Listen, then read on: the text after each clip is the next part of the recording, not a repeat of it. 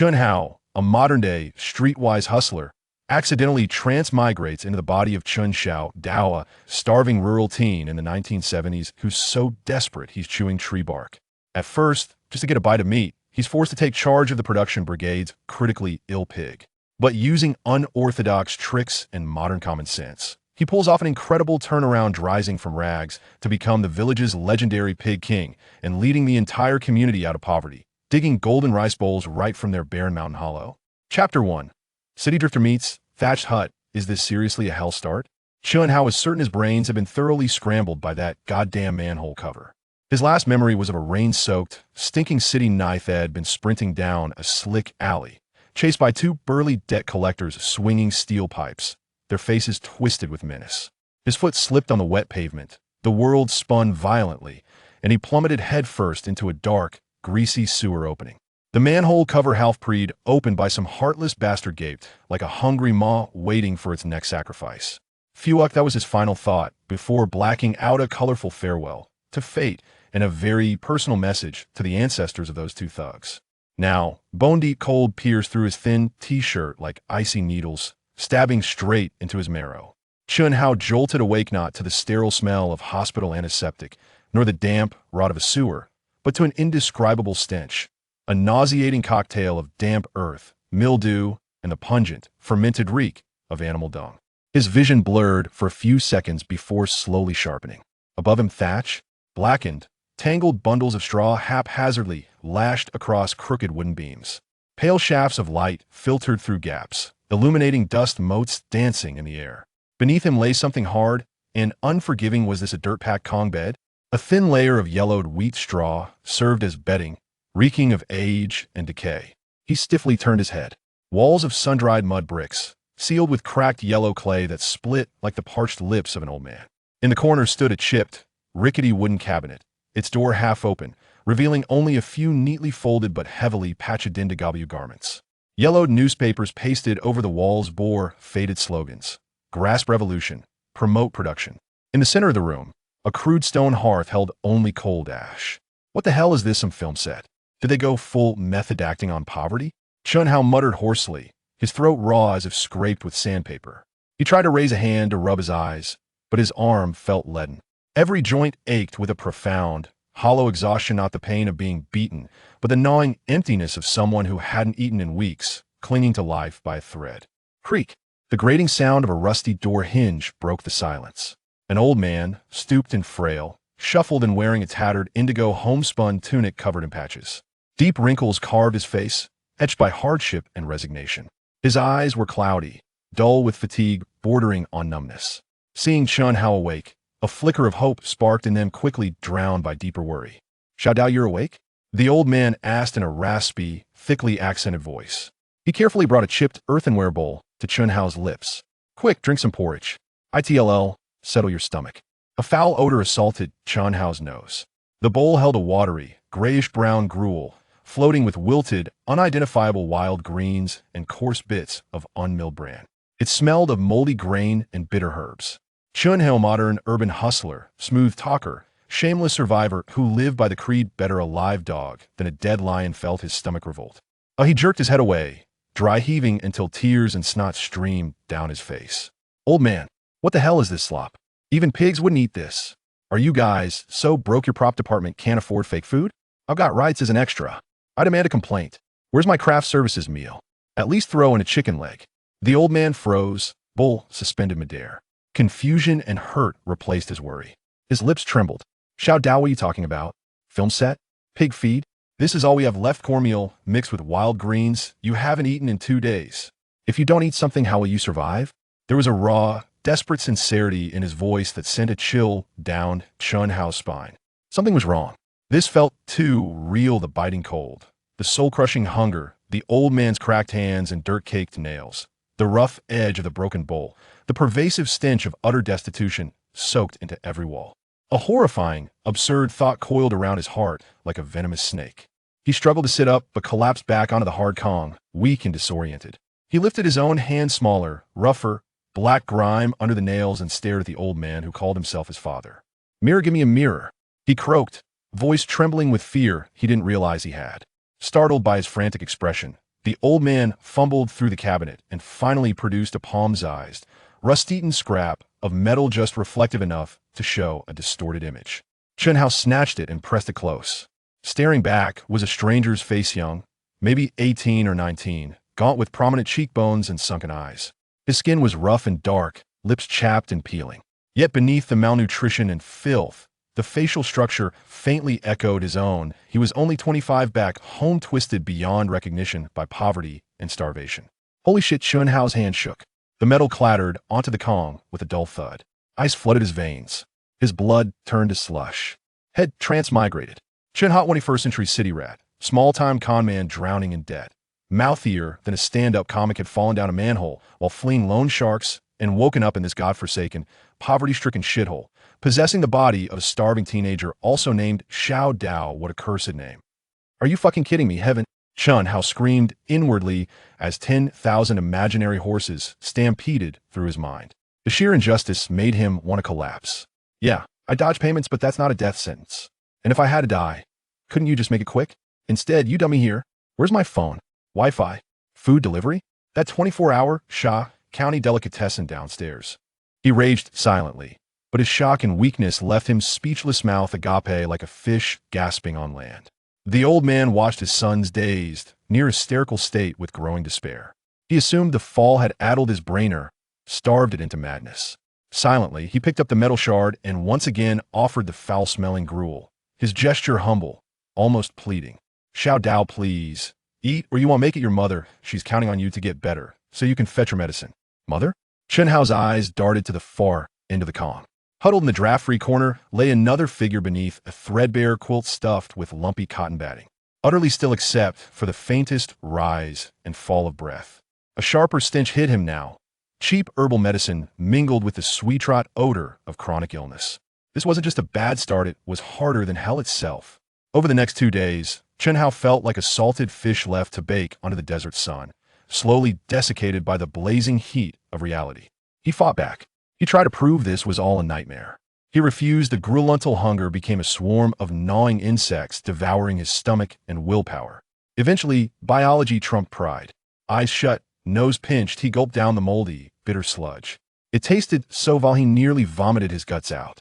The old man, seeing him finally eat, managed a smile so strained it looked more like agony. He tried cooking since his father rationed meals to 2 watery servings a day, barely enough to stay conscious. But facing the crude stone hearth, he couldn't even light a fire. When he finally used the family's precious match to ignite some straw, he stuffed in too much wood at once. Smoke billowed back into the room, choking him until tears streamed down his soot-streaked face, nearly singeing off his eyebrows. "Oh gods, my boy," the old man cried, rushing over to fan the smoke with a broken reed mat and stamp out stray embers, barely averting a house fire. The commotion drew neighbors. Well, what's Chen's kid doing burning the place down? A stout woman in a flour-dusted apron stood in the doorway, arms akimbo, voice booming with malicious amusement. "Secretary Wang, was right you took a fall and scrambled your brains. Can't even light a fire. Just wasting good wood." Covered in ash and humiliation, Chen Hao burned to unleash his city-honed verbal artillerido, reduce this nosy village gossip to tears. But all that came out was a hacking cough that nearly ripped his lungs out. He saw his father bowing apologetically to the woman, shoulders bent in submission. He saw the silent, dying figure on the Kong. A wave of helplessness and shame drowned his anger. Damn it! A tiger stranded on flatland gets mocked by dogs. A dragon trapped in shallow water gets taunted by shrimp. When had he, Chen Hao, ever endured such indignity? Worse was fetching water. The village's single murky well was over 100 meters away. With a leaky wooden bucket and a smooth bamboo pole across his shoulders, he mimicked his father's stance. But the moment he stood, the bucket swung wildly, the pole dug into his collarbone. After 10 steps, he slipped crashing face first into the mud, drenched in icy well water, as nearby washerwomen burst into merciless laughter. "Huh, look at Xiao Dao like a frog, just dragged from the pond. TSK, weaker than my sickly chicken." Lying in the mud, water and filth caking his face, listening to their jeers, staring at his blistered palms, Chen Hao finally understood. In this place, his urban street smarts and silver tongue meant nothing against raw hunger and brute labor. His legendary thick skin had been flayed clean off by reality. Hunger, cold, exhaustion, humiliation. They wrapped around him like iron chains, binding him to this barren land. He felt like he was suffocating. That afternoon, half carried by his father, Chen Hao stumbled to the west end of the village, so weak he could barely lift his feet, wishing only to lie down and play dead. "Xiao Dao, you watch over it, keep stray dogs away," the old man said wearily, pointing to a low, earthen enclosure. A stench 10 times worse than their hut slammed into Chen Hao like a physical blow-up, putrid mix of feces, urine, rotting feed, and animal musk. "Erg," he gagged, nearly vomiting. Through watering eyes, he saw a pigsty, crumbling mud walls, a corner piled with black, sodden straw reeking of ammonia. Inside, one pig. Just one. Skin stretched taut over protruding ribs, coat matted with filth and excrement. It lay listlessly in a patch of marginally drier mud, breathing shallowly, eyes half-flitted and vacant. It let out an occasional wheeze-more sigh, then grunt as if its life were already slipping away. Beside it sat a greenish pool of sour kitchen slops, swarmed by buzzing greenbottles. This wasn't a pig. It was a skeleton draped in hide skinnier than Chen Hao himself. "What is this?" Chen Hao pointed, voice cracking. "The brigade's pig, the last one." The old man sighed, the weight of the world in his voice. "Was fine just days ago. Then it stopped eating, fading fast. Secretary Wang ordered each household to take turns nursing it. Today's our turn." His voice trailed off into resigned despair. "The production team's only pig dying?" Chen Hao stared at the dying animal, then at his father's hopeless face, then down at his own hollow belly. Absurdity surged through him. Had he transmigrated just to nurse a dying pig? In a place where people starve, the life of a pig had become symbolic? Just then, a stern-looking elder in a faded blue Mao suit approached Wang Yufu, the village party secretary, nicknamed Old Stubborn Wang. He frowned at the pig, then at Chen Xiao Dao, pale, swaying, nose pinched in disgust, and his scowl deepened. Disappointment and disdain hardened his weathered face. "Chen Laosher, you brought him to tend the pig?" Wang's voice was low but carried unquestionable authority. "Look at him, can't even stand straight. What use is he? Don't go ruining our last hope." He shot Xiao Dao a look dripping with contempt. Useless trash. That gaze pierced Chen Hao like a needle. Days of hunger, cold, shame, and despair now capped by this old fool's open scorn ignited a spark of defiance deep in his modern soul. "Secretary Wang." Chen Hao dropped his hand from his nose and straightened his spine, voice trembling but eyes locked on the elder. "Don't underestimate me. It's just a sick pig, he'll handle it." Wang froze. Even Chen Laosher paled, thinking his son had gone mad from hunger. But Chen Hao didn't care. He pointed at the dying swine, a single thought roaring in his skull. "Meat. I need meat. If this pig dies, I get nothing, not even the bristles. But if it lives, maybe, just maybe." He met Wang's skeptical glare and, summoning every ounce of strength, shouted, "He'll treat it like a dead horse, try to bring it back. If I can't save it, he'll write my name backwards." As if on cue, the pig let out a faint, sigh-like grunt. Wang narrowed his cloudy eyes, studying the emaciated youth before him, this Xiao Dao, who stood unsteady yet burned with a strange, stubborn fire. Not the lazy, shiftless boy he knew. Chen Laosher opened his mouth to protest, but Wang raised a hand to silence him. "Fine." Wang spat the word like a challenge. "You said it, Chen Xiao Dao. The pig is yours to care for. If by some miracle you revive it, credit to you. But if you kill it," he didn't finish. His eyes said everything. With a final snort, Wang turned and strode off, leaving Chen Laosher frantic and Chen Hao, for he was no longer just Xiao Dao alone beside the stinking pen. As Wang's figure disappeared, Chen Hao looked down at the dying pig. The adrenaline faded. Reality crashed back in. His stomach cramped with hunger. The gruel's warmth was long gone. The stench choked him. Evening wind cut through his rags. Slowly, he sank to his knees, buried his face in his hands, and shivered. "God damn it," he whispered, voice thick with despair. "What am I even doing?" For a meal, Chen Hao, proud 21st century urbanite self-proclaimed, was reduced to nursing a dying pig. This life was utterly unbearable. He lifted his head, gazing blankly past the low mud wall toward the distant mountains bathed in golden sunset. Silent and immense, they loomed like an uncrossable prison wall, trapping him in this wretched village called Kao Shan Tun, leaning gaunt mountain hamlet. Just then, a faint breeze drifted from the hills behind the village, carrying not the pigsty stench, but something else, a wilder, more primal musk tinged with damp earth. Chen Hao's nostrils flared instinctively. His exhausted eyes drifted to the muddy ground outside the pen. In the last rays of dusk, near the mountain path, the damp earth bore several large, indistinct impressions, deep, clawed, leading straight into the shadowed woods. Chen Hao's pupils contracted sharply.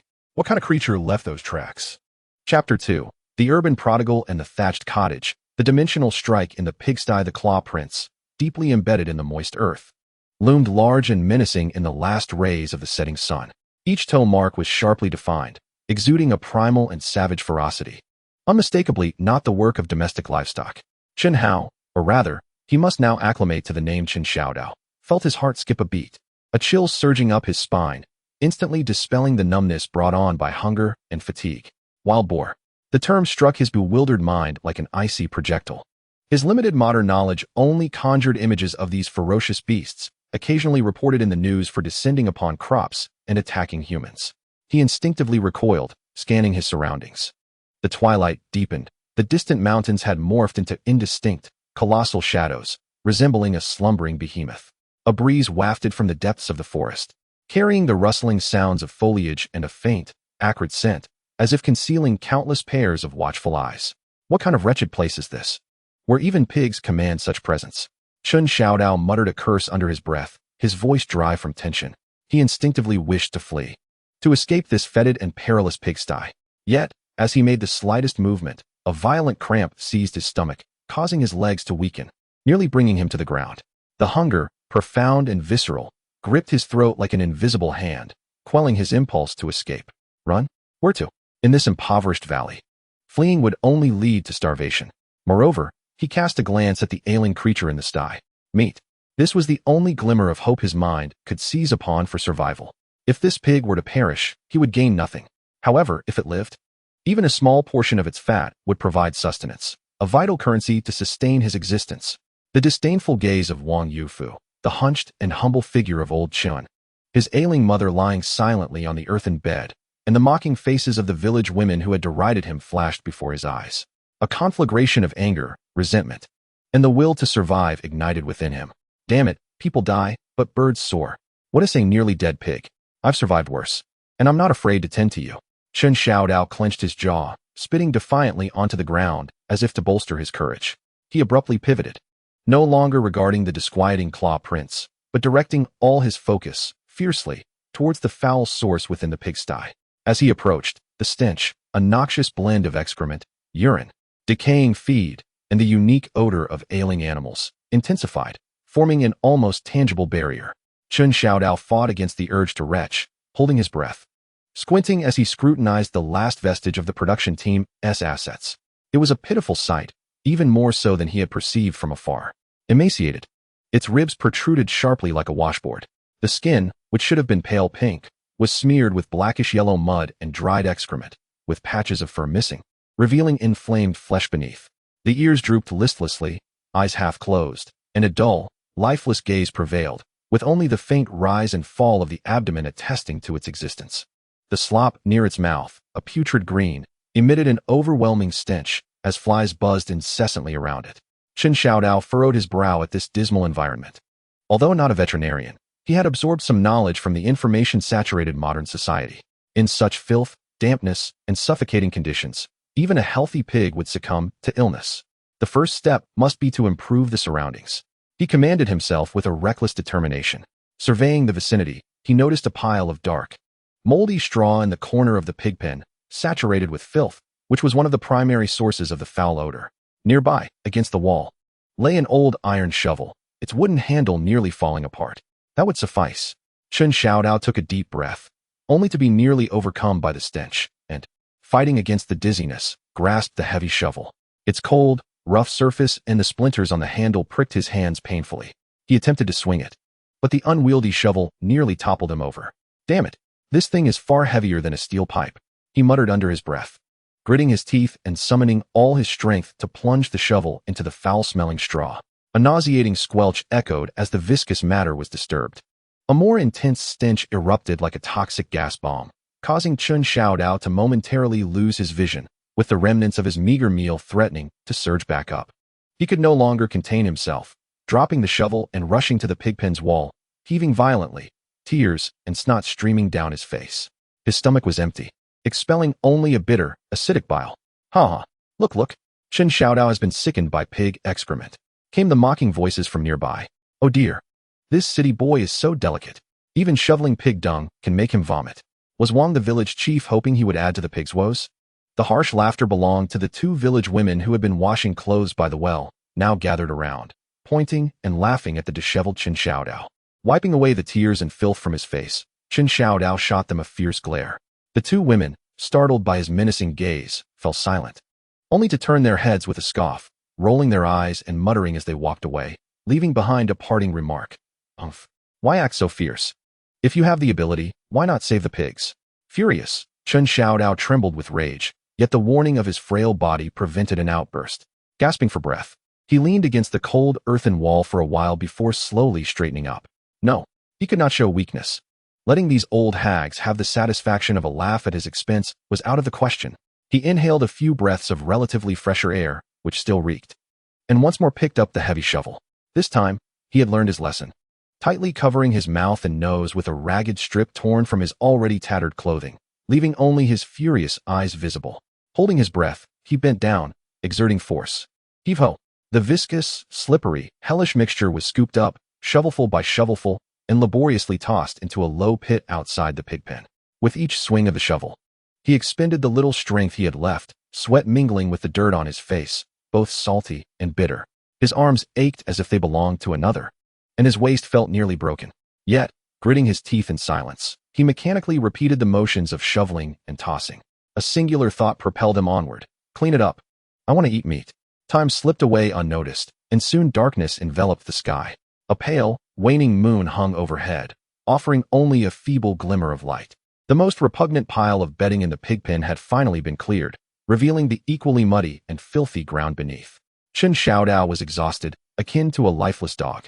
Propped against his shovel, gasping for breath, his body drenched in sweat and filth, exuding a scent barely better than that of the pig pen itself. His stomach roared with hunger, and his vision blurred, but he could not afford to dwell on such discomfort. He set aside the shovel and cast his gaze upon the low earthen walls of the pig pen. 3 walls were relatively sturdy, yet the one facing the interior had become compromised over time, with dampness and the pig's incessant nudging causing some of the earthen bricks to loosen, their crevices filled with grime, rendering the air stagnant. The next step, ventilation. Chen Xiao Dao licked his cracked lips, his gaze landing on the sole low wooden gate of the pig pen. Though the gate was solid, it was tightly shut. Dismantle. He staggered over, grasping the edges of the wooden gate with both hands, mustering all his strength to pull outward. The hinges emitted a grating creak, yet the gate remained immovable. It seemed to be jammed or rusted shut from within. I refuse to believe this. Chen Xiao Dao's stubbornness surged. He took 2 steps back, inhaled deeply, then charged forward, delivering a fierce kick to the gate. Bang! A dull thud echoed.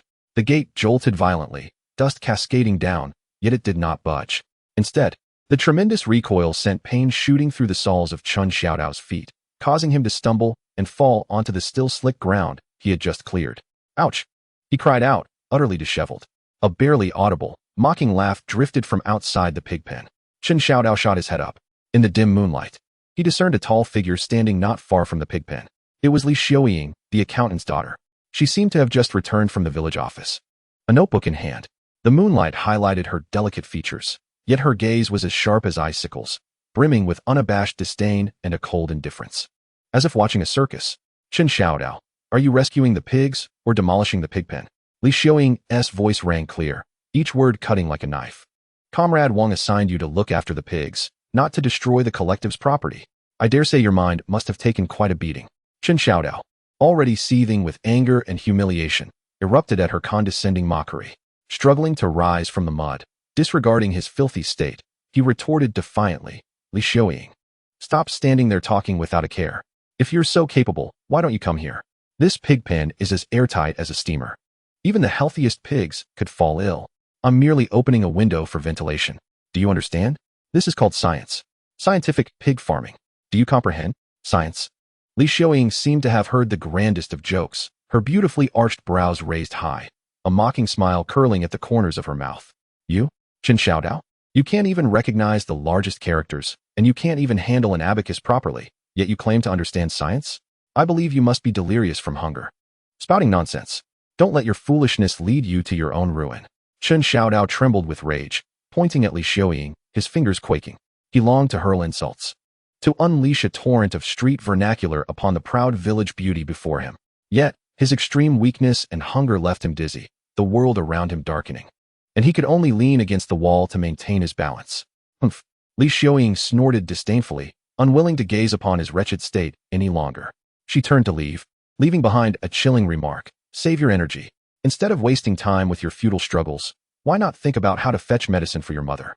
Wang, the village secretary, said that if that pig isn't better by tomorrow, whatever needs to be done will be done. As she vanished into the night, Chen Xiao Dao felt a surge of hot blood rush to his head, his vision blurring, a metallic sweetness rising in his throat. The overwhelming emotions of anger, humiliation, and profound helplessness nearly engulfed him. Cursing under his breath, he leaned against the cold earthen wall, sliding down to the ground, gasping for breath, his fists clenched tightly. Nails digging painfully into his palms, a trivial sense of pain amidst his turmoil. Science. In a place where even a full meal is a luxury, discussing science is farcical. No one believes him. Everyone is waiting for his downfall, eagerly anticipating the demise of that pig. The icy despair seeped into his very bones, akin to the night dew of the mountainous region. Just then, a faint breeze wafted in through the crevice of the door panel he had kicked loose. Although it still carried the stench of the pig pen, the suffocating heat and decay seemed to have lessened ever so slightly. Chen Xiao Dao abruptly lifted his head, a glimmer of faint hope flickering in his dim eyes. Struggling to rise, he approached the wooden door he had kicked. The hinges remained rusted. Yet due to the force of his previous kick, a slender gap had indeed opened between the door panel and frame. Wind. There was truly wind coming in.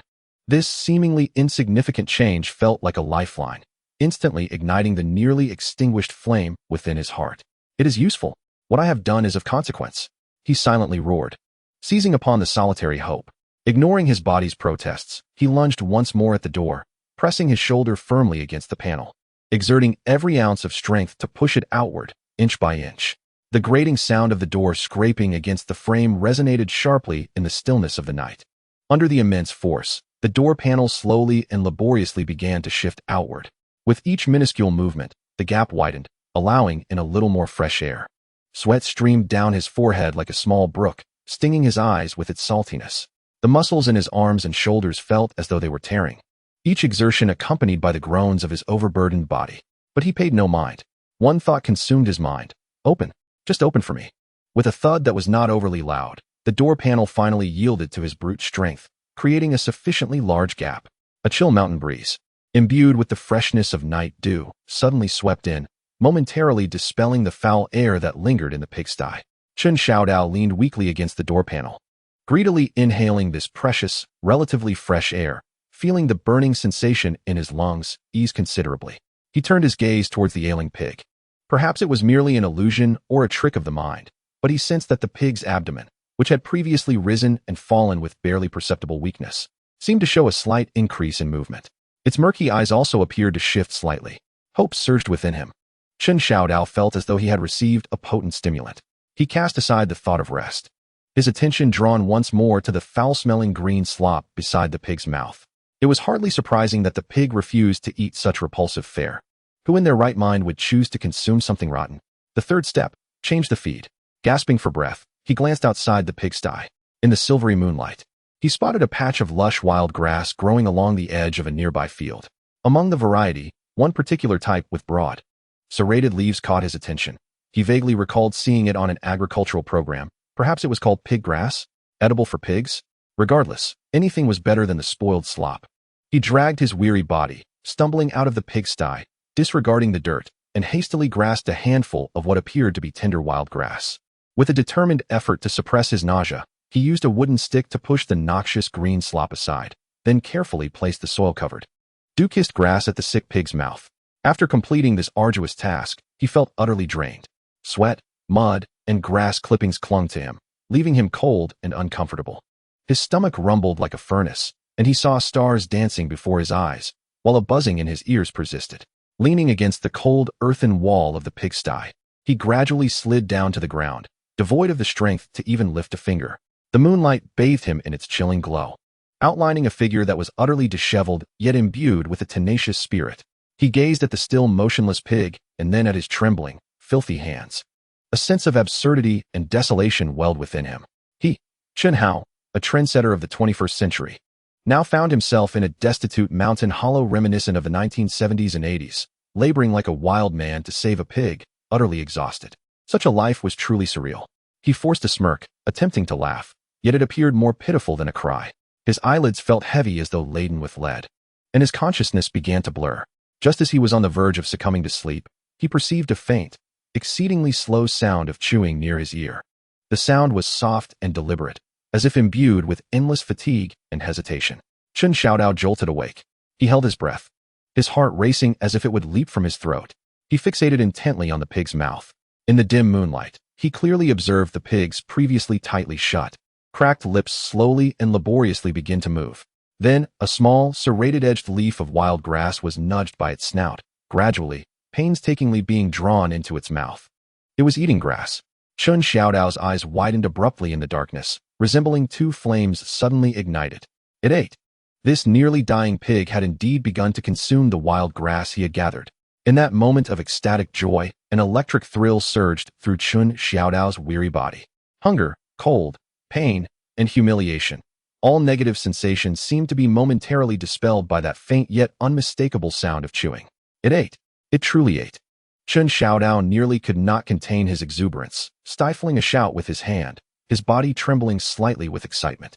He resembled a hungry wolf that had spotted its prey, eyes fixed greedily on the pig's every movement. The sickly pig's actions were agonizingly slow, its chewing feeble, each swallow appearing to drain the last remnants of its strength. Yet, it was indeed eating. Bite by bite, it slowly gnawed at the dew-kissed, slightly bitter blades of grass.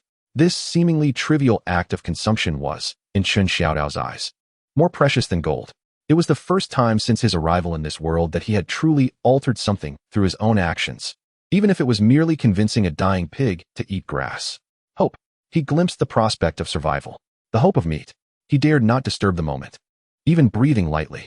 So he quietly leaned against the cold earthen wall, like a devout believer watching over his soul miracle. Time flowed slowly in the silence. The moonlight shifted, casting deeper shadows in the pig pen. The pig had consumed about half a handful of wild grass, seemingly exhausted, and finally ceased chewing, slipping back into a semi-dazed state, though the rise and fall of its belly appeared more pronounced than before.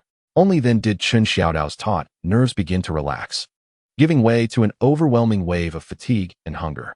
He felt as if he might fall apart, his stomach akin to countless hands frantically clawing at him. Struggling to rise, he cast one last glance at the pig, which seemed to possess a hint of vitality in the dim light, and then surveyed the filth he had cleared from the pen and the door he had forcibly wedged open. "I've done my best," he murmured hoarsely. With leaden legs, he shuffled towards the dilapidated thatched cottage, its faint, warm glow emanating from the oil lamp. Pushing open the creaking wooden door, he was greeted by a familiar scent, a blend of herbs and the essence of poverty. Chen Laosher, hunched over, was carefully tending to a flickering flame in the hearth, the pot still holding a thin porridge that could reflect a silhouette. Hearing the door, the old man looked up, his murky eyes filled with concern and sorrow upon seeing his son, caked in mud and in disarray. "Xiao Dao, what happened?" The old man's voice trembled. "Exhausted." Chen Xiao Dao lacked the energy to speak, merely waving his hand wearily and hoarsely replying, "Dad, the pig ate some grass." The old man paused, seemingly unable to comprehend. "Ate? It ate?" "Yes," Chen Xiao Dao responded vaguely, dragging his feet to the earthen bed, too weary to even remove his clothes, nor did he possess the strength to do so. Collapsing like a puddle of mud, the frigid earthen bed pressed painfully against him, yet he found himself devoid of the strength to even turn over. At the other end of the bed, his mother seemed to have stirred, emitting a faint, agonized groan. Chen Xiao Dao turned his head to gaze at the indistinct outline of his mother in the darkness, listening to his father's suppressed sighs by the stove, inhaling the pervasive, despair-inducing scent of poverty that lingered in the air. The fleeting exhilaration and hope that had surged by the pigpen moments ago receded like a tide, leaving only the biting cold of reality. What difference would it make if a pig began to graze? He remained ravenous, his family continued to languish in abject poverty, and there was still no sign of hope for his mother's illness. The scorn of Wang Youfu, the derision of Li Xiuying, the disdain of the villagers, nothing had changed. A profound sense of exhaustion and bewilderment engulfed him once more, like an icy tide. He closed his eyes, and before consciousness slipped into darkness, a singular thought echoed in his mind. When would this wretched existence come to an end? Uncertain of how long he had been asleep, Chen Xiao Dao was jolted awake by a violent shaking. "Xiao Dao! Xiao Dao! Wake up. It was Chen Laosher's voice, filled with unprecedented excitement and disbelief. With great effort, Chen Xiao Dao pried open his heavy eyelids, feeling as though his body had been dismantled and reassembled, every bone protesting in agony. The dawn light had already begun to filter through the window. What is it, father? He croaked, his mind still clouded. The pig. The one in the pen. It's alive. Truly alive. Chen Laosher, trembling with excitement, grasped his son's arm with surprising strength. Alive? Chen Xiao Dao jolted upright, all traces of sleep vanishing in an instant. He sprang from the earthen bed as if propelled by springs, though his movements were grotesquely contorted from muscle soreness, and without a moment's thought for shoes, dashed outside barefoot. The morning chill enveloped his frail form, yet he felt nothing. He stumbled and dashed toward the pig pen at the west end of the village. From a distance, he could see a crowd gathered outside the pen. Wang Youfu stood prominently among them, clad in a faded Zhongshan suit, flanked by several early-rising villagers, including the two women who had mocked him the previous day, all craning their necks with expressions of astonishment and uncertainty. Chen Xiaodao's heart raced, and he pushed through the throng to reach the entrance of the pig pen. The sight before him rendered him momentarily speechless. There stood the ailing pig, which had been lying in the corner, awaiting death just the day before, now trembling yet upright, though its legs wobbled and its emaciated body swayed precariously. It was indeed standing. Even more astonishing was the noticeable cleanliness of the pen. The repugnant pile of filthy bedding was gone, while the ground remained muddy. It was devoid of the nauseating filth that had once plagued it. The heavy wooden door had been pushed ajar, allowing the fragrant morning breeze to flow gently inside. The pig, now standing, lowered its head, using its cracked snout to root around in the corner for the remnants of the wild grass he had tossed in the night before, now gnawed and scattered. As it foraged, it emitted soft, contented grunts. Sunlight streamed through the gaps in the pig pen's roof, casting its warm glow upon the creature within. The pig remained filthy and pitifully thin, yet its eyes, which had been dull and lifeless just the day before, now sparkled with a newfound clarity, embodying a primal hunger for sustenance, as if it had been granted a second chance at life. It's truly alive, murmured a villager in disbelief. Just yesterday, it seemed on the brink of death, another woman whispered, her gaze filled with astonishment as she regarded Chen Xiao Dao. Wang Youfu stood at the entrance of the pig pen, his hands clasped behind his back, his typically stern and serious visage revealing an unprecedented expression of astonishment. His murky yet keen eyes fixated intently on the transformed environment within the pen, lingering on the propped open door and the pig eagerly foraging for wild grass. Gradually, his scrutinizing gaze shifted to Chen Xiao Dao, who stood speechless at the threshold, equally taken aback. Chen Xiao Dao, standing barefoot on the chilly, muddy ground, felt an overwhelming surge of indescribable emotion. Joy, pride, and a sense of vindication welled within him, yet overshadowing these was a perplexing blend of absurdity and disbelief. Had he truly achieved this? With his scant, half-baked modern knowledge, had he miraculously revived this near-dead pig? At that moment, Wang Youfu, who had remained silent thus far, finally spoke. His voice, still deep and authoritative, bore a markedly different tone, no longer filled with outright denial and disdain, but rather imbued with scrutiny and a subtle tremor of intrigue. He fixed his gaze on Chen Xiao Dao and, with deliberate emphasis, inquired, "What exactly did you do to this pig last night?" Chapter 3. The Urban Rogue and the Thatched Cottage. Words alone cannot save a pig's life. The crisp morning air seemed to crystallize around them. All eyes were riveted upon Wang Youfu's weathered face, now etched with curiosity and astonishment, before drifting to Chen Xiao Dao, who stood barefoot, caked in mud, and equally bewildered at the pig pen's entrance. "What did you do to this pig last night?" Wang Youfu's voice, though not loud, resonated like a stone cast into a still pond, sending ripples through the hushed morning.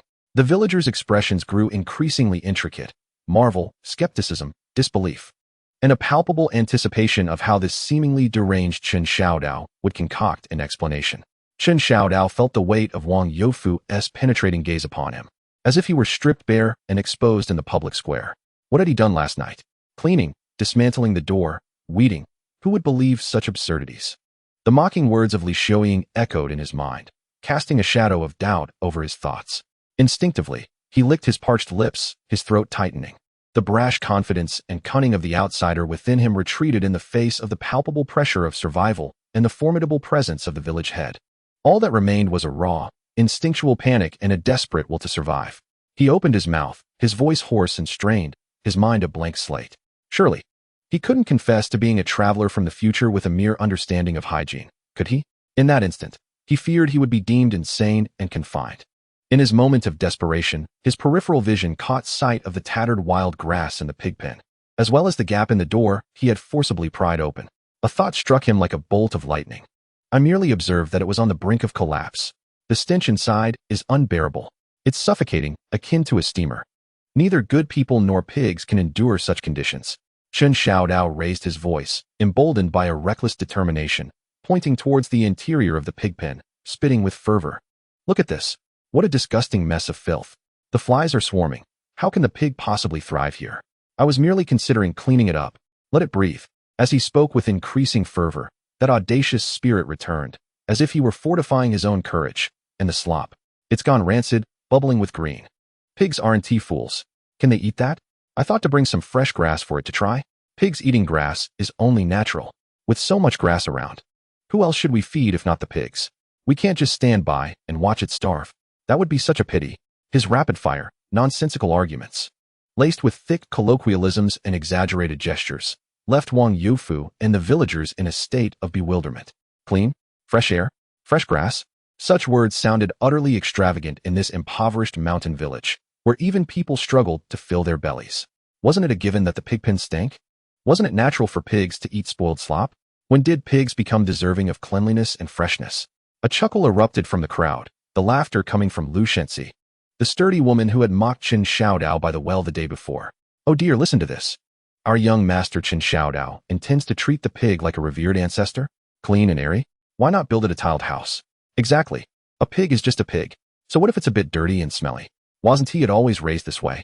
Another villager chimed in, his tone filled with skepticism.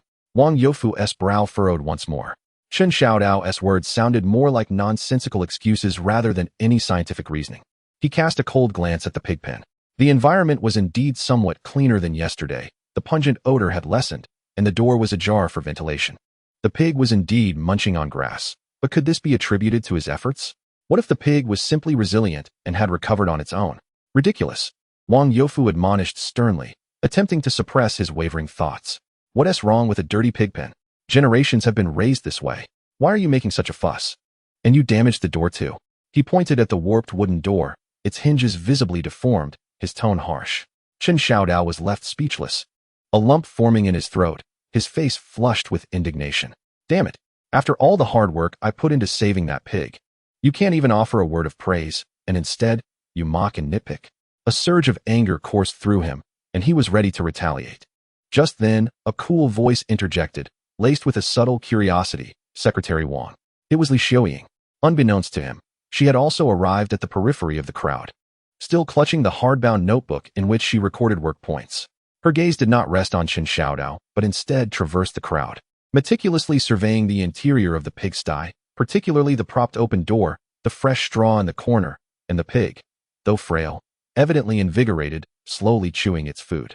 The door was somewhat damaged, yet Li Xiaoying paused briefly, her voice steady, devoid of emotion. The pig indeed appeared significantly healthier than the previous day. Just yesterday, it had refused to consume anything, not even water. Her words fell like a bucket of cold water, extinguishing a portion of the villagers' laughter in an instant. Indeed, everyone had witnessed the pig's condition yesterday, resembling a creature on the brink of death. Today, it was standing and grazing, such a stark transformation. Wang Youfu fell silent, casting another glance at the pigsty, then surveying Chen Xiao Dao, who stood with a defiant expression. Finally, his gaze settled on Li Xiaoying's serene face. His brows furrowed, as if weighing a decision. Ultimately, Wang Youfu refrained from further reprimanding, yet his countenance remained as stern as iron. He waved his hand, dispersing the onlookers. Enough, enough. Disperse. Those who need to work, get to it. What do you all look like, lingering here? Reluctantly, the crowd dispersed, murmuring about Chen Xiao Dao's peculiarities and the pig's resilience. Before departing, Aunt Lu did not forget to roll her eyes dramatically at Chen Xiao Dao. Wang Youfu, hands clasped behind his back, stood at the entrance of the pigsty, observing the pig leisurely grazing for a considerable time, then glancing at the evident signs of cleaning within the sty and the ajar door. The muscles in his stern face twitched slightly, but in the end, he said nothing, merely casting a profound glance at Chen Xiao Dao, whose heart raced at the complexity of that look.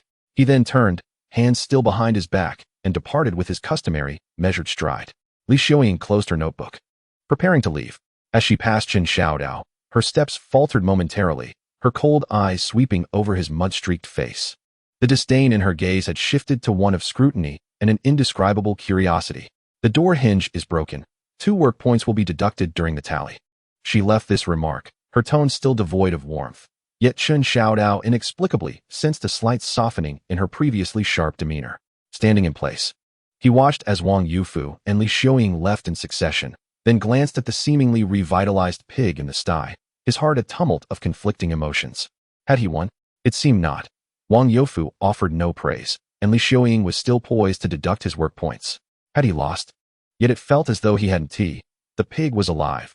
Wang Yufu had refrained from scolding him, and Li Xiuying's gaze appeared less contemptuous. What a perplexing situation. Frustrated, he raked his fingers through his disheveled hair, feeling utterly drained, his stomach protesting vehemently. After a night of turmoil, he was both hungry and exhausted, yearning only for sleep. He trudged homeward, each step heavy, as though treading on cotton, moving in a laborious rhythm. The morning sun shone upon him. Yet he felt no warmth, only an exhaustion that penetrated to his bones and an overwhelming sense of uncertainty about the future. Upon returning home, Chen Laosher stood at the entrance, anxiously holding a bowl of thin gruel that was translucent enough to reflect one's shadow. As soon as he saw his son return, a spark of life ignited in his murky eyes. Xiao Dao, how did it go? What did Secretary Wang say? Is Zhu truly all right? Chen Xiao Dao, exhausted and devoid of energy, waved his hand dismissively and collapsed onto the threshold, taking the warm bowl of gruel without regard for its heat, gulping it down hastily. The coarse grain scratched his throat, and the bitterness of wild vegetables flooded his mouth, yet he paid no heed. His stomach, ablaze with hunger, urgently required sustenance. I'm alive, he mumbled indistinctly. After consuming the bowl of gruel, he felt a slight revival of spirit, yet the pangs of hunger remained, far from abated. Wonderful, absolutely wonderful, Chen Laosher exclaimed, rubbing his hands together, the sorrowful creases on his face easing considerably. My son is truly capable, remarkably capable. Observing his son devouring the food, and glancing at the meager remnants of gruel at the bottom of the bowl, a flicker of guilt crossed his eyes. Hesitating for a moment, he rummaged in his pocket and carefully unveiled a small item wrapped in tattered cloth. Inside lay a half-palm-sized, dark and hard cornmeal bun, as solid as a rock. Xiao Dao, you've worked hard. Eat a bit more, the old man said, pressing the bun into his son's hands, his voice tinged with a humble plea. Chen Xiao Dao gazed at the cold, coarse bun in his hand, then at his father's weathered face, etched with hardship and a hint of supplication, swollen from prolonged hunger. And a wave of sorrow surged within him. This bun was likely a treasure hoarded by his father for an indeterminate time. Silently, he broke the bun in half and offered half back to his father. Father, you should eat too. Chen Laosher was momentarily taken aback, his eyes instantly brimming with tears. His lips quivering as he attempted to refuse, but Chen Xiao Dao stubbornly pressed it into his hand.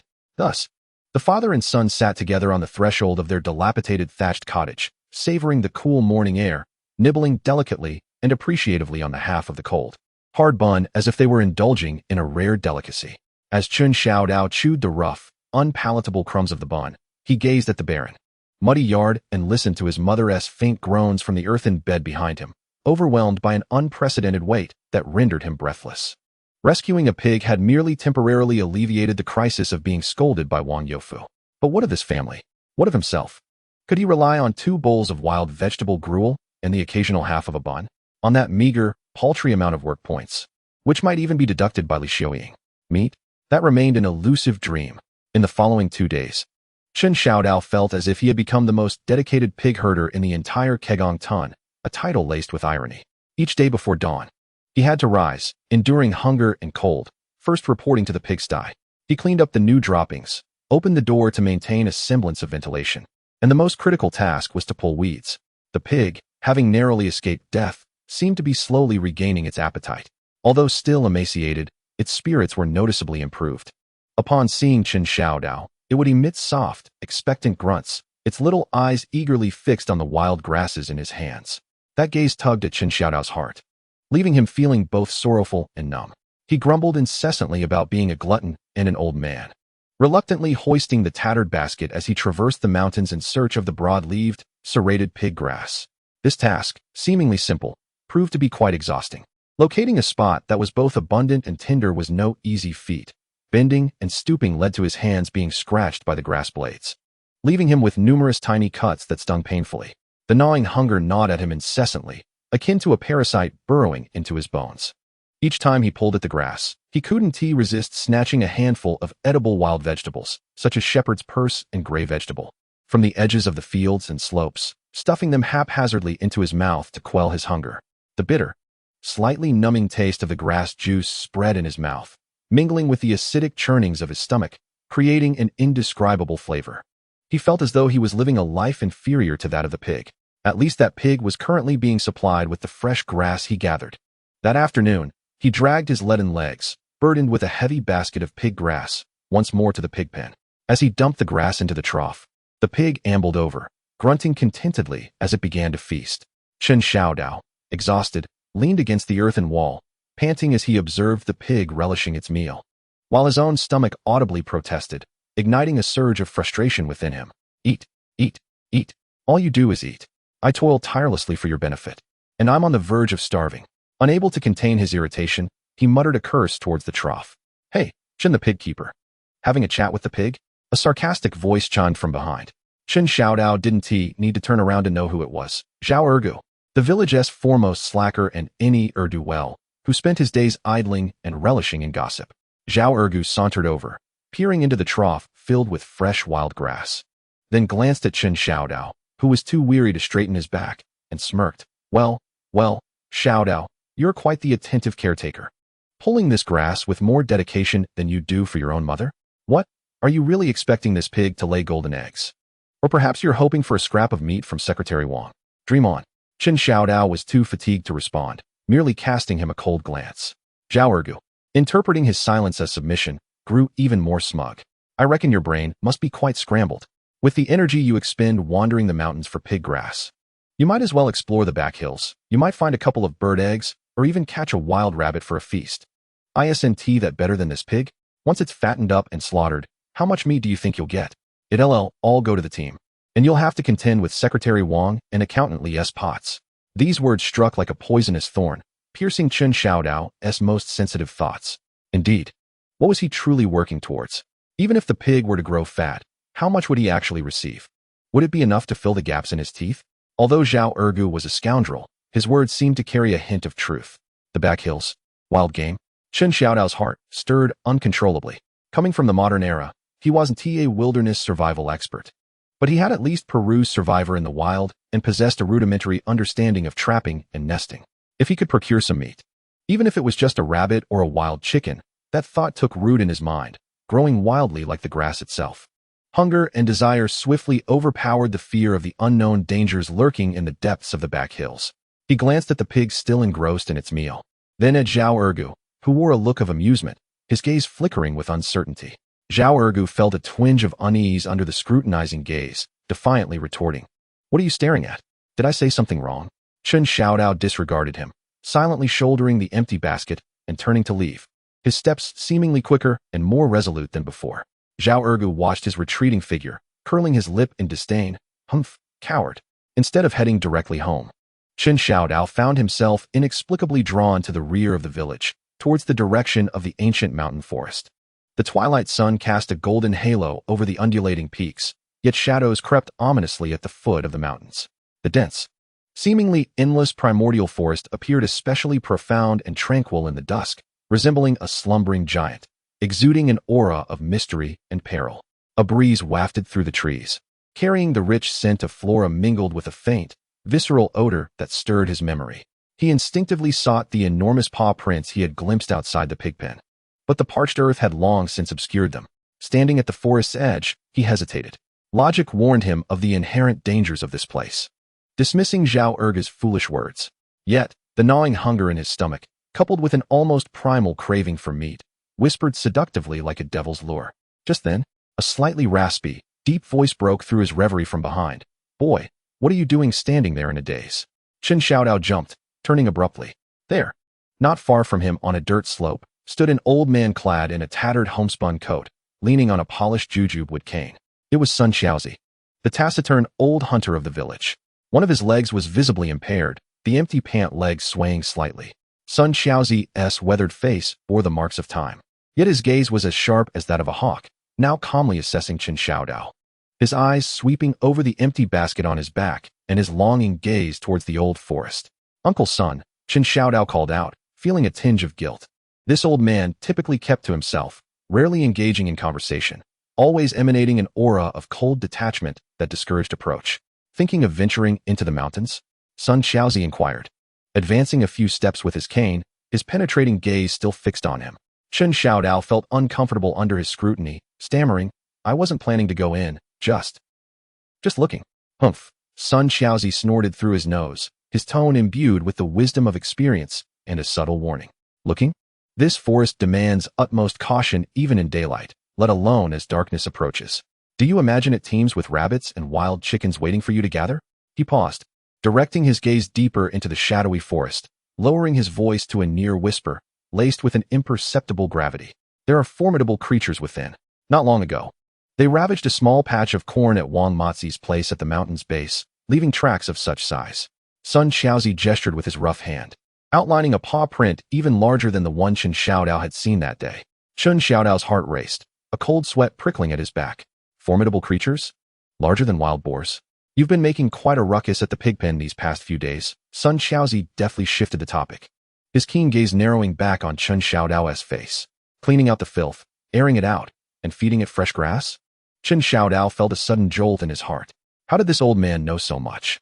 He was certain no one was present at that moment. Was it merely luck that the pig survived? Sun Kai's tone revealed no discernible praise or criticism. It was merely a statement of fact. However, one should not presume that a touch of cleverness suffices for survival in these mountains. Hunting relies on experience, patience, and reverence, not on impulsive recklessness. He gestured toward his own crippled leg, a testament to that lesson learned. Chen Xiao Dao glanced at the empty pant leg of Sun Kai and then at the gruesome scar slashing from his brow to his ear. A chill surged from his feet to the crown of his head. This old man was undoubtedly a figure of depth and story. His words bore the weight of bloody lessons. Sun Kai finally fixed Chen Xiao Dao with a penetrating gaze, as if his eyes could see into the very soul. "If you wish to survive, keep your distance from this old forest. Return home before darkness falls."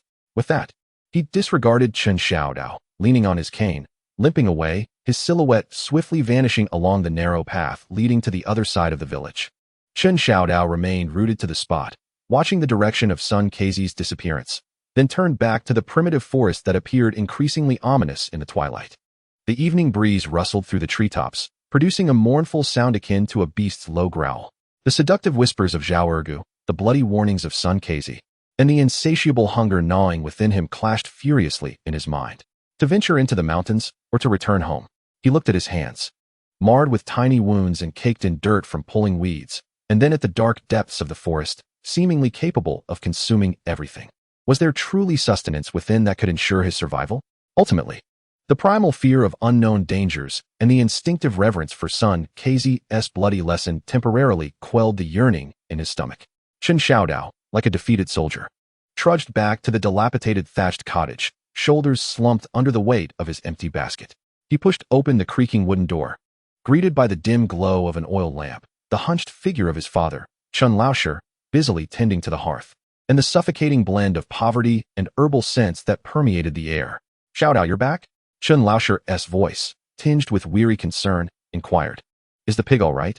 Chen Xiao Dao replied dully, tossing the empty basket into a corner and collapsing onto the cold earthen bed, utterly exhausted. Lacking even the strength to speak, Chen Laosher brought him a bowl of warm vegetable porridge, still thin enough to reflect a shadow. Chen Xiao Dao numbly accepted it, mechanically pouring it into his mouth. The coarse grain scraped his throat, and the bitterness of the vegetables spread across his tongue. He chewed and swallowed, feeling the warm porridge fill his stomach a little, yet the profound sense of deprivation from deep within his soul remained unrelieved. He felt akin to an old ox shackled and trudging through the mire, unable to see an end in sight or a glimmer of hope. Saving a pig had not altered anything of substance. He remained hungry, the family continued to languish in poverty, and his mother's illness weighed heavily. "Xiao Dao." Chen Laosher set down the empty bowl, his voice dry. "Is there any grain left in our home?" Chen Laosher's murky eyes dimmed momentarily as he silently approached the dilapidated wooden cabinet. After a prolonged search, he retrieved a deflated, patched burlap bag. Carefully, he untied the hemp string and poured its contents into a bowl. With a clatter, only half a bowl of dark, coarse grain fragments mixed with pebbles and dirt spilled forth, insufficient even to cover the bottom of the bowl. This is all that remains. The old man's voice carried a heavy sense of resignation. Tomorrow, the team should distribute some rations. Chen Xiao Dao gazed at the meager remnants of grain, tainted with impurities, and then at his father's face, etched with sorrow and despair. A wave of profound helplessness engulfed him once more. Tomorrow's rations? How much can they possibly receive? Will it suffice to fill their stomachs? Will it be enough for medicine for his mother? He glanced at his mother's silent form on the clay kong, hearing her occasional faint groans laced with pain. A thought, like a venomous serpent, coiled around his heart again. Relying on work points, and this paltry amount of grain was utterly unfeasible for survival. The night was deep and somber. The oil lamp flickered like a small bean, casting undulating shadows upon the crumbling earthen walls. Chen Xiao Dao lay on the cold kong, tossing and turning, unable to find rest. The sharp gaze of Sun Kezi, the blood-curdling warning, Zhao Ergu's mocking temptations, Wang Youfu's profound scrutiny, and Li Xiuying's complex expressions paraded through his mind like a flickering lantern. Irritated, he sat up, his gaze unconsciously sweeping over the only rickety cabinet in the room, the cold ashes in the stove, finally landing on the empty, tattered basket in the corner. Within the basket lay a few neglected, broad wild grass leaves. Wild grass. Pigs survive on wild grass. What about humans? This thought struck him like a lightning bolt, shattering his muddled reverie. He leaped off the kong, disregarding his shoes, and rushed barefoot to the corner. Seizing the wilted wild grass leaves, he brought them close to the dim light of the oil lamp, fixating on their serrated edges, his heart racing uncontrollably. If pigs can eat it, why can't humans? No, of course, humans can consume wild vegetables. Hadn't he been foraging for shepherd's purse and other greens to stave off hunger these past few days? Yet, that meager quantity was far from sufficient. Wait. Chen Xiaodao's eyes brightened with a bold, nearly mad plan swiftly taking shape in his mind. The mountains were teeming with grass. The most abundant resource in Kao Shan village was precisely that, mountains and grass. If he could find more edible grass or other forage suitable for both pigs and humans, if he could gather these resources on a large scale like feeding pigs, not for the pigs, but for the people, to fill his own stomach, to satiate the hunger of his family. This thought ignited within him like a wildfire, rekindling the nearly extinguished flame of hope. No longer hesitating, heedless of the deep night and heavy dew, he grasped the tattered basket and snatched the somewhat rusty yet sharp hatchet from beside the stove. He pushed open the creaking wooden door and plunged into the dense darkness of the night. The moonlight was dim, barely illuminating the rugged path ahead. The night breeze, imbued with the chill of the mountains and forests, brushed against his thin garments. Yet he felt no cold, only a near-manic exhilaration and a resolute determination to risk everything. Guided by the memories of the day, he made his way, stepping deeply and shallowly, toward the lush lowland by the stream behind the village. There, besides the pigweed, a plethora of other plants seemingly thrived. In the darkness, his eyes glimmered like a wolf's, luminous with fervor. Grass. An expanse of grass as far as the eye could see. He was determined to discover whether this mountain could sustain life. Chapter 4. The urban prodigal and the thatched cottage. Gifts and warnings of the forest. The frigid stream lapped at his ankles. The biting cold jolting Chen Xiao Dao back to his senses, dousing the nearly frenzied impulse that had driven him. Gasping for breath, he stood amidst the current, his heart pounding violently in his chest, the aftershocks of fear crashing over his nerves like icy tides. He had come perilously close. Stiffly, he turned his neck to gaze at the dense thicket, which appeared as specters in the dim moonlight. The few pairs of blood-red, menacing eyes, the low, oppressive grunts, and the tremors akin to a minor earthquake were no mere figments of imagination. Wild boars, not just a single one, a whole clan. They had been lurking less than 20 meters away in the woods. Fear gripped his heart like an invisible hand, rendering him nearly breathless. He had no doubt that had he ventured just a few steps further or made a greater noise, those ferocious beasts of the forest would have undoubtedly surged forth, tearing him to shreds without hesitation. The warning from Sun Xiao, steeped in bloody lessons, echoed vividly in his ears at that moment. Damn it! Chen Xiaodao's teeth chattered as he muttered curses under his breath, unsure whether he was scolding his own recklessness that nearly cost him his life or lamenting this treacherous world fraught with peril. He scrambled back to the stream's edge, collapsing upon the cold, smooth pebbles, drenched and shivering, the overwhelming sense of having narrowly escaped death leaving him devoid of strength to rise again. The pale moonlight illuminated his ashen face. He stared at his trembling hands, quaking from fear, still clutching the rusted hatchet. which now seemed utterly absurd and powerless. In the face of true wilderness beasts, his meager struggle was insufficient even to serve as a mere morsel for them. Meet the wild boars, so tantalizingly close. Each embodied a tremendous allure of flesh, yet also represented lethal danger. Visible yet untouchable, and utterly unattainable. This immense disparity tormented him more than mere hunger could. A profound sense of defeat and impotence, mingled with the icy stream's waters, enveloped him completely. Uncertain how long he had sat there, frozen at the stream's edge. It was only when the first faint light of dawn tinged the eastern horizon that Chen Xiao Dao felt a semblance of sensation return to his numbed body. Struggling to rise. Soaked to the skin, cold and hungry, he resembled a drowned rat. He cast a glance at the still inscrutable thicket, now illuminated by the early morning light. His gaze filled with deep trepidation. The previous night's blood-red eyes were indelibly etched in his mind. Without a moment's hesitation, he turned away, dragging his leaden legs, inching back toward the village. As he made his way back to the village, the dawn light gradually broke. He noticed a few early-rising villagers, armed with their hoes, ready to head into the fields. Upon seeing his disheveled state, drenched and caked in mud, they cast him puzzled and inquisitive glances. "Xiao Dao? Have you fallen into a ditch?" A familiar villager inquired with concern. Chen Xiao Dao's lips moved as if to respond, yet his throat felt dry and constricted. Could he confess that he had ventured to the back mountain in search of food, only to nearly be trampled by a herd of wild boars? Such a revelation would only invite ridicule and further trouble. He merely shook his head ambiguously and hoarsely replied, "It's nothing. I just had a little fall." Lowering his head, he quickened his pace, almost fleeing from their gazes. Pushing open the creaky door, he found his father, Chen Laoshi, hunched over the stove, tending to the meager fire. The pot held nothing but a thin gruel. Startled by his son's appearance, the old man dropped the kindling he was holding. "Xiao Dao, what happened to you?" Chen Laoshi exclaimed, his frail hands gripping his son's cold, soaked arm, his voice trembling with worry. "It's nothing, father. I just slipped by the creek." Chen Xiao Dao evaded his father's anxious gaze, tiredly waving his hand, his voice hoarse. He wished to shield his father from the knowledge of his near-fatal risk. Observing his son's pallid complexion and bluish lips, Chen Laoshi's murky eyes brimmed with sorrow and concern. He hurriedly pulled his son to the earthen bed and rummaged for a similarly worn but relatively dry coat. "Quickly change. Don't catch a cold. We can't afford to buy medicine." The old man's voice quivered with emotion. Chen Xiao Dao silently donned the dry clothing, the cold fabric clinging to his skin, offering a faint warmth. He sat on the icy edge of the earthen bed, watching his father, bent with age, cautiously tending to the flickering flames in the stove. As the meager gruel bubbled softly, releasing a faint scent of grain, the terror of nearly succumbing to the wild boar's tusks from the previous night lingered. While the stark reality of their abject poverty weighed heavily upon him like a cold, oppressive stone, he felt ensnared in a vast, desperate quagmire, where every struggle only drained his dwindling strength. The threat of the wild boars loomed overhead like a sword, while the impending food crisis at home tightened around him like a noose. How could survival be so arduous?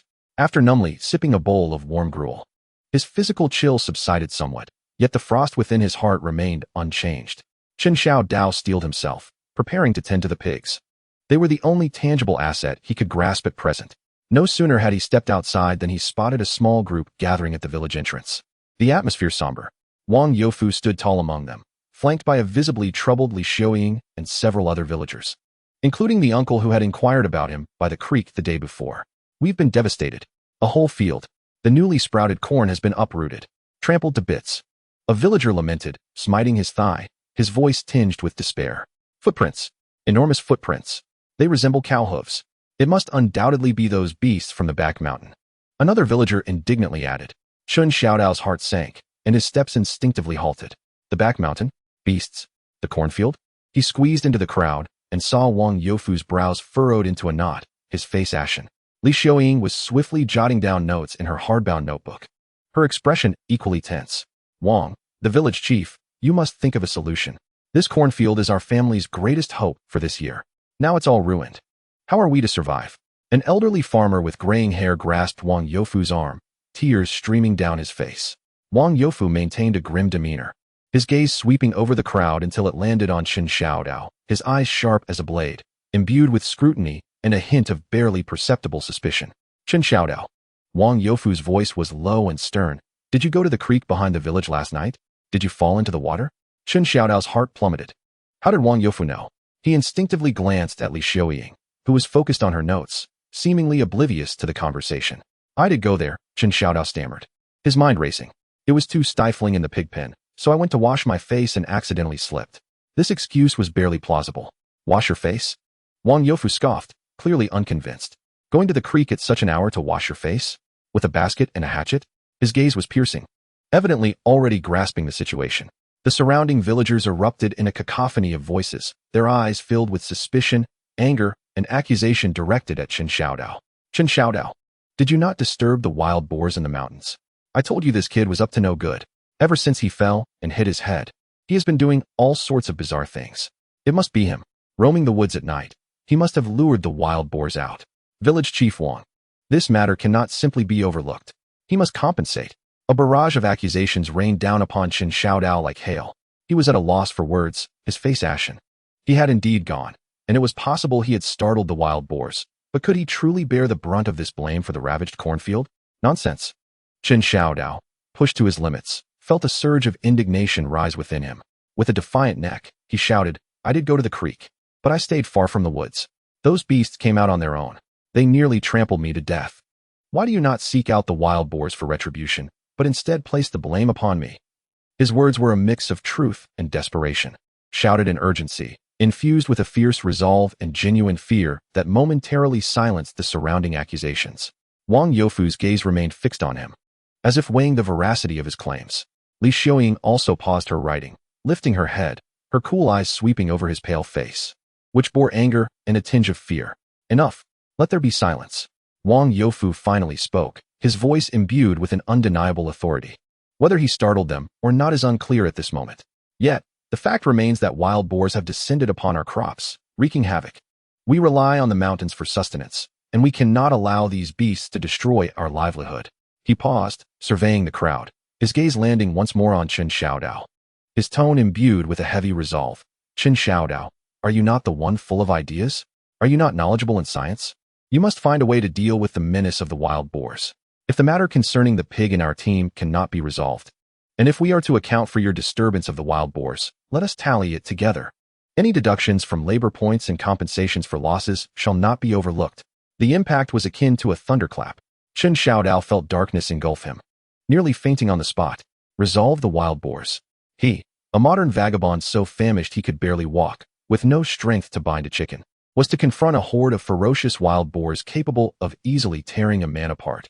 Was this not a summons to his own demise? Wang Youfu, that cunning old fox, had unceremoniously thrust this scalding hot potato upon him, along with the blame for potentially alarming the boars, leaving him to roast in the fire. The villagers around him fell silent, their gazes filled with sympathy, schadenfreude, and a complex mix of curiosity about how he would respond. Li Xiaoying closed her notebook. Observing Chen Xiao Dao's expression as if struck by lightning, his face ashen, she subtly furrowed her brow, but ultimately said nothing. Standing frozen, Chen Xiao Dao felt a coldness envelop him, as if his very blood had congealed. He gazed at Wang Youfu's stern, uncompromising visage, the varied expressions of the villagers around him, and then at the distant forest, still fraught with peril in the morning light. Despair, like a chilling vine, constricted around his heart, robbing him of breath. With hungry wolves and wild boars in front, and the relentless Wang Laojue behind, life had become utterly unbearable. Dazedly, he made his way to the pigsty, feeling as if his soul had drifted away. The pig he had rescued recognized him, emitting familiar, hopeful oinks, its small eyes eagerly fixed upon him. Yet at that moment, Chen Xiao Dao, looking at it, was filled with bitterness and absurdity. What had saving a pig yielded? A near demise at the jaws of a wild boar. The potential blame for disturbing the beasts, and Wang Youfu's grim demand to deal with the wild boars. Numbly, he emptied the wilting wild grasses he had hastily gathered the previous night into the pig trough. The pig joyfully began to feed, producing contented munching sounds. To Chen Xiao Dao's ears, however, it felt like a cruel mockery. Leaning against the cold earthen wall, he watched the pig eat, his mind a tumult. How to resolve the wild boars? With his rusty machete? Or with the paltry knowledge gleaned from television? Mere theoretical musings? Traps? He couldn't even fashion a proper noose. Digging pits? How long would it take him alone? Until the year of the monkey. And given the ferocity of the wild boar pack, could any ordinary trap ensnare them? Frustrated, he gripped his hair, feeling as though his head might explode. Hunger, fear, pressure, and anger intertwined, almost driving him mad. "Oh, is that not our wild boar bane? The great hero Chen? Why the long face?" A sarcastic voice chimed in, unmistakably belonging to Zhao Ergu. This fellow had appeared from nowhere. Leaning against the earthen wall of the pigsty, a stalk of grass protruding from his mouth, wearing a look of amusement. Chen Xiao Dao could barely muster the energy to lift his eyelids. He was in no mood to spar words with this imbecile. Seeing his silence, Zhao Ergu felt even more triumphant. He leaned in closer, lowering his voice with a hint of seduction. "Hey, I say, Xiao Dao, don't be disheartened. Wang Lao Ju has tasked you with dealing with the wild boars. This is a golden opportunity." "Opportunity?" Chen Xiao Dao squeezed out the words through clenched teeth, his gaze icy as it swept past. "Indeed." Zhao Ergu's eyes darted eagerly. "Think about it, wild boars. They're nothing but meat. Large chunks of meat. If you could bring one down, just imagine how much fat there would be. How long could your family feast? Meat." The very word struck Chen Xiao Dao with a magical force, instantly hitting the most sensitive nerve within him. He swallowed involuntarily. Yes, wild boar meat. If only he could procure some. Yet, just as hope flickered within him, reality doused it. How could he possibly do it? They were a herd of wild boars, not domesticated pigs. "Foolish," Zhao Ergu exclaimed, exasperated. "Of course, you can't do it alone. You need to find someone, get help." "Help?" Chen Xiao Dao was taken aback. "Exactly." Zhao Ergu looked around conspiratorially, lowering his voice even further. "Have you forgotten about Sun Casey? That old fellow was the best hunter in our Kao mountain when he was young. Though he is lame now, his experience remains. He knows the mountains like the back of his hand. If we could persuade him, Sun Casey?" Chen Xiao Dao's heart leapt. How could he have overlooked this? Sun Casey, the old hunter with hawk-like eyes who warned him to stay away from the old forest. He possessed the blood of a hunter and an innate understanding of the wilderness. If only he could enlist Sun Casey, even if just for guidance or some tools. This thought ignited a spark of hope in Chen Xiao Dao's heart, which was on the brink of despair. He suddenly turned to Zhao Ergu, his gaze now ablaze. "Do you think he would agree?" "Oh, that old coot has a peculiar temperament and seldom pays attention to anyone," Zhao Ergu replied dismissively, "but he seems to regard you a bit differently. I saw him chatting with you for quite a while that morning. He even spoke to you first." Chen Xiao Dao recalled that morning when Sun Casey had warned him to avoid the old forest, his sharp gaze seemingly laced with a hint of caution. Could it be? "Why not give it a try?" Zhao Ergu encouraged. "It's better to attempt something than to sit here and await doom. If it works out, there's meat to be had. If not, Wang Lao Ju won't spare you anyway, right?" Zhao Ergu's words were like the devil's temptation, striking precisely at Chen Xiao Dao's vulnerabilities. He truly had no retreat left. Wang Youfu's ultimatum hung over him like the sword of Damocles. And the looming food crisis at home was equally pressing. The threat of the wild boars loomed over everyone like a sword poised to strike. Go find Sun Casey. This is the only, albeit slim, hope. No longer hesitating, he sprang to his feet, disregarding the pigs in the pen, and dashed towards Sun Casey's home. Zhao Ergu watched his hurried departure, a sly and triumphant smile curling at the corners of his mouth as he muttered to himself. "Haha, this is going to be entertaining." Sun Casey's home was located at the farthest end of the village, nestled against the foot of the mountain. It was a solitary, low earthen hut, surrounded by a crude fence made of rough branches, giving it an especially desolate appearance. By the time Chen Xiao Dao reached the fence, he was already panting heavily. He took a moment to steady his breath, adjusting his tattered, grass-stained garments, though it proved futile. Drawing a deep breath, he cautiously pushed open the creaking fence gate. The courtyard was quite simple, containing only a battered water jar, a stone mill, and a pile of dry firewood in the corner. Sun Xiaozi sat on a small bamboo chair beneath the eaves, leisurely polishing an old, well-worn firearm that gleamed with age in the morning light. Upon seeing the dark muzzle of the gun, Chen Xiaodao's heart instinctively tightened, and his steps faltered. Sun Xiaozi seemed to have anticipated his arrival, his gaze fixed on the weapon, undistracted, as he methodically wiped it with a greasy rag. The sunlight illuminated the wrinkles and scars etched on his weathered face, casting a portrait of cold hardness and profound experience. "Is there something you need?" Sun Xiaozi's voice, gruff and hoarse, revealed no emotion as he continued his task. Chen Xiaodao swallowed hard, feeling his throat dry. In the presence of this taciturn old hunter, exuding an air of danger, he felt more anxious than he had when facing Wang Youfu. "Uncle Sun," he struggled to keep his voice steady. "I am Chen Xiaodao." "I know." Sun Xiaozi remained focused on his work, the motions of cleaning the gun steady and deliberate. "Last night, I encountered a herd of wild boars by the creek," Chen Xiaodao managed to say, licking his cracked lips. Sun Xiaozi paused slightly, but did not lift his gaze. A large group, many of them. Chen Xiao Dao's voice trembled with a hint of barely concealed fear. This morning, Wang Mozi's cornfield at the foot of the mountain was trampled. Finally, Sun Xiaozi ceased his actions. He slowly raised his head, his hawk-like eyes piercing through Chen Xiao Dao's facade, exuding a chilling intensity. Chen Xiao Dao felt exposed, as if all his secrets and fears lay bare before him. And Sun Xiaozi's two-word response was devoid of inflection, yet bore an immense weight of pressure. Chen Xiao Dao gritted his teeth, laying it all on the line. Secretary Wang wants me to find a way to deal with the wild boars. He said if I can't resolve this, he'll deduct all my work points and demand compensation for the cornfield losses. He divulged Wang Youfu's ultimatum, his tone rife with desperation and urgency. Uncle Sun, I know you are an experienced hunter. You know the mountains well. I implore you, assist me. Any guidance would be invaluable. I am truly at my wit's end. He spoke with an almost pleading tremor in his voice, his body quaking from tension and emotion. This was his last glimmer of hope. The courtyard fell into a profound silence, broken only by the whisper of the wind through the fence. Sun Xiaozi's sharp gaze remained fixed on Chen Xiao Dao, as if attempting to see through him entirely. His expression held scrutiny, indifference, and perhaps a hint of deeply veiled, complex emotions. Time seemed to freeze. Chen Xiao Dao's heart raced, his palms slick with cold sweat. He felt as though he were awaiting the judgment of fate. At last, Sun Xiaozi spoke slowly, his voice still rough and deep, yet piercing like an icicle into Chen Xiao Dao's eardrums. You wish to take on those wild boars?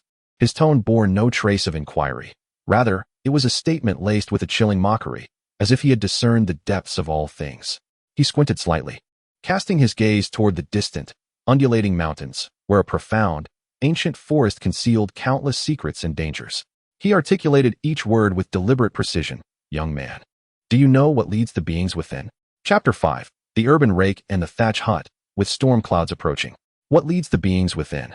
The raspy, somber voice of Sun, the cripple, pierced through Chen Xiao Dao's heart like a blade tempered in ice. The expression on his face, a blend of derision and an indefinable trepidation, sent a shiver down Chen Xiao Dao's spine. What is it? Chen Xiao Dao's voice was taut and dry, instinctively pressing for further clarification. Wasn't the wild boar king the most terrifying of all? Was there something even more fearsome? Yet, Sun did not provide a direct answer. He slowly withdrew his gaze from the forest, redirecting it to Chen Xiao Dao, his hawk-like eyes now shrouded in a veil of heavy gloom. That creature is no ordinary wild boar, Sun murmured, caressing the cold barrel of his old gun, his knuckles whitening from the pressure. It is returning. This season. It must return. Return? Chen Xiao Dao felt as if he were lost in a fog, yet the unease within him spread like ink in clear water. Uncle Sun, what do you mean? What is that thing? Sun fell silent. The only sounds that remained in the yard were the whispers of the wind rustling through the fence and his labored, slow breaths. This silence weighed heavier than any words for Chen Xiao Dao, suffocating him with dread. He sensed that Sun harbored a colossal secret, one capable of shattering his understanding. Yet it was sealed tightly within his lips, revealing only the chilling tip of an iceberg. Let us depart. After a long pause, Sun finally spoke again, his voice weary and desolate, imbued with an undeniable tone of dismissal. This matter is beyond your control, and mine as well. Keep your distance from the old forest. Surviving another day is all that matters. He bowed his head, no longer looking at Chen Xiao Dao, and resumed polishing his old gun with the oilcloth, as if that cold piece of iron was his sole source of solace. The sunlight fell upon his stooped back, casting a solitary and heavy shadow. The final glimmer of hope extinguished. Sun's inscrutable demeanor and the ominous warning of its return doused the faint flicker of ambition within Chen Xiao Dao, which had dared to dream of overturning his fortunes by hunting wild boars, leaving not even a wisp of smoke in its wake. A profound chill surged from his soles to the crown of his head. Even a seasoned hunter like Sun held such trepidation, tinged with fear? What manner of beast lurked within that forest? In a daze, Chen Xiao Dao stumbled out of the dilapidated fence of Sun's home, feeling an overwhelming cold wash over him. His steps unsteady. The sun shone brightly, yet its warmth eluded him entirely. Wang Youfu's ultimatum regarding the wild boars loomed like an invisible mountain, rendering him breathless, while Sun's vague warning coiled like a venomous serpent in the shadows, ready to strike and sever his very life. The path ahead lay shrouded in darkness. Upon returning to the pig pen, Chen Xiao Dao felt akin to a puppet stripped of its soul. The pig, upon spotting him, emitted its familiar grunts. Yet he could scarcely muster the energy to glance its way. With a sense of numbness, he emptied the wilted grass from his basket into the trough, then leaned against the earthen wall, slowly sliding down to the cold ground. What to do? This question spiraled chaotically within his mind, eluding any resolution. Should he confess to Wang Youfu, admitting his helplessness? That would only lead to a complete deduction of his work points, compensation for losses, and ultimately, starvation for his entire family. Should he confront the situation head-on in the mountains? That would merely serve as a delivery for the wild boars. Despair tightened around him like icy tendrils, nearly suffocating him. Ah, our great hero has returned. Has Sun Xiaozi agreed to come out of hiding? Zhao Erge's irksome voice resonated once more. Like a fly drawn by the scent of decay, he had approached unnoticed, a mock smile plastered across his face. Look at you, all droopy and defeated. I told you that old Coffin's temperament was quite peculiar. Chen Xiao Dao didn't even lift his eyelids. All he desired was to unleash a punch upon Zhao Ergu's insufferable face, yet he lacked the strength to even raise his hand. Hey, don't lose heart. Zhao Ergu squatted beside him, lowering his voice with malicious persuasion. If Sun Xiaozi wants help, we can handle it ourselves. I have an idea. Chen Xiao Dao finally reacted slightly, casting a cold glare. What idea? Traps. Zhao Ergu's eyes sparkled with excitement as he gestured animatedly. I know of some places passed down from the elders for setting traps, right along the paths the wild boars frequent. We can gather some sturdy vines and make a few large traps. If luck is on our side, we might catch a young one. Traps? Chen Xiao Dao scoffed, interrupting Zhao Ergu's fanciful notions. Just the two of us? Do you have any idea how strong wild boars are? Your flimsy vines would be nothing more than a mere annoyance. Besides, do you know where the boar herd currently is? Do you know which path they take? If we startle the entire herd, we'd both be done for. Zhao Ergu was momentarily silenced, his neck stiffening as he retorted, well, isn't that better than sitting idly by? Wang Laojue 1T reason with you. We can figure it out later. Chen Xiao Dao, feeling increasingly agitated, interrupted him once more. His mind was a tangled mess, and Zhao Ergu's suggestion was nothing but a recipe for disaster, hastening his demise. At that moment, hurried footsteps approached, accompanied by a panicked voice calling out, Xiao Dao, Xiao Dao, it's bad. Come quickly. Chen Xiao Dao abruptly lifted his head, spotting a local boy named Dog Dan, tumbling toward him. His face a mask of terror. Gasping for breath, he exclaimed, Shirtu. Shirtu was gathering firewood at the foot of the back mountain, and he was chased by a wild boar. Boom. Chen Xiao Dao felt a ringing in his head. The wild boar had truly descended the mountain, and it was right at the edge of the village. It had even chased someone. A chill swept through him, and he sprang to his feet, disregarding Zhao Ergu. Grabbing Dogden's arm, he demanded, Where? Take me there. Just below the Mopen slope, near the edge of the forest, Dogdan stammered, his face drained of color. Chen Xiaodao's heart plummeted. Mopen slope. It was dangerously close to the village. The range of the wild boar herd now directly threatened the safety of the villagers. He could no longer afford to hesitate, hastily following the dog to the rear of the village. Zhao Ergu paused momentarily, cursing under his breath as he trailed behind. At the foot of the millstone slope, near a thicket at the forest's edge, several villagers had gathered, drawn by the commotion. The atmosphere was thick with tension and fear. A boy of around 8 or 9, Shirtu, was tightly clutched in his mother's arms, his body smeared with mud and grass, his pale face stricken with terror, trembling uncontrollably. Unable to even cry, his mother held him close, her own face ashen, tears streaming down her cheeks. My son, you scared your mother to death. What happened? Chen Xiao Dao squeezed into the crowd, his voice urgent. An uncle from the village, still shaken, pointed towards the woods.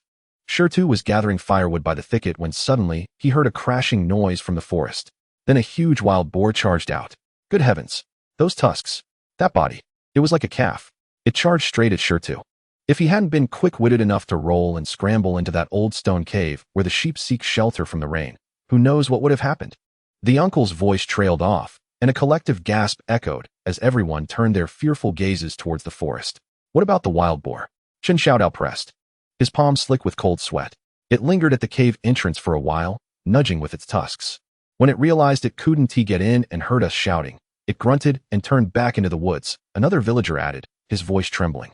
Chen Xiaodao glanced at the cave where Shirtu had taken refuge. It was merely a natural crevice in the rocks, barely half a person's height, just enough for a child to squeeze through. Scattered around the entrance were stones overturned by the wild boar's tusks, still caked with fresh earth and several coarse, dark bristles. The wild boar's tusks had the strength to move stones. A chill crept up Chen Xiaodao's spine. He could almost envision the ferocious boar, its crimson eyes glaring, growling as it violently assaulted the stone. If Shitu had hesitated for even a moment, "Wang Zhibo is here," someone shouted. The crowd parted, revealing Wang Yufu striding towards them, his demeanor as dark as a storm cloud. He first cast a glance at the terrified Shitu and his weeping mother, his brow furrowing in concern. Then his piercing gaze swept over the overturned stones and the bristles, finally landing on Chen Xiao Dao's face. His expression was icy, stern, radiating unmasked fury and an oppressive ultimatum. "Chen Xiao Dao," Wang Youfu's voice thundered, reverberating through the stillness at the mountain's base. "Did you see it? Is this what you call keeping a distance from the woods? The wild boar has chased down a child at the village's edge. If we don't take action, will it invade every household's hearth?" He stepped forward, his murky yet sharp eyes fixed intently on Chen Xiao Dao, each word striking like a hammer against Chen Xiao Dao's heart. "Tomorrow. Yes, tomorrow. If you cannot present a plan to resolve this wild boar menace, do not expect any leniency. Forget about the pigs in the team. Your and your father's work points for this year will be entirely deducted. The loss of the cornfield must be compensated for, even if it means selling everything your family possesses. I stand by my word." With a thunderous crash, Chen Xiao Dao felt darkness envelop him, his ears ringing as if struck by a bolt of lightning. Tomorrow, only one day remains. All work points will be deducted. Compensation for losses. This effectively pronounced a death sentence upon his family of 3. The immense pressure and despair gripped him like an invisible hand, tightening around his throat, rendering him breathless and incapable of thought. He opened his mouth as if to speak, yet no words emerged. He felt a chill enveloping him, his blood seemingly congealed. The gazes of the villagers around him, some sympathetic, others indifferent, and a few delighting in his misfortune, pierced him like countless needles. Wang Youfu cast a final cold glare in his direction, one akin to observing a corpse, before turning away, instructing several villagers to escort the Shi family home, while also arranging for heightened vigilance around the village perimeter. The crowd gradually dispersed, leaving Chen Xiao Dao standing alone, dazed beside the rocks ravaged by wild boars, gazing at the gruesome bristles strewn upon the ground, as if nailed to a pillar of shame. The setting sun elongated his shadow, stretching it endlessly, suffused with profound solitude and despair. As night descended, thick as ink, it once more engulfed Kao Shan village. Chen Xiao Dao did not return home.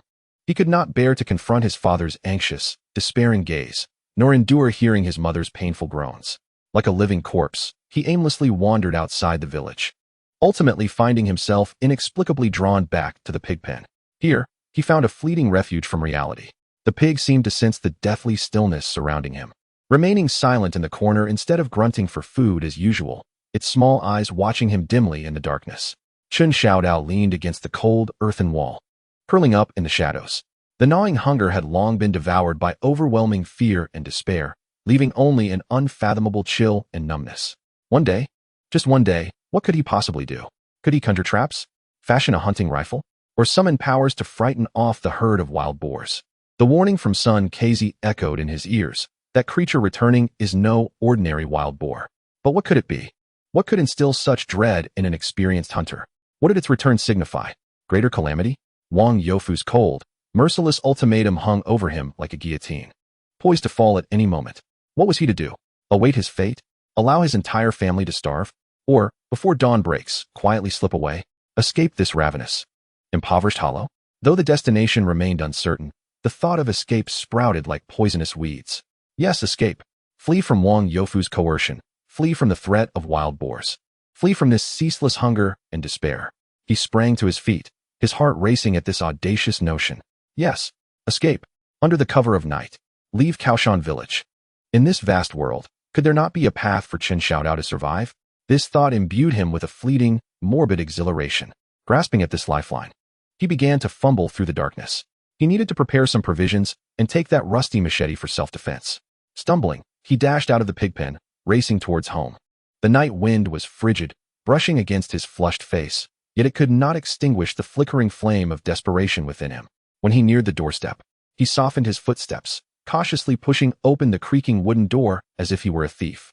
The room was engulfed in darkness, save for the direction of the earthen bed where his father, Chen Laosher, emitted a suppressed and heavy cough, accompanied by his mother's faint, agonized moans. "Cough, my child. Bear with it. Tomorrow we will distribute the grain. I will find a way to get you some medicine." Chen Laosher's voice was intermittent, laden with boundless fatigue and despair. "Don't waste money. Save it for Xiao Dao to have something. His mother's voice was barely a whisper. With a long, heavy sigh, Chen Laosher exhaled, a sound that bore the weight of a father's and husband's helplessness and heartbreak. Chen Xiao Dao stood frozen in the dark hall, as though ensnared by an immobilizing spell. That profound sigh, that desperate exchange, seared into his nascent thoughts of escape like a red-hot iron branding his soul. He had fled. But what of his parents? Would they wait to perish from hunger? Would they endure suffering until death? Would they await Wang Youfu and his men to come for their debts? Could he abandon these pitiful elders who still thought of him in their dire straits? A wave of immense shame and powerlessness washed over him, drowning him like a tsunami, obliterating his meager, selfish thoughts. His legs buckled, and he leaned against the cold earthen wall, sliding down to the ground. In the darkness, he bit down on his fist, stifling his cries. The metallic taste of blood spread in his mouth, yet it paled in comparison to the agony within. There was no escape, none at all. Time crawled through despair. The oil lamp had long extinguished, leaving the house enveloped in a suffocating silence. Chen Xiao Dao huddled in the cold corner, motionless. Hunger, cold, fear, and despair tormented him in relentless succession, nearly driving him to madness. Just then, a howl. A piercing, frenzied, and furious roar, filled with boundless rage and ferocity, shattered the stillness of the night like thunderclaps. The sound was immense, as if a beast from the depths of hell had unleashed its wrath, reverberating with a soul-stirring pressure, instantly engulfing the entire village of Kao Shan. Boom! Chen Xiao Dao's heart felt as if gripped by an invisible hand, abruptly ceasing its rhythm. A primal terror surged through him like electricity, rendering his scalp prickly and his body covered in goosebumps. This roar was no ordinary wild boar. Absolutely not. Following closely, more howls, snorts. The cacophony of wild boars shrieked, roared, and raced. Their frantic movements and rooting sounds surged forth like a tidal wave from the depths of the forest behind the village. The noises grew nearer, clearer, and increasingly frenzied, as if thousands of troops were galloping through the woods, wreaking havoc. The earth seemed to tremble slightly. The dogs of the entire village were roused, barking madly, their voices brimming with terror. The village erupted in chaos. Wild boars. It's wild boars. Good heavens. So many. Do you hear that commotion? Are they charging towards the village? The panicked cries, the wailing of children, the frantic footsteps of adults pierced through the stillness of the night, echoing with an unsettling despair. Chen Xiao Dao sprang up from the ground, rushing into the courtyard, his heart pounding as he gazed fearfully towards the mountains behind the village. Though nothing was visible, the ominous roars and the tumultuous sounds, reminiscent of a tsunami, unmistakably signaled the presence of a colossal herd of wild boars. A vast multitude was stirring within the woods, agitated and gathering. What had provoked them? Was it the incident with the stones during the day? Or was it that ominous thing mentioned by the crippled son? At that moment, from the opposite side of the village, near the edge of the woods bordering Sun's home, a more piercing, more violent roar erupted, a terrifying sound capable of rending the heavens. A whoa! The voice resonated with an undeniable, sovereign authority, instantly overshadowing the cries of the wild boars. The commotion in the forest seemed to be paused, enveloped in a fleeting silence. But soon after, a more fervent and frenzied response erupted, as if they were paying homage to their king. Chen Xiao Dao felt an icy chill envelop him, as though he had plunged into a frozen abyss. He recognized it. The last roar and the preceding beastly growl stemmed from the same source. Moreover, the direction from which the sound came was precisely near Sun's residence. That entity had truly returned, and it was right at the village's edge. Clang! A sharp metallic sound shattered the night, vaguely emanating from Sun's direction. Chen Xiao Dao abruptly turned his head, only to see the dim glow of an oil lamp flickering within the low earthen house of Sun, before it abruptly extinguished. Following this, a low growl, suppressed with boundless rage and determination, akin to that of a wounded beast, resonated from the direction of Sun. It's you, beast. Chapter 6. The urban prodigal and the thatched cottage. The wild boar soiree, the extinguished oil lamp from Sun's house, along with his low growl of repressed fury. It's you, beast. Struck Chen Xiao Dao's heart like an invisible thunderbolt. A chill surged from the soles of his feet to the crown of his head. Sun knew. He truly knew what that thing was. And judging by the tone, was it an old acquaintance? Or was there a deep-seated vendetta? A whoa! The terrifying roar, exuding regal authority, reverberated once more from the mountains behind the village. This time, it seemed closer. The barking of dogs in the nearby hamlet transformed into mournful howls, while many households erupted with the heart-wrenching cries of children and the terrified screams of adults. The wild boars were descending the mountain. Run! Block the doors! Quickly, grab something to barricade the doors. Secretary Wang. Secretary Wang, help. The chaotic shouts erupted like a boiling cauldron, completely unraveling. Chen Xiao Dao felt his scalp tingle. His body reacted faster than his mind. Like a startled rabbit, he turned and dashed towards his dilapidated thatched cottage. The edicts of Wang Yufu, the compensation for work points, all of it could go to hell. Right now, survival was paramount. He had just dashed outside his family's fence when he spotted Chen Laoshi, hunched over, struggling to drag a heavy bundle of firewood to barricade the door. Inside, his mother's terrified, feeble groans echoed. "Father, quickly get inside. Lock the door." Chen Xiao Dao rushed over, assisting his father in wedging the bundle firmly against the trembling wooden door, which creaked under the strain. "Xiao Dao, what is happening outside?" Chen Laoshi, pale with fear, stammered. "Don't ask. Wild boars. A whole horde of them. They're charging towards the village." Chen Xiao Dao replied, his heart racing as if it might leap from his throat. He peered through the cracks of the door, casting a terrified glance towards the direction of Sun Kei's home and the forested hills behind the village. The roars and thundering sounds from that direction were akin to rolling thunder, drawing ever closer and growing increasingly frenzied. The ground trembled slightly beneath them. Suddenly, a figure came tumbling and crawling towards the Chen family's thatched cottage, wailing like a banshee, as if pursued by demons. Brother Dao, save me. Wait for me. Don't close the door." It was Zhao Ergu. This fellow had nearly lost his trousers, exposing half of his mud-streaked backside, with one shoe missing, tears streaming down his face in utter disarray. Upon witnessing his state, Chen Xiao Dao felt a mix of urgency, anger, and an inexplicable urge to laugh. Wasn't he, this rascal, just reveling in their misfortune moments ago? "Get lost. Don't come near." Chen Xiao Dao shouted through the gap in the door. Knowing that an additional presence only heightened the danger, who could tell if the boars might be drawn to them? "Please, Brother Dao. My dear brother. I was wrong. I'll serve you like a beast of burden. Let me in. The wild boars are going to gnaw at my backside." Zhao Ergu pounded on the door, crying like a 200-pound child, mucus bubbling from his nose. "I was just in the outhouse. My pants were barely off. Then I heard that dreadful noise. It scared the crap out of me. I pulled up my pants and ran. Brother Dao, for the sake of my half-finished business, let me in." Despite the dire atmosphere, Chen Xiao Dao was nearly undone by Zhao Ergu's ludicrous account of his predicament. Even Chen Laoshi, trembling beside him, couldn't he suppress a twitch at the corners of his mouth. Seeing a flicker of compassion in Chen Xiao Dao's eyes, Zhao Ergu doubled down on his performance. Wailing through his tears, "Brother Dao, I have an 80-year-old mother to care for and haven't even found a wife yet. I've never tasted meat. I can't let those wild boars have me. I could serve you as a pig. If you tell me to go east, I want to go west. If you ask me to chase dogs, I want to catch chickens. I beg you, Brother Dao, open the door. I can even perform a handstand while relieving myself. Get lost." Chen Xiao Dao was utterly flabbergasted by the absurdity of Zhao Ergu's last statement, nearly kicking the door in frustration. What on earth was he talking about? A handstand while relieving oneself? How could he even think of such a thing? Just as Chen Xiao Dao was struggling to reconcile the ridiculousness of Zhao Ergu's antics, a sudden change erupted from the direction of the forested hills behind the village. The cacophony of wild boars, reminiscent of a tsunami, abruptly ceased as it reached a critical point. Then, a series of higher-pitched, more intense cries erupted, filled with an indescribable fervor and excitement. It was no longer the frenzied charge of beasts, but rather a collective, hysterical cheer, a form of worship. "Oh whoa, oh whoa, oh whoa, ha-ha, ha-ha, ha-ha," roar. The sounds converged into a tremendous roar, reverberating at a specific location on the edge of the forest, rising higher and higher.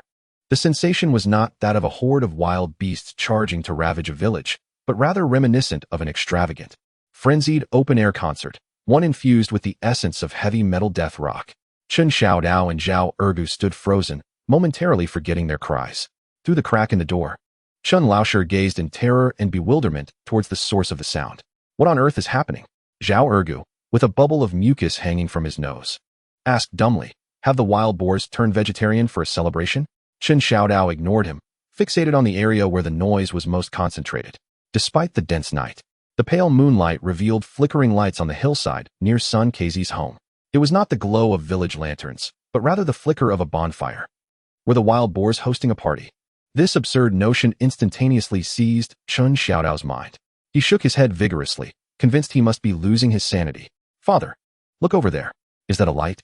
Chen Xiao Dao asked Chen Laoshi, his voice trembling. Chen Laoshi squinted his dim eyes, scrutinizing the scene for a moment before responding. his voice laden with incredulity. It does seem there is a bright, red glow in the woods. Suddenly, a chill surged from the base of Chen Xiao Dao's spine to the crown of his head. The wild boar herd was not charging the village. They were reveling around a bonfire.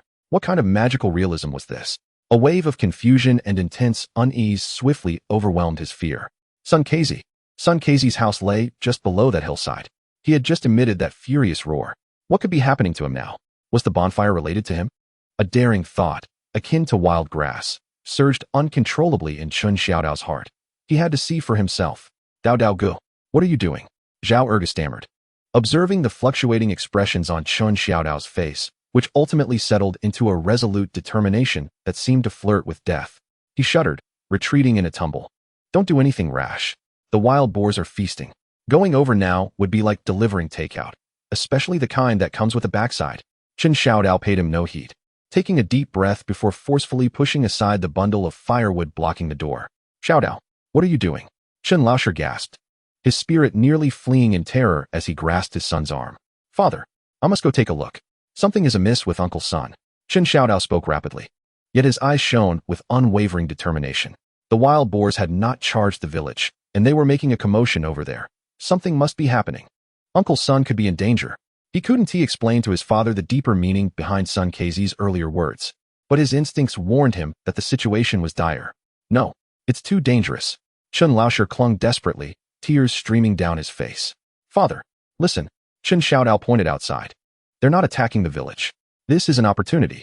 I'll sneak over to assess the situation. What if Uncle Sun has a way to handle them? We can't just wait idly.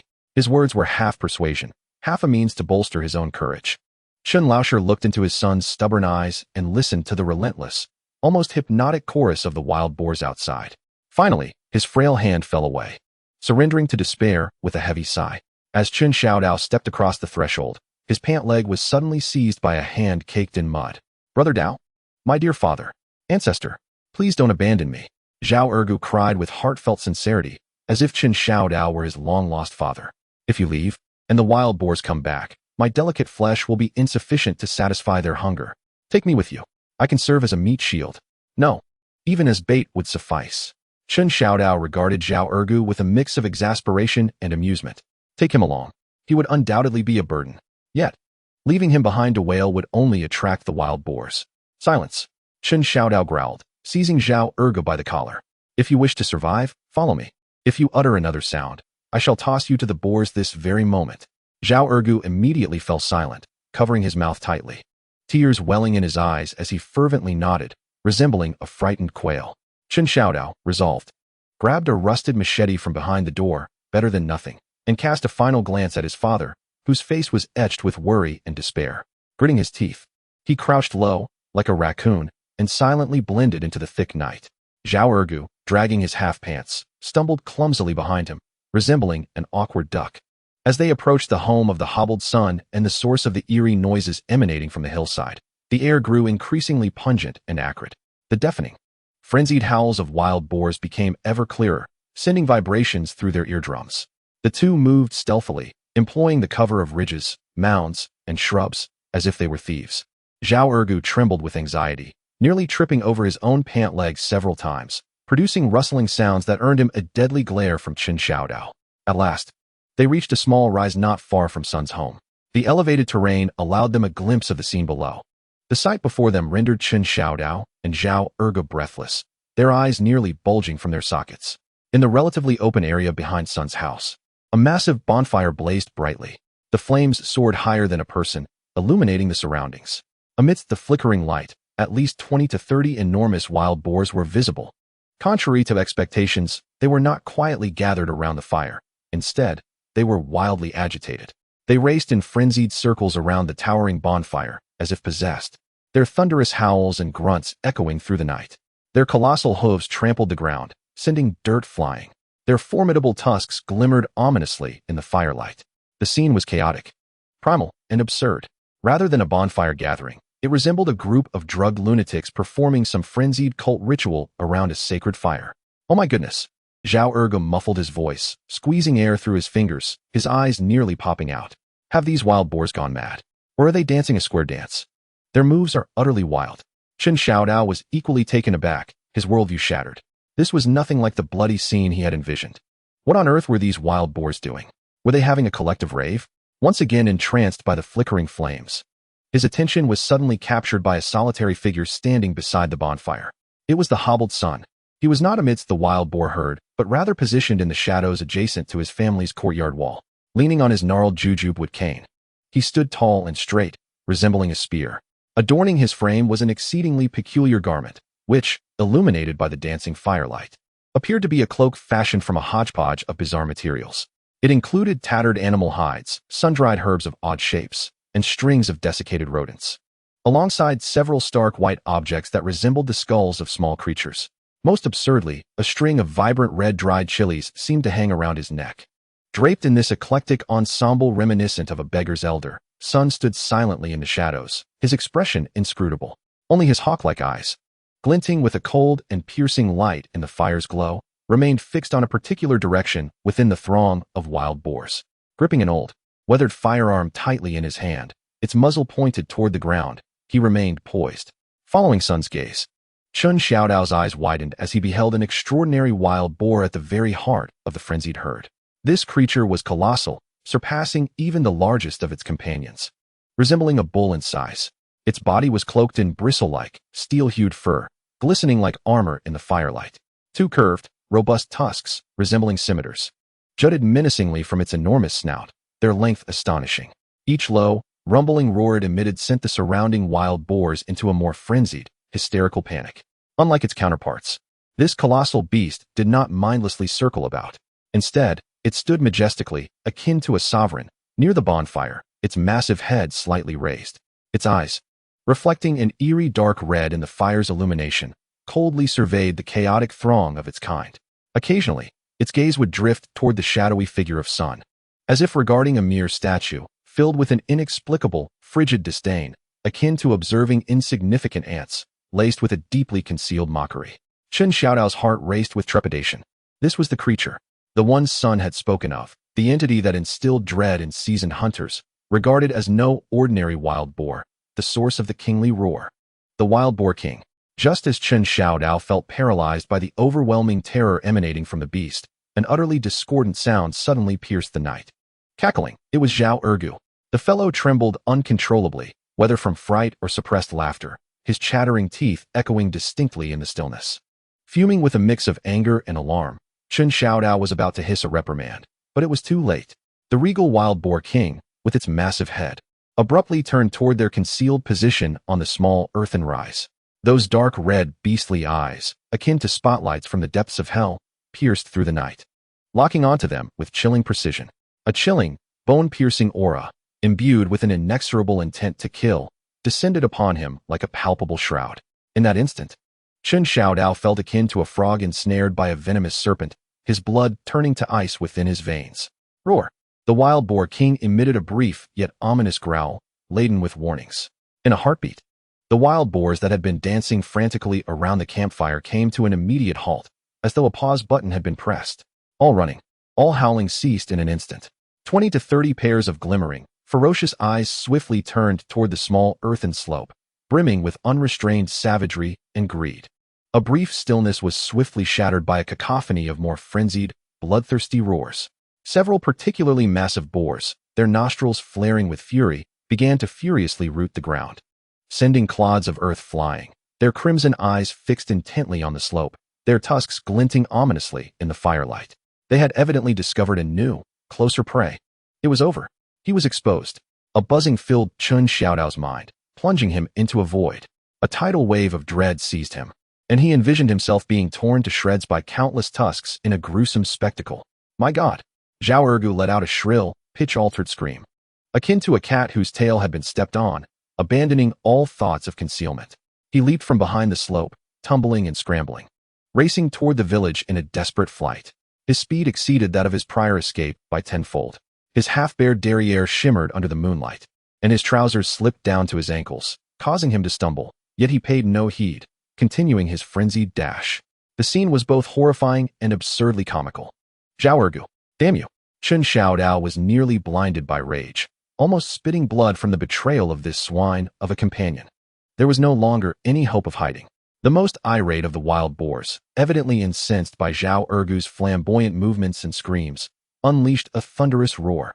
Like arrows loosed from a bow, they charged forth, heads lowered, ivory tusks bared, exuding an overwhelming aura of destruction toward Zhao Ergu's fleeing form. The small slope where Chen Xiao Dao had taken refuge. The ground trembled beneath them. A stench of blood filled the air. Chen Xiao Dao could even smell the nauseating, pungent odor emanating from the wild boars. Despair engulfed him as he closed his eyes, his hands trembling around the machete due to sheer exertion. My life is forfeit. Just as he braced himself for the moment he believed would transform him into skewers, bang. A deafening roar, akin to a thunderclap, erupted in the silent night sky. The sound was so immense, so abrupt. It drowned out the roars and stampedes of the wild boars in an instant. The charging boars came to an abrupt halt. The foremost among them staggered, nearly collapsing from the shock of the sudden noise. They froze in terror, their massive heads swiveling in confusion, searching for the source of the sound. Chen Xiao Dao, too, was jolted by the thunderous noise, his eardrums ringing, as he suddenly opened his eyes. There, by the campfire, amidst the shadows, Sun, the lame man, leaned on his cane, standing tall like a mountain. However, the muzzle of the old, rustic gun in his hand was now pointed straight toward the heavens. A pungent wisp of blue smoke curled lazily from the barrel. The thunderous sound just heard was his warning shot. After firing this shot, Sun did not even glance at the startled wild boars. His eyes, sharp as those of a hawk, were fiercely fixated, burning with an almost fiery resolve and hatred, on the massive figure of the wild boar king by the campfire. With a sudden movement as swift as lightning, he withdrew his gun and reloaded. Then, he made a move that took both Chen Xiao Dao and the wild boars by surprise. He limped forward, taking 3 steps towards the campfire and the herd of wild boars. Standing at the edge illuminated by the flames, he found himself at the center of their gaze. He raised his rustic gun high, this time not pointed at the sky, but directly aimed at the formidable wild boar king by the fire. His peculiar cloak, adorned with animal skins, herbs, dried mice, skulls, and red chili peppers, fluttered in the flickering flames, appearing both absurd and imbued with an indescribable, tragic aura of impending doom. His weathered, scarred face bore no expression, save for those eyes ignited with a fury potent enough to incinerate everything. He parted his cracked lips, summoning all his strength to unleash a howl that pierced the night, akin to that of a wounded lone wolf. Beast, it has been 20 years. It's time to settle the score. Come at me if you dare. Chapter 7. The Urban Prodigal and the Thatch House, Inverted Farts, and the Mystery of the Pot Beast. It has been 20 years. It's time to settle the score. Come at me if you dare. Sun's howl, reminiscent of a wounded lone wolf, carried with it a tidal wave of hatred, crashing violently against Chen Xiao Dao's heart amidst the thunderous cries of the wild boars. Clad in an eccentric ensemble reminiscent of a beggar's mystical performance, leaning on his cane, and brandishing his old gun, he directed the barrel straight at the wild boar king, who loomed like a demon by the campfire. He has gone mad. This old man is utterly insane. This thought consumed Chen Xiao Dao's mind. That was the wild boar king, as large as a small hill, its tusks longer than his axe. Sun, with his limp, thought to challenge it with a mere rusty gun. This was akin to an old immortal hanging himself, tired of life. Time seemed to freeze for a moment. The campfire blazed brightly, its flickering light reflecting in the wild boar king's dark red, emotionless eyes.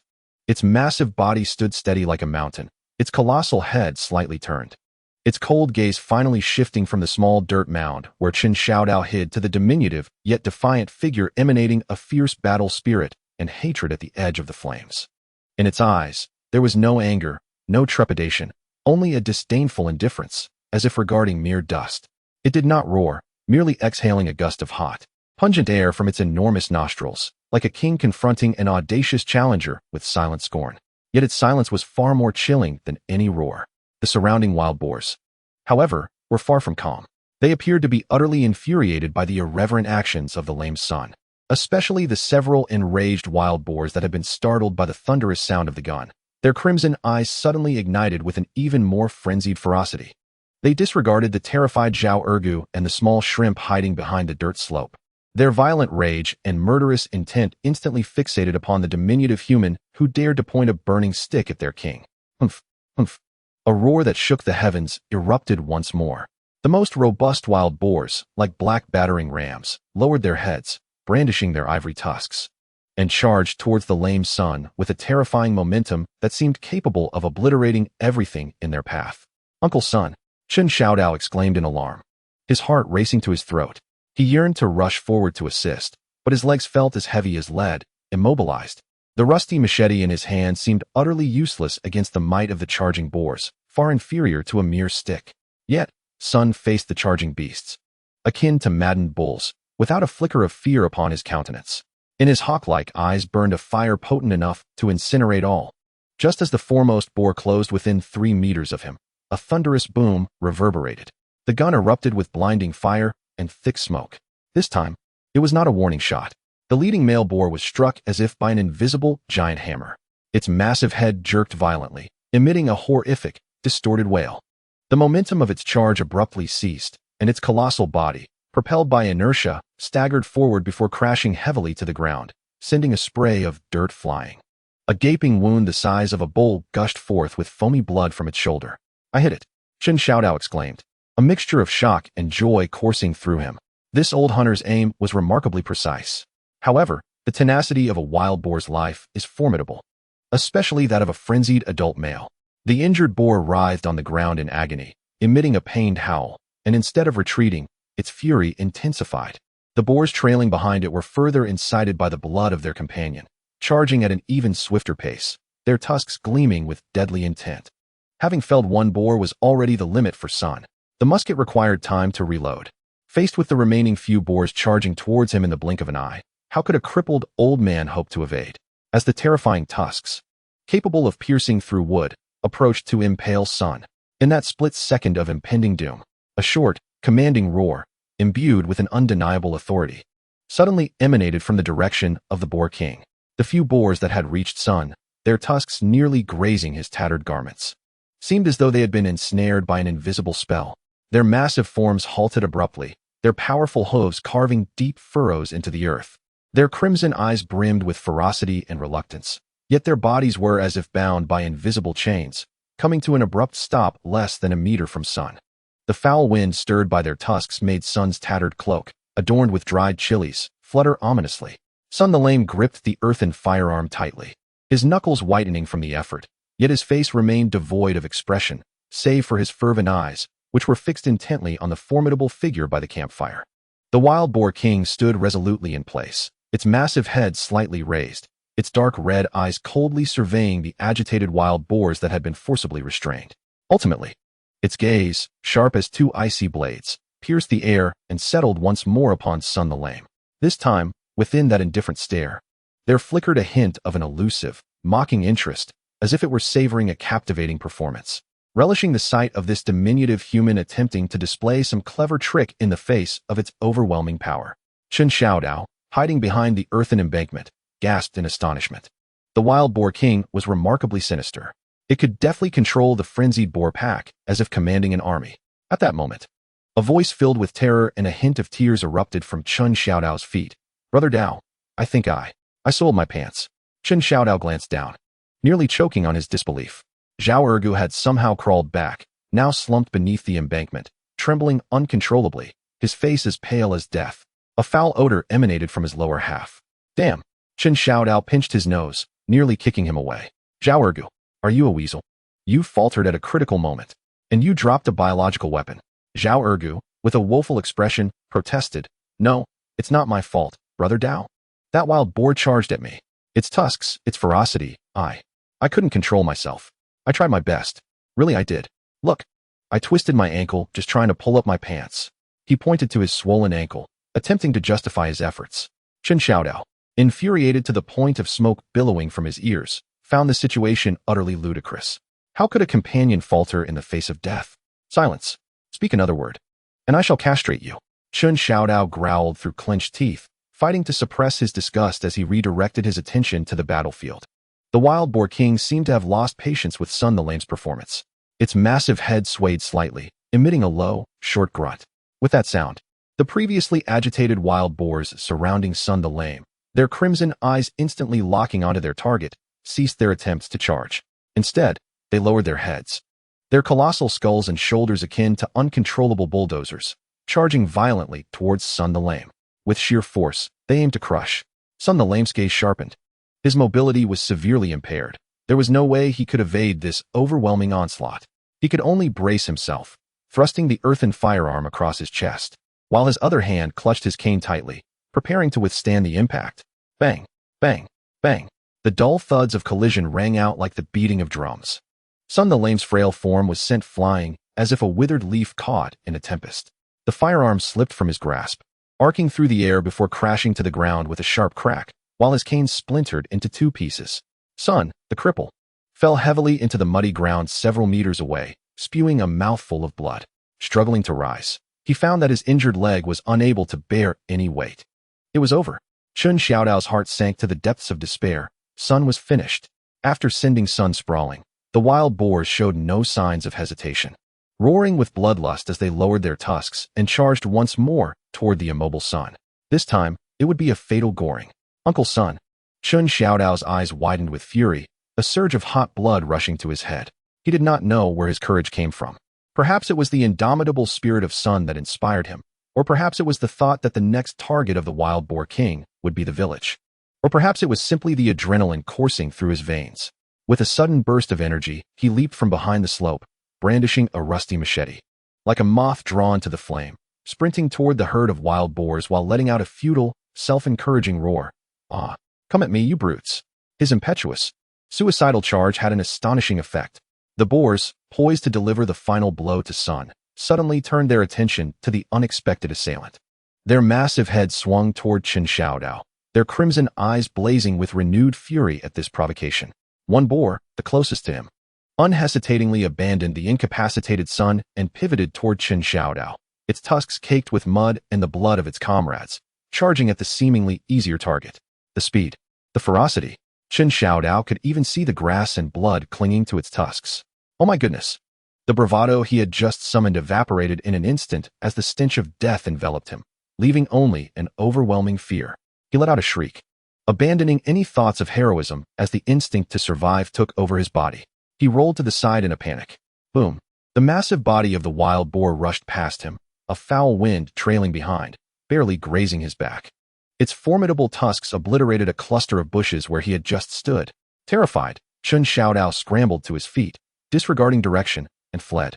His mind harbored but a single thought: run, as far away from those tusks as possible. In a frenzy, he dashed into the dilapidated yard of Sun. The low fence surrounding the yard proved utterly ineffective against the wild boar. Upon entering, Chen Xiao Dao, like a headless fly, spotted a half-person-high broken jar nearby and, without a moment's thought, dove into it. The jar was filled with a musty, earthy odor, and the cramped space barely accommodated his curled-up body. Clutching the battered machete, he huddled within the jar, trembling uncontrollably as his heart raced almost to the point of explosion. Outside, the furious roars of the wild boars and the heavy thud of their hooves filled his ears. Bam! Bam! Bam! The resounding crashes echoed against the fence. Clearly, the boar he had taunted was angrily battering against the fence of Sun's yard. Crack! The wooden fence could not withstand such a savage assault, and it quickly splintered open, creating a large hole. The ferocious wild boar, with its blood-red eyes and heavy breaths, charged into the small courtyard. Its massive head swung from side to side, the crimson gaze scanning the humble space until it swiftly zeroed in on the trembling, snack-scented broken pot. With a snort of excitement, it lunged forward, stout hooves pounding the ground toward the pot. It was over. Like a turtle trapped in a jar, Chen Xiao Dao, in despair, shut his eyes, his mind racing through a vivid reel of memories, from being chased by predators in the modern world to becoming a starving ghost, and now serving a sick pig, only to be pursued by a wild boar in this short, wretched life. Just at this crucial juncture of life and death, sque, a sound, alarmingly loud, exceedingly prolonged, and utterly out of place, erupted in the silent courtyard, akin to a bicycle tire deflating tenfold. The noise was so jarring, so resounding, imbued with an indescribable penetrative quality and awkwardness. The wild boar, on the verge of colliding with the pot, abruptly halted its massive form. Its enormous head turned quizzically towards the source of the sound, a pile of firewood stacked in the corner of the courtyard. Behind the pile, a pale, mud-smeared backside was raised high in the air.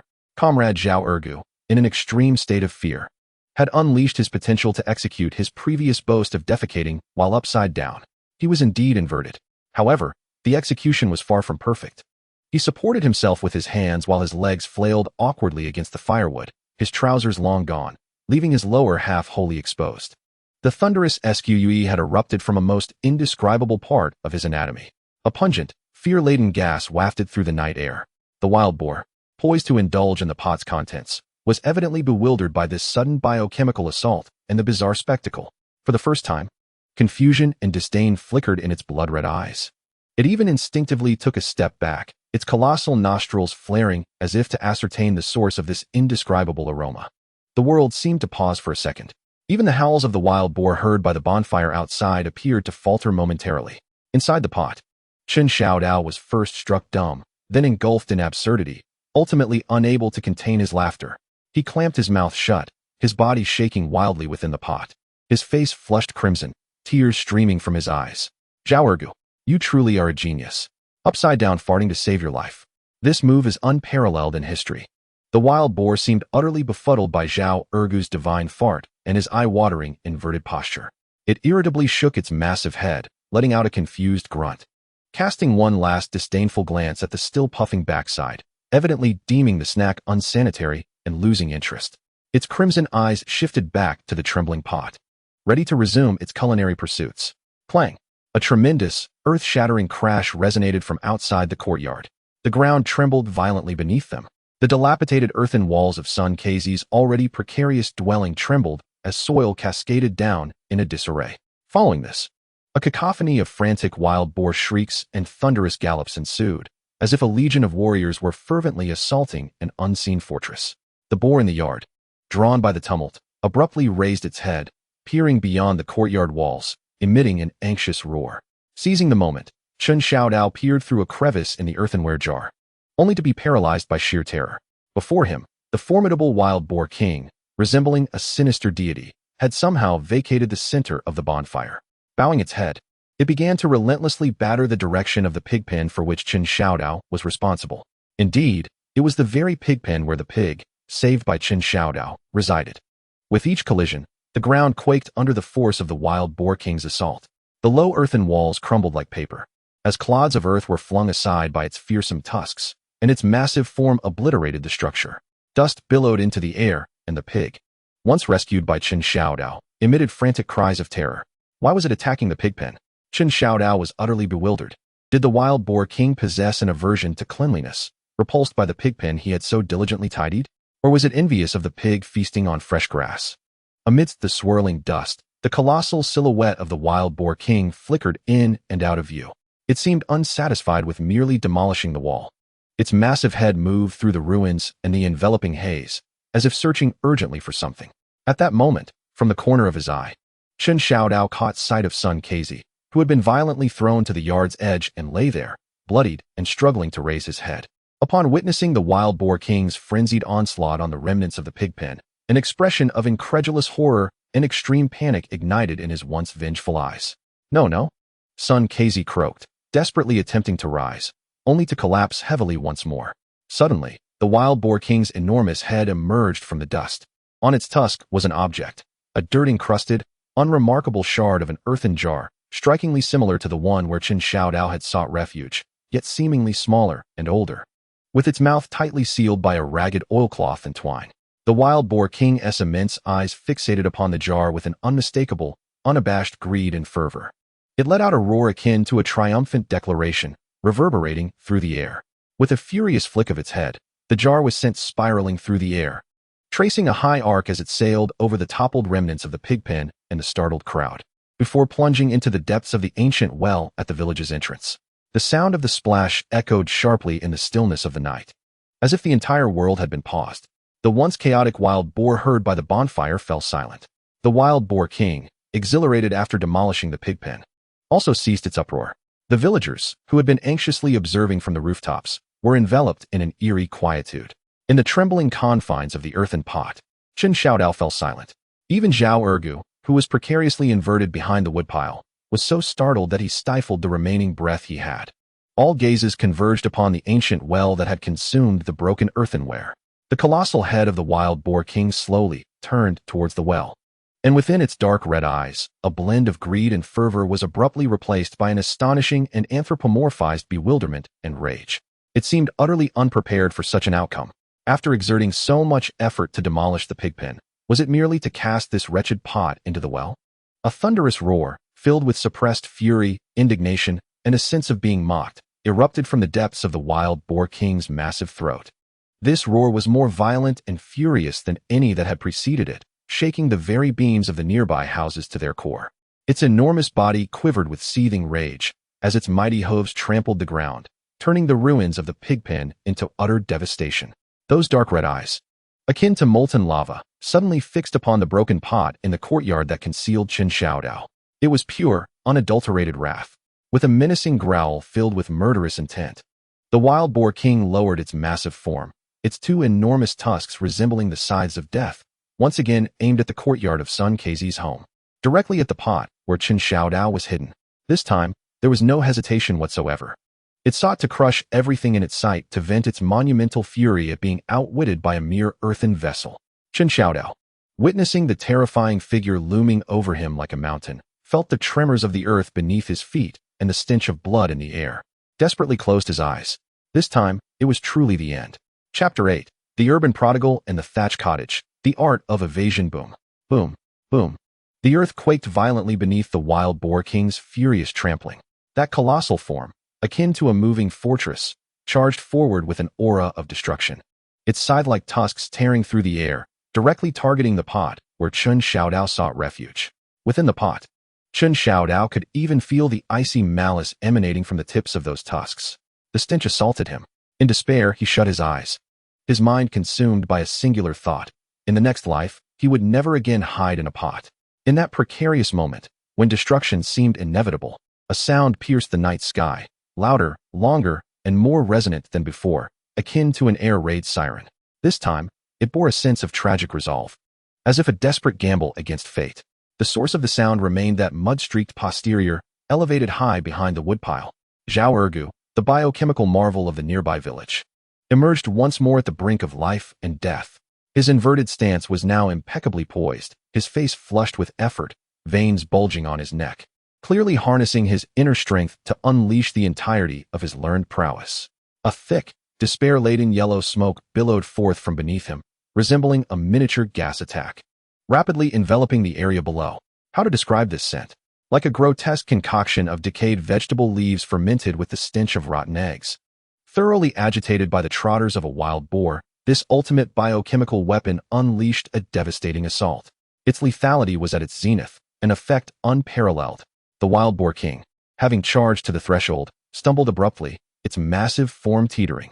Its enormous, keenly sensitive nose seemed to have been plunged into a vat of rancid slop, assaulted by the simultaneous spray of 100 weasels.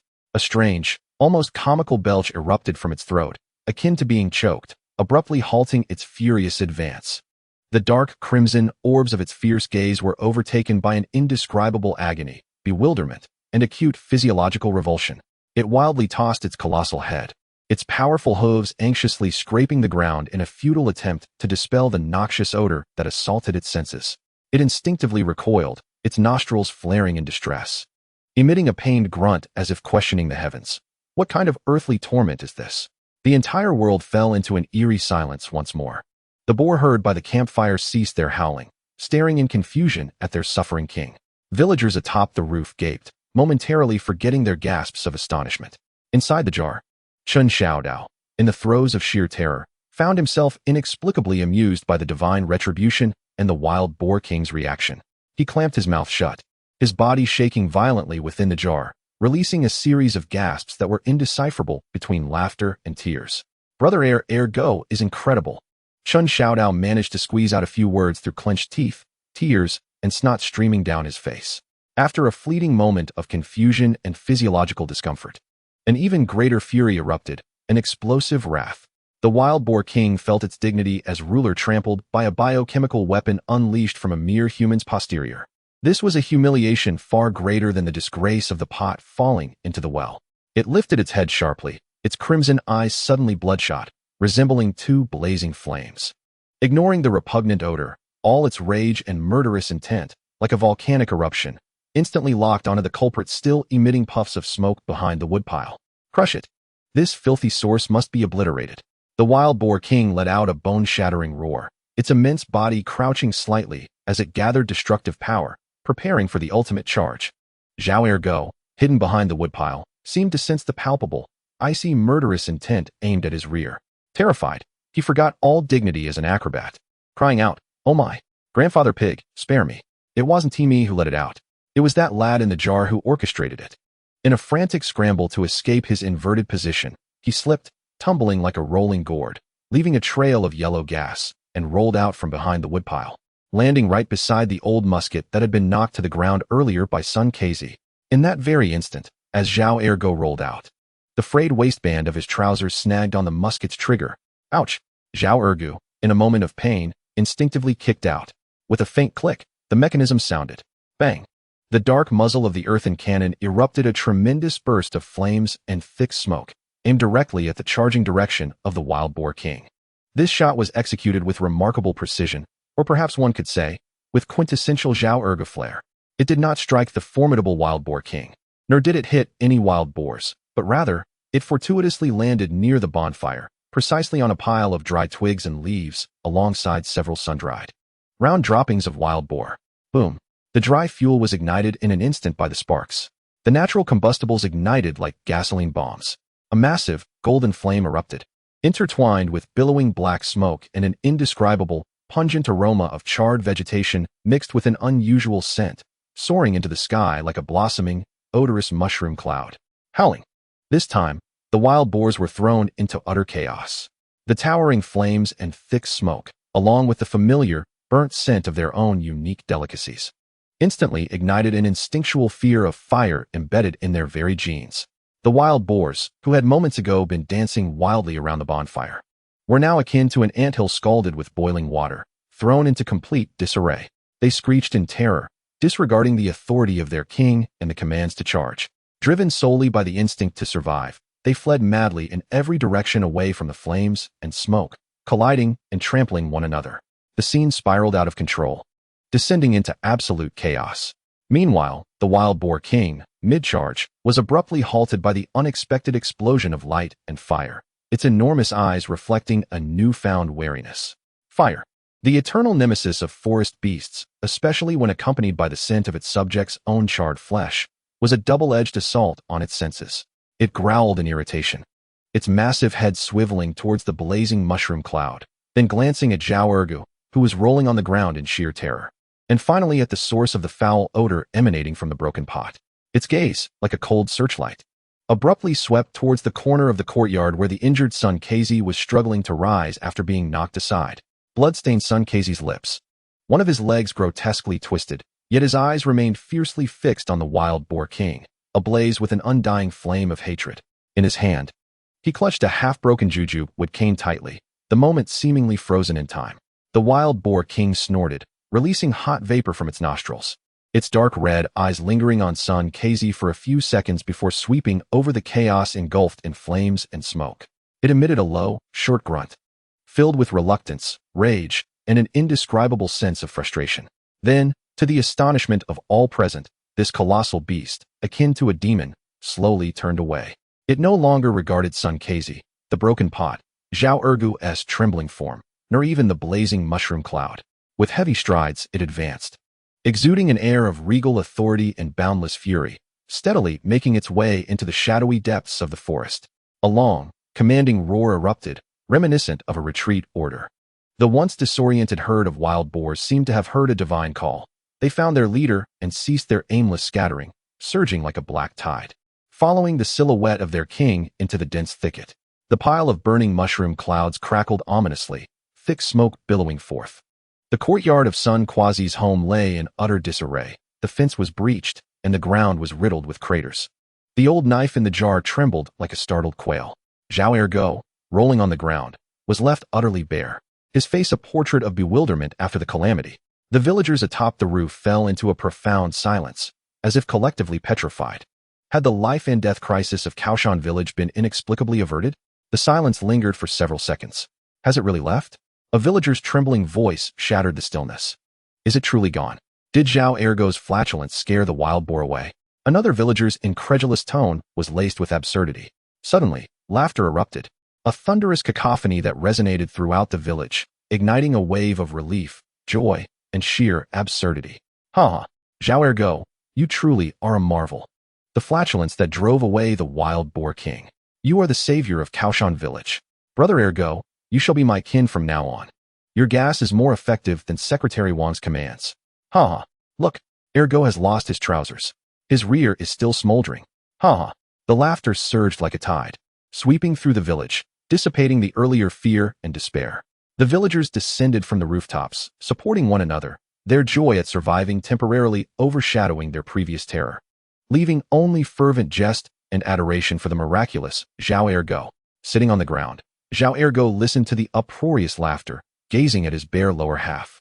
Feeling the cool night breeze on his backside, his face flushed with embarrassment and indignation, a peculiar sense of heroism intertwining within him, making him wish to vanish into the earth. What is there to laugh about? Without my divine flatulence, you would all be feeding pigs. Xiao Ergo, exasperated, attempted to salvage his last shred of dignity, only to provoke even greater laughter. Chen Xiao Dao finally mustered the courage to emerge from the jar. Covered in dust and the musty scent of the jar, his legs still trembling, he could not help but chuckle at the absurd yet festive scene before him, especially at Xiao Ergo's predicament. Brother Dao Dao, Xiao Ergo exclaimed upon seeing Chen Xiao Dao, as if he had found a savior, scrambling toward him in a bid to shield his modesty. Quick, find me a pair of trousers. How am I supposed to face anyone like this? Chen Xiao Dao, laughing as he dodged, retorted, no, stay away. Your odor is too overpowering. You have built-in biochemical protection. You don't need trousers anymore. Ha ha. In the midst of chaos and laughter following calamity, the upright figure of Wang Youfu emerged. His countenance remained serious, yet within the depths of his gaze lay a flicker of relief and trepidation. He directed a few daring villagers, armed with hoes and shovels, to cautiously approach the small courtyard of the limping sun and the smoldering pyre of wild boar dung. Son, how are you, son? Wang Youfu inquired as he approached the injured son, who lay crumpled in the corner by the wall. Son was grievously wounded, blood trickled from his mouth, and one leg was grotesquely twisted, evidently broken. Nevertheless, his mind remained relatively clear, though his complexion was as pale as parchment. He paid no heed to Wang Youfu's question, his sharp eyes fixated on the direction where the wild boar king had vanished, filled with a profound hatred and an ineffable anxiety. Chen Xiao Dao, suppressing his mirth, drew closer. Observing son's harrowing state, and recalling his earlier audacity in confronting the wild boar king, Chen was overwhelmed with respect and apprehension. Uncle Son, he murmured. Are you? Son slowly turned his head, his gaze landing on Chen's face, an expression of immense complexity in his eyes. His lips moved as if to articulate something. But ultimately, he merely raised a trembling hand, pointing towards the village's old, bottomless well. His finger quivered as it directed toward the well's mouth, his eyes brimming with urgency and an indescribable panic. Well, Son rasped, blood seeping from the corner of his mouth. Cannot. Before he could finish, his head drooped, and he succumbed to unconsciousness. Uncle Son, both Chen Xiao Dao and Wang Youfu exclaimed in unison. Quick, carry him back. Find some herbs to apply. Wang Youfu immediately commanded the villagers. Yet, Chen Xiao Dao's heart sank. The well? The pot? What could Son have meant by cannot regarding the pot he pointed to before losing consciousness? Was there something peculiar about that broken vessel? Though the immediate threat of the wild boar herd had been quelled, the night in Kao Shan village was destined to remain tumultuous. The villagers busied themselves with the aftermath, extinguishing the odorous pyre of wild boar dung, repairing the collapsed fences and walls, and comforting frightened children. Xiao Ergu was wrapped in tattered burlap, resembling a celebrated hero as villagers carried him back home amidst laughter. It seemed that the legend of his encounter with the wild boar king would linger as an indelible mark on his reputation for quite some time. Chen Xiao Dao followed Wang Youfu and several villagers as they bore the gravely injured son back to his earthen-walled home. Wang Youfu sent someone to fetch the village elder, knowledgeable in traditional remedies, and arranged for someone to keep watch. Standing by son's cold earthen bed, Chen gazed at this taciturn yet now exceedingly fragile old hunter. His attention involuntarily drifted back to the old well at the village entrance, which glimmered faintly in the moonlight. Why did the wild boar king cling so tenaciously to that decrepit pot? Why had it gone to such lengths as to demolish the pig pen to obtain it, only to angrily cast it into the well? Son's panicked expression and unfinished words all pointed towards that well and the vanished pot. A potent curiosity and unease clawed at Chen Xiaodao's heart like the paws of a cat. He always felt that the retreat of the wild boar herd was merely temporary.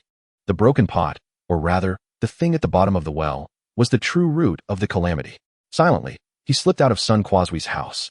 Taking advantage of the night and the villagers still occupied with their aftermath, stealthily making his way towards the old well at the village's entrance, like a sly raccoon.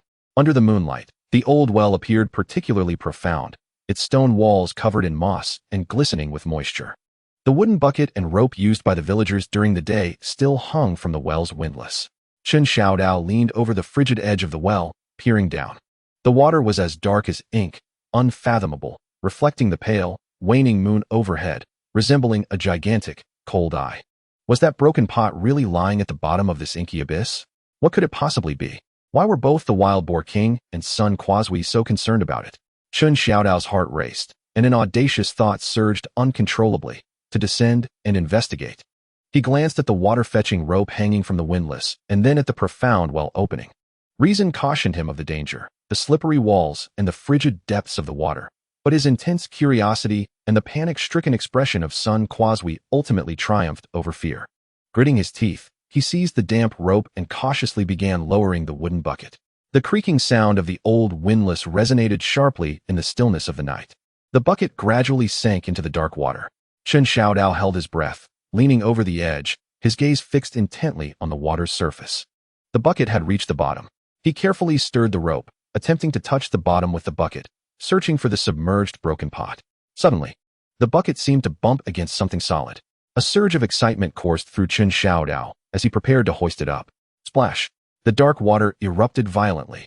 A massive, indistinct shadow, like a lurking serpent, shot up from the depths, crashing violently against the bottom of the bucket. Clang!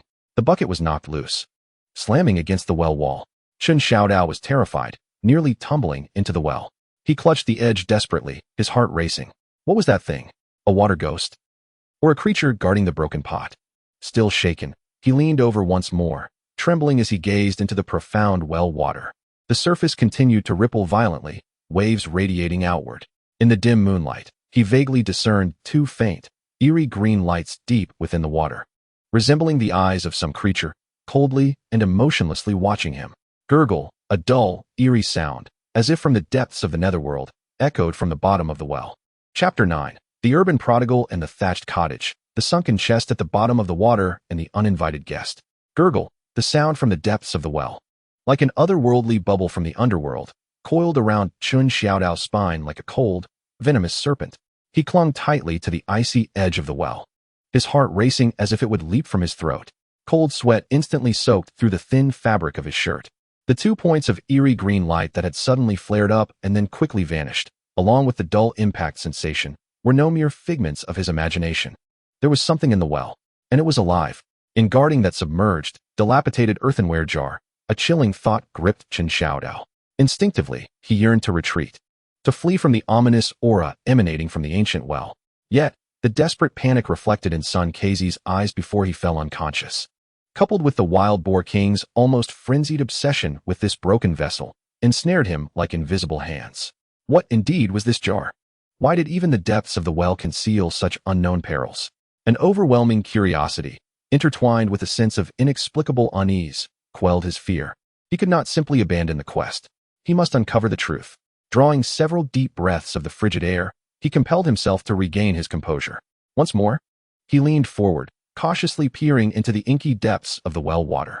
The surface had resumed its placid state, reflecting the dim, waning moon, appearing unfathomably deep as if the earlier disturbances had never transpired. Yet, he knew that whatever lay beneath was still lurking, biding its time. A direct confrontation would be futile. His slight frame would only serve as a meal for whatever dwelled below. He had to devise another strategy. Chen Xiaodao's gaze wandered about the well's mouth. The water-drawing rope and wooden bucket still dangled from the winch. When he had stirred the water earlier, the bucket seemed to have brushed against the jar or some other hard object. A sudden thought struck him. He could retrieve it with the bucket. Although perilous, it was the only feasible approach at this moment. With sufficient speed and care, perhaps he could succeed before disturbing the creature lurking below. Resolutely, he seized the damp rope once more, holding his breath as he commenced to maneuver slowly and cautiously, guiding the bucket towards the spot where he had sensed the hard object. The winch emitted a faint creaking sound, jarring in the eerie silence of the night. Chen Xiaodao's heart raced, his ears perked up, every nerve in his body taut, and ready to respond to any sudden upheaval from the well's depths. The bucket descended gradually until it reached the bottom. He gingerly probed with the bottom of the bucket, and, to his delight, he had indeed made contact with something solid. It did not feel like a stone. Rather, it resembled a container. A surge of joy coursed through Chen Xiao Dao's heart as he meticulously adjusted the angle, attempting to scoop the hard object into the bucket. It was a task requiring both patience and luck. Time ticked away, the cold night wind biting at his face. Yet he was so tense that he broke into a sweat. Each gentle movement felt like a dance upon a razor's edge. Finally, he sensed that the bucket's rim had encircled the object. It was heavy. Success. Suppressing his elation, he began to carefully and steadily pull the rope upwards. The creaking of the winch rang in Chen Xiao Dao's ears like celestial music. His eyes were fixed on the dark well opening, fervently praying for no further calamities. The bucket rose inch by inch from the water's surface. It brimmed with water, and upon the surface, a shadowy, mud-coated object gradually emerged. It was indeed the very jar that the wild boar king had cast into the well. He had retrieved it. Chen Xiao Dao's hands trembled with excitement as he hastened to hoist the bucket over the well's edge. Impatiently, he plunged his hand into the icy, biting water. Seizing the heavy jar, its surface was cold and rough, encrusted with slick mud and aquatic plants. The jar's mouth was tightly sealed with tattered oilcloth and hemp rope, securely fastened, which explained its rapid descent. Chen Xiao Dao's heart raced like a drum. The secret fiercely contested by the wild boar king and the lame son was concealed within this unremarkable, dilapidated jar. Clutching the cold earthenware, he disregarded his drenched state and cautiously scanned his surroundings. The night was deep, with villagers still engaged in tidying up the aftermath or comforting the frightened. The village entrance was eerily quiet. He dared not linger here, nor did he wish to recklessly open the jar. What if it contained something perilous? Or if the act of opening it disturbed the creature lurking at the bottom of the well? Cradling the jar as if it were a bomb poised to explode, he cautiously made his way to a secluded grass hut on the outskirts of the village, piled high with firewood. This place was seldom visited, offering some semblance of safety. Once inside the hay-scented hut, Chen Xiao Dao exhaled slightly in relief. He carefully placed the jar on the ground and, illuminated by the faint moonlight filtering through the gaps, scrutinized the object that nearly triggered a village-wide catastrophe. The jar was small, made of coarse black pottery, rudimentary and unremarkable, an ordinary pickling jar found in rural homes. Its only peculiar feature was the opening, tightly wrapped with several layers of thick, grease-soaked rags, bound with coarse hemp rope tightly secured in multiple loops. As if it contained some fearsome beast. Licking his cracked lips, his heart raced once more. He drew out a rusty hatchet and began to carefully cut through the resilient hemp rope. The rope was thick and, having absorbed water, had become even more tenacious. After a tremendous effort, he finally severed each strand. When the last piece was cut, he inhaled deeply, trembling hands peeling back the layers of oil-scented, moldy cloth. At last, the opening was revealed. Inside lay darkness, obscuring any view. Chen Xiao Dao held his breath and cautiously probed with the hatchet, gently stirring the contents. Clang! A crisp metallic sound echoed. It was not soil, nor was it some monstrous creature.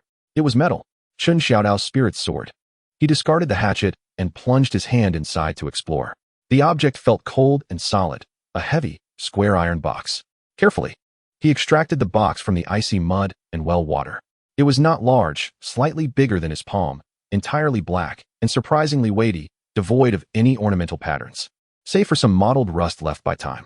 The lid and body fit seamlessly, as if cast from a single mold, with only a small, similarly rusty keyhole on the side. It was locked. Chen Xiao Dao's heart sank.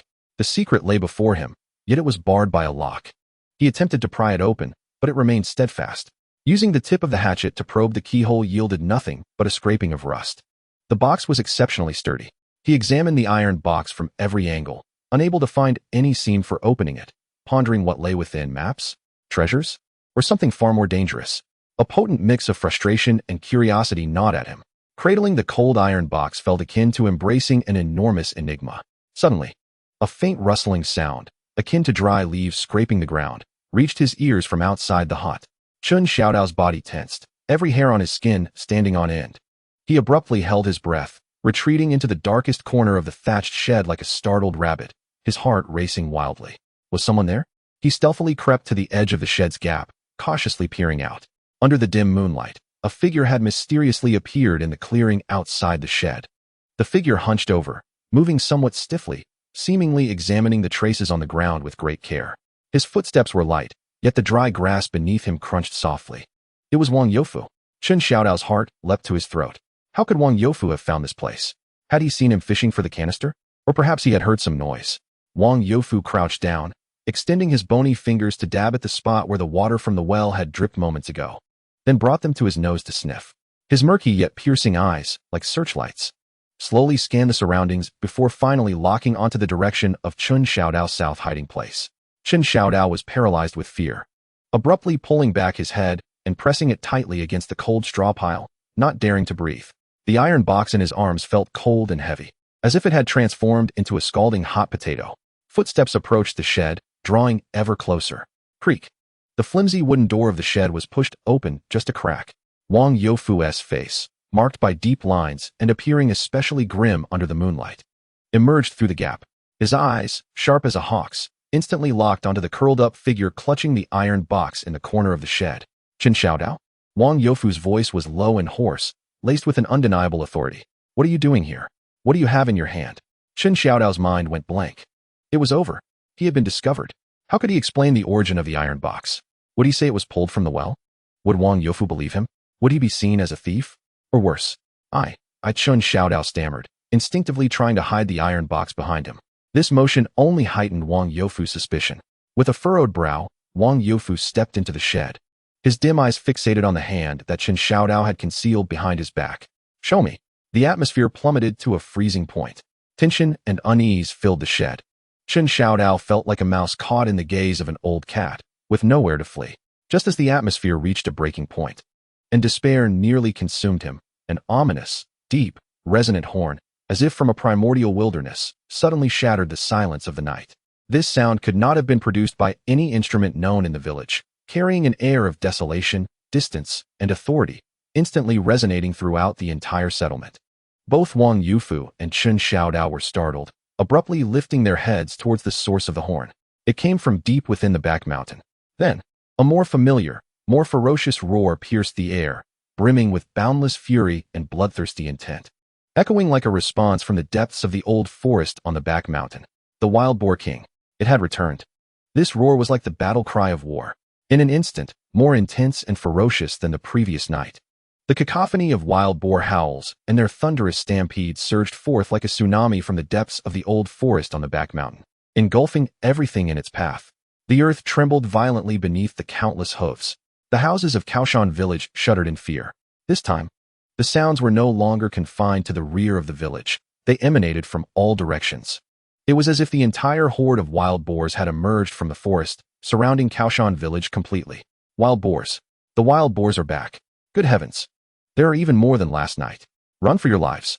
The momentary calm of Kao Shan village was instantly drowned in a cacophony of terrified screams and cries. The villagers, like startled birds, rushed out of their homes, fleeing in panic through the night. Wang Youfu's expression turned ghastly pale. He could no longer concern himself with Chen Xiao Dao and the iron box. The herd of wild boars had returned, larger and more ferocious than before. This was a matter of life and death for the entire village. He abruptly turned and dashed out of the grass hut, shouting hoarsely at the panicked crowd, "Do not scatter. Return to your homes. Barricade your doors and windows. Young men, grab your weapons. Come with me to the village entrance."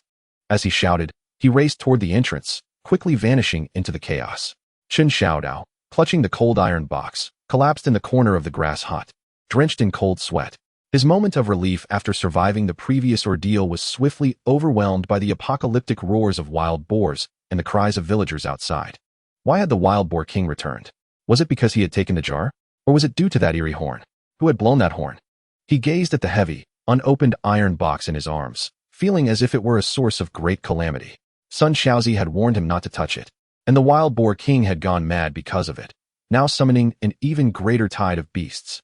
What on earth had he unearthed? Chen Xiao Dao dared not remain in the grass hut any longer. Cradling the iron box as if it were a bomb set to explode, he stumbled back to his dilapidated straw house amidst the chaos. Chen Laosher was desperately bracing the rickety wooden door with his body, his face etched with despair. Seeing his son return, drenched and in a daze, clutching a dark iron box, the old man was both astonished and alarmed. "Xiao Dao, where have you been?" "Outside, father." "No time for questions. Help me hold the door." Chen Xiao Dao shoved the iron box into a corner by the earthen Kong, hastily covering it with a tattered straw mat. Before rushing to the door to assist his father in holding back the quaking wooden door, which trembled under the onslaught of chaos outside. A furious roar erupted just outside, reverberating like thunder. With a tremendous crash, the fragile earthen walls of the straw house shuddered violently, dirt cascading down as if a colossal beast were battering against it. Ah! Chen Laosher yelped in fright, nearly collapsing to the ground. Chen Xiaodao's face turned ashen as he pressed against the door, his heart racing as if about to leap from his chest. Had the wild boar herd already reached the center of the village? Help! The wild boars have entered the village. Outside, anguished screams and the sound of frantic running filled the air. It was over. Kao Shan village could not withstand this. Despair washed over Chen Xiao Dao like a cold tide, engulfing him once more. He cast his gaze towards the iron box in the corner of the earthen Kong, covered by a straw mat, his eyes brimming with dread and resentment. It was all because of this cursed object. Just then, a series of urgent and powerful knocks echoed at the door, accompanied by the panicked yet still clear and urgent voice of Li Xiaoying. Chen Xiao Dao. Uncle Chen Laosher. Open the door. Quickly. The wild boar is charging in. We can't hold this place any longer. Secretary Wang has instructed everyone to go to Sun Keizi's house. His walls are sturdy. Sun Keizi's house. Chen Xiao Dao and Chen Laosher exchanged a glance, each seeing a flicker of hope in the other's eyes. Although Sun Keizi's abode was remote, it nestled at the foot of the mountain, and its adobe structure, built with large stones, was far more robust than the average earthen house. Open the door. Li Xiaoying's voice grew even more anxious. Without further hesitation, Chen Xiaodao abruptly lifted the wooden bar that secured the door. As the door swung open, the sweat and dirt-streaked face of Li Xiaoying appeared at the threshold, followed by several equally panicked villagers, including Zhao Ergu, who was wrapped in burlap, his bare legs exposed, his face ashen. Run! Li Xiaoying grasped Chen Xiaodao's arm, pulling him outside without a moment to spare. The wild boar is coming from the west. If we don't leave now, it will be too late. Chen Xiaodao stole a glance at the corner of the Kong, gritted his teeth, and rushed over to lift the straw mat, seizing the cold iron box. What are you doing with that useless box at a time like this? Li Xiaoying shouted in exasperation. Never mind. Just go. Chen Xiaodao clutched the iron box tightly, pulling his stunned father along, following Li Xiaoying and the throng as they plunged into the chaotic and perilous night. The village resembled hell itself. Flames soared into the sky. Thick smoke billowed. The wild boar's frenzied roars intertwined with the villagers' terrified cries. Massive shadows crashed through the narrow village paths, their tusks gleaming with a fatal glint in the firelight. The earthen walls crumbled, fences were trampled, leaving devastation in their wake. With the heavy iron box in his arms, Chen Xiaodao tugged his father along, fleeing through the chaotic crowd and the rampaging wild boar. Several times, the enormous tusks narrowly grazed their bodies, the nauseating stench of blood swirling around them. Zhao Ergu, wrapped in burlap, staggered as he ran, nearly stumbling several times, emitting pig-like wails. Wait for me. My backside isn't healed yet. At last, they spotted the low but sturdy adobe house of Sun Keizi. A number of villagers who had escaped were already gathered around the house. Wang Youfu was directing a few brave young men, using thick wooden beams to firmly brace the door, blocking the windows with stones and firewood. Get in. Wang Youfu shouted hoarsely upon seeing Chen Xiaodao and the others. The group tumbled into the yard, just as a ferocious wild boar roared behind them, violently crashing against the recently barricaded courtyard door. Boom. The wooden door shook violently, the wooden bar groaning under the immense strain, but it ultimately held firm. The courtyard was packed with frightened villagers. Children cried, adults shouted, creating utter chaos. The air was thick with the scent of fear and sweat. Chen Xiaodao leaned against the cold stone wall, clutching the icy iron box, gasping for breath. He scanned the courtyard, his gaze swiftly locking onto the figure of the old hunter, Sun, who lay unconscious on the earthen bed, his pallid face reminiscent of parchment. A weathered woman, knowledgeable in herbal remedies, was gently wiping the cold sweat from his brow. Chen Xiaodao felt a heavy weight settle in his heart. The secret of the iron box, the reason for the wild boar king's return, and the eerie sound of the horn, perhaps only this comatose old hunter held the answers. He glanced down at the burdensome source of calamity in his arms, then at the pale-faced villagers crowded in the courtyard, and finally at the terrifying sounds of the wild boar crashing against the courtyard walls and the villagers' screams. Would Kao Shan Tun endure until dawn? Was this iron box a beacon of hope or a harbinger of destruction? Just then, Sun's fingers, calloused and scarred, which lay beside him, seemed to twitch ever so slightly. Chapter 10. The urban prodigal and the thatched hut, the iron box, stinking feet. And the awakening lame man's son's calloused fingers twitched imperceptibly under the dim light of the oil lamp. Chen Xiao Dao's eyes widened in astonishment, nearly gasping aloud. Clutching the cold iron box, he darted from the wall to the edge of the earthen bed, fixating intently on Sun's deathly pale face. "Uncle Sun, have you awakened?" he whispered urgently. Sun's eyes remained tightly shut. Yet the slight flutter of his eyelids and the occasional twitch of his fingers indicated that his consciousness was struggling to resurface from the abyss of unconsciousness. "Shoo, be quiet. I am tending to Uncle Sun," the old woman scolded, casting a sharp glance at Chen Xiao Dao. "He has suffered greatly, with a broken leg and internal injuries. His survival is a blessing from our ancestors. Let him rest." Frantic, Chen Xiao Dao scratched his head in desperation. "Rest? The wild boars outside are about to tear down Kao Shan Tun. Uncle Sun is the only one who might know the secret of the iron box and the reason for the wild boar king's frenzy. He must awaken. Madam, please step aside. I have a way to rouse him." Chen Xiaodao's eyes sparkled with determination. The old woman regarded him with skepticism. "What could you possibly do? Do not cause chaos. Just watch." Chen Xiaodao replied mysteriously, then abruptly flung aside the tattered blanket covering Sunday. "What are you doing?" the woman exclaimed, ignoring her. Chen Xiaodao focused on Sun's grotesquely swollen and disfigured leg. "Forgive me, Uncle Sun." Gritting his teeth, he jabbed 2 fingers sharply into the wounded area of Sun's broken leg. A howl, more beast than human, erupted from Sun's throat. He shot up from the bed as if struck by lightning, his eyes wide and bloodshot. Fixating on Chen Xiaodao with a murderous intensity that seemed almost tangible. "He is awake. He's awake," Chen Xiaodao exclaimed in delight, but quickly recoiled under the fierce glare from Sun, raising the iron box as a makeshift shield. "Uncle, do not be agitated. It's me, Chen Xiaodao. Look, I retrieved the jar from the well." Sun's initially murderous gaze froze upon the sight of the dark iron box. His pallid complexion grew even more ashen, his lips quivering as he hoarsely uttered a few words. "What are you trying to fish out? Seeking death?" The occupants of the courtyard were drawn to the anguished wail of the crippled Sun, turning their heads toward the earthen house. The formidable figure of Wang Youfu appeared at the entrance, his brow furrowed as he observed the awakened Sun and Chen Xiaodao, who was clutching an iron box. "Sun, you have regained consciousness? Just in time. A herd of wild boars is rampaging against the walls outside. Do you understand what is happening?" Wang inquired in a solemn tone. Sun, however, did not respond to Wang's question. His gaze remained fixated on the iron box in Chen's hands, his expression a tumult of fear, anger, regret, and a hint of an indescribable resolve. "Uncle Sun, what exactly is this iron box? Why does the boar king desire it so fervently? Why did you say we cannot retrieve it?" Shun pressed urgently, unconsciously tightening his grip, causing rust from the box to flake away. Sun inhaled deeply, which exacerbated his internal injuries, causing him to grimace in pain. He struggled to prop himself up against the earthen wall, his voice rasping like sandpaper. "This box was unearthed 20 years ago by myself, cough cough, and several hunters from the depths of the old forest." He paused frequently to catch his breath, the agony from his broken leg causing beads of sweat to form on his forehead. 20 years ago, Wang's brow furrowed even deeper. "How come I was unaware of this?" Sun scoffed, his eyes gleaming with derision. "You were still a clerk in the county back then." Wang was momentarily silenced, his expression darkening. At that moment, a thunderous crash, more intense than any prior, reverberated from beyond the courtyard wall. The entire earthen house trembled, dust cascading from the beams above. A chorus of terrified screams erupted from the courtyard. "Hold the door! Hold the door!" Wang Youfu, disregarding further inquiries, dashed outside to direct the commotion. Chen Xiaodao's heart raced to his throat. By the sound of it, the wild boar herd had completely lost its senses. It seemed they had fixated on this courtyard and this iron box. "Uncle Sun, quickly tell me, what is the significance of this box?" Chen's voice escalated, fraught with anxiety. Sun gritted his teeth, enduring the pain as he hastened his speech. 20 years ago, we 5 hunters pursued an injured deer deep into the old forest and stumbled upon a cave.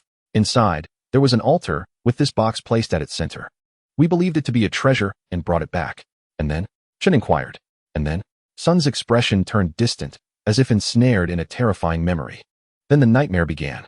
On our way back with the box, old Zhang was bitten by a venomous snake, Li Si fell from a cliff, and Wang Matzi was impaled by his own hunting knife. Only old Lu and I remained. We were terrified and wanted to return the box. But that night old Lu went mad and blew his own brains out with a hunting rifle. Chun felt an icy chill envelop him. the iron box in his grasp suddenly feeling as if it weighed 1,000 pounds. Then how did you? Sun chuckled bitterly, pointing to his crippled leg. I intended to bury the box, but then I encountered it. The Boar King, Chen exclaimed in disbelief. Sun Xiao nodded, his eyes filled with profound hatred and fear. At that time, it was not as large, but it was terrifying enough. It chased me for 3 days and nights, ultimately biting off my leg outside the Kashung village. I fled back desperately, hiding the box at the base of the pigpen wall, sealing it with talismans, hoping to subdue it. Chen Xiao Dao's mind buzzed. So that wild boar king has been searching for this box for 20 years. Last night, it collapsed the pigpen for it. And now, with it being retrieved, the wild boar king has gone completely mad. What on earth is inside the box? Chen Xiao Dao's voice trembled. Sun Xiaozi shook his head. I do not know. We dared not open it. Boom. Another earth-shattering collision resounded. This time, the courtyard wall visibly shook. A stone loosening from its base and rolling down. It can't hold. The wall is about to collapse. Desperate cries echoed in the courtyard. Give me the box. Sun Xiaozi suddenly strained to stretch out his hand, his gaze resolute. I'll throw it to divert the wild boar. You take the chance to escape. Chen Xiaodao hesitated. This iron box is so strange, and Sun Xiaozi is gravely injured. Hurry. Sun Xiaozi commanded sharply, his tone leaving no room for dissent. Gritting his teeth, Chen Xiaodao handed over the iron box. Sun Xiaozi took the box, a sickly flush appearing on his pale face. He struggled to prop himself up, dragging his severed leg, inching towards the edge of the bed. Just then, wait. A shrill voice suddenly pierced through from the doorway. The crowd turned to see Zhao Ergu wrapped in a tattered burlap sack, bare-legged, and standing at the entrance with a face of terror. His gaze was fixated on the iron box in Sun Xiaozi's hands, his lips quivering. That box cannot be moved. Get out of the way. Chen Xiaodao snapped, irritated. What time is it? Yet Zhao Ergu stubbornly insisted, stumbling into the room, pointing at the iron box, his voice trembling. I just had a dream. I dreamed that this box opened. Something crawled out of it. Nonsense. Chen Xiaodao was enraged, ready to kick him. When did you even sleep? Still dreaming. Really? Zhao Ergu exclaimed, jumping anxiously. Just now. I leaned against the wall and dozed off for a bit. I saw the box open by itself. Inside. What was inside? Sun Xiaozi's voice suddenly turned chillingly calm. Zhao Ergu shrank back. Something crawled out with a pig's head and a human body. It smiled at me. It said, "Thank you for letting me out." The room fell into an eerie silence. Shut your filthy mouth. Chen Xiaodao was the first to break the silence, slapping Zhao Ergu on the back of his head. What nonsense are you making up at a time like this? The wild boar is about to charge in. I'm not making it up. Zhao Ergu massaged his head, feeling wronged. That dream was real. The pig-headed man also said. What else did it say? Sun Xiaozi's voice turned unusually calm. Zhao Ergu shivered. It said that when its true form comes out of the well, none of you will survive. The word sent a jolt through both Chen Xiaodao and Sun Xiaozi. They exchanged a glance, horror reflected in each other's eyes. That eerie green light, that muffled bubbling sound. There is something in the well, and it is related to this iron box. Boom. A more intense crashing sound reverberated, accompanied by the thunderous crash of collapsing stones and the desperate screams of the villagers. The wall has fallen. Wild boars have charged in. There is no time left. Sun Qiaozi gritted his teeth, dragging his broken leg, and rolled off the bed with a sudden jolt. Ignoring the excruciating pain, he leaped on one leg to the window, forcefully pushing aside the firewood that blocked it. Under the moonlight, chaos engulfed the yard. The wall had been breached, leaving a gaping hole. Several large male wild boars, brandishing their ivory tusks, were wildly pursuing the fleeing villagers. In the distance, a massive shadow, akin to a small mountain, the wild boar king, steadily approached the earthen house, its dark red eyes glinting with cold, greedy light under the moon's glow. Taking a deep breath, Sun Qiaozi raised the iron box high above his head and, with all his might, hurled it toward the pile of firewood at the other end of the yard. Beasts, this is what you seek. Come and take it. The iron box traced an arc through the air, crashing onto the firewood pile with a resounding clang before rolling to the ground. This tactic proved effective. The wild boar king abruptly turned its massive head toward the sound of the box hitting the ground. It emitted a deafening roar, abandoning its calm demeanor, and charged like a bolt of black lightning toward the iron box. Villagers, fences, and even other wild boars were sent flying by its colossal form. Run. Now. Everyone. Head for the back mountain. Sun Qiaozi bellowed. The villagers, jolted from their stupor, seized the moment while the wild boar king and its horde were distracted by the iron box. crying out as they surged toward the small door at the back of the yard that remained unblocked. Go! Sun Qianzi urgently pulled Chen Xiao Dao, who was still dazed, dragging him outside. Yet, Chen Xiao Dao suddenly broke free from Sun Qianzi's grasp. Wait, where's Zhao Ergu? He looked around, only to realize that Zhao Ergu had vanished without a trace. What was even more unsettling was that the iron box was also nowhere to be found. It had been rolling on the ground just moments ago. How could it have disappeared so quickly? Forget about him. Move. Sun Qianzi commanded sharply, gritting his teeth. Chen Xiao Dao supported Sun Qianzi and stumbled through the small door, fleeing with the crowd toward the back mountain. Behind them, the wild boar king, having noted the absence of the iron box, let out a thunderous roar filled with rage and murderous intent. The villagers of Kao Shan Tun, resembling a flock of frightened sheep, stumbled chaotically along the dark mountain path. The cries of the elderly, children, and women echoed hauntingly in the night. Supporting Sun Qianzi, Chen Xiao Dao trudged along with the crowd, each step sending sharp pain coursing through Sun Qianzi's broken leg, causing cold sweat to bead on his forehead. Yet, he remained silent, gritting his teeth in determination. Uncle Sun, how did the iron box suddenly vanish? Chen Xiao Dao gasped. Sun Qianzi shook his head, his expression grim. I don't know. Perhaps someone picked it up. His unvoiced fears spoke volumes. Zhao Ergu is also missing, Chen Xiao Dao said, glancing back anxiously at the Kao Shan Tun engulfed in firelight and smoke. He'll manage on his own. Sun Qianzi interrupted sharply. That kid is crafty.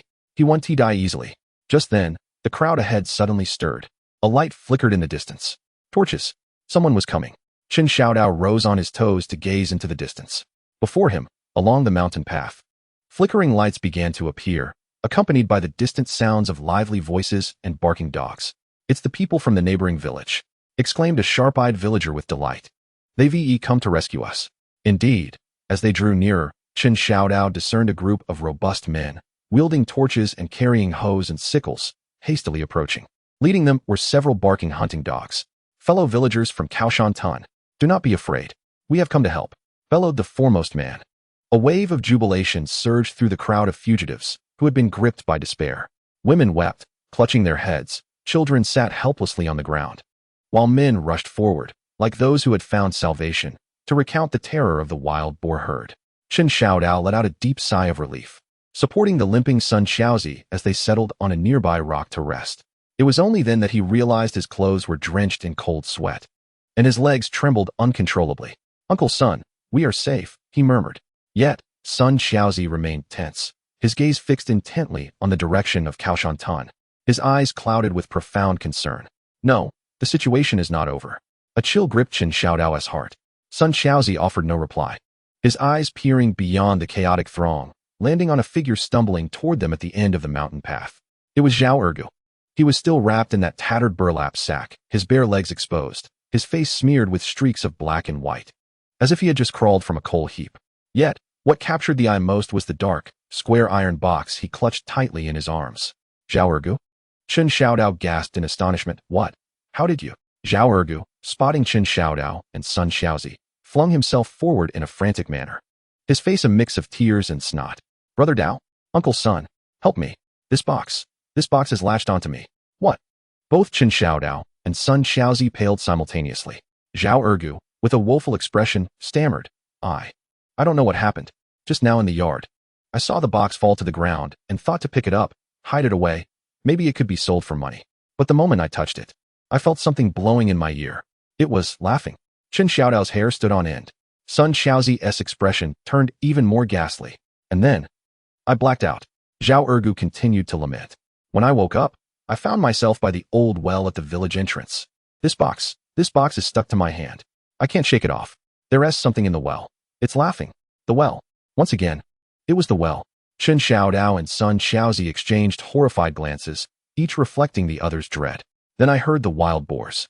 Terrified, I ran with the box. On the way, Zhao Ergu lowered his voice, eyes wide with fear. The box, it jumped in my arms.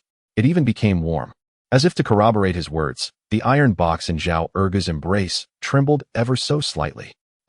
Zhao Ergu nearly dropped the box in fright. Chen Xiao Dao and Sun Xiaozi instinctively stepped back. The iron box lay silently in Zhao Ergu's arms, its dark surface glinting with an eerie sheen under the moonlight. The diminutive keyhole, unbeknownst to anyone, began to exude a trickle of dark crimson liquid, reminiscent of congealed blood. It is bleeding. Zhao Erge's voice trembled, quaking as if afflicted by Parkinson's disease. Sun Keizi's countenance turned ashen in an instant. He seized Chen Xiao Dao and Zhao Erge's shoulders with urgency. His voice hoarse and frantic. Listen, this box must be disposed of immediately. Before he could finish, a sharp crack echoed from within the iron box, reminiscent of ice shattering. The dark red stain at the keyhole suddenly expanded. The rust-riddled surface of the box began to fracture, centered around the keyhole. It is about to open. Zhao Ergu emitted a scream akin to a slaughtered pig. Chapter 11. The urban prodigal and the thatched cottage, black mist, stinking feet, and the pig-headed man's kinship. Crack. The sound of splintering resonated, piercing the hearts of all present. The dark iron box in Zhao Ergu's embrace witnessed the crimson stain rapidly spreading, its surface resembling a desiccated riverbed, instantly adorned with a web of fine cracks. It is going to explode. Help! Zhao Ergu, terrified beyond measure, clutched the box as if it were a searing branding iron, desperately attempting to fling it away. Yet, the box seemed rooted, firmly glued to his grasp, immovable. Throw it away, Sun Keizi shouted, his eyes ablaze with desperation. I can't. It has latched onto me. Zhao Ergu wept uncontrollably, his face smeared with tears and snot, spinning in place, stomping his feet like a spinning top with its tail stepped on. Brother Dao? Uncle Sun? Save me. I do not wish to become pig feed. The surrounding villagers, equally startled by this bizarre spectacle, recoiled in trepidation, gazing at the ominously cracking iron box in Zhao Ergu's arms. Boom! In that critical moment, a more ferocious and wrathful roar erupted, akin to thunder from the heavens, resonating from the direction of the mountain village, accompanied by a tumultuous sound reminiscent of earth-shaking thunder. The wild boar king. It is closing in rapidly. Clearly, the box's unsettling activity had ignited its fury. There was no time to lose. A glint of desperate resolve flashed in Sun Keizi's eyes as he glanced at Chen Xiao Dao, then at the box in Zhao Ergu's embrace, which was on the verge of explosion, and lastly, his gaze landed on Zhao Ergu's mud-smeared feet, wildly flailing in panic. An absurd, audacious, nearly mad thought raced through Sun Keizi's mind. Zhao Ergu, remove your shoes. Quickly, Sun Keizi commanded, his tone brooking no dissent. Zhao Ergu, teetering on the brink of collapse, was momentarily taken aback by this nonsensical order, halting his frantic spinning. Take off my shoes. Uncle Sun, what time is it? Quick. Press your feet against the box. Sun Keizi nearly roared, simultaneously hopping on one leg to Zhao Ergu's side, his bony hand darting out like lightning to grasp the tattered sackcloth around Zhao Ergu's ankle, yanking it down with great force. Rip! The sackcloth tore asunder. Zhao Ergu's bare feet, caked with mud, sweat, and grass clippings, exuded a potent masculine aroma, now laid bare under the cold moonlight and the horrified gazes of the onlookers. An indescribable concoction, mingling the stench of sweat, the earthy scent of mud, foot odor, and a unique fermenting essence, wafted through the air like an invisible shockwave. The nearby villagers, including Chen Xiao Dao, were caught off guard, assaulted by the pungent aroma that was almost blindingly intense, causing their faces to pale and their stomachs to churn violently, nearly leading to an immediate retching. Even Sun Keizi could not suppress a grimace. Uncle Sun, what is this? Chen Xiao Dao pinched his nose, his voice altered, utterly baffled by the old hunter's cryptic intentions. There's no time for explanations. Sun Keizi's gaze was as sharp as a knife, fixed intently on the frantically vibrating iron box in Zhao Ergu's arms. Ergu, trust me. Press your foot against the crack in the box. Quickly. With all your might. Zhao Ergu glanced at his infamous feet, and then at the iron box emitting a faint red glow. His face turned an alarming shade of purplish hue. Uncle Sun, you want me to press it with my foot? Is that even feasible? What if it bites my toes? Stop your nonsense. If you wish to survive, do as I say. Sun Keizi barked with a resolute ferocity. Think of your life. Think of your feet. This is your only weapon. Press it. Weapon? Zhao Ergu was momentarily taken aback by the absurdity of the assertion, but as he beheld Sun Keizi's unwavering gaze and heard the approaching sound of wild boars, the instinct to survive overrode all else. Damn it, here goes nothing. Zhao Ergu let out a tragic roar, determination flashing in his eyes. He lifted his right foot with all his strength, and with a forceful thrust, he slammed his foot, grimy and exuding a terrifying aura, into the largest crack of the iron box's lock. Time seemed to freeze at that moment. All eyes were riveted on the foot that emanated a lethal fragrance and the impending contact with the crack of the iron box.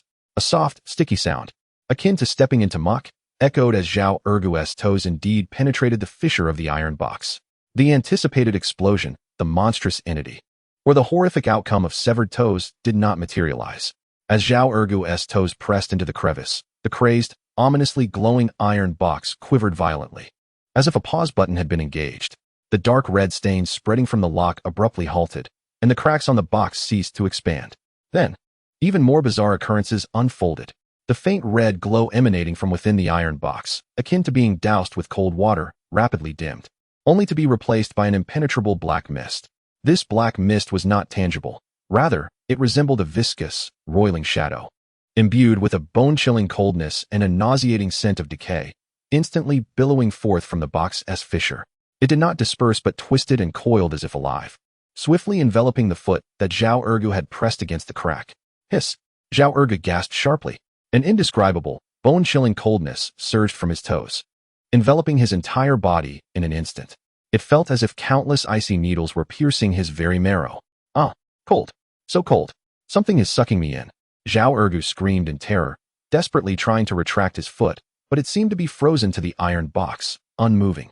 Even more frightening was the viscous black mist that was creeping up his ankle, as if it were a living entity. Hold on. Sun Xiaozi's eyes sparkled with an unusual light, fixating intently on the swirling black mist. It fears you. Fears me, Zhao Ergu cried out. It's about to turn me into a desiccated corpse. What nonsense. It fears your scent. Sun Xiaozi's words were astonishing, as if to validate his claim. The viscous black mist, entwining around Zhao Ergu's ankle and attempting to ascend, suddenly halted upon encountering the long-standing filth and the more pungent odor emanating from his calf. Like being scalded, it began to writhe violently. It even emitted a faint sound, akin to grease dropping into cold water. The swirling of the black mist noticeably slowed. It seemed to genuinely resist the richer scent emanating from Zhao Ergu's leg. How? The wild boar king, a colossal figure reminiscent of a small mountain, charged towards the outskirts of the crowd, engulfed in boundless fury and a foul wind. Its dark red, enormous eyes instantly locked onto Zhao Ergu, who was ensnared by the black mist, balancing on one foot while clutching the iron box. It let out a deafening roar, unyielding and relentless, lowering its head, brandishing its massive tusks like the scythes of death, charging towards Zhao Ergu with a terrifying momentum, crushing villagers along the way as if they were mere paper. My goodness! Zhao Ergu, witnessing the beast barreling towards him like a runaway locomotive, felt his soul leave his body. His foot was frozen to the box, unable to extricate itself.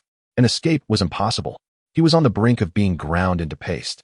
At this critical juncture of life and death, PFF, a long muffled sound, resonating as if it emerged from the depths of the abyss, erupted from an indescribable part of Zhao Ergu. The sound was colossal, so profound. It carried a tragic sense of desperation, surpassing even the roar of the wild boar king. Zhao Ergu, the biochemical warrior of the mountain stronghold, under extreme fear and chilling stimulus, unleashed his potential once more. He delivered the most powerful strike of his life. The ultimate technique, ice soul abyssal fart. A dense, despair-laden pale blue gas erupted from behind him like a miniature shockwave, surging directly towards the wild boar king. The effect was immediate. The ferocious wild boar king, charging like a demonic deity, abruptly skidded to a halt. Its massive hooves carved 4 deep furrows into the ground. Its enormous, incredibly sensitive nose felt as though it had been thrust into a barrel filled with expired herring and liquid nitrogen. Humph! Hiss hiss hiss. The wild boar king emitted a series of exceedingly strange, hiccup-like sounds, as if choked, accompanied by intense physiological distress. Its dark crimson, menacingly fierce eyes were instantly replaced by an indescribable agony, bewilderment, suffocation, and an overwhelming sense of physiological revulsion. It thrashed its massive head wildly, its stout hooves restlessly scraping the ground, desperately attempting to dispel the noxious stench that surged towards its crown, reeking of ice and decay. Instinctively, it retreated several steps, its enormous nostrils flaring violently, emitting a distressed snort, and to everyone's astonishment, physiological tears welled up in its scarlet eyes. The charge was abruptly halted by this chilling, otherworldly force that transcended both physical and mental realms. The entire world descended once more into an eerie silence. The fleeing villagers forgot their cries. The burly men from the neighboring village gaped in astonishment. Chen Xiao Dao and Sun Kezi stood dumbfounded. Even Zhao Ergu himself was momentarily dazed, maintaining a posture akin to a proud rooster, oblivious to the need to withdraw. The wild boar king stood frozen, its colossal form slightly trembling, exhaling pained vapor. As those tear-filled, beastly eyes fixated intently on Zhao Ergu's commanding posterior, reflecting an anthropomorphic mixture of fear, apprehension, and profound psychological trauma. Just then, a deep, resonant, and solemn horn echoed once more from the depths of the mountains. This time, the sound was clearer, more urgent, as if carrying an imperative command. The horn seemed to awaken the wild boar king. It shook its massive head violently, forcefully dispelling the suffocating stench. As its enormous eyes turned again toward Zhao Ergu, shrouded in black mist with the iron box in his arms, they were now filled not only with greed and fury, but also a tinge of wariness. It emitted a short, reluctant growl, pivoting its massive head towards the source of the horn, casting one last lingering glance at Zhao Ergu's rear. Then, to the incredulity of all present, this beast, akin to a demon, slowly turned away, no longer gazing at Zhao Ergu or the iron box. It stepped forward with heavy strides, bearing the remnants of its royal dignity and boundless frustration, gradually retreating into the shadowy depths of the forest. Yet this time, its steps appeared somewhat unsteady. The chaotic horde of wild boars, as if responding to a command, ceased their assault on the crowd, surging like a black tide, rumbling after their king's retreating figure, once again plunging into the dense thicket.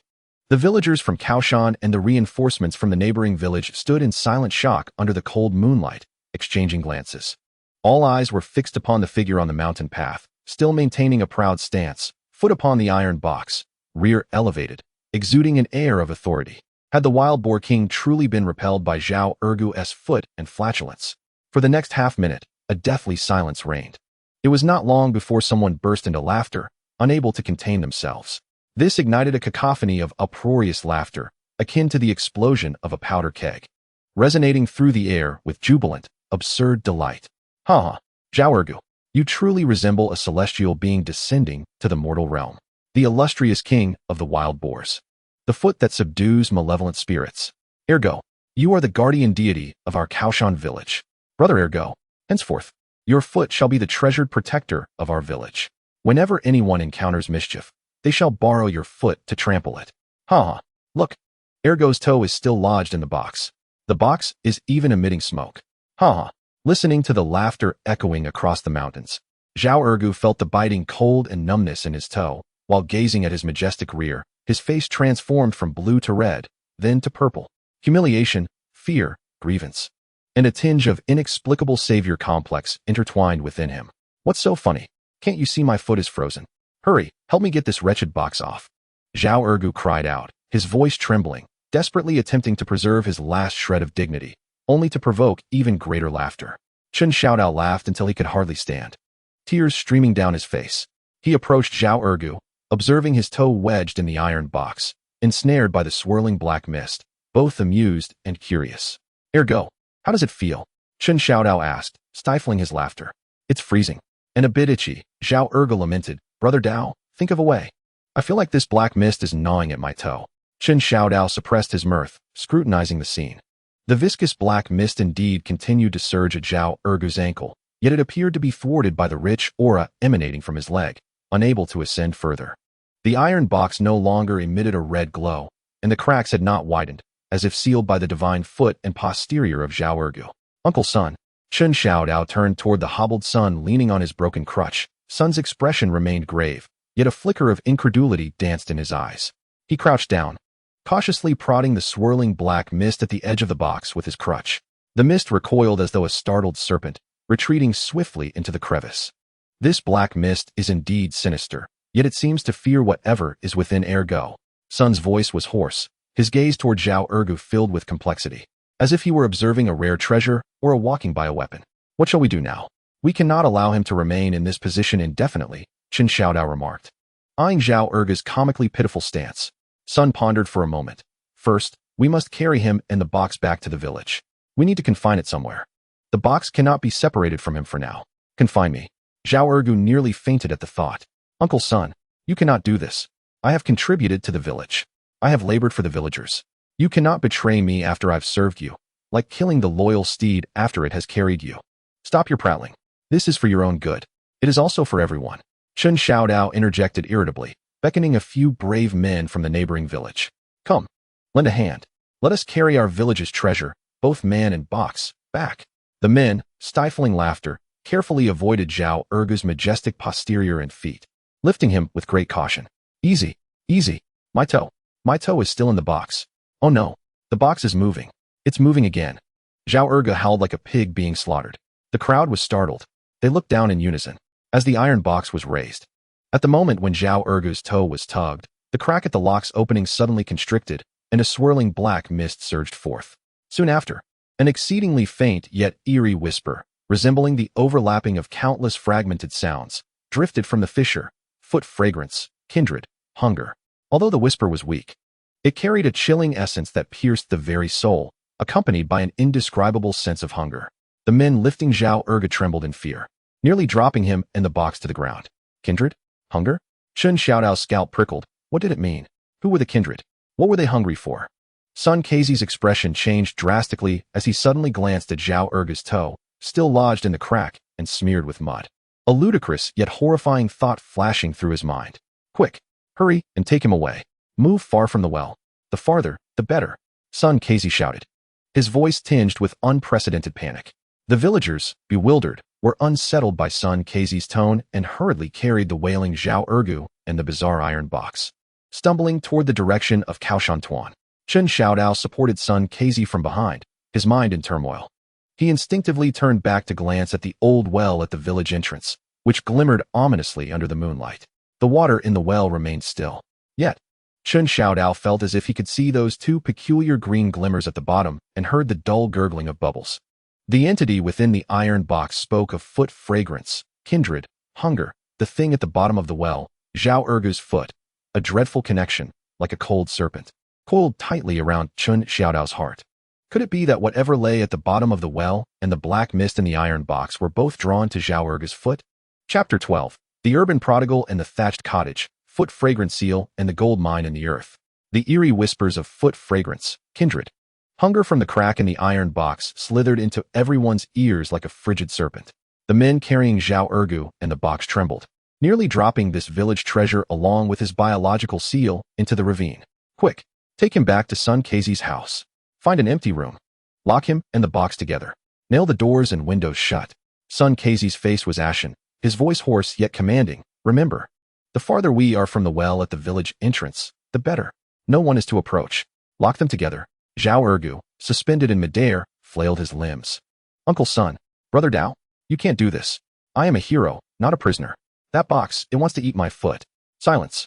Chen Xiao Dao snapped, his heart racing with unease. The whispers were too sinister. Kindred? Could it be that the thing at the bottom of the well was related to the entity within the iron box?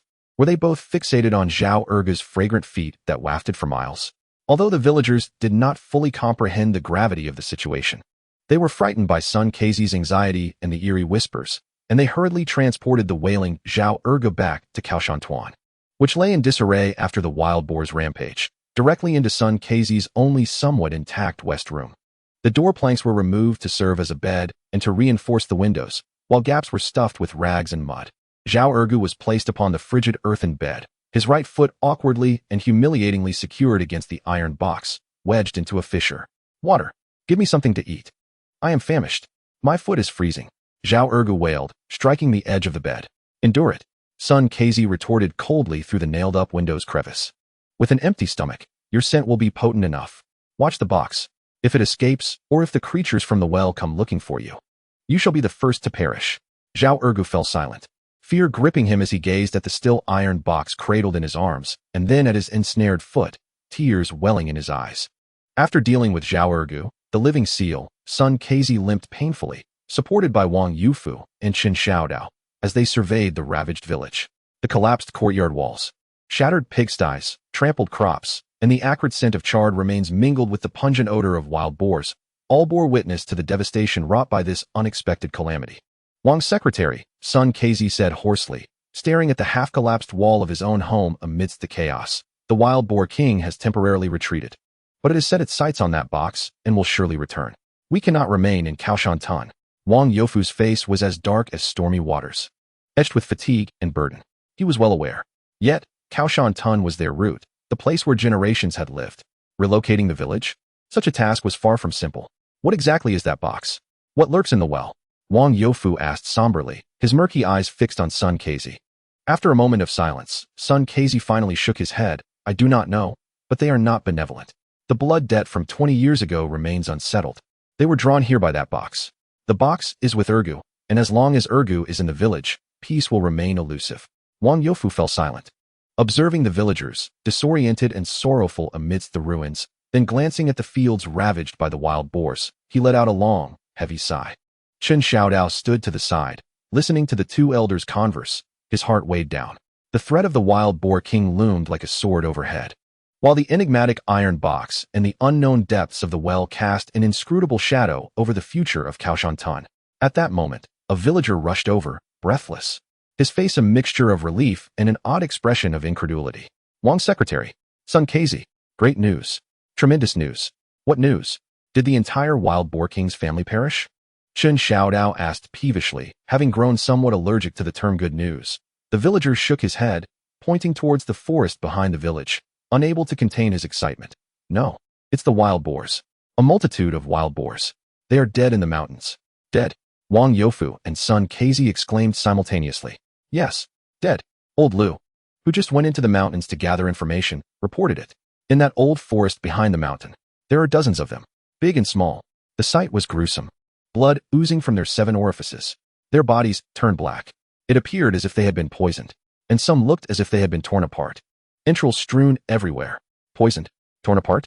Sun Casey furrowed his brow. Did old Lu see clearly? Was the wild boar king among them? No, he did not see the wild boar king. The villagers confidently asserted that the deceased were merely ordinary wild boars. Old Lu remarked that the stench emanating from the forest was more pungent than Zhao Erge's feet, nearly causing him to faint. He dared not linger and hastily retreated.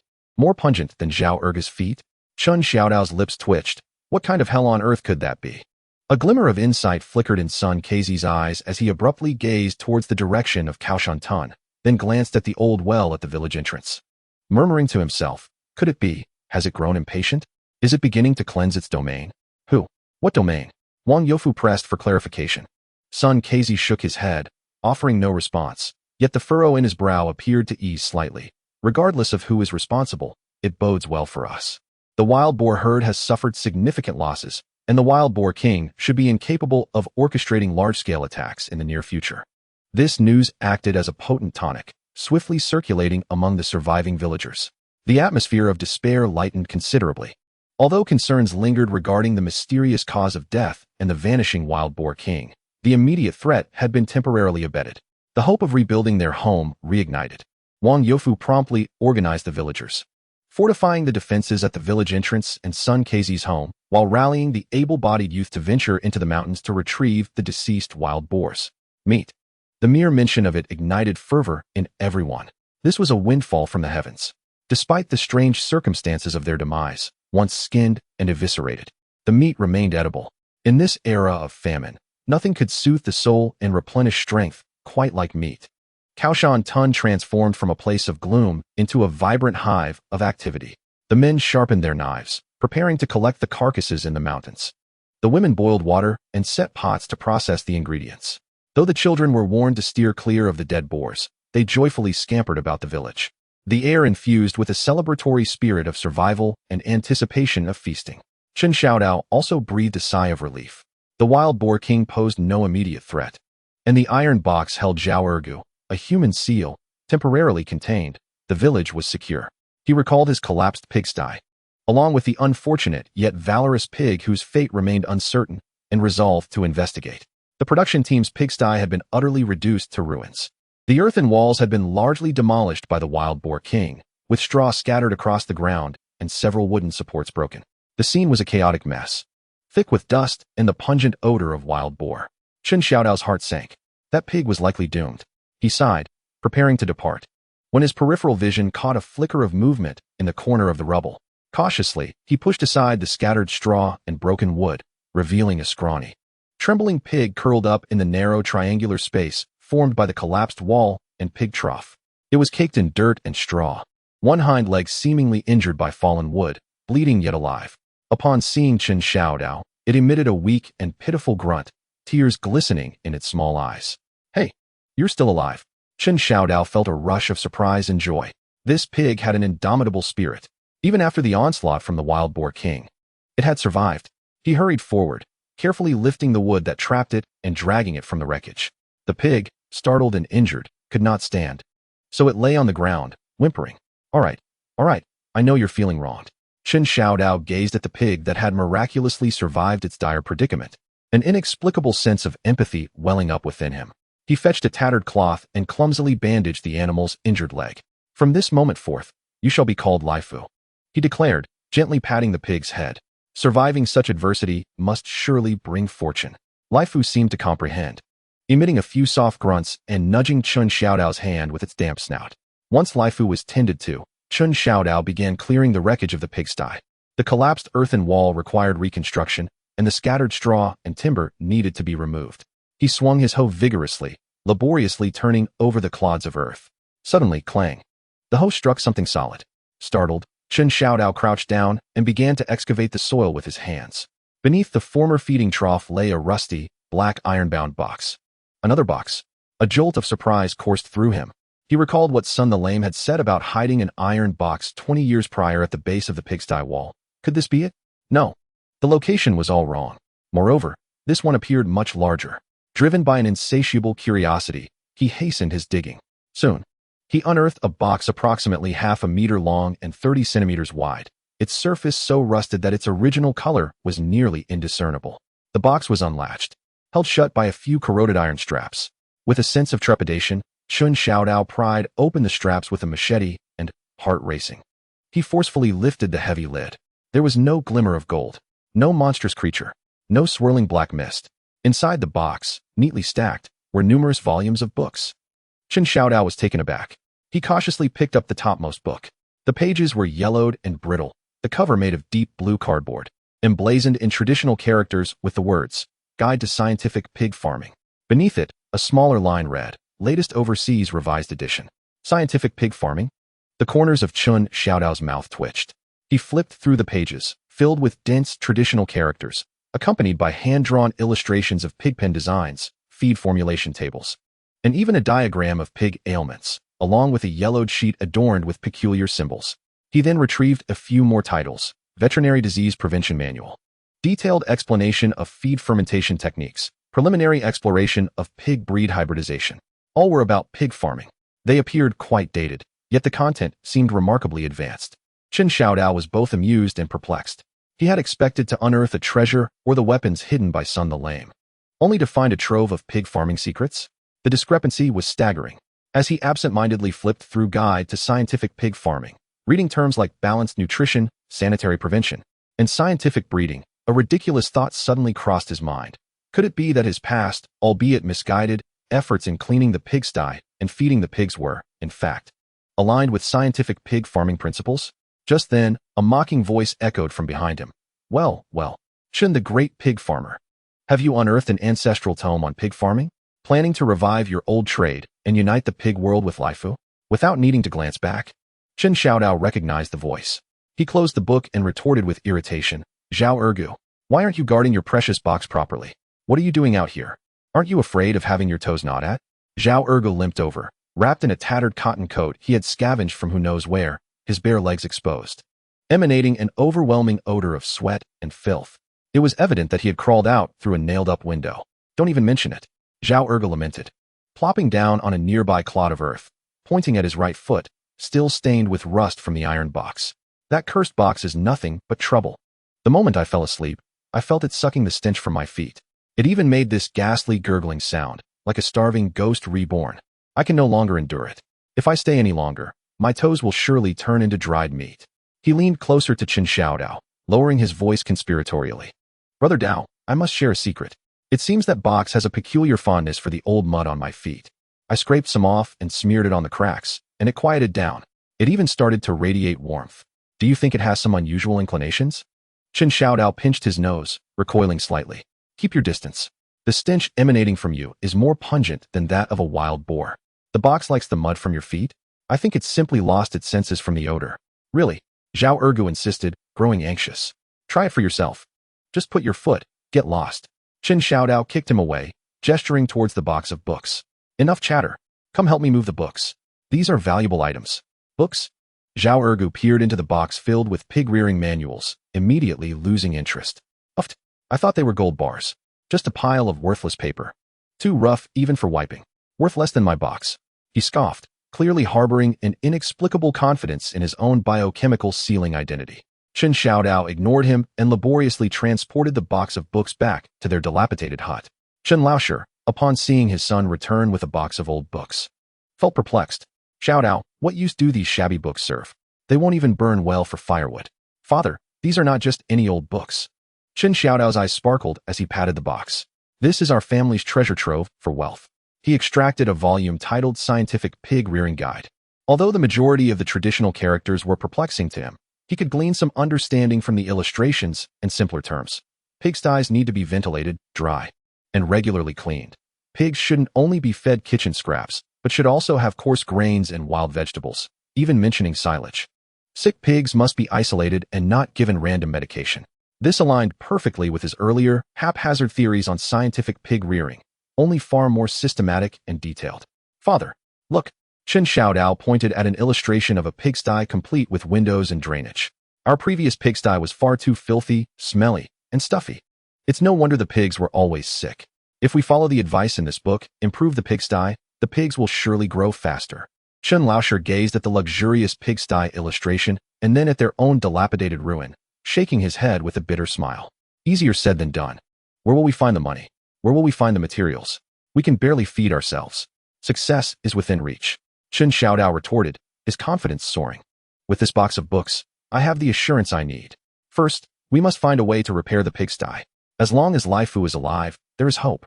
Once we manage the wild boar meat from the mountains, and every household has shared the meat, we will have the strength to explore side ventures.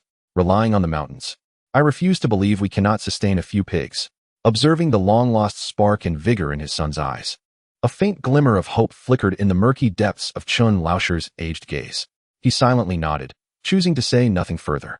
In the days that followed, Kaoshan village entered a period of intense reconstruction. Wang Youfu heeded some of Sun Keizi's suggestions, deciding against relocating the village for the time being, while reinforcing patrols and vigilance, particularly around the old well at the village entrance and Sun Keizi's home. The villagers immersed themselves in the joy of newfound prosperity and the bustling effort of rebuilding their homes. The teams venturing into the mountains returned with a dozen wild boars, their demise shrouded in mystery. Although Sun Keizi warned against consuming the entrails and visibly rotten parts, the remaining meat provided the entire village with a hearty feast. The long-forgotten aroma of meat wafted through the air above Kaoshan village, temporarily dispelling fear and gloom. Even the severely injured Sun Keizi was given a bowl of steaming meat soup. Chen Xiao Dao, while participating in the village's reconstruction, eagerly delved into the box of pig-raising secrets, and even took the time to construct a modest temporary shelter for Laifu in the corner of his yard using a few pieces of wood and the remaining straw. Meanwhile, Zhao Ergu became the most peculiar presence in Kaoshan village. Confined in the west room of Sun Keizi's home, he was accompanied by the enigmatic iron box. The villagers regarded him with a mix of respect and fear, respect for his two daring encounters with the wild boar king, and fear of the sinister box by his side. Each day, those delivering his meals would slide food through the nailed-up window using a long bamboo pole, then hastily flee, as if proximity to that room would bring misfortune. Zhao Ergu gradually adapted, discovering that the old mud on his feet seemed to soothe the iron box. As long as he occasionally scraped a bit to smear on the cracks, the box would quieten, ceasing its strange noises and the attraction of his foot odor. He even began to converse with the box. Hey, brother box, how is your appetite today? Would you fancy some fresh foot mud? Just scraped, still warm. You know, it's quite puzzling. There is a bounty of mountain delicacies, yet you fixate on my stinky toes. What is your taste like? Oh, let us negotiate. My toenails are getting a bit long, affecting the flavor. How about you give them a nibble? Naturally, the box would not respond. Yet Zhao Ergu found joy in this peculiar banter. However, in the stillness of the night, he would occasionally hear faint, almost tooth-grinding creaks emanating from within the box, sending shivers down his spine.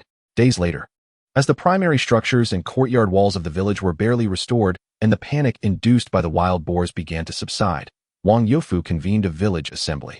The gathering took place before the remnants of the pig pen, now cleared but still in disarray. With his hands clasped behind his back, Wang Youfu surveyed the weary yet hopeful villagers before him, his voice low and grave. The calamity caused by the wild boars has temporarily passed.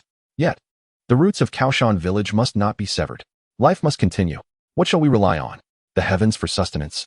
Relief supplies? That will lead only to starvation. He paused, his gaze sweeping over the crowd until it landed on Chen Xiao Dao, who was crouched on the ground examining a piece of broken brick from the pig pen. Chen Xiao Dao. Chen Xiao Dao looked up in surprise. I have reviewed the box of books you unearthed. Wang Youfu's voice betrayed no emotion. Yet the insights he shared about pig farming held a certain intrigue. Chen Xiao Dao felt a stir within. The pig pen in their team had collapsed. Wang Youfu gestured toward the ruins before them, lamenting the lack of funds and resources to purchase piglets. However, he shifted his tone, his gaze sharpening. Did you not save a pig? Do you not possess knowledge of science? Do you not aspire to be a pig farmer? Chen Xiaodao's heart began to race. Wang Youfu inhaled deeply, as if steeling himself for a momentous decision, and spoke deliberately. This ruin, this land, and that pig, Lifu, they are entrusted to you. You have 1 year. Using the methods from that book of yours, raise those pigs, fatten them up, let the villagers see hope.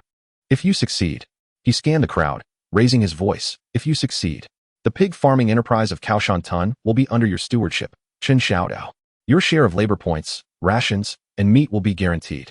But should you fail to nurture them, or if they remain in a state of half-life? Wang Youfu's gaze returned to Chen Xiaodao's face, delivering an icy warning.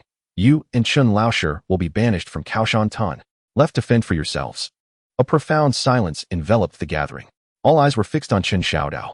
He stood rooted to the spot, surveying the desolation left by the wild boar king, meeting Wang Youfu's unwavering gaze, and finally glancing at Lifu, peering curiously from the makeshift shelter in his yard. Ultimately, his gaze settled on the scientific pig-raising guide cradled in his arms. 1 year? Rebuilding from these ruins? Starting with this emaciated Lifu? Following the decrepit pages of this yellowed tome? The pressure was monumental. Yet, retreat was not an option. A tumult of challenge, exhilaration, and a resolve to forge ahead surged within him. He lifted his head sharply, locking eyes with Wang Youfu, summoning all his strength to declare the words he had long harbored. Secretary Wang, just you wait. In 1 year, if I, Chen Xiaodao, fail to fatten these pigs, you won't need to expel me. I will pack my things and leave. I will even write my name backward. Chen Xiaodao's bold proclamation echoed above the ruins. The villagers responded with mixed reactions. Some were merely spectators, others were skeptical, while a few exhibited a glimmer of curiosity. Wang Youfu regarded Chen Xiaodao with a deep gaze, uttered no further words, and departed with his hands clasped behind his back. As the assembly dispersed, the crowd murmured among themselves as they exited. Chen Xiaodao remained alone before the ruins, contemplating the land ravaged by the wild boar king, and glanced down at the guide in his hands, filled with ambition yet burdened by weighty pressure. He crouched, picked up a piece of broken brick from the pig pen, and hurled it deep into the ruins, as if bidding farewell to the past. The sound of the brick landing resonated sharply in the vast emptiness of the ruins. At that moment, a faint sound, akin to the bubbling of water, suddenly emerged from a corner buried beneath the collapsed earth.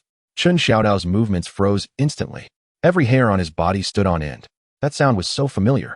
It was identical to the eerie bubbling from the old well at the village entrance. He sprang to his feet, alertly directing his gaze toward the source of the sound. He observed the soil in that corner seemingly shifting upward ever so slightly, as if something lurked beneath the rubble. A chill swiftly coursed down Chen Xiaodao's spine, enveloping his entire being. Had the creature from the depths pursued him to the pigsty? Chapter 13. The urban rogue and the thatched cottage, the badger hole, stinky feet, and the biochemical crisis of the fermentation barrel. The faint, bubbling sound, reminiscent of water boiling at the bottom of a well, resonated eerily amidst the silence of the ruins, accompanied by a slight shifting of the earth. It seemed as though something was excavating beneath the debris. Chen Xiaodao's hair stood on end, his heart racing uncontrollably. Almost instinctively, he seized a half-brick from the ground. Assuming a defensive stance, his gaze fixed intently on the corner obscured by fallen earth. Had the creature from the well come for him? How did it know there was a burrow beneath the pigsty? What were its intentions? A wave of immense fear and confusion seized him. He instinctively wished to shout for help, but his throat felt constricted, rendering him voiceless. Time appeared to freeze, with only the ominous bubbling and subtle movement of the soil echoing through the desolate ruins. Chen Xiaodao held his breath, his palms slick with cold sweat around the brick. His mind flashed with terrifying images, twisted tentacles, decaying monsters, eyes gleaming with an eerie green light. Just as his sanity threatened to unravel, suddenly, a soft, almost comical sound, akin to a muted flatulence, echoed as the earth cracked. The shifting soil abruptly yielded a small aperture. A furry, mud-smeared head with a pointed snout cautiously emerged. Beady black eyes darted around, vigilant and alert. It was not the monster from the well, but a badger. Chen Xiao Dao found himself momentarily frozen, nearly dropping the brick in his hand. The badger, clearly startled by his presence, emitted a sharp yelp and swiftly retreated into its burrow. Yet, mere seconds later, perhaps sensing no immediate danger, it cautiously peeked out again, its curious black eyes surveying Chen Xiao Dao, its nose twitching as it sniffed the air. It let out a series of low, bubbling sounds, seemingly expressing discontent or a warning. Chen Xiao Dao exhaled a long, deep sigh, collapsing onto the ground as the cold sweat soaked through his clothes. Goodness, it nearly frightened the life out of me. It turned out to be just a burrowing badger. I have truly allowed that wretched well to instill unfounded fear in me. He watched the inquisitive badger with a mix of annoyance and amusement. This creature, likely displaced by the collapsed pigsty, was simply digging a new home for itself. The bubbling sound was probably just its throat as it excavated. What a false alarm. Chen Xiao Dao wiped the cold sweat from his brow, glancing at the still watchful badger and suddenly feeling a twinge of sympathy. It had lost its home and had nearly met its end by his hand. All right, enough staring. Chen Xiao Dao waved dismissively at it, urging, hurry and dig your hole and relocate. This place is mine from now on. I intend to build a new pigsty. The badger seemed to comprehend the implicit threat, letting out a quick squeak before swiftly retreating into its burrow, leaving behind a small mound of earth and fresh paw prints. Chen Xiao Dao stood up, brushing the dirt from his trousers, and felt a cloud of gloom dissipate from his heart. The shadow of the wild boar king has temporarily receded, and the monster at the bottom of the well seems to have retreated as well. Zhao Ergu and his biochemical seal have managed to stabilize the situation for now. Presently, his greatest adversary lies in the desolate ruins before him and the scientific pig raising guide clutched in his arms. Raising pigs, earning money, surviving. A newfound zeal ignites within him. Reconstructing the pig pen has become Chen Xiao Dao's foremost priority. Although Wang Youfu provided the land, he offered neither funds nor manpower, leaving everything to Chen Xiao Dao's own efforts. Fortunately, strength and materials are abundant in the desolate mountains of Kao Shan. Transformed into a scavenger king, Chen Xiao Dao rises before dawn each day to forage through the rubble. He salvages usable mud bricks to dry in the sun, drags out intact wooden beams to serve as the framework, and collects scattered thatch for the roofing. He even managed to extract a few sturdy bamboo poles from the collapsed chicken coop at his home, intending to use them as railings for the pig pen. Brother Dao, are you busy? A somewhat annoying voice interrupts him. Without needing to turn around, Chen Xiao Dao recognizes it as Zhao Ergu. This fellow, somehow having slipped out of the prison at Sun Keizi's house, approaches with a tattered cotton coat draped over him, limping with bare legs, and clutching that ever-present black iron box. Even from a distance, Chen Xiao Dao catches a whiff of the familiar, nauseating blend of foot odor and rust that emanates from the makeshift biochemical weapon. Why are you out here polluting the air instead of staying home with your seal? Chen Xiao Dao pinches his nose, waving him away in disgust. Oh, I'm suffocating. Zhao Ergu plops down onto a half-buried mud brick, carefully placing the iron box beside him. He then begins to scratch at his frozen right ankle. That dark, cold place is unbearable, and that box keeps groaning, keeping me awake. I just wanted to get some fresh air. Plus, I wanted to see you make grand plans. He peers curiously at the materials amassed by Chen Xiao Dao. Wow, Brother Dao, are you building a pig pen or a fortress? Does it need to be that sturdy? You know nothing. Chen Xiao Dao shoots him an exasperated glance, gesturing toward the open scientific pig raising guide spread on the ground. Do you see that? The book states, the pig pen must be solid. It must allow for ventilation. It must be dry, warm in winter, and cool in summer. This is science. Zhao Ergu leans closer, scrutinizing the complex diagrams and incomprehensible traditional characters in the book, curling his lip. Science? I see it as a pointless fuss. Pigs just need a place to rest and food to eat. Why go through all this trouble? With that kind of energy, why not think about how to open my box? Perhaps it contains gold ingots. He pats the iron box affectionately. The box seems displeased by the patting. The swirling black mist from its keyhole suddenly contracts, emitting a barely audible, disgruntled gurgle. Zhao Ergu jumps in fright, hastily applying some mud from his foot to the crack. Calm down, brother box. I was just joking. Nothing smells as good as your foot mud. Chen Xiao Dao can only grimace in disbelief, internally cursing, what is even happening here? Days later, through Chen Xiao Dao's tireless efforts and occasional assistance from the villagers, a brand new, albeit rudimentary, pig pen emerges from the ruins, constructed in accordance with the simplified version of the scientific pig raising guide. While still basic, it far surpasses the original earthen enclosure. 3 walls constructed of earth, with one side featuring a breathable bamboo gate. The roof is adorned with a thick layer of thatch, intentionally left with a vent. A clean layer of dry straw blankets the ground, while a makeshift feed trough and water basin have been crafted from stones in the corner. Lifu was carefully cradled into his new abode by Chen Xiao Dao.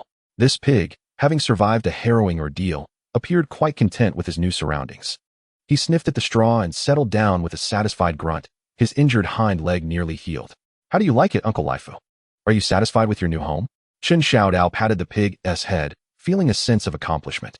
Lifu nudged his hand with his snout, a gesture of acknowledgement. With the environmental concerns addressed, the next crucial task was securing feed. In the mountain village, where food is scarce and people often go hungry, it was unthinkable to use grains for feeding pigs. Chen Xiao Dao perused the scientific pig raising guide and detailed fermentation techniques for feed. His eyes fixed on the chapters about silage and fermented feed. Silage involves chopping fresh grass and wild vegetables and burying them to ferment, while fermented feed seems to require kitchen waste and bran mixed with other ingredients. As he gazed at the intricate ratios and beneficial microorganisms outlined in the text, his head spun. Where could one procure such cultures in these times? Cultures? Aren't they just moldy, furry substances?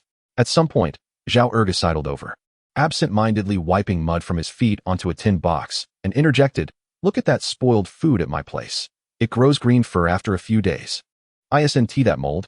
Chen Xiaodao's eyes lit up. Indeed, the natural fermentation described in the book was based on this principle, though not entirely accurate. It was worth a try? Without hesitation, Chen Xiaodao summoned his youthful authority and, accompanied by a few neighborhood boys, ventured into the fields to gather pig grass, forage for wild vegetables, and pluck leaves. He took it upon himself to collect discarded kitchen waste, bran, and leftover rice husks from various households. The materials piled high in the corner of the yard. Following the book's instructions, Chen Xiaodao found a half-high, leaky earthen jar and layered the chopped grass and wild vegetables inside, sprinkling bran and rice husks between each layer, then dousing it with kitchen waste. Finally, recalling Zhao Ergu's theory of spoiled food, he scraped some mold from his own leftover rice, delicately applying it to the top layer. Task accomplished. Chen Xiaodao wiped the sweat from his brow, covered the jar's opening with a tattered straw mat, and pressed it down with stones. According to the book, sealing and fermenting for half a month would yield pig feed. He hoped it wouldn't turn into a biological weapon. The first few days of fermentation proceeded rather calmly. Under Chen Xiaodao's attentive care, Lifu in the pig pen visibly perked up, and his fur appeared smoother. This bolstered Chen Xiaodao's confidence. However, the pleasantness was short-lived. On the 7th day of fermentation, that morning, as Chen Xiaodao pushed open the door, an indescribable odor assaulted him.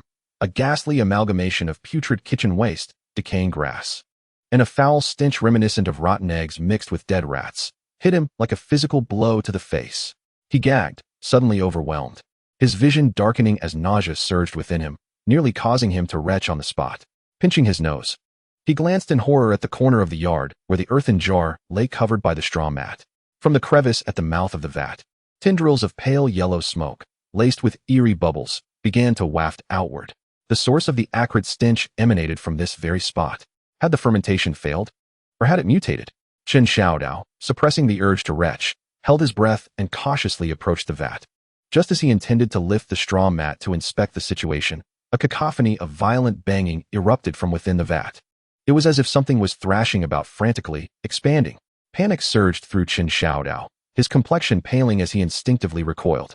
Suddenly, a thunderous boom resounded. The tattered straw mat covering the vat and the stone pressing down on it were violently hurled away by an immense force. A dense, almost tangible yellow-green fog erupted from the vat's opening like a volcanic eruption. This noxious cloud, reeking of a more terrifying odor, rapidly spread, causing vegetation to bow and flies to veer away in dismay. Coughing violently, Chen Xiaodao found himself struck directly by this unforeseen biochemical assault. Tears and mucus streaming down his face as he coughed uncontrollably. The horrid stench spread like a plague. Good heavens! Whose latrine has exploded? What is that smell? It's more pungent than Zhao Erga's feet. Help! I can't open my eyes. It's unbearable. The village of Kao Shan erupted into chaos. Villagers fled their homes, only to be driven back by the hellish stench, cries of despair echoing throughout. The yard of Chen Xiao Dao's home became the undeniable epicenter of the foul odor. The yellow-green fog continued to pour forth from the broken vat, drifting with the wind and shrouding nearly half the village. Chen Xiao Dao, a roar, akin to thunder, accompanied by severe coughing, resonated from the entrance of the yard. Wang Youfu, covering his mouth and nose, his face ashen and eyes bloodshot from the noxious fumes, stormed forward, flanked by a throng of equally distressed villagers. He pointed at the still bubbling vat, his finger trembling. What mischief are you up to now? What is this repugnant substance that smells worse than wild boar dung? Do you intend to suffocate the entire village?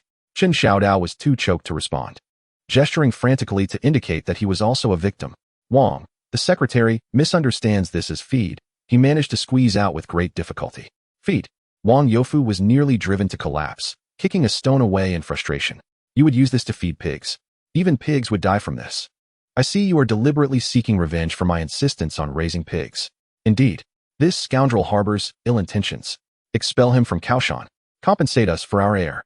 The villagers, ignited by righteous indignation, clamored for retribution, and the scene spiraled into chaos. Amidst the turmoil, a figure emerged, covering her nose, parting the crowd, and striding purposefully towards the still smoking vat. It was Li Xiaoying. Although her brow was furrowed from the noxious fumes, her gaze bore a hint of curiosity. Ignoring Wang Youfu and the villagers' fury, she picked up a yellowed book titled Detailed Explanation of Feed Fermentation Techniques from the ground, flipped to a specific page, and glanced at the bubbling yellow-green sludge and the acrid smoke emanating from the vat. Secretary Wang and Li Xiaoying closed the book, their voices cool yet imbued with a compelling calmness. It seemed that the fermentation feed described within had indeed been mismanaged. Mismanaged? Wang Youfu was taken aback. Yes. Li Xiaoying pointed to the text, which stated that fermentation requires a sealed environment and an anaerobic process. His barrel was leaking, and he had added a haphazard assortment of materials. The temperature was likely incorrect. The odor suggested a failed fermentation, resulting in the production of toxic gases and putrid substances. The villagers fell silent, exchanging glances. Though they were unfamiliar with terms like anaerobic and putrid, they regarded Li Xiaoying, one of the few educated individuals in the village, with respect. What should we do now? Wang Youfu asked, gazing at the still smoking barrel, his brow furrowed. We must dispose of it immediately. Dig a deep pit and bury it. Bury it far away. Those gases could be toxic, Li Xiaoying declared decisively. Wang Youfu swiftly directed several brave villagers, their mouths and noses covered with damp cloths, to hastily transport the foul-smelling barrel to a distant ravine for burial. The looming biocrisis was momentarily averted. The villagers dispersed, grumbling, and before leaving, Wang Youfu shot a fierce glare at Chen Xiao Dao, warning, if you cause any more trouble like this, you'll see what I do to you. Only Chen Xiao Dao, Li Xiaoying, and the ever-curious Zhao Ergu remained in the yard. Chen Xiao Dao sat dejectedly on the ground, surveying the chaos around him, his heart heavy with a sense of failure. His first attempt at scientific pig farming had stirred such a commotion that he nearly became the village pariah. Hey, Brother Dao, don't lose heart, Zhao Ergu chimed in, patting his shoulder with an understanding expression. Failure is just the mother of success. Look at my box ceiling. Didn't I also wade through the river by feeling for stones? Just keep trying. Chen Xiao Dao irritably shrugged off his hand. Get lost. What you did was wade through the river. What I did was plunge into hell. Li Xiaoying observed the despondent Chen Xiao Dao, and then glanced at the book titled Detailed Explanation of Feed Fermentation Technology in his hands.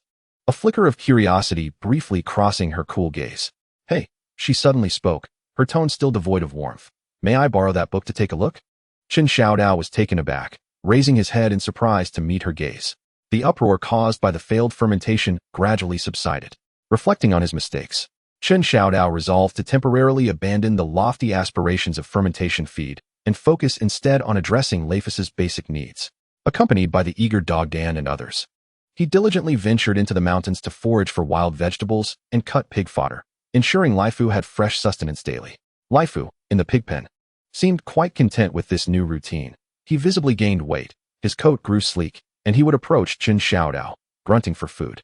That afternoon, as Chen Xiao Dao reinforced the bamboo fence of the pig pen, Li Xiaoying approached, clutching the book Detailed Explanation of Feed Fermentation Technology. She appeared somewhat slimmer than before, but her eyes shone with renewed brightness. Here, I've finished the book, she said, handing it to Chen Xiao Dao. Her voice remained flat, yet he keenly sensed a subtle shift in her tone. All right, Chen Xiao Dao replied, accepting the book with a hint of awkwardness. The fermentation methods described in the book are too complex for our needs. Li Xiaoying spoke directly, mentioning that her father once worked at the grain station in the commune and had shared a traditional method, mixing wine dregs with chaff and spoiled vegetable leaves to ferment feed for pigs, which had a milder scent that the pigs enjoyed. Wine dregs. Chen Xiao Dao's eyes brightened. Although Kuaishan village was impoverished, there was an ancestral distiller named Zhang Laohan who had plenty of wine dregs, usually discarded as waste. Indeed, Li Xiaoying nodded. But I need to ask him how to proceed. She paused, her gaze sweeping over Chen Xiao Dao's rudimentary pig pen and the lively Lifu inside. The ventilation in your pig pen is decent, but the drainage is inadequate. Books suggest that pig pens should remain dry to prevent illness. You need to dig a shallow drainage ditch at the corner, leading outside. Chen Xiao Dao nodded vigorously. Li Xiaoying, having read extensively, was astute. He had previously focused solely on ventilation and overlooked the importance of drainage. Thank you, Li Xiaoying. Chen Xiao Dao expressed sincerely, feeling a newfound respect for the aloof village beauty. Li Xiaoying felt somewhat uncomfortable under his gaze, turning her face away. Spare me the flattery. I simply don't want you to use that spoiled mixture to harm the entire village. With that, she turned and walked away, her pace seemingly quicker than usual. Chen Xiao Dao watched her retreating figure, scratching his head. Was this girl sharp-tongued yet soft-hearted? With Li Xiaoying's guidance, Chen Xiao Dao felt invigorated. He immediately sought out Zhang Laohan, trading 3 days' worth of firewood, splitting for several large baskets of fresh wine dregs. Following Li Xiaoying's advice, he dug a shallow drainage ditch at the corner of the pig pen, leading to the earthen drain outside. He found a smaller clay pot and meticulously mixed the wine dregs, chaff, and spoiled vegetable leaves in a ratio of 3:1, stirring thoroughly and sealing it with heavy oilcloth. This time, he refrained from recklessly adding any additional cultures, placing it in a cool place to await fermentation. Days passed in a flurry of activity. The new fermented feed appeared successful when he opened it days later. A faint aroma of wine dregs mingled with the fragrance of grains wafted forth, devoid of any foul stench. Chen Xiao Dao tried mixing some of the fresh pigweed to feed Lifu, who devoured it eagerly, observing Lifu's increasingly plump physique and glossy coat. Chen Xiao Dao felt a surge of satisfaction. Scientific pig farming was finally on the right track. One day, while clearing the drainage ditch of the pig pen, Chen Xiao Dao struck something hard with his hoe at the bottom of the ditch. Could it be? Again? His heart raced. Recalling the previous encounter with the badger and the iron box, he cautiously began to clear the soil from the bottom of the ditch. This time, it was not a box, but rather a half-buried, grayish stone slab. The slab was small, seemingly inscribed with some indistinct characters or symbols. Intrigued, Chen Xiao Dao crouched down, brushing the dirt off the slab.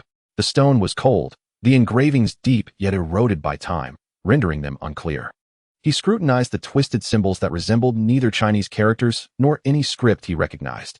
These symbols seemed oddly familiar, as if he had encountered them in an illustration from a veterinary epidemiology manual.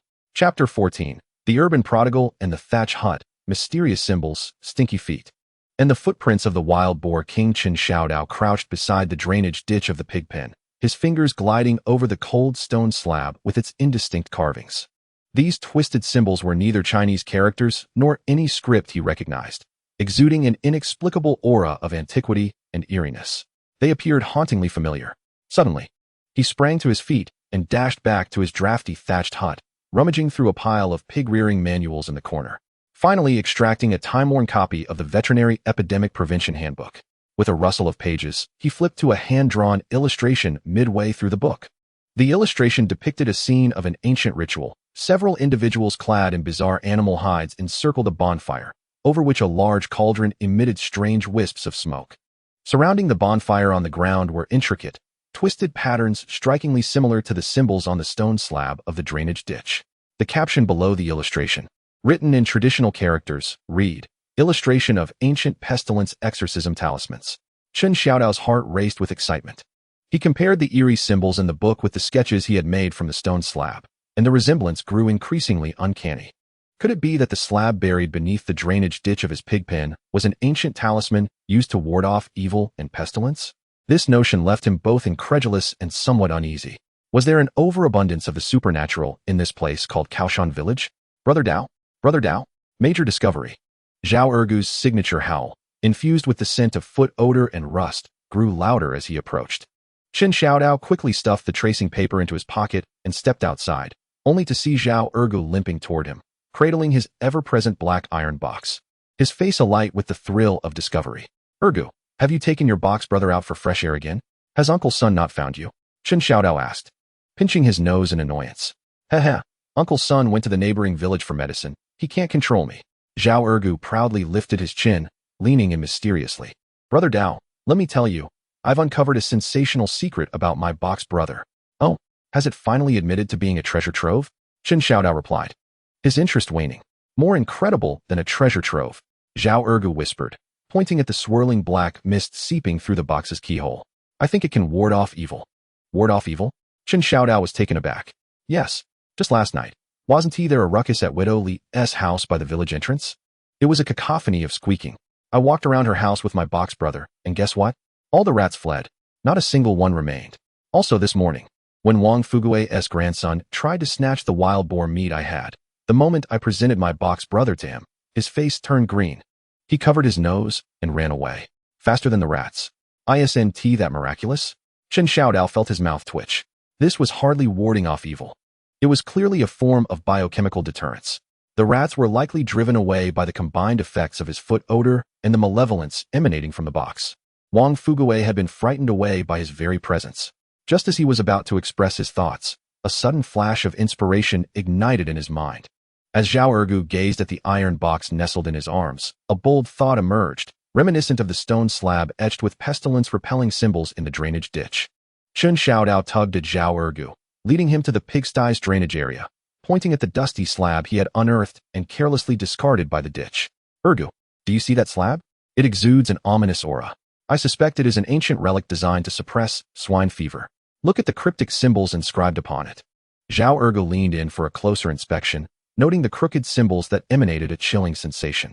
Instinctively, he clutched the iron box tighter, swallowing hard. "Brother Dao, what on earth compelled you to dig this up? We must bury it again. We cannot summon malevolent spirits." "Bury it? Absolutely not," Chen Xiao Dao replied, his expression grave, reflecting deep concern for the welfare of the community. "This concerns the health of our esteemed Lord Lifu. What if the spell loses its potency? Or if we inadvertently sever its connection, inviting swine fever upon us? Our livelihood in Kao Shan village relies on its fertility." He paused, his gaze intensifying as it fell upon the iron box in Zhao Ergu's embrace. "Thus, Ergu, it is time to unveil the true power of your box brother. Did you not claim it possesses the ability to ward off evil? Come, let us consecrate the slab. With your divine foot and the might of box brother, we shall purify this stone and dispel the ominous influences." Consecrate the slab? Zhao Ergu was taken aback, glancing between the slab and his own foot, perplexed. "How does one even do that?" "Quite simple," Chen Xiao Dao declared with a professional air. "You merely need to rub your foot, the one that has been blessed by box brother, against the symbols on the slab. Then allow your box brother to rest upon it for a spell. With this dual approach, we shall ensure that all malevolent entities and the pestilence's dark energy are banished." Zhao Ergu, though skeptical, felt a stirring within him at the mention of warding off evil and showcasing the power of the box. Surveying the surroundings to ensure they were alone, he steeled himself. "Very well. For Lord Lifu. For the prosperous pig farming enterprise of Kao Shan village. I, Zhao Ergu, shall take this leap."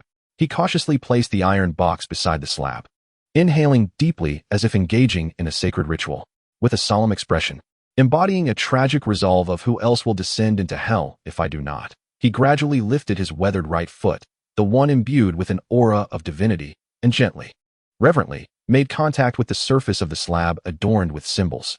A faint sound of friction echoed, a unique aroma, blending earth, sweat, foot grime, and an indescribable essence of aged experience, swiftly permeated the air, intertwining with the slab's earthen scent. After a few initial rubs, Zhao Ergu felt the consecration may not be potent enough.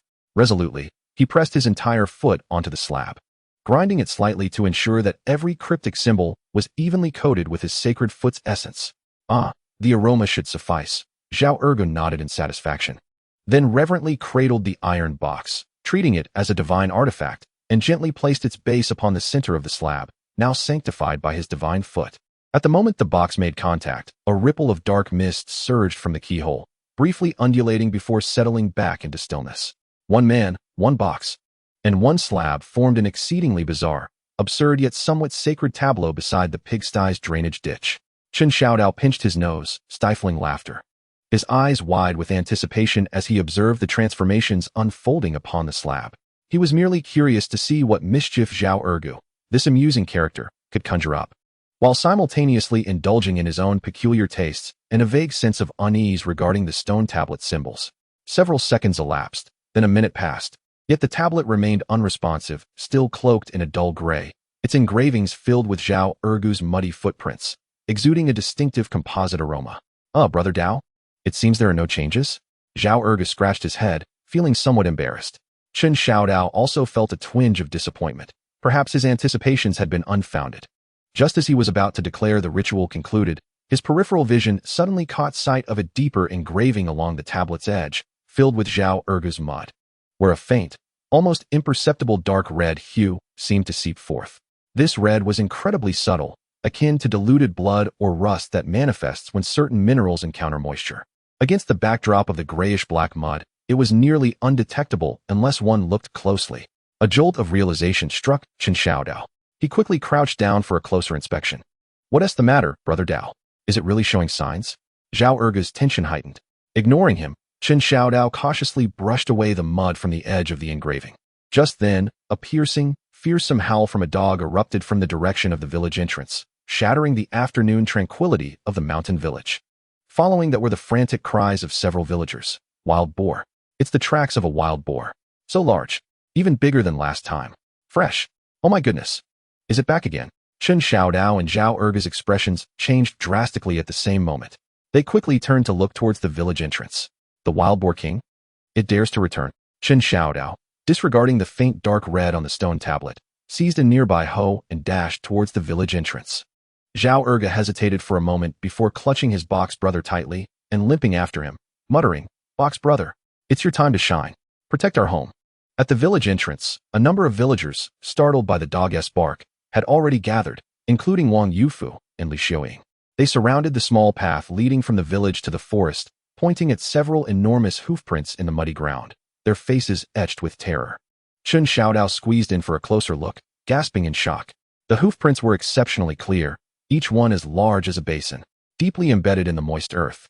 They revealed the astonishing weight and power of their owner. The spacing between the hoofprints was considerable, and astonishingly, they were headed towards the village.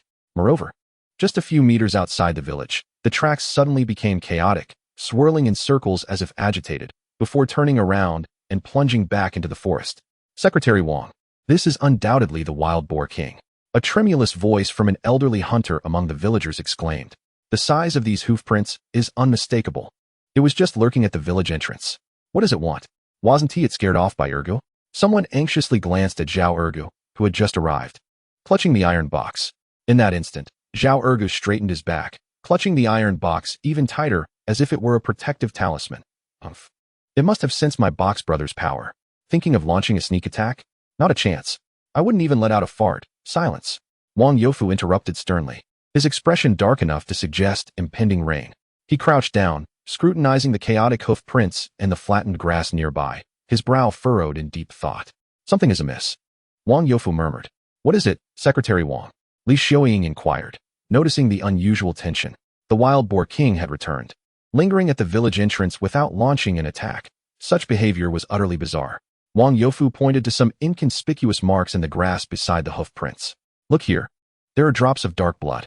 The crowd followed his gaze, and indeed, on several trampled blades of grass, there were a few droplets of half-coagulated, darkened blood. It was so subtle that one might easily overlook it. Is it injured? Chen Xiaodao's heart stirred. Could it be that the wild boar that perished in the ravine that night was slain by the wild boar king? Had it also sustained injuries? Wang Youfu shook his head, pinching a bit of the blood-stained soil and bringing it to his nose. His brow tightened further. The scent of this blood is peculiar, fishy, yet tainted with a foul, decaying odor. It does not resemble fresh blood. A foul, decaying odor? Black blood from an injury? In a flash. Chen Xiaodao recalled descriptions from the Veterinary Disease Prevention Manual regarding the symptoms of swine fever. High fever, cyanosis of the skin, bloody diarrhea, and internal organ necrosis. A terrifying thought struck him like a bolt of lightning. Swine fever, Chen Xiaodao exclaimed, his voice betraying an unrecognized fear. What fever? Wang Youfu's head snapped up to look at him. Swine fever, a virulent infectious disease. Chen Xiaodao pointed at the droplets of black blood on the ground, speaking rapidly. The book states that pigs afflicted with swine fever will later suffer from persistent high fevers, subcutaneous hemorrhaging, black blood, and organ necrosis, emitting a foul stench. The wild boar king may have contracted swine fever. Boom. Chen Xiao Dao's words detonated like a bomb among the crowd. Swine fever? My heavens. That is a death sentence. It could wipe out an entire litter. The wild boar king has swine fever? Why is it coming to our village? Panic spread rapidly among the villagers, surpassing the fear of facing the wild boar king head-on. The beast's tusks were tangible, but this invisible, intangible plague was far more terrifying. Calm down, Wang Youfu shouted, attempting to regain control, though his hands trembled slightly. He turned to Chen Xiao Dao, his gaze sharp. Xiao Dao, are you certain? Did the book truly say that? Absolutely. Chen Xiao Dao nodded vigorously, pulling out the veterinary disease prevention manual from his pocket and flipping to the page depicting the symptoms of swine fever. Look, subcutaneous hemorrhages, cyanosis, bloody diarrhea. Also, pigs that contract the disease become excessively agitated and aggressive, even seeking out other pig herds. The last sentence fell upon the crowd like a splash of ice-cold water. Seeking out other pig herds. Everyone instinctively turned their eyes toward the village, toward the newly constructed pig pen belonging to Chen Xiao Dao's family, and towards the pig within, which had been imbued with great hopes, basking leisurely in the sun. The wild boar king's restless hoof prints, the foul, black blood it had shed, its erratic behavior, all suddenly coalesced into the most terrifying, yet plausible explanation. It was not foraging, nor seeking revenge. It was perhaps entrusting its fate. More precisely, it sought to infect the only pig in the village of Kao Shan Tun, named Lifu, with a deadly plague before its demise. A chilling dread swept over all those gathered at the village entrance. Wang Youfu's countenance turned ashen. He abruptly glanced at the fresh hoof prints leading into the forest, then towards the pigsty within the village, ultimately fixing his gaze on Chen Xiao Dao. His voice, hoarse and weighty, bore an undeniable command. Chen Xiao Dao, immediately, set your pigsty ablaze. Along with that pig, leave not a single bone fragment. Hurry. Chapter 15. The Urban Rogue and the Thatched Cottage, the Athlete's Barrier and the Defense of Lifu. Burn. Burn it all at once. Cleanse both the pig and the sty. Wang Youfu's roar echoed like thunder at the desolate village entrance, imbued with resolute determination and a barely perceptible trace of panic. To incinerate Lifu? To destroy the pigsty he had painstakingly rebuilt? To obliterate the sole hope and aspiration he possessed in this impoverished hollow? Chen Xiao Dao felt a surge of hot blood rush to his head. He clenched his fists tightly, his nails digging deep into his palms. No, Chen Xiao Dao nearly shouted, his voice tinged with agitation. We cannot burn it. Secretary Wang, Lifu has not come into contact with the wild boar king. It has been confined to the sty. The swine fever does not spread in this manner. Nonsense. Wang Youfu's eyes blazed red as he pointed to the few drops of foul-smelling black blood on the ground. That beast has already reached the village entrance. Who knows if it has spat through the fence? Who knows if the wind carried the plague here? The books state clearly that pigs infected with swine fever have saliva, feces, and blood that are all toxic. Any contact leads to death. Better to mistakenly eliminate 1,000 than to let one escape. Do you wish to condemn the entire village to death? Yes, burn it. This infected pig cannot remain. Chen Xiao Dao, do you wish to bring doom upon us all? The villagers, ignited by Wang Youfu's words, encircled with fervor. Their ire directed at Chen Xiao Dao and his innocent Lifu. Several young men seized torches and straw, preparing to charge towards the pigsty.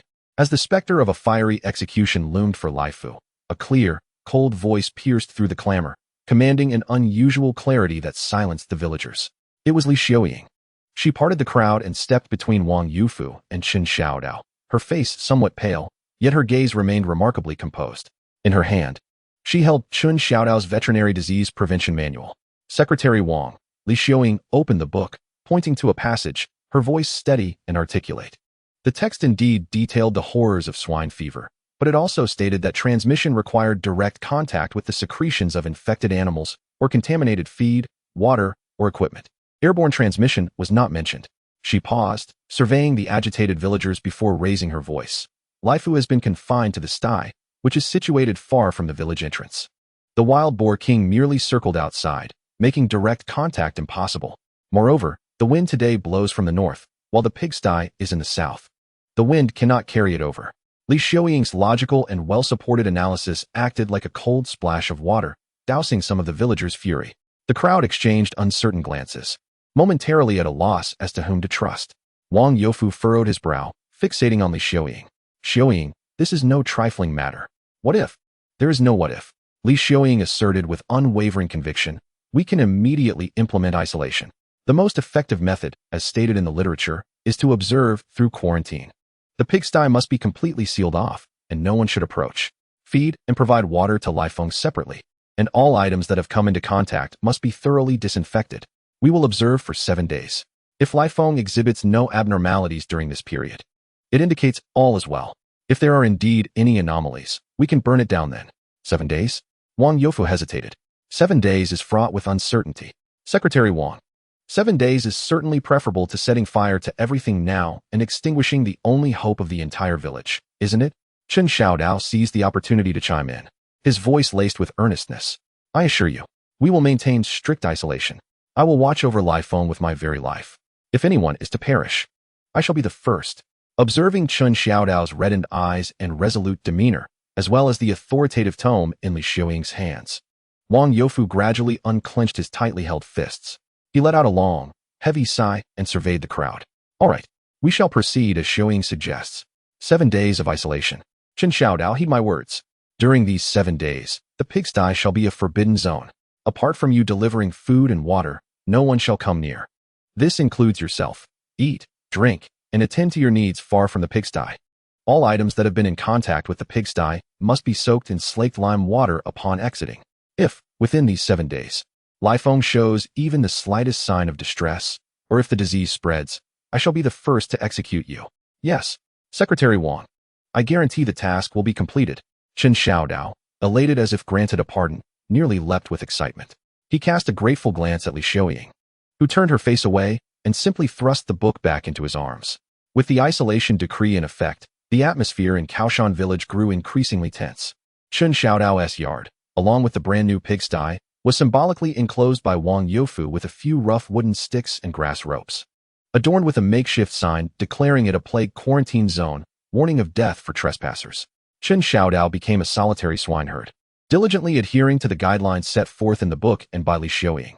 He covered his mouth and nose with a cloth soaked in slaked lime water, donned his only tattered garment as protective attire, and each day, using a long-handled wooden spoon, he fed Lifeng fresh pig feed and clean water from a distance beyond the fence.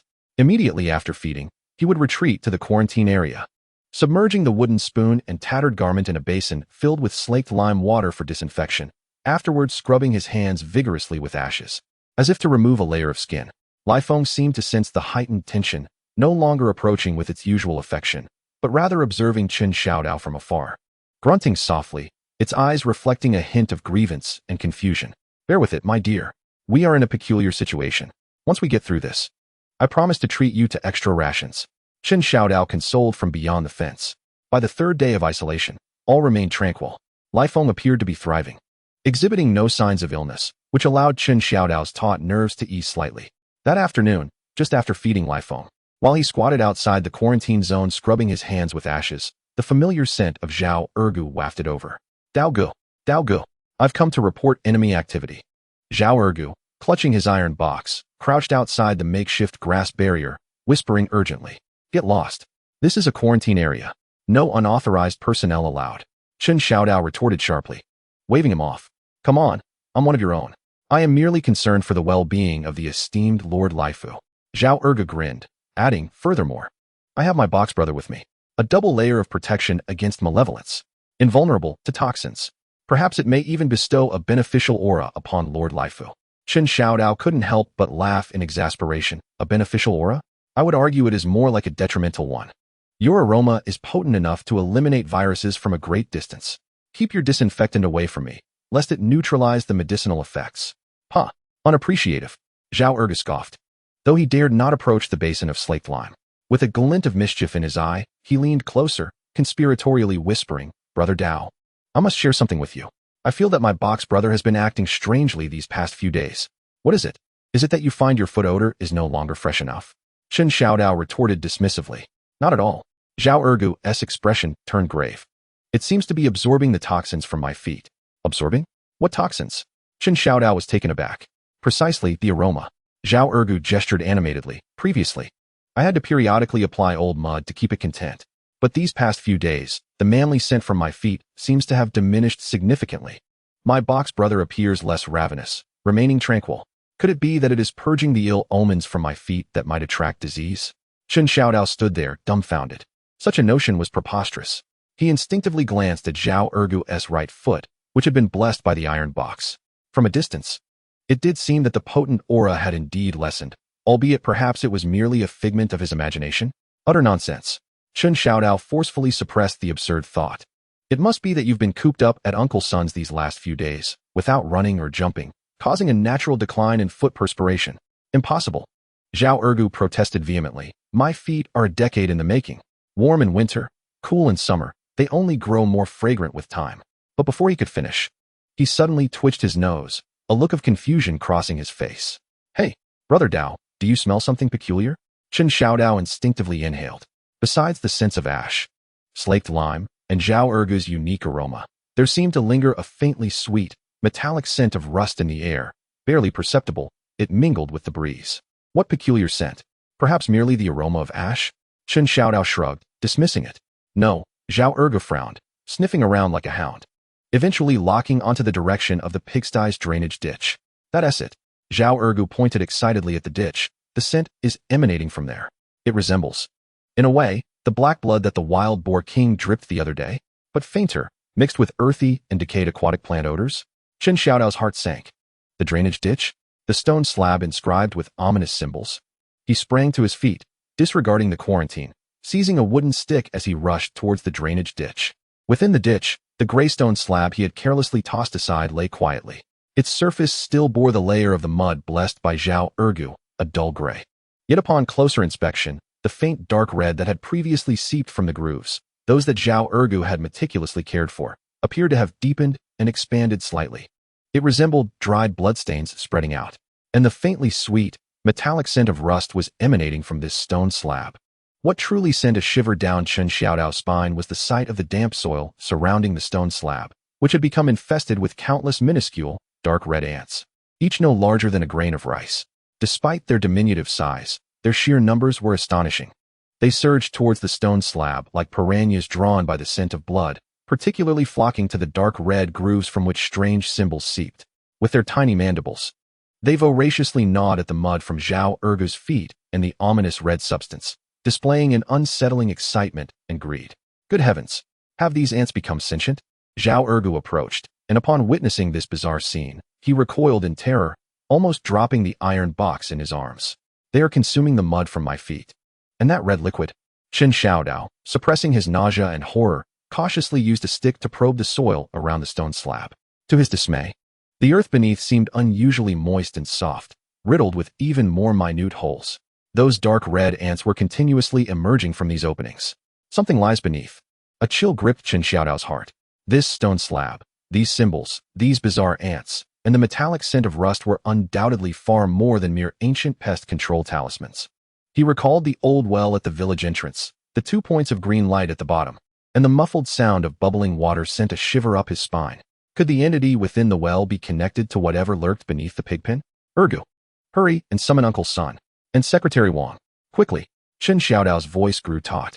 Zhao Ergu, realizing the gravity of the situation, clutched the iron box and limped away. Wait. Chen Xiao Dao suddenly called out, his gaze fixed on Ergu's spiritually blessed right foot, then back at the frenzied ants feasting on the mud and red substance. An absurd thought flashed through his mind. Step your foot into the swarm of ants. Chen Xiao Dao pointed at the densely packed colony surrounding the stone slab. What?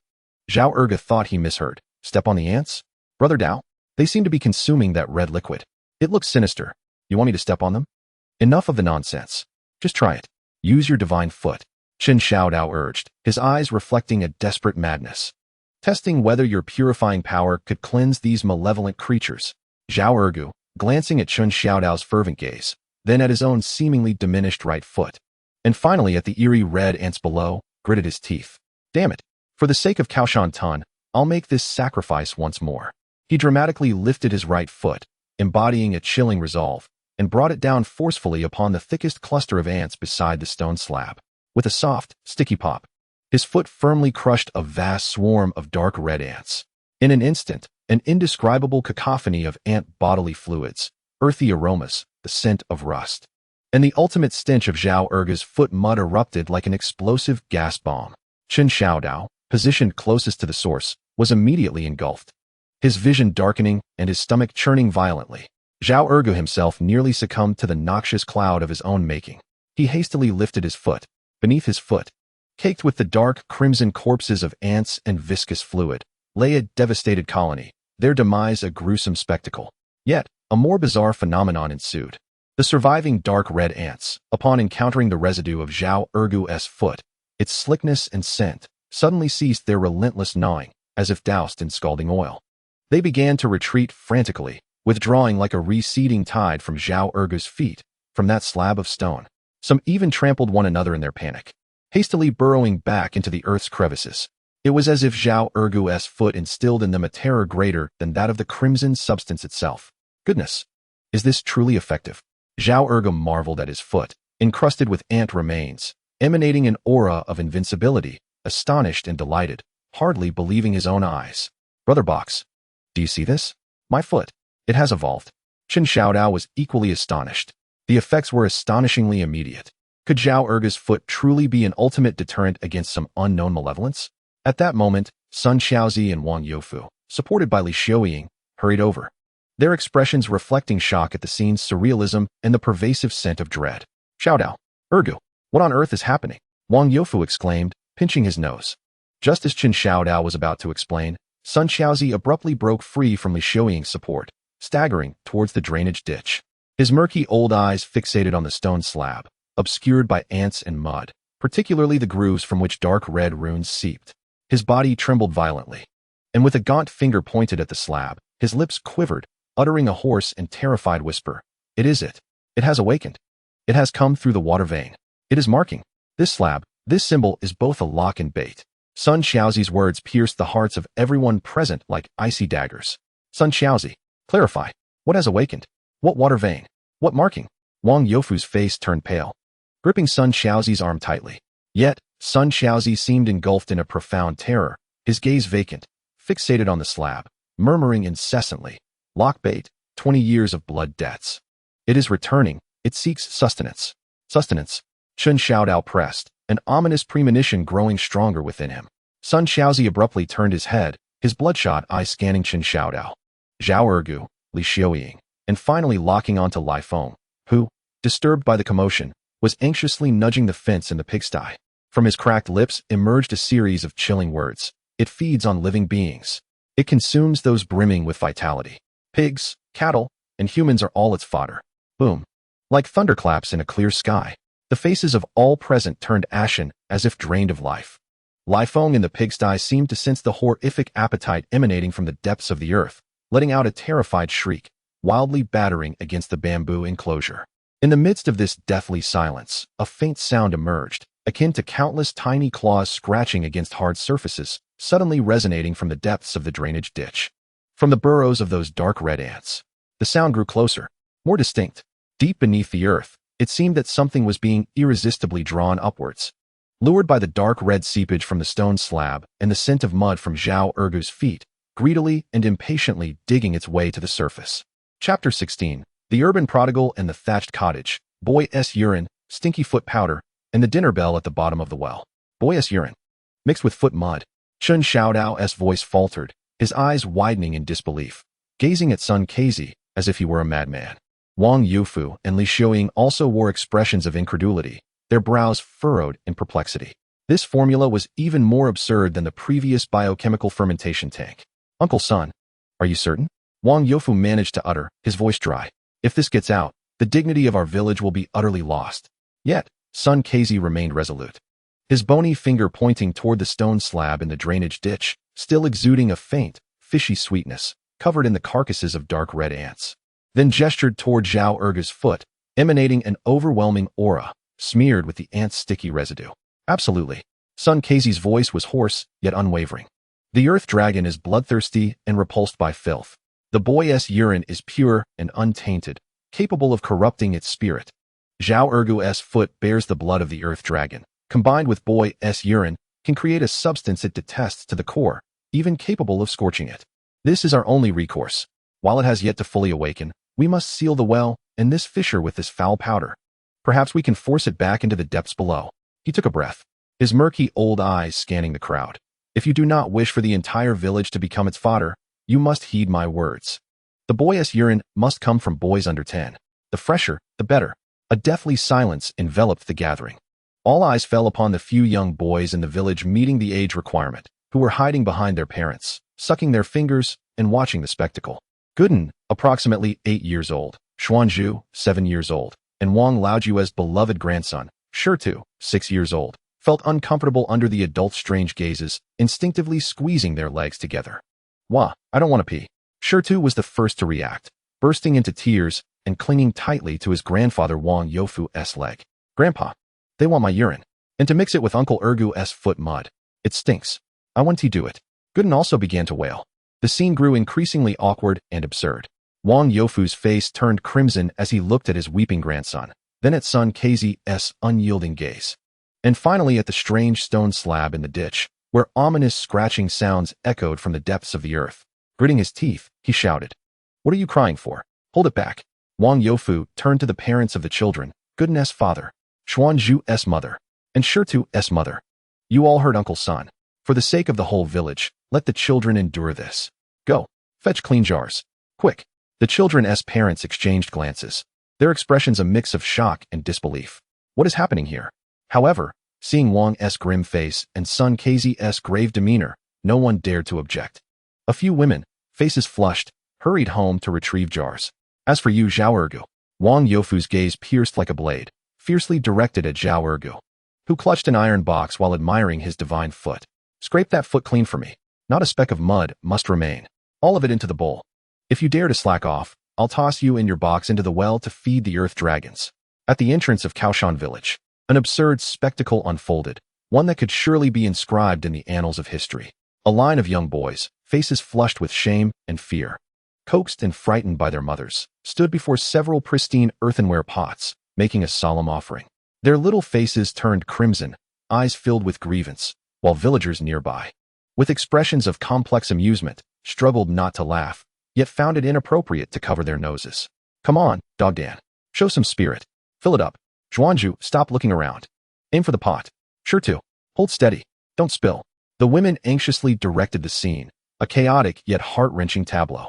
Meanwhile, Zhao Ergu was invited to sit upon a large stone by several men, a sizable bowl placed before him. With a grimace, he gingerly scraped the ancient mud and the dried remnants of dark red ants from the sole of his right foot with a shard of broken tile. "Careful. Easy now. Ouch. My foot skin. My decade-long brew." Zhao Ergu lamented, as if he were carving into his flesh. "Brother Box, do you see this? They are wasting a treasure. My divine foot essence." The mixture he scraped was a viscous black and red concoction, exuding an indescribable complex aura, causing the supervising men nearby to step back, covering their mouths and noses, their faces turning green. Chen Xiao Dao and Li Xiaoying handled the technical guidance and material collection. Chen Xiao Dao suppressed his urge to vomit as he carefully transferred the warm essence collected from the pots into a larger basin using a twig. Li Xiaoying, her back turned to the crowd, trembled slightly, unsure whether she was stifling laughter or choking back tears from the odor. All materials are gathered. Chen Xiao Dao gazed at the murky liquid in the basin alongside the bowl of thick black-red foot mud, feeling his nerves numbed. "Pour it in. Stir it well." Son Casey leaned on his broken crutch, issuing orders like a sinister alchemist. Chen Xiao Dao held his breath, closed his eyes, and with a long stick, poured the foot mud into the basin brimming with the boy's urine. With a splutter and gurgle, the two elements reacted violently, the murky liquid erupting into a frothy frenzy. The color swiftly transformed into a bizarre, fluorescent dark green. An even more intense and complex stench erupted. A fusion of the boy's urine's mild odor, the ultimate foulness of foot mud, the metallic sweetness of rust, and some indescribable pungent ammonia, culminating in a biochemical gas explosion. Ugh! This time, even the villagers standing the farthest could not withstand it, instantly falling to the ground in convulsion. Even Wang Youfu could not help but retch. The village entrance seemed to morph into a vast cesspool. Zhao Ergu gazed at the ultimate form of his divine foot essence, his expression a mixture of joy and sorrow. "Brother Box, do you see? My essence has transcended. It has transformed into a hue of forgiveness." Son Casey, staggered by the overwhelming odor, nonetheless found an unusual spark in his murky eyes. Good, good. The foulness rises to the heavens. The yin and yang converge. This is the essence. Quickly, while it's hot, mix in the quicklime powder. The finer, the better. Chen Xiao Dao and Li Xiaoying were nearly in tears, retching as they followed Sun Keizi's instructions, pouring a copious amount of quicklime powder into the ceramic basin filled with churning dark green foam, vigorously stirring with long wooden sticks. The quicklime reacted violently upon contact with water, releasing intense heat. The mixture emitted a hissing sound, producing a cloud of acrid white smoke. The dark green paste rapidly transformed into a thick, dry substance, ultimately coalescing into a large basin of powder that exuded a terrifying warmth and a noxious odor, interspersed with black and red granules. Was this the pest-repellent powder of Huayang? Hurry, scatter it, Sun Keizi shouted, pointing towards the well at the village entrance that shimmered with an eerie glow, and then gesturing to the stone slab etched with runes beside Chen Xiao Dao's pigsty and the drainage ditch. The well opening, the stone slab, and every spot where ant holes were discovered, spread a thick layer everywhere. Quickly, the commotion from beneath the ground grew increasingly frantic. Without needing Sun Keizi to say it, everyone could hear it. The scratching sounds emanating from the depths below had spread from the drainage ditch. They intensified, growing frantic, as if countless tiny claws were desperately clawing at the rock layers. One could even faintly feel the ground beneath their feet trembling. The terror of death overshadowed the nausea. Wang Youfu was the first to charge forward, grasping a handful of the still-hot Huayang powder, disregarding the horrific stench and burning sensation. Gritting his teeth as he rushed to the well, vigorously scattering the dark green powder along the inner walls of the well. SSS. The powder fell into the deep well water with a sound akin to cold water splashing into hot oil. A denser and more intensely irritating white smoke surged out from the well. Ew! From the depths of the well, an extremely muffled, agonizing roar filled with boundless rage echoed. The well water churned violently, and the two originally dim green points of light instantly transformed into blinding crimson. Effective. The crowd's spirits lifted. Quickly, scatter it on the stone slab and in the crevices, Wang Youfu shouted. Chen Xiao Dao, Li Xiaoying, and several brave villagers, stifling their urge to vomit and the burning sensation, seized the Huayang powder from the basin and rushed to the drainage ditch beside the pigsty, thickly pouring the hot, pungent powder onto the dusty stone slab, particularly into the dark red channels of the runes. More powder was stuffed into the holes where the ants had emerged, scattered onto the loose, damp soil. SSSSSS. The moment the powder touched the dark red areas of the slab and the moist earth, it too erupted in acrid white smoke. The stone slab emitted faint cracking sounds as if it were being scorched. The scratching sounds from deep within the earth abruptly halted. They quickly transformed into even more frenzied, anguished sounds of grinding and crashing. It was as if whatever lay beneath was scalded and was thrashing about in a frantic struggle. Effective. Truly effective. Zhao Ergu leaped up in excitement, oblivious to the chill beneath his feet, proclaiming, "My divine foot, plus the boy's urine, unrivaled in the world. Fox brother, we have won." However, Sun Keizi's expression remained taut, growing even more solemn. He fixated intently on the well and the powder-laden ground, straining to listen to the tumult from deep below, murmuring, "If we push too hard, it will be driven to desperation." As if affirming Sun Keizi's prophecy. Boom. A deep, thunderous sound, like an underground thunderclap, resonated from the direction of the back mountain of Kao Shan village. The entire ground trembled momentarily. Immediately thereafter, the water in the old well at the village entrance surged violently downward, forming a massive whirlpool.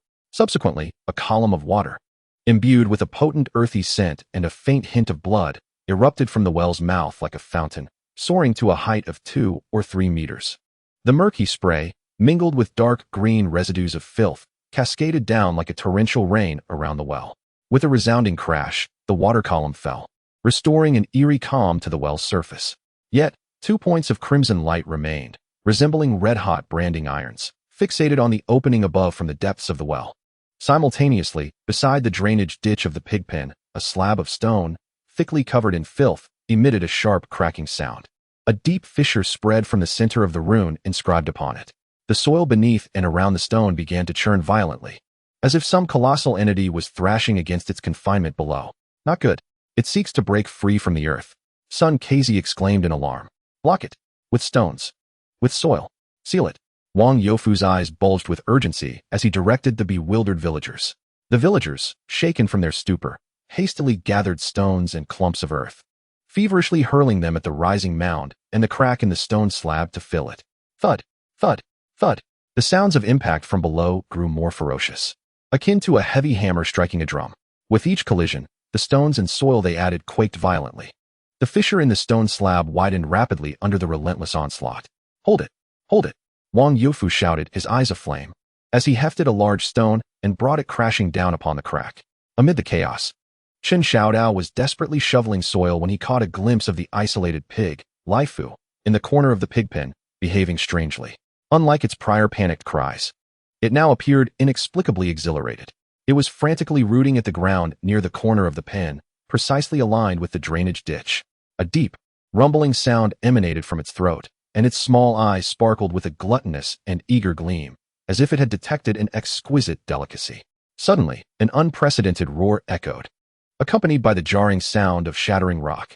The battered rune-engraved stone slab beside the pigpen's drainage ditch finally shattered completely.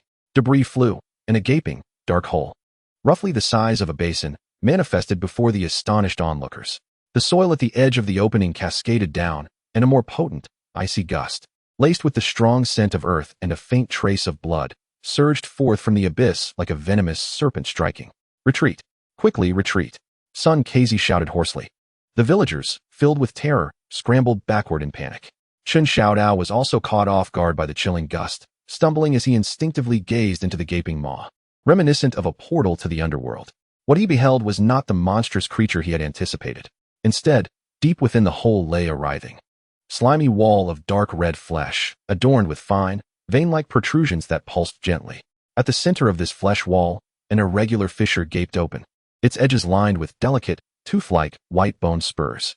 A viscous, dark crimson liquid, exuding the metallic scent of blood, began to seep slowly from the crevice.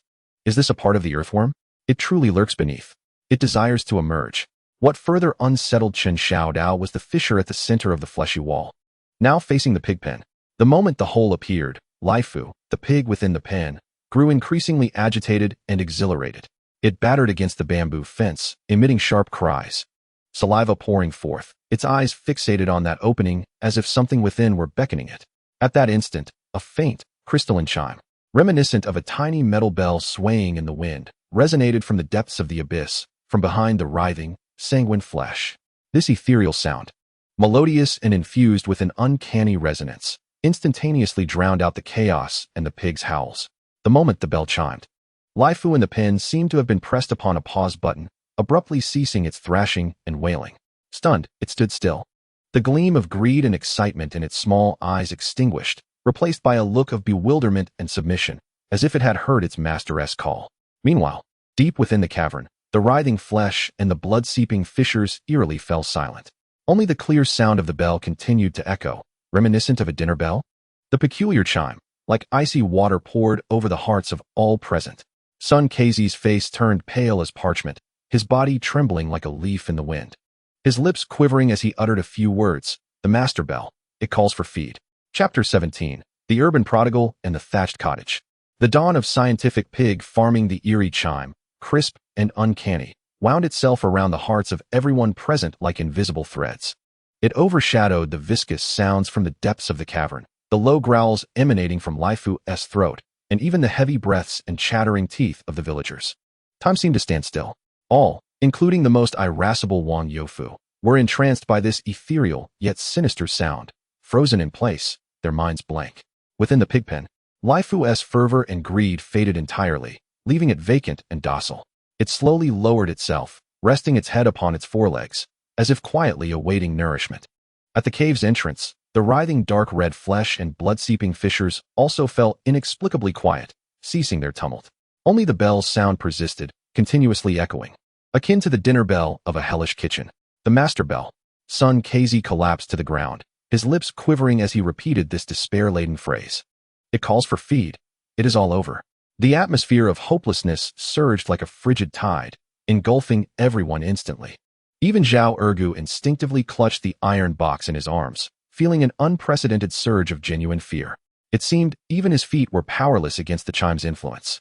In the midst of this suffocating silence, a soft thud, a faint sound of an object falling to the ground shattered the stillness.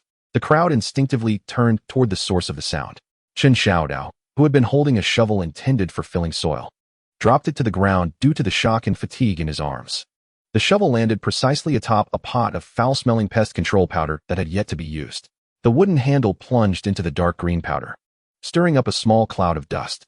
Suddenly, a plume of greenish powder rose violently from the pot, akin to a disturbed hornet, and, propelled by the gentle morning breeze, it drifted directly towards the ominous, dark cave entrance.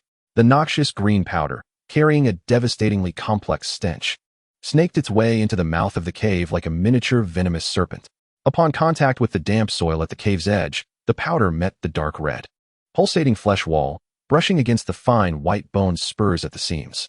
A ferocious white smoke erupted from the cave entrance, tenfold more intense than before, accompanied by a cacophony reminiscent of sizzling meat and hot oil, causing one's teeth to ache. A monstrous, inhuman howl of anguish erupted from the depths of the cave, filled with profound pain and terror. The writhing flesh wall twisted and contracted as if doused in concentrated sulfuric acid, while the white bone spurs trembled violently. The dark red liquid oozing forth instantly turned a charred black, and the surrounding soil convulsed in torment. Even more horrifying was the sudden cessation of the eerie, ethereal bell-like sound, as if its throat had been severed. In that very moment, Lai Fu, the pig in the pen, jolted awake, lifting his head in confusion, his small eyes regaining clarity, seemingly puzzled by what had just transpired. The dreadful flesh wall at the cave entrance retracted swiftly into the darkness, leaving behind a smoking black void, its edges charred and exuding a potent stench of burnt matter, alongside a thin layer of the ominous green powder that lingered on the soil. Silence enveloped the scene, an even more profound silence than when the bell had rung. Everyone stood in stunned disbelief, gazing at the smoking black hole, then glancing at the pot of nearly forgotten pest control powder, ultimately focusing their attention on Zhao Ergu's bare foot, which had provided the vital ingredient. "Brother He, did you see that?" Zhao Ergu was the first to regain his composure, his voice trembling with excitement. He looked down at his right foot, then at the cave from which the monster had retreated, and an expression of near-manic joy and unparalleled pride erupted on his face. My foot! My foot! It even drove away the master from hell." Zhao Ergu leapt up, limping, clutching the iron box, and began to spin in place frantically. "I am the guardian spirit of Kao Shan Tun. I am the foot deity incarnate." Ha ha. His maniacal laughter and declarations shattered the frozen atmosphere like the press of a play button. Divine foot. Truly a divine foot. "Ergu, from now on, you shall be the village's talisman against evil." My heavens. That ghastly creature was truly repelled. The bell has ceased to ring. This stinky powder. This divine powder. Remarkable. The euphoric relief and absurd gratitude of survival instantaneously ignited the villagers. Their gazes towards Zhao Ergu were filled with reverence, gratitude, and an ineffable complexity. Even Wang Youfu's glance towards Zhao Ergu's foot was imbued with trepidation and a hint of relief. Sun Kezi lay sprawled on the ground, his murky old eyes fixated on the smoking black hole and the remnants of dark green powder, muttering to himself, "The foul aura has indeed repelled the malevolent spirit." Could it be that Zhao Ergu's foot is inherently a bane to evil? Is that box, perhaps, a seal? His whispers were drowned out by the villagers' cheers for Zhao Ergu and their astonished exclamations regarding the miraculous powder. Chen Xiao Dao exhaled deeply, his shirt soaked through with cold sweat. He gazed at the black hole with lingering dread, yet was overwhelmed by the exhilaration akin to discovering a new continent. This concoction, a bioweapon composed of mud from Zhao Ergu's foot, boy's urine, and quicklime, proved to be extraordinarily potent. It had even managed to drive away the enigmatic earth dragon and its master, Ling, though the underlying principle eluded him. This substance was undeniably a natural and effective insect repellent and disinfectant. His gaze involuntarily drifted towards the pig pen, where Lai Fu had returned to normalcy, curiously sniffing the air with its damp nose, now infused with the lingering awe of the miraculous powder. A cataclysm had been absurdly averted, at least for the moment. Wang Youfu suppressed his shock and fear, promptly organizing a team. Their foremost task was to seal the hole. Massive stones, heavy grinding wheels, and thick layers of quicklime mixed with the remaining repellent powder were forcefully stuffed into the smoking black hole until it was completely sealed and compacted. The surface coated with a thick layer of dark green paste exuding an aura of power. The old well at the village entrance was not spared either. A substantial amount of quicklime and leftover repellent powder was poured into the well, its mouth covered with a heavy stone slab. The gap sealed with the same dark green paste. The air was thick with a pungent odor, yet it brought with it a perverse sense of security. Once these tasks were completed, Wang Youfu promptly announced the lifting of Laifu's quarantine, although the 7-day observation period had not yet elapsed. Laifu's unusual behavior under the bell and the monster's ravenous interest in it had left Wang Youfu shaken. Rather than harboring a potential threat, he decided to take a gamble. After all, this pig was Chen Xiao Dao's prized possession and the only hope for the village's future. Chen Xiao Dao, Wang Youfu said, fatigue yet serious, the pig is yours again. But you must keep a close watch on it. Should there be even the slightest misstep, I shall bury you both. He disdainfully glanced at the remaining traces of dark green powder on the ground. And you better clean up this miraculous powder you concocted. It's suffocating. Chen Xiao Dao felt as though he had been granted a reprieve, nodding fervently. He hurried into the quarantine area, where Laifu appeared unscathed. Even noticeably plumper due to the generous rations over the past few days. He excitedly patted the pig's head, exclaiming, Laifu, dear sir, surviving this calamity surely heralds future blessings. Our good days are about to commence. With the crisis temporarily averted, the focus of Kao Shan village could finally return to reconstruction. Chen Xiao Dao was filled with determination. He first meticulously cleaned the traces of repellent powder from his own yard. Its overpowering scent was unbearable even to him. He could not bring himself to discard the powder he had meticulously collected. Instead, he procured a small earthen jar, sealed it tightly, and concealed it beneath his bed. This was indeed a treasure. Should the subterranean entities resurface, it would serve as a talisman. Subsequently, he commenced the practical application of the knowledge gleaned from the pig-rearing manual.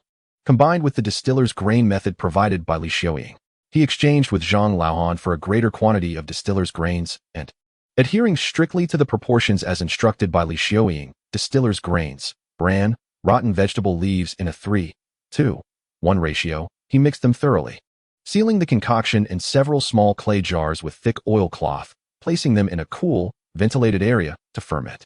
This time, he was exceedingly cautious, daring only to lift a small flap daily to observe, fearful of inadvertently initiating a biological catastrophe.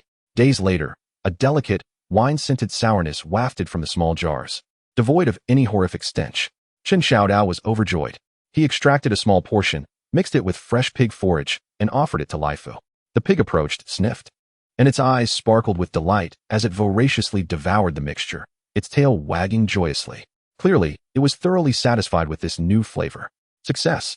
Chen Xiao Dao clenched his fists in excitement. The first step in scientifically raising pigs had finally been taken.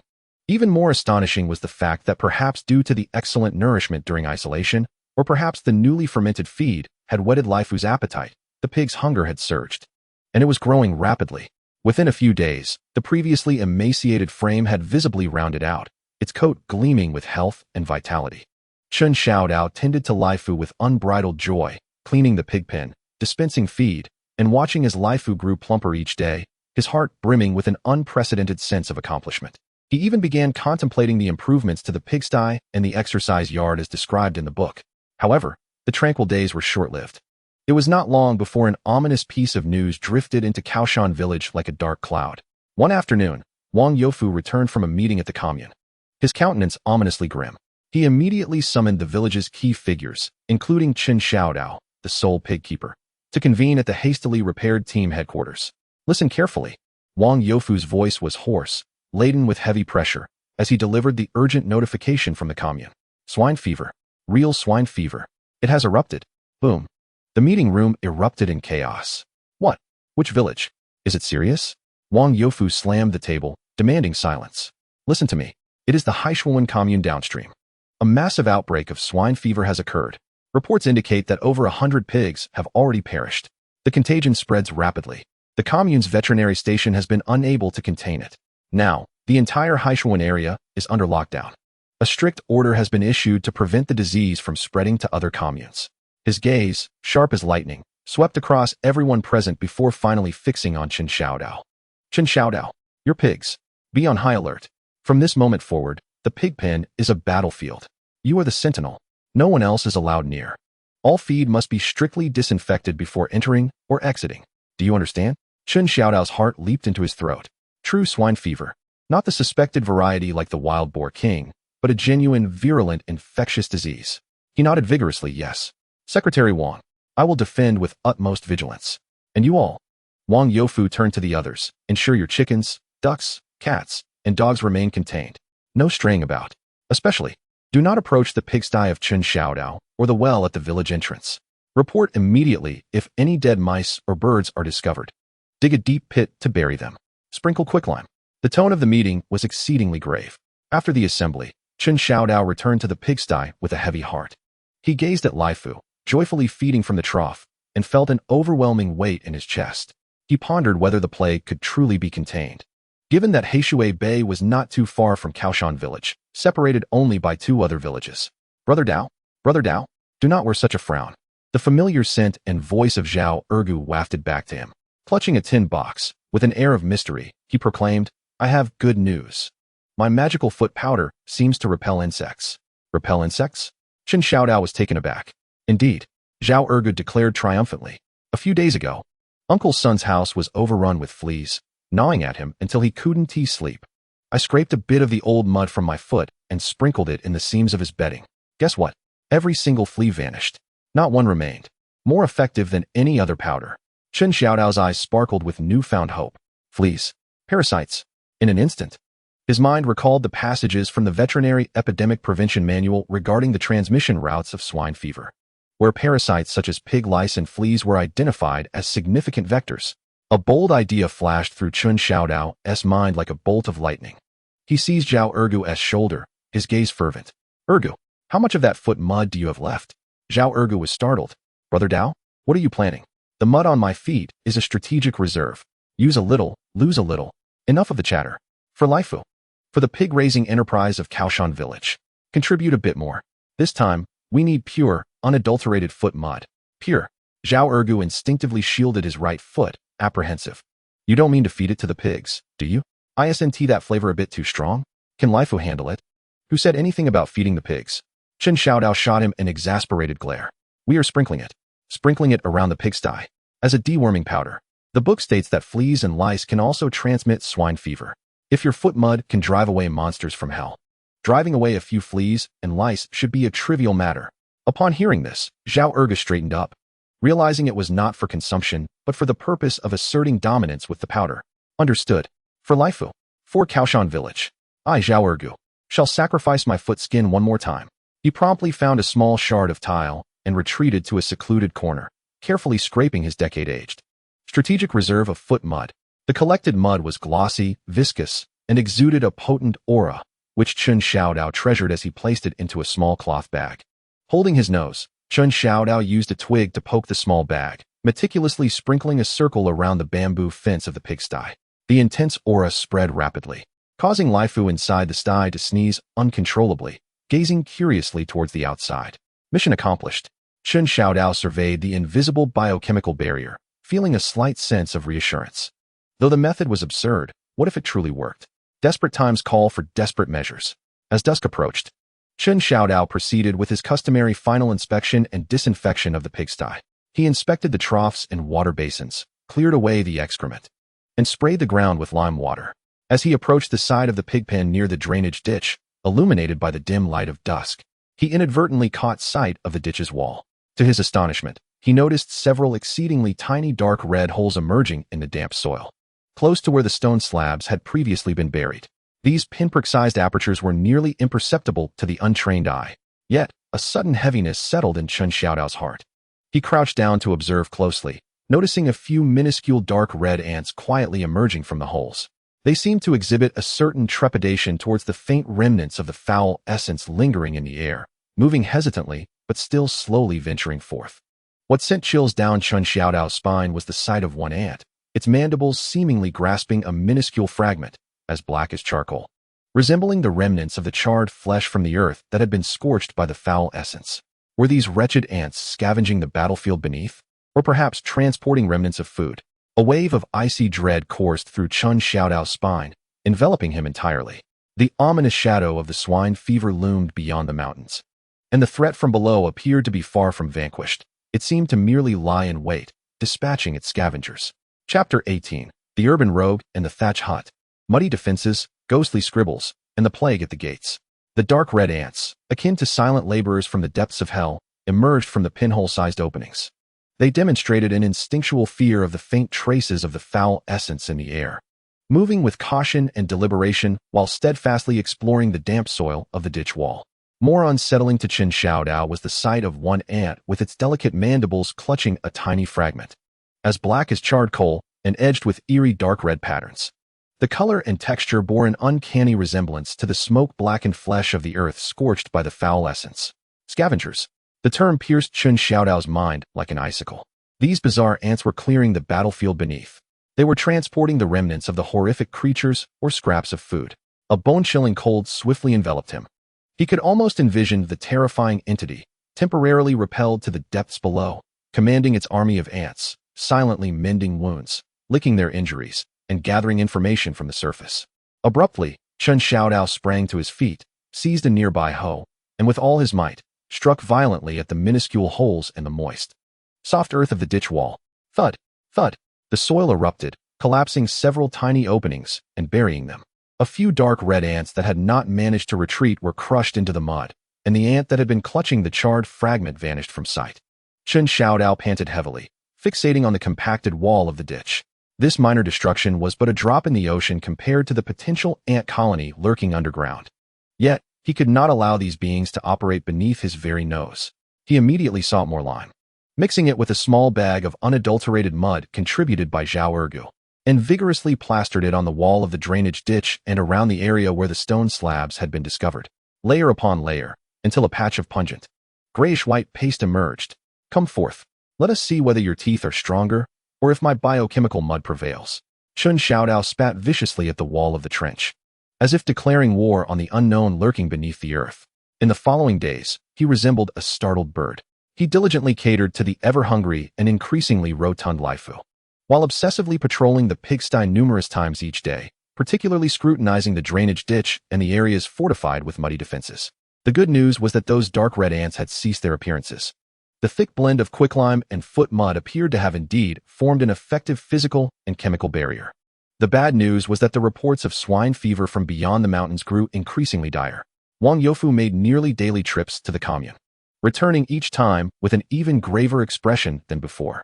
He exclaimed that the situation in Heishui Bay had deteriorated. It was said that the pigs were on the brink of extinction. There was not enough ground to bury them. The plague had spread to the neighboring Lushu village.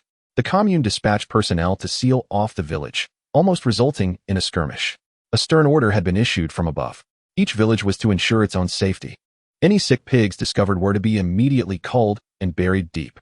Those who dared to conceal any cases would face severe punishment. The atmosphere of panic spread through Kao Shan village like the plague itself. The villagers regarded Chen Xiaodao's pigsty with a complex mix of emotions, envy, but more so, concern and a subtle sense of repulsion, as though the pigsty were a ticking time bomb of contagion. Chen Xiaodao's stress reached unprecedented levels.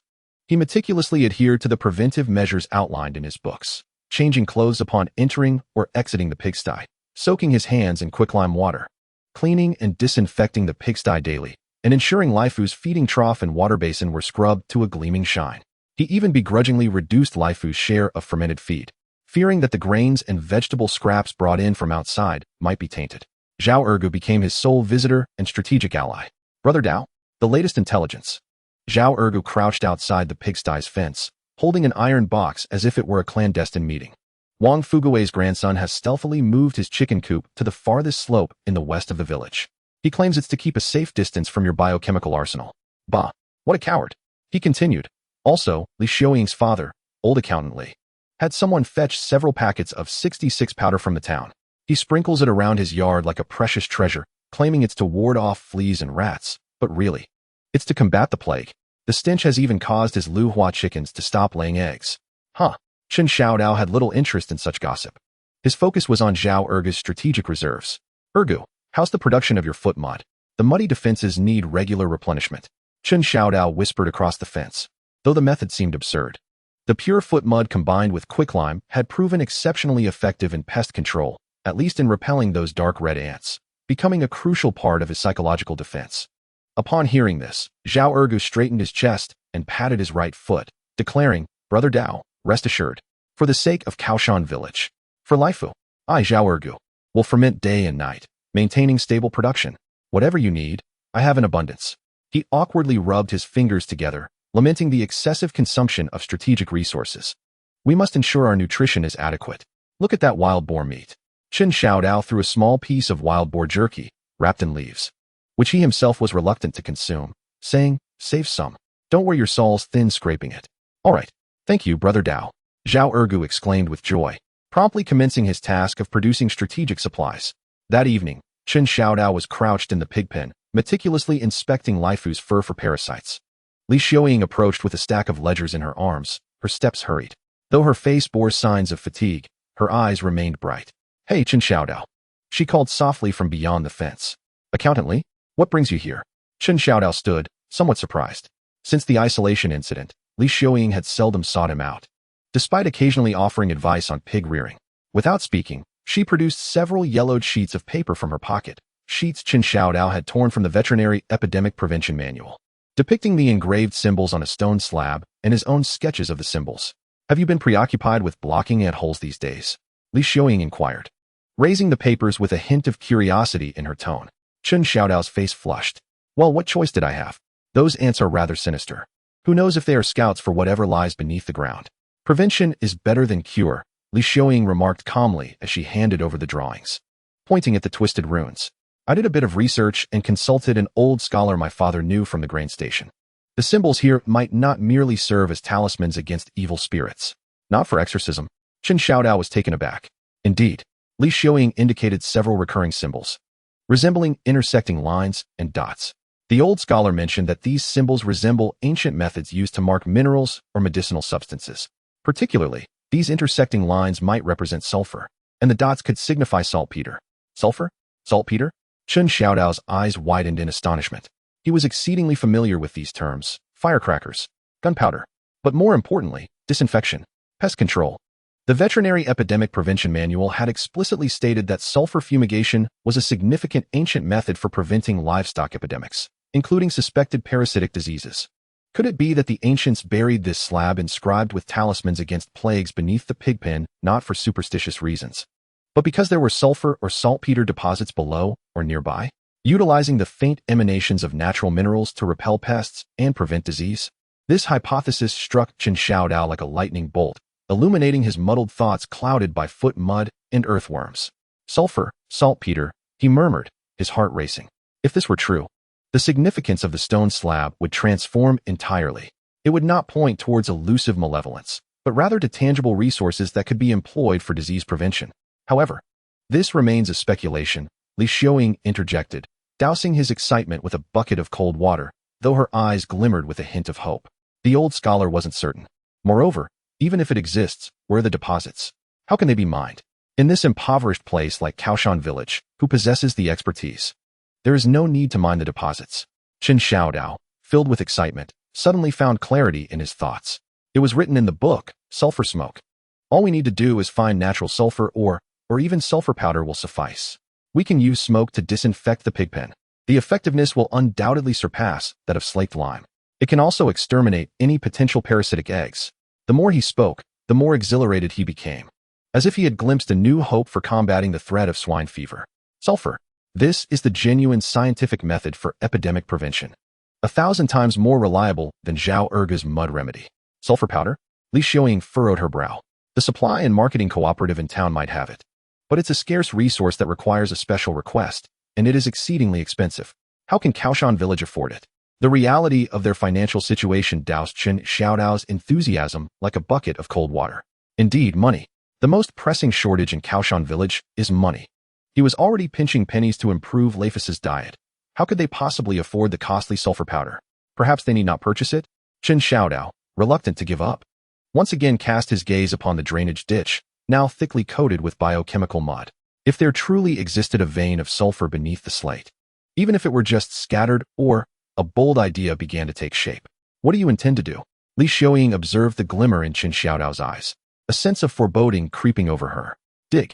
Chen Xiao Dao declared resolutely. Let us dig a bit deeper. Let us see if there is any sulfur stone below. What if there is?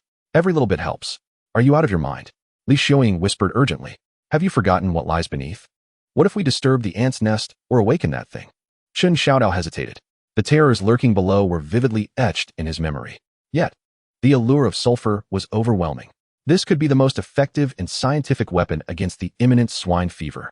Just as he wrestled with his inner turmoil, A series of urgent gongs echoed, accompanied by Wang Youfu's hoarse and terrified roar, reverberating throughout Kao Shan village like a death knell. Everyone, gather at the village entrance. Emergency! Emergency! The plague has reached Haikou village. Wang Youfu's bellow struck like a thunderclap, leaving everyone momentarily stunned. Haikou village. That was the closest village to Kao Shan, separated only by a mountain ridge spanning several miles. A casual visit typically took half a day. How could the plague spread so swiftly to their doorstep? Just moments ago, Chen Xiao Dao and Li Xiaoying had been entangled in thoughts of sulfur, but their faces now turned ashen. A profound sense of crisis seized them, like an icy hand tightening around their throats. Without a second thought, they sprinted towards the village entrance. Under the old locust tree at the village's edge, a dense crowd of villagers had gathered, their faces etched with fear and despair. Wang Youfu stood atop a large stone, holding a gong, his face pale and his lips trembling. He had just received word from relatives in Haikou village. Wang Youfu's voice was hoarse, like a broken gong. 3 days ago, at Zhang Laosan's home in Haikou village, 2 pigs suddenly stopped eating. They had high fevers and developed red spots.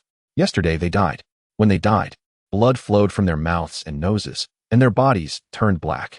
It was exactly as described in the book about swine fever. The crowd erupted in chaos. Haikou village. It had truly reached Haikou village. It was over. Only a few miles separated them. The wild animals in the mountains would flee. The wind would carry it. How could they defend against this? My heavens! What shall we do? Cries, curses, and desperate sighs intertwined, as the ominous clouds enveloped Kao Shan village like the harbinger of doom. Silence!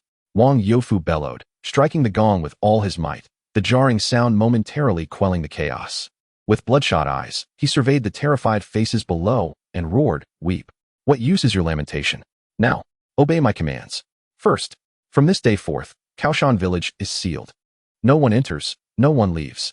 Whoever dares to sneak out or allow outsiders in, I shall break their legs. Second, every household, chickens, ducks, geese, dogs, and cats, lock them all up.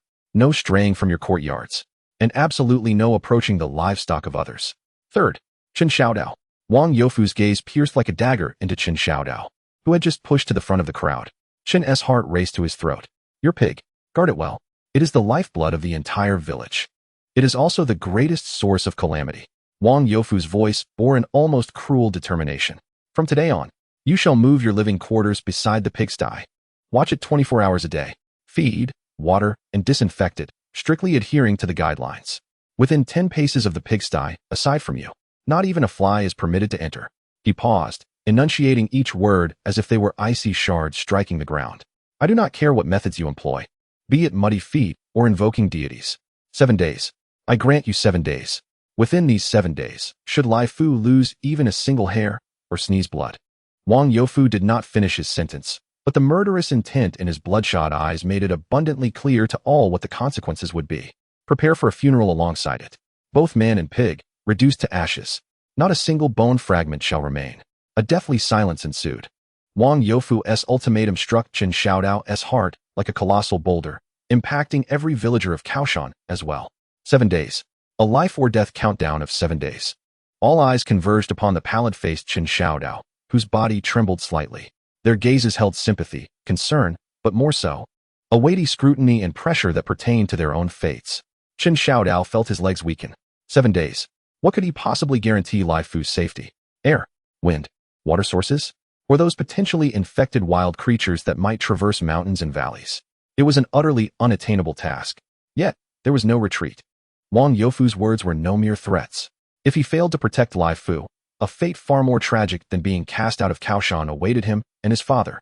A surge of despair, defiance, and resolute determination crashed over Chen Xiao Dao. He clenched his jaw tightly, nails digging into his palm, forcing himself to stand tall. Meeting Wang Youfu's murderous gaze, he summoned every ounce of strength and hoarsely shouted, "Secretary Wang, rest assured. 7 days. Just 7 days. I, Chen Xiao Dao, stake my life on it. If Lai Fu encounters even the slightest mishap, you need not lift a finger. I will throw myself into that well to feed the earth dragons." His voice, though not loud, resonated with a nearly tragic resolve, echoing through the desolate village entrance. Wang Youfu cast a deep glance at him, choosing silence as he forcefully waved his hand, declaring, "The meeting is adjourned. Everyone, return to your posts. Keep watch over your own gates." Anyone who dares to lag behind will not find me merciful. The crowd, enveloped in a heavy sense of oppression, dispersed silently, each individual burdened by an immense weight. At Kao Shan Tun, they truly stood at the precipice of life and death. Chen Xiao Dao, in a daze, returned to the pigsty. The twilight cast elongated shadows of the pig pen, resembling a monstrous beast poised to devour. He gazed at Leif, still oblivious and nudging the trough for scraps with his snout. A wave of indescribable sorrow and heaviness surged within him. For 7 days, Leif, our fates are intertwined, he murmured to himself. As night descended, Chen Xiao Dao indeed made his temporary abode in a grass hut a few paces from the designated pigpen fence. The rudimentary shelter, hastily constructed, was merely lined with dry straw.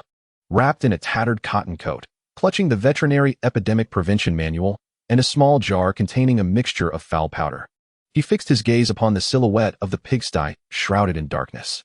The village night was eerily silent. Only the sound of the wind and the occasional chirping of insects punctuated the stillness. Leif within the pen emitted a steady snore, seemingly in deep slumber. Yet, sleep eluded Chen Xiao Dao. The threats from Wang Youfu, the grim news from Hiku village, the shadows of subterranean ants, and the elusive clues of sulfur. Various thoughts clashed violently in his mind. Subconsciously, he touched the small jar nestled in his arms. The coldness of its surface starkly reminded him of the absurdity of reality. His greatest reliance lay in a biochemical concoction of Zhao Erga's foot mud and boy's urine. Sulfur. Sulfur, he repeated, the words echoing in his mind. Li Xiuying's conjecture felt like a lifeline. If there truly existed a vein of sulfur beneath the slate, even a trace of sulfur ore, this thought grew increasingly potent, overshadowing his fear of the unknown depths. He needed sulfur. He must acquire it. This was the sole scientific means to enhance their chances of epidemic prevention. In the darkness, he abruptly sat up, his eyes gleaming with a desperate resolve amid the night. Stealthily, he slipped out of the grass hut, like a specter, making his way to the area by the pigsty's drainage ditch, thickly coated with biochemical mud. He cautiously avoided the foot mud defenses laid out during the day, locating where the ant mound had been smashed. He crouched down, holding his breath. Straining to listen, the ground was silent.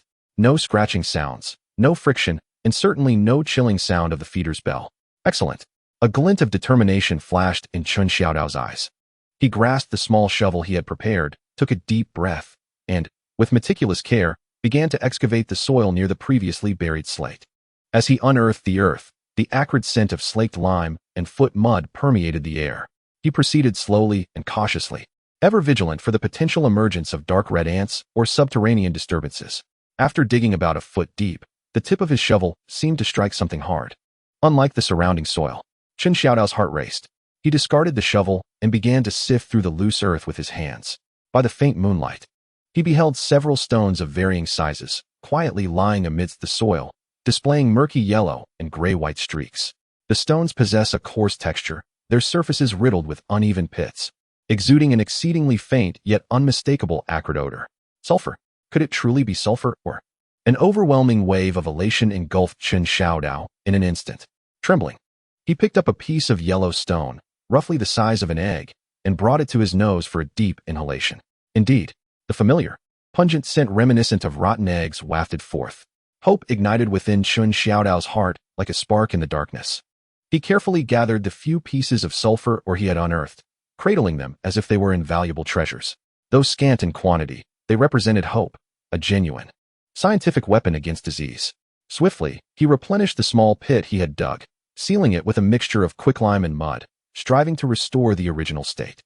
Once this was accomplished, he stealthily returned to his humble grass hut, clutching the precious sulfur ore with exhilaration. Under the moonlight, he scrutinized these seemingly unremarkable stones. Their colors were murky, riddled with impurities, yet there was no denying their sulfuric nature. The ancient practice of marking stones truly bore profound significance. Salvation for Lifu was at hand. Overcome with emotion, Chen Xiao Dao felt tears welling in his eyes. He immediately retrieved the veterinary epidemic prevention manual, eagerly seeking the section on sulfur fumigation. By the dim moonlight, he fervently studied the instructions. The text elucidated that grinding sulfur into powder, mixing it with combustible materials like hay and wood shavings, and then igniting it in a sealed pigsty could effectively eradicate bacteria, viruses, and parasite eggs. During the fumigation, both humans and pigs must vacate, ensuring ample ventilation afterward. He had devised a method, The materials were at his disposal. Now, the paramount challenge lay in executing the fumigation safely without alarming Laifu or inciting panic among the villagers. Wang Youfu had explicitly stated that within 10 paces of the pig pen, not even a fly should intrude. Moreover, the odor of the fumigation would be far more potent than Zhao Erge's foot odor. Once ignited, the entire village would be aware. How could he possibly explain it? As Chen Xiao Dao cradled the sulfur ore, caught between excitement and concern while plotting his clandestine fumigation scheme, a sudden, unusual sound emerged from the pig pen. Laifu, who had been peacefully slumbering, now emitted a series of irritably labored breaths, reminiscent of coughs. Chen Xiao Dao's body bristled with alarm. He dashed to the fence, peering into the pig pen's shadowy corner under the moonlight. There stood Laifu, seemingly restless, scraping the ground with his front hooves, his nostrils flaring wider than usual, producing a series of short, phlegmy grunts. A terrifying thought, like a splash of icy water, extinguished the flickering flame of hope in Chen Xiao Dao's heart. Could it already be too late? Chapter 19. The Urban Rogue and the Thatch Hut, Sulfur Smoke. Stinky feet camouflage, and the red water at the bottom of the well. The short, phlegmy gasps echoed like a death knell in the stillness of the pig pen, striking mercilessly at Chen Xiao Dao's heart. He lunged towards the fence, straining to see Laifu in the dim light. This pig, upon whom the hopes of the entire village rested, now appeared agitated, scraping the ground with his hooves, his nostrils wider than ever, and a glistening droplet of saliva clinging to the corner of his mouth.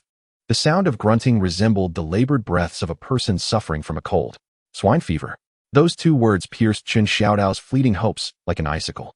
He felt an icy chill spread through his body, his limbs tingling, his mind blank. The dreadful news from Hiku village echoed in his ears, and Wang Youfu's threat of incinerating both man and pig loomed like a sword over his head. 7 days? This was merely the first night. Could Laifu be in such dire straits? A wave of overwhelming fear and despair engulfed him. He could vividly imagine Wang Youfu's grim face at dawn. The villagers' eyes filled with despair and fury, and the prospect of him and his father being cast out of the village, or worse. No, it couldn't be. Chen Xiao Dao's teeth chattered as he forced himself to regain composure. The books stated that the incubation period for swine fever was at least 3 to 7 days. How long had it been since the illness reached Hiku village? Laifu had been isolated. How could it manifest so swiftly? He took a deep breath, suppressing the panic rising within him, and began to carefully observe Laifu's condition. Temperature? He couldn't measure it. Mental state? Laifu seemed a bit restless, but his eyes retained their brightness, unlike those clouded by a high fever. Appetite? He recalled that Laifu had been rooting around the trough just moments ago. Skin? By the light of the moon, he scrutinized Laifu's coat, particularly the abdomen and inner ears, and found no obvious signs of bleeding or cyanosis. Feces? Summoning his courage, he poked at the fresh droppings in the corner of the pig pen with a long stick. Their color and shape appeared normal, devoid of blood. Aside from that accursed grunting and drooling, there seemed to be no other typical symptoms of swine fever. Could it be a chill? Or perhaps he had overeaten? A flicker of hope ignited within Chen Xiao Dao. After all, Laifu had been feasting heartily lately, growing rapidly, and the mountain breeze was a tad chilly tonight. Regardless, immediate action was imperative. He could not allow Wang Youfu to discover any anomalies in Laifu come dawn. Chen Xiao Dao's mind raced with unprecedented speed. He first thought of the sulfur ore he had recently unearthed, still imbued with the scent of earth. Sulfur fumigation. It was noted in his readings as the most direct and effective means of disinfection and sterilization. Whether Laifu was simply chilled or genuinely infected, he needed to thoroughly disinfect the pigpen environment to eliminate any potential pathogens. Yet, a dilemma arose. Fumigation required a sealed space, igniting a fire, and the smoke was notoriously pungent. Once ignited, the acrid stench of sulfur would pervade the entire hillside village. If Wang Youfu and the villagers caught wind of it, would they not erupt in a frenzy? They would surely suspect him of concealing evidence or practicing some dark sorcery. What to do? Chen Xiao Dao's gaze instinctively fell upon a small earthen jar beside him, exuding an air of authority. It contained the foul mixture of Zhao Erge's foot mud and quicklime. An utterly absurd yet potentially viable idea took shape in an instant. Without hesitation, Chen Xiao Dao sprang into action. He dashed back to the grass hut, retrieving a broken earthen basin and a bit of kindling, dry hay, and wood shavings.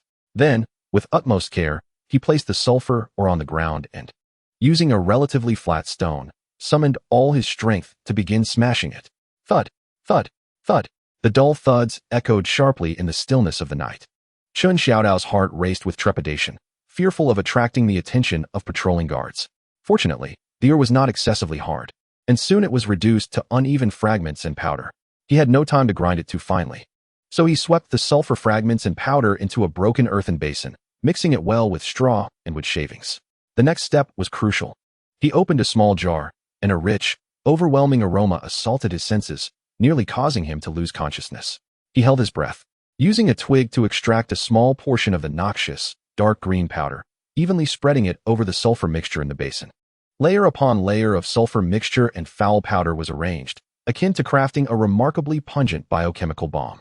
Having completed this task, Chen Xiao Dao cradled the basin, which exuded a devastatingly complex odor, as if he were holding a volatile explosive, stealthily making his way to the leeward side of the pig pen.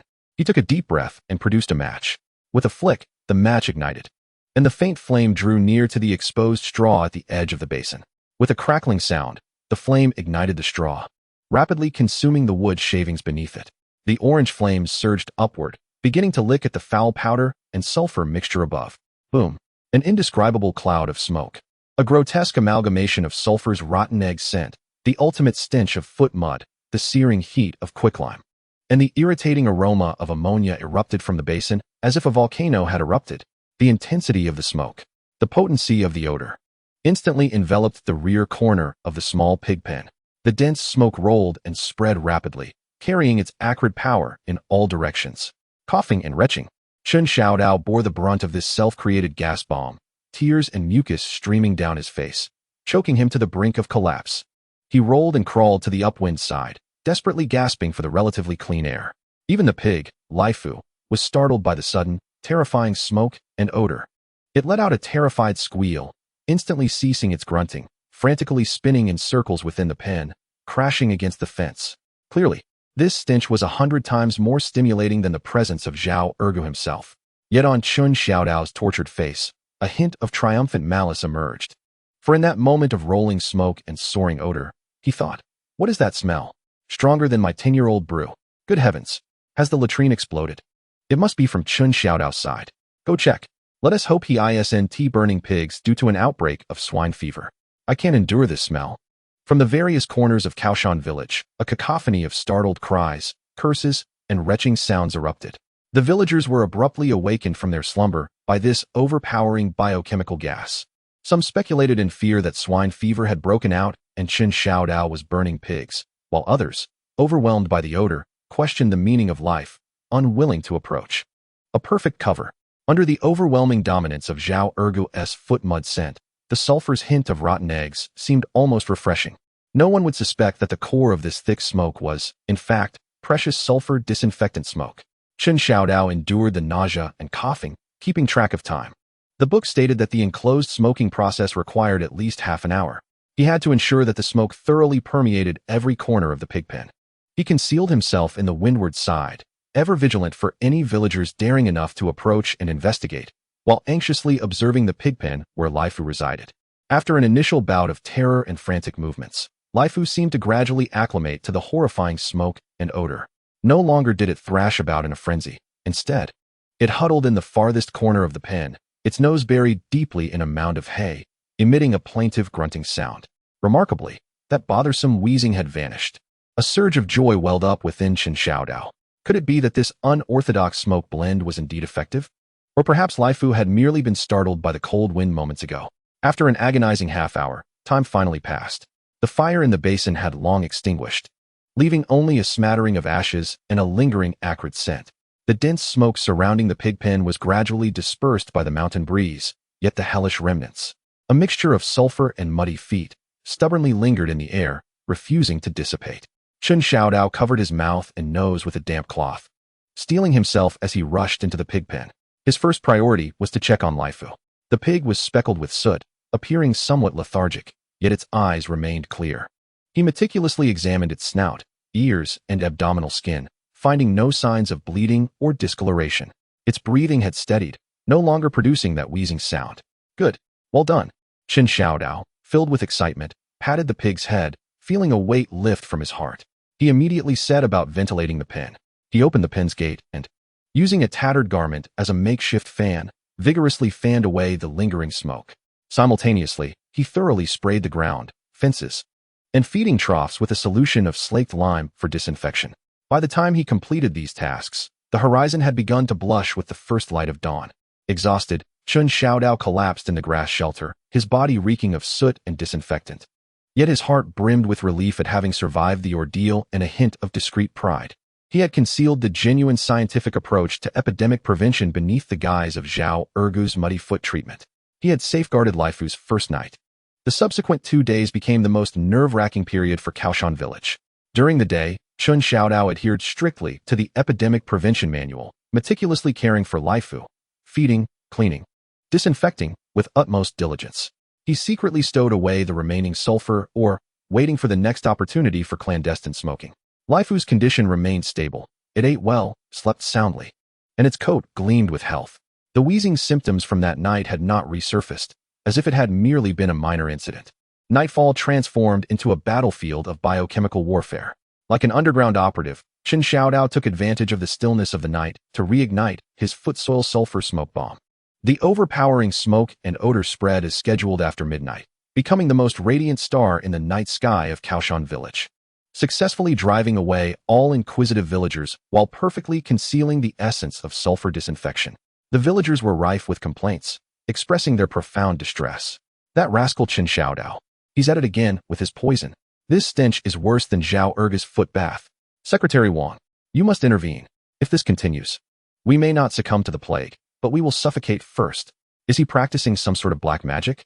Trying to drive away the plague with foul odors? Wang Youfu was also affected by the noxious fumes. His eyes darkened as he summoned Chen Xiao Dao for a reprimand. Chen Xiao Dao, what mischief are you up to at night? What on earth is that smell?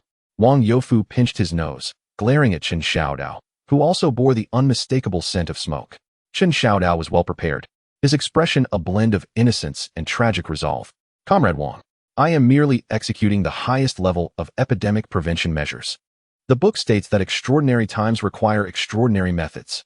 I am employing a special odor disinfectant. It repels pests. It drives away rats.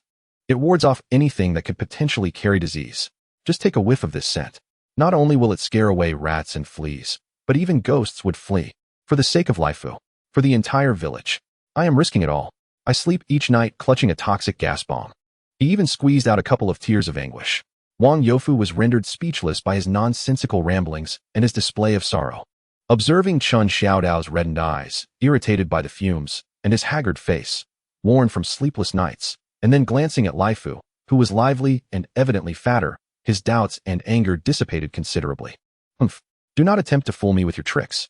Wang Youfu ultimately issued a fierce warning. Control the amount of your toxic gas bomb. Do not genuinely poison the entire village. And if Laifu loses even a hair, I will hold you solely responsible. The crisis was temporarily averted, and perhaps even turned to fortune. Just as Chen Xiao Dao breathed a sigh of relief, a new trouble approached. Zhao Ergu, cradling a metal box, sneaked towards the thatched hut with an air of mystery, much like an underground operative. Brother Dao? There's grave news. Zhao Ergu whispered anxiously. My strategic reserves are almost depleted. What reserves? Chen Xiao Dao was momentarily taken aback. My original foot mud. Zhao Ergu pointed at his right foot, his face contorted in pain.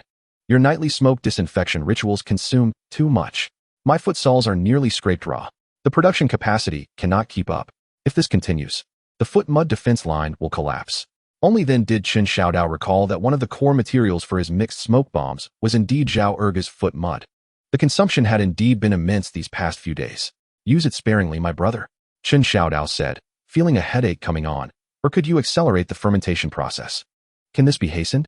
Zhao Ergu lamented. It relies on the right timing, conditions, and collaboration. I have even refrained from eating too much wild boar meat these days, fearing that it might inflame and spoil the flavor. Brother Dao, I can hardly endure this. Shall we reduce the quantity of smoke tonight? Reduce the quantity? A weight settled in Chen Xiao Dao's heart. The sulfur smoke required a sufficient amount to be effective, and it needed to be sustained over several days to solidify its effects. Without the cover of Zhao Ergu's foot mud, the risk of exposing the sulfur odor was exceedingly high. Just as the two found themselves in a quandary, Li Xiaoying approached briskly, clutching a stack of account books. Her expression was somewhat grave, seemingly oblivious to the faint yet potent aroma lingering in the air. Chen Xiao Dao, Comrade Wang requests your presence, she said, her voice carrying an undercurrent of tension. There has been an incident in Hiku village. Both Chen Xiao Dao and Zhao Ergu felt a jolt of apprehension. What has happened? Chen Xiao Dao inquired. People in their village have begun to die. Li Xiuying's voice dropped even lower, laced with fear, not pigs, but humans. Several of them. The symptoms resemble those of their pigs. High fever, red spots on the skin, bleeding from the mouth and nose. Is the swine fever transmissible to humans? This news struck like a bolt from the blue, leaving Chen Xiao Dao and Zhao Ergu in a state of shock. The book only mentioned that swine fever was a fatal disease for pigs, without indicating that it could be transmitted to humans. Could it be that the swine fever in Hiku village was not the ordinary strain? Or had this plague mutated? A profound terror surged over the two individuals like a chilling tide, instantly engulfing them. If the plague were indeed transmissible to humans, the village of Kao Shan would be utterly doomed. Chen Xiao Dao, lost in thought, followed Li Xiuying towards the team headquarters, while Zhao Ergu, filled with concern, clutched an iron box closely behind. Inside the headquarters, Wang Youfu paced like a caged beast, his expression dark and brooding, as if rain could pour from his furrowed brow. Several elderly villagers were present, each bearing a countenance shrouded in despair. Upon Chen Xiao Dao's entrance, Wang Youfu abruptly halted, his bloodshot eyes fixated on him. Chen Xiao Dao, have you heard about the situation in Hiku village? Chen Xiao Dao nodded gravely. The news had just arrived from above. Wang Youfu's voice was hoarse and weary, expressing preliminary suspicions that this was not a mere case of swine fever. It could be a novel, virulent zoonotic plague with an unknown transmission route and an exceedingly high mortality rate. Hiku village had already been sealed off. No one could enter, and those inside were likely. He did not finish the thought, yet the despair in his words suffocated everyone present. We must defend Kao Shan. Wang Youfu struck the table with a fist. Splintering wood, effective immediately. We elevate the epidemic prevention level to the highest possible. Chen Xiao Dao. Here. Chen Xiao Dao responded, startled. Your pig pen. Expand the no-go zone from 10 paces to 30. No, 50 paces. Wang Youfu nearly roared. You. And that pig of yours. Stay inside. Not a single step outside. For feeding and all needs, I will have someone deliver it to you. Anyone who dares to approach within 50 paces of the no-go zone, I will execute on the spot. This was no mere oversight of the pig pen. It was a soft confinement for both Chen Xiao Dao and Lai Fu. They had become the village's most significant and sole source of risk. Chen Xiao Dao's complexion turned ashen, yet this time he did not argue. The harrowing fate of the villagers in Hiku village filled him with an unprecedented dread. He nodded silently. Wang Youfu then turned his gaze to Zhao Ergu, his expression complex. And you, Zhao Ergu, you and your foot, along with that box, must stay at Sun Keizi's house for the time being. No wandering about. Especially not near the pigpen's no-go zone. Do you understand? Zhao Ergu, clutching the iron box, shrank back, mumbling softly, got it. My divine foot will protect everyone. Chen Xiao Dao returned to the pigpen's no-go zone like a soulless being. He looked at Lai Fu, who remained blissfully ignorant, munching on pig feed, and then surveyed the expanded area, now adorned with additional plague warning signs. A profound sense of desolation and isolation washed over him. There was still a bit of sulfur left. But Zhao Ergu's foot's mud ammunition had been exhausted. Without the overwhelming divine protection, he could not even attempt the secret smoking process. Was he truly left to await his fate? In the deep of night, silence enveloped everything. Chen Xiao Dao lay atop a mound of hay in the straw shed, utterly sleepless, his eyes wide open, gazing at the pitch-black ceiling. From afar, he could faintly hear the deliberate footsteps of patrolling villagers, a reminder of his current predicament. Just then, a faint sound emerged, akin to bubbles rolling, gulu-gulu, from the edge of the no-go zone, near the old well at the village entrance. Chen Xiao Dao froze. Was that sound coming from the bottom of the well? He sprang up, straining to listen.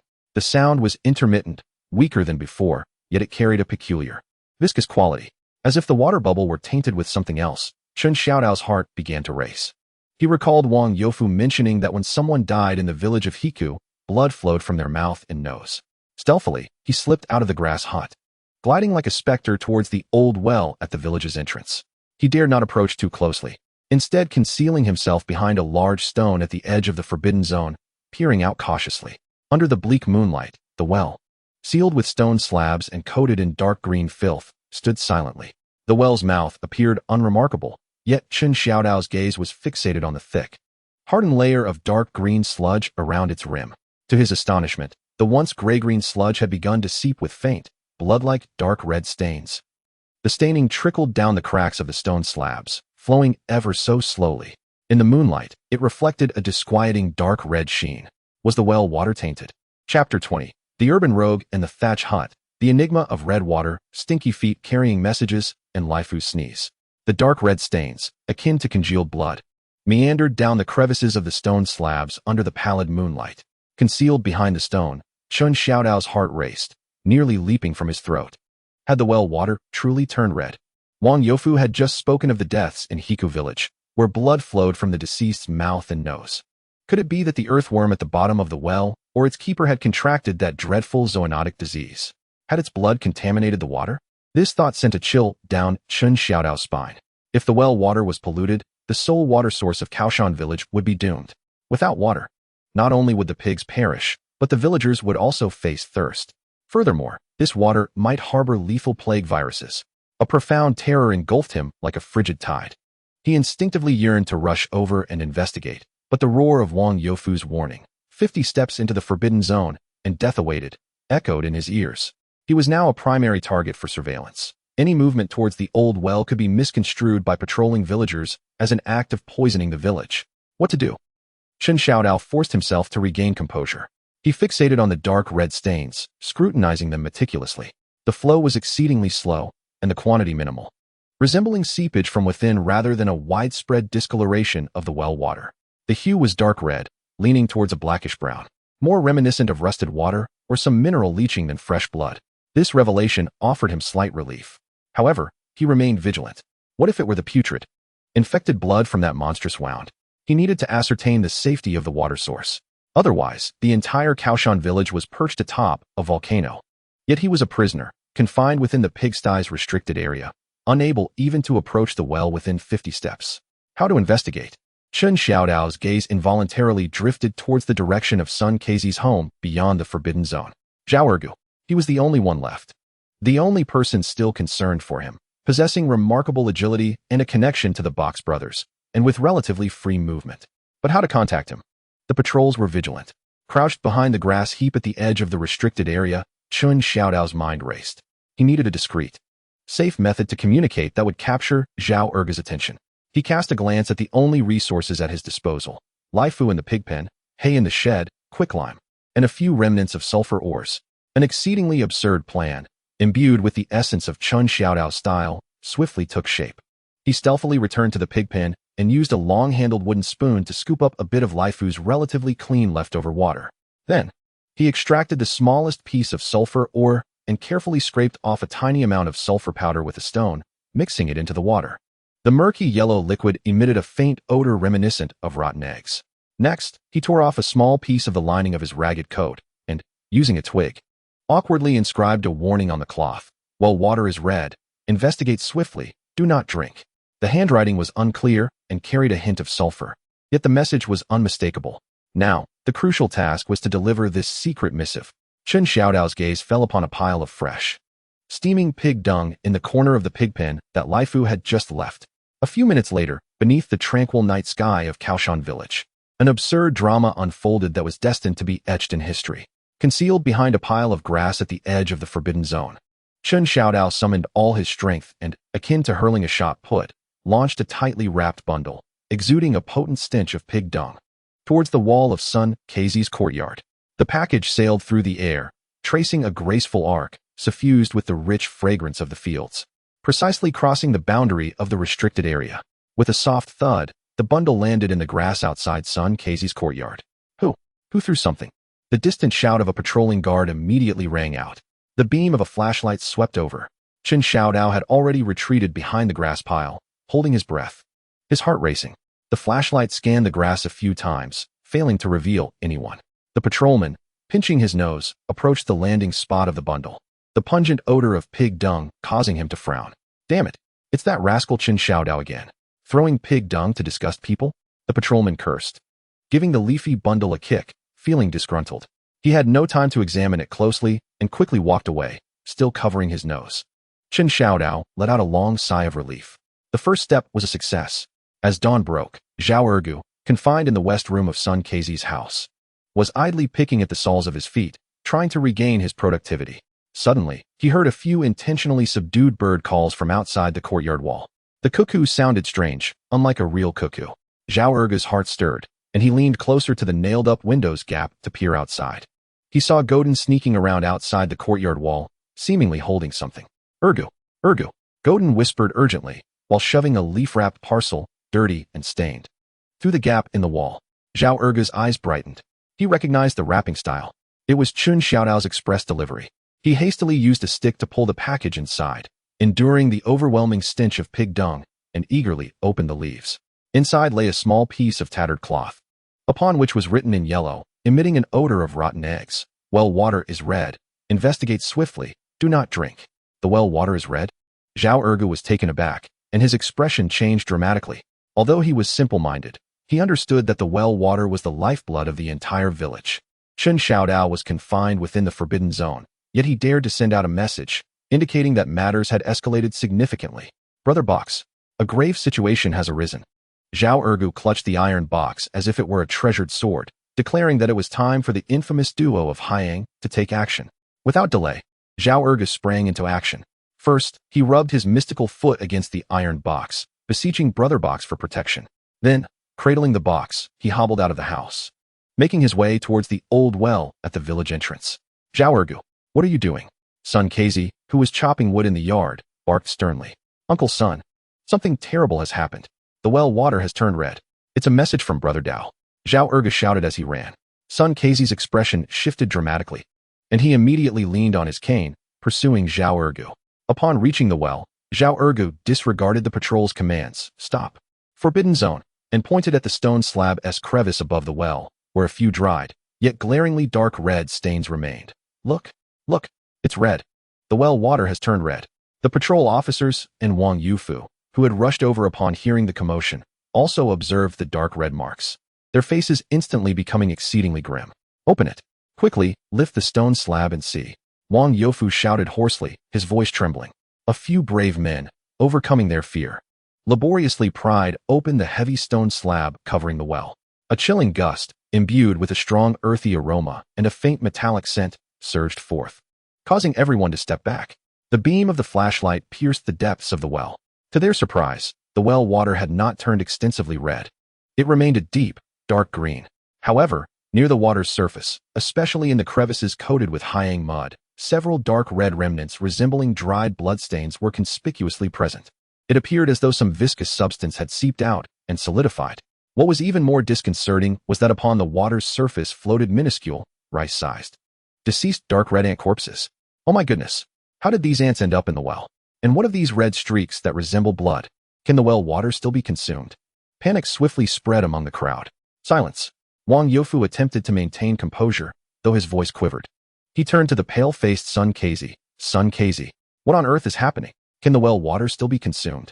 Leaning on his cane, Son Kazi peered into the well, his murky old eyes fixated on the dark red marks on the well wall and the ant corpses on the water's surface. While he inhaled the faint metallic scent deeply, his brow furrowing. It doesn't smell like blood. Something feels off, Son Kazi murmured. It resembles a mixture of rusty water and muddy essence, and a hint of sulfur. He looked questioningly at the scorched marks on the well wall. Sulfur? Wang Yufu paused, taken aback. Yes, sulfur. Zhao Ergu suddenly leaped up, recalling the sulfur scent from the cloth that Chen Xiao Dao had used. Brother Dao's message was indeed written in sulfur water. He must know something. All eyes instantly turned towards the direction of the pigsty's forbidden zone. Chen Xiao Dao was summoned to the well's edge, flanked by two vigilant militia members armed with earth guns. As he surveyed the dark red marks on the well wall and the dead ants on the water's surface, he felt a sense of relief wash over him. It was indeed not blood. It resembled the dissolution of minerals instead. He immediately thought of the sulfur where he had excavated. Near sulfur veins, iron, copper, and other minerals are often found. The mineral vein, subjected to pressure or eroded by groundwater, has dissolved iron-bearing minerals, resulting in the seepage of iron-rich water. It is not uncommon. Those dark red ants may have descended the damp well walls to quench their thirst, only to perish from the residual disinfectant powder or the toxic minerals in the rust-colored water. Secretary Wang, Uncle Son, Chen Xiao Dao pointed at the traces on the well wall, striving to make his voice sound calm and credible. This is not blood, nor is it plague. It is mineral water. I suspect that deep within the well wall, or at its bottom, there connects a mineral vein. Under pressure, it has leaked iron-infused water, hence the redness. As for the ants, they may have succumbed to the lingering disinfectant powder. Mineral water? A mineral vein? Wang Yufu remained skeptical. On what basis do you assert this? On this. Chen Xiao Dao produced the last chunk of sulfur ore, roughly the size of an egg. The yellow and white stripes were striking in the sunlight. I unearthed this a few days ago from the bottom of the pigsty's drainage ditch. Sulfur ore.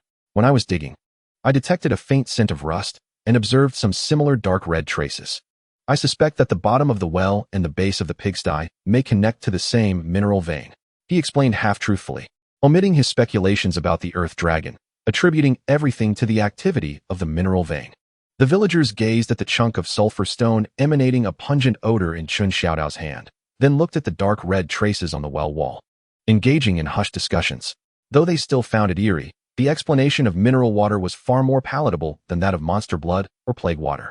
Can the well water still be consumed? Someone posed the most pressing question.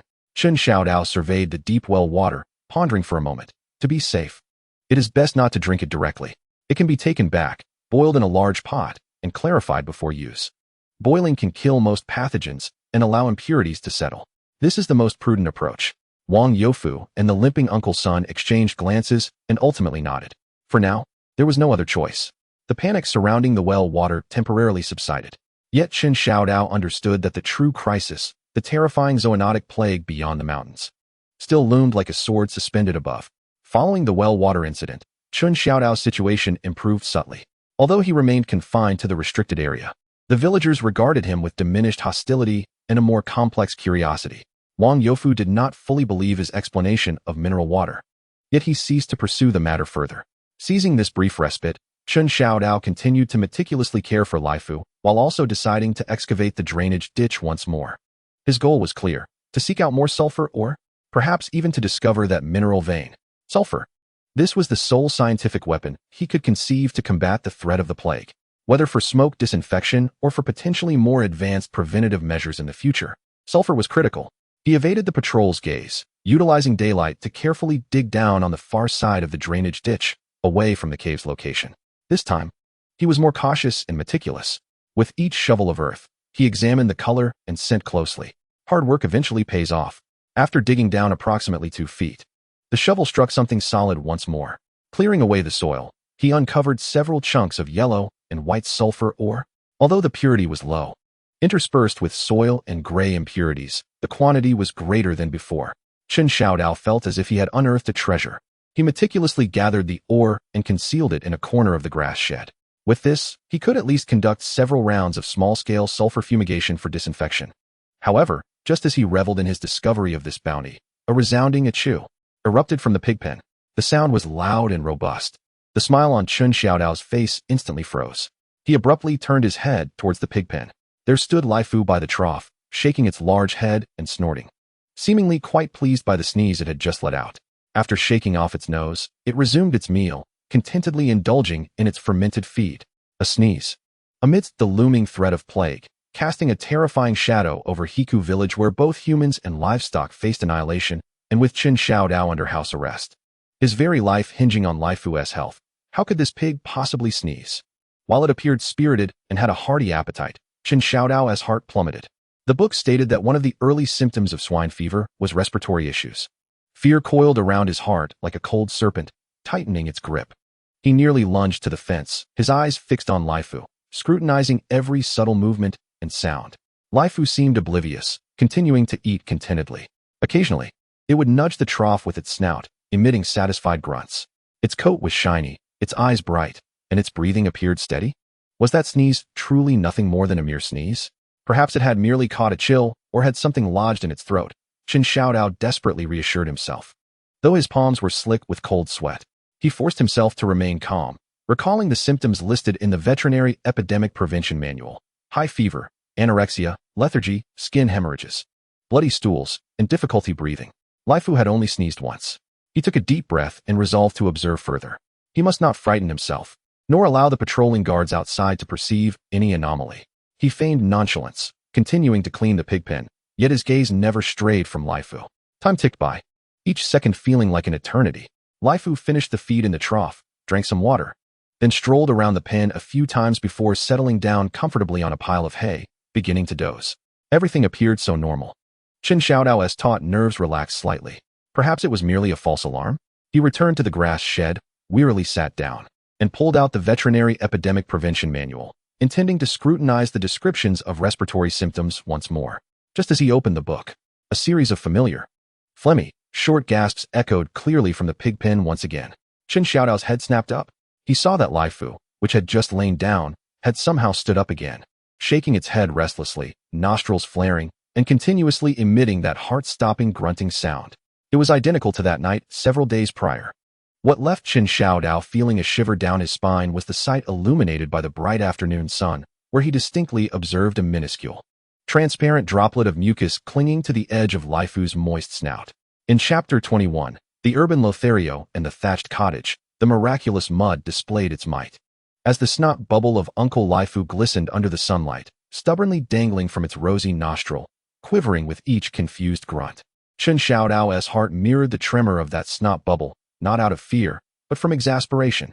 He seized the bowl filled with a potent, dark green concoction and thrust it towards the pig's snout. Open wide, Lai Fu. Time for your medicine.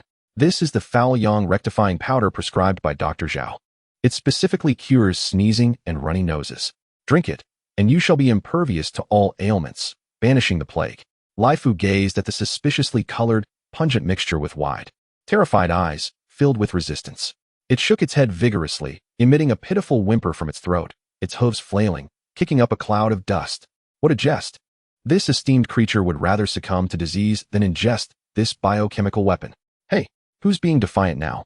Chen Xiao Dao retorted, gripping the pig's snout with one hand while the other forcefully poured the potion into its mouth, asserting that bitter medicine is beneficial for illness. The mud from Dr. Zhao Ne, it is divine mud. Many have sought it in vain. You will drink it. With a howl and a splutter, poor Lai Fu, held by the snout, was compelled to open its mouth, and an overwhelming blend of the ultimate essence of foot mud and the scorching sensation of quicklime surged into its mouth. It gasped, its eyes rolling back in distress, violently coughing as the dark green mixture flowed down its jowls, smearing half its face. Yes, just like that. One big gulp. Chen Xiao Dao disregarded all caution, and, taking advantage of the pig's coughing fit, managed to pour the remaining half-bowl down its throat. Coughing and sputtering, Lai Fu, as if subjected to torture, lay sprawled on the ground, weakly whimpering, its gaze vacant. The remnants of the dark green mixture at the corners of its mouth, rendering it a picture of apparent poisoning. Observing the pig's miserable state and the empty bowl, Chen Xiao Dao felt a pang of doubt. Ergu, are you certain this concoction cures ailments and is not meant for silencing? Outside the pen, Zhao Ergu, brimming with confidence, stood with his hands on his hips, resembling a victorious general. Brother Dao, worry not. My foot mud is nothing short of miraculous. It cures all ills. Not only will it remedy the pig's sneezing, even the king of hell would be sent back in retreat. Just wait. In less than half an hour, Uncle Lai Fu shall be vigorous and mighty, with farts like thunder. Half an hour later, in the pigsty, Lai Fu still lay in the corner, but no longer whimpering. Instead, it emitted a remarkably loud, thunderous snore. Chen Xiao Dao and Zhao Erge leaned against the fence, peering inside. There lay Lai Fu, sprawled comfortably atop a pile of hay, its belly rising and falling rhythmically with each snore, sleeping soundly. The dark green mixture at the corner of its mouth had dried, forming two comical tufts resembling a mustache. Most astonishingly, it no longer sneezed. Its nostrils were completely clear, devoid of any mucus. Its breathing was as steady as a gentle spring breeze over a tranquil lake. Marvelous. Truly miraculous. Zhao Ergu, elated, pounded his thigh, exclaiming, Brother Dao, did you see that? My foul yang rectifying powder. It works wonders. Uncle Lai Fu now sleeps like a divine pig. What illness could possibly affect him? Before our divine presence, everything else pales in comparison. Chen Xiao Dao was left utterly astonished. Although the process was undeniably inhumane, the results were remarkably instantaneous. Could it be that Zhao Erge's foot mud possesses some extraordinary balancing power against impurities? Or perhaps that bit of quicklime effectively disinfected the pig's snout? Regardless, Lai Fu is safe. The alarm has been lifted. Chen Xiao Dao's anxious heart finally settled back into his chest, followed by an overwhelming sense of relief and an irrepressible urge to burst into laughter. What a turn of events. The fate of Kao Shan village ultimately hinged upon the stench of Zhao Erge's foul feet. This storyline is so outrageous that even a writer would hesitate to pen it. Upon awakening, Lai Fu exhibited an unexpectedly vibrant spirit. Not only were there no more sneezes or nasal discharge, but his appetite had also remarkably increased. He eagerly dug into the food trough, devouring the freshly mixed pig feed with a blend of grass and wine dregs, leaving nothing behind, and still grunting for more. This miraculous transformation did not escape the keen observation of Wang Youfu, who was closely monitoring the situation. That very afternoon, Wang Youfu arrived at the edge of the restricted area, accompanied by Li Xiaoying and several village officials, his face set in sternness. From a distance, he pinched his nose and furrowed his brow. Chen Xiao Dao, what on earth has happened to the odor in your pigsty? Has last night's gas not dissipated yet? Chen Xiao Dao quickly put on a smile, leading Lai Fu to the fence and pointing to his sleek fur and clean snout. Secretary Wang, look, Lai Fu is perfectly fine. No issues whatsoever. His spirit is exceptional. He eats with great vigor. That little bit of sneezing was merely a chill. I employed some traditional methods to chase away the cold. Traditional methods? Wang Youfu scrutinized the lively Lai Fu, then glanced at the tear streaks still evident on Chen Xiaodao's face. Remnants of the purging process. What traditional methods could be so potent? Well, I added a special blend of spices. It invigorates the mind and enhances appetite. Chen Xiaodao spoke vaguely, terrified to reveal that the secret ingredient was Zhao Ergu's foot mud. Zhao Ergu, unable to contain himself, interjected, Secretary Wang, that was my silence. I did not ask you. Wang Youfu interrupted sharply, yet his gaze was unavoidably drawn to Lai Fu's noticeably rounder physique. This pig seemed even plumper than a few days ago. Its coat gleamed more brightly. It appeared quite delectable. Wang Youfu instinctively swallowed hard. The Kao Shan village had long been deprived of the aroma of meat, and the grim news from Hiku village had only heightened their anxiety. At this moment, gazing upon the robust Lai Fu, an innate craving for meat overwhelmed all doubts and the pungent odors. Ahem, Wang Youfu cleared his throat, striving to maintain the dignity of his position. Though his tone softened considerably, well, it appears satisfactory. Chen Xiaodao, your methods of pig farming are indeed somewhat unconventional, or rather, they possess a certain artistry. Keep it up. If you truly manage to fatten the pig and have it bear young, it would be a significant achievement on your part. With that, he couldn't help but steal another glance at Lai Fu's plump hindquarters before turning away, glancing back multiple times as he departed. Li Xiaoying followed closely behind. Observing Chen Xiaodao's facade of calmness after the crisis, her lips twitching slightly. Wang Youfu's inspection and his remark about possessing a certain artistry spread like wildfire throughout Kao Shan village. Although the villagers still regarded the forbidden zone with trepidation, their gazes towards Chen Xiaodao had markedly transformed. Envy eclipsed their fear. A few audacious children, from a distance, pointed at the pig pen, speculating when Uncle Lai Fu might be turned into braised pork. The pressure on Chen Xiaodao diminished significantly, and his spirits soared. He hummed an off-key tune about prospering through pig farming while tending to the pig pen. This time, he intended to make good use of the sulfur where he had previously unearthed. He retrieved a worn stone mortar, placed the chunks of yellowish-white sulfur ore inside, and began to pound with a pestle, grunting with each strike. 80, 80, 80. He encouraged himself, envisioning that he was forging a divine weapon to combat the plague. The sulfur ore proved harder than anticipated. After an arduous effort, it had only transformed into uneven fragments and powder, far from the fine powder specified in the texts. The airborne sulfur dust mingled with the ore's acrid scent, causing him to cough incessantly. Cough, cough. Science is truly no easy feat. Chen Xiaodao wiped the sweat and sulfur dust from his face, resembling a little cat that had just emerged from a mine. Zhao Ergu strolled over with an iron box, and upon seeing Chen Xiaodao's disheveled state and the meager sulfur powder in the mortar, he grimaced. Brother Dao, what's the point of all this effort? If you want powder, come to me. I can rub my feet and produce an old mud powder that is delicate and uniform, 1,000 times superior to your pathetic stone dust, and it saves you the trouble of pounding. Chen Xiaodao shot him an annoyed glance. Get lost. That stuff of yours is only suitable for external use. My sulfur powder is for internal consumption. No, it's for smoking and disinfection. It's the real deal. Uffed. Unappreciative. Zhao Erga shrugged, then leaned in conspiratorially. On a serious note, I've noticed that my box brother has become a bit finicky lately. Finicky? About what? Chen Xiaodao asked between coughs. It seems he no longer enjoys fresh foot mud. Zhao Erga looked perplexed. In the past, just a bit of freshly dug mud would pacify him. But now he prefers aged mud, especially from the heels. The more robust the flavor, the more he relishes it. Do you think his tastes have become more refined? Chen Xiaodao's lips twitched. Perhaps he has developed a penchant for your seasoned variety. Ordinary foot mud just won't satisfy him anymore.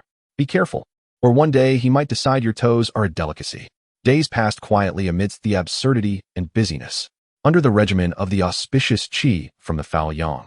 Lifu indeed encountered no issues, growing increasingly plump and robust, his coat so glossy it could serve as a mirror. His days consisted solely of eating and sleeping, occasionally ambling about the pigpen, exuding the leisurely demeanor of a local monarch. Chen Xiao Dao's endeavor to crush the sulfur powder progressed slowly, but he managed to accumulate a small bowlful. He contemplated seizing a suitable opportunity for another sulfur smoking session under the guise of foot mud, to reinforce his epidemic prevention efforts. One afternoon, as Chen Xiao Dao squatted by the entrance of the grass shed, gnawing on a hard and coarse grain bun, his exclusive pig herder's meal, he found it so dry that it made him roll his eyes in discomfort. "Oh, a bird flew out of my mouth," Chen Xiao Dao lamented, pounding his chest, nostalgically recalling the braised beef noodles, spicy strips, and even the communal meals from the cafeteria of his previous life. At that moment, an extraordinarily domineering aroma, a melange of spiciness, savory saltiness, and a peculiar fermented tang, crashed through the formidable barrier of the pigpen like a battering ram, forcefully invading Chen Xiaodao's nostrils. Hiss! With a sudden intake of breath, Chen Xiaodao's eyes sparkled with delight. This scent was unmistakably that of pickled vegetables. Moreover, it was the kind that had been fermented in an ancient jar for no less than 3 years, infused with copious amounts of chili and garlic, an exquisite, intensely pickled delicacy. Saliva surged forth like a floodgate unleashed, instantly inundating his mouth. Like a famished dog catching the scent of meat bones, he raced to the edge of the forbidden zone, following the tantalizing fragrance. Not far from the edge, on the earthen path, Wang Youfu's cherished grandson, little Shitu, was cradling a coarse pottery jar, slurping up his own saliva as he walked. The alluring scent of the intensely pickled vegetables wafted forth from the jar. Little Shitu, Chen Xiaodao clung to the fence, his eyes glinting with longing. "What treasure do you hold? Let your uncle have a look." Startled by Chen Xiaodao's ravenous gaze, little Shitu instinctively clutched the jar tighter. "It's my grandmother's pickled chili vegetables. They're so fragrant. Grandma asked me to bring them to Grandpa with his meal. I want to show you." With that, little Shitu dashed away with his precious jar of pickles. Chen Xiaodao watched the retreating figure of little Shitu, inhaling the lingering, soul-snatching aroma of the pickled vegetables, feeling the cornbread in his hand become increasingly difficult to swallow, while the cravings in his stomach rebelled with fervor. Pickled vegetables, chili, garlic. Chen Xiaodao murmured despondently, as a bold idea sprang forth. "Uncle Lifu, what do you say we also pickle some vegetables, to improve our meals?" Without hesitation, Chen Xiaodao transformed into a fervent pickle enthusiast. The ingredients? Readily available. Wild vegetables were abundant on the hillside. With the help of a few youngsters, including Guodong and others, they swiftly gathered a large basketful. As for the chili, he had a few stunted plants in his own garden, but they would suffice. Garlic? None. But wild garlic grew on the mountain, with an even stronger flavor. Tools? He had his sights set on the abandoned, cleaned-out earthen jar next to the pigpen, the one that had failed in the previous biochemically fermented feed experiment. It was just the right size. Chen Xiaodao meticulously followed the procedure he remembered from his grandmother's pickling technique, washing the wild vegetables, chopping the wild chilies, and mincing the wild garlic. Then mixing them with coarse salt in the jar with vigor. The vegetable leaves released their juices, deepening in color and exuding a rich, harmonious fragrance. Perfect. Chen Xiaodao gazed at the vibrant green and red mixture emanating a vigorous essence from the jar, brimming with a sense of accomplishment. He sealed the jar and moved it to a shady, ventilated corner behind the pigpen, eagerly awaiting the magic of time. "Brother Dao, what are you up to now?" Zhao Ergu, drawn by the enticing scent, approached, eyeing the familiar earthen jar with trepidation. "It's not another batch of biochemically fermented pickles, is it? That jar isn't clean. Go on, stop being a harbinger of doom." Chen Xiaodao replied confidently. "This time, it's legitimate pickles. I'll set aside a jar for you once they're ready." Zhao Ergu surveyed the suspiciously colored mixture in the jar and grimaced. "Forget it. I'd rather stick to my wild boar jerky. Your pickles look just like the color of the mud on my feet." 3 days later, Chen Xiaodao could hardly contain his excitement as he lifted the lid of the pickle jar. An indescribable aroma, a medley of the fragrance of wild greens, the spiciness of wild chili peppers, the pungency of wild garlic, and an overwhelmingly potent scent reminiscent of aged stinky tofu mingled with the odor of sweaty feet, erupted forth like an unleashed primal beast. Chen Xiaodao found himself at the forefront of this olfactory assault, nearly collapsing in shock from the familiar yet alien scent. How could this be an intensified version of Zhao Ergu's foot mud? He fought against the urge to retch and leaned over to peer into the vat. There, he beheld the wild greens, now wilted and blackened, soaking in a murky, bizarrely foamy dark green liquid.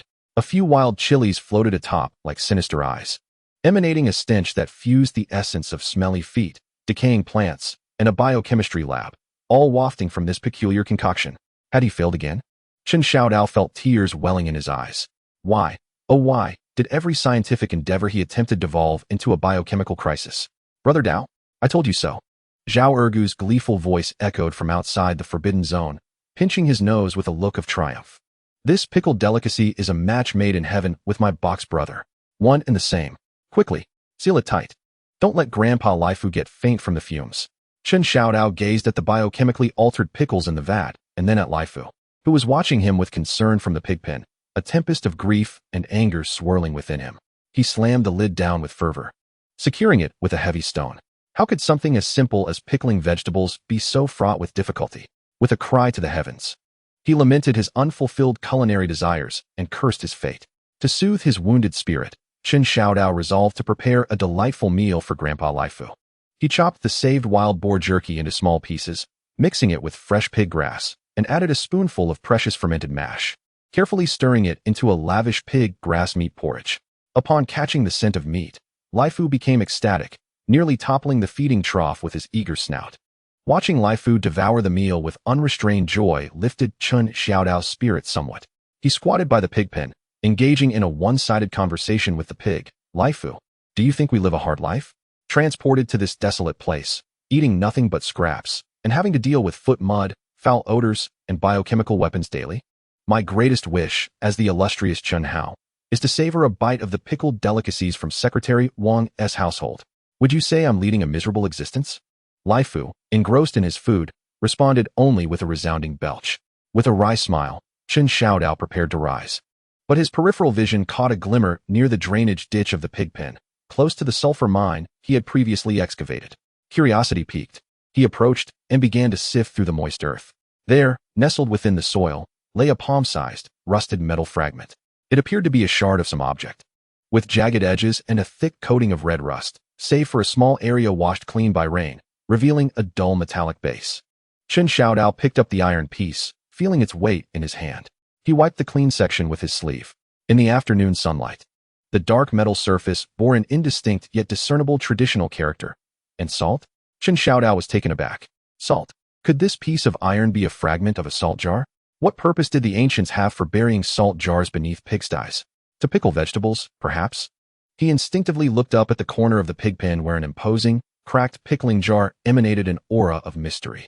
Just as he was lost in thought, Lifu, who had been engrossed in his meal, abruptly lifted his head. No longer fixated on the trough, he stared intently, with an excitement and yearning that was palpable, at the rusted iron piece held in Chen Xiao Dao's hand. Was Lifu really salivating over a scrap of iron? Chapter 22. The Urban Prodigal and the Thatched Cottage. A salty love, divine digging for treasure, and the vanished pickling jar. Lifu's small, moist eyes sparkled with a light Chen Xiao Dao had never witnessed before, an intense focus, an insatiable desire, even tinged with a hint of greedy green. He fixated on the weathered iron fragment, inscribed with the character for salt, his delicate nostrils flaring with fervor, emitting a low, guttural sound, and saliva genuinely dripped from the corners of his mouth. Goodness! Lifu, are you out of your mind with hunger? That's a piece of iron, not a bone, Chen Xiao Dao exclaimed, nearly tossing the iron away in shock. What was wrong with this pig? Salivating over a scrap of iron? Had Zhao Erga's mud from the pigsty affected his brain? Lifu, undeterred by Chen Xiao Dao's astonishment, grew anxious as the delicacy remained out of reach. He lunged forward, his hefty head colliding with the bamboo fence with a resounding thud, shaking the entire pigpen. Ouch! Chen Xiao Dao jumped back instinctively. Seeing that the charge had borne no fruit, Lifu swiftly altered his approach. He began to circle the fence frantically, simultaneously nudging towards the earthen pit from which Chen Xiao Dao had unearthed the iron piece, emitting a sound that was almost a plea. His small eyes still fixated on the iron in Chen Xiao Dao's grasp. The scene resembled a child longing for a beloved toy just out of reach. Brother Dao, what is happening? What trouble is Lifu causing now? Zhao Ergu rushed over, and upon seeing Lifu's longing, drooling expression and glancing at the rusted iron piece in Chen Xiao Dao's hand, he burst into laughter. Ha! Brother Dao, your pig has become wise. Does it know that iron can be sold? Looking to nibble on some pocket money? Zhao Ergu chuckled, slapping his thigh. Lifu, you have an eye for value. This iron piece, if you scrape off the rust, might fetch a penny. Enough to buy a candied hawthorn stick. Get lost. Chen Xiao Dao shot him an exasperated glare. Yet doubts crept into his mind. Could this iron piece truly possess some uniqueness? He lifted it to his nose and sniffed. An overwhelming earthy and rusty odor, nothing particularly special. Lifu, what is it about this piece that captivates you? Chen Xiao Dao waved the iron piece before Lifu's eyes tentatively. Lifu's eyes lit up instantly. His sounds grew more urgent, even attempting to lick through the gaps in the fence. A thought struck Chen Xiao Dao. He deliberately waved the iron piece away from the direction of the earthen pit. Lifu's gaze indeed followed the iron piece, yet his body stubbornly continued to nudge towards the pit. It wasn't he the iron piece itself? Chen Xiao Dao pondered. Moving the iron piece back towards the earthen pit, Lifu was instantly filled with excitement, nodding fervently in the direction of the pit, grunting with enthusiasm. It's that pit. There's something in the pit. Chen Xiao Dao instantly understood. Grandpa Lifu's unusual behavior was not directed at the iron piece, but rather at the very pit from which the iron piece was excavated. It had caught a whiff of something it desired from the depths of the pit. This revelation left Chen Xiao Dao both exhilarated and speechless. The excitement stemmed from the possibility of treasure. The speechlessness arose from the absurdity of a drooling pig serving as their treasure-hunting radar. Ergo, grab the tools. We're digging for treasure. Chen Xiao Dao, now invigorated, declared. Regardless of what lay within the pit, anything that could provoke such a reaction from Grandpa Lifu must surely be extraordinary. He seized a shovel and beckoned Zhao Ergu. Upon hearing the prospect of treasure, Zhao Ergu's eyes sparkled with anticipation. He quickly procured a wooden stick as a tool, and under the eager gaze of Lifu, the two continued to excavate beside the pit, where sulfur had previously been unearthed. Grandpa Lifu took on the role of the most dedicated supervisor. It lay by the fence, its snout pressed against the gaps of the bamboo pole, its small eyes fixed unwaveringly on the excavation site. With every scoop of soil, it emitted encouraging grunts. Should the duo slow their pace or stray from the direction it indicated, it would become anxious, grunting and scraping its hooves against the ground. Brother Dao, I feel like we're not digging for treasure, but rather unearthing Grandpa Lifu's beloved chew sticks. Zhao Ergu quipped while shoveling dirt. Less chatter. Dig faster. Have you not seen how anxious Grandpa Lifu has become? Chen Xiao Dao urged, filled with determination. As they delved deeper, the color of the soil at the pit's bottom appeared to darken, accompanied by a faint, briny scent. Very subtle, yet undeniably present. A briny scent? Chen Xiao Dao inhaled deeply, and a spark of realization illuminated his mind. Salt. That character for salt. Could it be? He intensified his digging with fervor. Zhao Ergu, intrigued by the aroma, swung his stick with renewed vigor. Clang. Zhao Ergu's stick seemed to strike something solid. The two perked up, hastily clearing the dirt with their hands. They soon uncovered several gray-white stones at the bottom of the pit, each adorned with distinct crystalline particles. Chen Xiao Dao picked one up. It felt heavy in his hand. Instinctively, he licked the surface of the stone. Ugh, salty. An incredibly intense, pure saltiness exploded on his tongue. It was so salty that Chen Xiao Dao had to stick out his tongue in surprise. Salt. It truly was rock salt. Natural halite. A wave of astonishment overwhelmed Chen Xiao Dao. He nearly stuffed the salt rock into his mouth for another taste. Salt.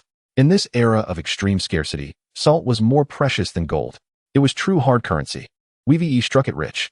Brother Dao, Weevee hit the jackpot. Zhao Ergu exclaimed, awakening to the realization, his eyes wide as saucers, staring at the gray-white stones at the bottom of the pit. Salt. It's salt. How much meat could this fetch? How much grain?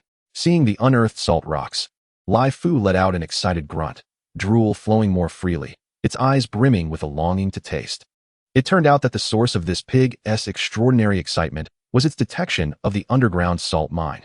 Such is the instinct of animals. Chen Xiao Dao, observing Lifu's greedy demeanor, felt a mix of amusement and exasperation. Grandpa Lifu, your nose is sharper than a dog ass. All right, I'll remember this great contribution. Tonight, you shall have an extra treat. Extra salt. He cautiously unearthed several pieces of salt, or wrapping them in tattered cloth as if cradling rare treasures. With this natural salt, not only could Lifu's meals be improved, but more importantly, Chen Xiao Dao's aspirations for pickled vegetables now held promise. No longer would he endure the torment of the biochemical pickling jar. Instantly, Chen Xiao Dao transformed into the sage of pickles 2.0. The ingredients? Still the wild vegetables from the back mountain. This time, he gathered the freshest and most succulent ones. The tool? It remained that time-worn earthen jar, scrubbed countless times, yet still exuding a hint of historical charm. The crucial seasoning? Natural salt or... Chen Xiao Dao carefully crushed a small amount of salt crystals and added them to the wild vegetables. This time his confidence soared.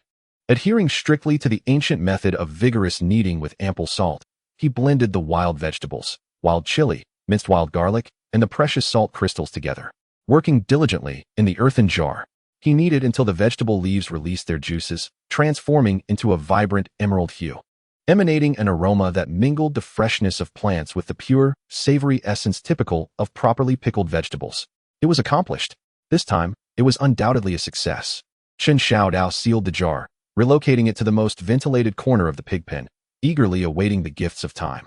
Zhao Ergu approached, pinching his nose, and took a whiff, surprisingly refraining from criticism. This time the aroma is acceptable. At least it doesn't smell like my foot. 3 days later, with a heart full of reverence, Chen Xiao Dao lifted the lid of the pickling jar once more. A wave of refreshing, crisp fragrance wafted forth. Infused with the unique aroma of wild vegetables, the subtle heat of wild chili, the pungency of wild garlic, and the perfect savory scent of well-prepared pickles. It was as if a gentle spring breeze had swept through, instantly dissipating the lingering stench of the pig pen. The wild vegetables within the jar displayed an enticing oil green, adorned with vibrant red chili flakes and pristine white bits of wild garlic, soaking in a clear, slightly yellow liquid. Chen Xiao Dao could not resist pinching a small fern shoot between his fingers and placing it in his mouth. Salty, savory, crisp, spicy, and the distinctive freshness of the wild vegetables. The perfect flavor burst forth on his palate. Chen Xiao Dao was so moved, he nearly shed tears. Since his arrival, he had finally tasted a morsel of genuine human food. I have succeeded. I have triumphed. Pickles. My beloved pickles. Chen Xiao Dao embraced the pickling jar as if it were a long-lost relative. News of Chen Xiao Dao's delectable pickles spread like wildfire throughout the nearby settlement. Initially, the villagers were skeptical. Chen Xiao Dao, the one who dabbles in biochemical weaponry, he can produce delicious pickles? Surely, they want to taste like foot mud again. Indeed, the last jar of pickles nearly scorched the trees at the village entrance. However, this did not deter a few spirited youths, like Go Dan, who confidently proclaimed, "Delicious. Truly delightful. Brother Dao gave me a taste. It's even better than Granny Wang's heavily pickled vegetables." Thus, driven by intense curiosity, daring villagers began to cautiously approach the edges of the pig pen, holding their noses and attempting to catch a whiff of the legendary aroma. Upon inhaling, they were astounded. The fresh, crisp scent of mildly spicy pickles, akin to an oasis in the desert, instantly captivated all those whose taste buds had been dulled by the torment of biochemical concoctions and coarse-grained cakes. Ah, truly fragrant. This aroma is extraordinary. Just smelling it makes me hungry. My goodness, has Chen Xiao Dao truly created delicious pickles? Brother Dao, please, I beg you, sell me some pickles. I'll trade you for eggs. The edge of the restricted zone instantaneously transformed into the liveliest market in Kao Shan village. The villagers gathered around the fence, their eyes fixed on the enticing jar of pickled vegetables emanating a captivating glow from the corner of the pig pen, their mouths watering audibly. Chen Xiao Dao surveyed the throng of eager faces outside, listening to the chorus of enthusiastic calls, and felt an unprecedented sense of vanity fulfilled. He straightened his back, cleared his throat, and prepared to deliver a grand inauguration speech as the king of pickles. At that moment, a commanding roar pierced through the air. "What are you all doing here? Aren't you supposed to be working?" Wang Youfu, wearing a stern expression, parted the crowd and strode over with purpose. He first cast a severe glance at the villagers, who were swallowing hard. "What are you staring at? Disperse. Get back to your tasks." Then, his gaze, sharp as a searchlight, locked onto the jar of pickles in the pigpen corner, radiating an irresistible allure. Wang Youfu's throat discreetly shifted. The assertive yet refreshing aroma of the pickles infiltrated his nostrils, stirring the meager fat in his belly. Cough, Chen Xiao Dao. Wang Youfu exerted effort to maintain the dignity of his position, though his voice lacked its usual thunderous resonance. "These pickles, they have quite a strong flavor, don't they?" Chen Xiao Dao immediately donned a sycophantic smile. "Secretary Wang, your timing is impeccable. They've just been pickled. Authentic, scientifically prepared pickles. Clean and hygienic. Refreshing and appetizing. Would you like to sample them?" He hastily picked up a small plate of alluringly colored pickles with chopsticks and extended it through the fence. Wang Youfu gazed at the vibrant, glistening pickles, adorned with red chili peppers, his eyes conflicted. The shadow of the last batch of biochemical pickles still loomed large. Yet, the aroma was simply too enticing. even more fragrant than those prepared by his wife. After much hesitation, he ultimately succumbed to the temptation of the pickles. With a stern face, he swiftly accepted the plate, turned his back, and in a flash, shoved a small handful of pickles into his mouth. The crisp sound of crunching filled the air. Moments later, Wang Youfu abruptly spun around. The solemn expression of duty vanished from his face, replaced by a complex mix of shock, satisfaction, disbelief, and intense longing. Cough cough. Wang Youfu suppressed the urge to take another bite, striving to maintain a serious demeanor. Well, it's not bad. A bit better than last time. As he spoke, he inconspicuously tucked the remaining pickles along with the plate into his coat. Chen Xiao Dao. Wang Youfu cleared his throat, his tone carrying an undeniable authoritative command. These pickles are essential supplies for our epidemic prevention efforts in Kao Shan village. They will now be managed by the village collectively. Confiscated. With that, he cradled the plate of pickles and hurried away, his footsteps quickening as if afraid Chen Xiao Dao would change his mind. Chen Xiao Dao watched, dumbfounded, as Zhao Ergu stood outside the restricted zone. Wide-eyed. Did Secretary Wang just take the plate too? As Chen Xiao Dao beheld Wang Youfu's almost hasty retreat and the now empty jar, he bellowed in despair. Secretary Wang, that was my dinner pickles. You can't take the plate too. Wang Youfu's undeniable craving and his confiscation of the pickles solidified Chen Xiao Dao's status as the immortal pickle sage, though the villagers had yet to savor the pickled vegetables. The spectacle of Secretary Wang carrying away the dish was more effective than any advertisement. In an instant, Chen Xiao Dao's pickles became the most talked about subject and the most coveted luxury in Kao Shan village. Deeply pained by this loss, Chen Xiao Dao resolved to expand production. He intended to pickle an entire vat, allowing the entire village to experience his scientific pickling prowess. As for the ingredients, he rallied the boys like Dog Dan to scour the mountains for wild vegetables and salt. Dig deeper. He, along with Zhao Ergu, embarked on a more extensive excavation around the recently discovered salt mine, all under the eager gaze of Uncle Lifu. This time, the bounty was substantial. They unearthed several pieces of grayish-white salt ore, which Chen Xiao Dao treasured as if they were precious gems, carefully stacking them in a corner of the grass shed. For tools, it was still that weathered, laborious earthen jar. Chen Xiao Dao polished it until it gleamed, preparing for its moment of glory. That evening, as he hummed a tune, he placed the final batch of cleaned wild vegetables and crushed salt crystals into the jar, readying for the final kneading and sealing. He could almost envision himself as the king of pickles in Kao Shan village, with villagers queuing up with eggs and mountain goods to trade for his delicacies. Satisfied, he sealed the jar, patting its side. Old friend, let us strive for success this time. Our fortunes depend on you. As night fell, Chen Xiao Dao slept soundly in the grass shed, dreaming of exchanging pickles for pork. Suddenly, a loud crash echoed, akin to shattering porcelain, followed by the sound of some viscous liquid splattering from the direction of the pigsty. Chen Xiao Dao jolted awake, his heart racing. My pickling jar. He scrambled out of the grass shed, illuminated by the moonlight, towards the corner of the pigsty, only to find his precious jar, his hope for a better life, shattered into pieces. The jar lay in large fragments, its contents of vibrant green pickles, bright red peppers, and aromatic wild garlic mingling with a clear, pale liquid strewn across the ground. Under the moonlight, it resembled a tragic abstract painting. Beside the broken jar, a short, round shadow, covered in pickle juice and shards of pottery, was furiously slurping up the remnants from the chaotic scene. My pickles! Chen Xiao Dao let out a heart-wrenching scream, his heart bleeding. All his hard work, his frugality, the pressure from Uncle Lifu, gone in an instant. Who was responsible for this? Chen Xiao Dao seized a nearby wooden stick, his eyes ablaze with fury, charging forward. The shadow, startled by his roar, suddenly lifted its head. In the moonlight, a plump, furry face smeared with pickle juice and chili flakes emerged, its small, black eyes wide with a mix of panic and lingering delight as it gazed at Chen Xiao Dao. It was the badger that had previously made a home beneath the ruins of the pigsty. Clearly, this creature had been lured by the enchanting aroma of the pickles. Unbeknownst to him, it had managed to breach the forbidden zone, shattering the jar and relishing its midnight feast of pickled vegetables. So it was you wretched beast. Chen Xiao Dao fumed with rage. New grievances and old grudges surged within him. He brandished a wooden stick, ready to teach this vegetable thief a lesson. The badger reacted swiftly. Upon noticing Chen Xiao Dao's hostile intent, it immediately seized a mouthful of pickled vegetables mixed with chili, spun around, and deftly vanished into a fresh, bowl-sized hole beside the pigpen drainage ditch. In an instant, it disappeared without a trace. leaving behind a chaotic mess of pickled vegetables and a stunned Chen Xiao Dao, frozen in place with his stick raised. The evening breeze gently stirred the shattered leaves of the pickled vegetables, mirroring the chill in Chen Xiao Dao's heart. Helplessly, he gazed at the remnants of the pickled vegetables scattered on the ground, then cast his eyes toward the freshly dug badger hole.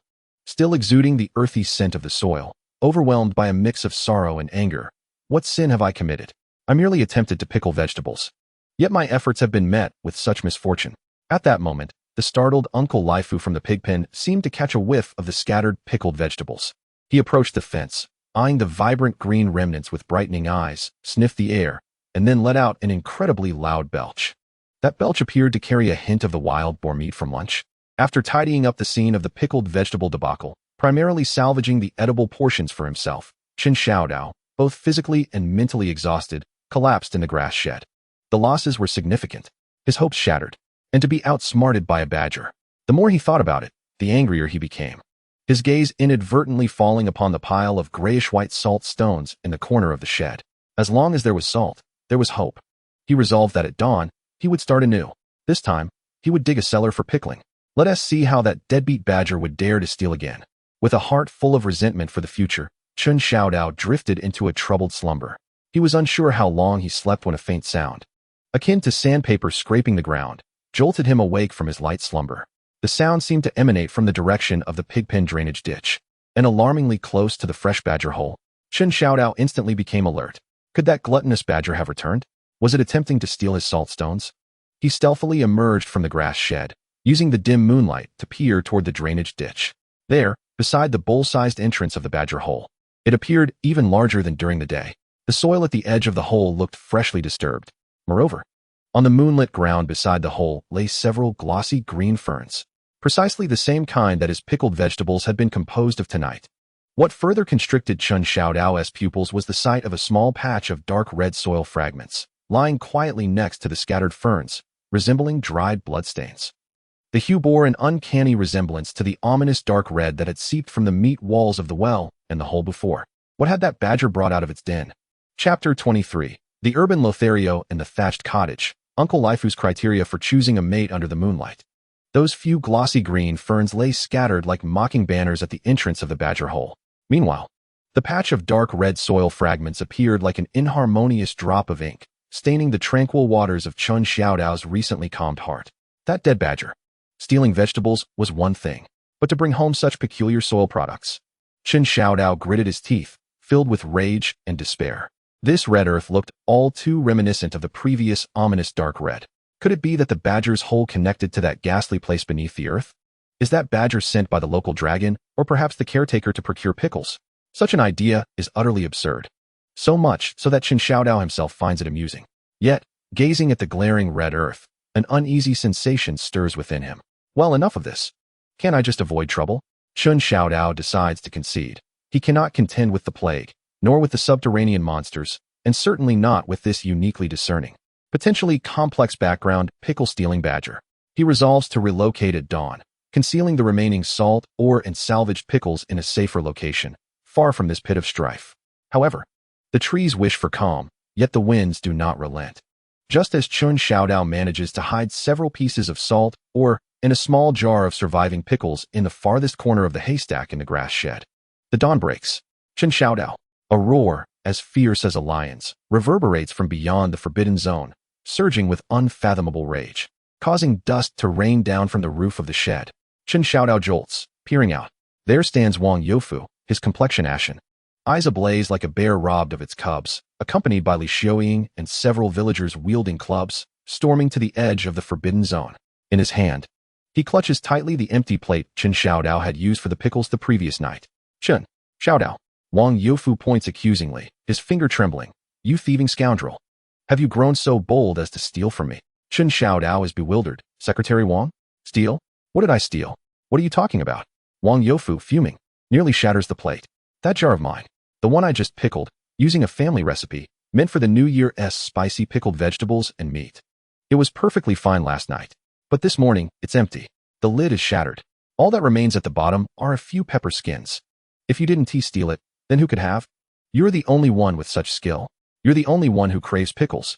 Chen Xiao Dao glances at the empty plate in Wang Youfu's grasp, then reflects on his own shattered jar and the chaos strewn about, and suddenly comprehends. A misunderstanding. A colossal misunderstanding. That wretched badger. Not only did it pilfer from his pickles, but it also dared to raid Secretary Wang's New Year's provisions. Such an insatiable appetite.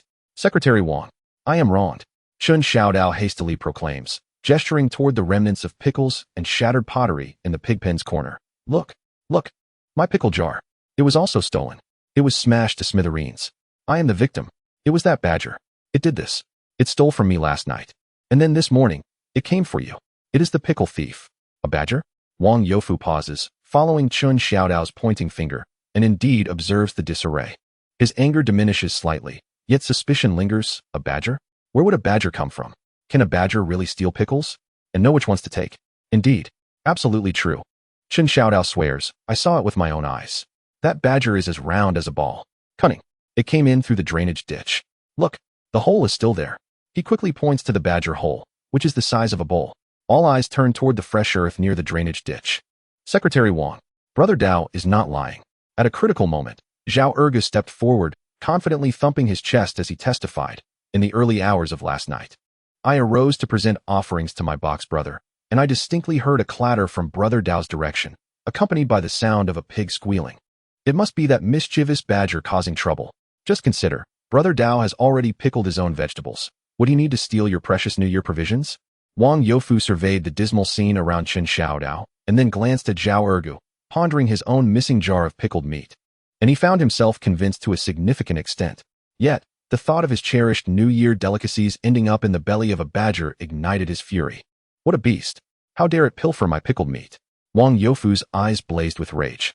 For within that jar lay a considerable amount of wild boar meat he had painstakingly saved. Find it.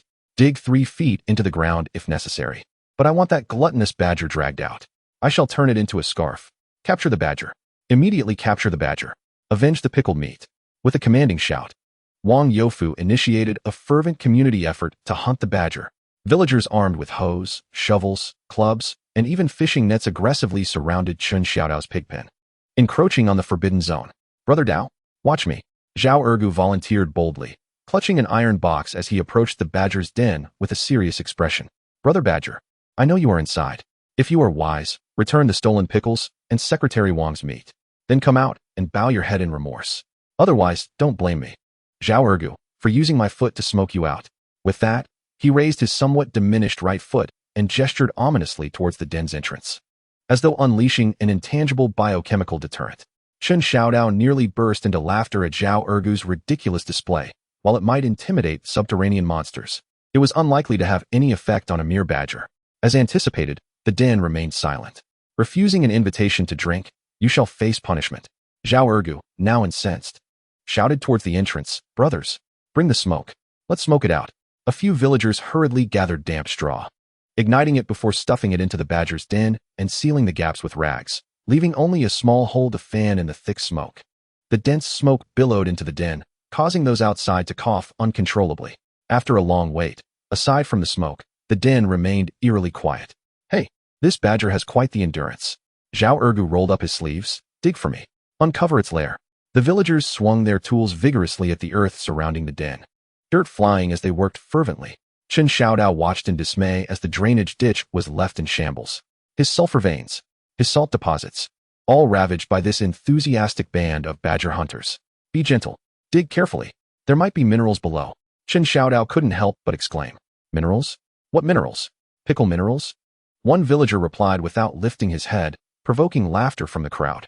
Chen Xiao Dao sighed, realizing it was futile to reason with this group of gluttons obsessed with pickles and meat. After a considerable time, the den had been excavated deep and wide. But aside from the charred walls and a few remnants that resembled pickle fragments and chili skins, nothing of substance had been found. The cunning badger had evidently escaped through an alternate route long ago. Damn it, it got away.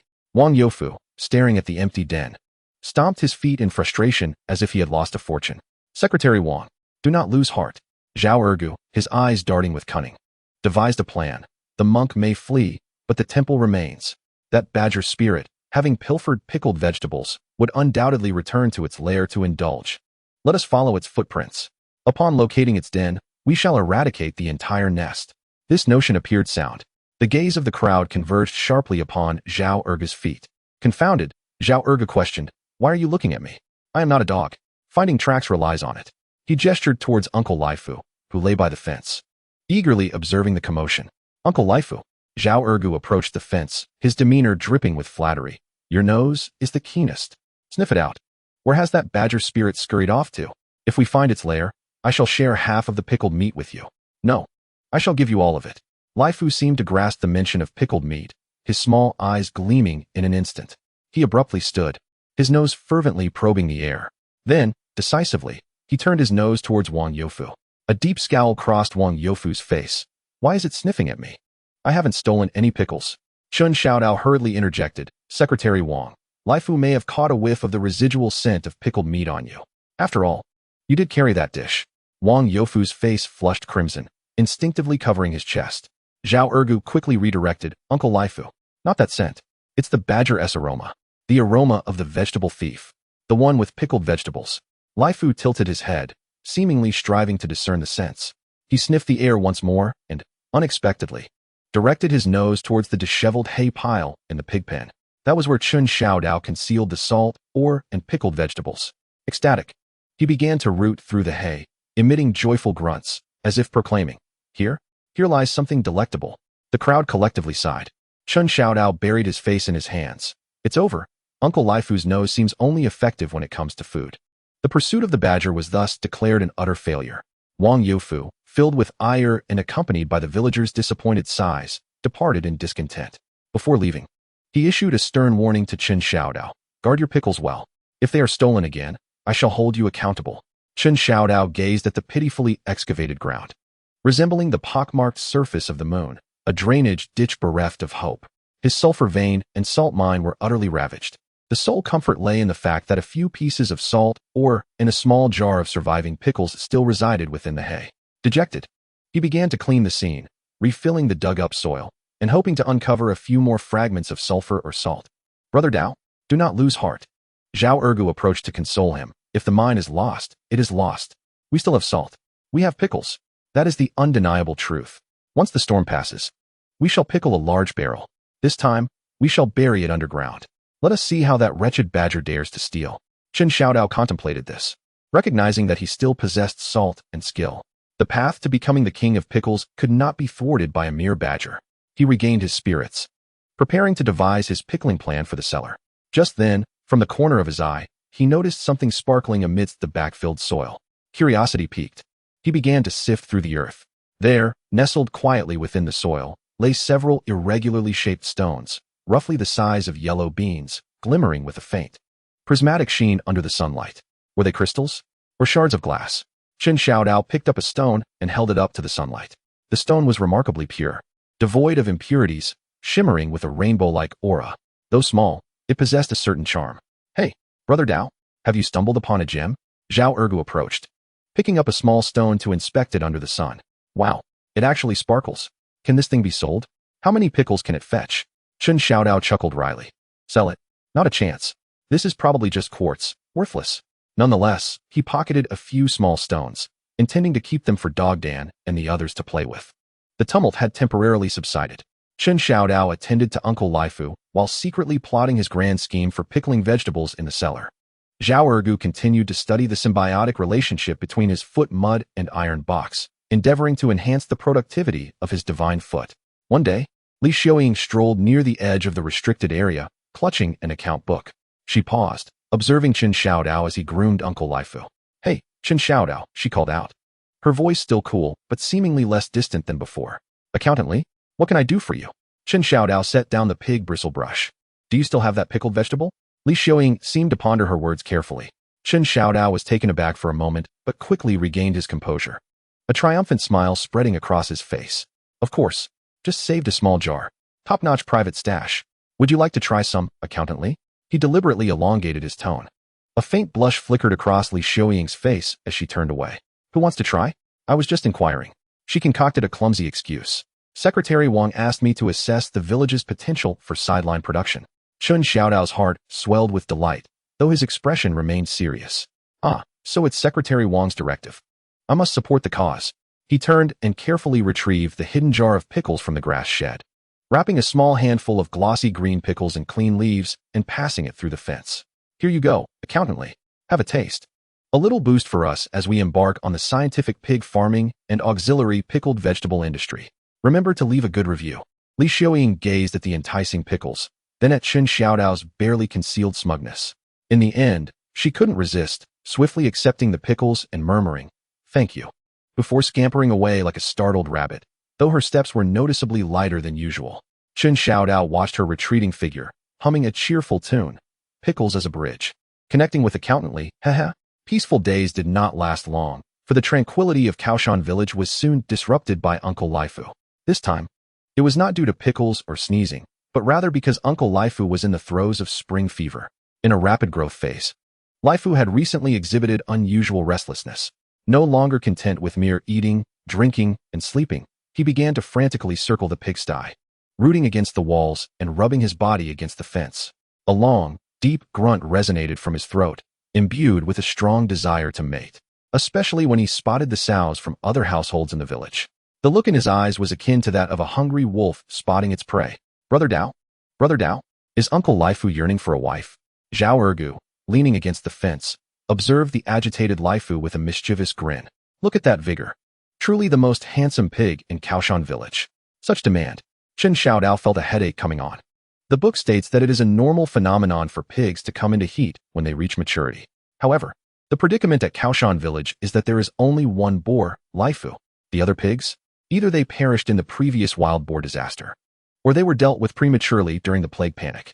The only sow that might still be alive is the nearly 10-year-old old yellow flower sow belonging to Lu Laojian, the village's old bachelor, whose teeth are nearly all gone. Surely, Lifu's discernment cannot be so lacking? Chen Xiao Dao observed Lifu drooling towards the direction of Lu Laojian's home in the west of the village, his heart pounding with trepidation. Brother Dao, what are you hesitating for? Zhao Ergo urged, hurry and arrange for Lifu. This is a crucial step for our pig-raising enterprise at Kaoshan village. As long as Lifu remains vigorous and secures the old yellow flower, we will have a litter of piglets next year. Just imagine, pickled vegetables paired with roasted suckling pig. Delightful. Chen Xiao Dao envisioned the scene of Lifu and the old yellow flower as a celestial couple, along with a litter of piglets possibly inheriting the old yellow flower's wrinkles. And he shuddered. No, absolutely not. Chen Xiao Dao vehemently refused. Lifu is our breeding boar. He carries the important responsibility of improving the pig stock of Kaoshan village. How can we casually seek out an old sow? If we are to find one, it must be a young and robust one, with a shiny coat. At the very least, it should be worthy of Lifu's grandeur. But where shall we find such a one? Zhao Erga shrugged. At present, aside from the old yellow flower, there isn't a single pig left in Kaoshan village. Are we to venture into the mountains to capture a wild sow? As he spoke, he himself found it to be implausible. Just as the two were at a loss, a villager ran over, panting and beaming with excitement. Brother Dao, Ergu, great news. The neighboring village, Hiku village, has been unsealed. Unsealed. Both Chen Xiao Dao and Zhao Ergu exclaimed simultaneously. Yes, unsealed. The villager responded enthusiastically. I heard that the plague has been brought under control. Although many pigs and people have perished, those who survived are unharmed. The commune sent people to inspect, and they confirmed there is no longer any contagion. Now, movement between villages is permitted. This news was akin to a long-awaited rain after a drought. The oppressive clouds that had lingered over Kaoshan village for so long began to dissipate. Although the fate of Hiku village was lamentable, the unsealing signified restored communication and opportunities. Chen Xiaodao's eyes sparkled with excitement. Hiku village. That is a large village. There used to be many pig farmers. Even if the plague claimed many, there must still be some fine pigs that survived. Perhaps there are young and beautiful sows. Lifu.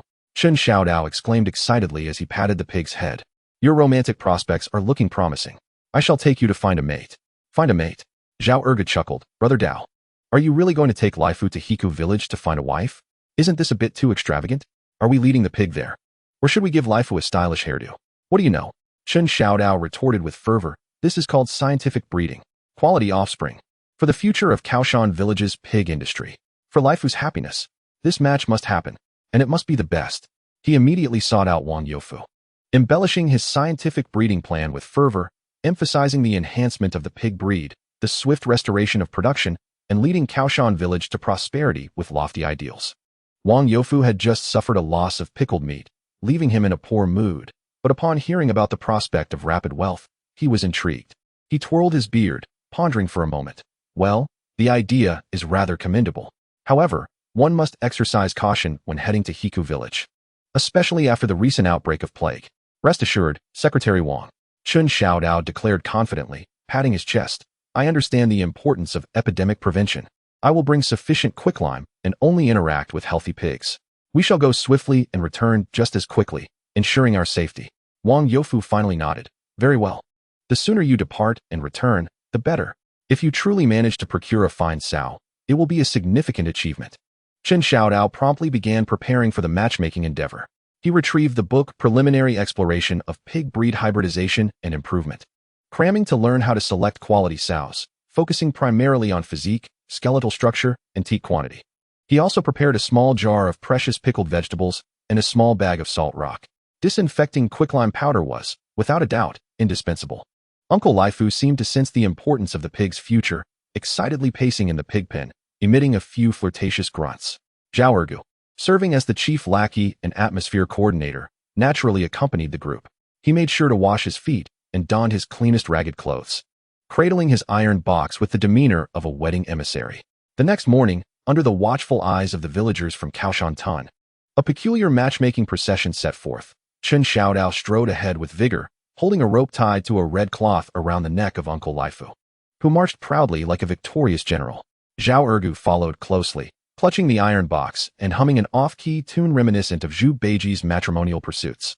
Uncle Laifu, venturing far for the first time, found everything to be novel, stopping to nibble on some wild grass, pausing to roll in a small puddle.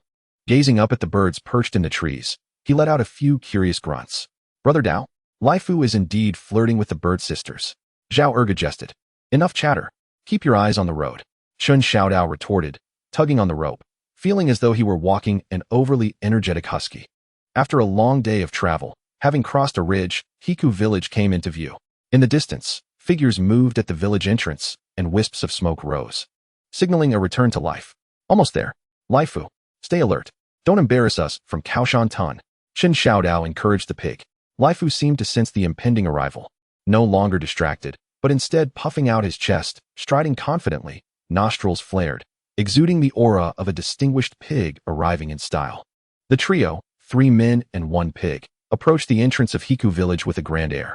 Beneath a large tree at the village entrance sat several elderly men and women basking in the sun, engaged in conversation. Upon noticing this peculiar procession, particularly the grand pig adorned with a red cloth, they were momentarily taken aback. Clearing his throat, Chen Xiao Dao stepped forward, donning the friendliest smile. Excuse me, esteemed elders. We are from the neighboring Kao Shan Tun. We have heard there are fine pigs remaining in your village. We wish to arrange a match for this breeding pig. A profound silence enveloped the scene. The elderly men and women gaped, exchanging glances between Chen Xiao Dao and Zhao Ergu before their collective gaze fixated on Uncle Laifu, who was currently attempting to woo a passing reed chicken. After a lengthy pause, a toothless old man pointed his cane at Laifu, trembling as he inquired, Young man, did you just say you wish to arrange a match for this pig? Indeed. Chen Xiao Dao wore an expression of utter conviction. Scientific breeding. Quality over quantity. This pig is the hope of our village, a rare gem among swine. He boasted, we are in search of a suitable match. A nearby elderly woman, engaged in cobbling, could not suppress a chuckle. Oh my. In all my years, this is the first time I've heard of pigs seeking partners. And adorned with a red cloth as well? Is it to play the groom? Indeed. Another elder chimed in. This pig appears quite plump, yet its gaze seems a tad dull. Old Master Laifu seemed to take offense at the remark about his beloved swine, exhaling a breath laced with the scent of pig feed, while Zhao Ergu interjected. Elder sir and madam, what do you know? Our Laifu is the handsomest pig in the village, a true paragon among swine. Today, we are here to enhance the genetic stock of your sows. This is your blessing. Chen Xiao Dao quickly pulled him aside, forcing a smile. Elder sir and madam, please disregard his foolishness. We genuinely seek quality sows. The price is negotiable. We can even trade with salt. He waved the small pouch of salt in his hand. Upon hearing the word salt, the elder's eyes brightened. After the recent disaster that befell Hiku village, salt had become a precious commodity. The toothless elder pondered for a moment and pointed towards the east end of the village. There remains one fine pig. It belongs to old Zhang's daughter, the old sow named Jinhua. Last year, her offspring were all quite robust. During the plague, she miraculously survived. However, the elder hesitated, his expression shifting to one of concern. Her temperament can be rather fierce. Fierce. Chen Xiao Dao dismissed the remark. Pigs can only be so fierce. Can they not? Surely not fiercer than Zhao Erge's foot odor?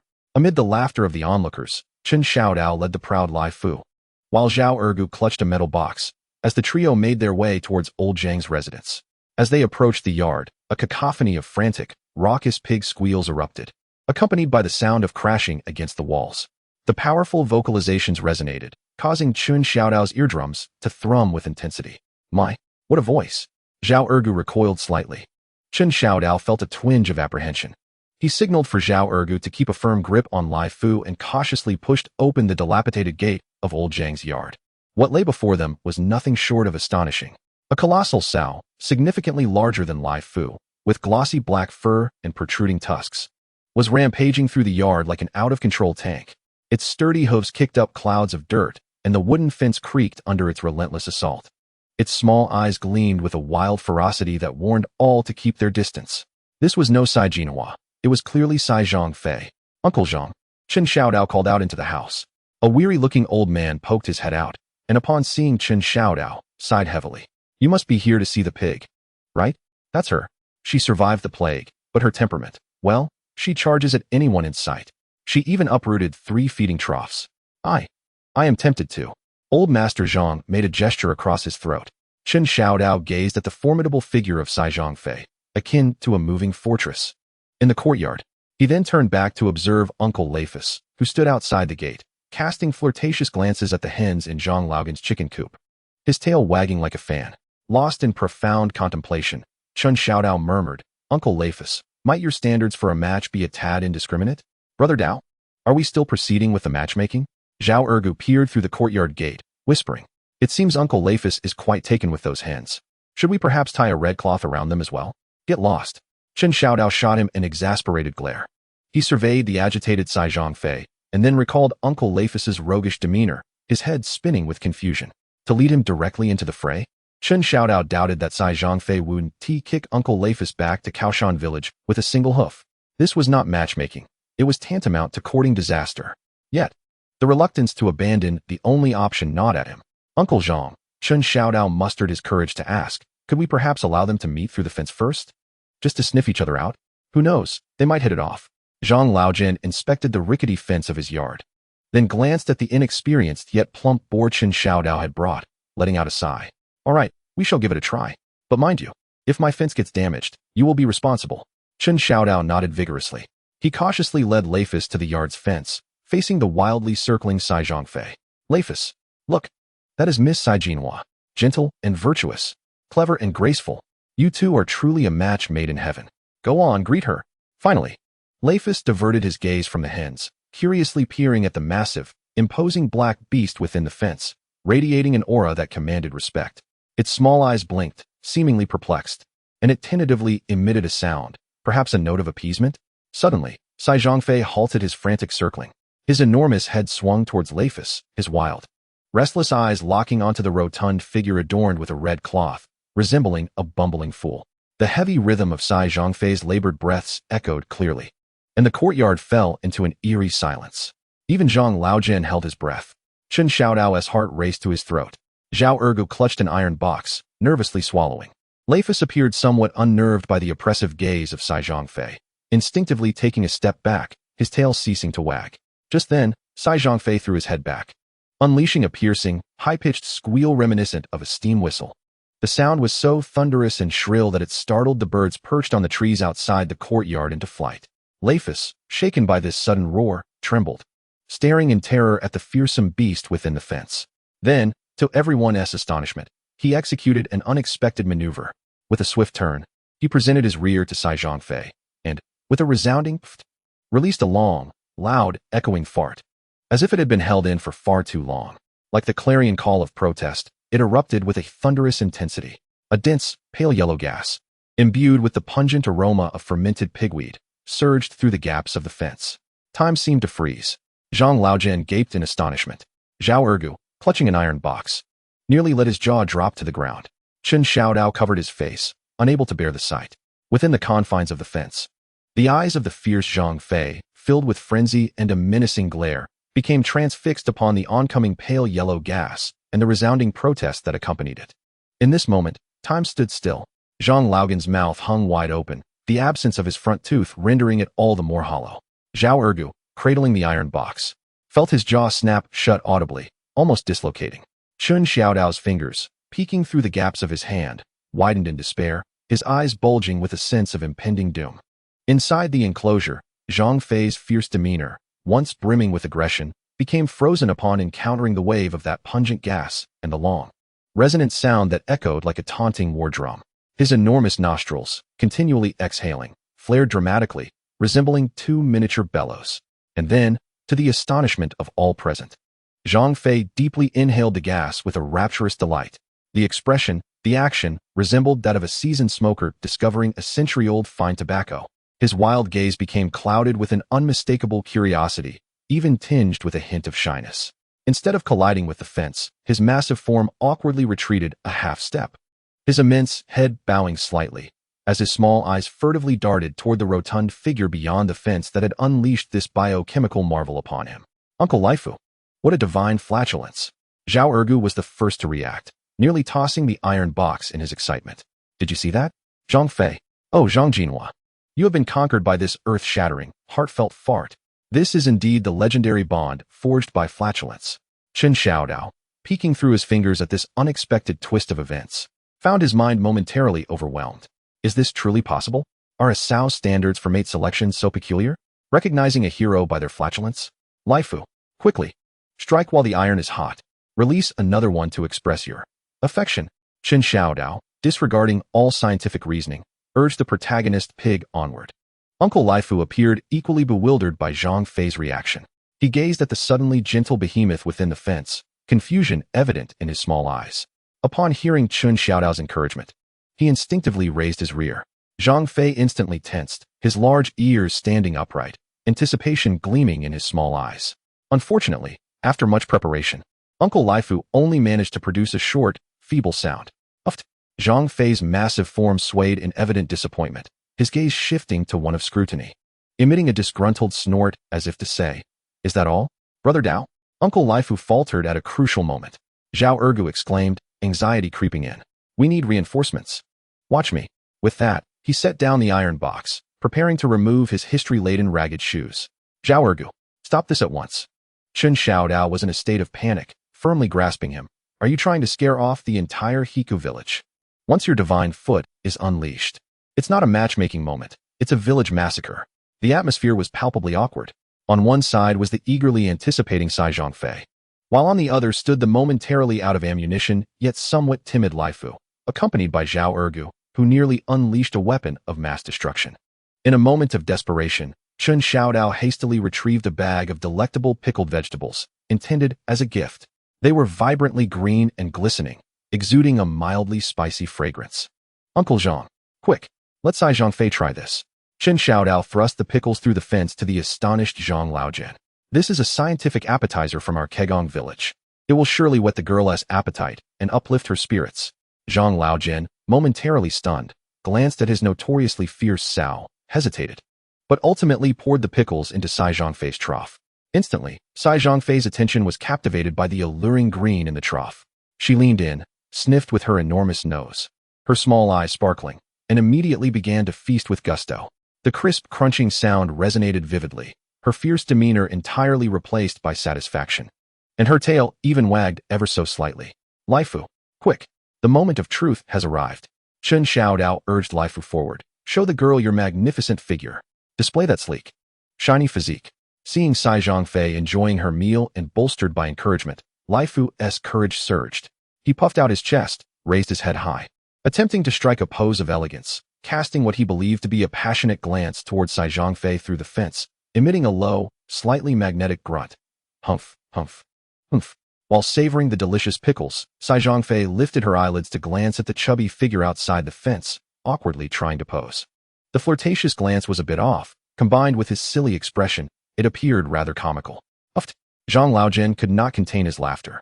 Zhang Fei also emitted a series of ambiguous, almost chuckling sounds, her massive form seeming to relax considerably, her gaze towards Lai Fu softening just a tad. At least devoid of hostility. There's a chance. There's a chance, Brother Dao. Zhao Ergu exclaimed excitedly, rubbing his hands together. The pickles have paved the way. Divine flatulence for romance. Lai Fu, put in more effort, showcase your depth. Perhaps recite a passage on postpartum care for sows? Ignoring Zhao Ergu's nonsensical chatter. Chen Xiao Dao sensed the moment was ripe and promptly offered Zhang Laojin his most sincere smile. Uncle Zhang, look, the gentleman has affection, the lady has intent. Well, it seems the pig has taken a liking to the pig. Shall we discuss business? What price do you propose for your Sai Zhangfei? Or would you consider a trade for salt? He shook the bag of grayish-white salt crystals in his hand.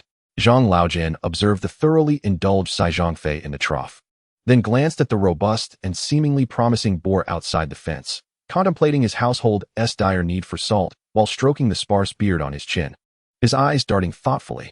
Well, young man, Zhang Laojin elongated his tone, feigning a troubled expression. Traditionally, for pig breeding, a bit of grain or salt suffices.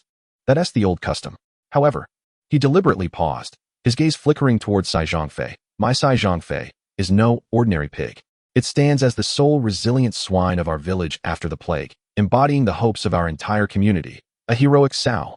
Such a status and identity surely warrants a price far beyond the ordinary. Chen Xiao Dao felt a twinge of dread in his heart, realizing that old Zhang was poised to demand an exorbitant fee.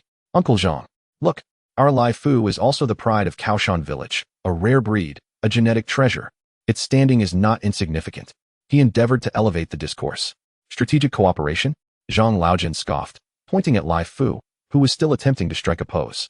That so-called strategy was quite impressive. But he shifted his tone. If you wish to marry my prize Zhangfei, mere bluster and pickled vegetables will not suffice. You must present something of tangible value. Tangible value? We have salt. Chen Xiao Dao quickly raised a sack of salt. Salt. Zhang Laojin shook his head, extending 3 fingers. This amount is barely enough for a snack. You must offer at least this quantity. He gestured with his hands in a manner that Chen Xiao Dao could not comprehend. Yet it appeared to be substantial. Uncle Zhang, this is outright robbery. Zhao Ergu could not help but exclaim. For this splendid sow, you demand so much? Is it gilded or capable of laying golden eggs? Gilded? Zhang Laogan's eyes brightened, slapping his thigh. You've hit the nail on the head. My Zhangfei's great-great-great-grandmother was a prized flower pig from a landlord's estate, rumored to have dined on pig feed mixed with gold leaf. Its lineage is noble. Chen Xiao Dao interjected. What does that even mean? Uncle, let us be practical. Please offer a reasonable price. As for the salt, this is all we have for now. Alternatively, how about we trade for our Kao Shan village's scientifically crafted pickled vegetables? I assure you, once you taste them, you'll crave more. He presented the allure of the pickled delicacies. Pickled vegetables? Zhang Laojin smacked his lips, recalling the delightful way Zhang Fei devoured them. Seeming a tad tempted, but still resolutely shaking his head.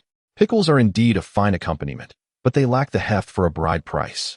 If you wish to take my Zhang Fei, you'll need not only salt, but an additional barrel. No, 3 barrels of pickles. 3 barrels? Chen Xiao Dao felt the world darken before his eyes.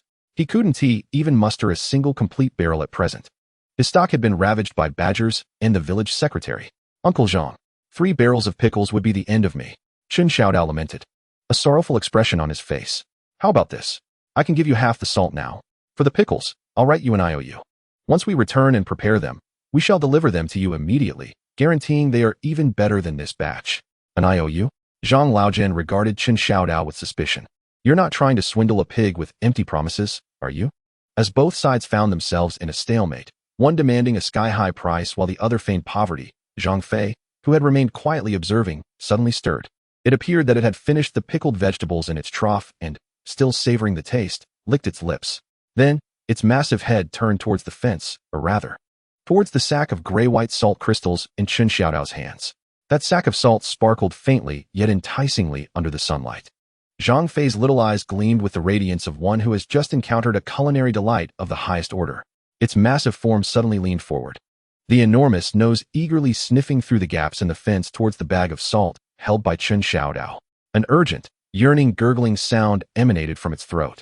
Saliva truly dripped down, more exaggerated than when Lai Fu first encountered the salt mine. This unexpected turn of events left everyone in shock. Oh my goodness, that is salt. It cannot be gnawed directly. Zhang Laojin, in a fluster, wanted to pull Cai Zhongfei back, though he hesitated. Observing the drooling expression on Cai Zhongfei, and then glancing at the bag of dowry that was being dismissed, a bold idea struck Chen Xiao Dao like a bolt of lightning. Uncle Zhang. Chen Xiao Dao straightened his back abruptly, a profound smile gracing his face. It seems we have all misunderstood the intentions of Miss Cai Zhongfei. Huh. Both Zhang Laojian and Zhao Ergo were taken aback. Look. Chen Xiao Dao shook the bag of salt in his hand. Miss Cai Zhongfei is not interested in the salt. Far less the pickled vegetables. She is interested in this. He pointed at the grayish-white salt-mined stones within the bag. Is this not salt? Zhang Laojian asked, confused. Wrong. Absolutely wrong. Chen Xiao Dao's expression turned serious as he began his persuasive rhetoric. This is the spirit salt of the earth. It contains the essence of the land. It is a nourishing treasure in the realm of pigs, or rather, in the realm of livestock. No, in the realm of rare and exotic beasts. Your Miss Cai Zhongfei truly lives up to her title as a heroic sow, possessing the discerning eye to recognize the extraordinary. Her desire for this spirit salt is a recognition of the essence contained within Lifu. What do we call this? A match made in heaven, facilitated by the spirit salt. Zhao Ergo listened, dumbfounded, and then quickly reacted, immediately flattering. Yes, yes. Brother Dao's insight is remarkable. Miss Cai Zhongfei indeed has taste. Knowing that following Lord Lifu means a feast of spirit salt. This is true compatibility. A perfect match. Zhang Laojian was utterly bewildered by this talk of spirit salt and a match made in heaven, observing his own sow drooling over that broken stone. And then glancing at Chen Xiao Dao's demeanor of an enlightened sage, he believed. At least, he believed it 70%. Well, based on what you said. Zhang Laojian's tone softened. Chen Xiao Dao sensed a chance, immediately seizing the moment. Uncle Zhang, how about this? This bag of spirit salt of the earth, as a token of Lifu's sincerity, shall be given to Miss Cai Zhongfei to nourish her. As for the dowry, he intentionally paused, building suspense. We shall adhere to the scientific breeding regulations. Once Miss Cai Zhongfei successfully conceives the excellent piglets of Lifu and gives birth to the first litter, at that time, we will compensate you based on the market price. No, at double the market price, for the cost of a piglet, plus 3 jars of specially provided scientifically prepared pickled vegetables. How does that sound? This proposal is simply brilliant. A clever scheme to acquire a sow without any initial outlay, only to pay later, while also painting a grand picture of pickled vegetables. Zhang Laojian counted on his fingers. I can obtain spirit salt now to nourish the pigs, and later receive money for a litter of piglets and pickled vegetables? It seems even more advantageous than directly asking for a high price. After all, this sow has a temper, and raising her is a hassle. Being able to exchange for something substantial is not a bad deal. Well, this. Zhang Laojian feigned contemplation, stealing glances at Cai Zhongfei, who was gazing longingly at the salt bag. Finally, he slapped his thigh and exclaimed, All right. Given that you are so sincere and knowledgeable about spirit salt and science, let us settle this. However, we need to draw up a written agreement. With handprints. No problem. Chen Xiao Dao was overjoyed and immediately instructed Li Xiaoying to tear a page from the ledger. Whereupon he inscribed what may very well be the most peculiar pig purchase agreement in the annals of Kao Shan village. In exchange for the spiritual salt, the future piglet profits and pickled vegetables would serve as remuneration, facilitating a scientific union between Miss Cai Jinhua and Uncle Lifu.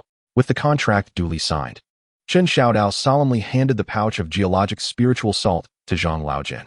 Just as Zhang Laojian received the bag, Cai Zhongfei impatiently approached, nearly toppling the pouch with its enormous snout. Zhang Laojian hastily poured a handful of salt crystals into its feeding trough. Crack, crack. Cai Zhongfei gleefully gnawed on the hard salt crystals as if they were mere jelly beans, emitting satisfied grunts that starkly contrasted its earlier ferocious roars. It worked. Brother Dao, it worked. Zhao Ergu exclaimed with excitement, bouncing in delight. Uncle Lifu, you have a wife now, and a gilded one at that. Chen Xiao Dao, too, was elated, watching Lifu, who was still attempting to charm Cai Zhongfei, and felt that the pig farming enterprise had finally taken a significant step forward. With spirited confidence, he gestured, Ergu, keep a firm hold on Lifu. Uncle Zhang, please open the pen and let the pigs out. We shall escort the bride back to Kao Shan village. Zhang Laojian regarded Cai Zhongfei, engrossed in its salt crystals, and then glanced at the freshly inked contract in his hand, sensing something amiss. Yet unable to articulate what it was, he sighed, resigned to open the rickety pig pen door. The sound of the door startled Cai Zhongfei, which lifted its salt-dusted head, observing the plump figure adorned with a red ribbon outside the enclosure. After a moment's pause, it took a lumbering step forward, displaying an unexpectedly dignified gait, and sauntered out of the pen. Approaching Laifu, it lowered its massive head slightly and gently nudged Laifu's belly with its snout. The sudden intimacy startled Uncle Laifu, causing him to shudder and instinctively draw back, but Zhao Ergu held the rope tightly. "Steady now, Uncle Laifu. This is a gesture of affection," Zhao Ergu whispered encouragingly. Amidst the villagers of Hiku village, who laughed at the spectacle as if it were a foreign scene, an even more magnificent procession set off for home. Chen Xiao Dao strode ahead, confidently holding the rope attached to the proud Uncle Laifu. Zhao Ergu grasped a thicker rope, the other end tethered to the newly crowned queen of the Kao Shan pigsty, the illustrious Cai Zhongfei. A red ribbon had also been forcibly tied around her neck, complementing Laifu's.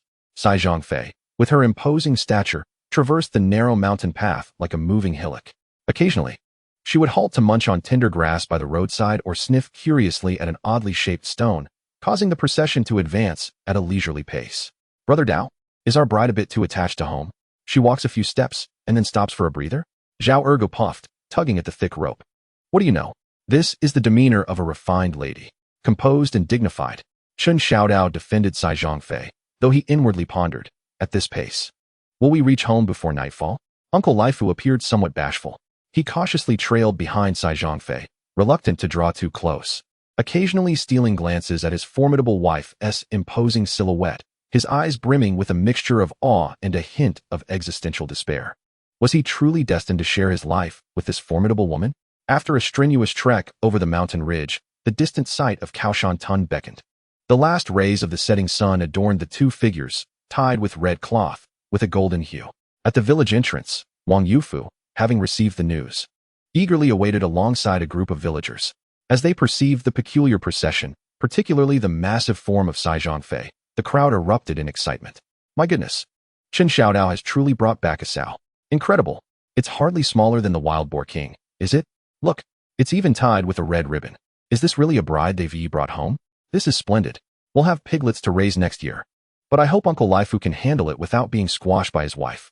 Wang Youfu's eyes widened as he beheld the approaching Cai Zhongfei, especially her glossy, robust physique. He instinctively swallowed hard, envisioning the delectable dishes of braised pork, cured meats, and sausages beckoning to him. As for how Chen Xiao Dao had managed to convince her to come, that was inconsequential. What mattered was that the pig was now in hand. "Well done, young man. Chen Xiao Dao, you've done splendidly."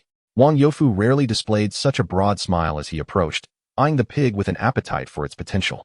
A magnificent accomplishment indeed. Chen Xiao Dao finally exhaled in relief, handing the rope to Wang Youfu and wiping the sweat from his brow. "Secretary Wang, I have fulfilled my promise. The esteemed Cai Zhongfei has been brought back. Our pig farming industry in Kao Shan Tun now has a future." "Cai Jinhua," Wang Youfu mused, glancing at the small mountain before him, his lips twitching at the unusual name. The arrival of Cai Jinhua, or rather, the esteemed Cai Zhongfei, instantaneously became the talk of the town. Villagers congregated around the makeshift pig pen, pointing and discussing animatedly. Uncle Laifu was assigned to a neighboring enclosure, where he could see his wife's majestic form and catch the faint scent of mineral salt wafting from her. Exhausted, Chen Xiao Dao slumped in the grass shelter, feeling as though his essence had been drained, yet his heart swelled with a sense of accomplishment. He retrieved the freshly inked contract for the pig transaction, gazing at the words spiritual salt as a medium and future piglet profits, unable to suppress a foolish grin. "Brother Dao, don't get too carried away." Zhao Ergu entered stealthily, cradling an iron box, his expression shrouded in mystery and concern. "What now?" Chen Xiao Dao's heart raced. "I just sneaked a peek at Cai Zhongfei's new abode," Zhao Ergu whispered. "You won't believe this. She seems particularly interested in those pieces of spiritual salt you've hidden in the haystack. She has been nudging that wall with her nose." Her eyes were sparkling, just like when Uncle Laifu first caught wind of it. Chen Xiao Dao's smile instantly faltered. "Oh no, I completely forgot about that. Cai Zhongfei is no fool. She knows it's valuable. Quick, Ergu, help me hide the remaining salt. We must conceal it." Chen Xiao Dao frantically scanned the shelter, his gaze settling on a small clay pot in the corner, emanating an aura of authority. A bold idea took shape. As the night deepened, tranquility enveloped the surroundings. Chen Xiao Dao and Zhao Ergu, akin to thieves, stealthily crept as they carefully stuffed the remaining shards of salt or into the small earthen jar that contained the foul yang powder. A thick, dark green paste, exuding an air of ultimate profundity, completely enveloped the salt crystals. "Perfect. Chen Xiao Dao secured the lid of the jar tightly and let out a sigh of relief. They were safe now. Surely, I cannot believe that the likes of Cai Zhongfei would have such a taste for this. Zhao Ergua, gazing at his divine creation, once again took on the solemn duty of guarding their treasure, proudly patted the jar. Box brother, from now on, this will be your neighbor. Coexist harmoniously. Use your divine might to pickle it. The two exchanged knowing smiles, filled with the camaraderie of their misdeeds and dreams of a bright future. Exhausted, Chen Xiao Dao collapsed onto a pile of hay and quickly drifted into slumber. In his dreams, the aroma of pickled vegetables wafted through the air, piglets frolicked about, and Cai Jinhua exuded gentleness and grace. He had become the true dual monarch of pickled vegetables and pig farming. Uncertain of how long he had slept, a faint yet distinct sound of something hard being chewed abruptly jolted Chen Xiao Dao from his pleasant reverie. The sound seemed to emanate from beside his pillow. He shot open his eyes. The dim moonlight filtered through the gaps in the thatched roof, illuminating the small jar of foul yang powder that had been securely closed. He saw that the lid of the jar had been lifted. Beside it, a squat, rotund figure, entirely covered in the viscous dark green paste, was facing away from him, fervently gnawing on a salt crystal coated in foul yang powder. That familiar silhouette, the focus back, and the fur matted with dark green goo. It was the relentless pickled vegetable thief, the badger. How had it found its way here? And why was it gnawing on a salt crystal smeared with Zhao Ergua's foot mud? Chen Xiao Dao's mind momentarily blanked. He watched as the badger embraced the salt crystal, its teeth crunching as if savoring an exquisite delicacy, even letting out a contented belch that carried the strong flavors of foot mud and salt. A torrent of indescribable emotions, absurdity, disgust, shock, and a hint of genuine admiration for the badger's heavy palate, swept over Chen Xiao Dao like a tsunami. My sacred salt. Chen Xiao Dao trembled, uttering a dreamlike groan. As if sensing the disturbance, the happily munching badger suddenly turned its head. In the moonlight, a furry, plump face, smeared with dark green foul yang powder and crumbs of salt crystals at the corners of its mouth, bore a hint of displeasure at being interrupted. Gazing intently at Chen Xiao Dao, those small, black bean-like eyes, accentuated by the greenish makeup, appeared particularly chilling yet comical. It seemed to recognize Chen Xiao Dao as the human who always had treats, a glint of cunning flashing across its eyes. Then, before Chen Xiao Dao could react, it swiftly seized the half-eaten, mud-coated salt crystal, like a victorious general, and with a sudden dash, it nimbly slipped into a newly appeared small hole in the corner of the thatched shelter. In an instant, it vanished without a trace. Only the overturned, formidable earthen jar remained, exuding a potent aura, along with a few scattered fragments of salt mine stones, and Chen Xiao Dao, who stood in a daze, enveloped in the mixed scent of muddy feet, pickled vegetables, and salt minerals, began to question the very logic of the universe. The evening breeze brushed past the thatched shed, carrying with it the acrid remnants from the jar. Slowly and stiffly, Chen Xiao Dao turned his head towards the adjacent pigsty. Under the moonlight, the large silhouette of Miss Cai Jinhua slumbered soundly within, her snores resonating like thunder. Meanwhile, from Uncle Laifu's single room came the faint, excited sound of crunching, akin to mimicry. Laifu, what are you gnawing on now? Chen Xiao Dao's voice, tinged with a hint of despair, echoed through the silent night. Chapter 25. The Urban Prodigal and the Thatched Hut, Cai Jinhua's joyous vein. Laifu, what are you gnawing on now? Chen Xiao Dao's voice reverberated in the quiet shed, filled with a sense of desperation born from relentless hardships. In the neighboring room, the crunching paused momentarily, followed by the sound of Uncle Laifu smacking his lips in satisfaction, accompanied by a hearty, salty belch. Chen Xiao Dao scrambled to the fence, illuminated by the moonlight, and beheld a sight to behold. Uncle Laifu was blissfully licking a small, dirt-speckled fragment of salt mine stone that had somehow rolled in. It seemed this creature had sniffed out the remnants of the salt he had carelessly dropped during storage to enhance his meal. What a false alarm.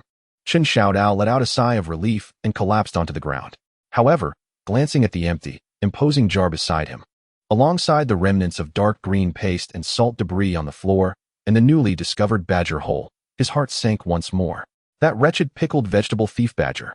Not only had it stolen pickled vegetables, but now it had evolved into a vile spirit of salt thievery. Its peculiar taste and unique proclivities were truly unprecedented. Even more alarming was the realization that it seemed to have singled out Chen Xiao Dao as its supplier. It could find its way to such a well-concealed stash. Alas, Chen Xiao Dao covered his face, feeling as though his path to prosperity through pig farming was fraught with uncontrollable partnerships with wild animals. The following morning, Burdened with two large dark circles under his eyes, Chen Xiao Dao commenced the arduous task of post-disaster reconstruction. He first sealed the fresh badger hole in the corner of the shed with stones and mud, cursing vehemently that the foul-mouthed badger would choke on its own cursed salt. Then, suppressing his disgust, he cleaned up the remnants of dark green filth and salt debris on the ground. Observing the color and texture of the mixture, an absurd thought suddenly flashed through his mind. Could this concoction yield some special efficacy if turned into pickled vegetables? He quickly shook his head, banishing the terrifying notion. That was far too dangerous. This was no longer a biochemical weapon. It was an antimatter weapon. Just as he was tidying up the mess, a commotion suddenly erupted outside the forbidden zone. It was mixed with Wang Youfu's frantic shouts and a peculiar, sandpaper-like rustling noise. Chen Xiao Dao curiously peeked out. There, near the old well at the village entrance, a large crowd of villagers had gathered. Wang Youfu was waving his pipe, jumping and cursing at the well. This is outrageous. Truly outrageous. Just as this plague subsided, those earthworms in the well dare to crawl out and beg for food. And they even steal my pickled vegetables. Do they think I'm easy to bully? Emerging from the depths of the well, was it a creature of the earth, stealing pickled vegetables? A sudden jolt coursed through Chen Xiao Dao's mind. Could it be that badger? Had it crawled out from the well last night? He quickly maneuvered his way through the crowd. There, at the mouth of the well, a heavy stone slab had been shifted, creating a narrow opening. Beside it, lying on the muddy ground, was a creature that left everyone utterly astonished. About the size of a domestic cat, it was entirely covered in hard, tile-like, dark brown scales. With a pointed head, elongated snout, and tiny eyes that resembled green beans, it gazed in terror at the gathered villagers. Most peculiar of all was its thick, elongated tail, also adorned with similar scales, which was now restlessly swishing back and forth, producing a faint rustling sound. This was no mere creature of the earth or monster. It was unmistakably a pangolin that appeared somewhat bald. As Chen Xiao Dao observed closely, he noticed that the scales on the pangolin's back were sparse, particularly near its tail, where a small patch of skin was exposed, dark red in color, and seemingly festering. It lay dejectedly on the ground, its front paws clutching a small piece of salt rock stained with a dark green residue. That was precisely the piece that had been pilfered by the badger last night. Comrade Wang. A grave misunderstanding. Chen Xiao Dao hastily pushed to the front, pointing at the pangolin. This is not a creature of the earth. It is a pangolin, an insectivore, a beneficial beast, a protected animal, a treasure of the mountains. He nearly blurted out modern terms. A pangolin. Wang Youfu and the villagers exchanged puzzled glances. The name sounded somewhat familiar, yet its appearance was indeed extraordinary. But why did it steal my pickled vegetables? Why did it crawl out of the well? Wang Youfu remained skeptical, primarily distressed over his jar of pickled vegetables. It did not steal your pickled vegetables. It stole the salt. This very rock. Chen Xiao Dao pointed to the pangolin's prized possession. Look at its body. It is injured. Perhaps it requires salt for healing? Chen Xiao Dao began to fabricate a narrative. Yet upon observing the dark red wound on the pangolin's back, he found some semblance of logic. Injured animals occasionally seek out mineral salts to lick. At that moment, the feeble pangolin seemed to respond to Chen Xiao Dao's words. It laboriously lifted its head, its green bean-like eyes pleadingly fixated on him, then glanced towards the pig pen behind him, emitting a faint, painful hiss that was almost a whisper of desperation. Its front paws nudged the salt rock, now smeared with dark green muck, towards Chen Xiao Dao, before gesturing to the wounded area on its back. This action and expression resembled that of a patient presenting a prescription for treatment. Everyone stood in astonishment. Brother Dao, it truly seems to be pleading for your help. Zhao Ergu exclaimed, his mouth agape as he clutched an iron box. Does it think your mud is medicine? Chen Xiao Dao was equally bewildered. What on earth was happening? Had his pig pen transformed into a wild animal clinic? Was Zhao Ergu's foot mud the chief remedy? Gazing into the pangolin's pitiful yet intelligent eyes, and then at the salt rock it offered as payment, Chen Xiao Dao found himself engulfed in a whirlwind of emotions. Should he drive it away? Once more, Chen Xiao Dao cleared his throat, striving to adopt the demeanor of a master veterinarian, and addressed Wang Youfu, saying, Secretary Wang, behold, the mountain spirit is benevolent. This pangolin has come, wounded, seeking our miraculous remedies. This is an omen of good fortune, indicating that our village is blessed with exceptional talent and a harmonious environment. Even the pangolins are drawn to us by reputation. Wang Youfu felt slightly dizzy from the weight of the term omen, and as he observed the pangolin's human-like expression, much of his initial irritation dissipated, replaced by an inexplicable sense of pride. A pangolin had traveled to seek treatment in our village. How impressive that would be to share with others. What do you suggest we do? Wang Youfu inquired, stroking his beard. Quite simple. Chen Xiao Dao immediately seized the opportunity. Calling out, Ergu, prepare the medicine. Me? Zhao Ergu pointed to himself in disbelief. Yes, you. Chen Xiao Dao replied with a serious expression. Your divine feet are the finest remedy. Quickly, scrape together some fresh divine mud. Apply it to our esteemed pangolin's wound. I assure you, it will be a cure-all. Zhao Ergu gazed at the pangolin, which was looking at him with eager eyes, and then at his own feet, imbued with supposed divine power. A sense of duty surged within him. Understood. Brother Dao? Watch me. He promptly found a clean stone slab and began to demonstrate his technique for gathering the sacred mud. A familiar, potent aroma swiftly filled the air. The onlooking villagers recoiled, covering their noses, yet their gazes were filled with awe and curiosity. Zhao Ergu carefully scraped a small amount of the dark green paste, emanating an air of mystique, and under Chen Xiao Dao's professional guidance, he held his breath and swiftly applied it to the pangolin's dark red, festering wound. A slight sizzling sound erupted, reminiscent of cold water splashing into hot oil. The pangolin's body stiffened suddenly, its eyes widening in shock, and it emitted a short, ambiguous cry, neither entirely one of pain nor comfort. As the paste touched the rotting skin, wisps of nearly invisible white smoke began to rise. All present held their breath. Moments later, the anticipated scene of the pangolin either thrashing wildly or fainting did not materialize. Instead, its rigid body gradually relaxed, and the area where the divine mud had been applied ceased to smoke. It appeared to acclimate, even comfortably twisting its body, clutching the mud-encrusted salt rock closer. Incredible. Truly miraculous. Zhao Ergu exclaimed with excitement. Pangolin brother, how do you feel? Is it refreshingly cool, penetrating to the core? A remedy indeed. The pangolin, of course, could not speak, yet it raised its head and, with an almost human-like nod towards Zhao Ergu and Chen Xiao Dao, seemed to express gratitude in its emerald eyes. The surrounding villagers erupted in astonishment. My heavens, Zhao Ergu's foot mud can truly heal. Even the pangolin acknowledges it. A miraculous medicine. Absolutely a miraculous medicine. Brother Ergu, from now on, you shall be our village's barefoot immortal. With a sense of pride, Zhao Ergu held his iron box aloft, reveling in what felt like the pinnacle of his life. Wang Youfu observed this extraordinary scene, his hand trembling as he stroked his beard. For the first time, his gaze towards Chen Xiao Dao was filled with genuine reverence. This young lad possesses a remarkable array of talents. Not only can he rear pigs and pickle vegetables, but he can also mine and even coax sows into his presence. Now, he has purportedly developed a miraculous remedy from Zhao Ergu's foot mud, reputed to heal pangolins. Such science is undeniably peculiar. Under the watchful gaze of onlookers, the pangolin, known as Shanshan, cradled its precious Weiyang Lingyan salt, leisurely retracing its steps back into the crevice of the well, vanishing into the profound darkness. Thus, the bizarre escapade of the well's monstrous inhabitant concluded in an absurd manner. Tinged with the scent of foot mud, the villagers dispersed, content, engaging in lively discussions about the remarkable feats of the barefoot immortal, Zhao Ergu. Chen Xiao Dao sighed in relief. Although he had lost a few salter pieces, he had mitigated the hidden dangers of the well and inadvertently confirmed the medicinal value of Zhao Ergu's foot mud, turning misfortune into fortune. He resolved to maintain a respectful distance from the peculiar badger, allowing it to pilfer whatever it pleased, as long as it refrained from wreaking havoc upon his barrels of pickled vegetables and salt containers. Life appeared to return to its normal rhythm of pig farming. Uncle Laifu and Miss Seijinhua were settled in adjacent pig pens, separated by a sturdy wooden fence. Miss Seijinhua retained her aristocratic demeanor, spending her days eating and sleeping, indifferent to Uncle Laifu, only stirring when the scent of salt or wafted through. Uncle Laifu, on the other hand, seemed somewhat despondent.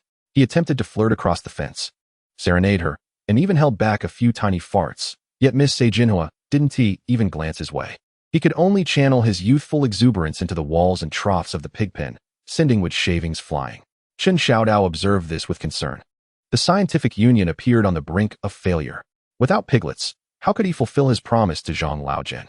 How could he expand his pig farming enterprise? One day, Wang Youfu strolled to the edge of the pig pen's restricted area, observing the two pigs who were either indifferent or oblivious to each other, his brow furrowed in frustration. Chen Xiao Dao, how many days has it been? Wang Youfu grumbled, tapping the fence with his pipe. Why is there no sign of movement from Miss Seijinhua's belly? Is this what your scientific breeding produces? All show and no substance. I'm waiting to cradle piglets. Chen Xiao Dao internally lamented, forcing a smile. Secretary Wang, this relationship requires cultivation. A forcibly twisted melon bears no sweetness. Just look at Miss Jinhua's stature and presence. Laifu needs time to build his confidence. Confidence, my foot.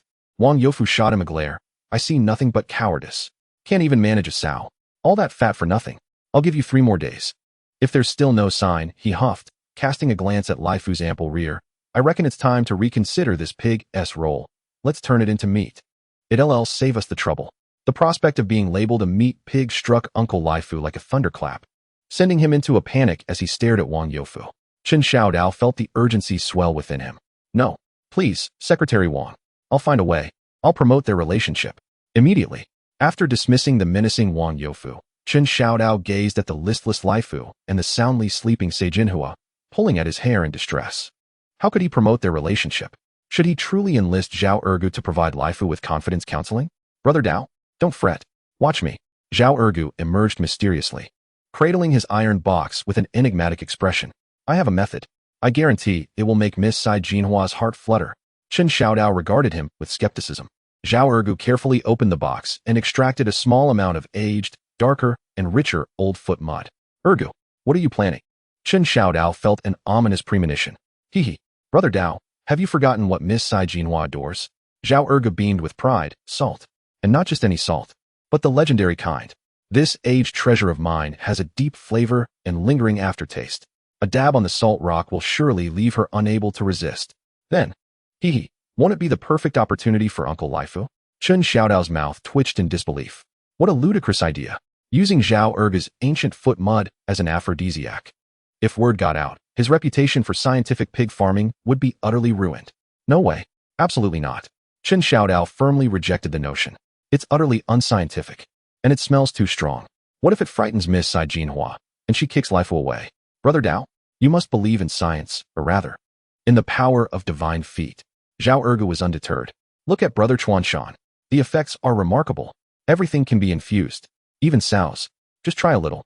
As the two tugged back and forth, Miss Jinhua, in the pig pen, suddenly stirred.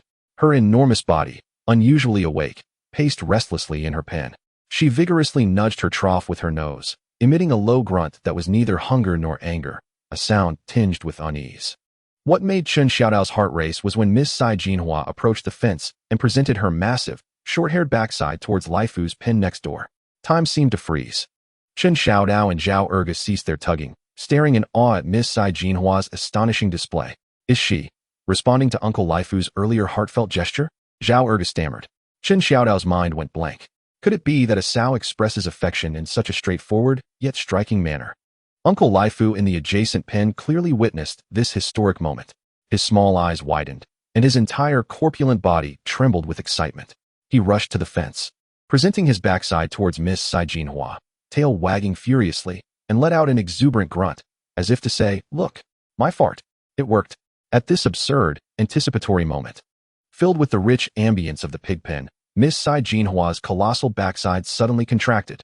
Uffed, a sound more resounding, prolonged, and earth-shaking than Laifu's original thunderous release erupted. Like a bass cannon exploding near the ear, a wave of rich, fermented feed mixed with a unique aroma surged forth like a shockwave, precisely directed at the excited Laifu next door. Oh whoa, poor Laifu, caught right in the crossfire.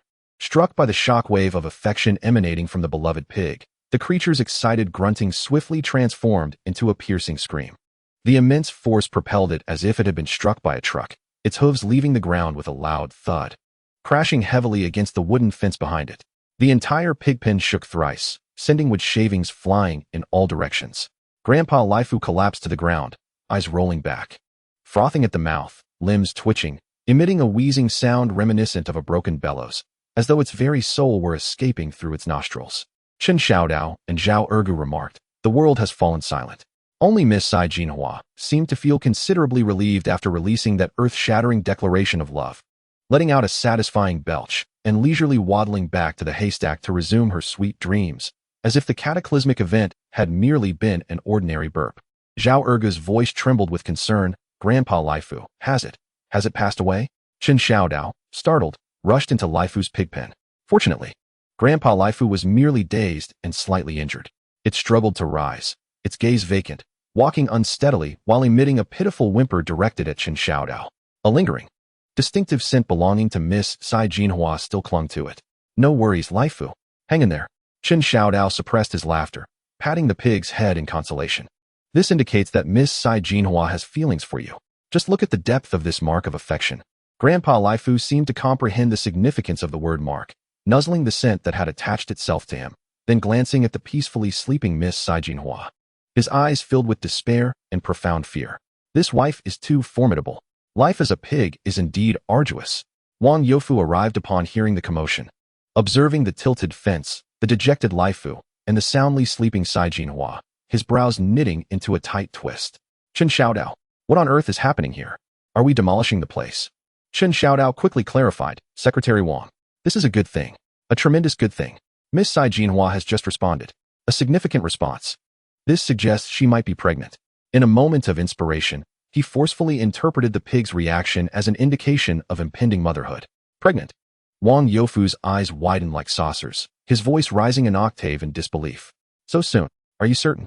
Absolutely certain. Chen Xiao Dao, mustering all seriousness, began to concoct a narrative, drawing on scant knowledge from the Veterinary Epidemic Prevention Manual regarding sows and pregnancy. Look, restlessness, changes in appetite, and that, gaseous release earlier. All classic signs of early pregnancy. It's science. Pure science. Wang Youfu, momentarily bewildered by the notions of science and early pregnancy symptoms, eventually found himself convinced by Chen Xiao Dao's resolute demeanor and the unusually rotund belly of Miss Sai Jinhua. Ha! Excellent. Wonderful. Wang Youfu laughed heartily, clapping Chen Xiao Dao on the shoulder.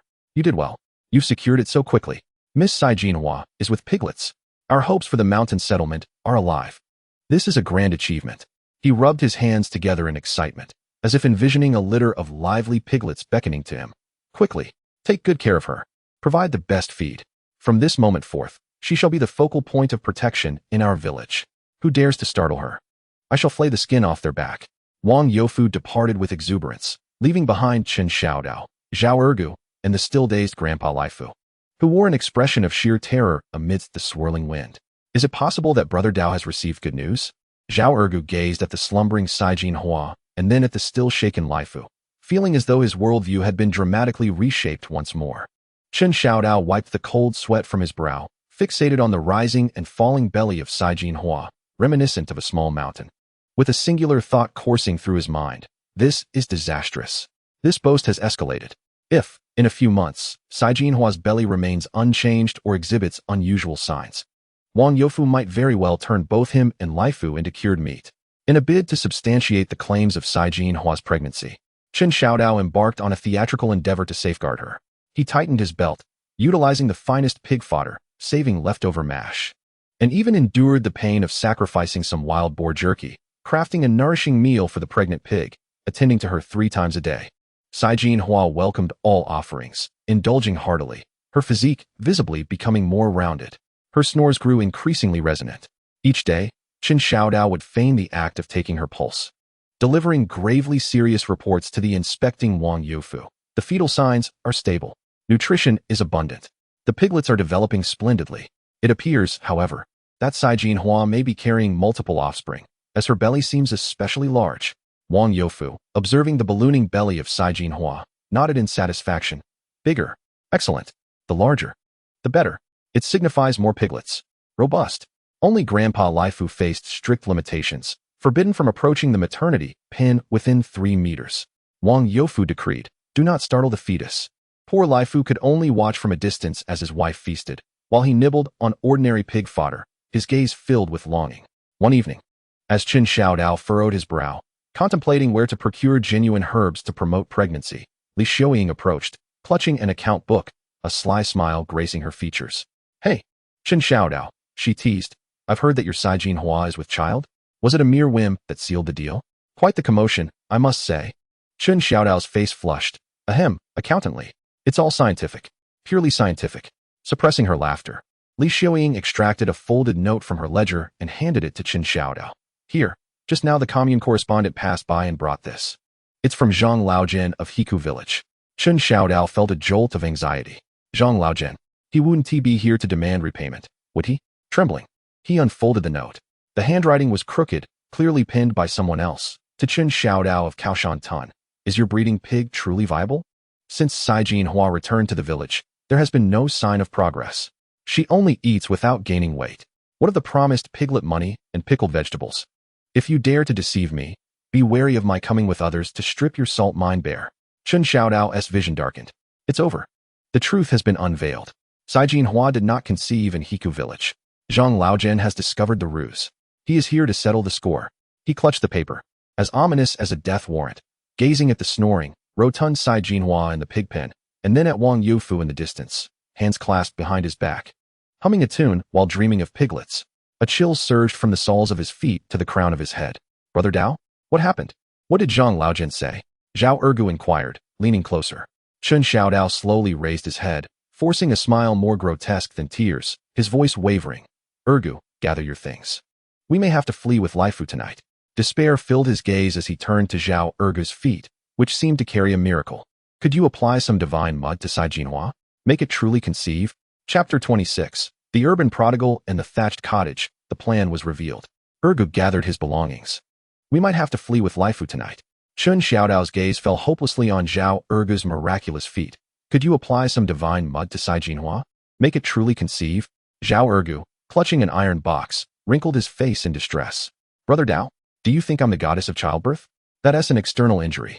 Pregnancy requires internal cultivation. The divine mud lacks potency. Besides, I dare not approach Miss Cai Jinhua's rear. What if she thinks I have ill intentions and kicks me? I'd go from a barefoot immortal to a limping one. Flee. Where to? With a conspicuously fat pig in tow? Or stay and await Zhang Laojian, who would certainly come to expose his false pregnancy scheme, shattering Wang Youfu's dreams of piglets, and then hang him and Laifu up to dry. Chen Xiao Dao felt as if he stood at the precipice of despair, with an abyss yawning beneath him, the scent of Zhao Ergu's muddy feet lingering in the air. A dead horse is worth treating as a live one. Chen Xiao Dao gritted his teeth, emboldened by his malice. I must apply it. On the salt rocks it loves. I'll convince Secretary Wang. With resolve, Chen Xiao Dao and Zhao Ergu transformed once more into the midnight poison duo. Zhao Ergu contributed his finest and darkest. Reputedly aged for half a month, divine mud. Chen Xiao Dao suppressed his nausea, carefully scooping a small lump with a stick, evenly spreading it on several large salt rocks, striving to ensure every crystal was thoroughly imbued with divine power. Perfect. Zhao Ergu pinched his nose, admiring his creation. This aroma, this hue. Once Miss Cai Jinhua consumes this, she'll be invigorated. Who knows what might be unleashed? Chen Xiao Dao, fully committed, reverently placed the divine salt into Cai Jinhua's trough. Then he and Zhao Ergu concealed themselves behind the thatched hut, anxiously watching. Cai Jinhua was drawn to the familiar grayish-white hue in the trough, leisurely ambling over. Its enormous nose approached the trough, sniffing deeply. Chen Xiao Dao and Zhao Ergu's hearts raced. Cai Jinhua's nose wrinkled noticeably. A vague gurgle emanated from its throat. It seemed to hesitate for a mere moment, but ultimately, the desire for the salt overpowered the peculiar scent. It opened its mouth wide and chomped down, devouring both salt and mud. Success! Zhao Ergu clenched his fists in excitement. Cai Jinhua chewed with a crunch, the dark green paste smeared around its mouth. As it chewed, it emitted a series of satisfied grunts, seemingly relishing the rich flavors. A few pieces of the special salt for maintaining pregnancy were quickly consumed. Then, it let out a contented burp, an exuberant belch infused with the potent scents of foot mud and salt. Following this, it turned its massive form and leisurely ambled back to the haystack to resume its slumber, just as it always did. Chen Xiao Dao and Zhao Ergu exchanged glances, each reflecting the same despair in their eyes. It seemed the special salt had merely served its purpose in solitude. Zhao Ergu timidly inquired. The next day, Wang Yufu arrived, as usual, to inspect the pregnancy. Chen Xiao Dao, steeling himself, once again performed the charade of palpating the belly. He pretended to press on the vast expanse of Cai Jinhua's belly, a serious expression on his face. Ah, the fetal movements are vigorous. The piglets are quite lively. However, Miss Cai Jinhua seems a bit overheated. She requires, cooling down. Wang Yufu gazed at Cai Jinhua's glossy, rounded belly, utterly convinced. Overheated? Then we must cool her down. Remind Li Xiuying to gather some dandelions and plantain. Just then, a villager rushed in, panting, to report. Secretary Wang. It's bad. Zhang Laojian from Hiku village. He.S. coming with 7 or 8 men, armed with hoes and carrying burdens. They're storming towards the village entrance. They're furious. They say they want to settle scores with Chen Xiao Dao. Boom. Chen Xiao Dao felt as if his head had exploded. It's here. What was destined to come had arrived. There was no time to flee. Wang Youfu's expression darkened. Settle scores? For what? Chen Xiao Dao. What trouble have you stirred up? Chen Xiao Dao turned pale. Stammering. Secretary Wang, that Zhang Laojian, he just wants to check on how his hygiene is doing. Nonsense. Wang Youfu retorted angrily. Does he need to bring hoes and burdens to check on a pig? You must be hiding something from me. Before he could finish, Zhang Laogan's signature. Raucous roar echoed from the village entrance. Chen Xiao Dao. You scoundrel. Get out here. Dare you deceive me with a mere stone? And to claim the pig is pregnant. If I don't peel your skin today, I'll not bear the surname Zhang. The truth was laid bare. Wang Youfu abruptly turned. Fixing a fierce gaze on Chen Xiao Dao, his eyes filled with a hunger for retribution. Fake pregnancy? Chen Xiao Dao. How dare you deceive me? Chen Xiao Dao's legs weakened, nearly collapsing. Secretary Wang, please allow me to explain. I only did this for the pig farming endeavor of Kao Shan Tun. Sai Jinhua will surely become pregnant. It is merely a matter of time. It requires scientific guidance. Guidance my foot. Wang Youfu was so enraged that his beard bristled. I believed your nonsense. Auspicious signs. Early pregnancy reactions. I am so furious I can hardly articulate. He seized a smoking pipe, ready to strike Chen Xiao Dao on the head. Secretary Wang, please calm down. Calm down. Zhao Ergu rushed to grab Wang Youfu's arm. Brother Dao only meant well. The immediate concern is to block Zhang Laojian. He barged in here with his men. The clamor at the village entrance grew ever closer as Zhang Laojian, accompanied by a group of armed men from Hiku village, stormed past the old locust tree at the village entrance, heading straight for the pigpen's restricted area. The villagers of Kao Shan Tun gathered around, some eager for the spectacle, others apprehensive, and many bewildered. Tension filled the air, on the verge of eruption. Chen Xiao Dao, I will not let this go today. Zhang Laogan's gaze fell upon Chen Xiao Dao, who was hiding behind Wang Youfu, brandishing a hoe and ready to charge forward. Zhang Laojian, how dare you act recklessly in Kaoshan village? Despite his anger towards Chen Xiao Dao, Wang Youfu could not allow an outsider to resort to violence on his territory. He immediately stepped forward, insisting, let us discuss this calmly. No need for weapons. Discuss calmly? Zhang Laogan's eyes were ablaze with fury as he pointed towards the pigpen, where the slumbering Sei Jinhua lay in a deep sleep. Wang Youfu, ask this rascal what mischief he has wrought. With a few worthless salt stones, he deceived me into believing they were magical salt, tricking me into lending him my pig for breeding. He even promised payment upon confirmation of pregnancy and payment for pickled vegetables. And what is the outcome? The pig returned in perfect condition. Its belly is swollen, yes, but that is from feasting on your Kaoshan village's pig feed, not from carrying offspring. This scoundrel is nothing but a fraud, a grand deceiver. The villagers of Kaoshan, who had gathered to witness the commotion, erupted in disbelief. So the rumors about Sei Jinhua's pregnancy were mere fabrications. Chen Xiao Dao had audacity beyond measure, even daring to deceive the village leader. Wang Youfu's face turned a deep shade of crimson, a mix of rage and embarrassment coursing through him. He whipped around, his glare so piercing that, had it the power to kill, Chen Xiao Dao would have perished 100 times over. Chen Xiao Dao, now the target of collective ire, felt the weight of their accusations and wished for a crevice to hide within. Zhao Ergu, clutching an iron box, cowered behind him, trembling. Zhang uncle, please calm down. Chen Xiao Dao, his face drawn with despair, attempted a final plea. Sei Jinhua merely needs time. She is just slow to react. Please, just wait a little longer. I assure you. Assure me, you say? Zhang Laojian spat onto the ground. I will not wait any longer.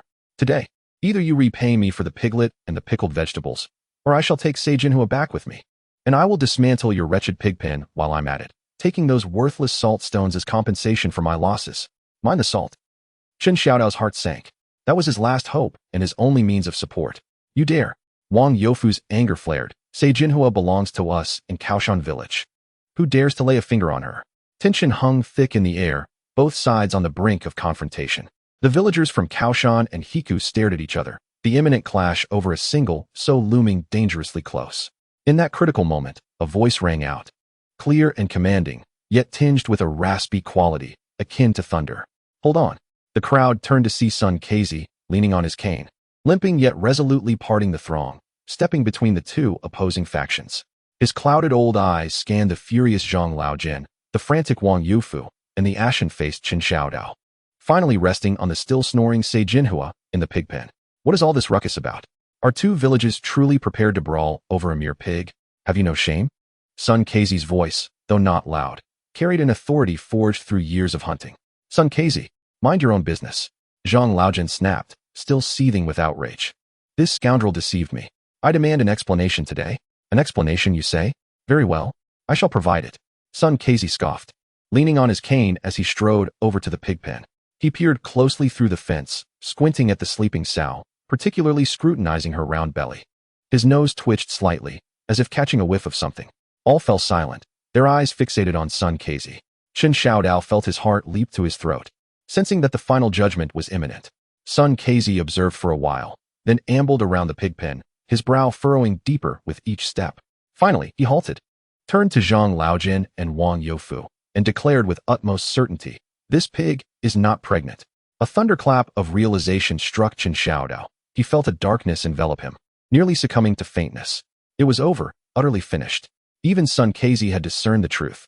Zhang Laojin sprang to his feet, exclaiming, "Did you hear that, Wang Youfu? Did you hear? Sun Casey has spoken. No piglets. This lad is nothing but a deceitful charlatan." Wang Youfu's complexion shifted from red to green, then to a deepening black. The veins in his hand gripping the smoking pipe bulging ominously, poised on the brink of explosion. However, Sun Casey suddenly raised his voice, overpowering Zhang Laogan's outcry, and his sharp gaze swept across the crowd. "There is something in this pig's belly." "What?" Everyone was taken aback, including Chen Xiao Dao, whose heart felt as if it had turned to ash. Something? What could it be? If not piglets, then what? Zhang Laojian was equally bewildered. Sun Casey did not respond directly. Instead, he pointed his cane at the extraordinarily large belly of Cai Jinhua, then gestured towards a pile of droppings in the corner of the pig pen, peculiar in shape, dark green in color, intermingled with undigested grass stems and fragments of some hard shell. "Look for yourselves," Sun Casey intoned gravely. "The belly is abnormally large and hard. The droppings are unusual. Those shells resemble fragments from an ant nest.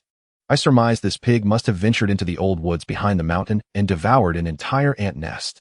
Those ants, along with their eggs, are all inside it. How could it not be bloated? Mountain ants. An entire nest."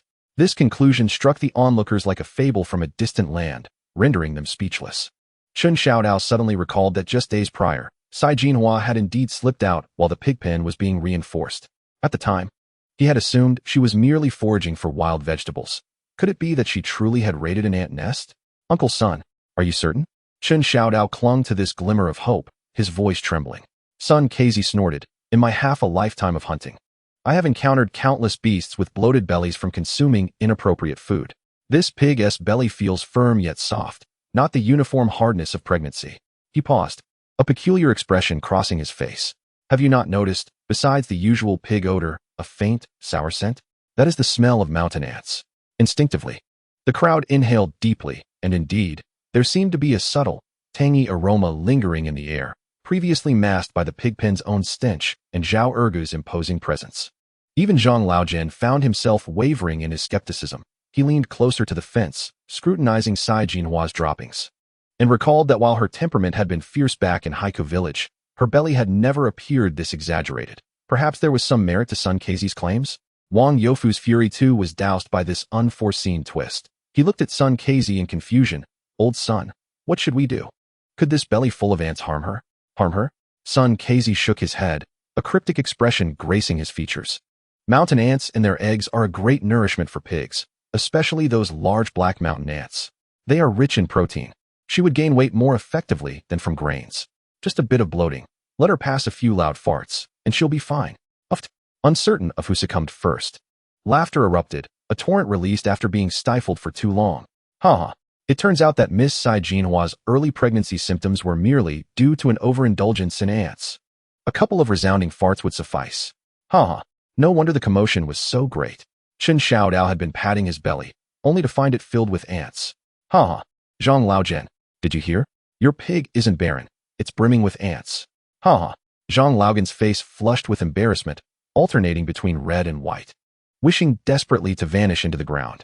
After all this, was it merely his pig's gluttony that caused the trouble? Had he wrongfully accused Chen Xiaodao? Wang Youfu, caught between laughter and confusion, pointed at Chen Xiaodao. "You rascal. Even a belly rub can lead to such folly. Early pregnancy symptoms, indeed. What a disgrace." Chen Xiaodao, though blushing from the ridicule, felt a tremendous weight lift from his heart. He quickly climbed back on track. "Comrade Wang, Uncle Zhang, it's all a misunderstanding. I was merely concerned and misled by Miss Cai Jinhua's robust physique. Uncle Sun is astute. He discerned the truth immediately. Science.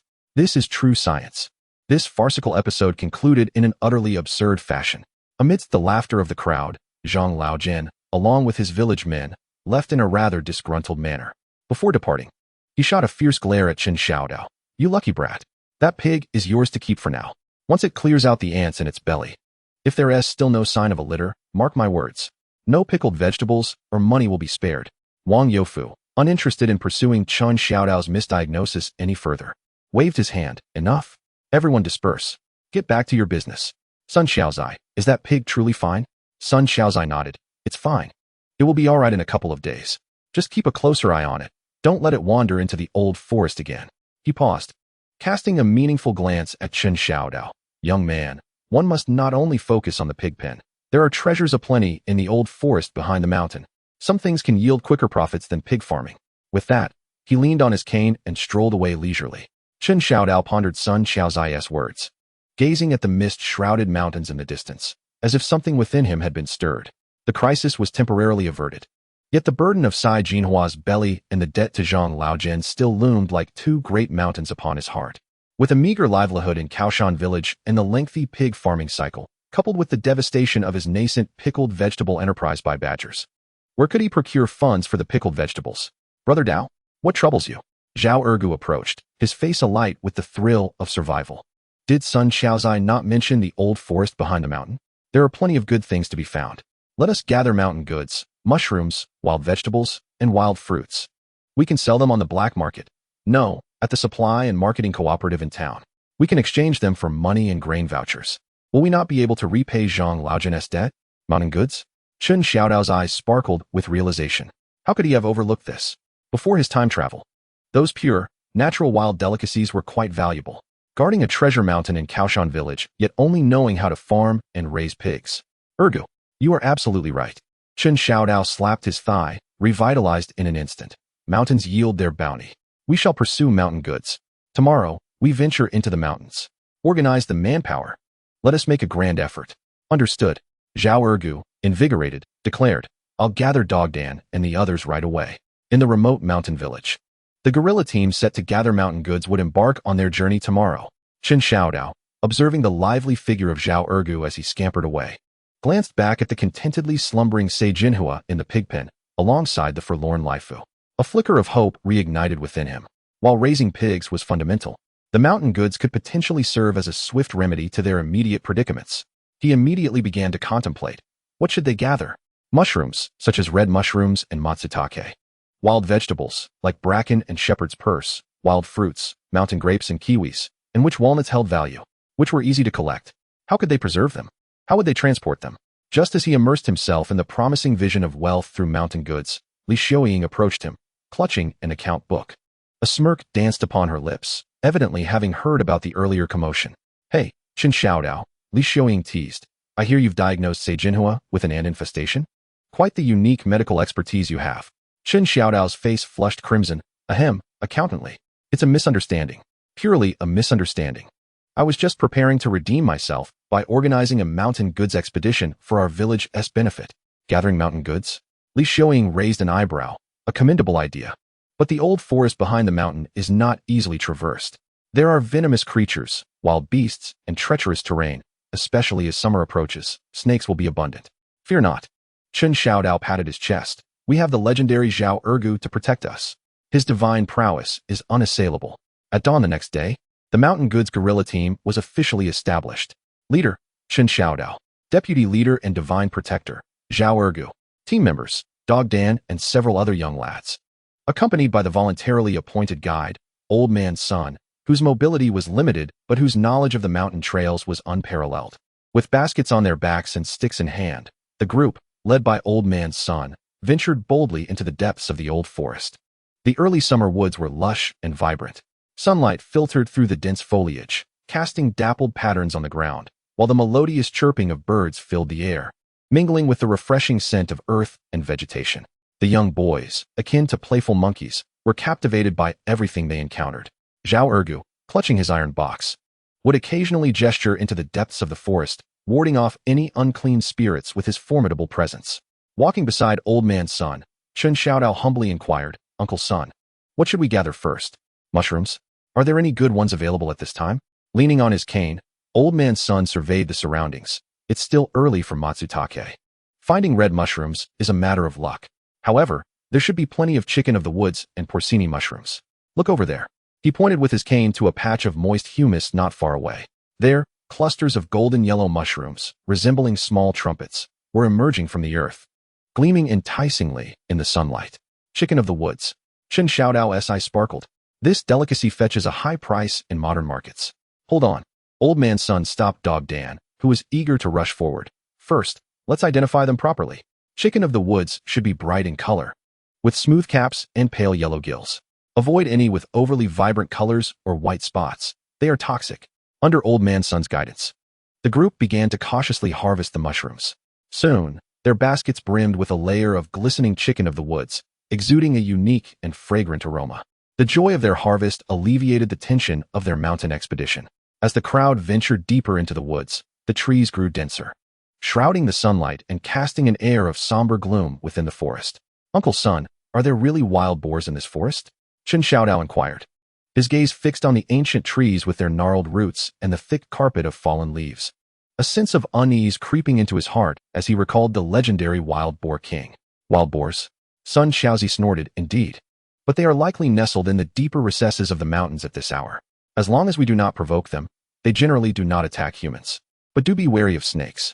No sooner had he spoken than, Dog Dan, walking to the side, suddenly let out a blood-curdling scream, leaping backward in fright. His face ashen as he pointed at a pile of leaves. A snake. A huge snake. The group was startled, turning to follow his gaze. There. A serpent as thick as a child's arm, covered in dark brown diamond patterns, was slowly raising its triangular head from the pile of leaves. Its crimson tongue flicked in and out, its cold vertical pupils fixated intensely on the terrified Dog Dan. It's a venomous snake. From its pattern, it resembles a viper. The atmosphere turned palpably tense. Dog Dan, trembling with fear, found himself unable to move, while the others instinctively stepped back, gripping their sticks tightly. Zhao Erge's face drained of color, his hands trembling as he clutched a metal box. What should we do, Dao Dao Go? Should we release the divine power to ward it off?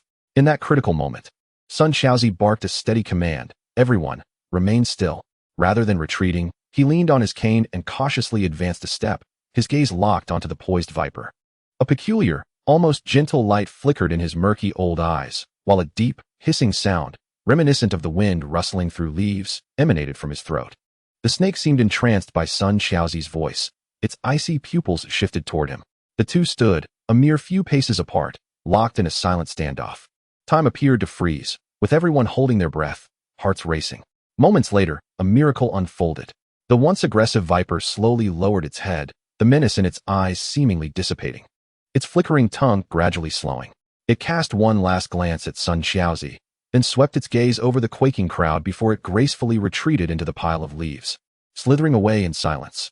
As the dark brown form vanished completely from sight, a collective sigh of relief escaped the group. Dog Dan collapsed onto the ground, gasping for breath. Uncle Sun, what kind of sorcery is this? Zhao Ergu gazed at Sun Xiaozi with awe, his expression more reverent than when he beheld his own divine foot. Sun Xiaozi, withdrawing his extraordinary demeanor, returned to his usual taciturn self, replying nonchalantly, "What sorcery? I've simply dealt with the creatures of the mountains for decades and understand their ways. When faced with a situation, don't panic or provoke it. If it perceives no threat, it will simply leave." Chen Xiao Dao observed Sun Xiaozi's stooped figure, feeling for the first time that this reticent old hunter was profoundly enigmatic. Following this harrowing experience, the group approached their foraging with newfound caution and prudence. Under the guidance of Sun Kezi, they discovered an abundance of delicacies, numerous boletus mushrooms, tender fiddleheads, wild mountain leeks, and even stumbled upon a sunny slope adorned with wild kiwi fruit vines heavy with unripe fruit. Their baskets gradually filled, yielding a bountiful harvest.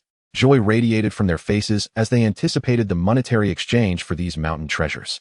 Well, that should suffice for today, Sun Kezi remarked, glancing at the sky.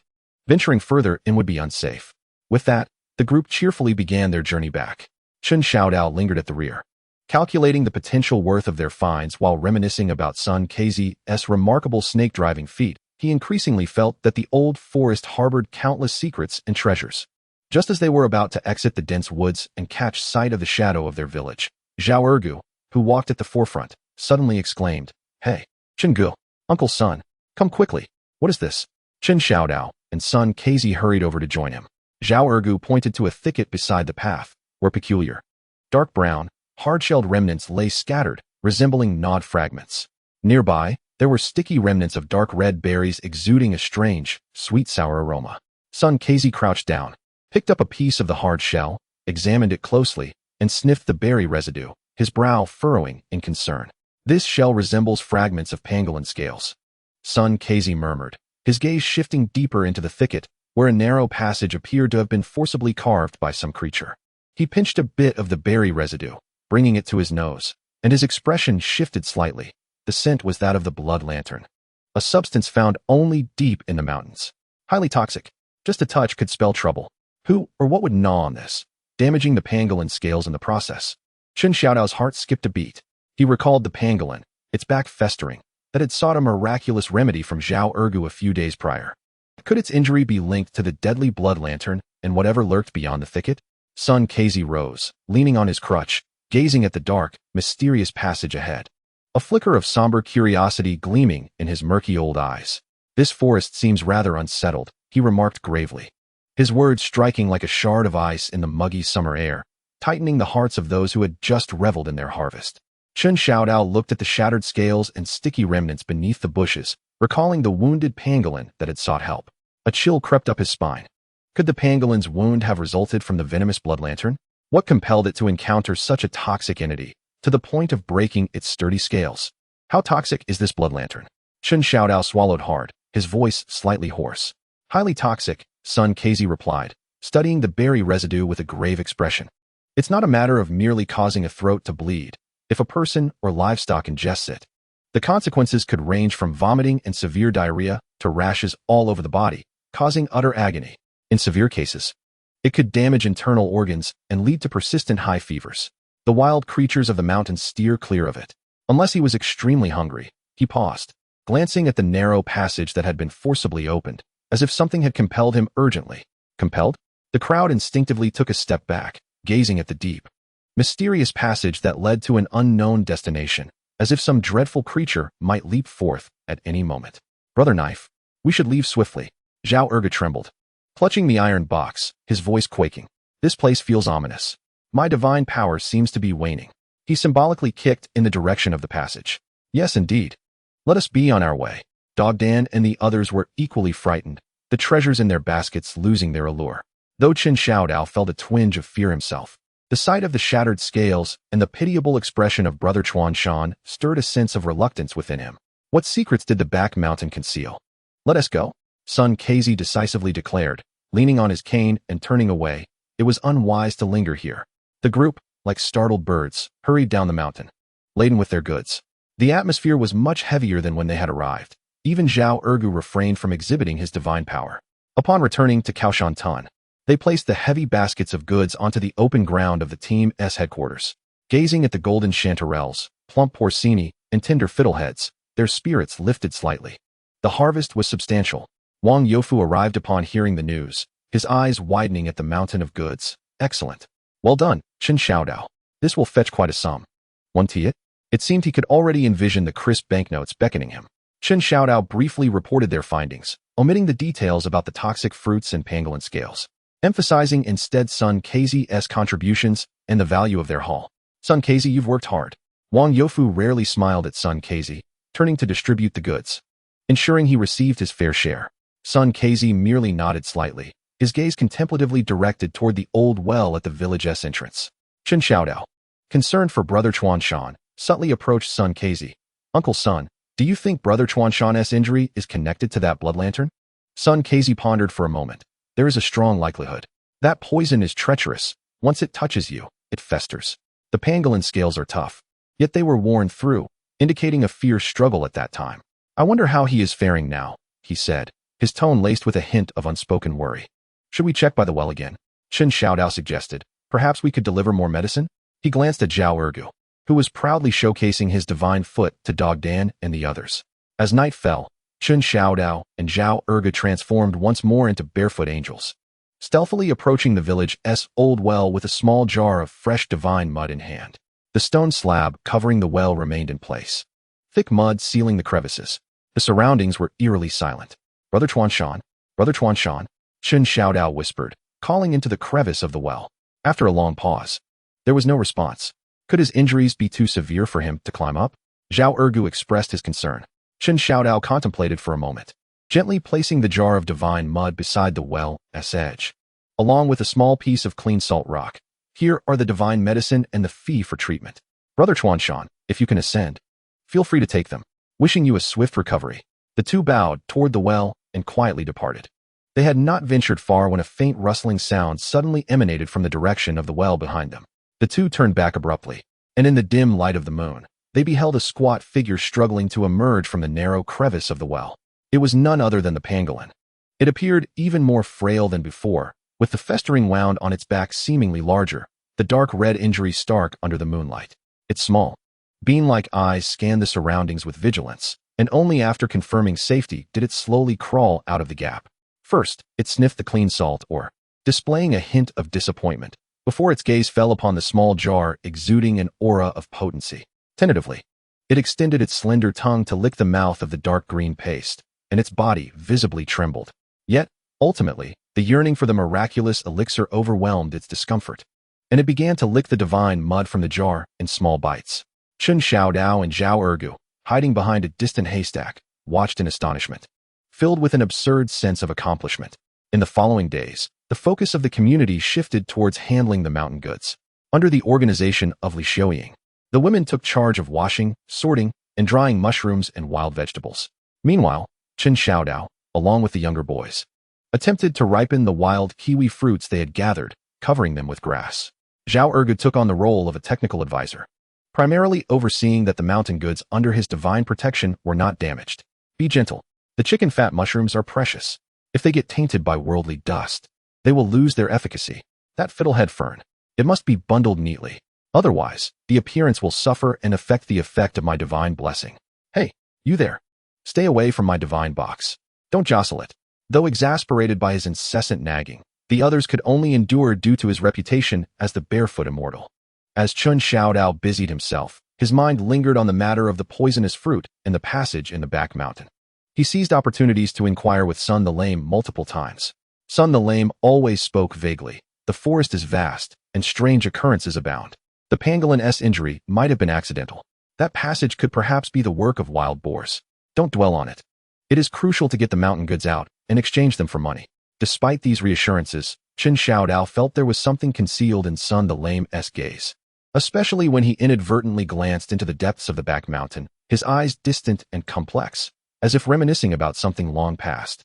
One day, when the sun-dried mushrooms and wild vegetables were nearly ready, Chen Xiao Dao prepared to discuss with Wang Youfu the matter of exchanging the goods for money at the town's supply and marketing cooperative.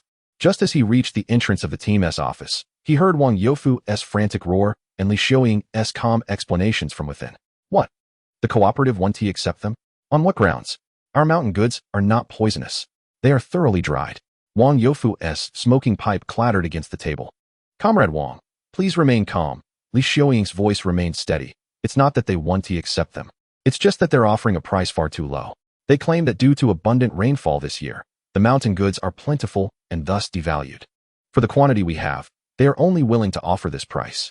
She quoted a figure that was outrageously low. What utter nonsense. Wang Youfu exploded in anger.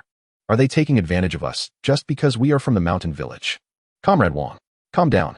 Chen Xiao Dao hurriedly pushed the door open. A price reduction? How much? Li Xiaoying handed Chen Xiao Dao the quotation from the cooperative. Upon seeing the price, Chen Xiao Dao felt a chill run down his spine. This amount barely covered the labor costs, let alone settling Zhang Laogan's debt or improving their living conditions. These rascals, they must have sensed our urgent need for money and deliberately slashed the price. Zhao Ergu entered, brimming with indignation. Brother Dao, shall we consider the black market? Silence. Both Wang Youfu and Chen Xiao Dao interjected simultaneously.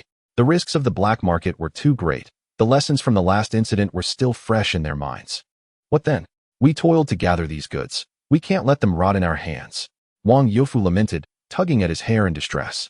Chen Xiao Dao furrowed his brow, gazing at the golden, fragrant mountain goods drying in the yard. A thought suddenly struck him. What if they didn't accept the dried products? What about the fresh ones? Or perhaps we could process them ourselves. Process them? How? Wang Youfu and Li Xiaoying turned their attention to him. For instance, we could pickle the bracken and wild chives into preserved vegetables? Chen Xiao Dao's eyes sparkled. We have salt, and our family's traditional pickling technique. Pickled vegetables are long-lasting and delicious. They might fetch a good price. Pickled vegetables? Again with the pickled vegetables? Wang Youfu's lips twitched as he recalled the jar of New Year's goods stolen by the badger and the sui jinhua that Chen Xiao Dao had tricked him into losing. He instinctively felt a bit of resistance. However, Li Xiaoying appeared contemplative. This could indeed be a solution. Fresh mountain goods are difficult to preserve, and the supply and marketing cooperatives drive prices down harshly. Pickling them would enhance their unique flavor and prolong their shelf life. It might truly open up a market. But we don't have enough jars. Wang Youfu lamented, recalling the jar that had been shattered by the badger. I have a solution. Zhao Erge suddenly interjected, thumping his chest. I know a place in the back mountain where a kiln used to be. It's abandoned now, but we might still find a few broken jars to make do. Excellent. It's settled then. Chen Xiao Dao declared decisively. Ergu, take some people to find the jars. Accountantly, please assess which mountain goods are suitable for pickling and how much salt we will need. Secretary Wang, you shall be responsible for tasting and quality assessment to ensure the excellence of our mountain treasures in pickled form. With clear divisions of labor, everyone sprang into action. Chen Xiao Dao observed the bustling scene, a renewed sense of hope igniting within him. Pickling seemed to be the hurdle he could not circumvent. Yet this time, for the sake of the mountain goods, to repay debts, and to attain prosperity, he was determined to make a name for himself with their pickling endeavor. Zhao Ergu, along with several young lads, excitedly ventured to the abandoned kiln site in the back mountain. Meanwhile, Chen Xiao Dao and Li Xiaoying organized the mountain goods at the headquarters, discussing the pickling recipes. The bracken needed blanching to remove its bitterness, and the wild chives could be enhanced with a hint of wild garlic. The salt ratio was crucial. Too little would spoil them, while too much would make them overly salty. Chen Xiao Dao recalled modern knowledge, seamlessly integrating it with the traditional methods of Kao Shan Tun, articulating his thoughts eloquently. Li Xiaoying recorded diligently, occasionally offering practical suggestions, such as which wild grass would serve as a sturdier binding material and which stones would be more suitable for pressing the jars. Their collaboration was harmonious, a rare moment of camaraderie. Hey, Chen Xiao Dao, Li Xiaoying suddenly paused, looking at him intently. You seem to know so much. It's not typical for someone raised in our mountains. Chen Xiao Dao's heart skipped a beat, and he chuckled nervously. Haha, just some idle musings. Just some idle musings. I read about it. Experience brings true understanding. After all, Li Xiaoying didn't press further but cast a deep, lingering glance at him, leaving Chen Xiao Dao feeling slightly unsettled. Just then, Zhao Ergu and the others returned, their faces covered in dirt, yet excitement radiated from them. To their astonishment, they had truly retrieved 5 or 6 earthenware jars of varying sizes, caked in mud, yet remarkably intact, from the abandoned kiln site. There was also a large jar of a brownish hue with a missing piece. Brother Dao, accountantly, come quickly. We are about to strike it rich. Zhao Ergu exclaimed, pointing at the large jar. Although it is somewhat damaged, it is more than sufficient for pickling a batch of vegetables. Chen Xiao Dao gazed at the brown jar, feeling an uncanny familiarity. It bore a resemblance to the one that had previously been shattered by a badger. Could it possibly be from the same kiln? He dismissed the thought and excitedly declared, Excellent. Wonderful. Ergu, I shall credit you with a significant achievement. Quickly, clean the jar. Let us commence the pickling. Thus began the grand endeavor of pickling mountain delicacies in Kao Shan Tun. The women busily washed and blanched the mountain produce, while Chen Xiao Dao personally mixed salt with wild garlic. Li Xiaoying was responsible for weighing and recording, and Zhao Ergu, clutching his iron box, patrolled the pickling site, grandiosely claiming to bestow divine protection against spoilage and pests. Over here, you've added too little salt. Add a bit more. Yes, yes. It must be even. That bundle of fern. Tie it tighter. Don't let it scatter. Hey, stay away from my divine box. We cannot have the pickles smelling of feet. Don't dilute the divine essence. The rich aroma of wild vegetables mingling with the piquant scent of salt and garlic wafted through the air above the team's headquarters. Observing the neat bundles of vibrant ferns and mountain chives being meticulously arranged into the large jar, covered with bamboo strips and weighed down by heavy stones, Chen Xiao Dao envisioned the white ration tickets beckoning to him. Chen Xiao Dao, we cannot allow that wretched badger to wreak havoc again. Wang Youfu, with hands clasped behind his back, sternly warned, assign someone to keep watch. Day and night, there must always be a presence. Rest assured, Secretary Wang. Chen Xiao Dao patted his chest. This time, I will personally oversee the operation. I guarantee absolute security. If that badger dares to approach. He made a gesture across his throat, indicating that it would face the wrath of divine protection. He pointed at Zhao Ergu's feet, prompting him to lift his foot in a show of intimidation. A few days later, one evening, Chen Xiao Dao was crouched beside the pickling jar, inspecting the brining process.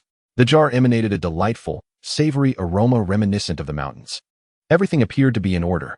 Zhao Ergu approached with an air of mystery, lowering his voice. Brother Dao, I think I just saw the badger. Oh, where? Chen Xiao Dao perked up. Over by the old well. Zhao Ergu pointed toward the village entrance. It seemed to have crawled out from the well, wandered around the opening, and then returned. It looks much better now. The wound on its back seems to have scabbed over. Chen Xiao Dao's heart soared with joy. It seemed that Zhao Ergu's divine mud had indeed produced some unexpected results. At least it hadn't killed the badger. This is splendid. It indicates that our divine remedy, our scientific method, is effective.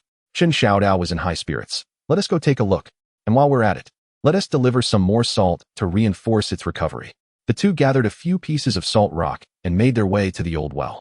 The well remained quiet. The small jar that served as the medicine bowl was now empty, with some remnants of divine mud scattered nearby.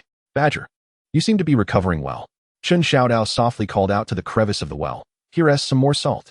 Do take care of yourself. He placed the salt rocks beside the well and waited a while, but seeing no movement, the two prepared to depart. Just as they turned to leave, a sudden rustling sound erupted behind them. They turned back to look. Suddenly, the elusive creature, known as the mountain mole, emerged swiftly from the crevice of the well. It did not approach the scattered salt crystals. Instead, it exhibited signs of agitation. With its elongated snout, it vigorously sniffed the air, producing an almost imperceptible, hissing sound that bore a warning. Its small eyes fixated intently on the direction of the rear mountain. The unusual behavior of the mountain mole left both Chen Xiao Dao and Zhao Ergu momentarily stunned. What was wrong with it? Zhao Ergu, clutching an iron box, felt a twinge of anxiety. Chen Xiao Dao furrowed his brow. The rear mountain again. What was the mountain mole warning them about? Could it be that the creature that fed on the blood lanterns had emerged once more? At that moment, Sun Xiaozi, leaning on his crutch, appeared at the well's edge, seemingly having arrived unnoticed. Observing the restless mountain mole, he followed its gaze towards the dark silhouette of the rear mountain, his expression growing exceedingly grave. Uncle Sun, you're here too? Chen Xiao Dao greeted him. Sun Xiaozi disregarded the greeting and, addressing the mountain mole, emitted a low, rumbling hiss reminiscent of wind rustling through leaves. Upon hearing this sound, the mountain mole noticeably calmed, yet it remained in place, its eyes filled with fear and urgency. It scraped the ground with its forepaws and pointed towards the rear mountain, its hissing becoming more frantic. Listening intently, Sun Xiaozi's brow furrowed deeper. After a moment of silence, he suddenly turned to Chen Xiao Dao, speaking in an authoritative tone. Boy, prepare some potent medicine. Bring torches and sticks. We shall venture into the mountains at dawn. Huh? Into the mountains? Where to? Both Chen Xiao Dao and Zhao Ergu were taken aback. Sun Xiaozi gazed deeply into the shadowy depths of the rear mountainous forest, slowly articulating a few words. To find my old acquaintance. Old acquaintance. Chen Xiao Dao and Zhao Ergu nearly dropped their jaws in disbelief. Sun Xiaozi had an old acquaintance in these deep woods? This twist in the narrative was simply too explosive. Observing their astonishment, Sun Xiaozi's face seemed to flush slightly, but he quickly reverted to his usual stoic demeanor, snorting dismissively. What nonsense. It's an old acquaintance, a troublesome old fellow.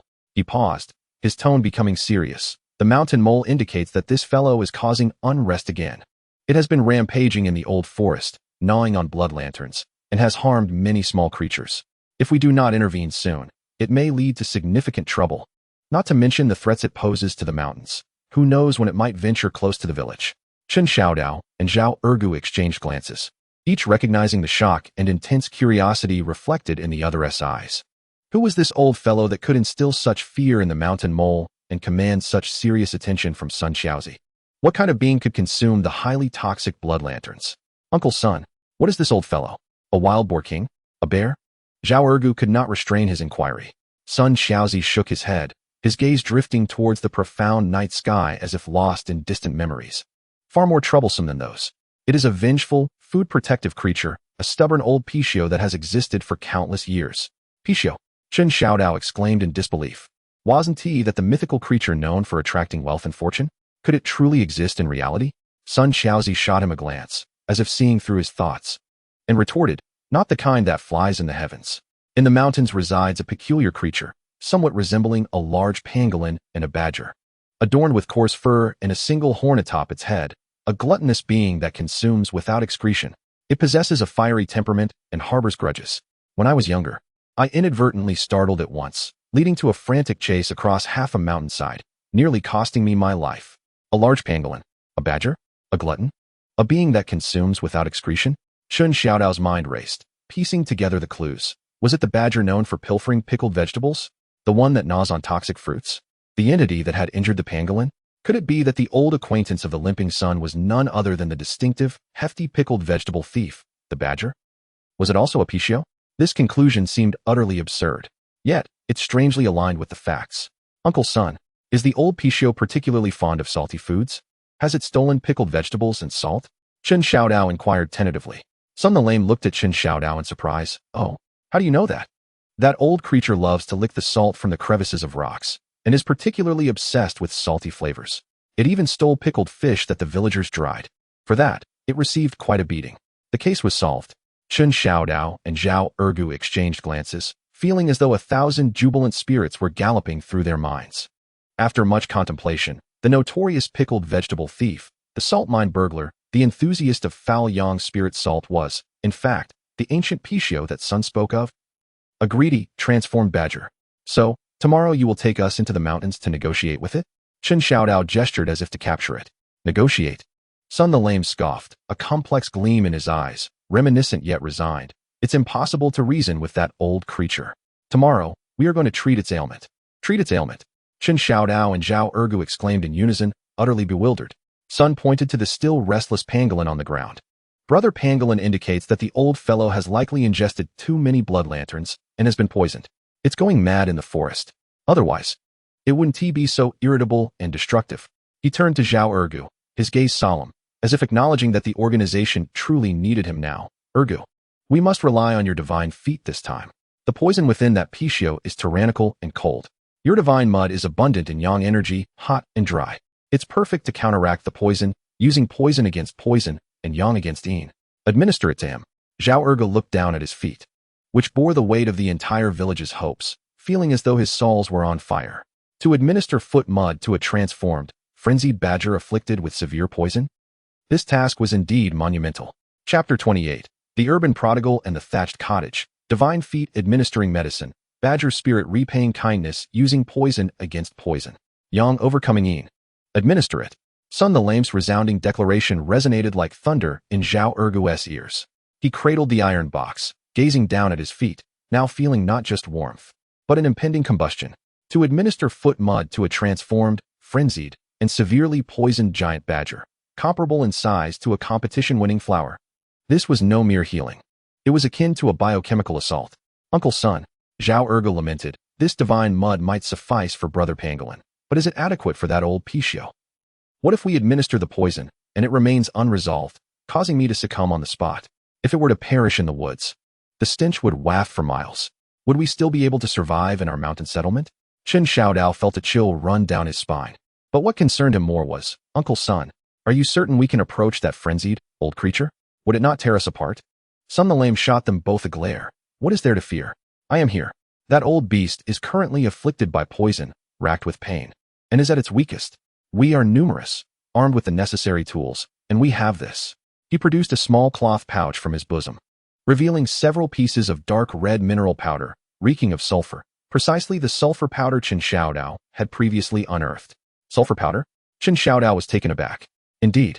Sun the Lame's gaze was sharp. That old pishio has long burrowed underground, its hide replete with damp filth and parasites. It is most averse to sulfur, an extremely potent and desiccating substance. By scattering this powder around, we can subdue it, rendering it immobile. He then turned to Zhao Ergu, stating that it would be up to him to see if the miraculous medicine could be administered. The plan sounded exceedingly perilous, yet oddly exhilarating. However, upon witnessing Sun the Lame's resolute demeanor and Chuan Shan's anxious, beady eyes, Chen Xiao Dao and Zhao Ergu had no choice but to steel themselves for the endeavor. At dawn the next day, a nimble small team set out.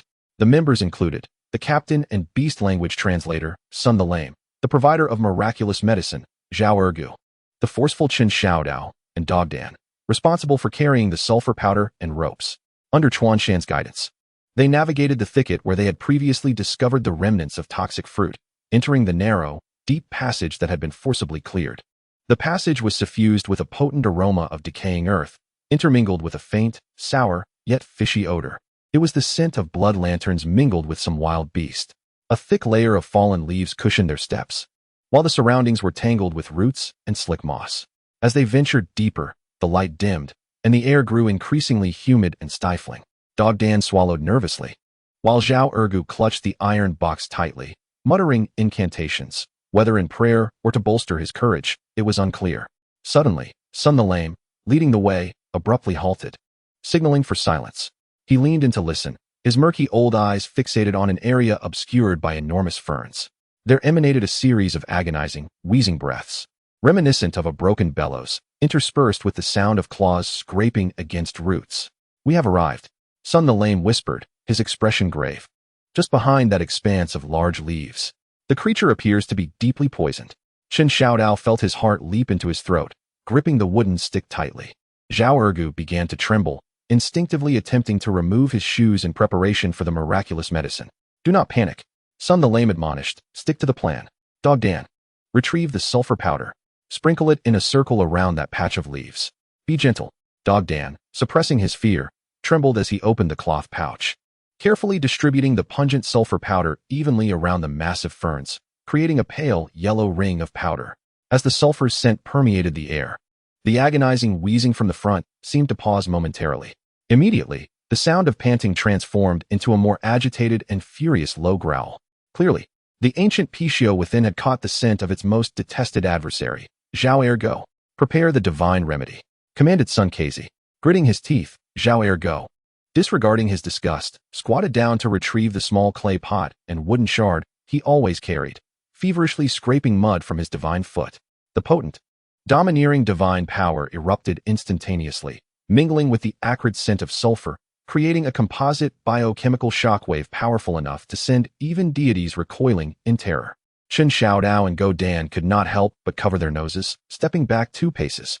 "Quick, now's our chance," Sun Kezi exclaimed, forcefully parting the enormous fern leaves with his cane. The sight before them made everyone gasp in astonishment. In the midst of the flattened vegetation lay a creature far larger than they had imagined.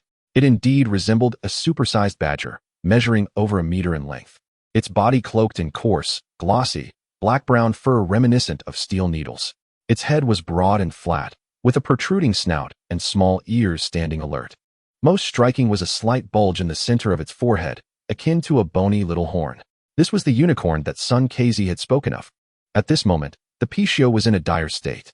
Its once radiant eyes were now filled with painful bloodshot veins, froth and dark saliva clinging to the corners of its mouth, its body racked with spasms from excruciating agony.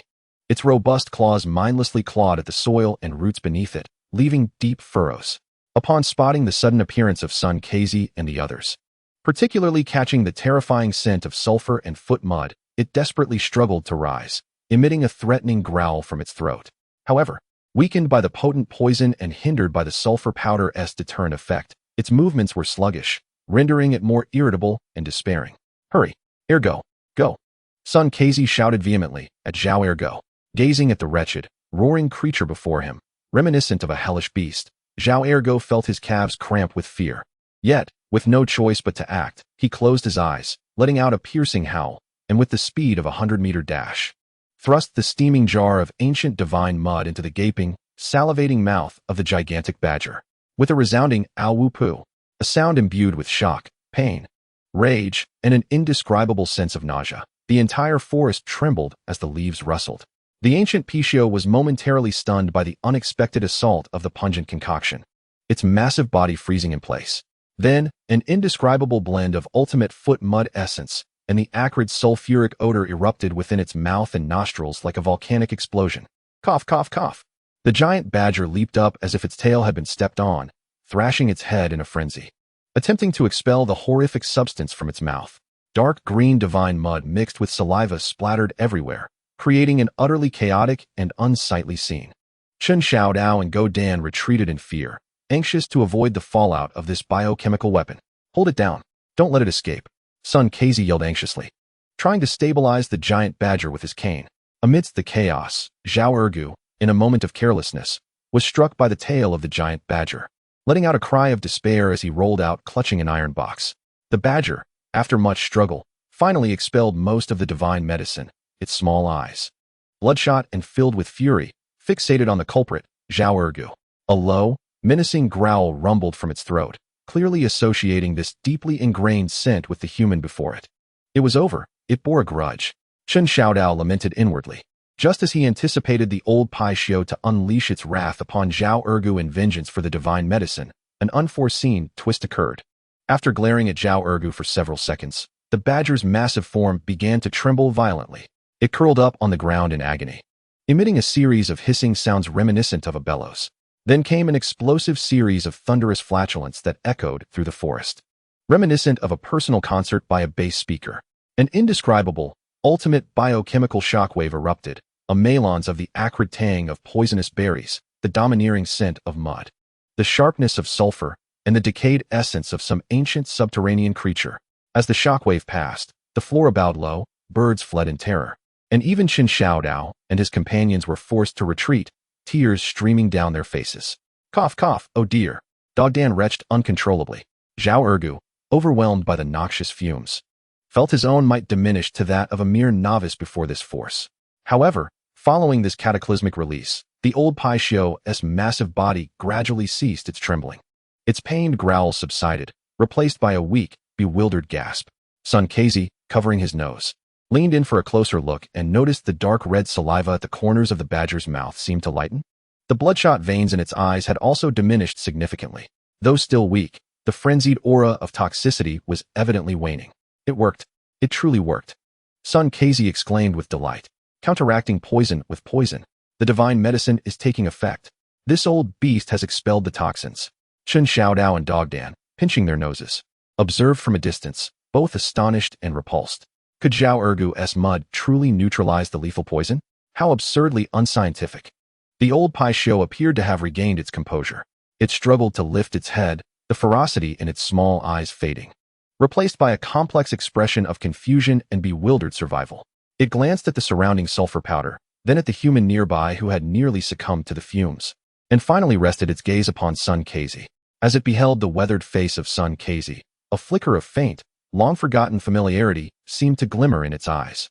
A weak, mournful gurgling sound escaped its throat. Sun Kezi, in turn, softened his gaze, responding with a low, hissing growl. The man and the badger, separated by a circle of sulfur powder, appeared to communicate in a language incomprehensible to outsiders. Their exchange persisted for several minutes. The ancient Pai-Shio's emotions seemed to have settled entirely. Its massive form gradually relaxed, lying flat on the ground, occasionally letting out a weak gasp. Sun Kezi turned around and addressed the three astonished individuals. All right, the toxic gas has dissipated sufficiently. It won't perish. Let it recuperate here. We should be on our way. Just like that? Chen Xiao Dao gazed at the colossal creature, feeling a tinge of unease.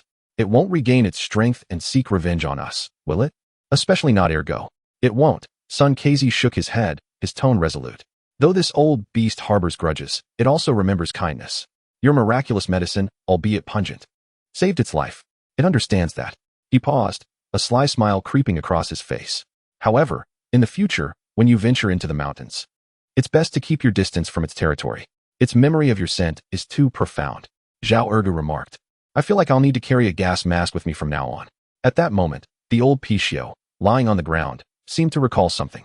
It struggled to move its enormous body and, with great effort, began to sift through a pile of soft, decaying earth. After a few attempts, it unearthed an object, nudged it with its snout, and then forcefully pushed it towards Chen Xiao Dao. The object rolled to Chen Xiao Dao's feet, covered in dirt. As he focused his gaze, he discerned it to be a fist-sized, irregularly shaped tuber, yellow-brown in color, with distinct roots and soil clinging to it. It appeared to be the root of some plant.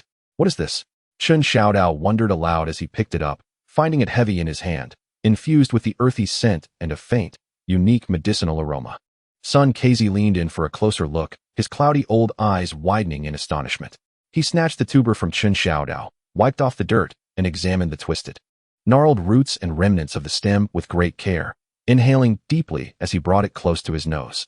His breathing suddenly quickened, and the hand holding the tuber trembled slightly. Rin Shun. Sun Kai's voice quivered with disbelief. It's a wild ginseng. Look at this texture, this pattern. This ginseng must be at least 70 or 80 years old. Wild ginseng? 70 or 80 years. Chen Xiao Dao Zhao Ergu and Go Dan felt as if they had been struck by lightning, instantly petrified. Is this old Pishio repaying a debt of gratitude? With a wild ginseng worth a fortune? Chen Xiao Dao felt his heart racing wildly in his chest. He had known about the preciousness of wild ginseng, especially that of such age. In the rural areas at the end of the 1970s, this could easily trade for a cow. No, several cows. It would more than suffice to pay off Zhang Laojian's debts. They could even buy several large jars for pickling vegetables. Perhaps they could even build a luxurious pigsty for Laifu and Seijinhua. My heavens, is this really ginseng? Zhao Ergo leaned in closer, his eyes nearly glued to the tuber. How much could this be worth? Would it be enough to buy the entire Hiko village? Go Dan, too, was flushed with excitement. Brother Dao? We've struck it rich. We've truly struck it rich. Sun Kai cradled the wild ginseng delicately, as if it were a rare treasure, the complexity of emotions shimmering in his murky old eyes. This old creature is quite generous. This ginseng must be its own cherished stash. A true testament to your impact on it. He gazed at the old Pishio lying on the ground, still weak, yet with a serene expression in its eyes. In a low, hissing voice, he uttered a few words that seemed to convey gratitude. The old Pishio merely emitted a soft grunt and wearily closed its eyes, evidently drained of its last vestiges of strength from the recent detoxification and act of gratitude. Let it rest well, he murmured. Sun the Lame carefully wrapped the wild ginseng in cloth, tucking it into his bosom, for it was not prudent to linger in this place. The ginseng required prompt attention. If left too long, its spiritual essence would dissipate. With hearts filled with relief and immense joy, the group cautiously retreated from the dense forest. On the return journey, their steps felt notably lighter, and even the lingering scent of divine power and sulfur seemed to transform into the fragrance of wealth. Upon returning to Kao Shan village, Sun the Lame immediately summoned Chen Xiao Dao, Wang Youfu, and Li Xiaoying to his humble earthen dwelling, ensuring that the doors and windows were tightly shut. When Sun the Lame unveiled the wild ginseng, still earthy and exuding a faint herbal aroma, Wang Youfu's eyes nearly popped out in astonishment. Li Xiaoying gasped, covering her mouth in shock. Old Sun, is this truly wild ginseng? Where did it come from? Wang Youfu's voice quivered with disbelief. Sun the Lame succinctly explained. From the old forest behind the mountain. It was given by the old Pishio as a repayment for saving its life. He chose to withhold the details about Zhao Ergu's miraculous medicine. So it was the old badger spirit that provided it? Wang Youfu looked at the exquisite ginseng and then back at Sun the Lame, feeling as though his worldview had been utterly reshaped. The wonders of the mountains were becoming increasingly bizarre, yet undeniably beneficial. Comrade Wang, how do you suggest we handle this ginseng? Chen Xiao Dao inquired, suppressing his excitement. He understood the value of this treasure and felt it was too precious for a mere pig herder like himself to possess. It must be managed by the village. Wang Youfu stroked his beard, pacing around the table several times, his gaze darting between the wild ginseng and the others, his mind racing with calculations. This treasure is far too valuable. It is unsafe to keep it in Kao Shan village. He finally declared, we must act swiftly, convert it into tangible currency and grain tickets. Old Sun, you have acquaintances at the grain station in town. Xiaoying, you are astute. Tomorrow, the two of you, accompanied by Chen Xiao Dao, shall make a trip to town. Seek a trustworthy apothecary or an experienced herbalist. Proceed discreetly. Remember, wealth must not be flaunted. Exercise utmost caution. What about the money from the sale? Chen Xiao Dao asked carefully. Rest assured, Wang Youfu waved his hand in a rare display of generosity. It will be divided by merit. Old Sun shall receive the lion's share. Chen Xiao Dao and Zhao Ergu will also get their portions. The remainder will be communal. We shall procure some fine items for our Kao Shan village. Perhaps a few genuine large jars. And some quality salt. Let us finally embark on our endeavor of mountain delicacies and pickled vegetables. Chen Xiao Dao's heart soared with joy. Not only would their debt crisis be resolved, but they would also share in a bounty. More importantly, they now had the capital to kickstart their pickling enterprise. Li Xiaoying gazed at the wild ginseng, then at the elated Chen Xiao Dao, a flicker of complex emotion passing through her clear eyes. This fellow always managed to unveil the most unexpected treasures. The next morning, Sun the Lame, Li Xiaoying, and Chen Xiao Dao set off toward the town, concealing the wild ginseng. Meticulously wrapped in several layers of tattered cloth at the very bottom of their backpack. Throughout the journey, Chen Xiao Dao felt both exhilarated and anxious. Perceiving the ginseng not as a mere root, but but as a volatile nugget of gold ready to explode at any moment. He continually glanced around, perceiving everyone as a potential thief coveting his treasure. Yet, Sun the Lame remained composed, leaning on his crutch, his gaze unwavering. Li Xiaoying whispered to Chen Xiao Dao, urging him to relax, to be more natural. The more tense one appeared, the more suspicion would arise. Under Sun the Lame's guidance, they did not head to the supply and marketing cooperative, but instead meandered through winding paths to a secluded alley at the town's edge. At the alley's end stood a modest old pharmacy bearing the sign of Jishir Hall, clearly familiar with the elderly proprietor, whose hair and beard were entirely white. Sun the Lame exchanged a few pleasantries before being led into the back room. As Sun the Lame carefully unwrapped the cloth bundle to reveal a wild ginseng of remarkable quality, its roots intricately twisted and exuding a distinctive medicinal fragrance, the old proprietor's previously dull eyes ignited with astonishing brilliance. He grasped the ginseng, bringing it close to his eyes, scrutinizing it with a magnifying glass, then inhaling its scent deeply, his fingers trembling with excitement. "What a splendid specimen! Truly exceptional," exclaimed the old man, his voice quivering. "The ginseng's body is robust, its texture clear, the skin aged with deep lines, and the roots long as whips. This ginseng must be at least 70 years old. I haven't encountered such a specimen in decades. Where did you procure it?" Sun the Lame replied vaguely. "We stumbled upon it in the mountains." "What is a fair price, shopkeeper?" The proprietor pondered for a long moment, examining the ginseng several times before finally extending 2 fingers. 20? Chen Xiao Dao instinctively queried, feeling a pang of disappointment. Just 20? Although it was not an insignificant amount, it felt unworthy of the ginseng's quality. The old man paused, then chuckled. "Young comrade, what are you thinking? It's 200. 200 yuan, plus 50 jin of national food stamps. 250 jin of food stamps." Chen Xiao Dao gasped in astonishment, nearly springing from his seat. In the late 1970s, 200 yuan represented an incredible sum. A laborer would have to save for several years without food or drink to amass that amount. 50 jin of food stamps were akin to hard currency. This was nothing short of a windfall. Sun the Lame, evidently taken aback by the price, quickly regained his composure, shaking his head. "Shopkeeper, I senti that a bit low, given the ginseng's quality and age." "Brother," the old man sighed with a wry smile, "I understand the ginseng's value, but these are the market conditions. 200 yuan plus 50 jin of food stamps is already the highest price I can offer. Any more, and my small shop cannot sustain it. If you doubt my word, feel free to inquire in the county or provincial city," he added, lowering his voice, "but wealth can stir greed. The journey may not be safe." Sun the Lame looked at Chen Xiao Dao and Li Xiaoying.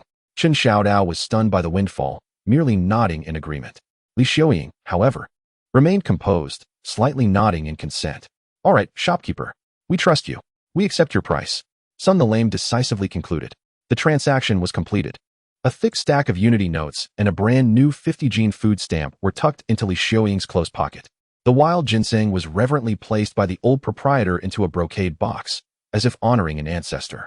As they exited Jishir Hall, Chen Xiao Dao felt as though he were walking on air, buoyed by the prospect of 200 yuan and 50 jin of food stamps. He was no longer the impoverished soul fretting over a mere bite of pickled vegetables. On the road back to Kashi Mountain Village, the atmosphere was light and joyous.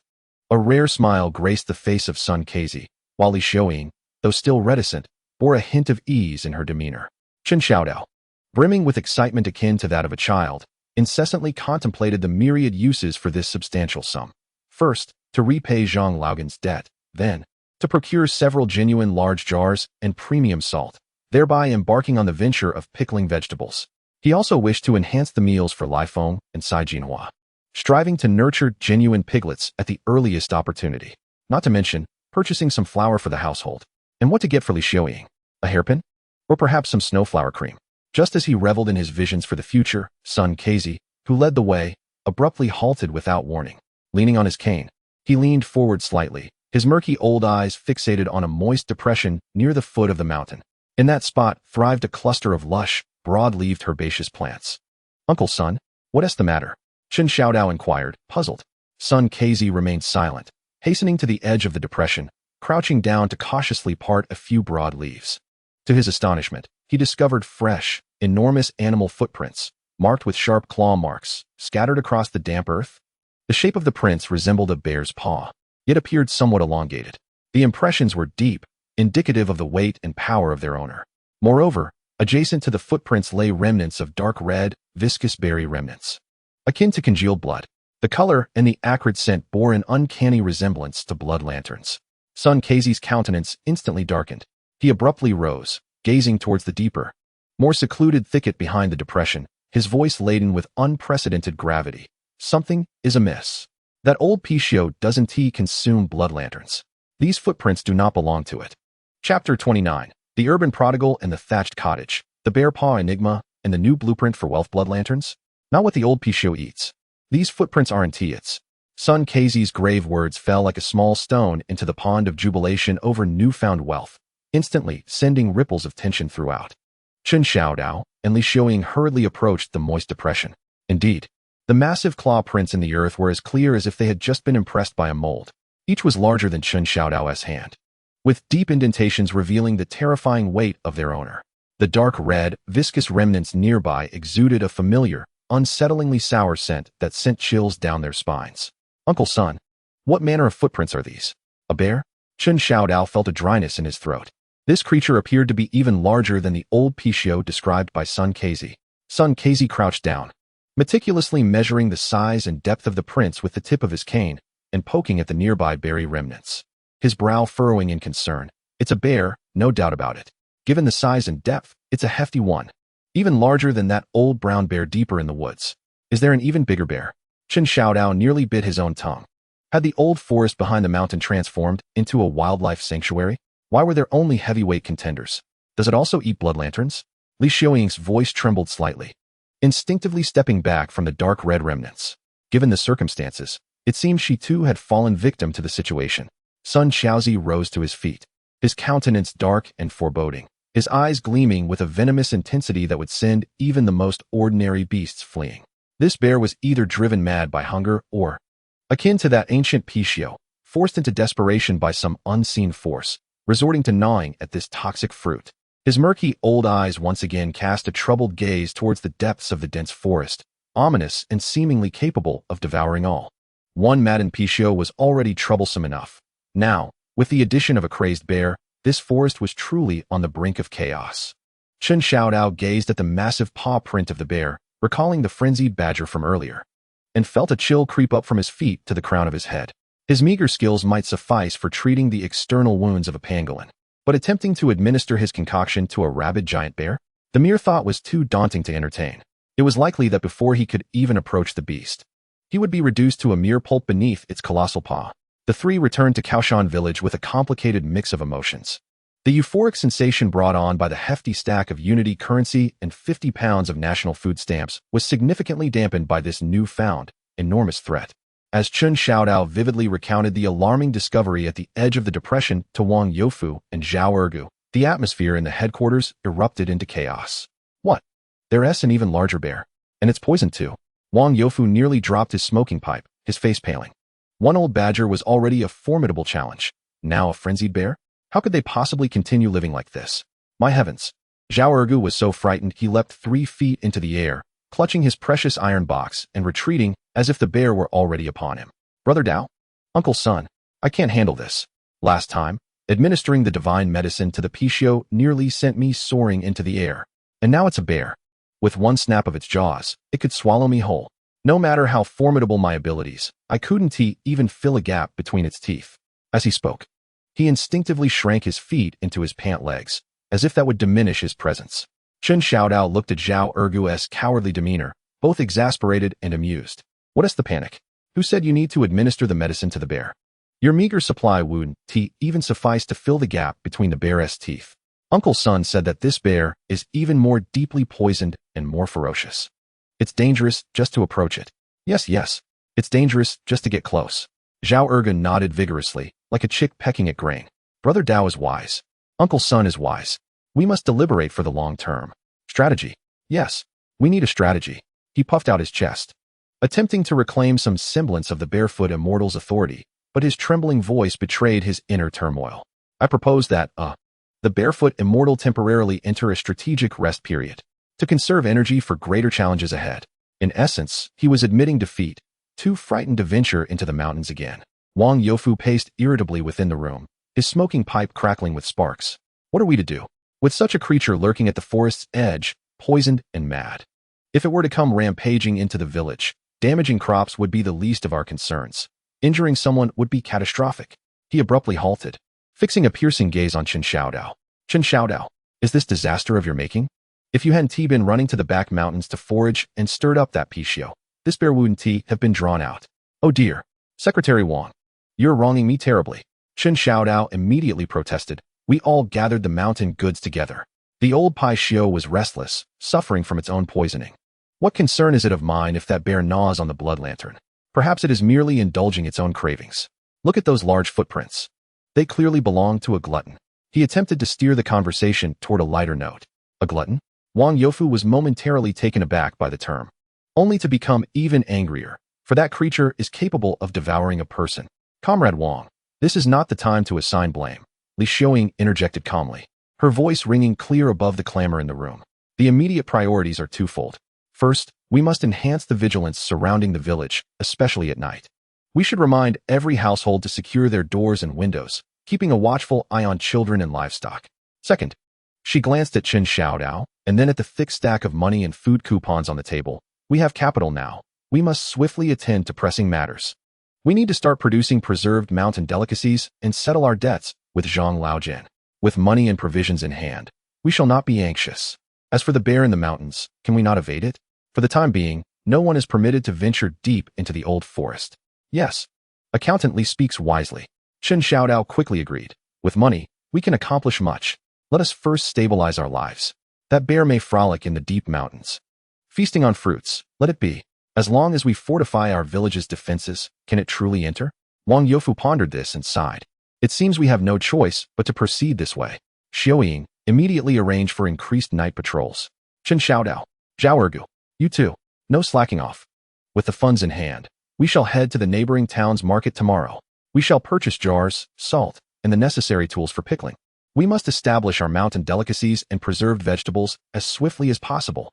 The next day, the procurement team from Kao Shan village set off in grand procession. Leading the charge was Wang Youfu, with Li Xiaoying serving as the treasurer and recorder, Chen Xiao Dao as the laborer and advisor, and Zhao Ergu providing morale and protection. The market in the neighboring town was a bustling spectacle, alive with voices and vibrant activity. An array of farming tools, household goods, and local specialties dazzled the senses. The air was thick with the mingling scents of livestock, fried fruits, rough cloth, and sweat. Wang Youfu, with a clear objective, made a beeline for the pottery stall. Soon, he selected a few jars of suitable size, their glazed surfaces smooth and clearly superior to the previous dilapidated jar. How much for this jar, good sir? Wang Youfu inquired, maintaining a confident demeanor. Ah, my friend, you have a discerning eye. This is crafted from a genuine dragon kiln, robust and durable. $5 each. The stall owner, a lean man, declared. $5. Before Wang Youfu could respond, Chen Xiao Dao interjected, his face contorted in distress. Good sir, this is rather unfair. Are you taking advantage of us mountain folk's ignorance of the market? Look at this glaze, it lacks luster. Listen to the sound, it is not crisp enough. The jar walls are a bit thin. I say it's worth at most $3.50. $3.50. What jest is this, young comrade? The stall owner grew agitated. This is, sir, Chen Xiao Dao interrupted, lowering his voice conspiratorially as he leaned in closer. To be candid, we are purchasing these jars in response to a call for collective side industries, pickling mountain delicacies. This initiative has the support of higher authorities. If you can offer us a fair price to support rural development, we can establish a long-term cooperation. If you do not offer something reasonable. He subtly gestured toward Zhao Ergu, who was holding a mysterious iron box, adding an air of intrigue. Do you see him? He is our village's, technical advisor. If he perceives that the energy of your vat is unfavorable and jeopardizes the essence of our pickles, then this transaction may very well come to naught. Zhao Ergu, fully engaged, puffed out his chest, cradling the iron box, and with a solemn nod and shake of his head towards the several vats, exhibited an expression steeped in the mystique of dissonance between himself and the jars. The stall owner, bewildered by this eccentric display, glanced at the astute Chen Xiao Dao, then at the seemingly possessed Zhao Ergu, and finally at Wang Youfu, who stood with a commanding presence, hands clasped behind his back. The beautiful yet cold-eyed young woman beside him seemed to have succumbed to their peculiar dynamic. All right. 4 yuan each. That's the lowest I can go. Any lower, and I won't even cover the cost of the kiln fire. After a battle of wits. They ultimately secured 5 brand-new large earthenware jars at a price of 4 yuan and 2 jiao each. They also procured 2 hefty sacks of uniformly coarse salt, sturdy hemp rope for bundling the ferns, and clean slate stones for pressing the jars.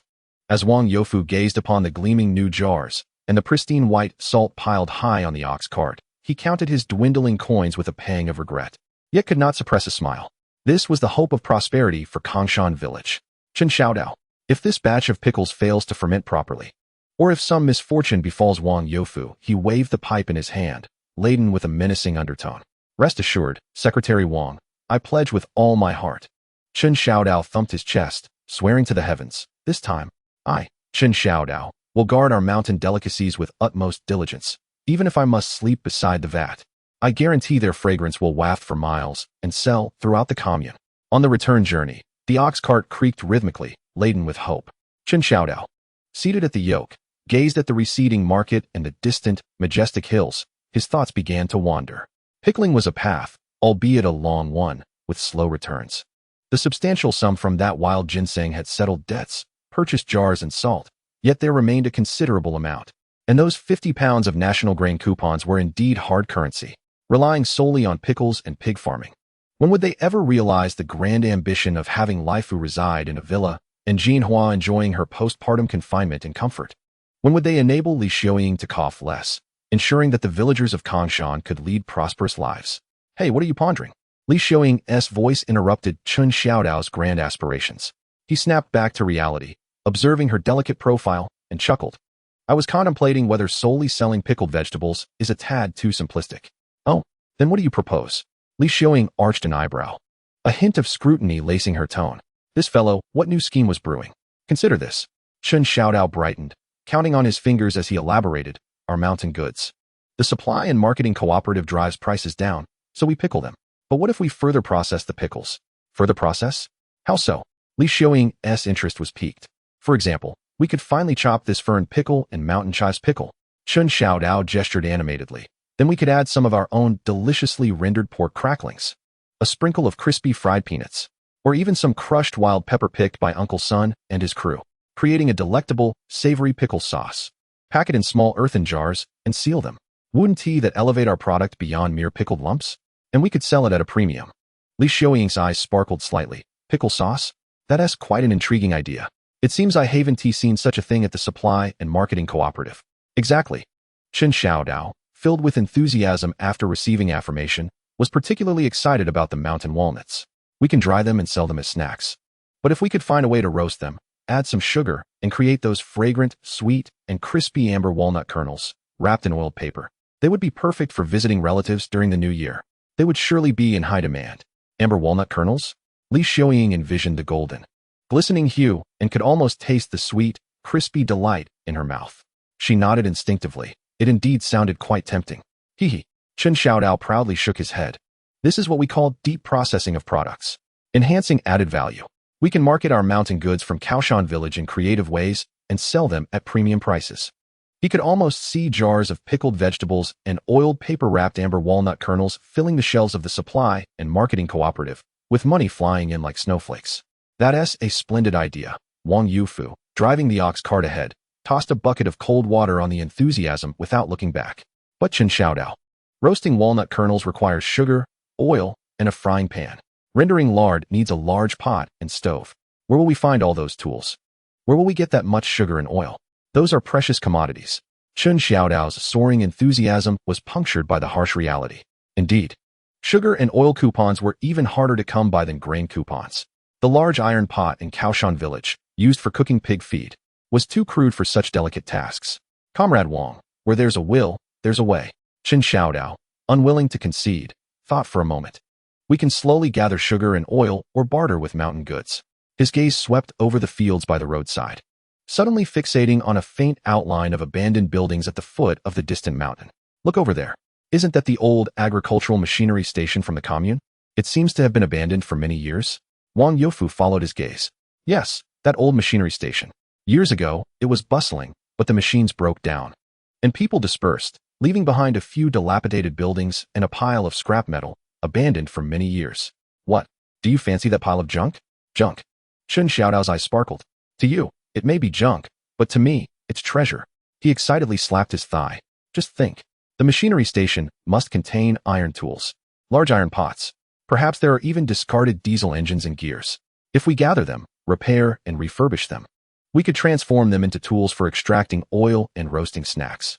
This is turning waste into treasure. Repurposing waste. Starting a business at zero cost. Picking up scrap? Zhao Ergu scoffed. Brother Dao, we are now somewhat affluent. Isn't it a bit demeaning to pick up scrap? He instinctively patted his pocket. What do you know? Chen Xiao Dao shot him a glare. This is called strategic vision. This is called frugality. Chairman Mao taught us to be self-reliant and well-fed. What is wrong with picking up scrap? If we do it right, it could turn into gold nuggets.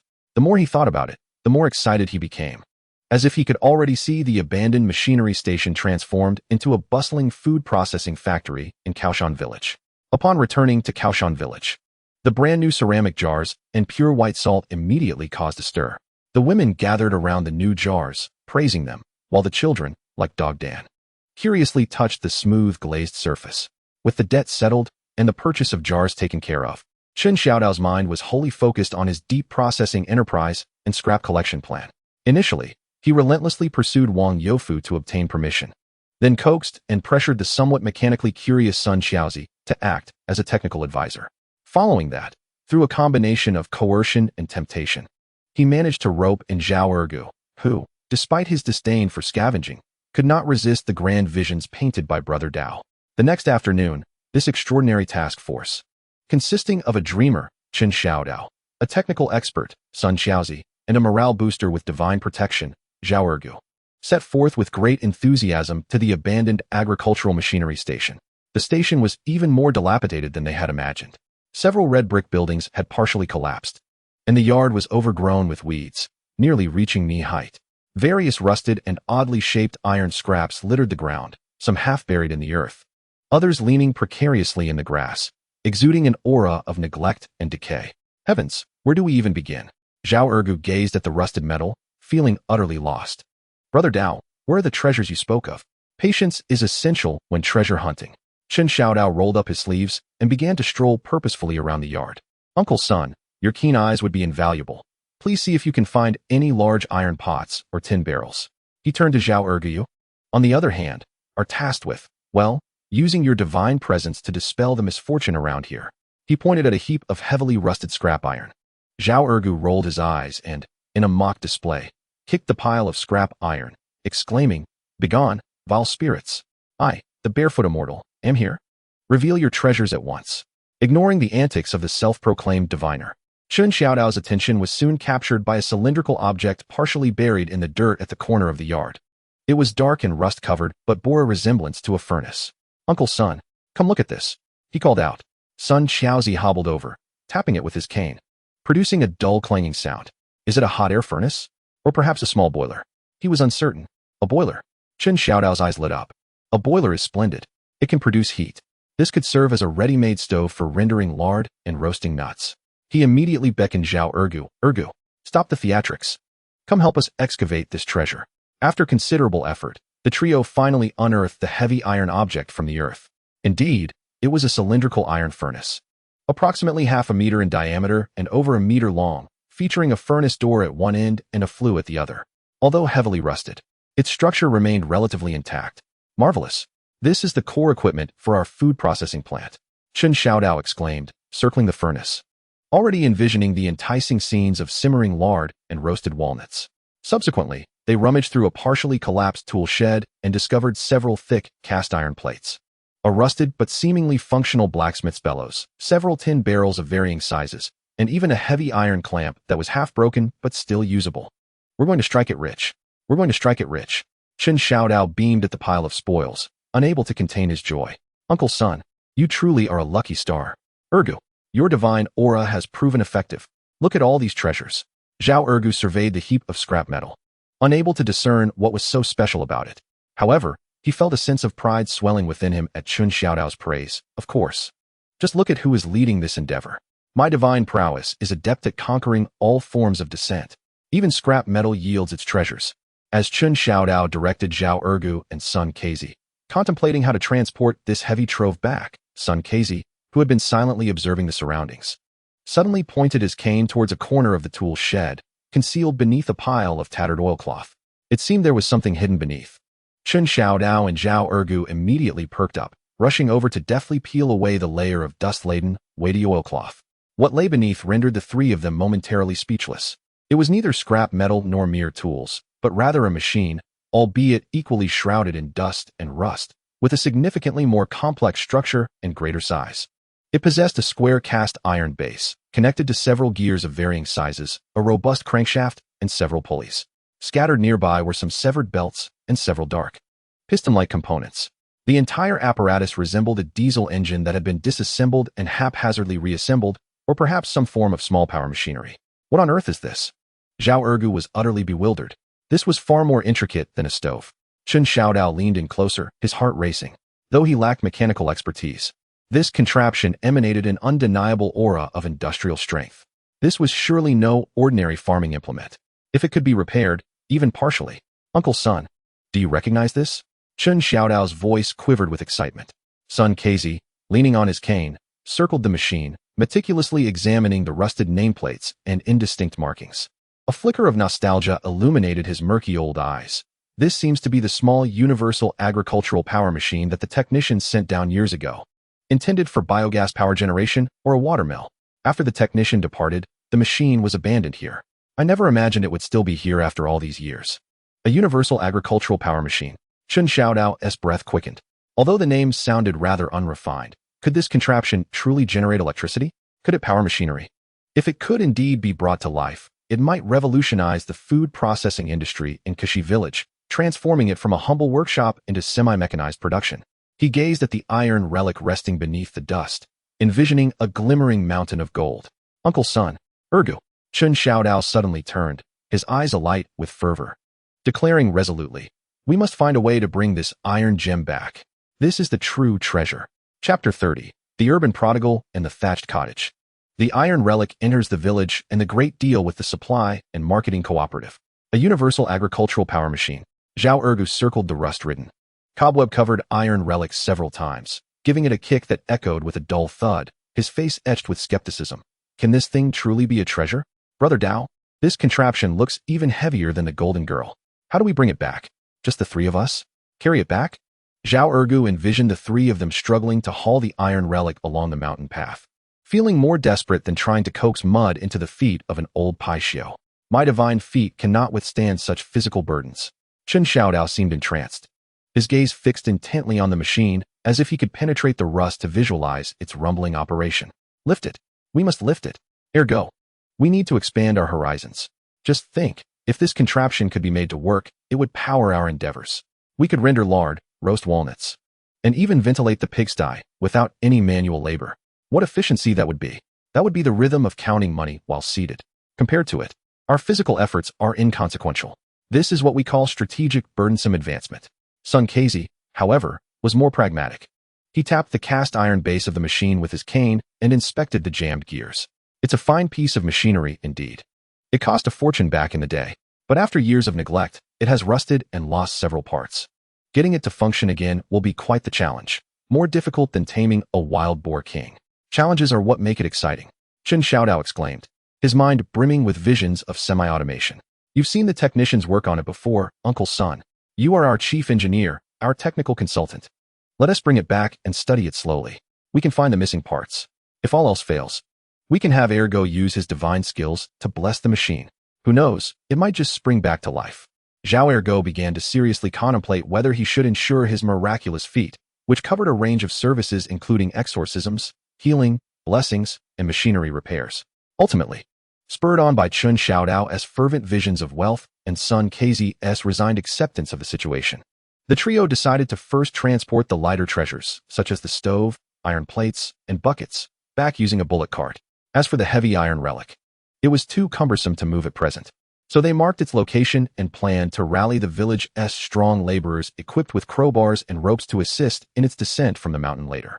On the journey back to the mountain village, Chen Xiaodao sat atop the cart laden with scraps, animatedly discussing the machine's potential uses and repair strategies with Sun Casey, while Zhao Ergo struggled to stay awake, feeling that perhaps the allure of the wild mountain ginseng had clouded Chen's judgment.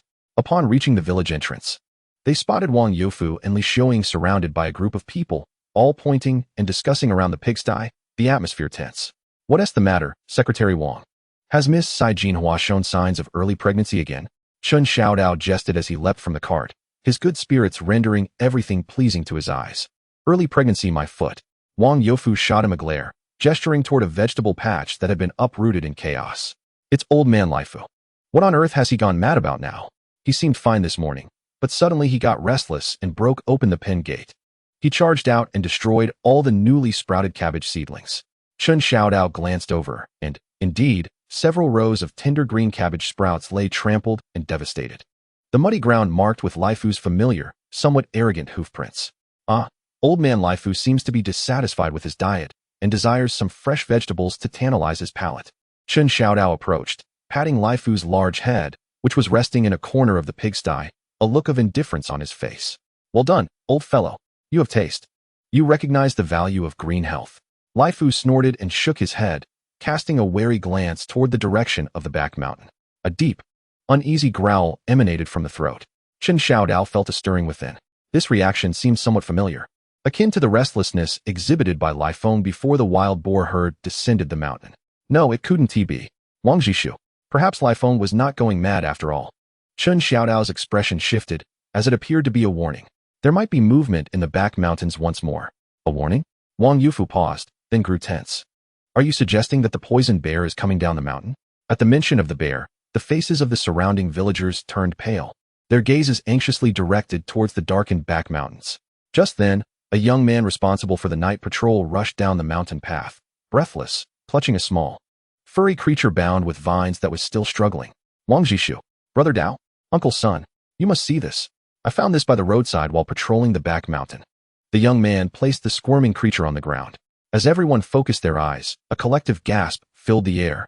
It was a young wild boar, covered in a patchy coat of brown and black stripes, its tusks just beginning to emerge, and its small eyes filled with terror and wildness as it squealed in a futile attempt to break free from the vines. However, this was not the most alarming detail. The most crucial aspect was a fresh, albeit shallow, claw mark on the creature's back, near its neck, where the flesh was slightly torn. The shape and size of the mark unmistakably resembled that of a bear's claw. A bear's claw mark. My heavens! That bear has truly come to the edge of the forest? And it has injured the wild boar? Wang Youfu's tone shifted dramatically. Uncle Sun immediately crouched down to examine the young boar's wound closely, even leaning in to sniff it, his brow furrowed in concern. "It's undoubtedly a bear claw. The wound isn't deep and hasn't damaged the bone, but this young boar is clearly terrified." Given the direction and force of the claw mark, he rose, gazing towards the direction from which the young boar had come, his expression grave. The bear must be nearby. Moreover, its target may not be this little one. Not the little one. Before Chen Xiaodao could finish his thought, a more terrifying notion sprang to mind. It is the wild boar herd, or perhaps the boar king. Uncle Sun spoke gravely. The poisoned bear, driven mad, seeks to vent its rage and find sustenance. Its boldness in directly attacking a herd with younglings indicates its madness, as well as the possibility that the boar king is injured or unable to protect its offspring. As if to validate Uncle Sun's words, a distant, anguished roar echoed from the depths of the back mountains, a roar filled with rage, pain, and reluctance, unmistakably belonging to the fierce boar king. Following this, came a series of even more frenzied, savage bear roars. The mountains trembled, and birds took flight in panic. A confrontation was underway. The boar king and the bear were clashing. Dog Dan recoiled in fear. Everyone held their breath, anxiously peering towards the source of the sounds. Although separated by thick forests, the earth-shattering roars and the sound of trees snapping resonated as if they were right next to them. Lifeng paced restlessly in the pigpen, emitting low warning sounds. Chen Xiaodao gazed at the trembling wild boar piglet on the ground, its back marked with claw marks, while the sounds of a fierce struggle echoed through the forest. An absurd, audacious, and somewhat opportunistic thought began to grow wildly in his mind like unruly weeds. "Secretary Wang." Chen Xiaodao's voice trembled with excitement as he pointed at the piglet. "Look, the wild boar king is too preoccupied to even protect its offspring. This little creature is injured and separated from its group. It will either starve or be taken by other beasts. How pitiable." Wang Youfu eyed him suspiciously. "Chen Xiaodao, what scheme are you concocting? Pity? I believe you are simply mad with desire for wild boar meat." "How could that be, Secretary Wang? Am I that kind of person?" Chen Xiaodao immediately protested, his face contorting into a mask of compassion. I merely wish to enhance our livestock business here in Kao Shan village. This wild boar piglet is still a pig. Though it may be a bit feral, its lineage is undoubtedly noble. Just look at its frame. The early formation of tusks. It is clearly a superior breed. His enthusiasm grew as he spoke, spittle flying. We could raise it. Perhaps breed it with Uncle Laifu's domestic pigs, or with Miss Jinhua. The offspring would surely inherit the gentleness of domestic pigs and the strength of wild boars. Just imagine the meat quality, the disease resistance, the growth rate. My heavens, it would be the dragon among pigs. Our pig farming in Kao Shan village would experience a revolutionary upgrade. Crossbreeding? A wild boar piglet with domestic pigs? Wang Youfu was taken aback by this audacious notion, momentarily forgetting his pipe. Is that even feasible? Its father is the wild boar king. If the wild boar king recovers and learns that we have taken its child, and that we are forcing it to mate with domestic pigs, wouldn't it flatten our village? Ah, Secretary Wang. Fortune favors the bold. Chen Xiao Dao rubbed his hands together, his eyes gleaming with mischief. Look at the situation now. The wild boar king is engaged in a life and death struggle with the bear. Its survival is uncertain. Even if it does survive, it will surely be gravely weakened. It won't even have the strength to search for its young. By the time it recovers, our little wild boar might have already produced several litters of hybrid piglets with Miss Jinhua. At that point, the deed will be done, and the piglets will be running amok. What can the wild boar king do about it? Accept us as family. This convoluted reasoning left the others in a state of stunned silence. Zhao Ergus suddenly clapped his thigh. Brother Dao is brilliant. This strategy is akin to removing the firewood from beneath the cauldron. No, wait, it's seizing the opportunity amidst chaos.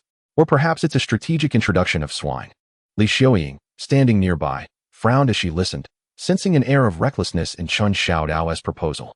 However, she felt a pang of compassion for the pitiful piglet on the ground, as Wang Youfu wavered, contemplating whether to take in this precarious little creature. The sounds of battle in the forest gradually subsided. Ultimately, a weary and pained bear's roar faded into the distance, and the wild boar king's iconic roar was never heard again. The forest returned to an eerie silence. The outcome was all too clear. The wild boar king was likely doomed. Alas, sighed Sun Casey, shaking his head. With the wild boar king gone, his tone carried a hint of regret for the forest's former sovereign. The little wild boar seemed to sense something amiss, ceasing its struggles and emitting a few sorrowful, whimpering sounds. In the depths of Chen Xiao Dao's heart, a fleeting sense of guilt for taking advantage of the situation was instantly drowned by an overwhelming excitement bestowed by fortune. The wild boar king was gone. The greatest threat had been eradicated.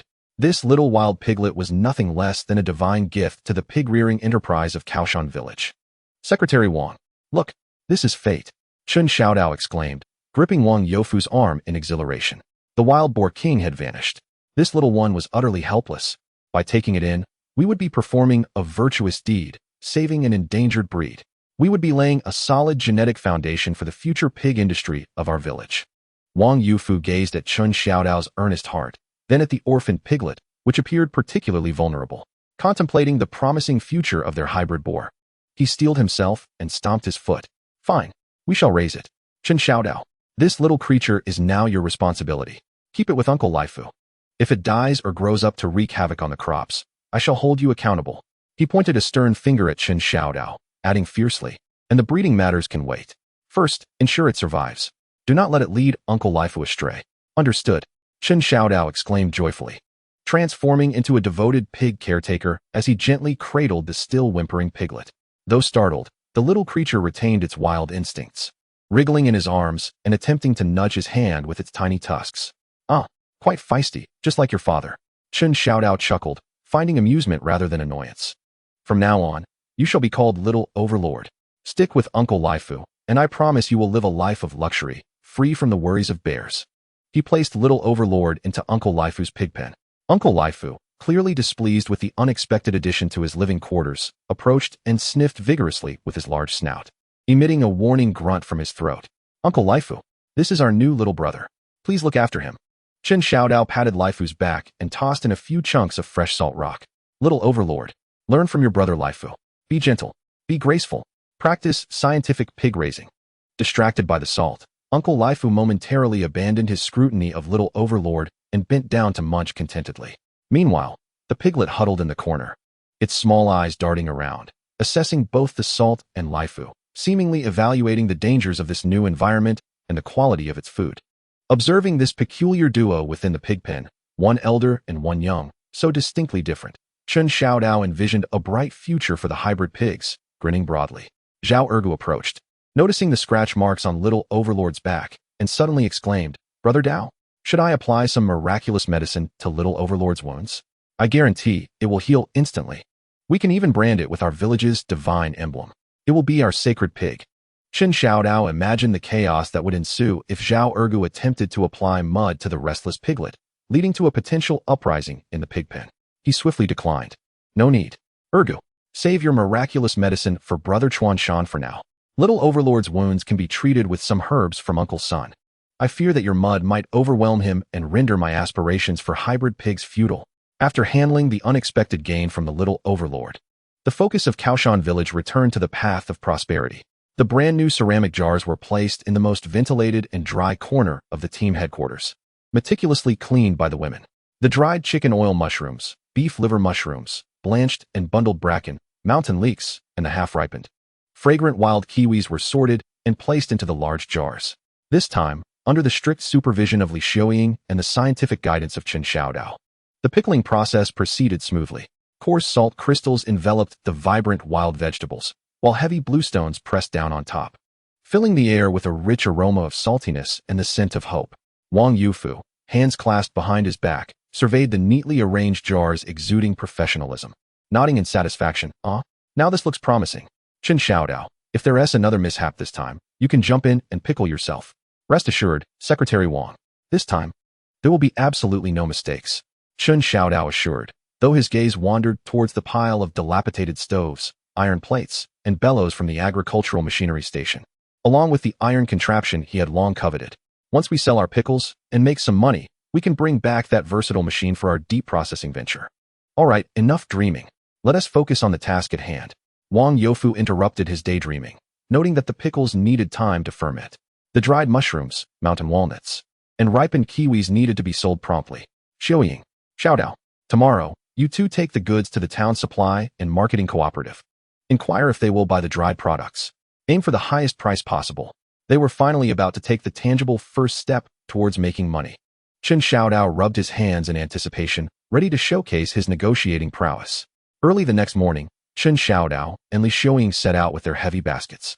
Inside were the carefully selected, finest dried chicken oil mushrooms, beef liver mushrooms, sun-dried mountain walnuts, and a small basket of golden, soft, aromatic wild kiwis. Chen Xiao Dao had deliberately donned his most presentable, albeit faded, old jacket, and had dampened his hair to present an image of a professional supplier of quality mountain goods from Kao Shan village. Li Xiaoying remained her refreshing self, carrying the ledger with a clear gaze. The two exchanged no words along the way and soon arrived at the town supply and marketing cooperative. The cooperative bustled with activity. Sales staff in uniform blue work, clothes displaying a characteristic indifference of state-run enterprises. Chen Xiao Dao took a deep breath, leading Li Xiaoying directly to the dried goods counter. Behind the counter sat a woman in her 40s, with short hair and high cheekbones, engrossed in knitting. "Hello, comrade." Chen Xiao Dao greeted with a warm, harmless smile. His voice resonant. The saleswoman did not even glance up, her fingers deftly working. "What do you want? Look for yourself. Prices are all listed. Comrade, we aren't here to buy. We've come to discuss cooperation." Chen Xiao Dao emphasized the word cooperation with conviction. "Cooperation?" The saleswoman finally lifted her head, sizing up the poorly dressed Chen Xiao Dao and the quietly composed Li Xiaoying, her expression betraying clear disbelief and a hint of impatience. "What cooperation? Our cooperative has fixed procurement channels. Comrade, please take a look at our goods." Chen Xiao Dao, unfazed, gestured for Li Xiaoying to unveil the cloth covering the basket. As the golden, aromatic porcini mushrooms, the plump and luscious boletus, the well-rounded mountain walnuts, and the enticing golden kiwis came into view, the young saleswoman knitting nearby paused, clearly taken aback by the superior quality compared to the lackluster goods on display at their counter. "Where did you acquire these?" Her tone softened. "From Kao Shan Tun. Deep in the mountains. Purely natural. Unpolluted." Chen Xiao Dao immediately adopted a sales pitch reminiscent of an enthusiastic vendor. "Just look at these porcini mushrooms. Their color is impeccable. The fragrance is intoxicating. A few in a soup will elevate its taste to heavenly heights. And this boletus, so thick and meaty. It's a perfect match for stir-fried cured meats. Not to mention these mountain walnuts. large, plump, and fragrant. And these kiwis, completely wild, sweeter than honey, rich in vitamins. Consuming them prolongs life. His eloquence mirrored the modern supermarket's rhetoric on organic produce, leaving the saleswoman momentarily speechless. Li Xiaoying listened silently from the side, unable to suppress a slight smile. The items do appear commendable, the saleswoman remarked, picking up several dried porcini mushrooms to examine their scent and squeezing a mountain walnut. However, our pricing is standardized for dried goods. Porcini at 1, 2 yuan per pound, boletus at 0, 9 yuan, mountain walnuts at 0, 5 yuan, and kiwis, treated as fruit, at 1, 5 yuan per pound for fresh ones. This pricing is even harsher than last time. Chen Xiao Dao inwardly cursed while maintaining his smile. Comrade, we cannot calculate the value this way. Look at our superior quality, the rarity of these truly wild products. This uniform pricing is simply unreasonable. It fails to reflect the unique value of our mountain goods from Kao Shan Tun. It's akin to selling ordinary cotton fabric at your counter while we offer premium imported materials for domestic sale. Can we not negotiate a better price? A nearby young saleswoman, unable to contain herself, burst into laughter. The other saleswoman, amused by Chen Xiao Dao's analogy of imports and domestic sales, relaxed her previously tense demeanor. Young man, you certainly have a way with words. However, the prices are set by management, and I have no authority to change them. That is quite all right. Chen Xiao Dao quickly seized the opportunity. How about this? Please fetch your supervisor. I would like to speak with them.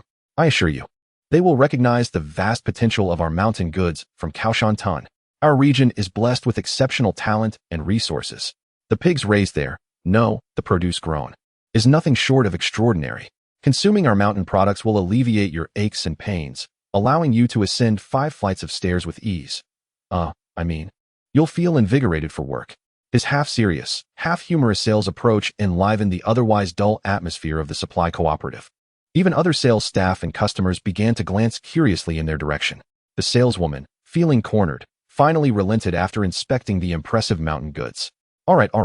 Xiao Zhang, go check if Director Lu is in the back office. Just tell him the comrades from Kao Shan Tun have brought some samples of mountain goods and would like to discuss. Moments later, a middle-aged man emerged, dressed in a 4-pocket cadre uniform, sporting a slicked-back hairstyle and wearing black-framed glasses, exuding an air of sharp competence. He was none other than Director Lu of the supply cooperative. Director Lu adjusted his glasses, his gaze sweeping over Chen Xiao Dao and Li Xiaoying before finally settling on the mountain goods displayed on the counter. His eyes gleamed momentarily upon observing the exquisite dried mushrooms and mountain walnuts, though he quickly regained his composure. Is it you? The mountain goods from Kao Shan Tun? Director Lu's voice remained steady, devoid of any discernible emotion. Greetings, Director Lu. Chen Xiao Dao stepped forward, his face adorned with a sincere smile, preparing to employ his persuasive tactics once more. However, Director Lu raised his hand to halt him, picking up a dried chicken fat mushroom to scrutinize it closely. Then cracking open a walnut to taste the kernel. Nodding slightly, he remarked, indeed, the quality is commendable. It surpasses our usual sources. He set down the items and looked at Chen Xiao Dao and Li Xiaoying. How much quantity do you have? Can you ensure a stable supply over the long term? Chen Xiao Dao felt a surge of excitement. There was hope. He quickly responded, we absolutely have the quantity. Kao Shan Tun is nestled in the mountains. As long as the price is right, a stable long-term supply is not an issue. We are preparing for large-scale collection and processing. Director Lu pondered for a moment, his fingers lightly tapping on the counter. Dried chicken fat mushrooms, 1. 8 per unit. Dried porcini, 1. 2. Mountain walnuts, 0. 7. Fresh kiwi fruit has significant transport losses and a short shelf life, 0. 18. This is the highest price I can offer. This price. It was considerably higher than what the saleswoman had quoted earlier. While it still fell short of Chen Xiao Dao's ideal selling price, it was an unexpected delight. Chen Xiao Dao suppressed his excitement, a hint of hesitation crossing his face. Director Lu, at this price, our villagers traverse mountains and rivers. Comrade, Director Lu interjected, a knowing smile gracing his face. This offer reflects the quality of the mountain goods and the reputation of Kao Shan Tun. He paused for effect, lowering his voice slightly. I have heard that you at Kao Shan Tun have recently acquired some other valuable items. A jolt of alarm shot through Chen Xiao Dao. Other valuable items? Had news of the wild ginseng leaked? Instinctively, he glanced at Li Xiaoying, whose expression had also turned cautious. Noticing their sudden tension, Director Lu's smile widened, and he leisurely added, for instance, the exclusive secret recipe pickles that could scare even the fiercest bear away? Chapter 31. The urban prodigal and the thatched cottage. The grand tasting event and Li Xiaoying's soul-searching exclusive secret recipe pickles that could even frighten bears away. Director Lu's astonishing statement struck Chen Xiao Dao and Li Xiaoying like a bolt of lightning, leaving them utterly stunned. Chen Xiao Dao's sincere smile froze in place, a chill racing up his spine. It was over. They had been exposed. Surely, the matter of feeding the old Pishio with divine medicine had leaked. Was Director Lu a manifestation of that ancient Pishio, or perhaps a spy sent by the bears? How could he know such intricate details? Li Xiaoying's heart raced as well, her clear eyes sharpening instantly, her hand instinctively tightening around her pocket, filled with cash. Thoughts flashed through her mind. Who among Sun the Lame, Zhao Ergo, or Chen Xiao Dao had divulged the secret? What was Director Lu's true identity? Others in the supply and marketing cooperative who had been eavesdropping were equally stunned by Director Lu's shocking description. Pickles? Scaring bears away? What is this novel biochemical weapon? Observing the sudden pallor on the faces of the two individuals and their expressions of impending dread, Director Lu was momentarily taken aback, before erupting into laughter, shattering the tense atmosphere. Ha! Look at how frightened you both are. Director Lu chuckled, his glasses slipping slightly down his nose. He adjusted them, waved his hand, and said, "It's just a joke. Just a joke. No need to be so tense." A joke? Chen Xiao Dao felt as though he had just taken a roller coaster ride, his heart still racing and his mind struggling to comprehend the situation. Indeed, Director Lu pointed at the basket of golden kiwis on Chen Xiao Dao's back, chuckling. Didn't someone from your community bring a jar of pickled vegetables to the supply cooperative last time? Was it pickled bracken or something? The taste was astonishingly salty. It had a peculiar, invigorating aroma. At that time, we had a rodent problem in our storeroom, and once that jar of pickles was placed in the corner, lo and behold, the next day, all the mice vanished. Even the fiercest of them, the big black rat, dared not approach. Our warehouse manager, Old Zhang, remarked that even a bear would steer clear of that smell. Ha! So I just made a casual jest earlier. So, that's how it repelled the bears? Chen Xiao Dao and Li Xiaoying exchanged glances, each reflecting a shared sense of absurdity and relief from a near calamity. It turned out that the jar from Zhao Ergu was an experimental concoction, possibly inadvertently mixed with the original ingredients of divine Mitzvah pickles. That jar was later discarded by Wang Youfu, who found it distasteful, and he indeed took it to the cooperative in hopes of trading it for something. But due to its overwhelming flavor, they merely offered a token amount of salt tickets in return. Little did they expect that the notoriety of this biochemical pickle would reach Director Lu's ears in such a manner. "Oh dear, Director Lu, you nearly frightened me to death," Chen Xiao Dao exclaimed, patting his chest and exhaling a sigh of relief. A smile returned to his face, albeit somewhat feeble. That was an absolute accident. It was merely an experimental product concocted by a member of our community with a unique palate. It doesn't count. It doesn't count. What we brought this time is genuine, scientific, and full of flavor. An exquisite delicacy of Cow Mountain. It hasn't even been pickled yet. Once it's ready, it will surely be a savory delight, a perfect companion for meals. It's entirely different from that biochemical version. Li Xiaoying also felt a quiet sense of relief. Yet her respect for Director Lu's keen insight and extensive knowledge grew even more. Oh, it's not ready yet? Director Lu seemed to still bear the shadow of the biochemical pickles and did not dwell on it further, steering the conversation back on track. Then, shall we proceed with the prices I mentioned earlier? Dried chicken mushrooms at 1. 8 yuan. Dried beef liver mushrooms at 1. 2 yuan. Mountain walnuts at 0. 7 yuan. And kiwis at 0. 18 yuan. How much do you have? I can sign a preliminary agreement, and when your goods arrive, I will prioritize the purchase. This pricing, although not reaching the export to domestic level Chen Xiao Dao had boasted about, was significantly higher than the cooperative standard price, a delightful surprise indeed. Chen Xiao Dao immediately seized the opportunity. "No problem, Director Lu. You are straightforward. We at Cow Mountain prefer to collaborate with discerning individuals like you. Rest assured about the quantity. For the first batch of dried goods, 20 pounds of dried chicken mushrooms, 30 pounds of dried beef liver mushrooms, 50 pounds of mountain walnuts, and for kiwis, let us estimate 100 pounds based on their ripeness.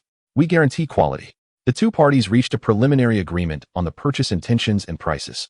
Director Lu was in good spirits as he glanced at the exquisite dried mushrooms and casually inquired, "The quality of your mushrooms is indeed remarkable. Did you collect them yourselves? Or do you employ some special method?" All of them were handpicked by our members, traversing mountains and valleys. Chen Xiao Dao straightened his chest, eager to shape the brand's image. Kao Shan Tun, pristine mountains and clear waters. Purely natural and unpolluted. We only harvest the first mushrooms after the rain. Sun-dried by nature. This method preserves the original essence and the heavenly spirit of the mountain delicacies to the utmost. He nearly uttered the words divine might in his excitement. Quite good. Director Liu nodded approvingly. Quality is essential for competitiveness. Once your pickled vegetables are properly fermented, do bring some samples. If the taste is indeed commendable, the supply and marketing cooperative might consider procurement. He then shifted his tone slightly, imbued with a hint of commercial acumen. However, our cooperative's purchasing capacity is still limited. Are you interested in expanding your avenues? Expanding avenues? Chen Xiao Dao's eyes brightened. Director Liu, do you have connections? Connections is perhaps too strong a term, Director Liu chuckled. In due time, the county will organize an agricultural and sideline product exchange and tasting fair held at our town's cultural station. All the communes and teams with notable local specialties can apply to participate. Leaders from the county's supply and marketing cooperative, heads of logistics from nearby factories, and possibly even buyers from the provincial capital will attend. That will be a truly grand stage. If the mountain products from Kao Shan Tun possess distinctive characteristics, showcasing them at the fair might just open up greater sales channels. Orders will come flying in. An agricultural and sideline product exchange and tasting fair. Chen Xiao Dao's breath quickened at once. The very name sounded prestigious. Wasn't this the exhibition he had longed for? It was an extraordinary opportunity. We must participate. Chen Xiao Dao, brimming with excitement, nearly leapt up, seizing Director Liu's hand vigorously. Thank you so much, Director. You are a benefactor to Kao Shan Tun. I shall express my gratitude when our pickled vegetables are ready. You shall be the first to receive a large jar. After bidding farewell to the esteemed Director Liu and carrying a partially empty backpack, Chen Xiao Dao and Li Xiaoying walked along the path back to Kao Shan Tun. The sun shone brightly, and a gentle breeze caressed them. Chen Xiao Dao felt his steps unusually light, as if he were walking on clouds. Tasting fair. Accountant Li. Did you hear that? Tasting fair. Chen Xiao Dao was as exuberant as a child, dancing with joy. This is our chance for Kao Shan Tun's mountain goods to achieve fame and fortune, not just in the province, but nationwide. Li Xiaoying observed his excitement, unable to suppress a slight smile, yet she maintained her composure. Let us not celebrate too early. Participating in the tasting fair doesn't merely entail displaying our products. We need to present something truly distinctive that will captivate attention. While our dried goods are visually appealing, other communes might have similar offerings. Our pickled vegetables are not yet ready, and we do not yet know how they will taste. The pickled vegetables will undoubtedly be perfect. Chen Xiao Dao was brimming with confidence. With my scientific guidance and the blessings of Kao Shan Tun's pristine environment, they will be undeniably savory, crisp, and unforgettable. However, as his thoughts turned, a spark of inspiration ignited within him. Just having pickles and dried goods isn't enough to stand out. We need to introduce something novel, something others lack. What are you contemplating now? Li Xiaoying gazed at him with caution, fearing that he might conjure yet another outrageous notion like mixing muddy rice with foot dirt. A mysterious smile spread across Chen Xiao Dao's face as he recalled the pickled vegetable sauce and amber walnut kernels he had previously mentioned. I believe that the tasting event serves as the perfect stage for their grand debut. Upon returning to Kaoshan Village, Chen Xiao Dao rushed into the team office, exuberantly announcing the high-priced orders from the supply and marketing cooperative and the delightful news of the tasting event, embellishing the details with fervor. The entire village was abuzz. 81 cents per pound. My heavens, how much salt would that require? A tasting event.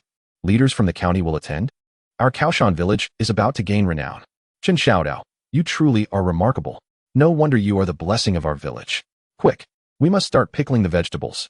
This is our signature. Wang Youfu was so exhilarated that his beard trembled, patting Chen Xiao Dao on the shoulder. Well done, young man. You've brought us honor.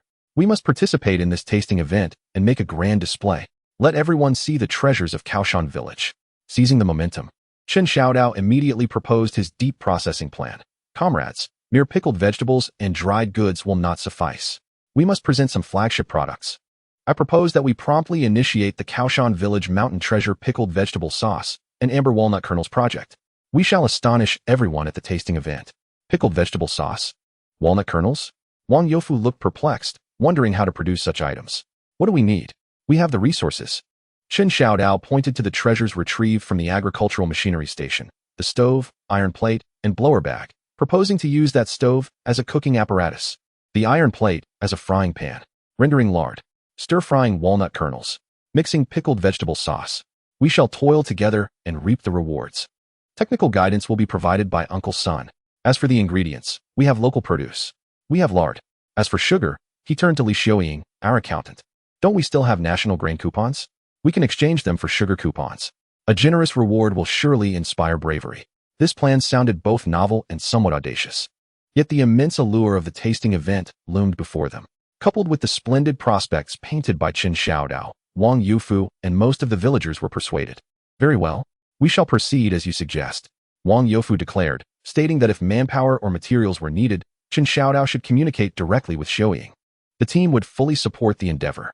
However, Chen Xiao Dao shifted his tone, pointing at the jars of pickled vegetables, emphasizing that pickling was paramount. Should anything go awry in that regard, I shall have you pickled alongside them.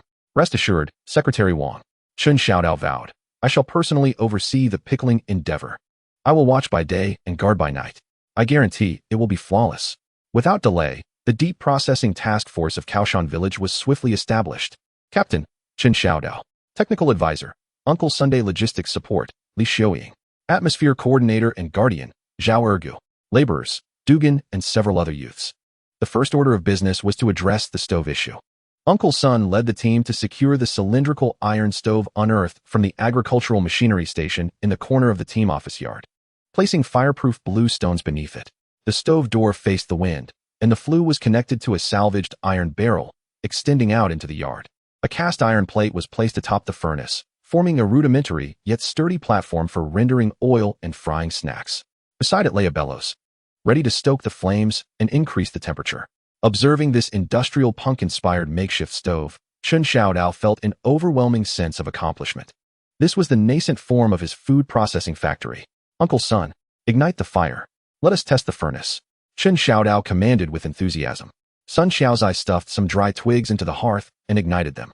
Chen Xiao Dao seized the bellows, emulating a blacksmith, and began to blow vigorously. The flames surged dramatically under the impetus of the bellows, licking the cast iron plate above, producing a delightful sizzling sound, and waves of heat enveloped him. It's working. The fire is fierce enough. Chen Xiao Dao exclaimed excitedly. Dog Dan, hurry. Bring over the lard we saved. Let us render some pork lard and test the waters. Soon, several chunks of glistening pork lard were chopped into small pieces and placed upon the searing iron plate. The fat melted swiftly under the high temperature, emitting a delightful sizzling sound, and an intense meaty aroma filled the air. Delicious.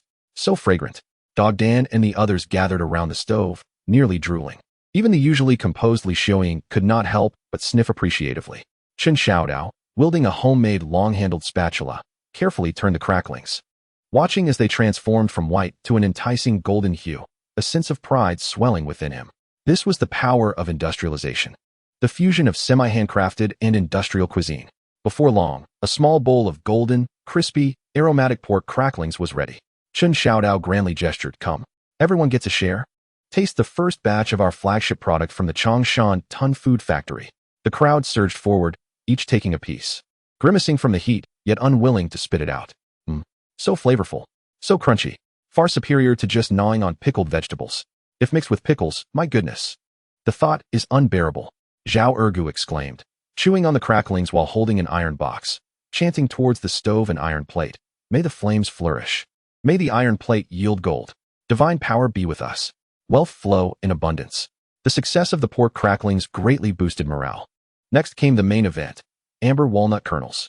Chen Xiao Dao instructed Li Shouying to retrieve a precious small packet of white sugar exchanged for ration coupons.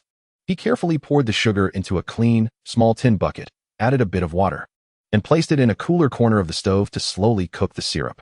Timing was crucial. The heat must not be too high, lest the sugar burn and turn bitter. Chen Xiao Dao stirred the syrup, applying knowledge gleaned from modern culinary videos. Meanwhile, Sun Xiaozai directed Dog Dan to soak the shelled walnuts in warm water until softened, then drain them. As the syrup simmered gently, it gradually thickened, changing from transparent to an enticing amber hue, releasing a sweet, caramelized fragrance. Now, Chen Xiao Dao sensed the syrup was ready and called out, Dog Dan, quickly, pour in the walnut kernels. Stir rapidly. Ensure each piece is coated in syrup. Dog Dan nervously tipped a scoop of walnuts into the syrup bucket, and Chen Xiao Dao immediately began to stir vigorously with the wooden spatula. The walnuts, enveloped in molten syrup, tumbled and collided within the barrel, producing a delightful rustling sound. The sweet aroma of caramel intertwined with the rich fragrance of walnut oil, instantly igniting the atmosphere of the entire courtyard. This scent was more commanding than lard. Even the pigs from the adjacent pen, Uncle Laifu and the little tyrant, stirred restlessly, grunting and pushing their way over. It's done. Quickly, pour it out. Spread it on the greased iron plate. Separate them while hot. Chen Xiao Dao commanded nervously. The golden, glossy walnuts, encrusted in crystalline sugar, were poured onto the iron plate. And with chopsticks, he carefully pried apart those that had stuck together. Once cooled, each piece resembled genuine amber, radiating an enticing sheen and sweet fragrance. My goodness, is this truly walnut? Wang Yufu, hearing the commotion, rushed over and gazed at the small mound of golden goodness on the iron plate, his eyes widening. Unable to resist, he picked one up and popped it into his mouth. Crack! The crisp sound resonated. The sweet caramel blended with the distinctive rich oiliness of the walnut, and its delightful crunch exploded in his mouth. Wang Yufu squinted, speechless for a while, before finally exhaling a long breath and uttering 2 words, worth it. The tremendous success of the amber walnuts plunged the entire Kao Shan village into jubilation. This delicacy appeared luxurious and tasted even more so, if presented at a tasting event. Chen Xiao Dao was brimming with confidence and immediately set to work on developing a pickled vegetable sauce. He instructed Li Xiaoying to retrieve some semi-marinated bracken and wild leek pickles from the fermentation jar and finely chop them. He also took some freshly rendered pork cracklings, chopping them as well. Then, under the guidance of Sun Casey, he combined the chopped pickles, cracklings, and a hint of stir-fried wild peppers, adding a touch of cooked oil and mixing it all in a small earthen jar. A jar brimming with the essence of the mountains, the salty, fragrant, and slightly spicy Kao Shan village delicacy sauce was freshly prepared. Dipping a bit with chopsticks onto a steamed bun and savoring it brought forth a delightful symphony of salty, aromatic, fresh, spicy, and crisp flavors.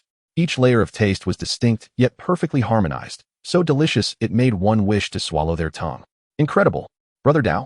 This could elevate rice, noodles, or buns to divine flavors. Zhao Ergu exclaimed, his mouth glistening with oil as he praised incessantly. It's complete. Now we have our 3 flagship products for the tasting event.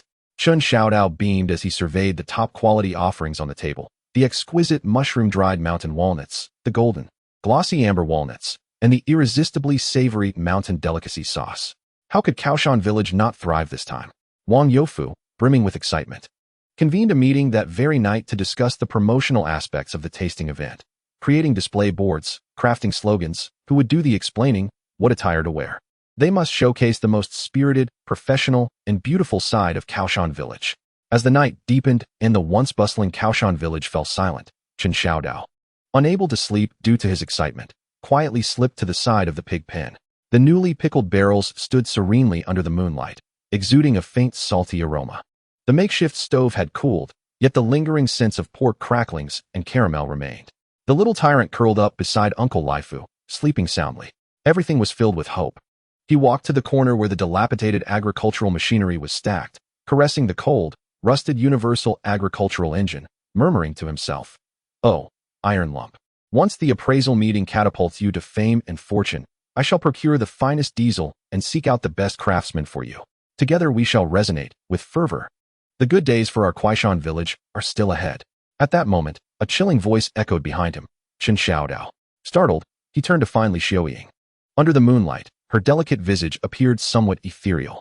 "Accountant Li, why are you still awake at this hour?" Li Xiaoying offered no response, merely advancing towards him, her clear gaze strikingly vivid and piercing under the moon's glow. She regarded Chen Xiao Dao silently for a while before slowly speaking, her voice low yet akin to a pebble cast into a tranquil lake. "Who are you truly?" Chen Xiao Dao's heart plummeted. The smile on his face froze instantly. The moonlight seemed to grow colder. "Accountant Li, what do you mean? I am Chen Xiao Dao, born and raised in Kuaishan." He feigned composure, attempting to gloss over the moment with his usual flattery. "Perhaps I've become so handsome recently that you no longer recognize me?" Li Xiaoying did not smile, her gaze unwavering, as if striving to pierce through his exterior and discern the essence of his soul. "Born and raised?" Her voice trembled slightly with confusion. How could a mountain dweller know about added value? Understand deep processing of products?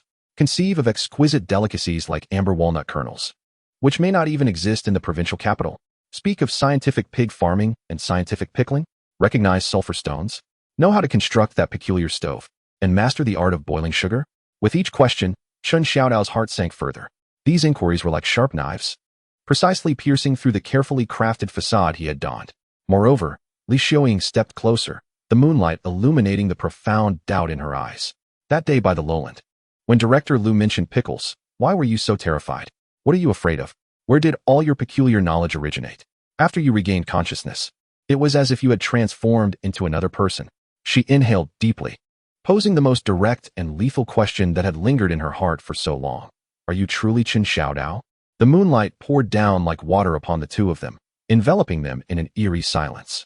Only the disgruntled grunts of Uncle Lifu from the pig pen, disturbed from his slumber, and the calls of unknown night birds echoing from the distant woods could be heard. Chen Xiao Dao opened his mouth, feeling his throat constricting with dryness. His mind blank. All his evasions, all his jesting, appeared utterly feeble at this moment. Could his greatest secret as a time traveler finally be exposed before this observant young woman? Are you truly Chen Xiao Dao? Li Xiaoying's seemingly light question reverberated like thunder in the stillness of the night. The moonlight seemed to freeze, coldly illuminating Chen Xiao Dao's face, which had suddenly drained of color. He felt as though his heart was being gripped tightly by an invisible hand, making even the act of breathing a struggle. His mind buzzed with countless thoughts racing chaotically. Should he confess? Claim to be a soul from the future? Would he be deemed insane and burned at the stake? Or perhaps regarded as a monster and cast into the depths? Should he continue to weave lies? Under Li Xiaoying's piercing gaze, any attempt at justification seemed utterly futile. Cold sweat trickled down his temples. I, Chen Xiao Dao, opened my mouth, my voice dry as sandpaper. Of course, I am Chen Xiao Dao. Li, the accountant. You're scaring me in the dead of night. He attempted to force a smile, yet it appeared more grotesque than a frown. Stop pretending. Li Xiaoying's voice was calm, yet imbued with an undeniable authority. The former Chen Xiao Dao was lazy, gluttonous, and silver-tongued, but he had never possessed such peculiar thoughts or abilities. After awakening from a coma, it was as if he had transformed into a different person. Those words, those concepts are beyond the comprehension of us simple folk from the mountains. Tell me, who exactly are you? Her gaze was fixed intently on Chen Xiao Dao, as if she sought to pierce his very soul. Pressure. An unprecedented weight pressed down upon him. Chen Xiao Dao felt as though he might crumble beneath her scrutiny. Just as he teetered on the brink of despair, contemplating a reckless resolution, a preposterous yet somewhat scientifically grounded excuse surged forth from the tumult of his mind like a lifeline. Yes, it was a dream transfer. Indeed, a dream transfer. Chen Xiao Dao clung to this last thread of hope, speaking rapidly with a sense of urgency that suggested he was prepared to stake everything. Li, the accountant. I swear, I must tell you, but you must believe me. This matter is beyond comprehension. He took a deep breath, his face a tapestry of fear, reverence, and a hint of the chosen one's complexity. During those days of my coma, it seemed my soul had left my body. I drifted to the provincial city. In a place bright and filled with glass cabinets, I met an elderly sage with a white beard. No, wait, he was a bespectacled professor, his hair silvered, exuding an aura of great knowledge. Li Xiaoying's brow furrowed, clearly skeptical of this bizarre beginning. Chen Xiao Dao, steeling himself, continued his fantastical tale. That professor. He was nearing the end of his days, yet he had no apprentice to pass on his wisdom. He looked at me and remarked that although I appeared lackadaisical, there was a spark of cleverness in my eyes, indicating I was someone of potential. Then, he placed his hand upon my forehead. He declared that he would impart all his knowledge, scientific farming, modern pig husbandry, food processing, marketing, and even the nuances of sulfur stones and stove construction, all in one fell swoop. He proclaimed this to be the legacy of knowledge. We cannot allow pearls to gather dust. The more he spoke, the more fluent he became, infusing his narrative with a touch of melodrama. Once he filled me with knowledge, the old professor transformed into a beam of light and vanished. Then I awakened. After waking, my mind was flooded with an abundance of knowledge. I was as bewildered as anyone. It felt like a bizarre dream, yet that knowledge is undeniably ingrained in my mind. I cannot shake it off. I am frightened, afraid that if I speak of this, no one will believe me and will instead regard me as a monster. He struggled to squeeze out a few genuine tears, casting a pitiful glance at Li Xiaoying. I swear, everything I say is true. I swear to the heavens. If I utter even a single falsehood, may Uncle Lifu remain forever alone. The tale of a dream communicating old professor and the transmission of knowledge? As Li Xiaoying listened to this story, which rivaled the absurdity of Zhao Erer's miraculous feats, the sharpness in her gaze was gradually supplanted by an intricate blend of emotions. Was it shock, absurdity, or perhaps a flicker of doubt? She scrutinized Chen Xiao Dao meticulously. Under the moonlight, the youth's countenance, a tapestry of fear, grievance, and a hint of bewilderment, seemed less a facade and more genuine. Moreover, the profound transformation he underwent upon awakening from his coma could not be easily rationalized as a mere concussion, nor could it be dismissed as a case of a completely different individual. Such a notion was too horrific. Curiously, the fantastical idea of dream-based knowledge transfer, though preposterous, appeared to possess a certain internal coherence. What did that old professor look like? Li Xiaoying suddenly inquired after a moment of silence. Chen Xiao Dao was taken aback, but his mind swiftly began to conjure details. He was exceptionally kind, wearing round black-framed glasses. His hair was as white as snow, dressed in, a gray long gown. Yes, a long gown. He spoke in an erudite manner, mentioning concepts like the investigation of things leads to knowledge and practice yields true understanding. He struggled to recall the scholarly figures from the classic films he had watched. Li Xiaoying listened attentively, refraining from interruption. When Chen Xiao Dao mentioned practice yields true understanding, her eyes flickered momentarily. That phrase seemed grounded in reality, devoid of fabrication. So, all those added values and enhancements were taught to you by the old professor? Li Xiaoying's tone softened slightly.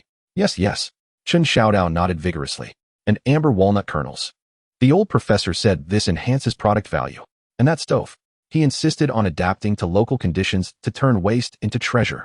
He mentioned sulfur stones might be found in the mountains, which could be used for disinfection and pest control. He fervently attributed all his peculiarities to the imagined old professor with the white beard. Li Xiaoying fell silent once more. She regarded Chen Xiao Dao and then glanced at the pristine pickling jars, the makeshift stove, and the rusted iron lump nestled in the corner. All these transformations indeed commenced post his awakening. If such a benevolent old professor existed, imparting wisdom in his twilight through such an extraordinary manner, while bizarre, did not seem entirely implausible. After all, tales of supernatural beings in the mountains abound, and the idea of a dream visit was not entirely beyond acceptance. Finally, Li Xiaoying spoke again, her voice returning to its usual coolness, now tinged with less skepticism. This is too strange. Besides me, do not speak of this to anyone else. Comrade Wang and Uncle Sun are of advanced age. They cannot endure such shocks. Chen Xiao Dao felt as though he had been granted a reprieve, nearly kneeling before Li Xiaoying. Understood. Understood. Accountantly, you are truly my savior. No, you are my guiding light. I shall keep this a secret, buried deep within. He inwardly rejoiced. I have passed this trial. For now, I am safe. Grateful to that unacquainted old professor with a white beard. As for you, Li Xiaoying observed his expression of having survived a calamity, a barely perceptible smile, gracing her lips before her demeanor stiffened again. Since you have acquired genuine knowledge, put it to good use in the right way. Do not constantly dwell on dubious paths or resort to peculiar remedies. Yes, yes, I shall heed your teachings. Science. It must be science. Chen Xiao Dao nodded earnestly, his attitude impeccably respectful. A sudden identity crisis was momentarily resolved by an absurd yet fortuitous dream encounter. Chen Xiao Dao gazed at Li Xiaoying's retreating figure, exhaling a long, deep sigh, feeling the cold sweat on his back turn icy. My heavens, she nearly scared the life out of me. He leaned against the frigid iron object, his legs still slightly trembling. It seems I must exercise greater caution in my words and actions from now on. This accountant, Li, is remarkably perceptive. Time flew rapidly amidst the bustle and anticipation. The mountain delicacies and pickled vegetables from Kao Shan village, meticulously brined, exuded an increasingly rich and enticing aroma. Under Chen Xiao Dao's stringent quality control, several batches of amber walnut kernels were successfully produced, golden and crisp, sweet yet not cloying, wrapped in clean oiled paper, becoming the coveted treasures for the village children. The pickled vegetable sauce was also perfected to an ideal ratio, salty, slightly spicy, and delectably oily, stored in meticulously cleaned small jars, sealed with red cloth, presenting a festive appearance. Wang Youfu personally oversaw the operations, applying white lime to wooden boards to create several simple, yet striking display panels. Elegantly inscribed with Kao Shan Village's 3 treasures, mountain delicacies and pickled vegetables, amber walnuts, wild mushrooms, dried and fresh. The signature read, Kao Shan Village Production Brigade, a model of scientific prosperity. Finally, the day arrived for the county agricultural and sideline product exchange and tasting fair. On this day, Kao Shan Village buzzed with excitement akin to a festival. Wang Youfu donned his most cherished, albeit faded, Zhongshan suit, fastening the buttons all the way to the top, exuding an air of solemnity. Li Xiaoying remained refreshingly composed in a white shirt and blue trousers, her 2 dark braids cascading gracefully over her chest. exuding a unique elegance while handling explanations and accounts. Chen Xiao Dao, seizing the opportunity to showcase his role as the spokesperson, adorned himself in his most respectable old jacket. His hair meticulously styled, his face radiant with a confident smile. The exhibits were carefully loaded onto the ox cart. Several large jars of sealed pickles, sizable bags of dried mushrooms and mountain walnuts, dozens of packages of amber walnut kernels wrapped in oiled paper, a dozen jars of pickled vegetable sauce, and a small basket of fresh wild kiwis for embellishment. Zhao Ergu, invited as a mascot and guardian spirit, clutched his iron box, insisting on accompanying them. Brother Dao, the tasting fair will be crowded and chaotic. The energy will be tumultuous. I must sit in to ensure our exhibits are protected with divine favor. We must ensure absolute success. Chen Xiao Dao initially intended to refuse, but conceding to the psychological comfort Zhao's mystical presence provided in the village, he reluctantly agreed. All right. You may come along. But remember, once we arrive, manage your feet and your mouth. No kicking or speaking out of turn. Especially, do not remove your shoes. With hearts brimming with excitement and trepidation, the group set off with the ox cart, arriving at the cultural station in town. The entrance to the cultural station was already bustling with activity. Carts from various communes and brigades filled the area, as people donned colorful attire, carrying, lifting, and cradling their prized possessions. Shiny, sun-dried sweet potatoes, translucent vermicelli, oil-laden salted duck eggs, intricately woven bamboo baskets, while the air was thick with the mingled aromas of assorted agricultural products. Vibrant and lively. As soon as the Kao Shan village ox cart came to a halt, it captured numerous gazes. It was no wonder. Their display was the most stylish, and the packaging of their exhibits was relatively refined, particularly with Li Xiaoying standing there, her grace like pure water emerging from a lotus, making it difficult not to draw attention. Kao Shan village. I haven't heard much about it. Where is that remote corner of the mountains? Look at that display board proclaiming scientific prosperity. Quite a bold statement. That girl is truly stunning. What do they sell? What Chen Xiao Dao desired was precisely this effect. He instantly transformed into a premier salesperson, directing Dog Dan to arrange the exhibits on the rudimentary long table assigned to them, while he cleared his throat and began to call out. Come, take a look. Freshly launched treasures from Kao Shan Tun. Don't miss out as you pass by. Mountain delicacies and pickled vegetables. Purely wild fern shoots, pickled mountain chives. Salty, fragrant, and crisp. An essential companion for your meals. Energizing for work. Amber walnut kernels. Wild mountain walnuts, expertly crafted, coated in a sugary glaze. Crunchy and sweet. Loved by both adults and children. A splendid gift. Dried wild mushrooms. Chicken fat mushrooms. Porcini. Sun-dried to preserve their essence. Perfect for soups and stir-fries. So fresh it will make you weep. With eloquence and a booming voice, he extolled the product's characteristics, advantages, and flavors, occasionally picking up a piece of amber walnut or using a small spoon to offer tastings of the pickled vegetable sauce. Upon tasting the golden, glossy amber walnut, the delightful, sweet, and crisp texture immediately captivated the palates of the tasters. The savory and slightly spicy pickled vegetable sauce, smeared on small pieces of cornbread, sparked delight in those who tried it. The first-rate appearance of the dried mushrooms also garnered nods of approval from knowledgeable patrons. Oh, these walnut kernels are truly fragrant and crispy. The sweetness is just right. This pickled sauce is flavorful. It surpasses merely gnawing on pickled vegetables. It will surely enhance any meal. The dried mushrooms are indeed appealing. The color is perfect. The aroma is strong.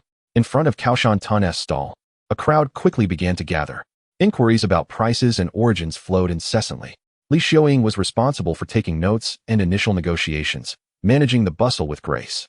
Wang Youfu, with his hands clasped behind his back, endeavored to maintain an air of authority, though he could not conceal the smile tugging at the corners of his mouth. Zhao Ergu was also keeping busy. He sat upright behind the stall with an iron box in his arms, eyes closed, muttering incantations, while gesturing towards the exhibits in the air, grandiosely claiming, continuously projecting divine power, solidifying our aura, preventing the covetous from scheming.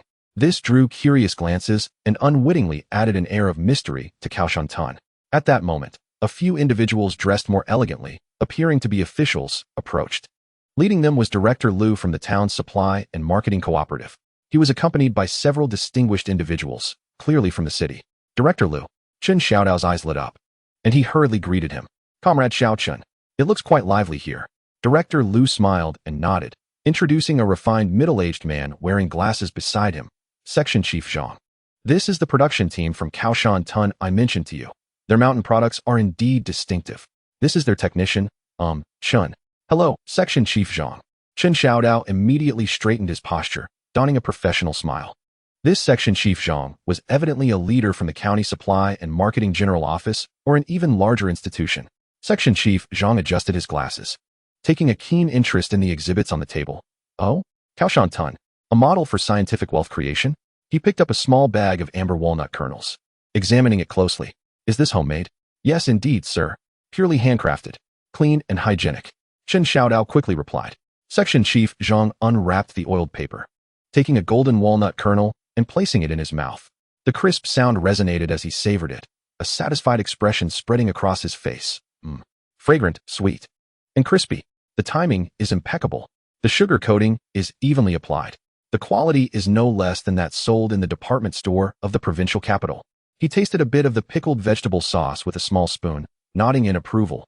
Savory and delicious, with a rich oiliness that enhances the flavor and a refreshing aroma of the mountains. Quite remarkable. It possesses a unique character. He picked up a dried chicken fat mushroom beside the display board and inhaled its fragrance. The mushroom's appearance was commendable. Director Liu inquired if they employed scientific methods for collection and processing. Indeed, leader. Chen Xiao Dao felt a surge of energy, realizing that the pivotal moment had arrived.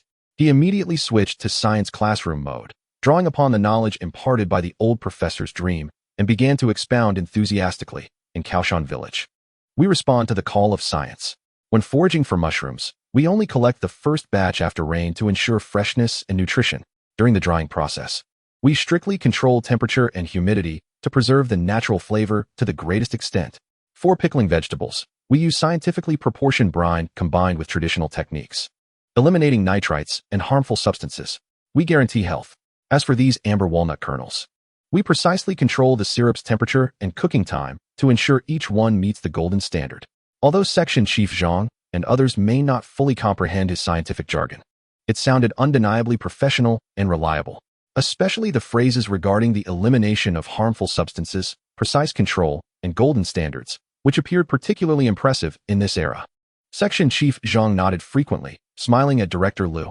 Old Liu, it seems your recommendation was spot on. This team has great ideas. Their products are distinctive. He then turned to Chen Xiao Dao. Young technician Chen, can you ensure mass production of these items? Can you guarantee stable supply? Absolutely. Chen Xiao Dao confidently assured, thumping his chest. As long as there is a market, we are both willing and able to expand production. Kao Shan Village may lack in some areas, but we are abundant in mountain goods. Plus, with scientific guidance, he glanced at Zhao Ergu, who was still preparing in the background, and added a touch of local spirit to inspire confidence in maintaining consistent quality. Zhao Ergu promptly opened his eyes, gravely nodding at Section Chief Zhang and the others. His hands clasped together in a posture that suggested the weight of his divine presence enveloped the ordinary folk. Section Chief Zhang was amused by this duo, remarking to Wang Youfu, Wang's secretary, your team is truly talented. All right, for these few items, our county supply and marketing cooperative will initially place an order. The specific quantity, let Director Liu discuss further with you. If the market response is favorable, subsequent orders will be plentiful. Oh, thank you, Section Chief Zhang. Thank you, leader. Wang Youfu exclaimed, his face flushed with excitement, vigorously shaking Section Chief Zhang's hand. Li Xiaoying hastily noted this crucial entry in the account book. The three treasures of Kao Shan Village soared to fame at the tasting event. Orders. Moreover, orders from the county supply and marketing cooperative. What does this signify? It signifies a stable source of substantial income. It means the name Kao Shan Village will officially enter the government procurement directory. As the news spread, personnel from other communes and factories flocked over to discuss potential collaborations. Kao Shan Village's booth instantly became the most popular spot at the entire tasting event. Surrounded by the crowd, Chen Xiao Dao signed intention agreements until his hand grew weary, his face blossoming with joy, feeling as though he had reached the pinnacle of life. All concerns about wild boars, bears, or identity crises were but fleeting clouds in the face of genuine monetary orders. He was determined to lead Kao Shan Village to prosperity. The tasting event concluded splendidly, with nearly all the exhibits on the cart reserved, resulting in a stack of orders and deposit receipts. On their way back to Kao Shan Tun, the atmosphere was even more exuberant than when they had set out. Wang Youfu hummed a tuneless melody, while Doga, filled with excitement, waved his whip.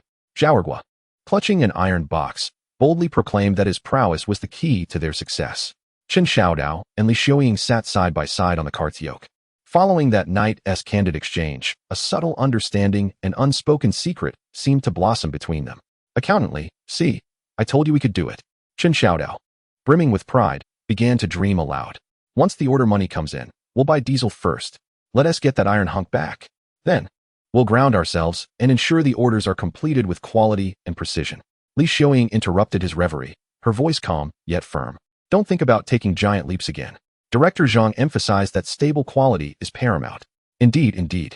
Accountant Li speaks wisely. Chen Xiao Dao quickly reined in his enthusiasm. Adopting a humble demeanor, he dared not offend this informed individual. Upon returning to Kao Shan Tun, they were met with jubilant cheers, akin to a hero's welcome.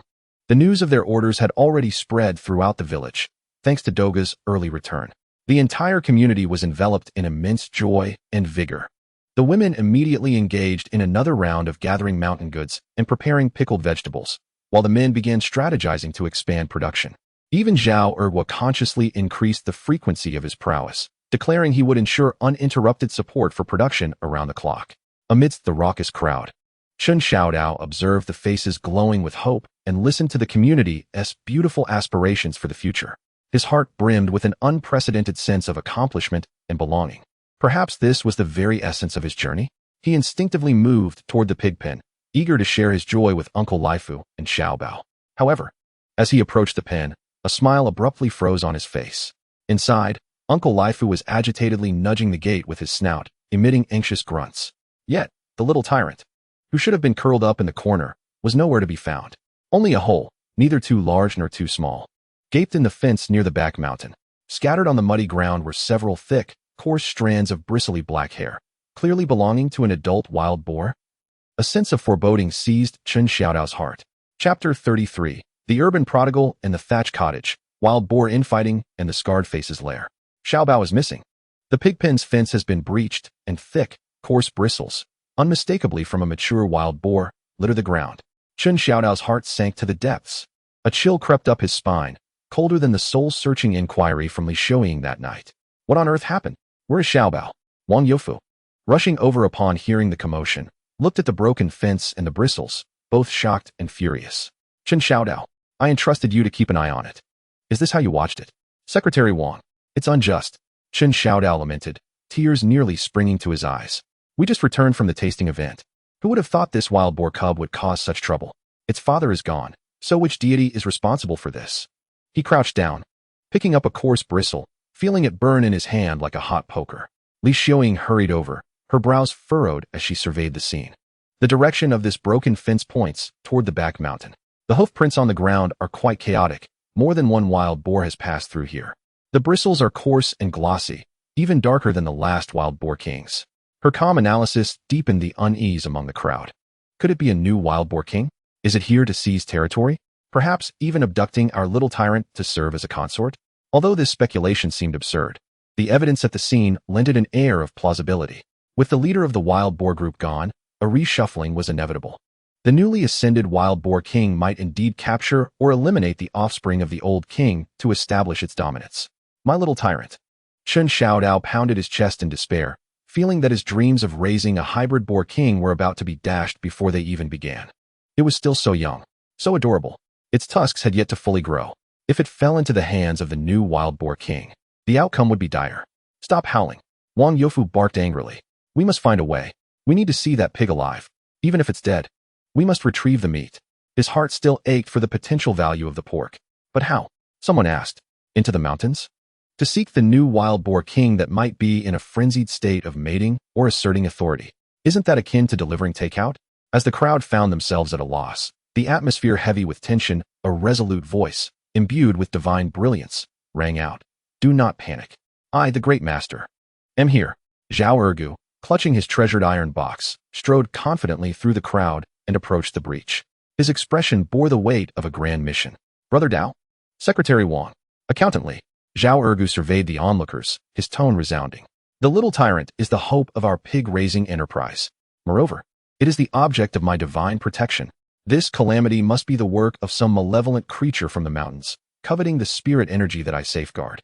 Hence this despicable act. He crouched down, pointing at the scattered bristles on the ground, and then at some subtle, muddy hoof prints along the edge of the breach. Analyzing with great seriousness, look, this place is suffused with demonic energy. Remnants of evil spirits linger. These bristles are tainted with the unique scent of that vile beast. This scent is inherently antagonistic to my divine power. By following this trail, we shall surely locate the little tyrant. The crowd stood in stunned silence. They recognized that Zhao Ergu was spouting nonsense, yet at this moment, they had no alternative. Ergu, can you truly track it? Chen Xiao Dao asked, skeptical. Although Zhao Ergu's so-called divine foot was unreliable, he had spent years navigating the mountains and was familiar with the terrain. Perhaps he could strike upon the truth by chance. Indeed, Zhao Ergu replied with confidence. I only need a single bristle from that vile beast. Then, a small amount of the essence of my divine source, combined and ground into a tracking incense. Once ignited, it will guide us to the lair of that malevolent creature. Essence of divine source. Chen Xiao Dao and Wang Youfu exchanged glances, their mouths twitching at the thought. That sounded rather dubious. Yet, desperate times called for desperate measures. Chen Xiao Dao gritted his teeth. All right, Ergu, we are counting on you. What do you need from the essence of divine source? Just tell me. Zhao Ergu, his expression solemn, opened his iron box and carefully scraped a layer of the deepest colored, most fragrant, almost ink-green aged divine mud essence off with a small wooden spatula. The pungent and overwhelming odor swiftly permeated the air, causing the onlookers to instinctively retreat a step, covering their noses. Zhao Ergu extended his hand towards the boar bristle. Chen Xiao Dao, suppressing his nausea, handed over the coarse and rigid wild boar bristle. Zhao Ergu placed the bristle alongside the divine mud he had scraped off onto a relatively clean stone slab, then picked up a small stone and began to pound furiously. As he pounded, he chanted fervently, Heavenly spirits, earthly spirits, manifest the power of the barefoot immortal. Reveal the demonic and sinister aura. Guide the lost in search of the boar. The scene was strikingly vivid. The coarse black bristle and the dark green divine mud were crushed and blended into an indescribable mass, exuding a complex biochemical aroma, a black-green paste. After several minutes of relentless pounding, Zhao Ergu finally paused, carefully scraping the concoction of tracking incense with a wooden shard, shaping it into a crooked incense stick. The thickness of his little finger. It was complete. Wiping the sweat from his brow, his face radiated a sacred glow. Once ignited, this incense would lead us to the lair of that malevolent creature. Without delay, Gooden, bring fire. The Divine Foot Tracking Team, follow me. Members of the Divine Foot Tracking Team included the leader and holder of the Divine Incense, Zhao Ergu, the muscle, Chen Xiao Dao, technical consultant, Sun Kezi, and several other rambunctious youths, including the ever-curious Gooden. Li Xiaoying, feeling uneasy, followed closely behind. The group, brandishing torches, followed Zhao Ergu as he gingerly held the divine incense, igniting it near the breach. A thick plume of indescribable smoke, a mixture of burnt hair, earthy essence, and an unspeakably foul odor, wafted upward. This scent was tenfold more potent than mere divine might. Even Gooden, who held the torch, nearly succumbed to the suffocating fumes. Cough, cough. Ergu, are you sure this incense is for tracking and not a biochemical attack? Chen Xiao Dao gasped, tears streaming down his face. Brother Dao, hang in there. For the little overlord. Zhao Ergu's expression was resolute, his eyes narrowed, fixated on the swirling green smoke. Curiously, the smoke rose into the air and, upon being caught by the evening breeze, did not dissipate immediately. Instead, it stubbornly drifted, winding its way towards a certain direction in the back mountain. Look, the divine smoke is guiding us. Zhao Ergu exclaimed excitedly. Quick, follow it. Don't let the smoke disperse. The group, enduring the stifling aroma, covered their mouths and noses as they trailed the tenacious and eerie green smoke, cautiously making their way into the forest of the back mountain. Along the way, the scent of the tracking incense acted as a vanguard, silencing the chirping of insects and the calls of birds in its wake. Even the most boisterous summer cicadas fell silent. Occasionally, a nocturnal creature startled from its hiding place would peek out, catch a whiff of the odor, and immediately emit a terrified squeak, scuttling away in fright. The efficiency was remarkable. Did you see that, Brother Dao? The divine might prevails. All beasts retreat. Zhao Ergu boasted with pride, feeling as though he had reached the pinnacle of his career. Meanwhile, as he chased the smoke, Chen Xiao Dao internally grumbled. This is hardly tracking incense. This is clearly a toxic gas bomb that spells doom for both friend and foe. The wild boar probably isn't affected, but will be the ones collapsing first. As they pursued the increasingly faint green smoke, the group unknowingly ventured deeper into a relatively unfamiliar area of the back mountain. The trees here are notably taller and denser, casting a heavy shadow over the moonlight, leaving only the flickering glow of torches that creates an eerie atmosphere. Suddenly, the limping sun halted abruptly, signaling the others to silence. Hush! There's movement. Instantly, everyone held their breath, straining to listen. Indeed, not far ahead, a series of characteristic grunts emanated from wild boars, infused with anger and menace. Was that the terrified squeaking of some small creature? It was the little tyrant. Chen Xiao Dao felt his heart leap to his throat. The group crouched low, using the trees for cover as they stealthily approached. Parting a dense thicket, the sight before them rendered all speechless. In a small clearing, barely illuminated by the moonlight, a fierce conflict among a herd of wild boars unfolded. On one side stood two formidable adult boars, their tusks menacing, with coats as black as steel needles, glaring threateningly at a massive nest built from dead branches and fallen leaves in the center of the clearing. One of the boars bore a gruesome scar resembling a centipede on its shoulder, enhancing its ferocity. Guarding the entrance of the makeshift den was a large, albeit noticeably older sow, her movements somewhat sluggish. She bore numerous scars, but her gaze was fiercely protective, steadfastly guarding the quivering, squeaking figure of none other than the missing little tyrant.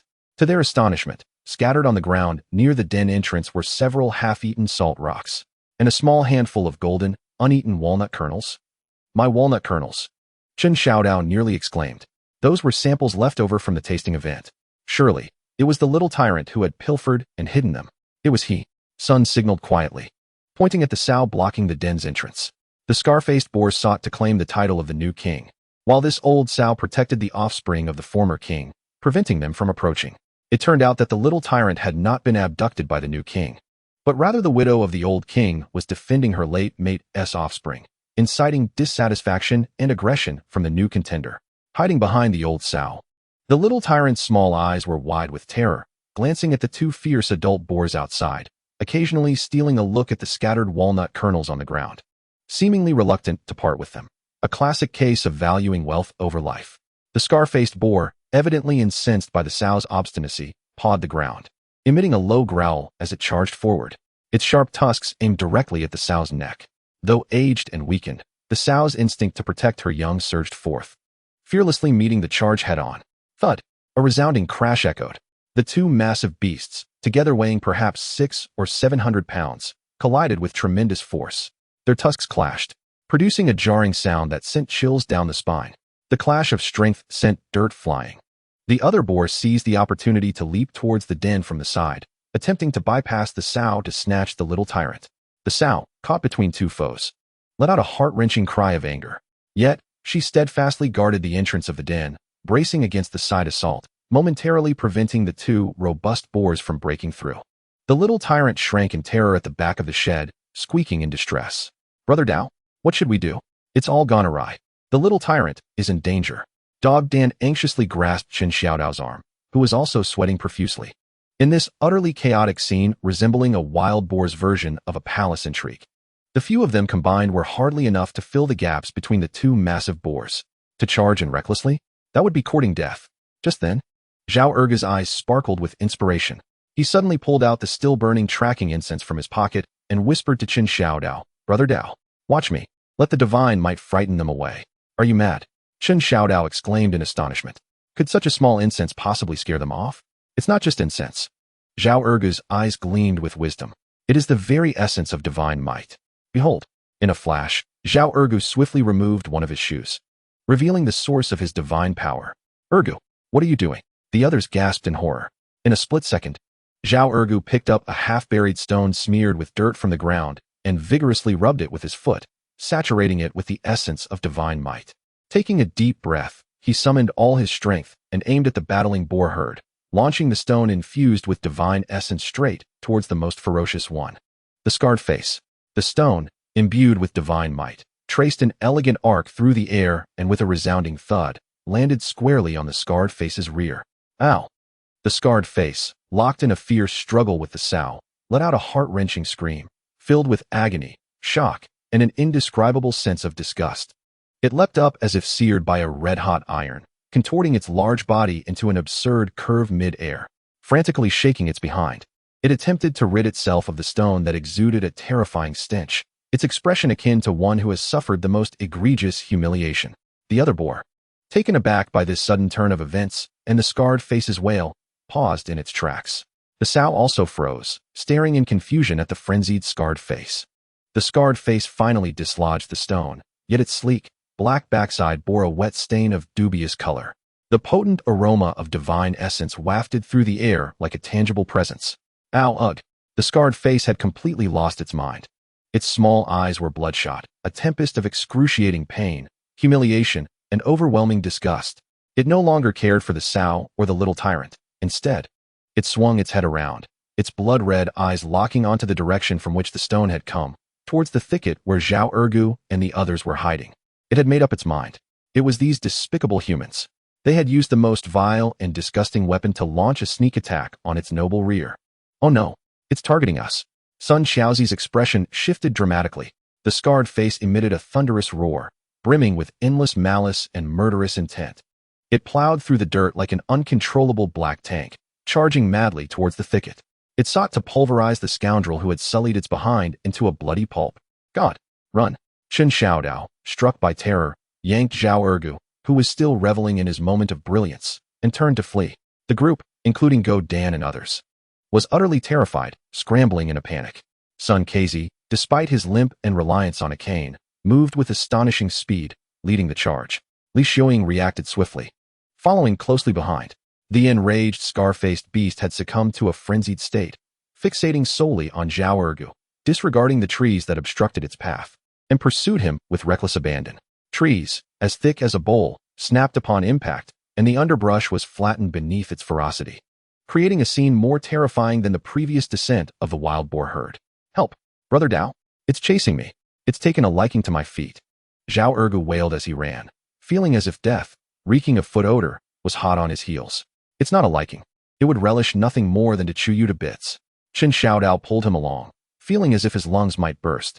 In their panic, the group fled in all directions through the forest, oblivious to their bearings.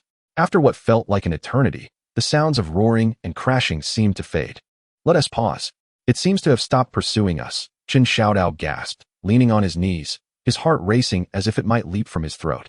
The group, still shaken, halted and glanced back. The dense thicket had long concealed the violent figure of the scar-faced beast, leaving only a path of destruction in its wake. I nearly died. Zhao Ergu collapsed onto the ground, clutching his shoes, his face pale. My prowess seemed to have a rather potent effect on it.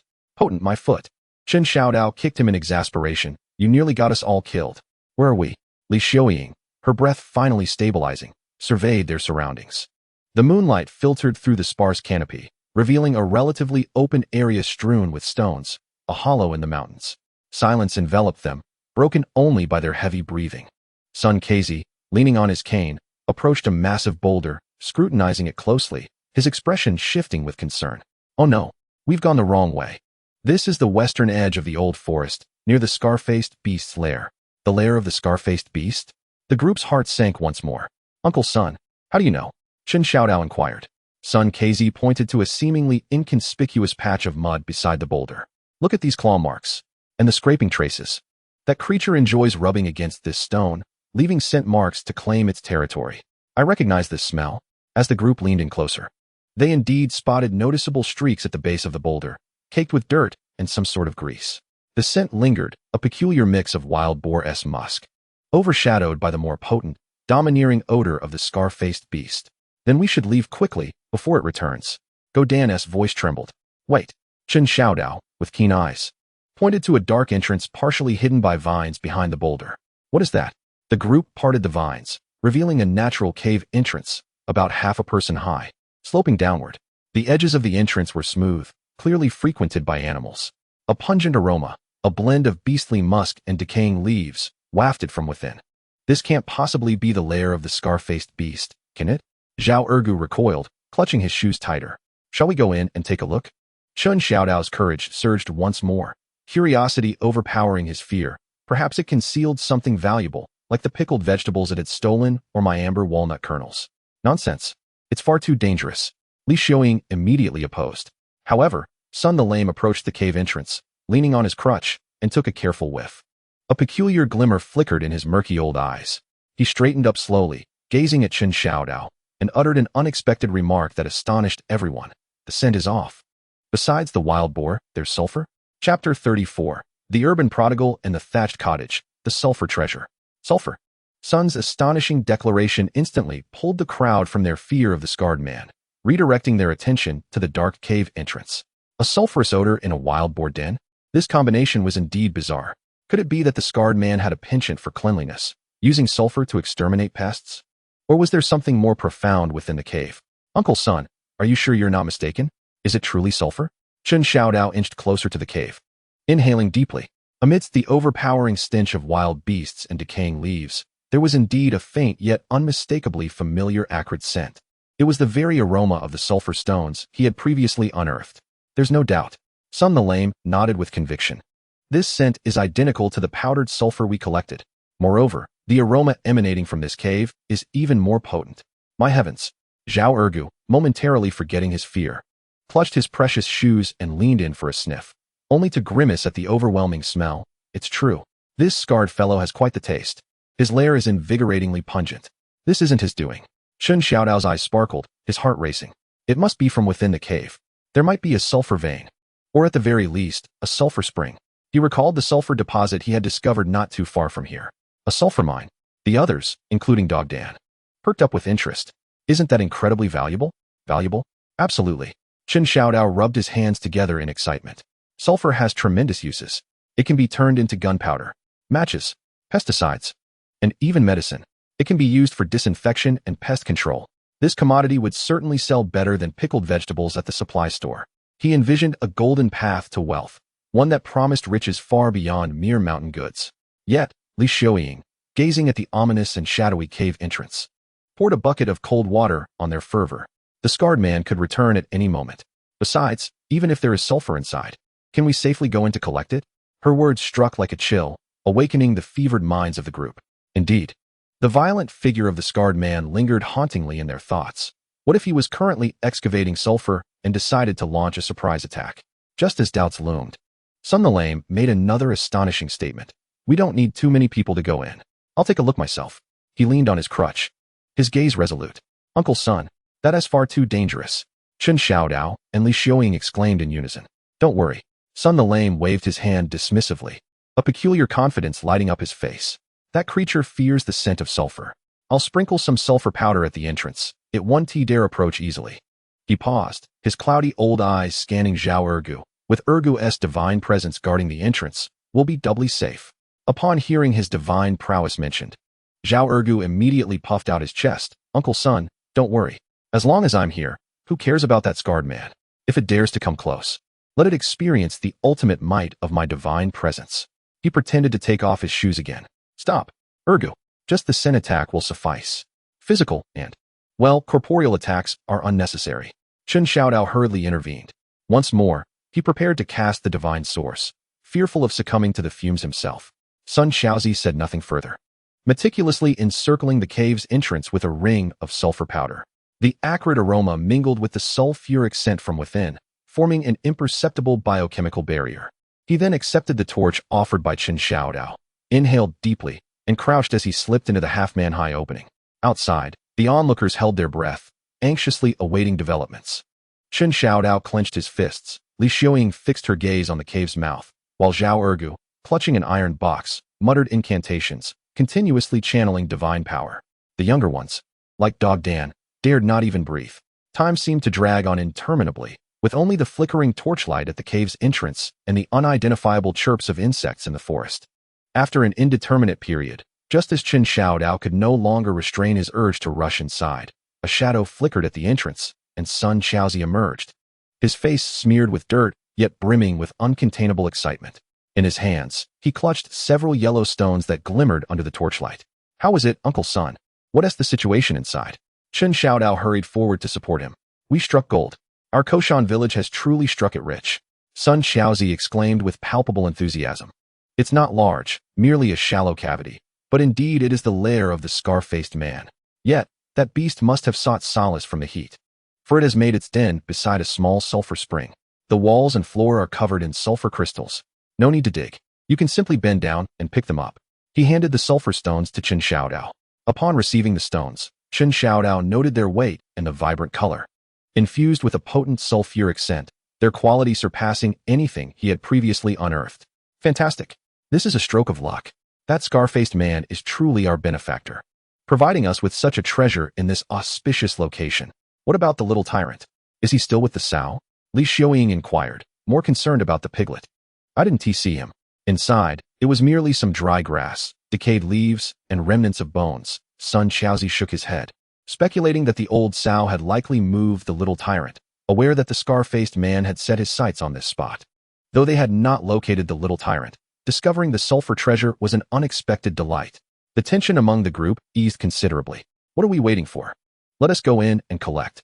Zhao Ergu's eyes gleamed at the sight of the yellow stones. Absolutely not. Sun Xiaozi and Li Xiaoying objected in unison. Why not? Zhao Ergu questioned, puzzled. The noise would be too great. Furthermore, the sulfur odor is overwhelming. One cannot stay for long, Sun Xiaozi explained. We should retreat for now. Once the scar-faced man has settled down completely, or we devise a way to divert or deal with him, we can return to collect these golden nuggets.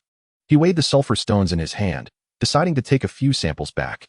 With a sense of relief and the thrill of discovering the sulfur treasure, the group cautiously retraced their steps.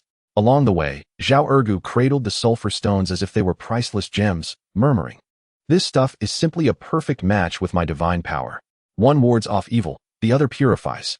Together, they are an unbeatable duo." Upon returning to Kao Shan village, dawn's first light began to paint the horizon. Wang Youfu spent the entire night without closing his eyes, anxiously pacing at the village entrance. Upon seeing their safe return, especially the glistening yellow sulfur stones in the hands of Sun Xiangzi, his eyes widened in astonishment. Sulfur? So much. Where did it come from? Wang Youfu's voice quivered with excitement. Chen Xiao Dao briefly recounted the thrilling journey of searching for the pigs and the unexpected discovery of the sulfur mine. Heaven has truly opened its eyes. Wang Youfu, holding the sulfur stones, was overwhelmed with emotion, tears streaming down his face. Our Kuaishan village is destined for prosperity. Mountain goods, pickled vegetables, and now sulfur. Such immense wealth is simply unstoppable. Comrade Wang, let us not get too carried away, Li Xiaoying cautioned. That mine is located in the lair of the scar-faced beast, which is quite ferocious. Until we deal with it, this sulfur is merely an intangible treasure. What are we afraid of? Chen Xiao Dao, filled with newfound confidence and courage, declared, "It's just a wild boar. We've faced the king of wild boars before. Now we have Uncle Sun's sulfur powder and Ergo's strategic deterrent weapons. We'll execute a biological encirclement." Biological encirclement? The others were puzzled. Chen Xiao Dao's eyes sparkled as a brilliant plan formed in his mind to create a super pig repellent powder by mixing sulfur powder with Ergo's potent essence. We will scatter it at the entrance of its lair and along its routes. We'll suffocate it, drive it away, let it never dare to return to that den. The audacity of this plan was quite overwhelming. Even Wang Youfu frowned at the thought. Yet, considering the easily accessible sulfur mine and the ferocity of the scar-faced beast, it seemed like the least costly and riskiest approach. Surely, it was better than organizing a labor force to confront the wild boar head-on. All right, let us give it a try. Wang Youfu relented, pinching his nose in agreement. Ergo, this time, we're counting on you. For the great sulfur endeavor of Kuaishan village, you must make a sacrifice. Upon hearing the gravity of his mission, Zhao Ergu felt an overwhelming sense of duty. He thumped his chest, declaring, "Comrade Wang, rest assured. Brother Dao, have faith. For Kuaishan village, I, Zhao Ergu, will go all out. That scar-faced beast will tremble in fear and flee homeward in disarray." Without further ado, in a corner of the squadron's office, a highly complex secret weapon began its development. Sun Xiangzi contributed all of his sulfur powder, while Zhao Ergu once again produced his iron box, scraping out a sufficient quantity of the darkest and most potent essence. The two ingredients were mixed, and with a wooden stick, they stirred vigorously to create an indescribable concoction, merging the sharp scent of sulfur with the formidable essence, producing an ultimate biological aroma that rose like an invisible mushroom cloud in the corner. Within a 10-meter radius, mosquitoes vanished. Even the most resilient flies succumbed, spiraling to the ground. "It's done." Zhao Ergu, donning a tattered cloth mask of unknown origin, announced with muffled excitement. "This is Kuaishan Village's #1 super pig repellent powder. Its power is boundless. It will frighten even the gods." Chen Xiao Dao pinched his nose and scooped a spoonful of the black and yellow mixture, feeling as though he were handling a dangerous chemical weapon. Ergo, are you certain this stuff won't end up suffocating our own people first? Brother Dao, have faith in science, in the perfect union of the essence and sulfur. Zhao Ergu replied, brimming with confidence. A few days later, seizing the opportunity while the Scarface might be out foraging, a group led by the limping son, accompanied by Chen Xiao Dao, Zhao Ergu, and a few audacious youths, stealthily approached the vicinity of the sulfur mine once more. Indeed, Scarface was absent. The entrance was still adorned with remnants of sulfur powder and a faint aura of divine might. Quick, we must act swiftly, Sun whispered urgently. Zhao Ergu, as if performing a sacred rite, cautiously opened a jar containing the potent pig-repelling powder. The horrific stench instantly permeated the air, causing even Sun to instinctively take a step back. Zhao Ergu, wielding a long-handled spoon, artfully scattered the blackish-yellow paste thickly and evenly at the cave entrance, on the nearby tree trunks, and along the paths frequently traversed by Scarface, striving to imbue every inch of ground with a palpable sense of love. After completing the task, the group hastily retreated to a concealed spot upwind, as if avoiding a plague, to observe. Before long, heavy footsteps and familiar grunts echoed from a distance. Scarface had returned. It approached its lair with a gait that betrayed no familiarity. However, mere meters from the entrance, its massive nose twitched violently. Its steps froze instantly, eyes wide with sheer astonishment, confusion, and an indescribable disgust. Tentatively, it took 2 more steps forward, and the amalgamation of sulfur and the essence of divine might assaulted its senses like a tsunami. A howl, more piercing and despairing than before, reverberated through the forest. Filled with visceral revulsion, Scarface seemed struck by an invisible hammer, leaping into the air in a frenzy. It thrashed its head wildly, sneezed violently, and furiously dug at the ground, desperately attempting to escape the horrific odor that invaded its nostrils and penetrated its very soul.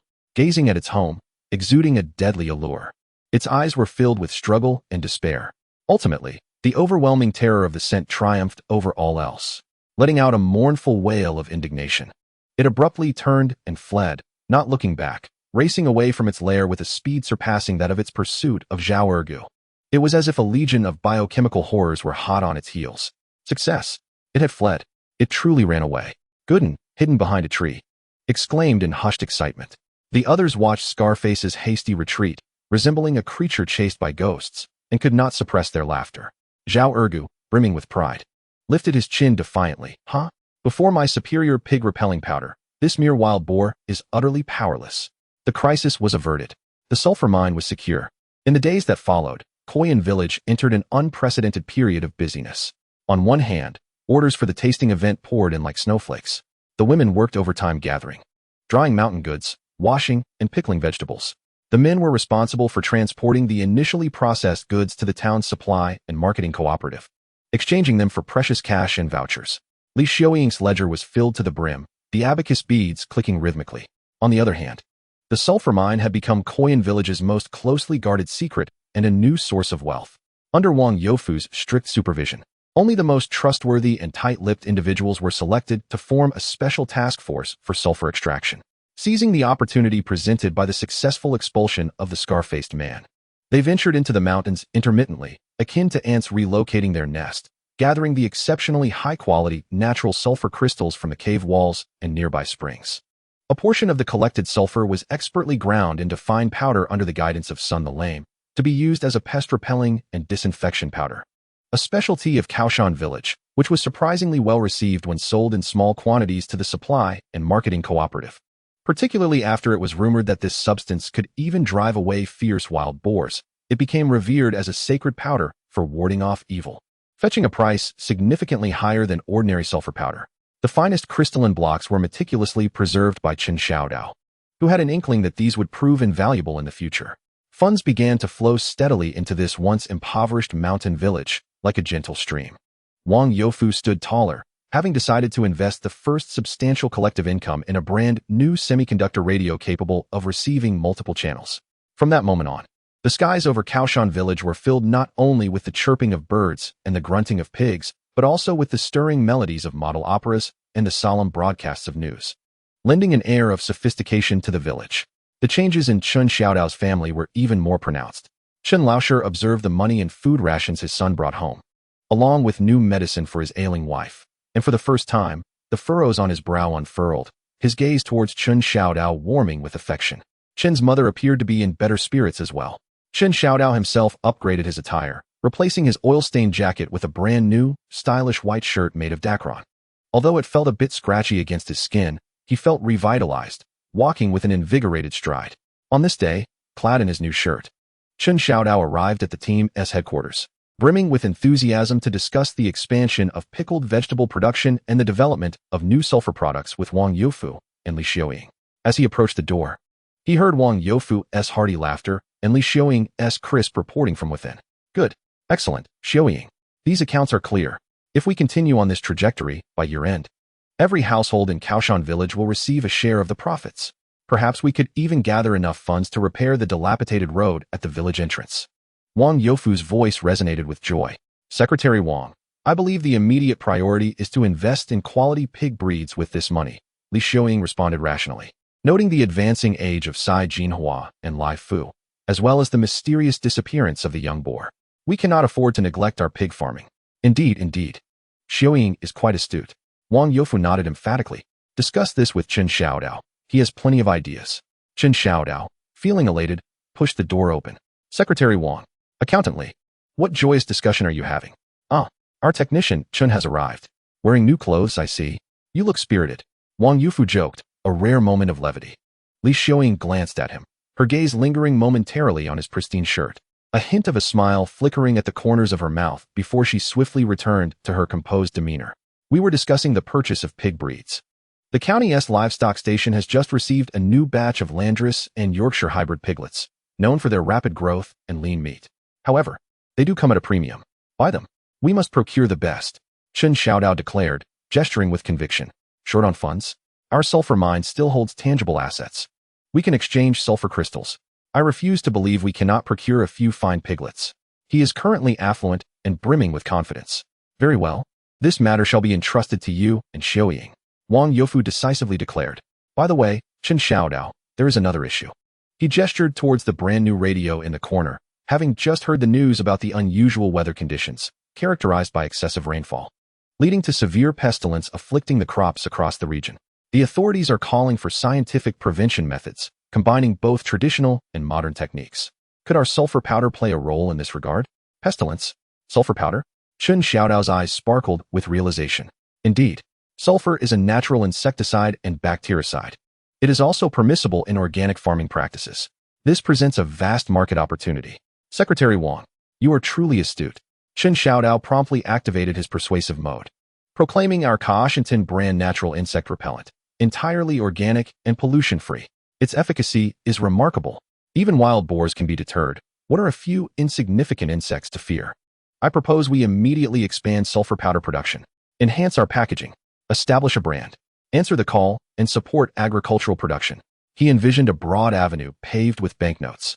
Just as Chen Xiao Dao reveled in his dreams of a sulfur insect-repelling empire, a young man, tasked with patrolling near the old well at the village entrance, rushed in, his face bearing a comical expression of disbelief. Secretary Wang, Brother Dao, Accountant Li, you must come to the old well at the village entrance. The pangolin has returned, and it brings a gift. A gift? The crowd paused in surprise. The pangolin that Zhao Ergu had miraculously healed? Curiosity piqued. Everyone followed the young man to the old well's edge. There, beside the well's stone slab, the familiar pangolin was laboriously pushing something out with its slender claws. The object was round, dark, and caked in mud, resembling an oversized potato or an underdeveloped pumpkin. Upon noticing the gathering, especially Chen Xiao Dao and Zhao Ergu, the pangolin seemed to display a hint of affection in its small, green bean-like eyes. It nudged the muddy lump towards Chen Xiao Dao's feet with its nose, then swiftly retreated back into the well, leaving behind the muddy gift. What on earth is this? Zhao Ergu curiously crouched down to touch it. Do not touch it. Sun Kazi suddenly interjected, using his crutch to approach, his murky old eyes fixed intently on the dark lump, displaying an expression of grave concern, even fear. He picked up a stick and cautiously scraped away the dirt from the surface of the black lump. As the soil fell away, it revealed a layer of dark red, lumpy, hard skin underneath. Sun Kazi's hand trembled violently, almost dropping the stick. He raised his gaze to Chen Xiao Dao and the others. his voice laden with unprecedented seriousness and a barely perceptible hint of dread. This is not a gift. This is the root of the blood lantern. Highly toxic. Just a touch could spell disaster. Chapter 35. The Urban Prodigal and the Thatch Hut. The marvelous use of poison roots. The root of the blood lantern. Highly toxic? Sun Casey's words, akin to a death sentence, instantaneously plunged the atmosphere by the old well into a chilling silence. Moments before, they had been immersed in the joy of discovering a sulfur treasure. Now they felt as if doused with a bucket of icy water.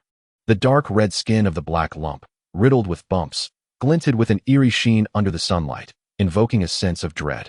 The air seemed to stagnate, leaving only the faint rustling sounds of the mountain-dwelling brother echoing from the well. My dear mother.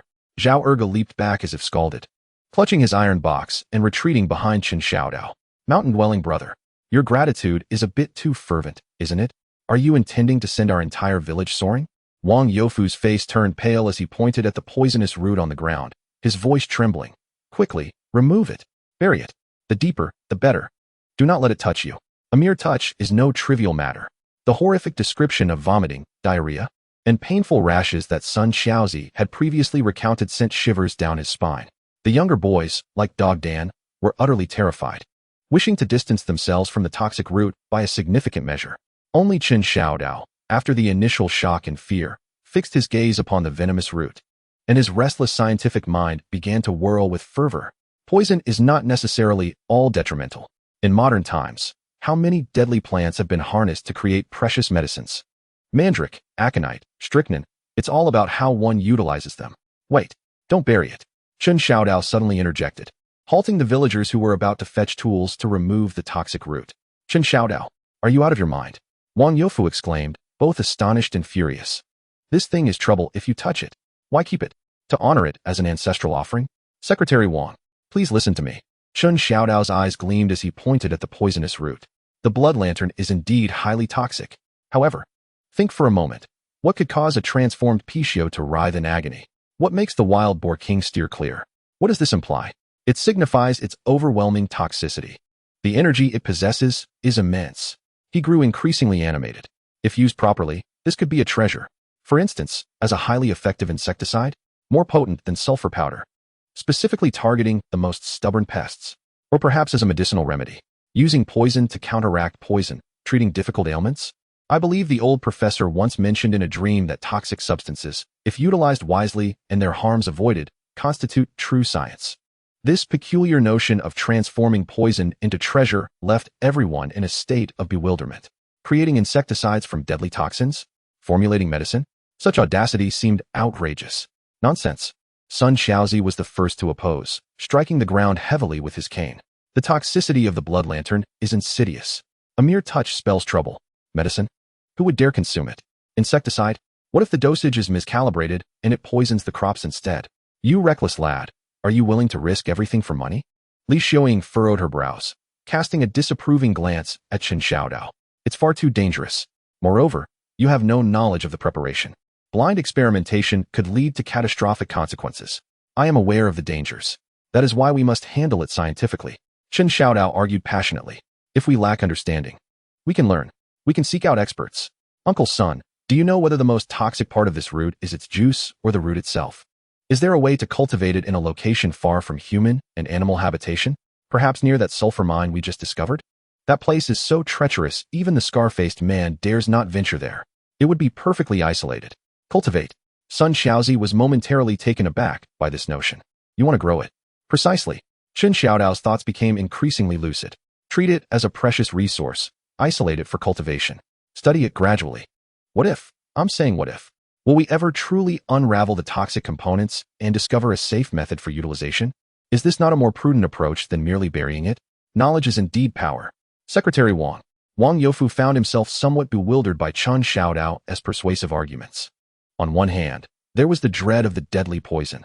On the other, the alluring vision of futuristic technology painted by Chen Xiao Dao, alongside the lofty slogan of knowledge is power, leaving him in a state of indecision. So what shall we do now? Should we simply leave this toxin as it is? Wang Youfu pointed at the perilous root on the ground. This is simple. Zhao Ergu suddenly interjected, once again embodying the responsibility of the barefoot immortal. Since Brother Chuanshan presented it as a gift, and it pertains to the sinister blood lantern. It is imperative that I, with my divine might, purify it. Dispelling the evil spirits. Ensuring safety. Purify? How do we purify it? A foreboding sense enveloped Chen Xiao Dao. Simple. Zhao Erge set down the iron box. His countenance radiant with sanctity. All things possess a spirit. Even malevolent entities fear the utmost brightness and strength. My divine essence is abundant with yang energy. We merely need to, place this toxic root beneath my divine foot for a moment. Let the divine might envelop and saturate it. It shall surely neutralize the poison and expel the malevolence. As he spoke, he began to remove his shoes. Stop. Ergu. Remain calm. Chen Xiao Dao, gripped by a sudden panic, firmly held Zhao Ergu's hand. We absolutely trust your divine might. But this toxic root, it might not withstand such intense yang energy. Should the poison be activated, contaminating your divine essence, the loss would be catastrophic. Our safety in Koyan village relies on your divine protection. This flattery struck a chord. Zhao Erge hesitated. Indeed, what if his divine essence were tainted by this lethal poison, transforming into a poisonous foot? The consequences would be dire. So what shall we do? Zhao Erge gazed at the toxic root, feeling somewhat at a loss. Use sulfur. Sun Kazi spoke solemnly, retrieving a small cloth bag filled with sulfur powder from his bosom. Sulfur is fiercely yang and dry, the most effective in restraining the dampness and toxicity of malevolent spirits. First, we shall thoroughly wrap it in sulfur powder to isolate the poison.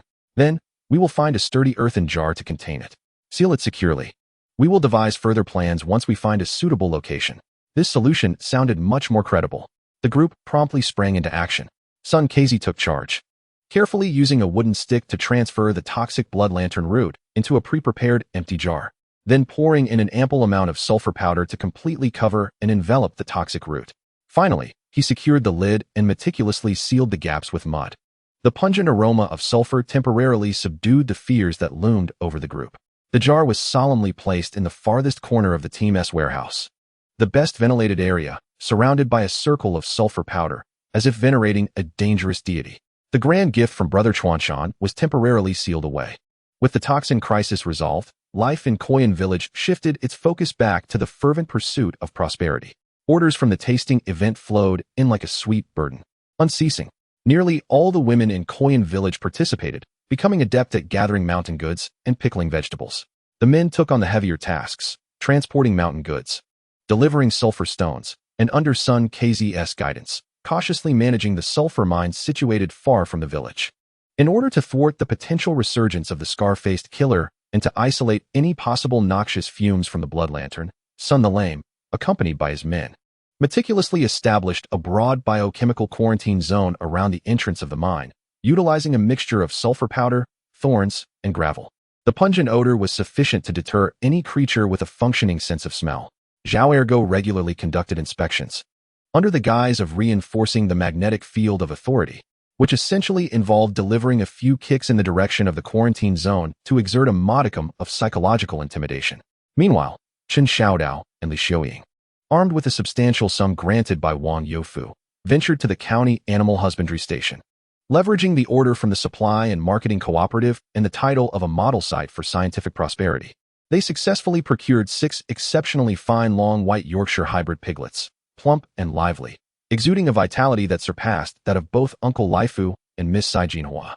As Chen Xiao Dao watched the cheerful piglet settle into the newly fortified and cleaned pigsty, a profound sense of accomplishment filled his heart. This was indeed the hope for scientific pig farming.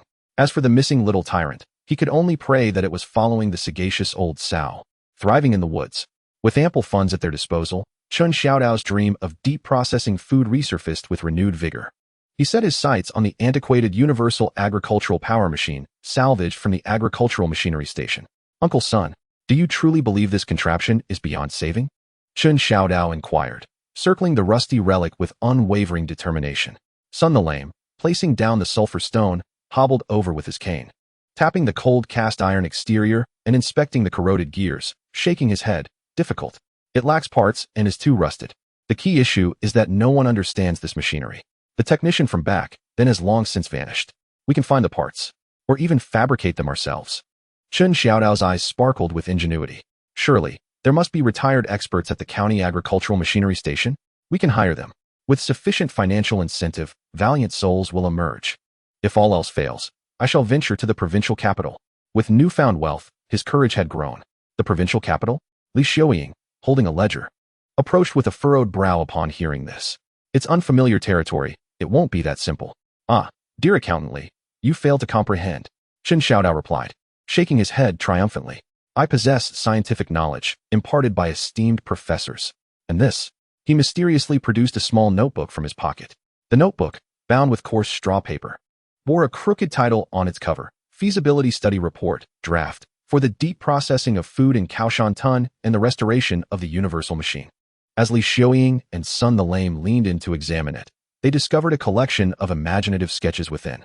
Rendered in pencil, designs depicting a modified stove connected to gears driving a mixer, a metal drum reconfigured into a centrifugal separator, and even an explosion diagram of the universal machine, annotated with descriptions of potentially missing components alongside phrases like leveraging the principle of leverage and enhancing thermal energy conversion efficiency to achieve semi-automation.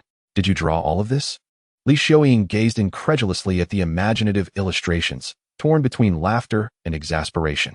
Indeed, Chen Xiao Dao beamed with pride. The essence of knowledge from the old professor. While some details require practical validation, the direction is undoubtedly correct. Armed with this, we can surely impress, move, experts in the provincial capital. Sun Xiezi gazed at the explosion diagram of the universal machine, where several boxes marked with suspected crankshafts and connecting rods, possibly lacking piston rings, made his lips twitch. Yet he remained silent. Meanwhile, Chen Xiao Dao was lost in thoughts of his upcoming journey to the provincial capital, preparing to impress the local experts with his ghostly symbols. Suddenly, a young man responsible for guarding the sulfur mine's isolation zone came tumbling back, pale as a ghost, breathless and gasping. Secretary Wang. Brother Dao? Uncle Sun. It's bad. The scarred-faced beast has returned. What? A chill ran down everyone's spine. It didn't enter the isolation zone. Dogden's brother, panting heavily, pointed towards the back mountain. It's just outside the isolation zone, staring intently at our mine from a distance. That gaze, my goodness, it's terrifying. It looks like it wants to devour us alive. Returned? It did not dare to breach the isolation zone. It merely observed from afar. This news eased some tension, yet heightened others. Clearly, this beast harbored a deep-seated grudge against them. The enmity of usurped dens, the humiliation of their rear, and the resentment over sulfur had woven a complex web of animosity. It's fortunate it hasn't charged in. Wang Youfu steadied himself and instructed the patrollers to keep their distance from the isolation zone. Do not provoke it. If it wishes to watch from outside, let it be. It can see us, but it cannot touch us, and that will drive it mad. Exactly.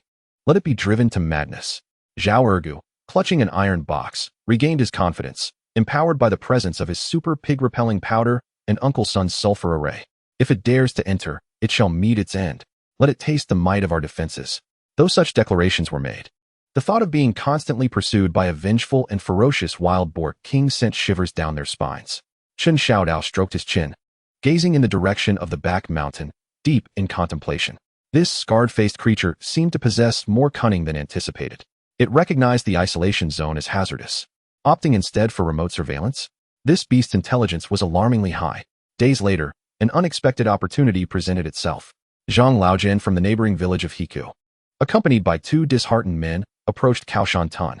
They were not there to demand debts or to witness the beauty of the local flower contest, but rather to seek assistance. Secretary Wang. Chen Xiao Dao. You must save the crops of our Hiku village. Zhang Laojian lamented, gesturing towards the two men. These are our village's finest farmers. We are besieged by a pest outbreak, a type of black, shiny beetle. It devours rice roots and corn seedlings.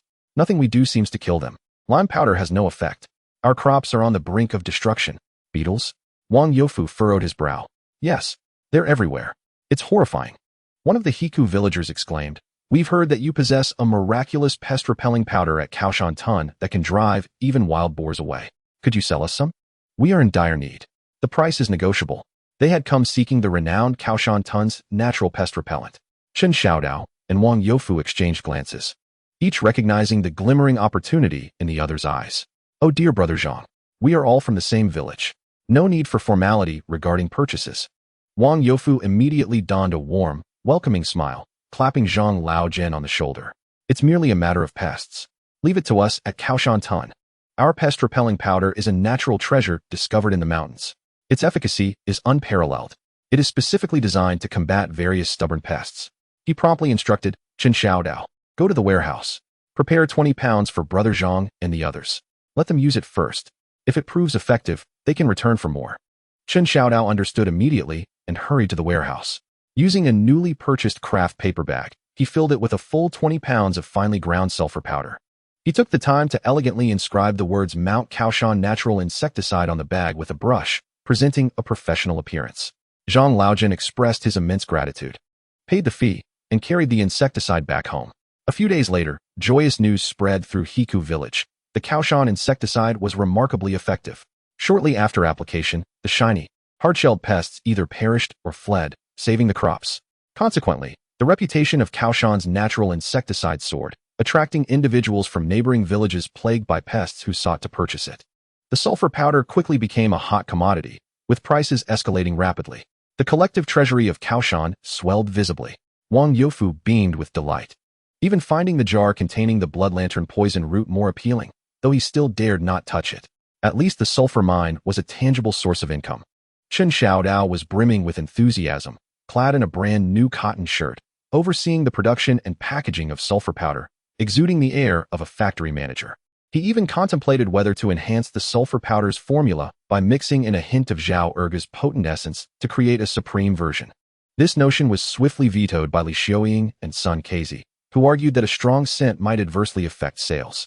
That evening, after finishing his duties, Chen Xiao Dao hummed a tune and slipped to the old well at the village's edge. He had brought along several fine salt crystals, hoping to check on the mountain brother and nurture their bond. Although he had presented a poisonous gift, his intentions remained good. As he placed the salt crystals beside the well, preparing to call out, he heard a familiar rustling sound from within. The little creature's head peeked through a crevice, its beady eyes glancing at the salt crystals and then at Chen Xiao Dao, seemingly anxious. Unlike usual, it did not lick the salt but hissed urgently towards the back mountain before swiftly retreating into the well. Chen Xiao Dao felt perplexed. What was unusual about the creature today? Just then, Dog Dan, who was stationed on the high slope near the sulfur mine, came rolling back into the village. His voice markedly altered. "Brother Dao, Secretary Wang, this is bad. Scarface has brought reinforcements. They are just outside the quarantine zone. There are many wild boars." Reinforcements? Many wild boars? This news struck like a bolt from the blue. One Scarface was already a handful, and now it had summoned a horde of wild boars. The village of Kao Shan erupted in chaos. Wang Youfu turned pale, dropping his lit pipe onto the ground. The women were in a state of panic, and the children cried out in terror. The men, who had just reveled in the joy of selling sulfur powder, hastily grabbed hoes and carrying poles, their eyes filled with dread. "Calm down." Chen Xiao Dao forced himself to maintain composure, though his palms were damp with sweat. "There's a quarantine zone. They won't dare enter." "Dog Dan, did you see clearly? How many? How far from the quarantine zone?" "Yes, I saw clearly." Dog Dan panted, pointing towards the back mountain. "At least 20. Scarface is leading them. They charged the quarantine zone. It seems they are gnawing on something." Gnawing on something? A tightness gripped Chen Xiaodao's heart. Could it be the blood lantern? Though planted deep within the isolation zone, what if they are not feasting upon our belongings? Dog Egg caught his breath and added, "It appears they are gnawing on a type of vine, one adorned with small yellow flowers. There is a vast expanse of it on the hillside just beyond the isolation zone." Chen Xiao Dao and Sun Kezi exchanged glances, each reflecting the other's confusion. What could it be? "Let us ascend the lookout point and investigate," Sun Kezi decisively proclaimed. The group followed Dog Egg, climbing to the highest earthen rise in the village, gazing towards the direction of the sulfur mine. Indeed, in the waning light of the sunset, a dark mass of wild boars appeared on the hillside outside the isolation zone. Leading them was the formidable scarred boar, the one with a mark on its shoulder. It did not glance at the mine, but instead lowered its head, guiding the herd as they voraciously devoured a lush vine-like plant adorned with small yellow flowers, as if indulging in an extravagant open-air buffet. "Is that kudzu?" Sun Kezi squinted, uncertainty clouding his judgment. Wild boars do indeed relish kudzu. However, the sheer number of them gathered here, gnawing away, felt somewhat amiss. What does it matter what they are eating? Zhao Ergu, clutching his iron box, exhaled in relief. As long as they do not charge towards our mine and isolation zone, it is of no concern. What is the harm in them nibbling on some vines? Consider it feeding the pigs. It prevents them from fixating on our sulfur. Yet, Chen Xiaodao was not so optimistic. He sensed a lingering resentment and an inexplicable calculation in the occasional glances the scarred boar threw towards the mine. Was this beast truly gathering such a multitude of wild boars merely for sustenance? At that moment, the scarred boar seemed to sense the watching eyes from the distant hillside. It abruptly lifted its head, its blood-red gaze piercing through the distance, locking onto the position of Chen Xiao Dao and Zhao Ergu. Particularly, it fixated on Zhao Ergu. That stare was frigid, filled with malice and a deep-seated hatred, as if silently roaring, "Wait, devious humans, and that scoundrel who insulted me with his foul feet. This matter is far from over." Chapter 36. The urban prodigal and the thatch hut, the universal machine and the call of the provincial city, the scarred boar's cold, resentful gaze struck like a tangible icicle, piercing through the forest across the several hundred meters, particularly affecting Zhao Ergu. Both men shuddered, feeling an icy chill surge from their feet straight to the crown of their heads. "Brother Dao Dao, does it particularly despise me?"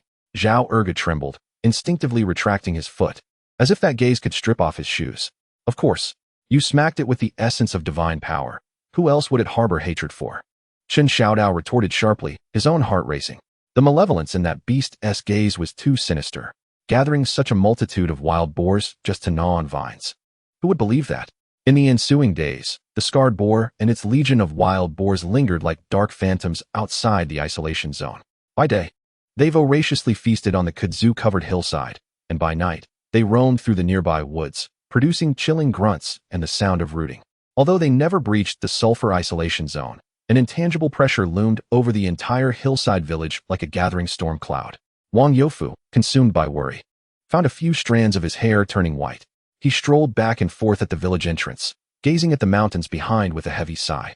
The patrols had increased, and the bonfires burned more brightly at night, yet the atmosphere of fear continued to spread.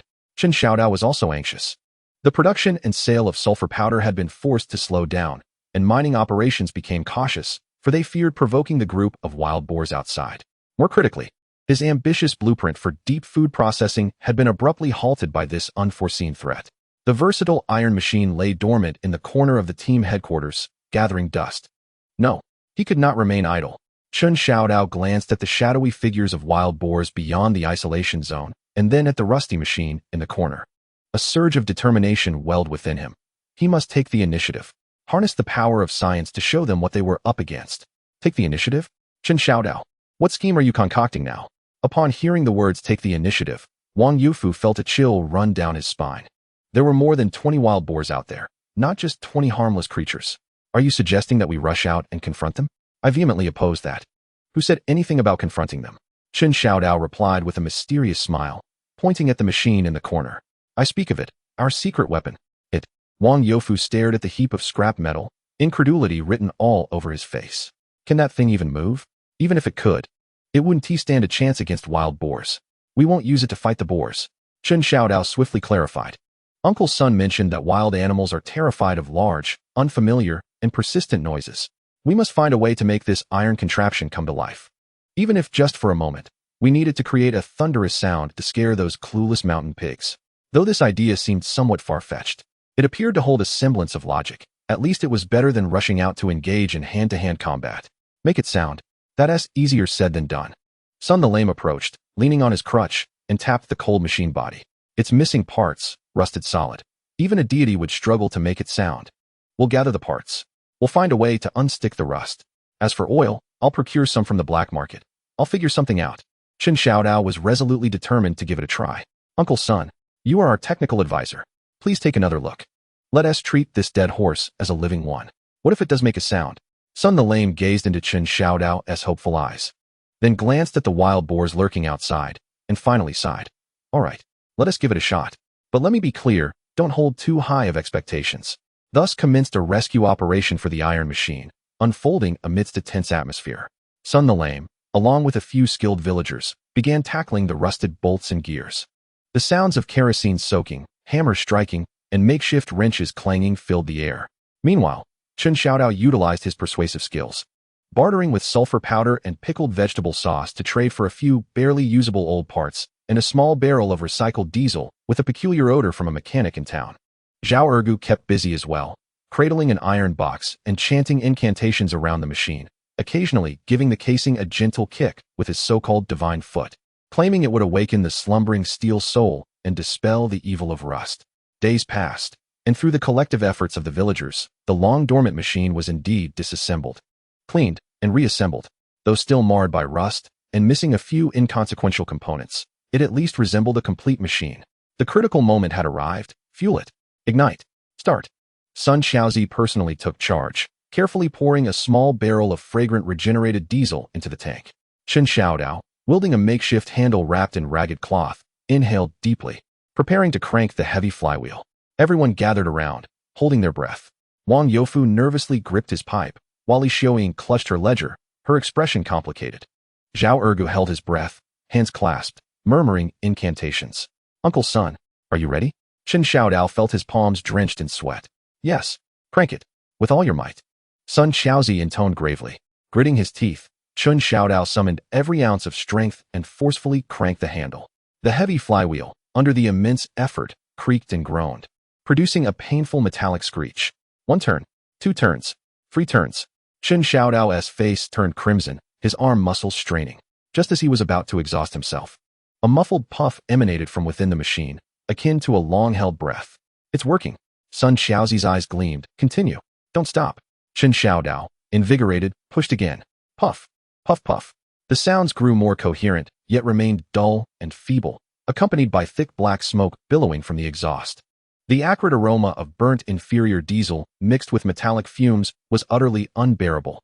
Fuel it, Chen Xiao Dao. Push harder. Wang Youfu, now exhilarated, forgot his fear. Chen Xiao Dao went all out.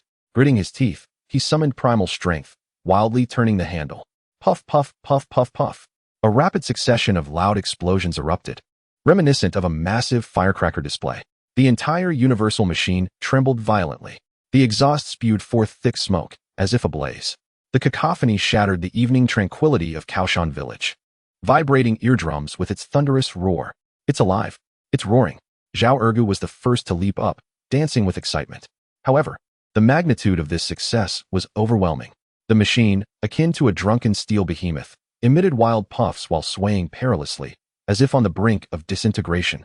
The wooden frame securing it groaned under the strain. This earth-shattering noise not only stunned the villagers of Kao Shan, but also crashed upon the hillside beyond the isolation zone like a thunderclap, startling a group of wild boars leisurely gnawing on kudzu. Puff, puff, puff, puff. The sudden, unprecedented, and terrifyingly loud noises hammered mercilessly upon the nerves of each wild boar. The scar-faced boar was the first to suffer the shock. Positioned closest and engrossed in its meal, it was terrified by the explosive sounds erupting beside it. With a sudden leap, its massive body twisted midair, its plump backside colliding forcefully with a nearby sow engrossed in munching on vines. The sow was caught off guard, stumbling as its tusks inadvertently lodged into the trunk of a nearby sapling, rendering it incapable of extricating itself. Frantic, it emitted a series of desperate cries. In an instant, the entire wild boar herd erupted into chaos. Over 20 wild boars, akin to being scalded, were seized by sheer terror, oblivious to the source of the dreadful noise or the monstrous creature that had produced it. Their instinct was solely to flee. The air was filled with frantic squeals and grunts, punctuated by the sound of bodies crashing. The wild boars were thrown into complete disarray. Some, paralyzed by fear, leaped in place as if possessed. Others, in their panic, collided with their companions, tumbling into a chaotic heap. A few, disoriented by the cacophony, spun in circles as if intoxicated, and a handful of unfortunate souls were trampled underfoot by their frenzied peers. Dust swirled on the hillside as pigs tumbled and roared, creating a symphony of anguish. What had been an orderly army of foragers had transformed into a chaotic wild boar rave. The level of disorder rivaled the explosive fury of Zhao Ergu. The omnipotent machine continued its relentless emissions, producing a cacophony of noise and billowing smoke. The turmoil on the hillside escalated further. A few terrified wild boars, in their panic, even dashed towards the sulfur isolation zone. Yet, upon nearing it, they were assailed by the acrid scent of sulfur mingling with the burnt smoke from the omnipotent machine, creating an even more potent biochemical shockwave. The lead boars, overwhelmed by this noxious combination, wept tears and mucus, their stomachs churning violently. They emitted heart-wrenching retches, more agonizing than a stab wound, before they tucked their tails and fled, faster than they had arrived. Scarface, after a Herculean effort to extricate himself from the chaos, surveyed his disheveled and disorganized forces. He glanced back at the monstrous steel contraption belching smoke and roaring in the direction of Kao Shan Tun, his blood-red eyes filled with horror, wrath, and a profound sense of helplessness. The strength he once took pride in seemed utterly feeble and laughable in the face of this unknown mechanical beast, whose terrifying noise and foul fumes mocked him. He understood that vengeance would have to wait for another day. With a roar filled with resentment and bitterness, Scarface cast one last glance towards Kao Shan Tun before abruptly turning away, leading the remnants of his shaken, wild boar herd, retreating into the depths of the dense forest like a receding tide, without a backward glance. Stop! Stop! Uncle Son! Stop now! The wild boars are gone! Chen Xiao Dao exclaimed, exhilarated at the sight of the herd's disarray. His grip loosened, and the lever fell to the ground with a clang. Exhausted, he collapsed onto the earth, gasping for breath. Yet a radiant joy of survival and immense accomplishment shone on his face. Sun Quasi hastily shut off the fuel supply. The omnipotent machine's rhythmic sounds gradually ceased, culminating in a contented sigh before falling silent, leaving only wisps of smoke behind. The entirety of Kao Shan Tun remained still for a moment before erupting in thunderous cheers. They fled. The wild boars have escaped. Chen Xiao Dao, you are incredible. Iron Lump, you are outstanding. Long live the omnipotent machine. Divine might. My divine might deserves credit too. Zhao Ergu, holding an iron box, bowed excitedly before the still smoldering universal machine, exclaiming, Spirit of Steel, thank you for your cooperation. Wang Youfu, overcome with emotion, wiped tears from his aged cheeks as he patted the machine. Wonderful. This iron contraption is the treasured protector of our Kaoshan village. Li Xiaoying gazed at Chen Xiao Dao, who was sprawled on the ground with a silly grin, then turned her eyes to the machine, which seemed to stand proud as if it had achieved great glory. A flicker of complex amusement crossed her clear gaze. This fellow always manages to create unexpected commotion. In an absurd yet flavorful manner, the crisis had dissipated. Following this victory, the universal machine's status in Kaoshan village soared dramatically. Once a neglected piece of scrap metal, it had suddenly transformed into a miraculous tool for driving away wild boars. A village treasure. Though its operation was accompanied by deafening noise, billowing black smoke, and nearly falling apart, its merits far outweighed its flaws. Even Wang Youfu regarded it with awe. Seizing the momentum, Chen Xiao Dao proposed his plan for a trip to the provincial city. Secretary Wang, look, this universal machine has boundless potential. It merely emitted a bit of noise this time and scared off the wild boar herd. If we can thoroughly repair it and set it in motion to drive our deep processing equipment, Kaoshan village will surely take off. Chen Xiao Dao passionately waved his feasibility report. Ghostly scribbles. Indeed. Wang Youfu nodded. This spirit of steel requires true technical awakening. We must go to the provincial city to find a genuine mechanical master to breathe life into it. Wang Youfu gazed at the machine, still releasing wisps of smoke, recalling the stunning scene when it had frightened away the wild boars. Finally, he steeled himself and declared, very well. Chen Xiao Dao, you and Xiaoying shall go. Take some money and this report. Go to the provincial city. Be sure to bring back a knowledgeable master to revive this iron contraption. He paused and added, also, inquire if there are quieter machines that produce less smoke. While this one is effective, it is quite taxing on the throat and lungs. Though Li Xiaoying felt that this task was somewhat dubious, she observed Chen Xiao Dao's fervent enthusiasm and contemplated the potential changes the universal machine could bring. Eventually, she nodded and accepted the mission. Thus, the Kaoshan Village Provincial City Technology Introduction Special Task Force was officially established. Members, Chief Deceiver and Technical Representative Chen Xiao Dao, Financial Director and Comm Analyst Li Xiaoying. Zhao Ergu had wished to accompany them to expand the market in the provincial city with his prowess, but was heartlessly dismissed by Wang Youfu, who deemed the responsibility of guarding the village more pressing. Before their departure, Chen Xiao Dao made a point to check on the newly acquired 6 little foreign pigs. They were plump and white, grunting happily in their clean new pig pen, carefree and content. He then visited the corner of the warehouse to inspect the jar containing the blood lantern's poisonous root, the pungent scent of sulfur still strong, the seal intact. Finally, he arrived at the old well at the village entrance, placing several pieces of the finest salt crystal. Mountain brother, we are off to the provincial city to find you some good food. Take good care of the place. Chen Xiao Dao called into the well's crevice. A faint rustling sound emerged from within, as if in response. With all arrangements made, Chen Xiao Dao donned his finest white shirt, while Li Xiaoying changed into a clean blue cloth outfit. Under the eager gaze of Wang Youfu, Sun Kezi, Zhao Ergu, and the villagers of Quantu, 2 individuals set forth on a journey along the narrow path leading to the town, burdened with a bundle containing money, food coupons, reports, and several packets of amber walnut kernels. They intended to take a long-distance bus from the town to the bustling provincial capital that had only existed in their imagination. As they jostled along in the bumpy ox cart, watching the verdant mountains and clear waters of Kao Shan village recede into the distance, Chen Xiao Dao felt a surge of emotions. The provincial capital, a grander world, technology, talent, and the hope of resolving the universal machine conundrum. He could almost envision the magnificent blueprint for mechanized production in Kao Shan village. Accountantly, do you think the experts in the provincial capital will comprehend my report? Chen Xiao Dao asked, a hint of apprehension prompting him to pat the grass paper notebook nestled in his arms. Li Xiaoying cast a glance at his report. Imbued with an air of abstract artistry, a subtle twitch at the corner of her mouth, and replied with a hint of detachment, I hope their imagination is sufficiently rich. After enduring hours of jarring travel, the two finally arrived at the town's bus station in the evening. They purchased tickets for the earliest bus to the provincial capital the following day and found a modest state run in to rest. Although the inn was basic, it was relatively clean. Chen Xiao Dao lay in bed, too exhilarated to sleep, his mind awash with images of skyscrapers, the roar of machinery, and the approval of experts in the provincial capital. Hey, Chen Xiao Dao. Li Xiaoying's voice broke the silence from the adjacent bed. Accountant Li? Still awake? Chen Xiao Dao turned over. In the darkness, her voice was clear. Once we reach the provincial capital, don't wander around, and be cautious with your words. Your old professor's dream discourse may not hold sway there, and could even cause trouble. A chill ran down Chen Xiao Dao's spine as he understood Li Xiaoying's caution regarding his identity. He quickly reassured her, Understood. Rest assured, accountant Li. I will remain low-key. Only discuss technology. No metaphysics. Science. Everything grounded in science. Li Xiaoying uttered a brief acknowledgement, and the room fell silent again. Chen Xiao Dao gazed out at the unfamiliar nightscape of the town, listening to the distant honks of cars, feeling for the first time how close he was to that great city of the late 70s.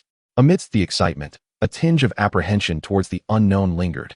Just as he was on the brink of slumber, the old, hoarse-sounding semiconductor radio at the front desk of the inn intermittently broadcasted a segment of the evening news. Latest news from the Provincial Agricultural Science Institute. An unexplained plant wilting disease has been discovered in the northern mountainous region of our province, with dark red spots rapidly spreading on the leaves. Experts have intervened for investigation. In an instant, Chen Xiao Dao's drowsiness dissipated significantly. Plant wilting disease? Dark red spots? This description sounded eerily familiar. He abruptly recalled the dark red, lumpy fruits and tubers of the blood lantern. Could it be that the strange toxic substance in the back mountains was not isolated to one area? Was it beginning to spread? Chapter 37. The urban prodigal and the thatched cottage. Difficult to enter, difficult to face. Sweet walnut kernels with a clatter and clank. The green train wheezed like a weary old bull, finally coming to a halt at the provincial capital's railway station. Chen Xiao Dao pressed his face against the grimy window, his eyes nearly bulging with astonishment. Good heavens! Look at all these people. It's a bustling throng. More spectacular than the ants migrating from the back mountains of Kao Shan in spring. Men and women, young and old, clad in dull blue cloth jackets and faded Zhongshan suits, with a few fashionably dressed individuals surprisingly sporting bell-bottom trousers, the hems wide enough to serve as brooms. Chen Xiao Dao nearly burst into laughter, wondering how such attire could possibly prevent tripping while walking. And then he gazed at the buildings. Goodness gracious! Though most were merely 3 or 4 stories high, drab and unremarkable, their sheer number was overwhelming. One building pressed against another, densely packed to the horizon. In the square, several green-painted buses belched black smoke, honking their horns as they sluggishly maneuvered, flanked by rows of traditional bicycles, their bells ringing in unison.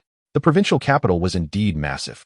Chen Xiao Dao swallowed hard, feeling that his pristine white shirt stood out rather starkly against the gray-blue backdrop, yet he felt a strange sense of pride. Li Xiaoying, in contrast, remained far more composed, merely tightening the burden on her shoulder, which contained the hopes of the entire village. Money, grain coupons, Chen Xiao Dao's feasibility study on ghostly symbols, and several packages of carefully wrapped Huashan walnut kernels. Stop dawdling. We must first find a place to stay, then head to the Provincial Agricultural Machinery Research Institute. Her voice pulled Chen Xiao Dao back from his reverie. The search for accommodations imparted a firm lesson on the rules of the provincial capital to Chen Xiao Dao. A letter of introduction.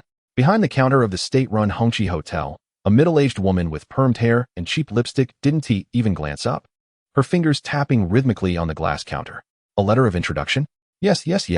Chen Xiao Dao hastily produced the crookedly written letter of introduction from the Kao Shan Production Brigade, stamped in red, and respectfully handed it over. The woman took it with 2 fingers, as if handling a soiled rag, glanced at it briefly, and huffed through her nose. Kao Shan? Which backwater is that? Never heard of it. This letter isn't even properly formatted. No vacancies. Next. Hey, comrade, please, take another look. Chen Xiao Dao pleaded, desperation creeping into his voice.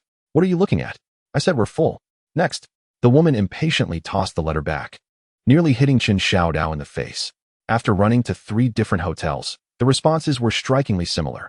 Either the introduction letter was not acceptable, there were no vacancies, or they only accommodated official guests with proper endorsements. The initial excitement of arriving in the provincial capital was doused by these cold realities, and the scientific aspirations he had held onto felt stifled. Ultimately, it was Li Xiaoying who, on a relatively secluded street, found a humble guest house where the sign was almost completely faded. The doorman, an elderly gentleman with graying hair and a missing front tooth, was dressed in a worn work uniform and squinting at the radio playing model operas. Li Xiaoying approached, her voice clear and organized as she explained their situation, emphasizing the collective's need for agricultural machinery technology, backed by the brigade's letter of introduction. The old man's bleary eyes scanned Li Xiaoying's tidy blue outfit and Chen Xiao Dao's crisp shirt. Then he looked at the stamped letter, and with a toothless grin said, all right, it's tough for everyone. There's a communal room in the back. Cheap, though it's a bit crowded. It'll have to do. Leave the letter here. The so-called communal sleeping quarters consists of a large room lined with 2 rows of broad platforms, capable of accommodating a dozen or more individuals. The air is thick with a complex aroma, a blend of sweat, foot odor, low-quality tobacco, and the scent of unidentifiable food. Chen Xiao Dao pinches his nose, surveying the assorted individuals sprawled and seated upon the platforms, some engaged in the rather unsavory activity of picking at their feet, and finds the atmosphere richer in unpleasantness than that of a pigsty. Accountantly, can people really reside here? Chen Xiao Dao's face turns pale. Li Xiaoying, however, remains unfazed, seeking out a relatively clean corner to deposit her belongings. When one is away from home, one must make do. It is certainly preferable to sleeping on the streets. With swift motions, she retrieves an old sheet she has brought along and lays it upon the platform. With no other option, Chen Xiao Dao reluctantly follows suit. No sooner has he spread his bedding than a bare-chested man, adorned with a vaguely discernible tattoo of the character for loyalty on his chest, approaches with a sly grin. Brother, are you new here? Got anything good to trade? Perhaps some food coupons? Chen Xiao Dao instinctively tightens his grip on his pocket containing money. And no, nothing of value. The man scoffs, stingy. He then casts a lingering glance at Li Xiaoying, his gaze decidedly inappropriate. Li Xiaoying shoots him a cold glare, her eyes sharp as ice. The man shudders under her scrutiny, muttering about a fierce woman, and retreats sulkily. Chen Xiao Dao privately admires her formidable presence. Even the ruffians of the provincial capital appear intimidated by Accountant Li. That night, Chen Xiao Dao finds little peace in sleep. The cacophony of snoring, grinding teeth, and flatulence creates a symphony of disturbances. He longs for the tranquil nights of Kao Shan Tun, where the rhythmic snores of Uncle Laifu provided a soothing backdrop.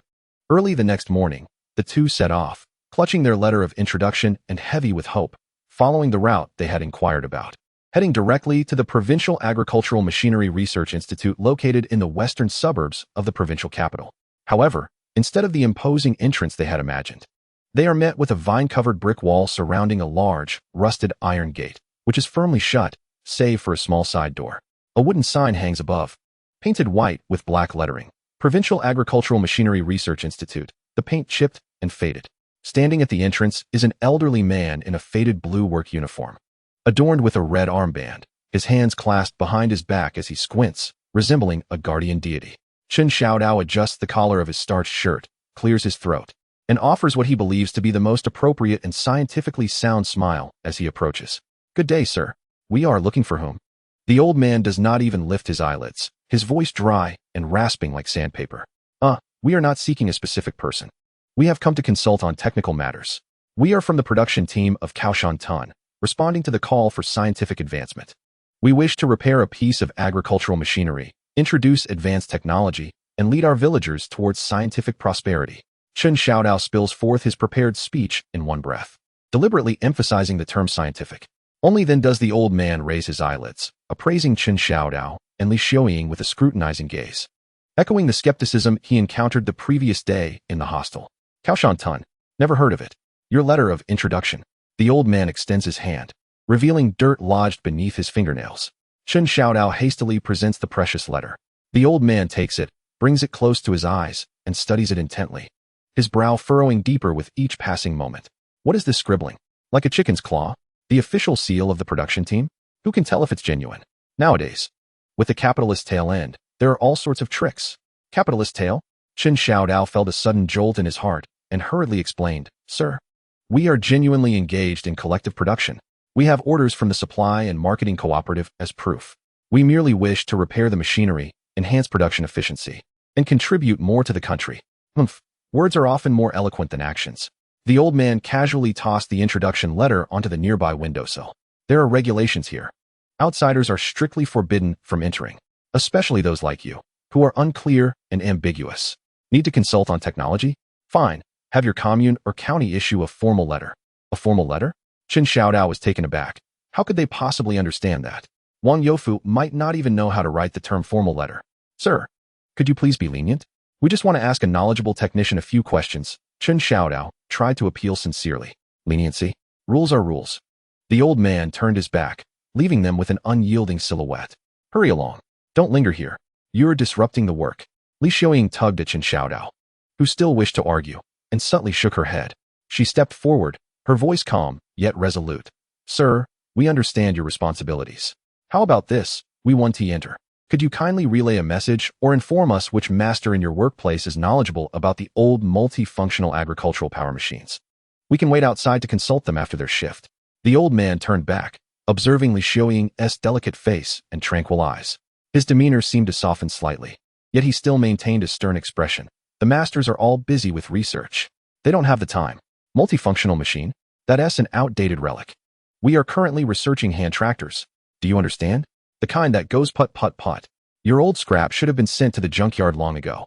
The words putt-putt-putt struck Chen Xiao Dao like a hammer on his heart. The iron contraption he cherished was perceived as mere scrap to them? A surge of defiance welled up within him. Sir, old machines possess their own value. Once repaired, they can still serve production. This is about transforming waste into treasure and conserving resources. Chen Xiao Dao argued passionately, invoking the old professor's theories. Our Guangshan village has limited resources. We cannot afford new hand tractors, so we wish to revive this old fellow. Let it continue to shine and contribute. Is this not supporting agricultural mechanization? Oh, quite the silver-tongued speaker, aren't you? The old man cast him a sidelong glance, his tone laced with mockery. Transforming waste into treasure? You country folk are always engaged in futile endeavors. With that time, why not cultivate a few more acres of wasteland? Chen Xiao Dao felt stifled, sensing a complete disconnect with the old man. Suddenly, an idea struck him, and he swiftly recalled the secret weapon hidden in his bundle. He quickly opened the package and pulled out a small bag wrapped in oil paper containing amber walnut kernels. The golden, glossy walnut kernels gleamed enticingly in the sunlight, and the sweet aroma of caramel wafted through the air. Sir, your duty is arduous. These are our locally sourced snacks from Guangshan village, not worth much. Would you like to try? They are made from pure, wild mountain walnuts, delightfully fragrant and crunchy. Chen Xiao Dao donned a sincere smile, offering the walnut kernels. This was a lesson he had learned from Director Liu at the Supply and Marketing Cooperative. Politeness is never a fault. The rich, sweet fragrance was evidently quite persuasive. The old man's nose twitched involuntarily a couple of times as his gaze darted towards the glistening golden morsel. His Adam's apple noticeably bobbed. He endeavored to maintain a stern demeanor, yet his tone betrayed a hint of relaxation. What kind of talk is this? It's duty time. One cannot eat, just a taste. Just one, to refresh the senses. Chen Xiao Dao hurriedly tore open the oil paper, pinched the largest, roundest walnut kernel, and presented it to the old man's lips. Just savor this aroma. It might not even be found in the provincial department store. The sweet fragrance penetrated the air, wafting directly into the old man's nostrils. Ultimately, he could not resist the allure of this sugary temptation. Glancing quickly around to ensure no one was watching, he swiftly opened his mouth and snatched the walnut kernel. Crunch! The crisp sound erupted in the old man's mouth. His eyes instantly squinted, the wrinkles on his face smoothing out as he savored the taste. Indeed, quite fragrant. Quite crispy. The sweetness is just right. He mumbled his approval, his gaze lingering on the remaining kernels in Chen Xiao Dao's hand. Chen Xiao Dao felt a surge of joy. An opportunity had presented itself. He quickly pressed the remaining small portion into the old man's hands. Grandpa, I'm glad you like it. It's all for you. Standing guard is monotonous, a little snack to relieve the tedium. This time, the old man did not decline. Swiftly stowing the oil paper package into the pocket of his work uniform, even patting it subconsciously. Clearing his throat, the frost on his face visibly melted away. His voice lowered. Cough, cough, young man, and this lady, you certainly have it tough. However, the regulations of the office cannot be bent. I cannot make exceptions to let you in. Chen Xiao Dao, and Li Xiaoying's heart sank once more. The old man's tone shifted, becoming even more subdued. However, considering your earnestness and for the sake of the collective, I shall point you in the right direction. He looked around conspiratorially and said, if you seek someone knowledgeable about old machines, there is indeed one. Engineer Zhang from the technical department. He returned not long ago and has taken a liking to tinkering with those antiquities. However, his temperament is somewhat peculiar and not very sociable. Currently, he is organizing old materials over in the warehouse. Engineer Zhang? The warehouse. Chen Xiao Dao and Li Xiaoying exchanged glances, their hopes rekindled. Thank you, Grandpa. We are immensely grateful. How do we get to the warehouse? Chen Xiao Dao inquired excitedly. The old man pointed to an inconspicuous path behind the surrounding wall. Follow this path straight in. The row of single-story houses at the end, the one marked as the materials room, is where you'll find it. But be mindful of Engineer Zhang. He can be quite stubborn, so choose your words carefully. Avoid mentioning anything about capitalism. He loathes that. Understood. Understood. Chen Xiao Dao nodded repeatedly. After bidding farewell to the gatekeeper, the two made their way down the path. The surroundings were indeed secluded, overgrown with weeds, and several dilapidated single-story houses were nestled behind trees, starkly contrasting with the more orderly office buildings in the foreground. Upon locating the building marked as the materials room, they found the door slightly ajar. Chen Xiao Dao took a deep breath and knocked. Who is it? Come in. The door is unlocked. A somewhat hoarse and impatient voice emanated from within. Pushing the door open, a thick cloud of dust and the scent of aged paper enveloped them. The room was cluttered with dust-laden blueprints, books, and various rusted, oddly shaped metal parts. An elderly man, clad in a faded blue work uniform adorned with patches, his hair streaked with gray and thick glasses perched on his nose, was hunched over a dilapidated workbench, grappling with an equally worn hand-cranked calculator, no larger than a palm. Clutching a pair of tweezers, his brow furrowed in concentration, he muttered to himself. This cursed gear is stuck tight. This was likely Zhang Gong. Hello, Zhang Gong. I hope I'm not disturbing you. Chen Xiao Dao interjected quickly, forcing a smile onto his face. Zhang Gong lifted his gaze, two scrutinizing eyes peering through the thick lenses, revealing his displeasure at the interruption. Which department are you from? If you have business, state it quickly. I am busy. His tone was indeed as brusque as the gatekeeper had described. Zhang Gong, we are not from the Institute. Li Xiaoying stepped forward, her voice steady and clear. We are members of the Kuaishan production team. Our team possesses an old multifunctional agricultural engine, heavily rusted and lacking parts, rendering it inoperative. We wish to restore it for collective production, but we lack the technical expertise. We heard that you are the expert on old machinery, and we dared to come and seek your guidance. The multifunctional engine? Zhang Gong adjusted his thick glasses, a flicker of interest passing through his murky eyes. That contraption is quite an antique. Do you still have it in Kuaishan? Indeed, we do. Chen Xiao Dao, sensing a glimmer of hope, brightened instantly, disregarding Zhang Gong's cold demeanor. He hurriedly retrieved his feasibility study report on the ghostly scribbles from his bundle and presented it like a prized possession. Zhang Gong, look, this is our sketch, along with our analysis of the malfunction. Possible missing parts. Please lend us your insights. Zhang Gong, with a hint of skepticism, accepted the rough, crudely bound booklet, its cover inscribed in a haphazard manner.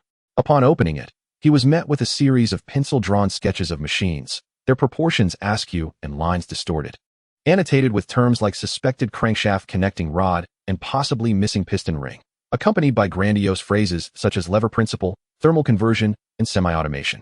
The corners of Zhang Gong's mouth twitched violently behind his thick lenses, and his hand trembled slightly as he held the booklet.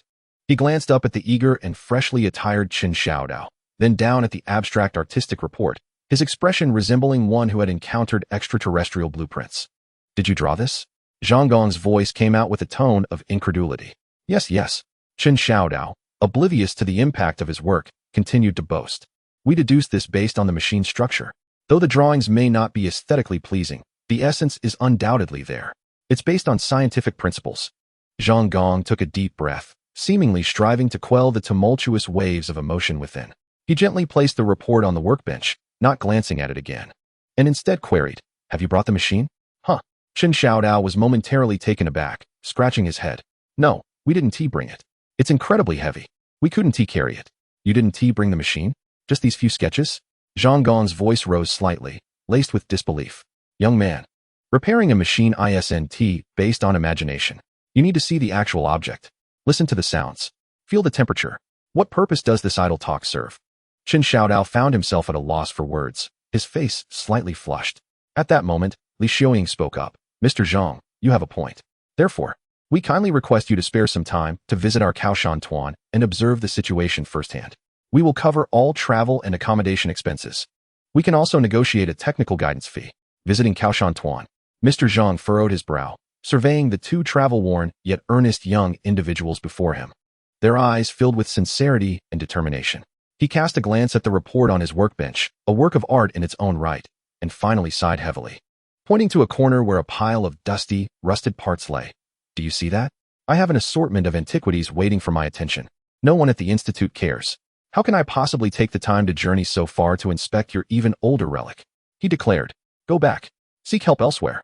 The flickering flame of hope appeared to be extinguished by Mr. Zhang's icy response. In a state of desperation, Chen Xiaodao fidgeted anxiously, contemplating invoking the lofty principles of scientific prosperity and agricultural support once more, when the corner of his eye caught sight of a small enamel jar beside Mr. Zhang's workbench, with a faded red string tied around its handle, fashioned with a peculiar knot. That knot seemed oddly familiar. Suddenly, a memory struck him. The old professor with a white beard from his dream had also worn a similar, intricately knotted red string around his wrist. Could it be that the red string held significance? Chen Xiaodao's eyes nearly bulged from their sockets. The old professor in his dream had indeed sported an identical string. Was the dream genuine? Did this red string signify some form of intellectual connection? Or could it be that Mr. Zhang was the earthly incarnation of that venerable professor? Following Chen Xiaodao's unwavering gaze, Mr. Zhang noticed the old red string on the handle of his enamel jar. Frowning, he instinctively recoiled his wrist, his tone growing more brusque. "What are you staring at? Haven't you seen a red string before? Hurry along. Don't linger here." This reaction felt eerily familiar, reminiscent of the stubborn temperament exhibited by the old professor in his dream. Chen Xiaodao's flickering flame of hope reignited fiercely. He suddenly slapped his thigh, startling both Mr. Zhang and Li Xiaoying. "Fate, Mr. Zhang. This is fate," Chen Xiaodao exclaimed, his excitement nearly causing droplets of saliva to land on Mr. Zhang's glasses. "Look at this red string. This knot. It is identical to that of a particularly erudite old gentleman from my dream. What does this signify? It indicates that you are the destined benefactor of our iron contraption in Kao Shan Tun. You have been sent by the deity of science to rescue it." Mr. Zhang was taken aback by this sudden, nonsensical proclamation, his expression shifting from disdain to bewilderment behind his thick glasses. "Are you out of your mind? What dream? What benefactor? Spare me your superstitions. Leave immediately." He picked up a large, grease-stained wrench from the table, brandishing it as if to usher them out. Li Xiaoying swiftly stepped forward, placing herself protectively in front of the now overly enthusiastic Chen Xiaodao, her voice calm, yet imbued with undeniable sincerity. "Mr. Zhang, please disregard his ramblings. However, this machine holds great significance for us at Kao Shan Tun. It is not merely a machine, it embodies the hope for a better life for all the villagers. Would you kindly take a moment to review the structural diagrams we have created? Even if you could merely point out a few areas that are most likely to encounter issues, or perhaps inform us where we might procure the essential components. We would be immensely grateful." Li Xiaoying's calmness and sincerity acted as a soothing balm, somewhat tempering Zhang Gong's irritation. He set down his wrench, exhaled heavily, and cast his gaze over Li Xiaoying before drifting to Chen Xiaodao's soul-stirring artwork resting on the workbench. Ultimately, his eyes lingered on the red string of his enamel cup.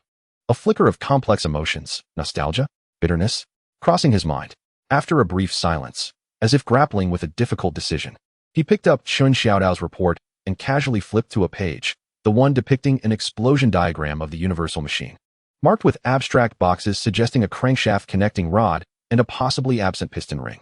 "Humph," Zhang Gong snorted derisively, pointing at the distorted lines representing the connecting rod. "Is this it? It resembles twisted dough.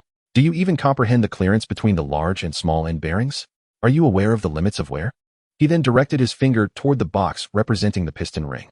The clearance at the ring's opening, the side clearance, the back clearance. The principles of sealing. What have you drawn here? A box? Do you think it's a mahjong tile? Chen Xiao Dao's face flushed with embarrassment, yet internally, he was elated. There was a chance. The fact that he was being reprimanded meant he was being taught. He quickly retrieved his pencil and notebook, bowing eagerly. Zhang Gong, you are absolutely right. I am just a simpleton, relying solely on random guesses. Please, enlighten me. What is the appropriate clearance? Zhang Gong, observing Chen Xiao Dao's eager demeanor and the expectant gaze of Li Xiaoying, found it impossible to harden his heart and dismiss them entirely. With a stern expression, he picked up a drafting pencil and swiftly drew several orderly lines beside the chaotic sketch, annotating a few dimensions. Here, the clearance for the connecting rod bearings must not exceed this value in a heated state. The clearance for the piston ring is roughly within this range. As he continued to sketch, he swiftly articulated, and this flywheel gear, though his tone remained impatient.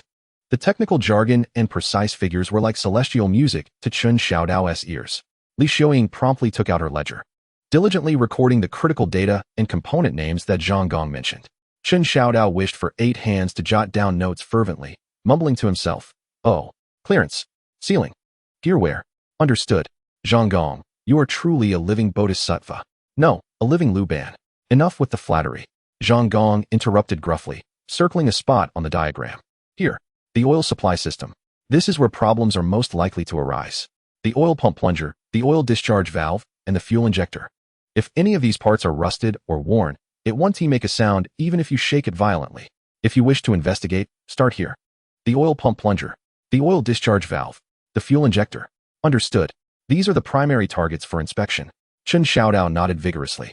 And, Zhang Gong added, setting down his pencil and adjusting his glasses, what you have depicted as semi-automation is utter nonsense. That decrepit machine can barely manage a simple threshing machine, let alone centrifugal separation. Dream on. Save your breath. First, make the machine sound, and get that rustic stove of yours to fry some walnut kernels. That is indeed a serious matter. He mercilessly punctured Chen Xiao Dao's bubble of fantasies regarding deep processing. Chen Xiao Dao, doused with cold water, remained unperturbed, chuckling. As long as it makes a sound. As long as it makes a sound. Frying walnut kernels is the first step towards mechanization. Engineer Zhang gazed at this thick-skinned, yet persistently spirited rural youth, then glanced at the calm and earnest young lady beside him. Ultimately, with a sense of resignation, he waved his hand. All right. Everything that needed to be said has been said. Take this cryptic text and be on your way. Don't delay me in sorting out these genuine antiques. He pointed to the pile of old parts. Although he could not persuade Engineer Zhang to personally visit Kaoshan village, Chen Xiao Dao was already quite satisfied with having obtained the crucial fault diagnosis points and the list of components, and he unexpectedly discovered the coincidence of the red string. The two bid a heartfelt farewell to Engineer Zhang, who still wore a stern expression but seemed to have softened a tad in his gaze.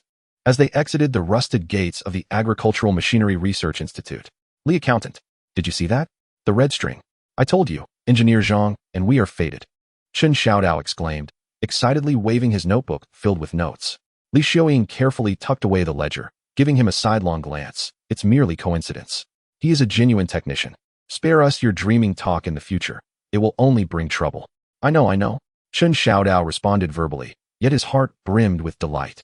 Feeling as though fate was guiding him, he patted the few remaining packages of amber walnut kernels in his bundle and suddenly had an idea. Li Accountant, since it's not easy for us to visit the provincial capital, we must bring back some local specialties for Secretary Wang and Uncle Sun. And let us also investigate the market conditions. Thus, the largest Xiangyang department store in the provincial capital welcomed 2 uniquely styled customers. Dressed in a fabric that resembled high-quality cotton, Chen Xiao Dao felt like Lu Lao Lao entering the Grandview Garden, exclaiming at the dazzling array of goods in the glass counters. Wow, this thermos, adorned with a grand peony, truly festive. Oh, this enamel basin. It's even larger than the one at our team's office. Look, Li Accountant, this floral fabric. This color, it would surely make a lovely dress for the ants. He even ran to the ready-made clothing counter, pointing at a women's floral shirt made of the same fabric, winking at Li Xiaoying. Li Accountant, this one suits you. Definitely a standout in the provincial capital. Li Xiaoying blushed deeply at his antics and pulled him away. What nonsense. Money should be spent wisely. Let us buy something practical. In the end, under Li Xiaoying's strict supervision, the shopping list was finalized. Several packs of the provincial capital's de Qianmen cigarettes, for Wang Yufu and Sun Casey. Several bars of soap emblazoned with labor is most glorious for communal use, a few bags of fruit hard candies for the children, and most importantly, several bags of pig feed additives labeled with high efficiency. When the two returned to Kao Shan village, laden with their acquisitions and brimming with technical insights, they were met not with the anticipated warm welcome, but rather by a group of villagers gathered by the pig pen, wearing peculiar expressions. Wang Youfu, chewing on a newly purchased Deqianmen cigarette, furrowed his brows deeply. Sun Kazi leaned on his crutch, staring at the pig pen with a complex gaze. Zhao Ergu held an iron box, looking mysteriously excited. Meanwhile, the kids, including Dog Dan, stifled their laughter behind their hands. What happened? What is going on? Chen Xiao Dao's heart skipped a beat. Could it be that Scarface had returned? Or perhaps there was an issue with the sulfur mine. Chen Xiao Dao, Li Xiaoying, you have finally returned. Wang Youfu exhaled a puff of smoke, pointing towards the pig pen, his expression conveying a multitude of unspoken words. Just take a look for yourselves. While you were away, Lifu and Seijinhua caused quite a stir. Chen Xiao Dao and Li Xiaoying hurried to the front of the pig pen. To their astonishment, the once separated Lifu and Seijinhua were now sharing the same enclosure. Seijinhua lay languidly atop a mound of hay, her belly appearing considerably rounder than before. Half-closed eyes occasionally emitted satisfied grunts.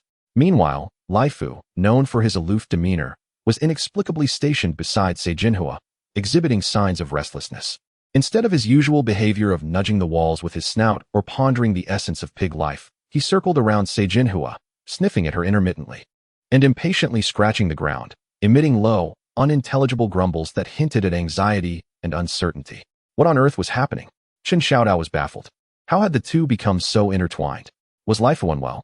Unwell? Zhao Ergu, clutching a tin box, approached with a naive expression, lowering his voice conspiratorially. Brother Dao, you clearly don't understand. This is called nurturing. In my opinion, Seijinhua is expecting. Lifu is experiencing fatherhood for the first time, and he is nervous. Expecting. Chen Xiao Dao and Li Xiaoying exclaimed in unison, their eyes widening in disbelief. Chen Xiao Dao suddenly recalled that, just before his departure, he had indeed witnessed Lifu exchanging glances with Seijinhua through the bars. Had these two old comrades transcended their assigned boundaries and embarked on a romance while he was away? Had they truly achieved a happy outcome? Is that true? Ergu, don't be ridiculous. Chen Xiao Dao still struggled to believe it. After all, both were distinguished pigs. Not exactly young anymore. Absolutely true. Dog Dan's mother, responsible for feeding the pigs, stepped forward to corroborate, her face flushed with the excitement typical of rural women when discussing such topics. On the third day after you left, Lifu somehow managed to loosen the barrier between them. He squeezed into Seijinhua's side. At first, we were worried they might fight, but lo and behold, they were quite affectionate for 2 days. Then Seijinhua became less active, eating more, and her belly was visibly swelling. Lifu, too, transformed, refusing to leave her side. Sun Kazi nodded in agreement, adding, considering the shape of her belly and Seijinhua's condition, it's almost certain. Counting the days, it adds up. A wave of immense joy surged through Chen Xiao Dao's mind. He excitedly slapped the pigpen's railing, exclaiming, good heavens! Lifu, you've outdone yourself. Aging like fine wine. Your prowess remains undiminished. Seijinhua, you've worked hard. The second generation of our pig farming endeavor in Kao Shan village relies on you. He envisioned a litter of plump, white piglets, embodying Lifu's wisdom and Seijinhua's beauty.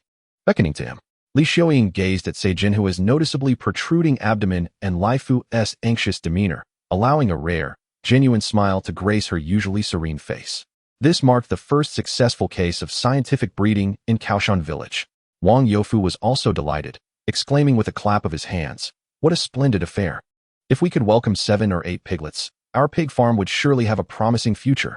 Chen Xiao Dao, your investment in that scientific pig-rearing book was not in vain. Add some of that premium feed for Miss Seijinhua. Supplement her nutrition. Add it. It must be the best care. Chen Xiao Dao promptly produced the high-efficiency pig feed additive he had purchased in the provincial city, instructing Dog Dan, hurry, mix it into Seijinhua's trough. Be meticulous. Add more soybean meal. From now on, Seijinhua's dietary standards will adhere to those of a postpartum recovery. He then glanced at the anxious, pacing Lifu, unable to suppress a chuckle. As for our soon-to-be father, it seems he has developed a case of pre-delivery anxiety. No, it's more like anxiety outside the delivery room. Ergo, it is time for your talents to shine. Provide some psychological guidance to Lifu. Soothe this restless pig heart. Upon hearing that his skills were needed, Zhao Ergu immediately perked up. Clutching an iron box, he approached the pig pen, adopting an enigmatic demeanor as he began to chant. Heavenly spirits, earthly spirits. The barefoot immortal displays his powers. Laifu, do not panic, remain calm. Sai Jinhua's delivery will be smooth. A litter of robust piglets, bringing glory and prosperity. May divine protection ensure the safety of mother and offspring. Eat and rest peacefully, do not fret. Whether it was Zhao Erge's incantation that worked, or Laifu simply grew tired.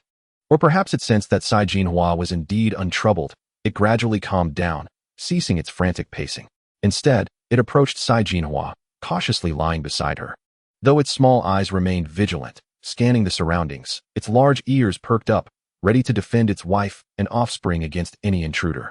See, effective. Zhao Ergu proudly lifted his chin. The onlookers, witnessing this heartwarming scene in the pig pen, could not help but chuckle. For the first time, the pig pen at Kao Shan Tun radiated a festive atmosphere of welcoming new life. Chen Xiao Dao, invigorated by the moment, immediately summoned Sun Kezi and several strong laborers, pulling out the parts list and sketches drawn by Zhang Gong from the provincial city, and began a meticulous troubleshooting of the universal machine that had accomplished significant feats in herding pigs. The focal points were the oil supply system, oil pump plunger, oil outlet valve, fuel injector. With Zhang Gong's guidance, their objectives became clearer. Sun Kezi, accompanied by his team, cautiously disassembled the oil pump casing. Chen Xiao Dao, notebook in hand, cross-referenced the sketches, muttering to himself, here, the plunger is rusted. Zhang Gong said the gap must exceed the standard. We need to find a way to remove it. And this oil outlet valve is stuck. No wonder the injection lacks power. While everyone busied themselves around the universal machine, and Laifu savored the tension and sweetness of impending fatherhood in the pig pen, there was new commotion by the old well at the village entrance. Dao Gu, come quick. Chuan Shan has brought gifts again. Dog Dan rushed over, breathless with excitement. Having been cautious after the previous experience with the Blood Lantern's poison root, Chen Xiao Dao was far more prudent this time. He called upon Sun Kezi and Wang Youfu, donning thick gloves and sulfur powder, before daring to approach the well's mouth. This time, what Chuan Shan produced was not large, dull gray in color, resembling a flattened mud ball. The surface bore faint traces of a dark red, desiccated substance, which appeared ominous. What on earth is this? Wang Youfu pinched his nose, keeping his distance, fearing it might be some toxic root. Sun Kezi cautiously prodded the earthen ball with a twig, revealing not a root but a peculiar dark red skin or shell. Its surface was adorned with intricate patterns and several irregular holes. It resembled the exoskeleton of some insect. Sun Kezi lifted the object with the twig, scrutinizing it under the sunlight, his brow furrowed in concentration. The color was unsettlingly dark red, and he had never encountered such an odd insect shell before. Chen Xiao Dao leaned in for a closer look. The dark red shell glimmered ominously in the sunlight. Suddenly, he recalled a vague broadcast he had heard at the provincial city hotel. The wilting disease manifests as dark red spots on leaves. A chilling realization struck him. Was this bizarre red shell a warning from the Blood Lantern's toxic roots? Was there truly something in the depths of the back mountain that could trigger the wilting disease? Moreover, had insects already begun to be infected or mutated? Uncle Sun, can you discern what kind of insect this is? Is it related to the wilting disease mentioned in the broadcast? Chen Xiaodao's voice trembled slightly. Sun Kezi shook his head, his expression grave. I cannot identify it. But the color and texture are undoubtedly suspicious. Chuan Shan brother has delivered these sinister objects twice now. Something strange must be afoot in the back mountain. Wang Youfu gazed at the dark red insect shell, recalling the toxic roots in the jar, feeling a wave of dread wash over him. What should they do? Had the insects turned red? If this disease were to spread, the consequences could be dire. Just then, a young man, responsible for patrolling near the sulfur mine, rushed back to the village in a panic, his face a mask of terror. Secretary Wang, Brother Dao, something has gone terribly wrong. The hillside of Kudzu, gnawed by the scarred face, has encountered a crisis. What has happened? Has the wild boar returned? Wang Youfu's heart sank. It is not the wild boar. The young man gasped for breath, pointing towards the back mountain, his voice trembling. It's the kudzu. All the leaves have wilted. They are covered with dark red spots, resembling pockmarks. It's utterly chilling, and there are many of these red shells on the ground. He trembled as he opened his palm, revealing several pieces of dark red insect shells identical to those delivered by Chuan Shan brother. The crowd stared at the peculiar red shells in the young man's palm, then glanced at the larger one by the well, a wave of cold dread engulfing them. The wilting disease had truly arrived, right before their eyes. Were these bizarre red-shelled insects the source of the affliction or merely its victims? Had the recently flourishing Koshan village been doomed to be ravaged by this unknown red plague? In the pig pen, Uncle Lai Fu seemed to sense something amiss. He abruptly stood up, restless, emitting a discontented grunt in the direction of the back mountain. Chapter 39. The Urban Lothario and the Thatched Cottage. Ancient Texts Manifest. Mother Pig's urine drives away evil. The shadow of the wilting disease loomed over Koshan village, akin to those eerie dark red spots. On the slope of the Gungtung, a multitude of withered vines lay sprawled, while peculiar red insect shells scattered across the ground, coupled with the 2 poisonous gifts delivered by Brother Chuan Shan. These signs pointed to a chilling reality. A deadly red pestilence lurked in the mountains. Panic began to spread throughout the village. Women hesitated to venture into the mountains for mushroom gathering, and men patrolled the sulfur mines with heightened caution. Wang Youfu, burdened with worry, found no pleasure in the new front door he had purchased, pacing back and forth at the team headquarters. What are we to do? The crops have yet to be sown, and now the mountain goods are in jeopardy? If this disease spreads, the orders from the supply and marketing cooperative will fall through, and no one will want the sulfur powder. Our mountain community had just begun to see some improvement. Chen Xiao Dao was equally distressed. While he reassured everyone to trust in science, his mind frantically searched the knowledge repository from the old professor's dream regarding plant diseases. Alas, it seemed the old professor was more versed in pig farming, leaving a void in his memory concerning the wilt caused by dark red spots. Science, science, Chen Xiao Dao murmured, his gaze drifting over a pile of discarded items salvaged from the agricultural machinery station, finally resting upon a dusty old wooden box. This box contained a treasure trove of ancient texts on pig farming, inscribed in traditional Chinese characters, which he had unearthed upon his arrival in this world. An absurd yet somewhat scientifically grounded thought emerged. If the knowledge from the old professor's dreams predominantly stemmed from pig farming, might these ancient texts also harbor remedies to combat the red pestilence? Desperate times call for desperate measures. Chen Xiao Dao promptly dragged the box out, brushing away the thick layer of dust under the curious gazes of the onlookers, and lifted the lid. A blend of aged paper and ink wafted toward him.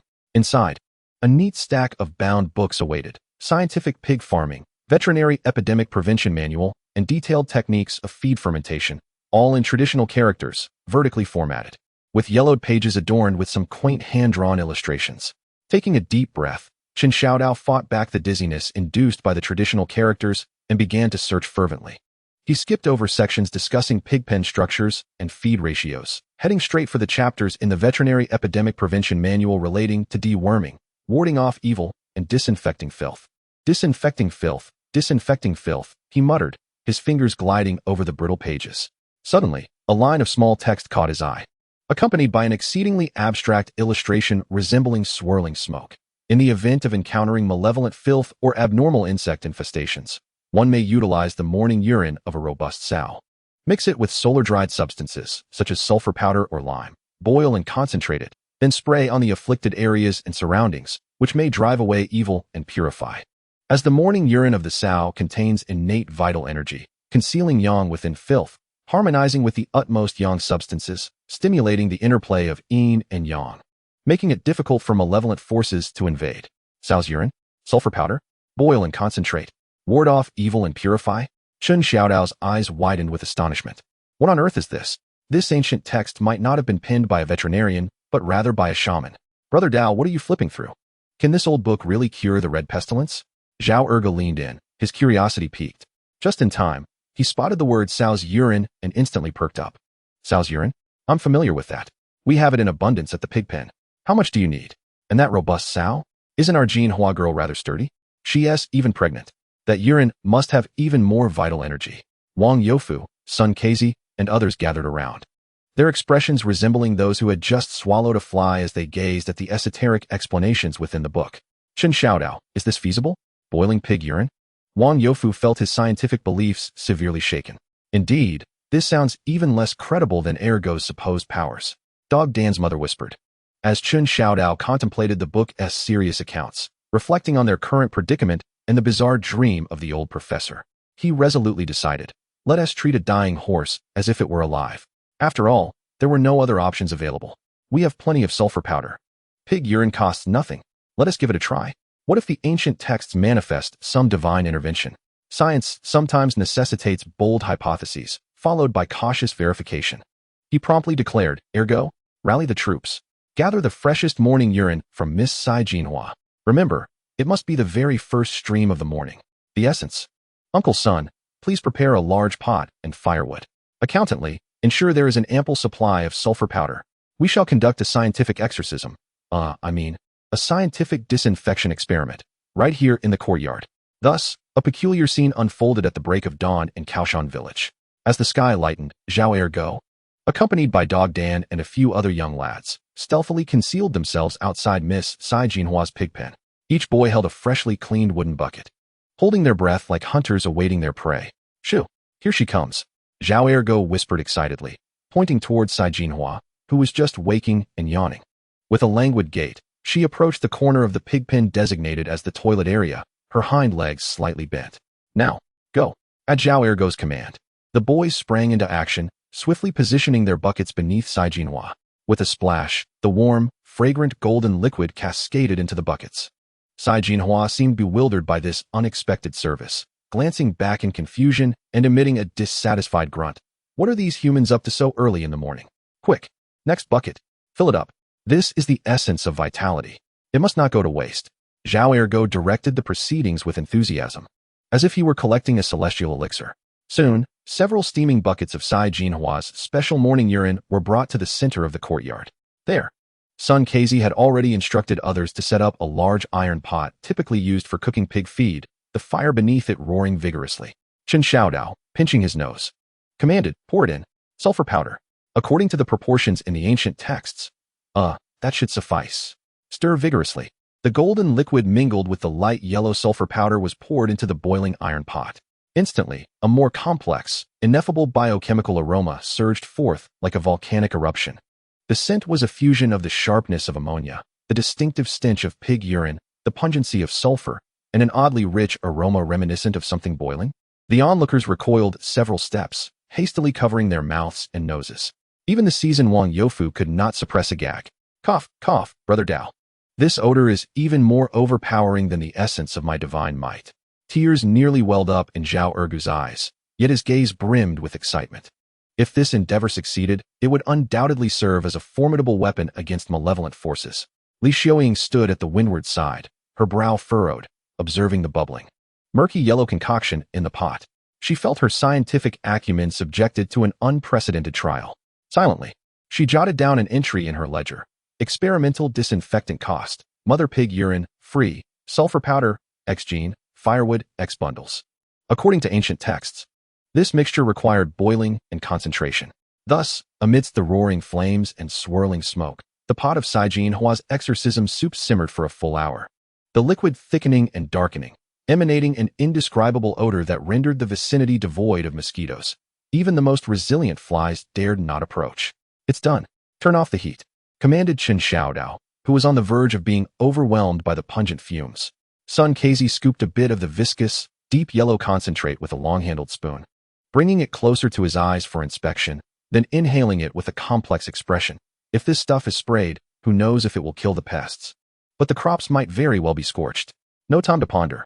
Let's first test it on the kudzu slope. Chen Xiao Dao, now resigned to fate, directed several bold men, donning makeshift cloth masks, to carefully transfer the concoction into a few dilapidated sprayers. The group, akin to a suicide squad, bore the sprayers while braving the suffocating exorcism vapors, solemnly making their way to the kudzu slope on the back mountain. Along their path, birds and beasts scattered, and foliage bowed low. Just as this scientific exorcism team was nearing the kudzu slope, a sudden uproar erupted from the village entrance, accompanied by the familiar, raucous quacks of a male duck. Wang Youfu, Chen Xiao Dao, where are the folks from Keshan village? Come out, you cowards. What is the meaning of hiding away? We have a written agreement. It was Zhang Laojian from Hiku village. He was back, and this time his voice was louder and more assertive. Wang Youfu felt a pang of dread. Indeed, trouble had come knocking. The wilted disease had yet to be resolved, and now creditors were at the door. He steeled himself and led several villagers toward the entrance. There stood Zhang Laojian, hands on hips beside the old well, flanked by two burly laborers from Hiku village, exuding an intimidating presence. Upon spotting Wang Youfu, he brandished a yellowed paper, precisely the bizarre breeding agreement Chen Xiaodao had signed, which stipulated payment in spirit salt and piglets. Wang Youfu, has that Sai Jinhua in your village taken root? Humph. The news has even reached us in Hiku village. According to the agreement, We received the spirit salt. And now there are piglets in the belly. It's time to settle the payment and the pickled vegetables. Don't think you can wriggle out of this. Zhang Laojian spat with fervor. Wang Yufu, feeling overwhelmed, forced a smile. Brother Laojian, you see, the piglets haven't been born yet. We don't even know their gender or health status. Besides, we're currently facing some difficulties. Don't bring this up now. Zhang Laojian interrupted, pointing towards the kudzu slope. Difficulties? It seems to me you are busy concocting some dubious scheme. I could smell something foul from afar. Are you trying to evade your debts? I tell you, if the money and pickled vegetables from the agreement are not produced today, I, Zhang Laojian, will not leave this spot. He plopped down on the edge of the well, adopting a resolute demeanor as if prepared to fight to the bitter end. Meanwhile, the debt collectors obstructed the village entrance. While the exorcism team had already arrived at the edge of the vine-covered slope, the desolate scene was striking. Large swathes of vine leaves were wilted, turning yellow and curling, marred by dark red spots, and the ground was littered with more bizarre red insect shells. Spray. Give it a good spray, commanded Chen Xiao Dao, covering his mouth and nose. His irritation escalating due to Zhang Laojian's loud voice. He simply wished to conclude this absurd experiment swiftly. A few men, suppressing their nausea, mustered their courage and pressed down on the spray canister's handle. Hiss! A thick, deep yellow essence of hygiene exorcism liquid was atomized and released, resembling a heavy, fragrant yellow mist shower descending upon the withered vines and the surrounding ground. The scent exploded in the air. It was 10 times more potent than when simmered in a pot. Zhang Laojian and the 2 men he brought along, who were locked in a standoff with Wang Yufu at the village entrance, were suddenly struck by this overwhelming, almost tangible wave of stench. Ugh! What in the world is that smell? Kuaishan village. What are you concocting? A biological weapon? Their faces turned pale, their stomachs churning violently, nearly leading them to vomit. They could no longer afford to pursue their debt collection. They stumbled away from the well, scrambling behind the earth slope upwind, horrified as they gazed at the hazy yellow mist emanating from the direction of the back mountain, where Chen Xiao Dao and his team appeared to be engaged in some sinister ritual. The area covered by the exorcism liquid showed no immediate effects. After completing a round of spraying, Chen Xiao Dao and his companions were nearly overcome by the fumes and hastily retreated. Upon returning to the village, as Chen Xiao Dao intended to report the experiment's results to Wang Yufu, he saw Zhang Laojian emerge from behind the slope, his face ashen, his eyes filled with fear and reverence. Wang, Secretary Wang. Chen, Technician Chen. Zhang Laojian's voice quivered, stripped of its earlier arrogance. What was that yellow substance you were using on the back mountain? With a glint in his eye, Chen Xiao Dao seized the opportunity. He straightened up, donning an inscrutable expression, and dusted off non-existent particles from his attire. Ah, Brother Zhang, that is our Kuaishan village's latest development, a super scientific disinfectant and insecticide. It specifically targets that peculiar red spot wilt disease. The efficacy is still under observation. What? The odor is a bit strong? Science, after all, demands a spirit of sacrifice. For the eradication of the red plague, what is a little odor in comparison? Super scientific disinfectant? Zhang Laojian regarded Chen Xiao Dao's pristine white shirt and earnest scientific demeanor, and recalling the cataclysmic scent and the mist of science enveloping the vine slope. His initial intent to collect debts was swiftly replaced by an overwhelming shock and an inexplicable awe. Can that really cure diseases? Zhang Laojian asked, half convinced. Of course. Chen Xiao Dao seized the moment to elaborate. This concoction combines the life essence of hygiene, pure sulfur powder, meticulously balanced and concentrated at high temperatures. It harbors a potent vitality and disinfection energy, specifically designed to counteract those malevolent red insects. Ancient texts, well, scientific literature, attest to its reliability. Absolutely dependable. Once our experiments yield success here, should your village of Hiku also face this affliction, you may seek our assistance, specifically in terms of technical support. The essence of life from hygiene, ancient texts, scientific literature. Old Zhang was utterly bewildered by this barrage of information. He glanced at Chen Xiao Dao, then at the enigmatic Wang Yufu beside him, and as he contemplated the scientific pig-raising demonstration project that Chen Xiao Dao had signed, a singular thought burgeoned in his mind. These individuals from Kao Shan village are far too audacious and remarkably scientific. They are simply not to be trifled with. Absolutely not. As for debt collection, demanding money, or pickled vegetables, forget it. If these scientific zealots were provoked, what might happen next time they unleash their fury upon our village? The mere thought of it sends shivers down my spine. Ahem, regarding the piglets and pickled vegetables, old Zhang rubbed his hands together, forcing a strained smile. No rush. No rush. Let us wait until Miss Sai Jinhua safely delivers before we discuss further. Science is paramount. Healing is paramount. You all carry on. Please. Do not let us intrude. As he spoke, he hurriedly led his two equally pale-faced companions away, slipping away as though pursued by some biochemical specter. Witnessing old Zhang's hasty retreat, Wang Youfu and the villagers were left in stunned silence. The debt crisis that had plagued them for hours had simply evaporated, chased away by a pot of pig urine sulfur soup. Chen Xiao Dao. Is this truly possible? Wang Youfu gazed at Chen Xiao Dao, his expression a mix of awe and incredulity. Indeed, the power of science sometimes manifests in the most unexpected of ways. Chen Xiao Dao wiped the sweat from his brow, casting a wary glance towards the back mountain. The crisis had been temporarily averted, yet the threat of wilt disease lingered. Did that concoction truly hold efficacy? Just then, Dog Dan, tasked with observing near Gitangpo, came tumbling back, his face contorted in disbelief. Brother Dao? Secretary Wang. Extraordinary news. The area is treated with that yellow liquid, the red insect shells, they VE faded. They VE turned a pale gray. The wilted vines seemed to have ceased spreading the red spots. The crowd responded with astonishment. Chen Xiao Dao stared at his hands, stained with the yellow liquid, then at the box of ancient texts. A single thought racing through his mind. Could it be that these ancient texts have truly been imbued with power?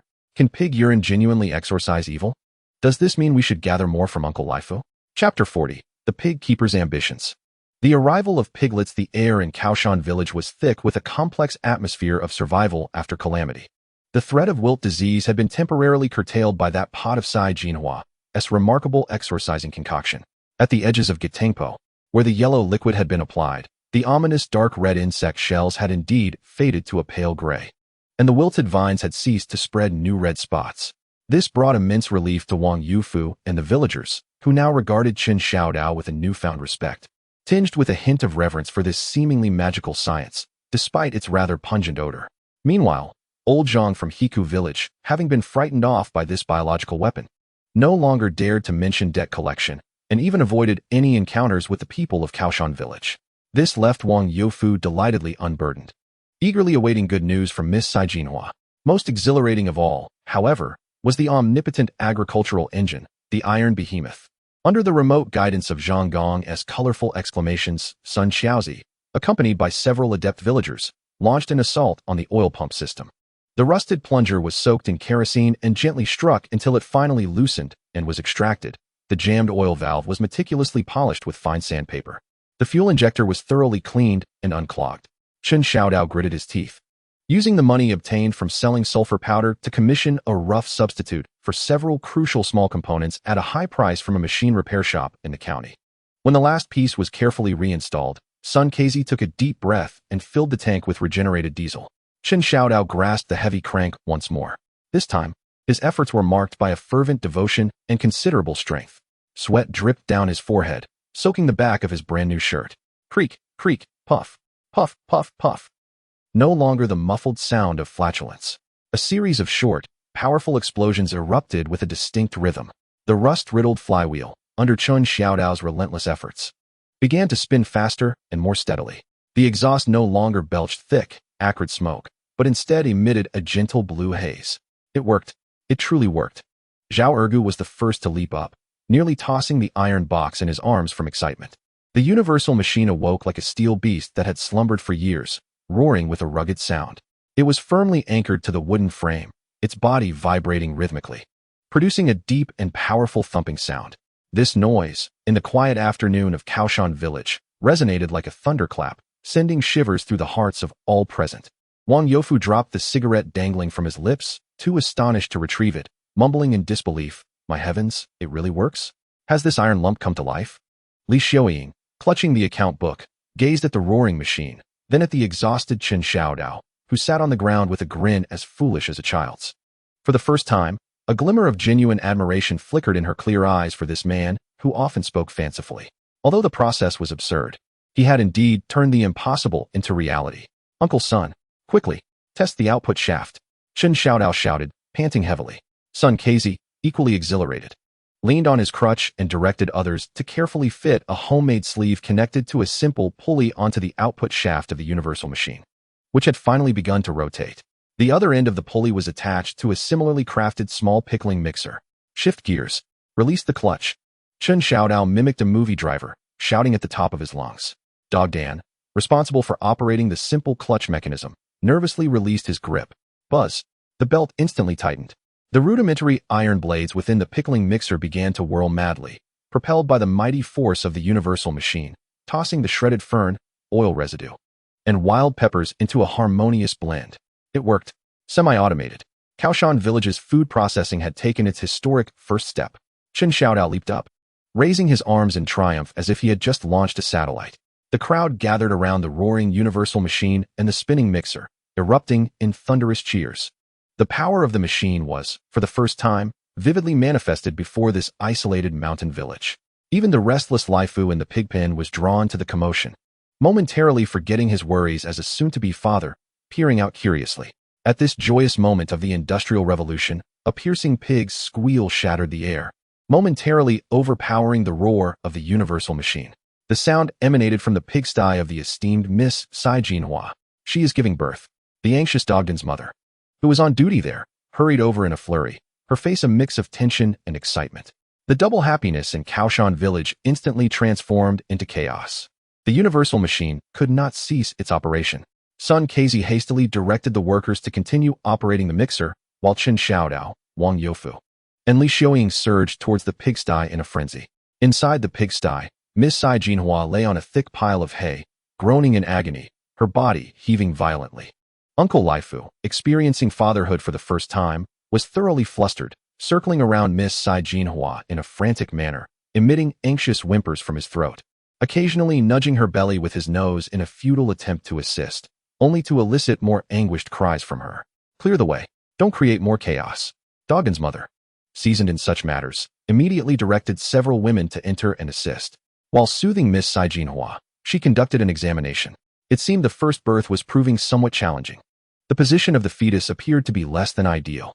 Dogden's mother frowned and exclaimed, "The fetus is not positioned correctly." Upon hearing this, Chen Xiaodao panicked. This was no trivial matter. What shall we do? Uncle Sun, do you have a solution? Sun Kezi shook his head. I'm adept at delivering piglets. But this difficult birth must rely on her own strength, or an experienced veterinarian. Where would one find a veterinarian in Kao Shan village? The nearest veterinary station is at the commune. By the time one gets there, the moment will have passed. Just then, Zhao Erga squeezed in, cradling an iron box. With a solemn expression, do not panic. A great deity is here. Miss Sai Jinhua is a protected subject of divine favor. Allow me to cast a spell and lend a helping hand.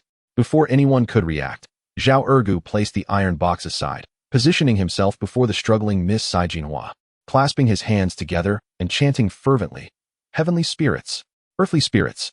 The barefoot immortal manifests his prowess. Miss Sai Jinhua, do not be alarmed. Let the piglets glide forth. Divine power flows through the channel. May mother and offspring enjoy safety and a prosperous future. As he chanted, he seemingly felt that merely relying on divine energy was insufficient and pretended to take off his shoes. Ergu, stop right there. Chen Xiaodao and Wang Youfu, terrified, rushed forward to restrain him. If he were to unleash the source of divine power in the delivery room, rather than assisting in the birth, Miss Sai Jinhua and the piglets would likely be rendered unconscious. Amidst this turmoil, perhaps Zhao Erga's incantation had a psychological effect, or perhaps Miss Sai Jinhua finally mustered the strength, as accompanied by a higher-pitched wail and the anxious gazes of the crowd, a damp, rosy, placenta-wrapped bundle smoothly slid onto the hay. It has arrived. It has arrived. Dogden's mother exclaimed in delight, immediately rushing forward to attend to it. Following closely, plop, plop, plop. Like dumplings being dropped, 3 more little bundles fell to the ground in rapid succession. The entire process was astonishingly swift. 4. A total of 4. 2 males and 2 females. All alive. In perfect health. Dogden's mother skillfully cleaned the piglets' mouths and noses, severed the umbilical cords, and placed the 4 squealing, eyes-closed piglets beside Miss Sai Jinhua. Sai Jinhua lay wearily on her side, savoring the gentle nudges of her piglets as they suckled, emitting contented grunts. The once agitated Lifu, who had been in a frenzy moments ago, now astonishingly settled down. Cautiously, he approached, gently nudging his offspring with his snout, producing soft coos from his throat, his eyes brimming with the wonder and affection of newfound fatherhood. Outside the pigpen, cheers erupted, louder than the roar of the universal machine. The arrival of new life is always the source of immense joy. for healthy piglets heralded the continuation of the pig-raising enterprise in Kao Shan village, signifying that the unique breeding agreement could finally come to fruition. Chen Xiao Dao observed the piglets nestled against their mother, then glanced at Lai Fu, who wore a fatherly expression, overwhelmed with a sense of accomplishment. With a grand gesture, he declared, "Document this. Today marks a significant breakthrough in our scientific pig farming. The universal machine roared to life. The second generation of piglets has arrived. A double celebration. Tonight, we feast. Let us prepare a stew of yellow beans and pig trotters for Miss Hygiene." Cheers erupted in unison, dissipating the gloom that had previously lingered from the wilt disease. In the days that followed, Kao Shan village entered an unprecedented period of busyness. Filled with hope, the universal machine became a treasured asset of the village. Despite its noise, under Sun Casey's operation, it began to function steadily. Besides powering the pickled vegetable mixer, it ventured to drive a simple threshing machine, and even contemplated connecting to the salvaged blower bag to intensify the heat for roasting amber walnuts. The power of machinery was gradually transforming the production methods of this mountain village. The 4 piglets, nurtured with care by Sai Jinhua and safeguarded by Lai Fu, grew rapidly, becoming plump and lively, the pride of the entire village. Zhao Ergu proclaimed that these 4 piglets, blessed by divine power, were aptly named fortune, wealth, auspiciousness, and harmony. The production and sale of sulfur powder regained momentum. The reputation of Kao Shan village's natural pest control powder soared due to its success in combating the wilt disease, resulting in an increase in orders. Wang Youfu beamed with joy, already planning to use the profits to bring electricity to the village. Meanwhile, Chen Xiao Dao focused on scientific pig farming while rifling through a box of ancient texts, contemplating how to improve the formula for the anti-evil concentrated liquid, and remained preoccupied with the root cause of the wilt disease in the back mountains. Life was fulfilling and brimming with promise. One evening, the sunset bathed Kao Shan village in a warm golden hue. The universal machine concluded its service for the day, falling silent. In the pig pen, Sai Jinhua dozed with her satiated piglets atop a haystack. Lai Fu, having fulfilled his guardian duties, returned to his familiar corner, pondering the essence of pig life against the wall, seemingly more satisfied and composed than ever. Dressed in a somewhat worn, oil-stained polyester shirt, Chen Xiao Dao squatted beside the pig pen, relishing the harmonious scene before him. He picked up a piece of salt rock and tossed it to Shan Chuan, who was peering curiously from the well, saying, "Brother, thanks. You've been doing well lately, no more toxic gifts."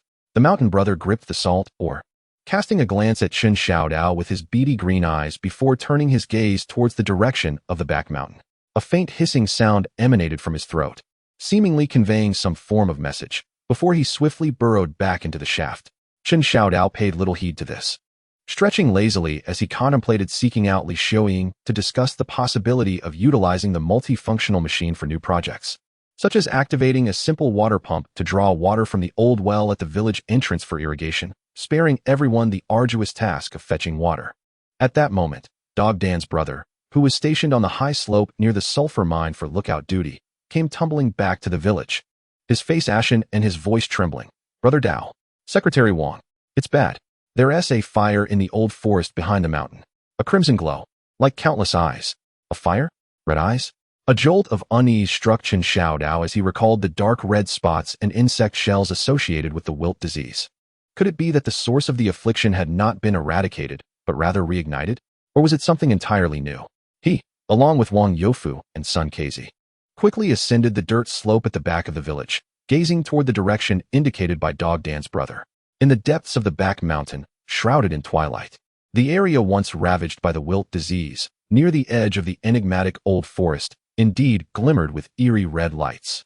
It was not the warm, flickering glow of a bonfire, but a multitude of cold, dark red points, akin to a myriad of wild beast eyes illuminating the darkness. Some remained still while others moved languidly, coalescing into a spine-chilling patch of crimson light. "My heavens, what on earth is that?" Wang Youfu's voice quavered. "Will-o'-the-wisps? They aren't this red.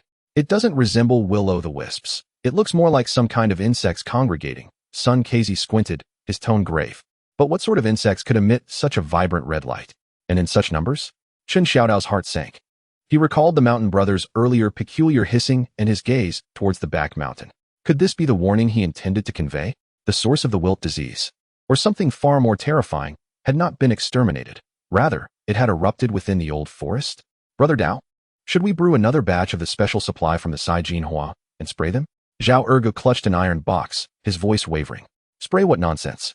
Chen Xiao Dao glared at the silent, flickering sea of crimson eyes in the darkness, a chill creeping up his spine. With this distance and quantity, what good would our limited biochemical weapons do? He inhaled deeply, forcing himself to regain composure.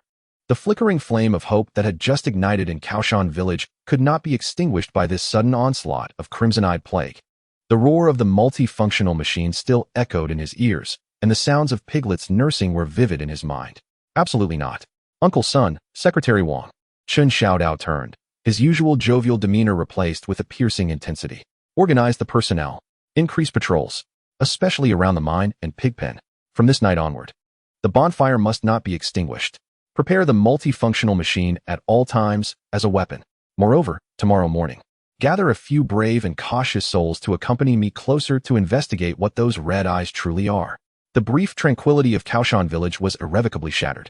The silent, flickering dark red sea of eyes in the depths of the back mountain loomed like the sword of Damocles suspended overhead, casting a profound shadow. The new challenge for Chen Xiao Dao, the pig herder, has only just begun. Chapter 41. The ambition of the pig herder, the sulfur barrage, and the divine amplifier. Deep within the mountains lies a densely packed sea of dark red eyes, flickering silently like the sword of Damocles suspended above the heads of the residents of Kao Shan village, casting a shadow of unease over the freshly ignited hope. Panic quietly spreads through the night. Even the snoring of the pigsty's Jinhua girl seems less than tranquil. While Uncle Lai Fu grows increasingly restless, snorting towards the mountainside. Brother Dao, what should we do? Should we really go take a look? Dog Dan mutters, his voice trembling as he shrinks back at the thought of those countless red eyes, sending chills down his spine. We must see. Chen Xiao Dao grits his teeth, forcing himself to maintain composure. The resources of Kao Shan village have only just begun to accumulate. The universal machine has just started to hum. And the piglets have only just been born. We cannot allow a swarm of pests to ruin everything. But strategy is paramount. We cannot act recklessly. His mind races, integrating the knowledge from the old professor's dreams with tangible resources. Red eyes? Glowing? Insects? What is there to fear? Light? Heat?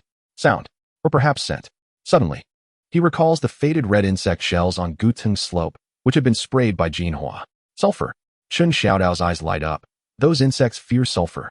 Ancient texts state that sulfur is intensely yang, drying and scorching, capable of vanquishing evil and killing pests. The faded shells on Gutung's slope are proof. We have plenty of sulfur in our mines. Yes, sulfur powder. Wang Youfu also catches on. Scatter it. Smoke those red-eyed fiends out. But merely scattering the powder is insufficient. The area would be too limited, and the effect too slow. Chen Xiaodao's thoughts crystallize as he glances at the roaring universal machine in the corner and the makeshift bellows nearby. A bold plan quickly takes shape. As dawn breaks, the red-eyed reconnaissance suicide squad assembles. Leader, Chen Xiaodao. Technical consultant, Sun Xiaozi. Biochemical weapons advisor, Zhao Ergu. Team members, Dog Dan and a few other brave youths. Their equipment includes a sulfur barrage launcher, transformed from the salvaged bellows. Sun Xiaozi leads a team to connect a long, articulated bamboo tube to the bellows air outlet, stuffing the bellows full of finely ground sulfur powder. The divine amplifier, contributed by Zhao Ergu. It consists of his hoarse voice and a makeshift horn crafted from cardboard. Physical defense. The group dons straw hats, covers their faces with damp rags, and wields long torches. Ultimate noise weapon. The universal machine stands by, watched over by a designated member, ready to produce noise to disperse the swarm at a moment's notice. The group resembles a comical army preparing for battle, lugging the bulging sulfur barrage launcher and raising their torches, marching solemnly towards the red-eyed region of the mountainside, buoyed by Zhao Ergu's rallying cry, with divine protection. May the 100 insects flee. As they venture deeper into Gutung's slope, the air thickens with the distinctive, slightly sweet and rancid odor of wilted disease. The ground becomes increasingly littered with faded, grayish insect shells. When the group parts a thicket of dense brush, the sight before them elicits a collective gasp. Before them lies a relatively open glade in the woods, where the ground, low shrubs, and even the branches of some dead trees are teeming with countless dark red beetles, each the size of a fingernail. Their exoskeletons gleamed with a metallic sheen in the morning light, serving as the source of the ominous red glow witnessed at night from their eyes or certain organs, which emitted an eerie crimson light in the darkness. At this moment, they were quietly gathering, as if convening a meeting or perhaps feasting on the inconspicuous, deeper-hued dark red moss or fungal patches upon the ground and vegetation. The air was thick with a pungent scent of sulfur and an unsettling, sweet, decaying odor. My goodness, this is overwhelming. Dog Egg's legs trembled uncontrollably. Stay calm. Stick to the plan, Chen Xiao Dao whispered, directing everyone to disperse. Uncle Son, prepare the sulfur barrage. Ergo, get the sound amplifier ready. The others, raise your torches high. Create brightness and heat as a distraction. Son, the limping one, immediately instructed two sturdy young men. One vigorously operated the bellows while the other steadied the long bamboo nozzle, aiming it at the dense swarm of insects. Fire, Son shouted in a low voice. Whoosh, a dense, pale yellow cloud of sulfur dust shot forth from the bamboo nozzle, enveloping the most concentrated area of the insect horde. The effect was instantaneous. The dark red beetles, shrouded in sulfur dust, erupted as if scalded by boiling oil. The air was suddenly filled with a shrill, high-pitched cacophony of insect cries. The previously tranquil gathering of insects writhed into a frenzy. The beetles directly hit by the sulfur spray rolled and convulsed on the leaves and ground, resembling drunken revelers, their once lustrous dark red shells rapidly losing their sheen, turning a dull gray. Meanwhile, the surrounding beetles scattered like a tide, fleeing from the yellow cloud of death. Effective. Exceedingly effective. Dog Egg nearly shouted with excitement. Divine might is here. You vile insects, disperse at once. Howl. Zhao Ergo, witnessing the chaos, immediately raised his makeshift sound amplifier, pouring all his strength into a deafening roar, attempting to deliver a secondary strike through sound waves. However, rather than frightening the insects away, his bellow seemed to have stirred a hornet's nest. A portion of the beetles, previously dispersed by the sulfur, appeared either drawn or enraged by the tremendous noise. They pivoted direction, like countless tiny red arrows, rushing towards the source of Zhao Ergo's voice, the thicket where the brave squad was concealed, buzzing forward with astonishing speed. Goodness! They are charging at me. Zhao Ergo, terrified, dropped his paper horn and, clutching the iron box, sought refuge behind Chen Xiao Dao. Crouch down. Don't move. Son, the limping one, commanded with seasoned authority. Everyone promptly crouched, shielding their heads and faces with their straw hats, swinging their torches in front of them. The charging beetles collided with the hats and torches, producing a crackling sound, some scorched by the flames, while others were swatted away. Yet, there were too many, and several still landed on the group, crawling on their clothes. Ouch! They're biting me. Get off. Filthy bugs. My divine might. They are unafraid. Zhao Ergo frantically swatted at the beetles that had landed on his neck, feeling their hard shells uncomfortably scratching and even itching. Chen Xiao Dao also brushed off a few that had landed on his arm, noticing that these beetles did not seem to actively bite humans. They merely flail about in a state of panic, or upon contact with human skin, they become even more agitated, struggling to escape. He pinched a dark red beetle that had fallen onto his collar and feigned death, bringing it closer for a meticulous examination. The creature was diminutive, its mandibles appearing incapable of penetrating skin, its exoskeleton firm, exuding a scent reminiscent of sulfur intertwined with a sweet, metallic tang. It seems they do not bite. Chen Xiao Dao pondered aloud. Do not bite? Then why do they rush towards us? Dog Dan inquired while swatting at them. Perhaps they were disoriented by Ergo's authoritative shout? Or could they be drawn by our scent? Observing the beetle scuttling across his fingertip, Chen Xiao Dao was struck by an even more absurd notion. Do you think they might be hungry? Have they caught a whiff of our perspiration or some other odor? Just then, the beetle that had landed on Zhao Ergo's neck seemed to take a keen interest in a suspicious brownish stain at his collar. It ceased its struggle and began to lick at the spot with its tiny mandibles. Zhao Ergo felt an itch on his neck, turning his head just in time to witness the scene, startling him into a yelp. Brother Dao, it's feeding on the remnants of my divine essence. Help! My vitality is being drained by this insect. The onlookers found the spectacle utterly amusing. Yet, Chen Xiao Dao's eyes sparkled with realization. He suddenly recalled the insects devouring the dark red moss and fungal blotches on the Guting slope. Ancient texts had also mentioned refuse. Could it be that these red-eyed beetles possessed such a peculiar palate? They congregated here to feast upon those dark red fungal spots caused by withering disease. Their approach towards humans was perhaps a frantic scramble induced by sulfur, drawn in by some unique aroma. Quick, let us test this. Chen Xiao Dao swiftly retrieved a small cloth pouch containing the remnants of the concentrated essence of hygiene from a previous endeavor. He pinched a small handful and flung it forcefully towards an open space, away from the crowd. The yellowish powder dispersed in the air, and an intense, complex biochemical fragrance instantaneously enveloped the vicinity. A miracle unfolded. The dark red beetles, which had been careening around the group or attempting to attack, suddenly abandoned all pursuits as if they had caught a whiff of the most tantalizing delicacy in existence. With a collective hum, they pivoted en masse, akin to a crimson tide, fervently rushing toward the scattered remnants on the ground. They converged upon the spot, licking and gnawing as though it were nectar of the gods. The daring crew stood agape at this bizarre, yet comical tableau. They truly relish this? Dogden's brother exclaimed, nearly dropping his jaw to the floor. My divine essence indeed possesses remarkable restorative properties. Zhao Ergu clutched his neck, a mixture of dread and peculiar pride etched across his face. Chen Xiao Dao, akin to an explorer discovering a new world, joyfully slapped his thigh. I comprehend it all. These insects have followed the fungal blotches caused by withering disease. They feed on this, hence their congregation here. They are repelled by sulfur, yet are attracted to the scent of the hygiene Hua essence. This revelation, albeit somewhat pungent, bore immense significance. It suggested that, in addition to using sulfur powder to disperse them, one could also employ scent as bait. Uncle Sun, ergo, quickly, scatter the remaining sulfur powder to encircle this area, establishing a barrier. Do not allow the insects to spread further. Chen Xiao Dao promptly issued an order, Dogdan. You and the others, take out all the rations you have on you, especially those with a hint of oil and fishy smell. Gather them. We shall prepare a grand feast as bait for the insects.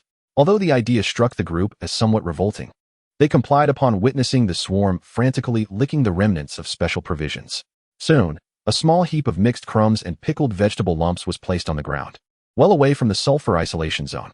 Chen Xiao Dao then carefully sprinkled a pinch of the special residue from Sai Jinhua atop the bait pile. The rich aroma served as the most potent summons. Buzz. The swarm was once again ignited. They forsook the meager remnants and, like a crimson storm, rushed madly towards the enticing banquet of bait. Instantly, the food was engulfed, revealing a churning sea of dark red. It worked. Chen Xiao Dao was almost propelled into the air with excitement. Quick! Ignite it! Burn them!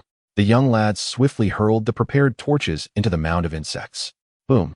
The rations and pickled vegetables were highly flammable, igniting into flames in an instant. Drawn by the delectable scent, the gathering dark red beetles had no time to flee, crackling in the flames like popping beans. A peculiar aroma of charred matter, mingled with sulfur and the burning of insect protein, permeated the air. Watching the swarm turn to ashes in the flames, the daredevil team finally breathed a sigh of relief, their faces adorned with victorious smiles. Though the process was absurd, the crisis was momentarily averted. Brother Dao, your method of baiting is truly remarkable. Dogdan expressed his admiration wholeheartedly. Indeed, scientific pig farming has its parallels. Chen Xiao Dao wiped the sweat from his brow, feeling his path as a scientific sorcerer further broadened. What about the remaining insects? Wang Youfu inquired, gazing at the distant forest where sporadic red dots still lingered. With the sulfur isolation zone in place, they can't approach for now. Moreover, with Sai Jinhua's residue as bait, we can regularly come back to fish and barbecue. Chen Xiao Dao replied with unwavering confidence. Once we clear this area of fungal spots, the insects will naturally disperse once their food source is eliminated. Just as everyone prepared to pack up and return to the village, reveling in their triumph, Sun Casey, who had been silently observing, used his cane to stir through a patch of charred insect remains and ashes, revealing the moist soil beneath. The color of the soil exhibited an abnormal dark red hue. Furthermore, it appeared to be mixed with tiny, glimmering red crystalline fragments. Shout out, look at this. Sun Casey crouched down, using a twig to lift a bit of the dark red soil. His murky old eyes brimmed with confusion and gravity. The color of this soil is unusual, and these sparkling bits don't resemble sulfur, or do they? Chen Xiao Dao leaned in closer, scrutinizing the dark red soil and the shimmering fragments. He pinched a bit between his fingers. The soil felt wet and sticky, carrying a scent even more pungent than that of the wilt disease. The fragments refracted an eerie red light in the sunlight, incredibly fine, resembling crushed gemstone powder. What is this? A sense of foreboding rose within Chen Xiao Dao. Could the wilt disease and these red-eyed beetles be connected to this strange dark red soil? He suddenly recalled the blood lantern poison root that the mountain crossing brothers had first delivered. That too was dark red. Amidst the blood red lanterns, the crimson soil, and the luminescent worms, could there be an intricate connection? Uncle Sun, have you ever encountered such soil? Or perhaps heard of it? Chen Xiao Dao inquired. Uncle Sun furrowed his brow and slowly shook his head. I have not seen it. Yet, it feels rather sinister.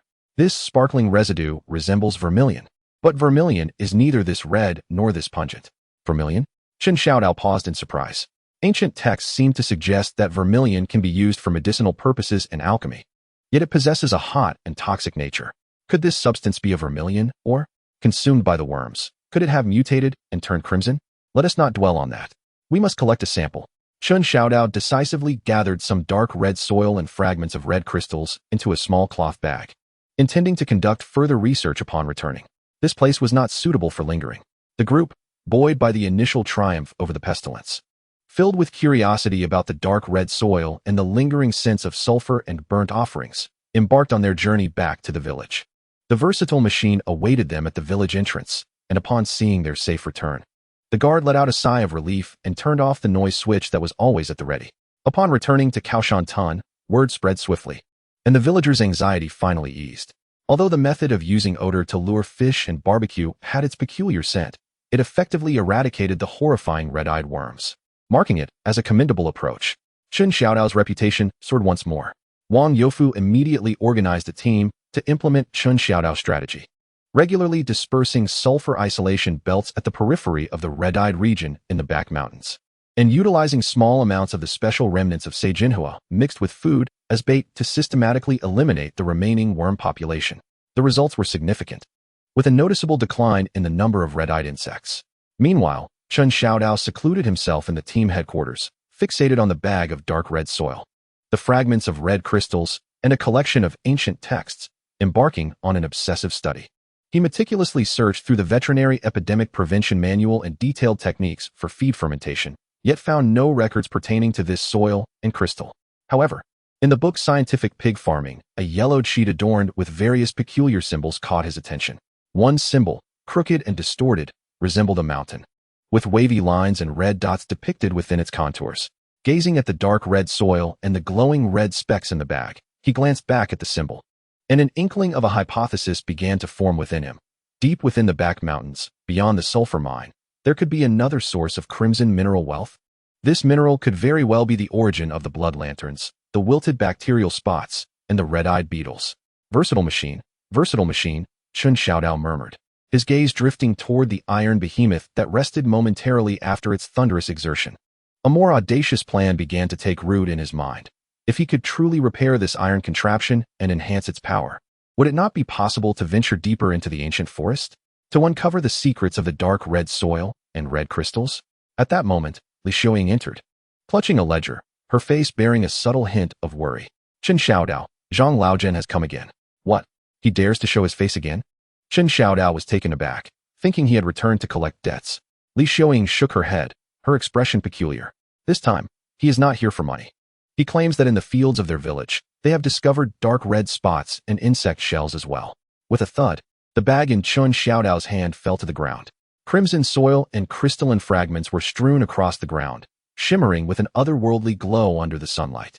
Chapter 42. The Ambitions of the Swineherd, Zhang Laojian's Scientific Submission and the Technological Export of Kao Shan Tun. Zhang Laojian from Hiku Village, upon his visit to Kao Shan Tun, had shed the arrogance he exhibited during his previous visit when he had come to demand repayment. Stooping with age, his weathered face resembled the dried peel of an orange, burdened by clouds of worry that seemed to threaten to weep. Behind him trailed two men from Hiku Village, their spirits as low as frostbitten eggplants. Secretary Wang, Technician Chen, Accountant Li, help us. As Zhang Laojian entered the courtyard of the Team S office, his voice rose to a mournful pitch, nearly bringing him to his knees before Wang Youfu. Our Hiku village has fallen victim to the Red Plague. Chen Xiaodao, who was engaged in discussions with Sun Keizi regarding the next modifications for the Universal Machine's water pump, felt a jolt of alarm but maintained a composed facade. He brushed away non-existent dust from his well-pressed shirt and adopted an air of scientific authority.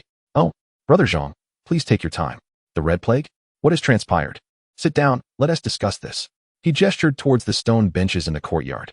However, Zhang Laojian could hardly sit still. With tears and snot flowing freely, he lamented. It's just like those red spots you have on the back mountain. Dark and ominous.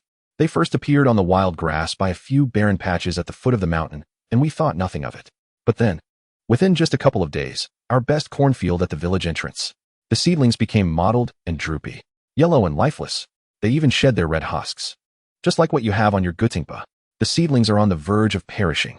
His excitement grew, spittle flying as he exclaimed, even more terrifying, last night. The night watchman Ergotzi said he saw those red spots in the cornfield, dense and numerous, like ghostly flames. It was horrifying. Secretary Wang, Technician Chen, you are the scientific model here at Kao Shan Tun. You must have a solution. I implore you. Save our crops. They are the village's lifeline. Upon hearing this, Wang Youfu's brows furrowed in concern. The red plague was indeed contagious. If left unchecked, Kao Shan Tun would not be able to remain unscathed. He glanced at Chen Xiao Dao. The implication clear. The scientific methods you devised must now take responsibility for the aftermath. Chen Xiao Dao had already formulated a plan in his mind. Yet he feigned a troubled expression, stroking his chin as he paced a few steps. Brother Zhang, this matter is quite complicated. The red plague, scientifically known as the obscure origin dark red spot wilt disease accompanied by an abnormal congregation of luminous beetles, is exceedingly complex and challenging. This lengthy string of incomprehensible terminology left Zhang Laojin and the men from Hiku village momentarily stunned, their gazes towards Chen Xiao Dao filled with reverence and despair. Is it truly that complicated? Does that mean there is no hope? However, Chen Xiao Dao's tone shifted as he deftly produced a small notebook from his pocket, the one where he recorded his diligent notes, opened a page, and pointed to the scrawled symbols with a serious demeanor. At Kao Shan Tun, aside from our scientific pig farming, we have also dabbled in plant protection. After considerable research and effort, we have preliminarily established an effective comprehensive prevention and control technology system for the red plague. Zhang Laogan's eyes lit up instantly as though he had grasped a lifeline. What system? Technician Chen, please tell us. We will pay any amount. Money? Chen Xiao Dao waved his hand dismissively, wearing an expression that suggested a disdain for the notion that financial matters could overshadow scientific pursuits. Zhang Laoj, you are being rather narrow-minded. Science is priceless. Knowledge sharing is the true path. However, he elongated his tone, adding, the dissemination of scientific technology also necessitates a certain level of resource assurance to maximize its efficacy. Our resources are limited, and we are short-staffed. We must conduct scientific demonstrations in pig farming. He gestured toward the 4 robust piglets thriving in the pen, maintain the all-purpose agricultural power machinery. He pointed to the rumbling iron contraption in the corner and researched the deep processing of sulfur mines. It truly is a challenge to balance all these responsibilities. Li Xiaoying, clutching an account book, began to deftly manipulate an abacus. The crisp clicks resonating sharply in the silent courtyard, as if calculating some intangible cost. Zhang Laogan's heart raced along with the rhythm of the abacus beads. Chen, my dear technician, please speak plainly. What resources do you require? Whatever we have in Hiku village will be at your disposal. This was precisely the response Chen Xiao Dao had been waiting for. A slight smile graced his lips as the plot thickened. It's quite simple. We will provide core technical guidance for the prevention of the red plague, including the formulation and usage standards for an effective deworming solution. Hiku village, in return, will supply labor to assist us in collecting a recently discovered special soil for research purposes from the back mountain. This dark red soil is crucial for our work. You will provide the manpower to excavate it and transport it to Kao Shan Tun. As for payment, we shall offset it with technical support. This is what we call resource complementarity and scientific collaboration. Excavate soil. Zhang Laojian was taken aback. What kind of condition is this? Can digging soil really equate to life-saving technology? Indeed, it is merely soil excavation. Can you trivialize the scientific endeavor as mere digging? Chen Xiaodao's expression turned serious. This concerns key samples vital to our research on the source of the red plague. It is of utmost importance. Of course, the formula is a closely guarded secret and cannot be disclosed. The deworming solution will be uniformly prepared and supplied by us at Kao Shan Tun for use by Hiku village. His intentions were clear, to maintain control over the source while conveniently acquiring free labor. Zhang Laojin observed Chen Xiaodao's crisp white shirt, though slightly yellowed at the collar, and the resolute expression he wore, and then recalled the alarming red spots in his fields and the ominous red eyes that appeared at night. Gritting his teeth, he declared, "Fine. We shall dig soil. We will provide the labor. As long as we can drive that cursed thing away." Splendid. Chen Xiaodao clapped his thigh. However, words alone are insufficient. We must draft a cooperative agreement for the prevention of the red plague and the collection of special soil. Li, prepare the writing materials. Li Xiaoying promptly retrieved paper and pen. As Chen Xiaodao dictated, she inscribed the terms with elegant handwriting and clear structure. The Kao Shan Tun production team, Party A, shall provide technical support for the prevention of the red plague to the Hiku village production team, Party B, including the periodic provision of an effective deworming solution, a diluted version of the specially supplied concentrated liquid, Formula confidential. Party B shall organize strong laborers to collect special research soil, dark red soil, from the designated area as specified by Party A, and transport it to the location designated by Kao Shan Tun at no cost. Party B guarantees the confidentiality of any technical information provided by Party A. The agreement shall remain in effect until the Red Plague is completely eradicated within Party B's territory. Liability for breach of contract. Chen Xiao Dao glanced at Zhao Ergu. Zhao Ergu, understanding the cue, leapt into the center of the courtyard, holding his precious iron box, standing tall with a deep breath, before the barefoot immortal. Let divine authority witness. Any violator shall face the purging wrath of divine retribution. Absorb the essence of divine power for 3 full years.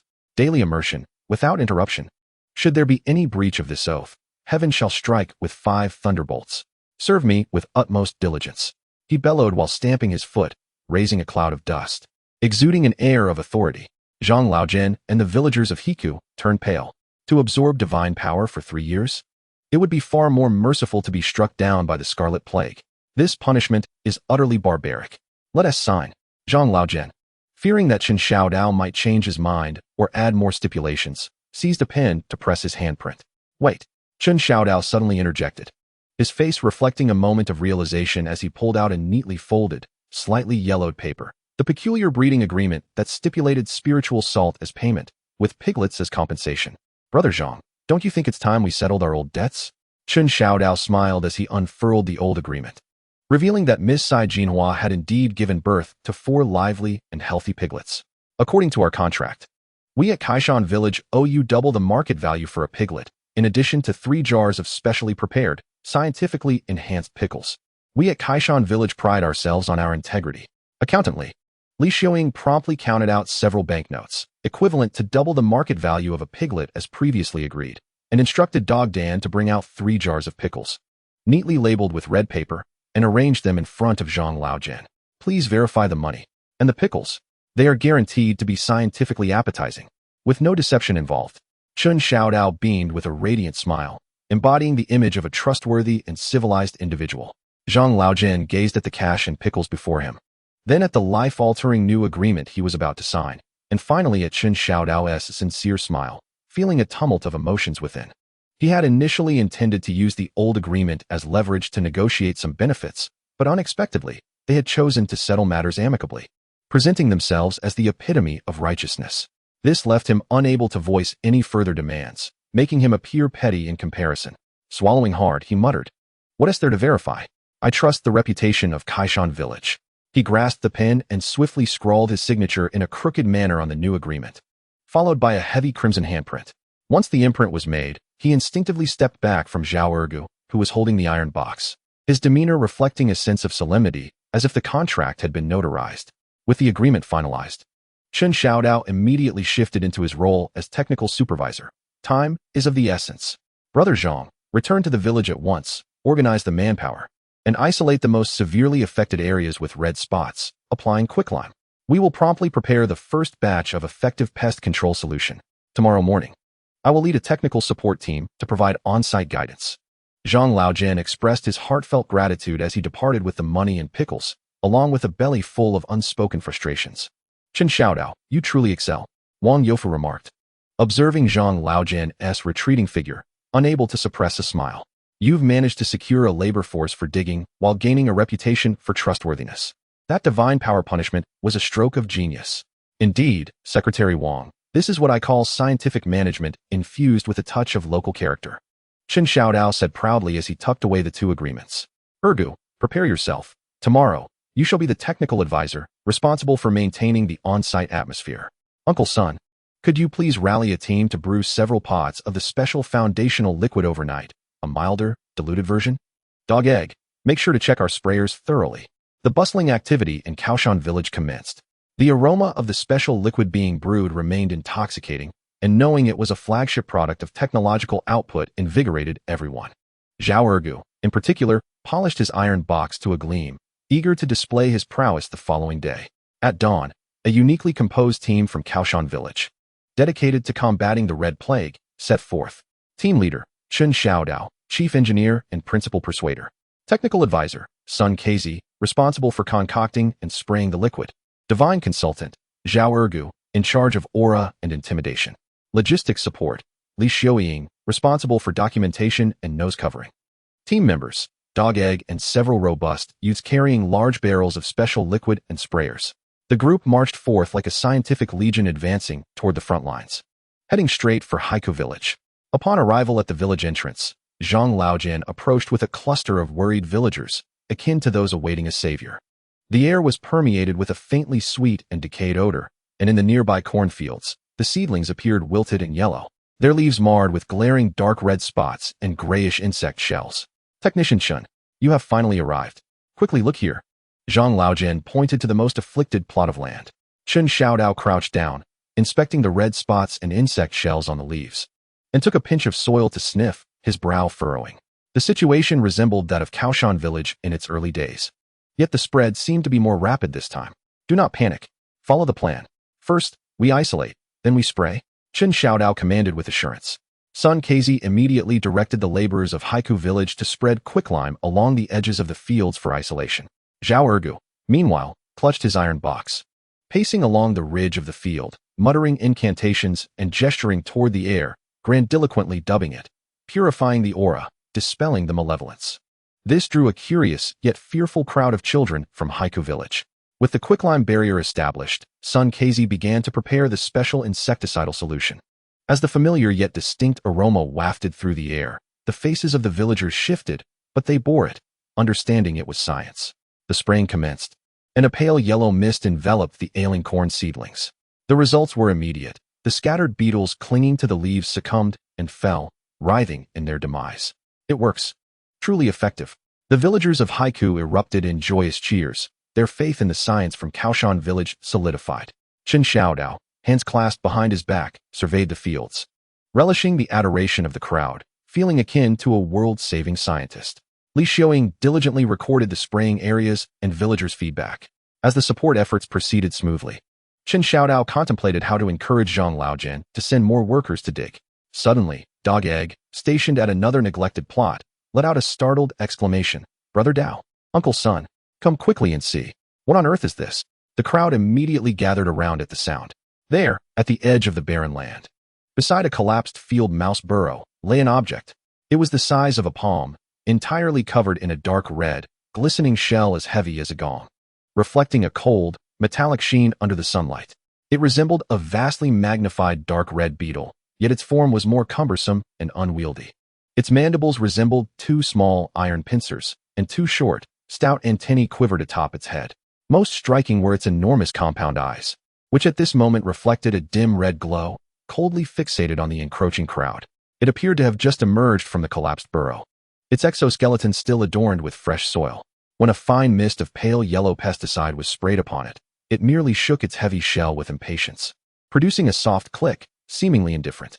My goodness, is this a beetle spirit? An old man from the riverside village trembled with fear.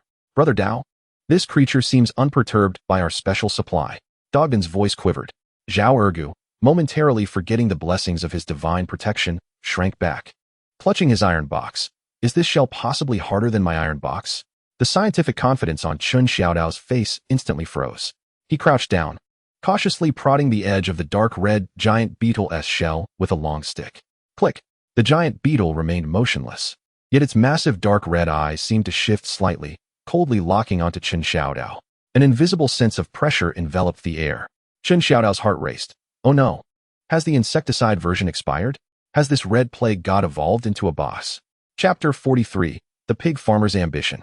The boar's urine diplomacy and the red plague god appreciation conference. That palm-sized, gleaming dark red giant beetle, akin to a miniature armored vehicle, lay coldly beside the field mouse hole, exhibiting a chilling disdain towards the special supply of 10 pest control solution from Kao Shan village. Brother Dao, what should we do? It seems unafraid. Dogden's voice quivered with a hint of tears. Zhang Laojian and the villagers from the riverside were pallid, their newly ignited hopes extinguished in an instant. Has even the insect evolved drug resistance? Will this red plague god not allow us to live? Chen Xiaodao's heart raced, but he could not show fear. He was the scientific representative of Kao Shan village, the savior of the riverside village. He forced himself to remain composed, retracted the stick, cleared his throat, and his mind raced through the knowledge database of the old professor. desperately searching for solutions to combat giant crustacean pests. Humph. As expected, Chen Xiao Dao suddenly snorted coldly, placing his hands behind his back, pacing around the giant beetle with an air of expertise. Brother Zhang, fellow villagers. This is the elite unit of the Red Plague God, or perhaps the vanguard reconnaissance of the Mother Nest's will. Ordinary formulas are effective against common minions, but for such elite monsters, we naturally require a specialized formula. A specialized formula?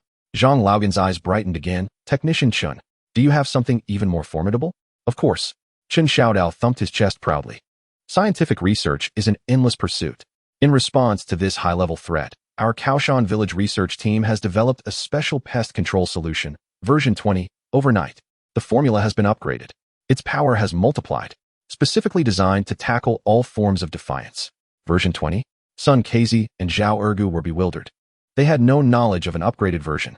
Chen Xiao Dao exchanged a knowing glance with them and continued to entice. However, this upgraded formula requires on-site preparation to ensure its efficacy. Moreover, we need a few local specialty ingredients from the riverside village. He turned his eyes and pointed to a particularly lush patch of wild mint growing beside the field ridge. Yes, that's it. Fresh mint leaves. The more, the better. We shall harness their refreshing and pungent qualities to temper the fiery nature of our primary ingredients and enhance their penetration. This is what we call scientific formulation, tailored to local conditions. Upon learning that only mint leaves were needed, Zhang Laojian let out a sigh of relief and promptly instructed the villagers, hurry, gather all the wild mint from the ridge. We need the tender ones. While the villagers busily collected mint, Chen Xiao Dao quickly pulled Sun Kazi and Zhao Ergu aside and lowered his voice. Uncle Sun, quickly, set the pot to boil. Pour in the base liquid we've brought. Ergu, scrape a bit of that cherished essence of the aged Shinny Wang from your iron box. This time, we shall increase the quantity without raising the price. Sun Kazi's lips twitched.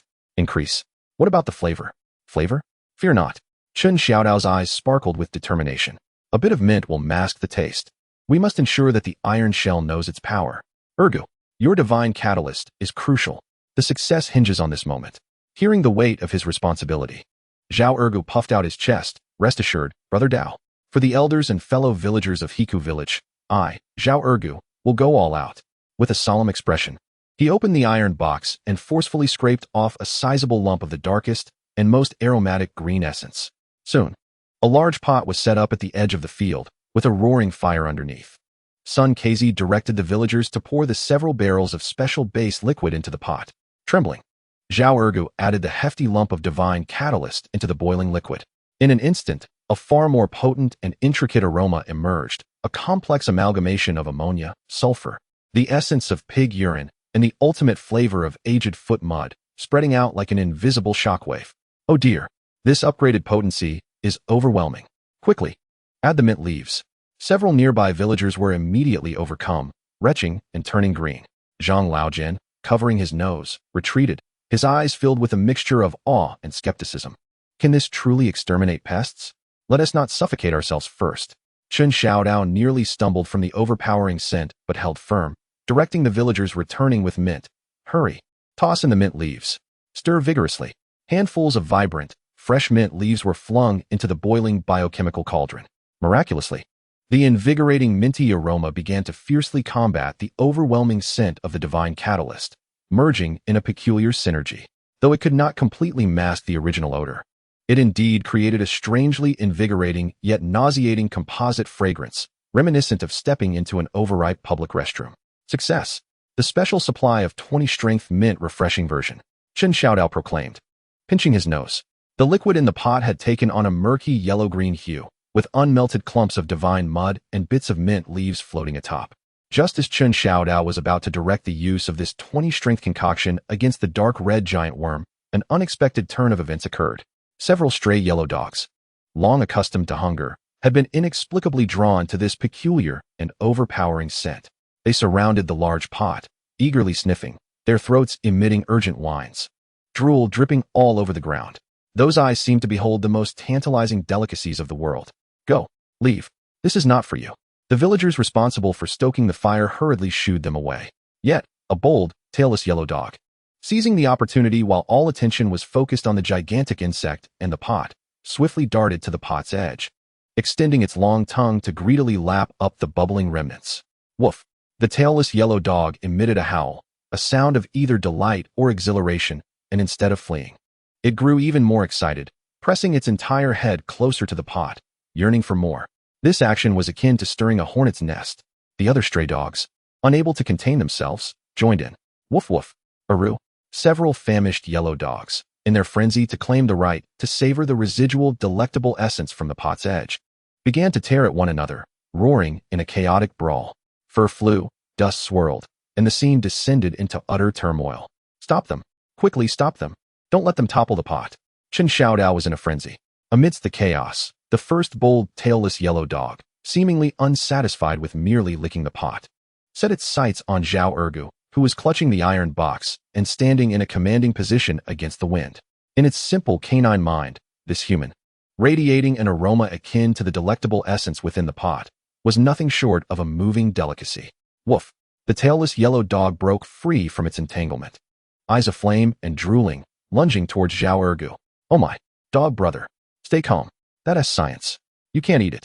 Zhao Ergu, terrified, clutched the iron box and fled. Woof woof woof. The tailless yellow dog relentlessly pursued. The other dogs, now riled up by the prospect of the moving delicacy, temporarily ceased their fighting and joined the chase after Zhao Ergu. Thus, in the fields of Hiku village, an absurd chase unfolded. Zhao Ergu, clutching the iron box, cried out in desperation, sprinting with all his might, his new pants torn by the dog's teeth. Several famished yellow dogs, tongues lolling and drooling like waterfalls, with eyes ablaze, relentlessly pursued him, fixated solely on the iron box exuding an intoxicating aroma and the calves of Zhao Ergu. Chen Xiao Dao and the others followed suit, shouting as they chased the dogs. Ergu, run towards the open space. Block that tailless one. Don't let it bite. That is a scientist. The villagers of Hiku watched in bewilderment as this scientific endeavor devolved into a chaotic chase between man and dog, their expressions a mixture of amusement and horror. Ultimately, it was the seasoned Sun Kezi who seized a pole, blocking a narrow path in the field, and with a few fierce shouts and the pole's swift arc, he managed to temporarily scare off the frenzied dogs. Zhao Ergu was able to escape, hiding behind Chen Xiao Dao, trembling with the iron box in his arms, his pants in tatters, his dignity shattered. At last, this farce came to a halt. Chen Xiao Dao wiped his brow, gazing at the still shaken Zhao Ergu and the pot that continued to exude its unique allure, feeling utterly exhausted. Well, even the dogs are drooling. This indicates that our formula is irresistibly attractive. The effect is sure to be remarkable. Chen Xiao Dao resolutely regained his composure, urging, let us give that ironclad elite a taste. Sun the Lame personally wielded a long-handled spoon, carefully scooping up the scalding, viscous yellow-green liquid. He approached the still, seemingly indifferent dark red giant worm, which lay unmoved by the recent commotion. The creature's enormous dark red compound eyes coldly regarded Sun as he drew near, its mandibles slightly opening and closing. Holding his breath, Sun aimed a spoonful of the enhanced 20 formula at what appeared to be the creature's most vulnerable joint seam and splashed it down with force. The hot liquid met the shiny dark red exoskeleton with a faint hissing sound, releasing a plume of mint-scented white smoke. The giant worm, which had remained as steady as a mountain, trembled violently as if scorched by a heated iron. To Sun's astonishment, the thick shell emitted a faint sizzling sound, and for the first time, it began to thrash in earnest. Its 6 stout legs flailed desperately, seeking to escape the sticky, intoxicatingly lethal liquid. Effective, truly effective. Although it had not been outright slain, its defenses were evidently breached. Quick, splash again. Target its joints and abdomen. Chen Xiao Dao shouted excitedly. Sun and the others immediately followed suit, accurately dousing several spoonfuls of the enhanced 20 formula onto the joints and the relatively softer abdomen of the giant worm. The creature emitted a sharp, piercing shriek, unlike the typical hiss of ordinary beetles, a sound laced with anguish and fury. Its struggles intensified, the dark red shell now smeared with the yellow-green viscous substance, rendering it a pitiful sight. It seemed to seek refuge in a collapsed field mouse burrow, but its bloated body became stuck at the entrance. Seizing the moment, Chen Xiao Dao grabbed a shovel handed to him by a nearby villager and shouted, "Stand back." With all his might, he struck down on the writhing back of the giant worm. A resounding thud echoed, as if striking a solid brass gong. The worm's thrashing abruptly ceased. Its dark red eyes dimmed momentarily. Its body convulsed a couple of times, then lay still. "Is it dead?" Dog Dan inquired cautiously. Chen Xiao Dao prodded it with the shovel, but the giant worm showed no signs of life. It should be stunned or internally injured, he mused, uncertain of the creature's tenacity. Quick, find a sturdy jar or metal bucket. We must contain it securely. This is a vital research specimen. The villagers of Hiku promptly procured a robust earthenware jar used for pickling vegetables. With care, they maneuvered the limp giant worm into the vessel using sticks, sealed the lid tightly, and plastered the seams with mud.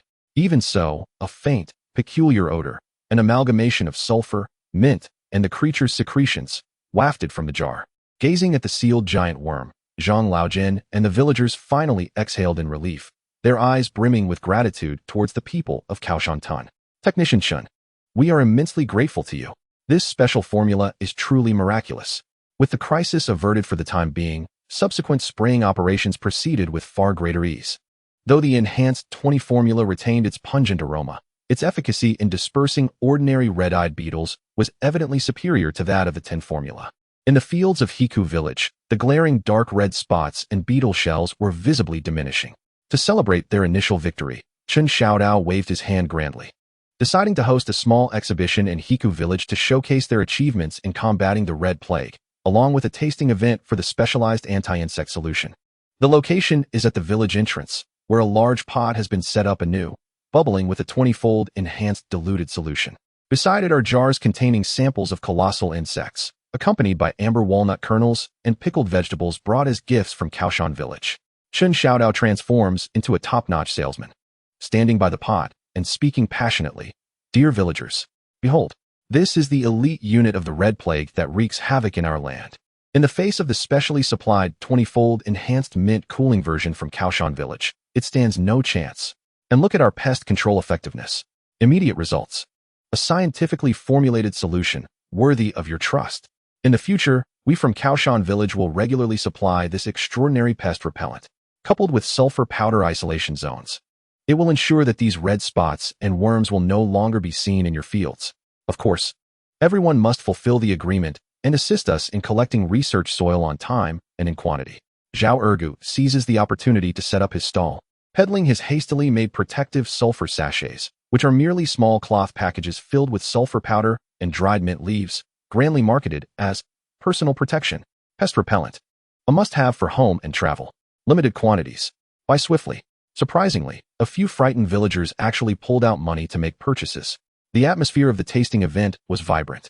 Chen Xiao Dao was basking in the gratitude and compliments from the villagers when a young man from Hiku village, responsible for helping Kaoshan village dig research soil, squeezed through the crowd holding a small basin of freshly dug, damp, dark red soil.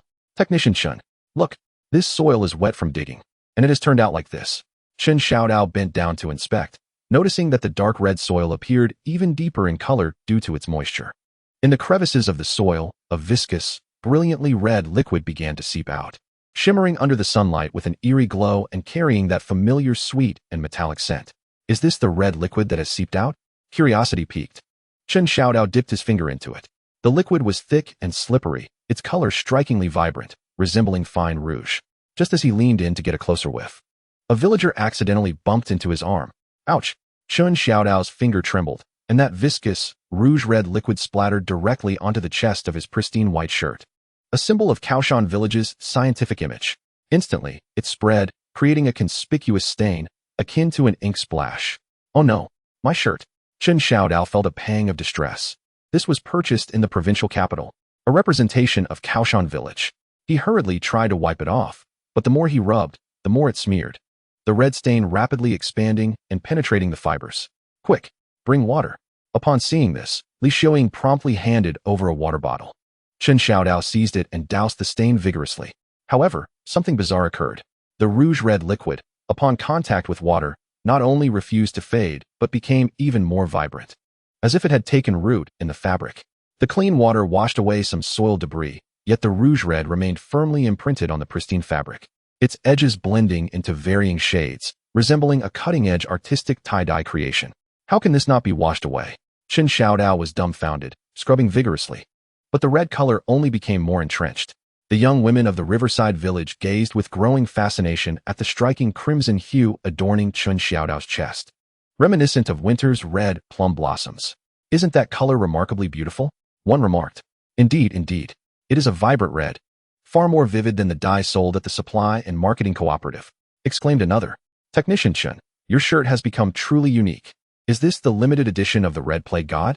They mused that it complemented his white shirt rather fashionably, as their words reached Chen Xiao Dao's ears.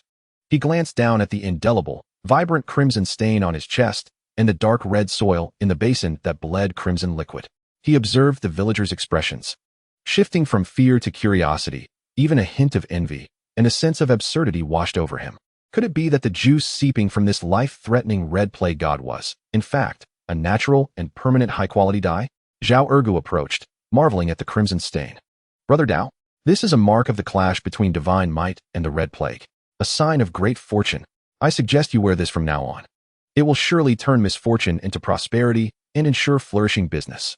Old Zhang joined in with a grin. Technician Chen, could this be a case of fortune arising from misfortune? The color is indeed quite spirited. Chen Xiao Dao found himself in a perplexing predicament. He touched the warm, crimson stain on his chest, sensing a peculiar warmth emanating from it. At that moment, a villager tasked with guarding the sealed jar containing the giant insect suddenly cried out, Technician Chen, something's wrong. The jar is making noise. The insect seems to be banging against the lid, and the outer wall of the jar feels quite hot. Everyone turned in alarm.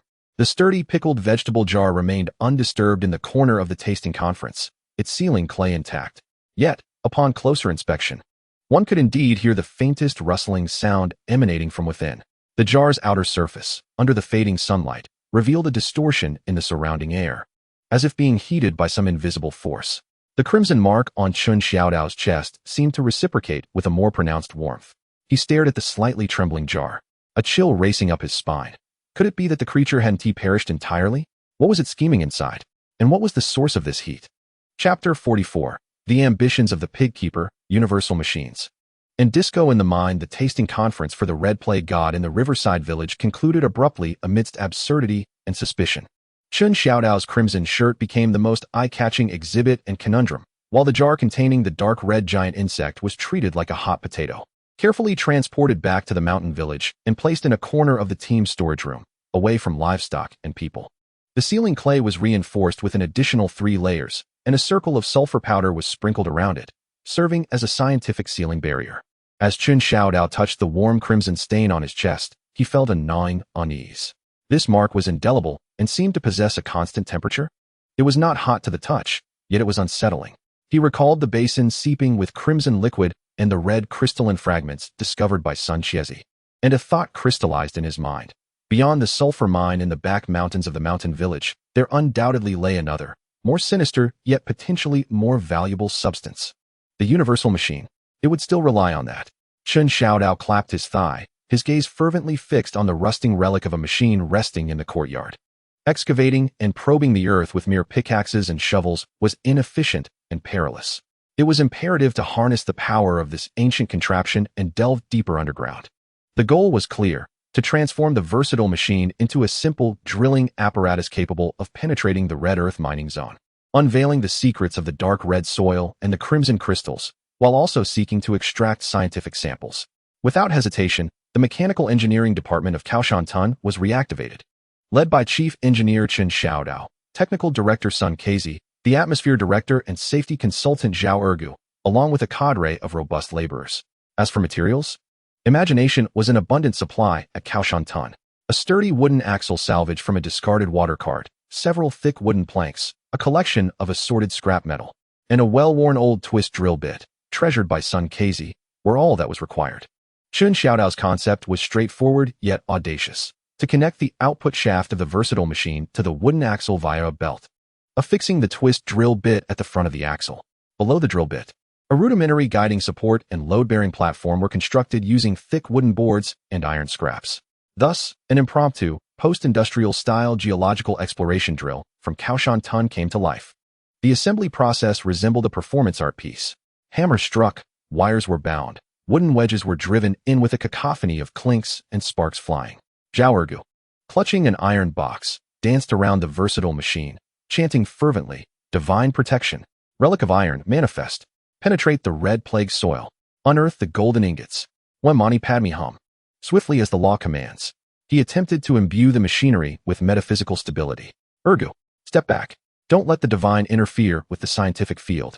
Chen Xiao Dao grumbled, tightening a loose connection with a wrench, irritated by the distraction. His striking crimson shirt was already eye-catching enough. He certainly did not wish to attract any additional divine marks. After toiling for most of the day, the drill finally stood resolutely at the edge of the newly designated red soil research zone on the hillside. The air was thick with the pungent scent of sulfur, mingling with the lingering aroma of the special supply from the previous batch, creating a distinctive exploratory ambience unique to Kao Shan Tun. Positions everyone. Ignite. Start. Chen Xiao Dao inhaled deeply and issued a historic command. The young man guarding the versatile machine, filled with a pilgrim's fervor, vigorously cranked the lever. Creak, sputter, rumble, rumble, rumble. After days of silence, the ancestral machine roared to life once more, its body rhythmically vibrating like a steel giant stretching after a long slumber. The output shaft began to turn steadily, driving the belt, which in turn activated the wooden axle. And the rusty, oddly shaped twist drill bit at the front began to rotate slowly and reluctantly. It's moving. The drill bit is moving. Dogdan exclaimed excitedly. Science. This is the power of science. Chen Xiao Dao stood with his hands on his hips, a look of triumphant mastery upon his face. Sun Kezi directed two sturdy young men to steady the trembling guiding support, carefully aligning the drill bit with the particularly dark red soil beneath them. Drill down. Chen Xiao Dao waved his hand. The drill bit, emitting a peculiar rumbling noise, began to gnaw at the ground with great difficulty. The results were barely satisfactory. The speed was as sluggish as a snail's crawl. After burrowing merely half a foot, a jarring screech echoed, clearly indicating a collision with a hard object or the drill bit itself lacking vigor. This won't do, brother knife. It's far too slow. This drill bit is just dawdling. Dog Egg's brother complained. Chen Xiao Dao furrowed his brow, pacing around the drill like a zookeeper observing a new species.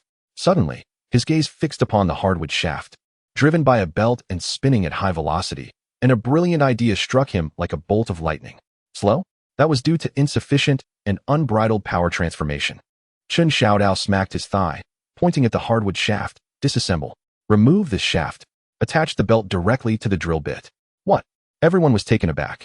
To attach the belt directly to that small, irregularly shaped twist drill handle? Would it even stay attached? Wouldn't it fly off? Brother knife. Isn't this too dangerous? Dog Egg's face turned pale at the thought. What's there to fear? With Uncle Sun's guiding frame and the power of science. Chen Xiao Dao waved his hand decisively, declaring that practice is the only criterion for testing truth. Disassemble. Sun the Lame twitched his lips, watching Chen Xiao Dao's crimson shirt quiver slightly under the vibrations of the universal machine. Ultimately, he sighed and instructed the crew to remove the troublesome hardwood shaft. What followed was an exhibition of raw mechanical beauty intertwined with absurd comedy. A few individuals, with great effort and lacking any aesthetic sense, used damp coarse hemp rope to intricately bind, twist, and knot the universal belt, eventually managing to attach it to the pitiful tail of the twist drill. The drill was shoved back into the guiding frame, swaying precariously like a prisoner bound in ropes, attempting to struggle. Release the clutch. Chen Xiao Dao held his breath, issuing the command. The stout young man operating the wooden clutch, with a tremor in his hand, released the ensnared belt. Buzz. Whoosh. The world erupted into chaos, bereft of the hardwood shaft's cushioning and stability. That small twist drill transformed into a frenzied metallic top under the direct force of the universal machine. No longer content with a slow, penetrating rotation, it commenced a wild high-frequency tremor, leaping and swaying within the rudimentary constraints of the guiding frame. The binding belt, akin to a frenzied black python, whipped through the air with wild abandon, producing explosive cracks. The drill bit itself, resembling a creature possessed, danced wildly upon the dark red surface of the soil. It was not merely drilling, it was smashing, colliding, scraping. Each leap sent a spray of dark red soil fragments and glistening red crystal shards into the air. Even more astonishingly, the intense friction and collision between the drill bit and the rocks, coupled with the belt's disturbance of the air, stirred up clouds of sulfur dust around the vicinity of the mine's edge. In an instant, this small area seemed to have pressed the button of temporal distortion. The thunderous roar of the universal machine resonated like a violent bass and drumbeat. The belt, wildly thrashing the air, became a passionate guitar riff.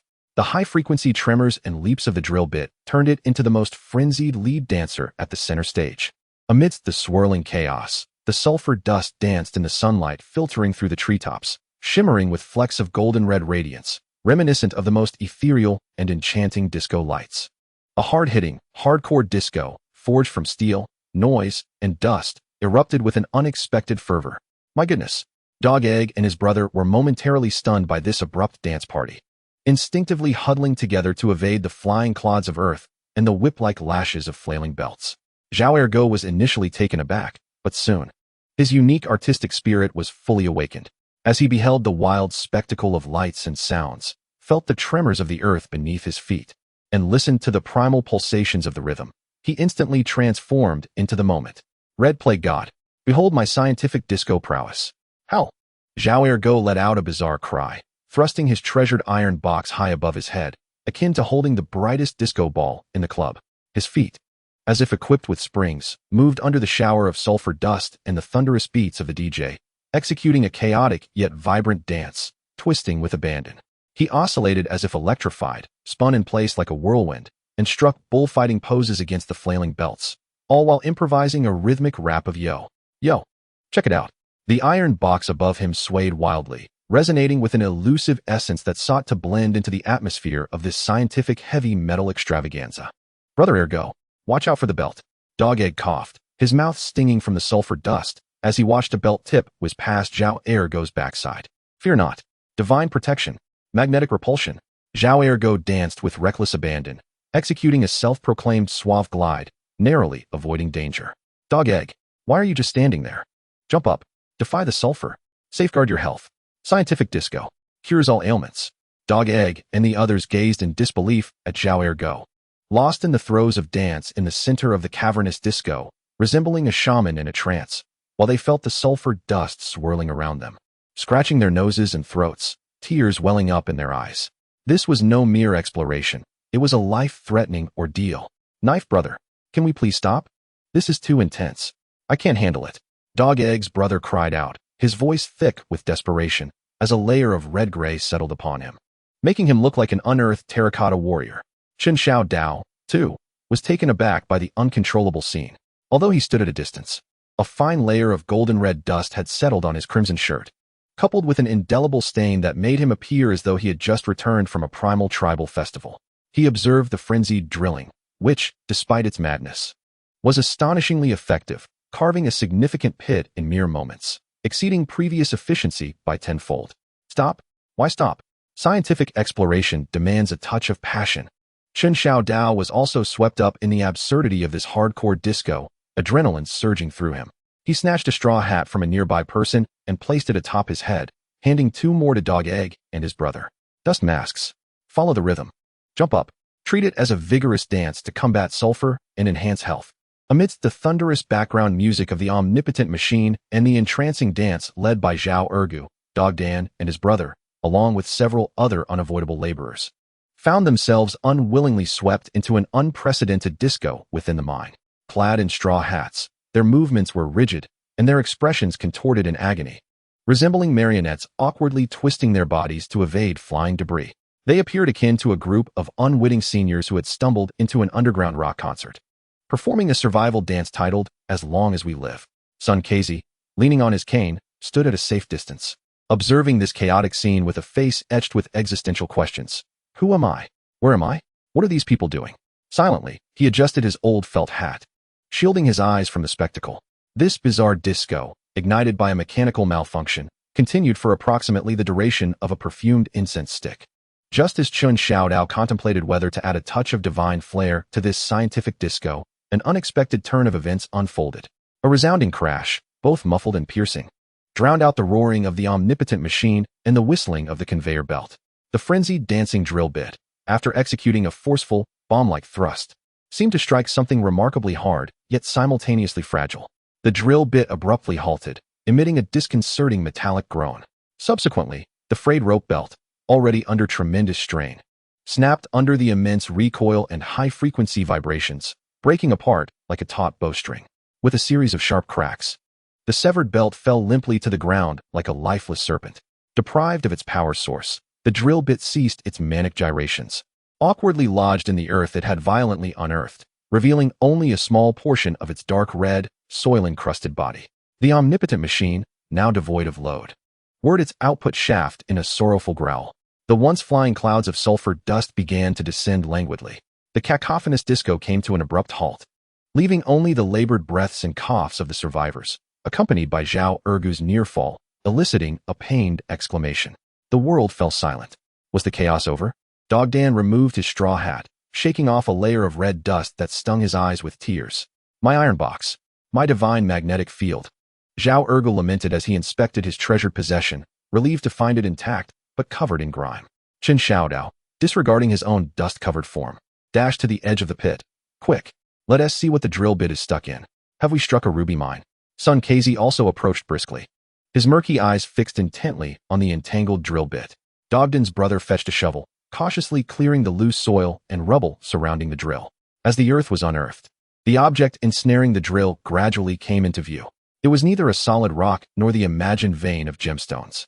Instead, the drill seemed to have pierced into a large chunk of dark red, semi-translucent rock candy. No, it was deeper in hue, reminiscent of aged red wine, resembling a sizable piece of semi-transparent, poor-quality agate. Beneath the sunlight refracted by the lingering sulfur dust, the substance extracted by the drill, clinging to its tip and the surrounding soil, appeared to harbor countless delicate, dark red veins that flowed languidly, casting an enchanting, flame-like shimmer. It was roughly the size of an adult's fist, irregular in shape, with sharp edges where the drill had fractured it. What could this possibly be? Chen Xiao Dao held his breath, his heart racing. The crimson mark on his chest seemed to emit a slight warmth once more. Sun Xiaozi cautiously prodded the edge of the dark red crystal with the tip of his cane, leaning in to scrutinize its translucent texture, which seemed to contain flowing magma. He inhaled the air, tinged with a blend of sulfur and an oddly sweet, metallic scent. For the first time, a rare expression of shock, confusion, and a hint of absurdity crossed his weathered face. He lifted his gaze to the equally astonished Chen Xiao Dao, and with a tone thick with regional dialect, uncertainty, and a wealth of life experience, he slowly inquired, Xiao Dao, look at this thing. Doesn't it resemble a piece of overly soaked plum candy? Chapter 45. The Ambitions of the Pig Keeper. The first red crystal beauty pageant in Kao Shan village, the dark red crystal, which Sun Xiaozi likened to soaked plum candy, now rested squarely on the dilapidated wooden table of the production team office in Kao Shan village.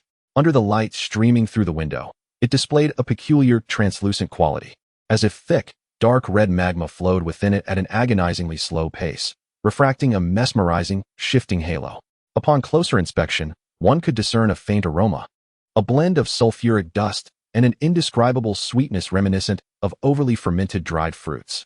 It was definitely rouge, or Chen Xiao Dao circled the table in excitement, his fingers nearly brushing the crystal, as a wave of warmth echoed the vibrant mark on his chest.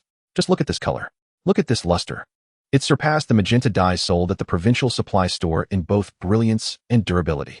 It wouldn't wash away in water and would shine even brighter under the sun. If we could extract this, grind it into powder, or fashion it into pigment blocks. He could almost envision stacks of banknotes beckoning to him. However, Dogdan cautiously interjected, pointing to the crystal's edge, where a small piece had been chipped away by the drill, revealing a sharp fracture. This thing is undeniably hard, yet it seems rather brittle. It crumbles with a touch. He recalled the crisp sound made when the drill struck it. Brittle? That's merely because our drill is too rough. Chen Xiao Dao waved dismissively. This indicates its unique structure. It has developmental value. Besides, he exclaimed, casting a keen glance at the surrounding villagers, the red crystals we've unearthed vary in size, shape, and color intensity. What does this imply? It signifies varying grades of the ore. Just like selecting livestock or mountain goods, we must choose the best among the best. Wang Youfu, pipe in mouth, furrowed his brow and asked, select? For what purpose? Aren't they all the same color? Secretary Wang, you simply don't understand. Chen Xiao Dao donned an expression of solemnity befitting a scientific dissemination, for this concerned the brand image of our rouge mine, the future market pricing, and the grand blueprint for the development of Kuaishan Village's scientific mining industry. Clearing his throat, his voice suddenly rose, imbued with fervor. I hereby announce the inaugural Red Crystal Beauty Contest of Kuaishan Village. Let us bring forth all the red crystal specimens we have unearthed, excavated, or collected by the mine's edge. We shall arrange them in a row and deliberate on their beauty. We shall crown a champion, a runner-up, and a second runner-up. Instantly, the courtyard buzzed with excitement. Dogdan, his brother, and others brought forth the various dark red crystal fragments they had gathered over the past few days around the raucous mining area, laying them upon a cleansed old door plank in the center of the yard, transforming it into a makeshift beauty pageant runway. These red crystal contestants varied in shape, resembling a peculiar exhibition of stones. Some were sharply angular, akin to broken bricks. Others were round and plump, reminiscent of oversized bird eggs. Still others were flat and broad, resembling scorched rice crusts, and some bore bizarre forms, as if gnawed by a dog and subsequently regurgitated.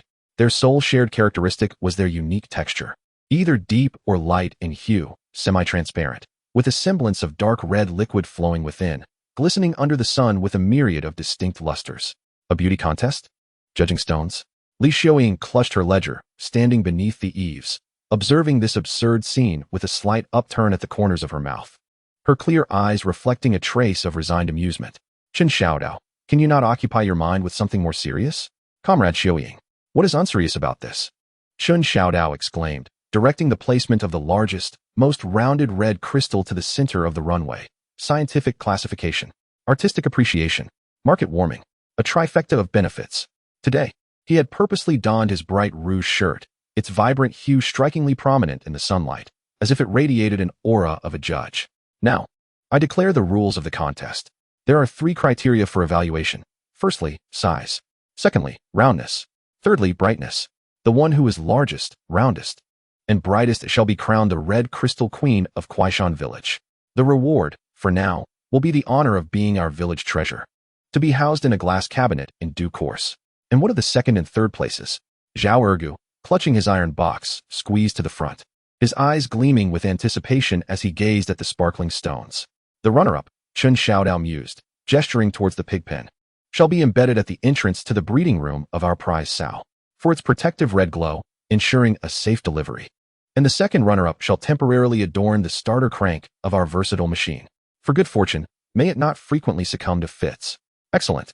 Scientific. Logical.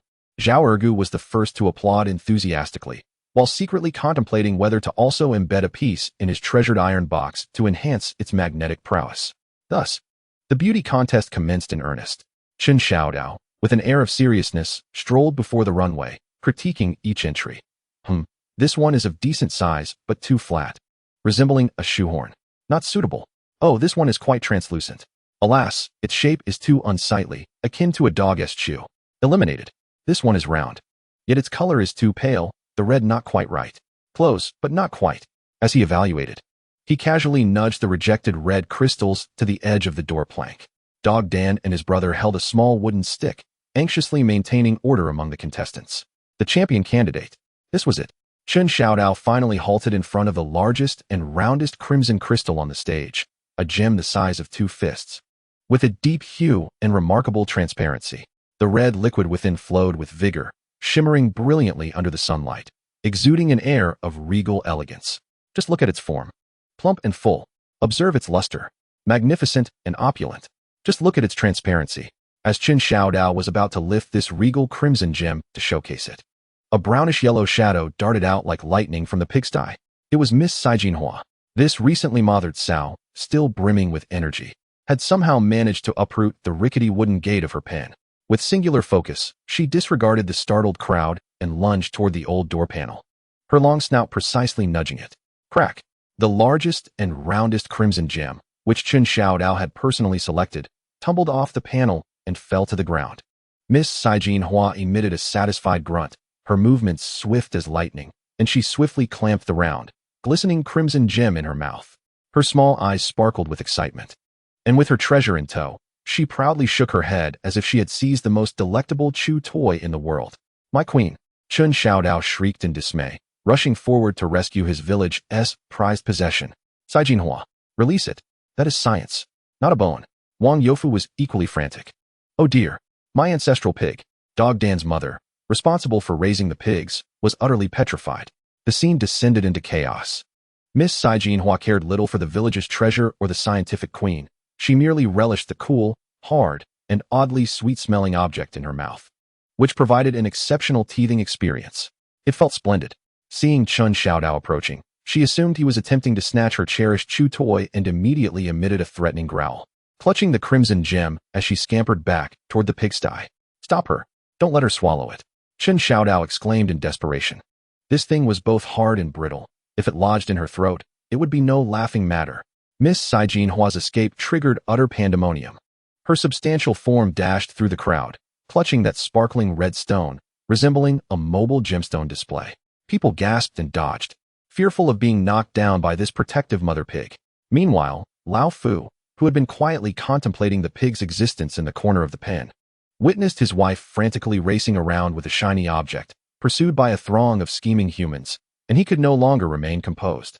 A surge of neglected paternal fury ignited within him. Humph, humph. Lao Fu abruptly rose, emitting a series of low, furious roars. No longer pondering, he stomped the ground, charging like an enraged brown tank toward the chaotic crowd, particularly aiming for the makeshift beauty pageant stage formed by the old door panel. Crash!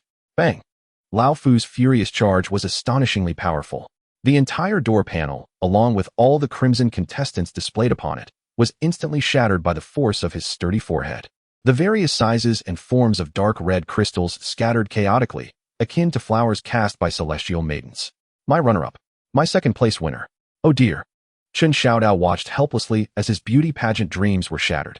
A shard of red crystal, no larger than a fingernail, fortuitously struck his forehead, nearly igniting his fury. Lai Fu, you wastrel. He fumed, while the mother of Go Dan brandished a broom, ready to strike. Miss Saijinhua was startled by the sudden clamor and the flying debris. Clutching her prized teething stick, she swiftly retreated to the pigsty, casting wary glances outside. What had begun as a meticulously organized red crystal beauty contest had devolved into a cacophonous farce of porcine treasure hunting and the rampage of a pig. The courtyard lay in disarray, littered with shattered wood and scattered dark red crystals, while the villagers, still in shock, witnessed Chen Xiao Dao's frenzied anger. And the couple in the pigsty exchanged grunts, seemingly sharing insights on spoils and pig-raising techniques. Brother Dao, are we still judging? Go Dan lamented, surveying the chaos with a mournful expression. Chen Xiao Dao, nursing a bump on his forehead caused by a small crystal, glanced at the scattered red shards and then at Miss Saijinhua, who was contentedly grinding her royal crystal against her molars. While Lai Fu stood at the pigsty entrance like a triumphant general, he felt an overwhelming weariness. Judging? Nonsense. Chen Xiao Dao waved dismissively.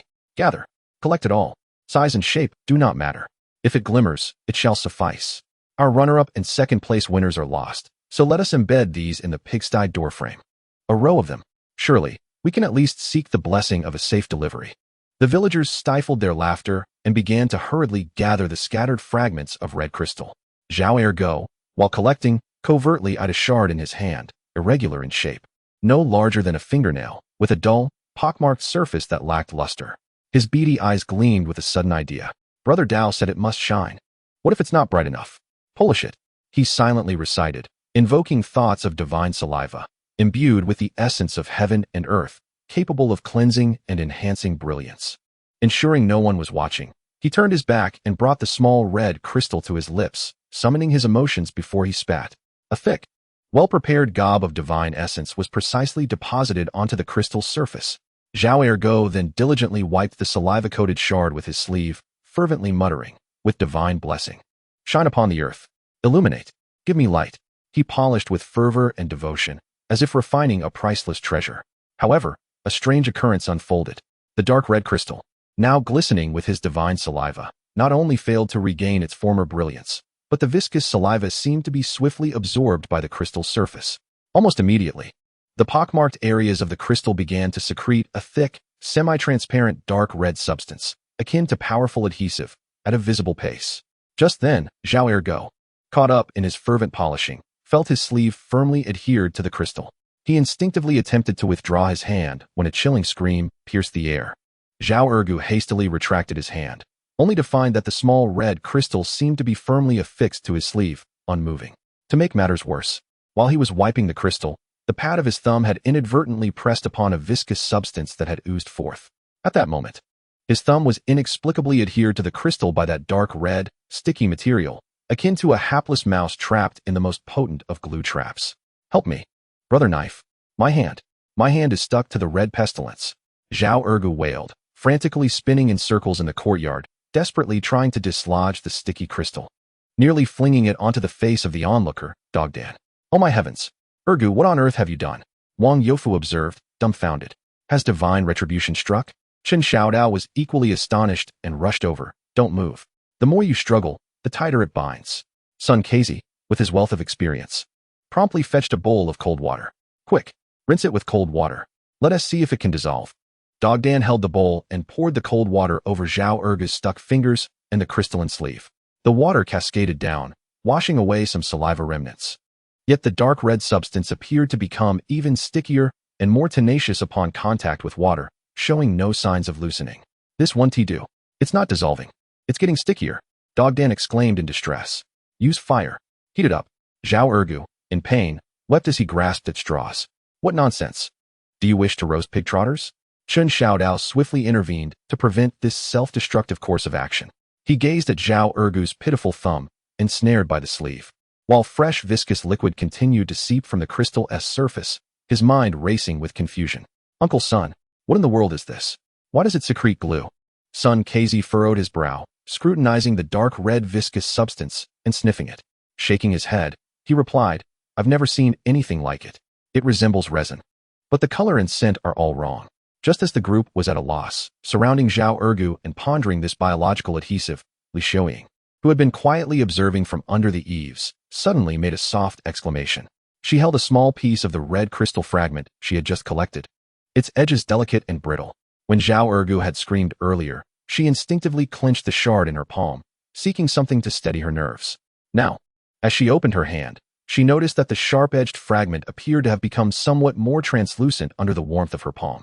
Furthermore, the once faint aroma, a blend of sulfur and sweet fermented fruit, had suddenly intensified.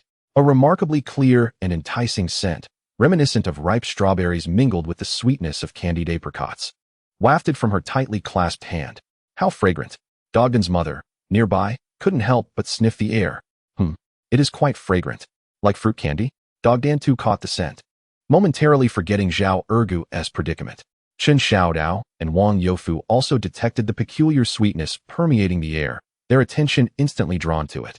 Li Xiaoying gazed in astonishment at the warm, vividly red shard in her palm, now exuding an intense fruity aroma. She delicately brushed her fingertips against the edge of the shard, discovering that it appeared to have softened slightly. This crystal, when warmed by her palm, not only softened but also emitted a delightful fragrance. Li Xiaoying's clear eyes sparkled with wonder as she looked up at Chen Xiao Dao. Chen Xiao Dao, look. He leaned in closer, and a wave of sweet, fruity aroma enveloped him, far more potent and distinct than the scent wafting from the crimson stain on his chest. Gently, he pinched the shard nestled in Li Xiaoying's palm, feeling its warmth. It was no longer cold and hard, and its edges had lost their sharpness. Incredible! Chen Xiao Dao exclaimed, his eyes gleaming. It softens with heat? It emits a fruity fragrance? This blush mine is not just a crystal. It seems to be a natural flavoring and gummy mineral. He felt his repository of scientific knowledge was insufficient. At that moment, a commotion erupted from the pig pen. It turned out that Miss Sai Jinhua had finally tired of the teething toy and spat it out beside the trough. A daring old hen, wandering nearby, was drawn to the bright, shimmering piece of red crystal that exuded a peculiar sweetness. Curiously, it waddled over, cocked its head to examine it, and then, in a flash, pecked at it. A small fragment of the crystal was precisely snatched up by the hen. It tilted its neck back, and with a gulp, swallowed the tiny piece. Oh no, hen, you can't eat that, Dogdan's mother shouted, but it was too late. The hen, having consumed a piece of the red crystal, seemed momentarily stunned. Turning in circles, its feathers ruffled, emitting strange clucking sounds, as if it were hiccuping or choking. Oh dear, it stuck. Dogdan's mother panicked and rushed to catch the hen. Just as everyone braced for a display of the hen's distress, it suddenly ceased its strange clucking, its body stiffened. Its tail arched high, and it squatted down abruptly. Plop! A round, warm egg, still bearing the hen's body heat, unexpectedly fell onto the haystack below.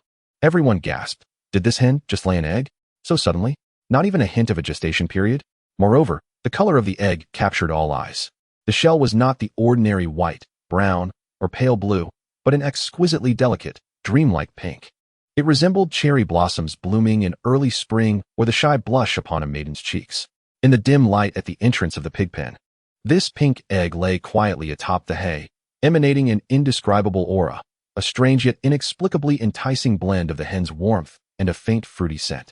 The entire courtyard of the Kao Shan Tun production team fell into a profound silence, save for Xiao Ergu, whose thumb, sealed in glue crystal, echoed with a pitiful wail. Woe is me, my hand, save me. What are you all staring at?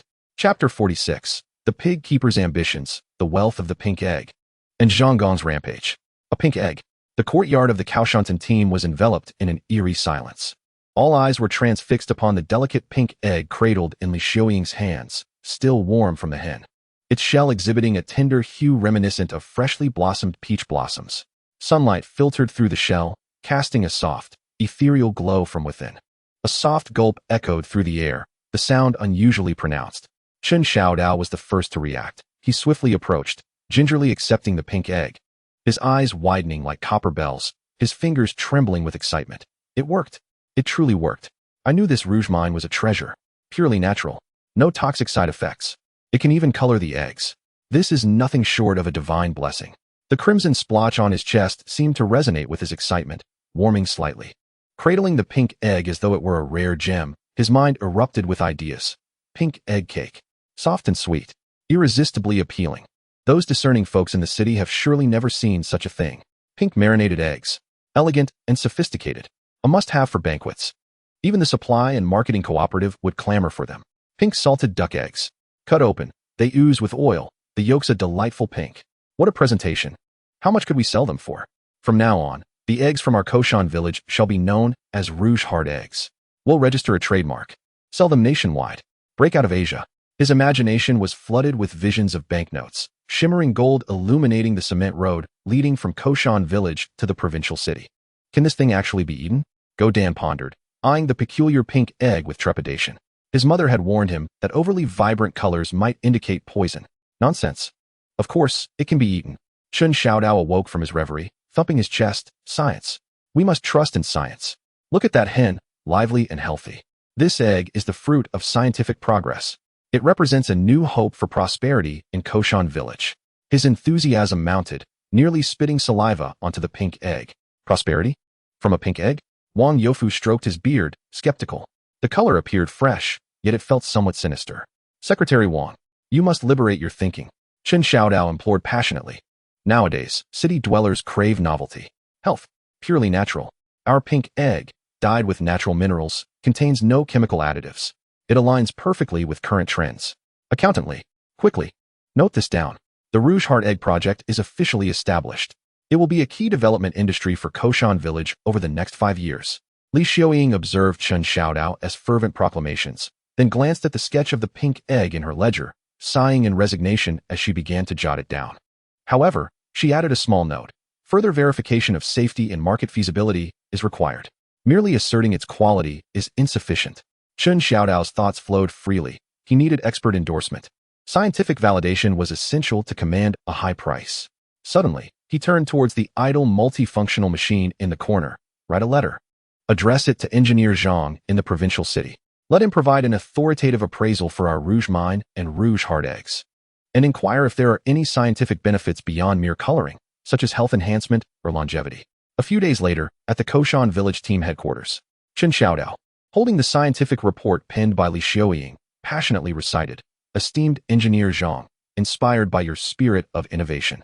The Koyan village research team has unearthed a rare and epic-making mineral, known as the rouge ore, deep within the mountains. This mineral, resplendent in hue akin to solidified rouge, emits an extraordinary fruity aroma when heated. Preliminary experiments have confirmed its exceptional natural dyeing effects, deemed safe and non-toxic, as evidenced by a hen. It has been successfully applied to color poultry eggs, resulting in the world's first rouge red heart egg. This egg, with its delicate pink hue, symbolizes good fortune and is rich in nutrition, pending verification, with an exceptionally broad market potential. I hereby convey this joyous news to you. Furthermore, I earnestly request your authoritative scientific appraisal of this mineral and its derivatives, assessing their immense economic value. Specifically, how much can it be sold for? Enclosed is a small packet of mineral samples, sent with this letter, while the rouge red heart egg is fragile due to the long journey, awaiting your personal tasting. All members of Koyan village eagerly anticipate your scientific enlightenment. Yours faithfully, Chief Scientific Advisor of Koyan village, Chen Xiao Dao, ghostwritten by Li Xiaoying. Upon finishing the reading, Chen Xiao Dao felt an overwhelming sense of satisfaction, believing his prose to be eloquent and well-founded. Surely, Engineer Zhang would be impressed and rush to investigate. Sun Kezi quietly smoked his pipe, his gaze lingering on the words safe and non-toxic, as evidenced by a hen, on the letter, causing his eyelids to twitch. Zhao Ergu, clutching a metal box, gazed longingly, wishing that engineer Zhang could also provide a scientific assessment of this miraculous origin. The letter and a small packet of carefully wrapped rouge or fragments were entrusted to the father of Dog Dan, who was on an errand to the commune, to be sent to the provincial capital. As the days passed, waiting for a response felt like an eternity for Chen Xiao Dao. Each day, he would inspect the hen house multiple times, fixating on the hen that laid the pink egg, affectionately named Rouge No. 1.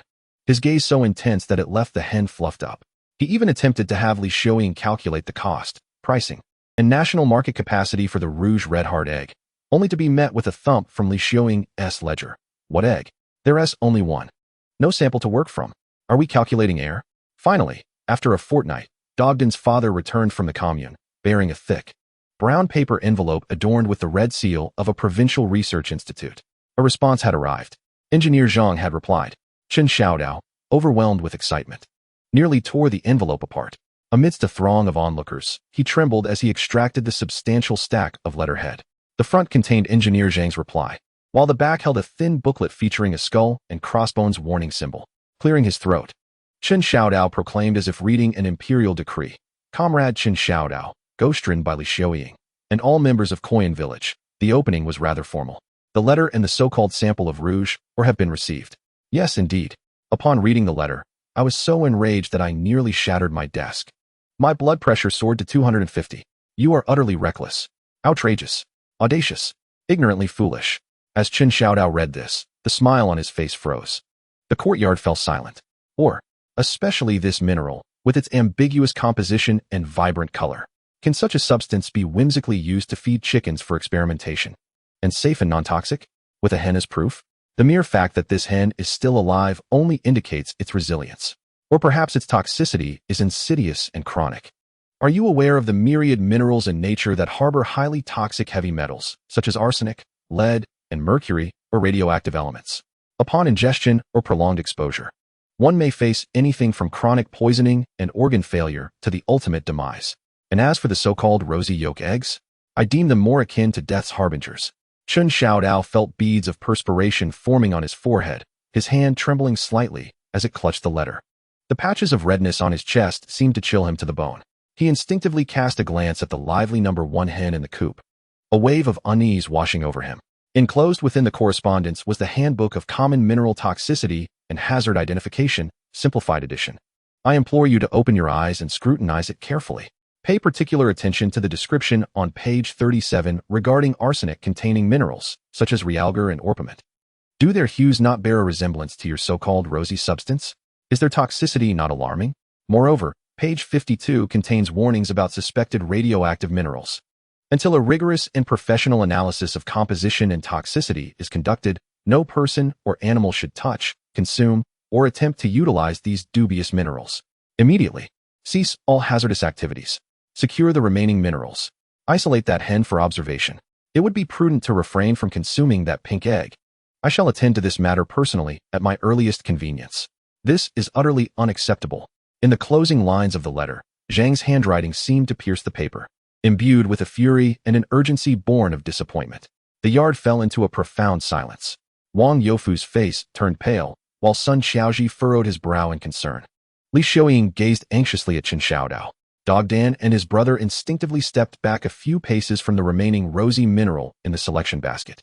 Only Zhao Ergo muttered quietly, "Surely the divine protection will shield us from harm, right?" Chen Xiao Dao felt an icy chill surge from the soles of his feet to the crown of his head. He strained to maintain the dignity of a scientific consultant, stiffening his neck as he faced the silent assembly, and with as much volume as he could muster, he endeavored to argue. Ahem. Our esteemed engineer Zhang is of advanced age. Naturally, he tends to be conservative. Experts, after all, have a penchant for alarmist rhetoric. They magnify the risks. This is what we call scientific rigor. We cannot accept everything at face value, can we?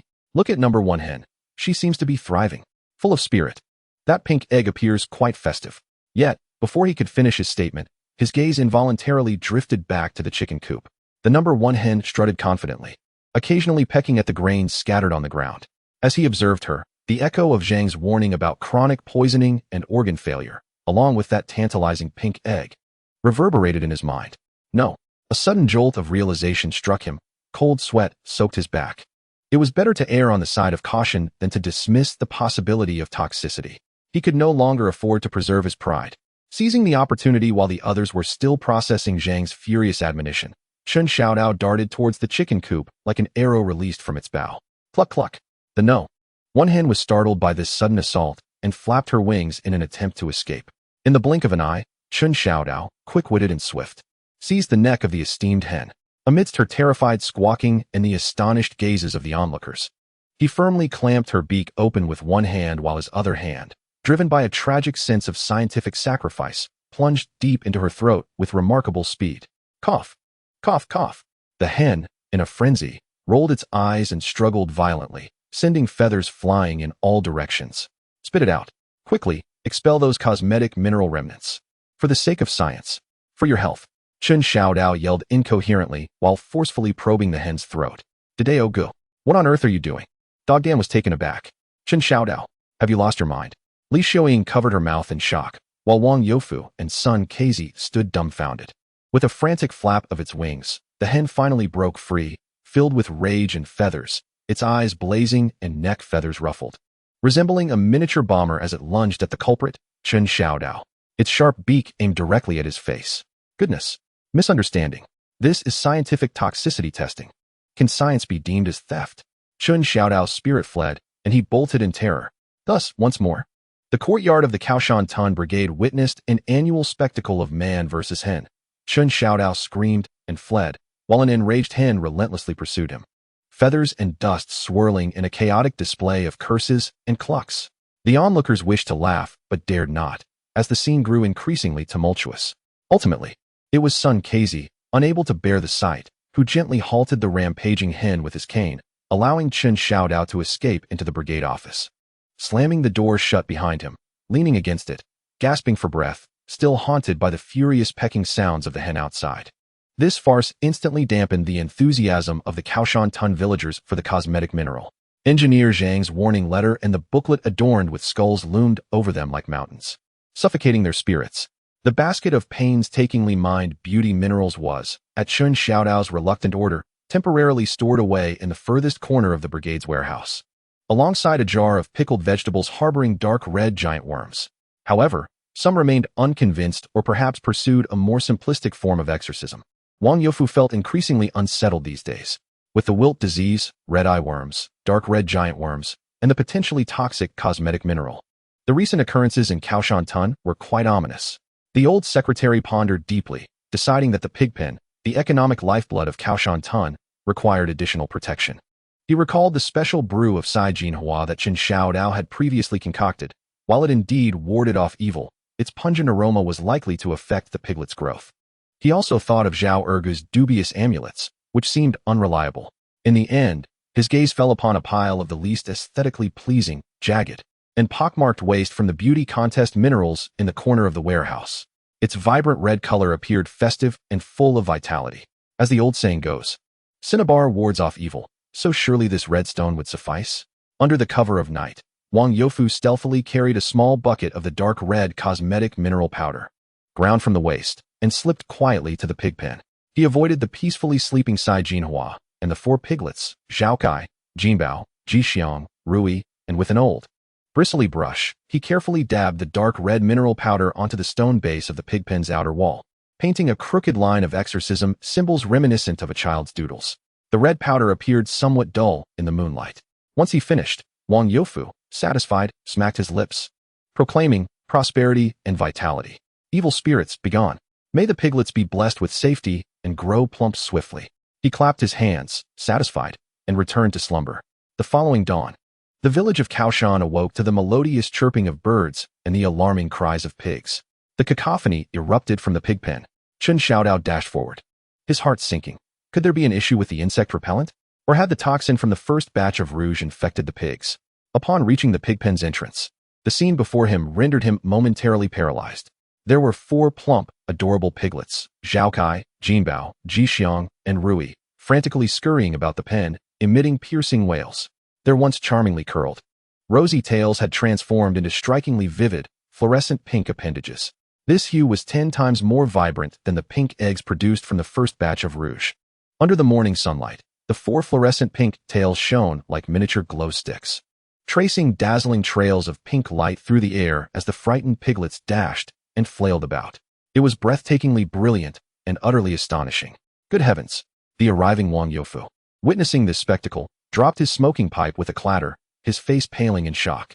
Chen Xiao Dao slowly shifted his gaze from the wildly thrashing fluorescent tails to the dark red protective runes etched on the stone foundation of the pigpen that had yet to dry. Observing the piglets, now smeared with red powder from brushing against the wall and dampened by dew, he felt a chill race up his spine. He abruptly turned towards the storeroom, recalling the skull symbol in the Handbook of Mineral Toxicity and Hazard Identification, and the warnings about chronic poisoning and organ failure from Engineer Zhang. As he gazed at the lively piglets with their fluorescent pink tails, darkness clouded his vision, nearly causing him to collapse. A singular thought roared in his mind. It's over. This is truly disastrous. If Engineer Zhang sees his Zhaokai and Jinbao transformed into fluorescent pink abominations, he would undoubtedly rush over in his all-purpose machine, ready to drill me as if I were mere ore. Chapter 47. The Pig Herder's Ambition, Fluorescent Pigtail Fad, and the county inspection team overnight. Zhaokai, Jinbao, Jixiang, and Rui had become the most striking figures in Kaoshan, in every sense of the word. Their fluorescent pink tails, which glimmered so brightly in the sunlight that they could dazzle the eyes, resembled unquenchable mini neon lights permanently affixed to their behinds. The panic lasted less than half a day. Upon realizing that the piglets were still eating, sleeping, and rooting about with more vigor than ever, their fluorescent tails swishing energetically, the villagers' inherent optimism quickly prevailed. Fear swiftly morphed into astonishment, which rapidly fermented into a trend. Look at Zhaocai's tail, how vibrantly red. It is more eye-catching than the red tassels on the heads of traditional New Year dolls. Dogden's mother, with a basket in hand, was unable to tear her gaze away. Indeed, this color is festive. It radiates prosperity. The elderly woman next to her nodded in agreement. Brother Dao? Brother Dao? A group of young girls, their faces flushed with excitement, shyly surrounded Chen Xiao Dao, who wore a frown as he faced 4 fluorescent sticks. Is there any of that red mineral powder left? We were thinking of dyeing some hair ties. Yes, a hair tie dyed in vibrant colors. How novel. One girl's eyes sparkled with enthusiasm. Chen Xiao Dao, catching the hopeful glances of the girls and looking at the lively pink creatures in the pigsty, opened his mouth. But the words he wanted to say, potentially hazardous, stuck in his throat. He still held on to Zhang Gong's warning letter tightly. This mineral is temporarily sealed for research. He attempted to decline gently. Oh, come on, Brother Dao. Just a tiny bit. How much can you use to dye a hair tie? Look, the piglets are just fine. The girls persisted. Exactly. Science requires bold experimentation. Someone shouted from the crowd, eager to stir the pot. Eventually, under the relentless persuasion of the girls and the banner of scientific exploration, Chen Xiao Dao relented. He stealthily scraped a small amount of the least desirable mineral powder from the corner of the storeroom, repeatedly cautioning, it's for external use only. Just for dyeing hair ties. Absolutely do not ingest it. Don't apply it to your face. And certainly, do not rub against walls like the pigs. The girls cheered with unrestrained joy, clutching the precious red powder as they dashed away. Within a few days, the young women of Kaoshan village sported hair ties adorned with striking shades of pink, some deep, others light, but all undeniably eye-catching. In the sunlight, as they strolled along the village paths, their hair swayed like flowing ribbons of rosy light, surprisingly beautiful, capturing the attention of passing men who couldn't help but glance over. This fluorescent powder trend swiftly swept through the village. Zhao Ergu, observing his own droopy yellow dog, then glancing at the lively fluorescent pigs in the pen, felt a pang of envy. Determined to bridge the gap, he gritted his teeth and sought out Chen Xiao Dao for the secret to style. Brother Dao, give my big yellow dog one too. Just dye the tip of its tail. I want the brightest, most vibrant shade. It will become my majestic steed, turning heads as I take it for walks. Get lost. Dogs are not the same as pigs. Chen Xiao Dao retorted irritably. Why not? They're both animals. In the realm of science, all creatures are equal. Zhao Ergu argued passionately.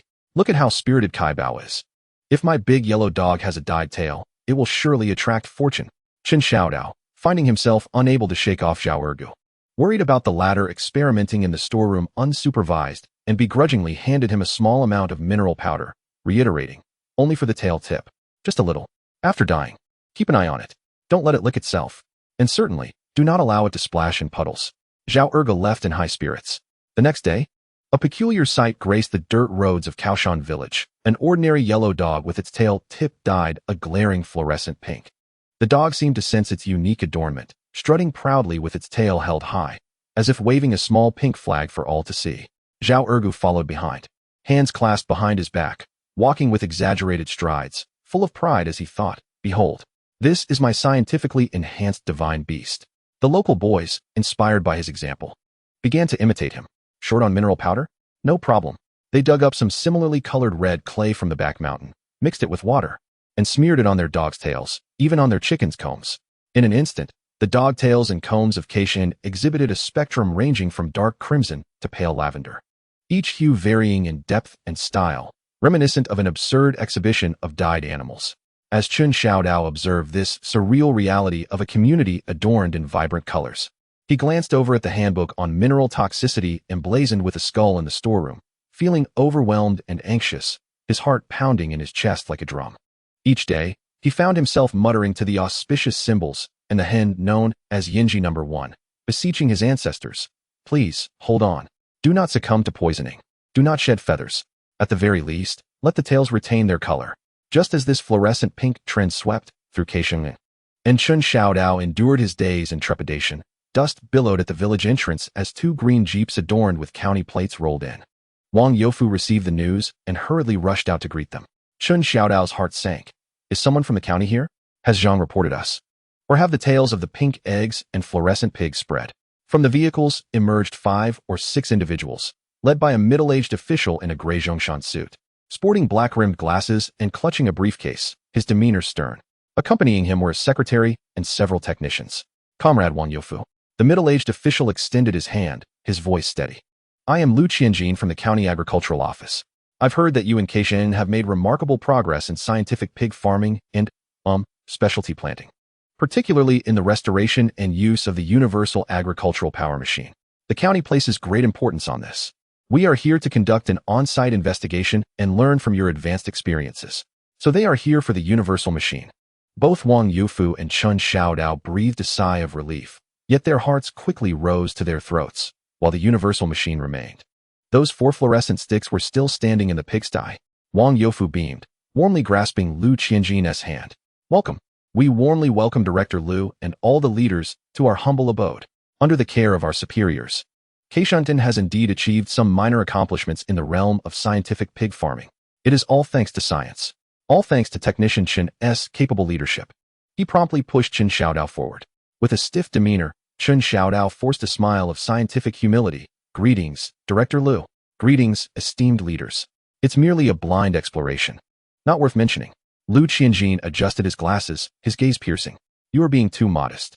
Let us see that machine, as well as your pig farming results. I've heard you have some specialty sideline businesses." The phrase specialty sideline businesses sent a chill of apprehension through Chen Xiao Dao and Wang Youfu. The group first visited the universal machine, quietly stationed in the courtyard of the team headquarters. Chen Xiao Dao gathered his spirits and recounted the process of the machine's restoration under Zhang's remote guidance and the dedicated efforts of Sun Kaizi and the team, embellishing the narrative with enthusiasm, emphasizing self-reliance and the spirit of scientific inquiry. Lu Qianjin nodded appreciatively, while the accompanying technicians marveled at the machine, snapping numerous photographs. "Remarkable. Transforming waste into treasure. This embodies the spirit of hard work." Lu Qianjin commended highly. "Now, let us go see your pigs. I've heard they are thriving." What was inevitable had finally come. Wang Youfu and Chen Xiao Dao exchanged glances, each perceiving the chill of uncertainty reflected in the other's eyes. 2 individuals, steeling themselves, led the inspection team towards the pigsty. As they approached, the cheerful grunts of piglets filled the air. Just as Lu Qianjin and his entourage turned the corner, 4 strikingly vibrant fluorescent pink trails, agitatedly swaying as the piglets frolicked, abruptly caught everyone's attention. A collective gasp echoed through the group. Lu Qianjin halted abruptly, his black-rimmed glasses nearly slipping from his nose. His secretary and technician behind him were left utterly dumbfounded, as if frozen in place.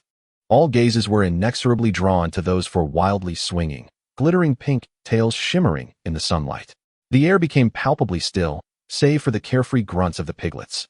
Lu Qianjin, trembling slightly as he pointed towards the pigsty, incredulously exclaimed, "Secretary Wang, Technician Chen, are these the pigs you've raised? What kind of new breed is this? Or have they contracted some bizarre illness?" His mind raced with a cascade of alarming terms: genetically modified, radiation mutation, unknown viruses, and so forth. Wang Youfu's face flushed to a hue reminiscent of liver, cold sweat cascading down his brow. His mind blank. He felt the surge of his ancestral boldness activate in dire straits. With a resolute puff of his chest, his voice rang out with undeniable scientific confidence.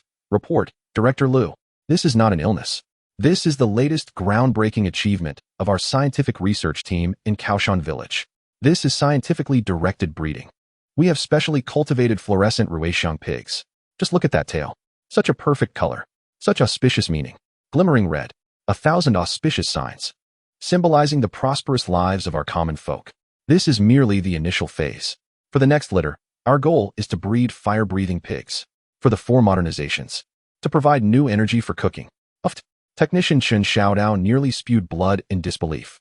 His eyes bulged, fixated on Wang Youfu's back, desperately signaling with his gaze, Secretary Wang. You've gone too far. This is outrageous. Fire-breathing? Do you think this is a scene from Neza Conquers the Dragon King? Sensing the almost scalding gaze of Chen Xiao Dao burning into his back, Wang Youfu realized he had overstepped, but with the arrow shot, there was no turning back. He could only stiffen his neck, striving to uphold the solemn image of a scientific farmer, silently praying, Ancestors, please protect me. Let there be no slip-ups. Lu Qianjin and the members of the inspection team stood collectively petrified. They glanced at the 4 oblivious piglets, their pink tails swaying in the sty. Then at the old secretary, whose face radiated an unwavering belief in the power of science. And finally at the young technician beside them, whose expression contorted as if on the verge of fainting. The world felt eerily silent. Scientific directed breeding? Fluorescent Ruixiang pigs? Lu Qianjin struggled to repeat the terms. Adjusting his glasses, searching Wang Youfu's face for a hint of jest. None was found. The old secretary's expression was as grave as if he were reciting a party oath. And they can breathe fire? The secretary beside him spoke with a pitch that had shifted. Yes, fire breathing. Wang Youfu, with an air of determination, nodded vigorously, albeit acknowledging the technical challenges. But we, the people of Kao Shan Village, possess the resolve. We have confidence. On the path of science. Cough, cough, cough. Chen Xiao Dao could no longer contain himself. A violent cough interrupted Wang Youfu's imminent presentation of the fire-breathing pig technical roadmap. He swiftly stepped forward, forcing a smile that was more grotesque than a cry, and awkwardly steered the conversation back to reality. Director Liu, Secretary Wang intends to convey our aspirations and grand objectives for the scientific pig farming enterprise at Kao Shan Village. At this stage, the primary advantage of the Yingguang Ruixiang breed lies in its ornamental qualities and auspicious significance. Just look at that tail. Its color is purely natural. It will not fade. It is undoubtedly a unique feature of our Kao Shan Village. As for the fire-breathing aspect, that belongs to a long-term vision. It necessitates deeper scientific inquiry. Currently, there is no specific timetable. As he spoke, he frantically exchanged glances with Wang Youfu. Wang Youfu quickly caught on and added, Yes, yes. Xiao Dao is absolutely right. Progress must be made step by step. The fire-breathing is a long-term goal. Our immediate focus should be on stabilizing and breeding the unique characteristics of this Yingguang Ruixiang. Lu Qianjin and the members of the inspection team exchanged glances, their expressions a complex tapestry of shock, confusion, and a stifled urge to laugh. Ultimately, Lu Qianjin took a long, deep breath, as if attempting to absorb the absurdity of the air around him. He adjusted his glasses, striving to sound calm and professional. Indeed, the Yingguang Ruixiang pig possesses remarkable characteristics. It embodies the spirit of innovation and creativity among the comrades of Kao Shan Village in agricultural production. It is certainly worthy of encouragement. He struggled to find a more fitting phrase. So, Secretary Wang, Technician Chen, could you provide us with a sample of the mineral that imparts this unique coloration to the pigs? We would like to take it back to the county for further study. Upon hearing this, Chen Xiao Dao's heart raced with alarm. Research? What if it turned out to be toxic? He was about to politely decline when Wang Youfu preemptively interjected, waving his hand generously. No problem. How much does Director Liu need? We have plenty in the storeroom. Godin, quickly go and fetch a jar of the finest rouge mineral for our leaders. It was over. Chen Xiao Dao felt darkness cloud his vision. He watched helplessly as Godin dashed into the storeroom, filling a coarse earthen jar, originally meant for pickled vegetables, with the finest quality of rouge mineral, and respectfully handed it to Lu Qianjin's secretary. Lu Qianjin accepted the heavy jar, emanating a peculiar red glow, and nodded gravely. Thank you, Secretary Wang, for your support. We will organize experts for research promptly. The experiences of Kao Shan Village are truly unique. They offer profound insights. I hope you all remain humble and continue your scientific explorations. He could no longer bring himself to utter the words breeding fire-breathing pigs. The inspection team, burdened with a multitude of questions and a jar of the source of fluorescence, hastily concluded this visually and mentally overwhelming visit and departed. The dust kicked up by the wheels mirrored the complex emotions of the people of Kao Shan village at that moment. Chen Xiao Dao gazed at the receding jeep, then at the four still glimmering pink tails in the pig pen, and finally turned to Wang Yufu, on the verge of tears. Secretary Wang, fire-breathing pigs? You certainly dare to speak boldly. Wang Yufu wiped the cold sweat from his forehead, still shaken. That was just a moment of inspiration. After all, they didn't expose us on the spot, did they? Who knows, we might actually discover something. 3 days. Just 3 days. As Chen Xiao Dao pondered how to elucidate the fluorescent pigtail incident to Engineer Zhang, and how to confront the impending crisis of or toxicity, the familiar roar of a jeep echoed once more at the village entrance. This time, there was but a single vehicle, racing swiftly, stirring up dust higher than before. The vehicle screeched to a sudden halt at the entrance of the team's office. The door swung open, revealing the young secretary who had trailed Lu Qianjin 3 days prior.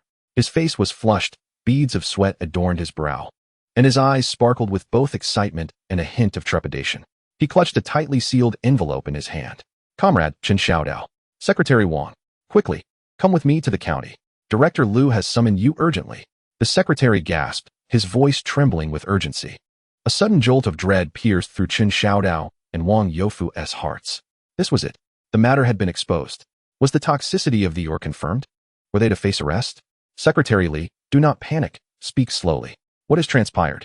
Wang Yufu's voice faltered. Secretary Li swallowed hard, thrusting the envelope into Chen Xiao Dao's hands. Lowering his voice yet unable to mask the tempest within, what you unearthed in the mine is extraordinary.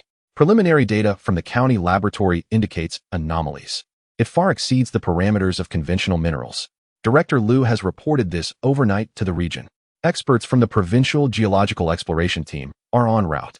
They demand to meet the discoverers and the responsible parties. Director Lu insisted I bring you two immediately. Hurry. Into the vehicle. Chapter 48. The Aspirations of the Pig Keeper. The unscientific maiden of the geological team and the pig language translator, the jeep, sped along, jostling Chen Xiao Dao and Wang Yufu, leaving them in a daze. Their hearts raced as if they carried 15 buckets, teetering precariously. The Provincial Geological Team. Overnight reports. Data anomalies. These phrases strung together were more frightening than Wang Yufu's tales of fire-breathing pigs. Chen Xiao Dao fingered the mineral toxicity handbook tucked in his pocket, feeling as though the skull adorning the cover mocked him coldly. Upon reaching the county, they were promptly ushered into a small meeting room at the county government. Director Lu Qianjin was furrowed in concentration, surrounded by a myriad of papers laden with data and curves. Beside him rested the jar of the rosy mineral brought from Kao Shan village. Upon their entrance, Lu Qianjin rose, his expression a complex tapestry of excitement, confusion, and disbelief. Welcome. Please have a seat. The preliminary report from the laboratory has arrived. Lu Qianjin beckoned, cutting straight to the chase. The rosy mineral you excavated possesses a highly unusual composition. It is primarily an exceedingly rare silicate inclusion mineral, with those red strands containing trace amounts of iron oxide and a specific metallic element. Scientifically, it should be termed strawberry quartz. Yes, akin to the fruit, strawberry. Strawberry quartz? Chen Xiao Dao and Wang Yufu exchanged glances, the name sounding rather unimpressive. In comparison to bloodstone or Tianhuang stone, it lacked grandeur. Do not underestimate this name. Lu Qianjin perceived their disappointment, his fingers emphatically tapping the table. The crux lies ahead. This strawberry quartz, with its pure color, transparent crystals, and distinctly enveloped fibrous features, is substantial in size. Its quality is such that in large coastal cities of the South and among overseas Chinese communities, it is marketed as a love gem that attracts romantic fortune. The price is exceedingly lucrative. What? A gem? And it attracts love? Wang Yufu's eyes widened in astonishment, and his mouth gaped as though it could accommodate an egg. He instinctively touched his wrinkled, aged face. Indeed, a gemstone, Lu Qianjin asserted with unwavering confidence, stating that the provincial experts, having reviewed the photographs and preliminary data, regarded it with utmost seriousness. They claimed that a primary ore of such quality and magnitude is exceedingly rare within the country, possessing immense economic and scientific value. He paused, the look of confusion on his face deepening. But there is a significant issue. Chen Xiaodao's heart raced. What issue? Is it toxic? He blurted. Toxic? Lu Qianjin hesitated momentarily, waving his hand dismissively, clarifying that the preliminary biological toxicity test had revealed no acute toxicity, though the effects of long-term exposure were still under evaluation. The concern lies with the geological structure. The technician we dispatched to Kao Shan village for preliminary surface exploration reported that there exists a remarkably intense, localized magnetic interference near your mining site. It was so strong that their high-precision magnetometers malfunctioned entirely. The needle spun wildly, and the data fluctuated erratically. Intense magnetic interference? Chen Xiao Dao and Wang Youfu were left even more bewildered. Yes. Moreover, the source of the interference appears to be situated deep beneath the ore vein. Lu Qianjin's expression grew grave. This is highly abnormal. Either there are extremely concentrated, magnetically rich minerals buried below, or there exists some large-scale artificial apparatus capable of generating a strong magnetic field. When he uttered the words artificial apparatus, even he found it somewhat incredulous. The Provincial Geological Exploration Team has organized a skilled unit, led by a young expert, who will arrive at Kao Shan village early tomorrow morning to conduct a comprehensive exploration. You must cooperate fully. This is a matter of great significance for the future development of Kao Shan village. On the journey back to Kao Shan village, Chen Xiao Dao and Wang Youfu experienced a roller coaster of emotions. One moment, they were elated at the prospect of a gemstone mine and newfound wealth, and the next, they were bewildered by the implications of magnetic interference and artificial devices. What could possibly be buried in this impoverished valley? Surely it isn't the alchemical furnace of the Grand Supreme Elder? The following morning, the Provincial Geological Team's convoy indeed arrived punctually at Kao Shan village. The procession was impressive, 2 rugged jeeps and a van laden with an array of peculiar instruments. Villagers gathered curiously along the roadside, pointing and whispering. As the vehicle doors swung open, the team members disembarked, most clad in work uniforms, their expressions serious. However, the leading expert left everyone utterly astounded. She was a young woman, barely in her 20s. Not tall, with 2 glossy black braids cascading down her chest, they swayed with her movements. Her round, cherubic face featured large, bright eyes resembling 2 glistening black grapes, and her skin was a healthy wheat color. She wore a pair of faded blue work clothes, carried a bulging canvas satchel, and sported a pair of mud-specked rubber shoes, radiating vitality and contrasting starkly with the more austere technicians surrounding her. Hello everyone. My name is Su Xiaomi. I am a special envoy from the Provincial Geological Exploration Team, responsible for the exploration of the Kao Shan village mining area. I look forward to your support.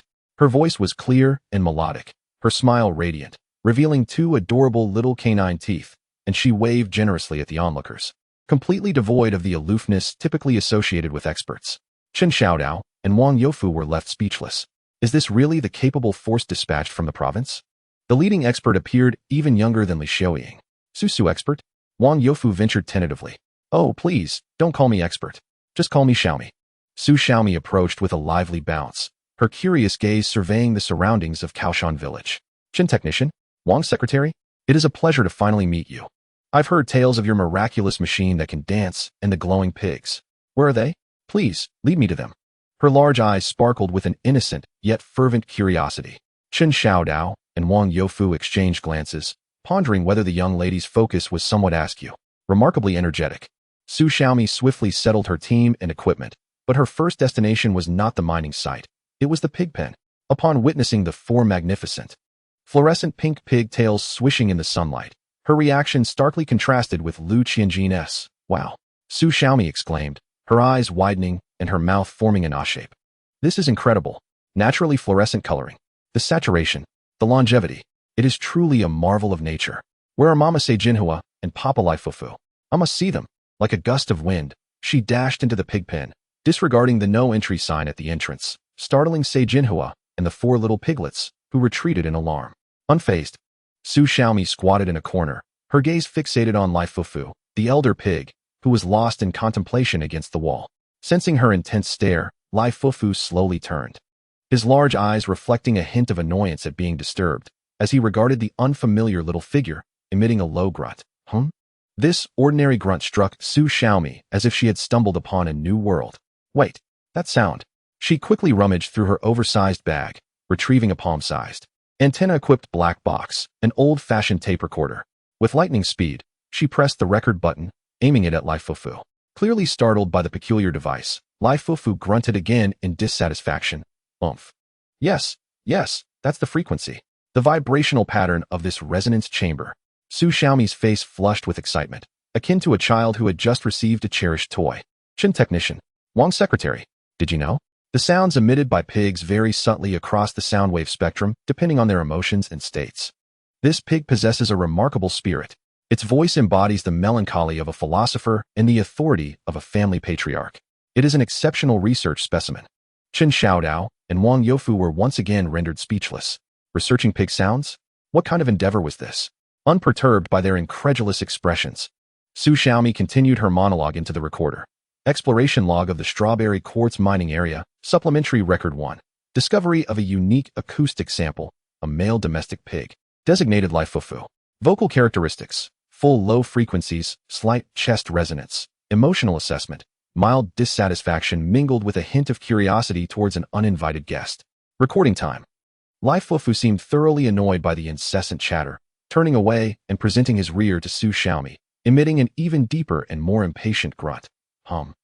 Seizing the moment, Su Xiaomi clutched the recording button tighter. New emotion. New vocal pattern. Frequency decreased, tailing off with a slight nasal resonance.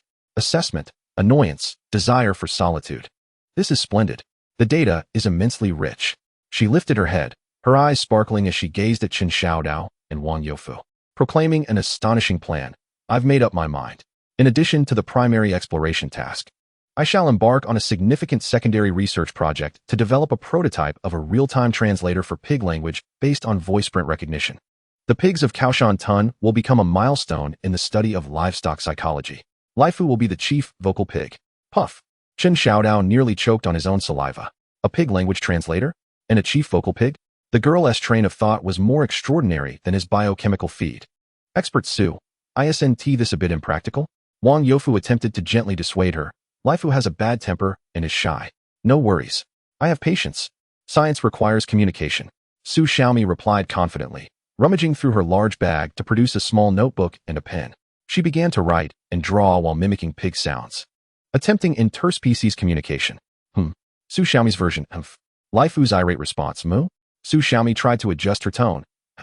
Lai Fu was thoroughly enraged, abruptly standing up with the intent to charge. Chen Xiao Dao and Wang Youfu hurriedly pulled this unscientific young expert out of the pig pen. Unfazed, Su Xiaomi cradled her recording device like a treasure. I have enough material. I'll analyze the spectrum back at the lab. Lai Fu, wait for me to produce a translation dictionary for you. Su Xiaomi's arrival transformed the atmosphere of Kao Shan Tun into something even more bizarre. By day, she led her team, hauling various instruments up and down the mining site. However, Chen Xiao Dao soon noticed that this expert's method seemed a tad rebellious. Xiaozhong, your magnetometer readings are still chaotic? Turn it off. It isn't as reliable as my old buddy. Su Xiaomi shouted at a technician drenched in sweat, struggling with a cumbersome device affected by magnetic interference. Then, as if performing a magic trick, she pulled out a palm-sized, antique brass compass from her treasure trove of a bag. With her delicate fingers grasping the compass, she muttered incantations. The Qian position is offset. The Kuan Palace is unstable. The Sun wind arises from the southeast. The Earth's energy is stagnating here. The core of the interference source lies 15 to 20 meters beneath this rock layer. It can't be wrong. She confidently tapped her little leather boot on a patch of rock below her. The technician, holding modern instruments, glanced at the garbled data on his screen, then at the compass needle pointed steadily by Su Xiaomi. His expression was one of incredulity. Is it a bit unorthodox to use a compass, Su Gong? Xiaozhong hesitated to voice his thoughts. The wisdom of our ancestors is sometimes more reliable than circuit boards, Su Xiaomi asserted, tucking the compass back into her bag with pride. This is called adapting to local conditions. Science and mysticism go hand in hand. Let us move to the next point. Chen Xiao Dao followed behind, utterly astonished. This expert from the provincial city was remarkably unconventional. Would Zhang Gong be furious enough to smash another table if he learned that his colleague was using a compass for exploration? Moreover, Su Xiaomi's obsession with Lai Fu reached an almost fanatical level. She trailed Chen Xiao Dao like a little shadow, and whenever Lai Fu made a sound, her recording device would immediately be thrust forward. She recorded chewing noises during meals, hoof sounds while strolling, and even captured Lai Fu's snoring to analyze the impact of sleep quality on voice print stability. Grandfather Lai Fu, overwhelmed with annoyance, experienced for the first time the tribulations of an idol. In protest, he began a hunger strike. or whenever Su Xiaomi approached. He would immediately retreat to the farthest corner of his pen, turning his rear towards her, emitting a continuous, low-frequency grumble that represented his furious decree of "do not disturb me." All of this was observed by another individual, who felt a pang of jealousy in his heart. Zhao Erguo watched as Su Xiaomi diligently circled around Lai Fu, recording and sketching, completely oblivious to him, the spokesperson of divine might, and his heart felt as if an old jar of vinegar had been overturned. His majestic steed, a yellow dog, had nearly lost all its pink tail tip, yet it garnered not a modicum of interest from the esteemed expert. Humph, what is a mere pig? No matter how vociferous. Can it compare to the profound truths encapsulated in my incantations? Zhao Erguo, clutching a metal box, squatted near the wall of the pig pen, watching Su Xiaomi attempt to approach Lai Fu once again, grumbling with a sour disposition. An insidious thought began to fester in his mind. That afternoon, Su Xiaomi received a phone call from Lu Qianjin, summoning her to a temporary meeting in the county. Before she left, she meticulously recorded several precious tapes of Lai Fu's original sounds and carefully placed them in the drawer of her makeshift workstation at the team office, securing it with a small lock. Seizing the opportunity, Zhao Erguo stealthily slipped into the office like a phantom. Opening the lock, he lacked the skill, but he possessed divine might. He concentrated for a full 3 minutes on that pitiful little lock, then spat. A thick essence of his divine power was precisely directed into the keyhole. Click! A light sound. The spring inside the lock was indeed gummed up by this viscous biochemical lubricant. Zhao Erguo gently tugged, and the lock sprang open. With a triumphant grin, he opened the drawer and retrieved the tapes marked "Do Not Disturb," Lai Fu recording, his face displaying a cunning smile. Humph, esteemed expert Su. Prepare to witness the true voice that can communicate with the heavens and the earth. He returned to his humble abode, unearthed his dilapidated tape recorder, and carefully transcribed his usual incantations onto Su Xiaomi's tapes, covering most of the content while leaving just a hint of Lai Fu's grunts at the beginning and end as a facade. Having completed this deed, he stealthily returned the tapes. A few days later, Su Xiaomi, brimming with enthusiasm, returned to Kao Shan village, immediately diving into the office. She retrieved her prized tape recorder, plugged in her headphones, and began analyzing what she believed to be the invaluable vocal patterns of Lai Fu. As she listened, her excited expression gradually stiffened, her brows knitting tighter and tighter. The sounds emanating from the headphones were no longer Lai Fu's deep, magnetic grunts, but instead, heavenly spirits, earthly spirits. The barefoot immortal displays his might. Boom, boom. Oh, oh. When divine power emerges, who can rival it? Om Mani Padme Hum, swiftly as the law commands. Humph. Faint pig grunt, wealth and treasure, auspicious and favorable, all thanks to divine protection. Humph. Faint pig snort. Su Xiaomi abruptly removed her headphones, her face flushed with anger, slamming her hand on the table. This is outrageous. How has Lai Fu's emotional fluctuation become so extreme? Why is it interspersed with bizarre rap rhythms and incantations? The spectrum is as chaotic as if a dog had chewed on it. Could strong magnetic interference truly affect a pig's vocal cords and brainwaves? This defies science. She dashed out of the headquarters, heading straight for the pig pen, eager to confront Lai Fu for clarity. However, upon seeing her, Lai Fu recoiled in terror, emitting a panicked scream and scuttling behind the figure of Sai Jinhua, revealing only a trembling pig's backside. Observing Lai Fu's extreme aversion, and glancing at the peculiar tape she held, a bold hypothesis began to take shape in her mind. Reminiscent of the erratically jumping magnetometer in the mining area, could it be that the Kao Shan Tun mining site indeed harbors an unknown energy field capable of distorting biological magnetic fields, disrupting normal sound waves, and even affecting animal cognition? The thought filled her with a mix of fear and exhilaration. If true, it would be a groundbreaking discovery. Meanwhile, at the mining site, the specialized drilling equipment that Su Xiaomi had brought finally managed to penetrate the uppermost layer of intense magnetic interference, extracting deep rock core samples. Several technicians were gathered around a device flashing various indicator lights, engrossed in analysis. Setting aside her frustrations with the pig language translator, Su Xiaomi leaned closer to the instrument's screen, her professional demeanor instantly returning as her sharp gaze fixated on the flowing data. Su Gong, the composition is ready. The purity of the deep rock core's strawberry quartz is even higher. There are fewer inclusions. Its value may far exceed expectations. One technician reported excitedly.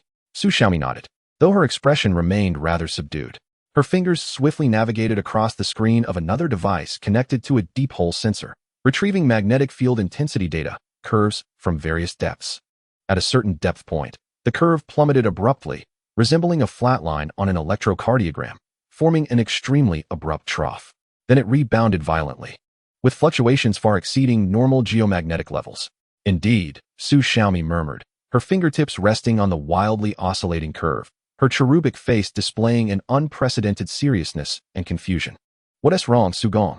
Have you pinpointed the source of interference? Chen Xiao Dao inquired as he leaned closer. Su Xiaomi pointed to the anomalous point on the screen where the magnetic field intensity had both collapsed and rebounded, her brow furrowed. Her voice tinged with incredulity. The location of the interference source is essentially determined. It lies directly beneath the main mineral vein, approximately 35 meters underground. Its intensity is outrageously strong. Yet, that is not the most peculiar aspect. She paused, seemingly organizing her thoughts, then raised her gaze to Chen Xiao Dao and the assembled crowd, articulating a conclusion that sent chills down everyone's spines. Based on the magnetic field attenuation model and waveform characteristics, the shape of this powerful interference source appears highly regular. Unlike the chaotic magnetic field distribution typical of naturally enriched magnetite, it resembles a vast, intact metal cavity or the casing of some intricate device buried deep underground. She picked up a piece of top-grade strawberry quartz, translucent and resembling a ruby, weighing it thoughtfully in her hand, then glanced at the heavy earth beneath her feet. Her expression complex. Beneath this valuable treasure, it seems something extraordinary lies hidden. The magnetic field it emits is strong enough to distort our instruments, and may even influence sound? Instinctively, she recalled Lai Fu's strange tape once more. Chapter 49, The Ambition of the Pig Keeper, Universal Machine versus Strong Magnet and the Vanishing Pig Feed. Su Xiaomi's conjecture regarding a colossal metal shell buried underground was akin to dropping a massive stone into the tranquil waters of Kao Shan village, stirring a tempest of speculation among the villagers. They debated fervently, pondering whether the buried object was a treasure of a bygone dynasty or an extraterrestrial spacecraft. Wang Youfu, consumed by worry, repeatedly puffed on his pipe, fearing that his dreams of striking it rich through mining would be dashed. Meanwhile, Chen Xiao Dao was beset by anxiety, dreading that a sudden magnetic eruption could transform Kao Shan village into a chaotic scientific anomaly, with compasses spinning wildly. However, it was the stalwart universal machine, the pride of Kao Shan village, that first sensed the formidable power of this subterranean behemoth. One day, Sun Casey contemplated using the universal machine to power a newly constructed simple water pump to irrigate the vegetable patch at the village entrance. As the machine was moved closer to the slope near the rear mountain mining area, and before the lever had even warmed up, an unexpected event occurred. With a series of sputtering sounds, the once thunderous and vigorous universal machine suddenly choked, emitting a series of feeble coughs akin to a strangled iron rooster. Before it completely stalled, regardless of how vigorously the lever was cranked, the machine remained immobile, silent like a wronged iron lump. What was amiss? It had been functioning perfectly just the day before. Sun Casey furrowed his brow in bewilderment. Chen Xiao Dao arrived upon hearing the commotion, inspecting the oil and electrical systems, finding everything in order. This was perplexing. Could the magnetic field of that underground metal shell be to blame? As if to validate his suspicion, a more bizarre occurrence transpired when Sun Casey attempted to disassemble the machine's exterior for inspection. Clang, clatter. Several screws, which had been tightly fastened to secure the casing, were suddenly yanked out as if by an invisible hand, flying away with a sharp whistling sound, directed straight towards the depths of the mining area. Immediately after, a few wrenches and pliers from the toolbox seemed bewitched, clattering and dancing before breaking free from their confines, transforming into streams of metallic brilliance as they pursued the trajectory of the screws, disappearing into the thicket of the mining area. The scene fell into a profound silence. Sun Casey stood frozen, clutching a half-broken screwdriver. Chen Xiao Dao's jaw dropped, nearly touching the ground. Surrounding the universal machine, there remained only a few solitary screw holes and scattered wooden wedges. My wrench, my pliers. Dogden's brother stomped his feet in distress. This magnetic force was overwhelmingly tyrannical. Chen Xiao Dao gazed at the now bare universal machine, tears of frustration welling in his eyes. How could they possibly work under such circumstances? They couldn't even safeguard their tools. The defense of the universal machine was urgent. Chen Xiao Dao hastily convened a conference on anti-magnetic strategies, attended by himself, Sun Casey, Zhao Ergu, Dogdan, and several core laborers. The agenda: how to protect the universal machine and its metallic components from the oppressive magnetic forces. Use wood. Replace everything with wood, Dogdan suggested. But what about the lever, bearings, and gears? Try carving one from wood. Sun Kaizi voted against the idea unanimously. Divine protection, Zhao Ergu proclaimed, clutching a metal box, brimming with confidence. Allow me to establish a divine magnetic field barrier that will surely send that subterranean magnetic demon fleeing. Give it a rest. Your metal box would be the first to be sucked away. Chen Xiao Dao interrupted testily. He pondered deeply, his mind racing through the knowledge amassed from the old professors. Suddenly, a flash of inspiration struck. What are magnets afraid of? High temperatures? Demagnetization. But they lack the means for that. Sulfur. In ancient texts, sulfur is described as a substance of intense solar energy, capable of dispelling malevolent forces. Could magnetism be considered a form of evil? Let us experiment with sulfur to insulate against magnetic fields. Without hesitation, we commenced the task. Our stockpile in Kao Shan Tun boasted an abundance of sulfur powder.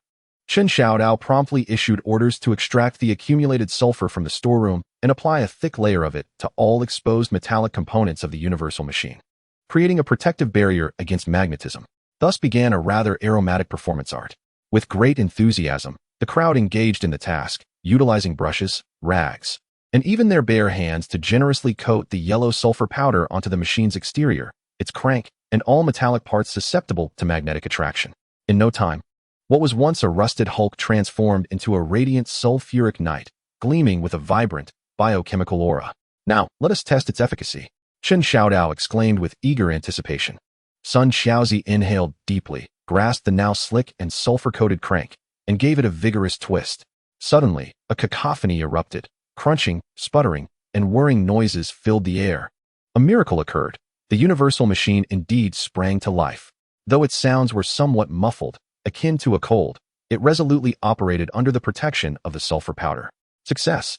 Sulfur proved effective against magnetism, a scientific marvel. Chen Xiao Dao was nearly propelled into the air with excitement. Yet, before 3 minutes had passed, a new dilemma arose. Sun Xiaozi attempted to tighten the connection of an adjacent water pump with a wrench also encrusted in sulfur powder. As he approached the universal machine, the wrench was suddenly yanked from his grasp, propelled away by an unseen force, heading directly toward the mining area. This time, the sulfur-coated wrench traced a golden arc through the air, resembling a failed signal flare. Chen Xiaodao's smile froze upon his face. It appeared that while sulfur powder could provide limited protection to stationary components, it was ineffective against moving metallic objects in close proximity to a strong magnetic field. Fear not. Let us encase the operators as well. Zhao Ergu proposed a radical idea. Humans are conductors too. By enveloping ourselves in sulfur, we could achieve a symbiosis, man and machine united. Impervious to magnetic forces.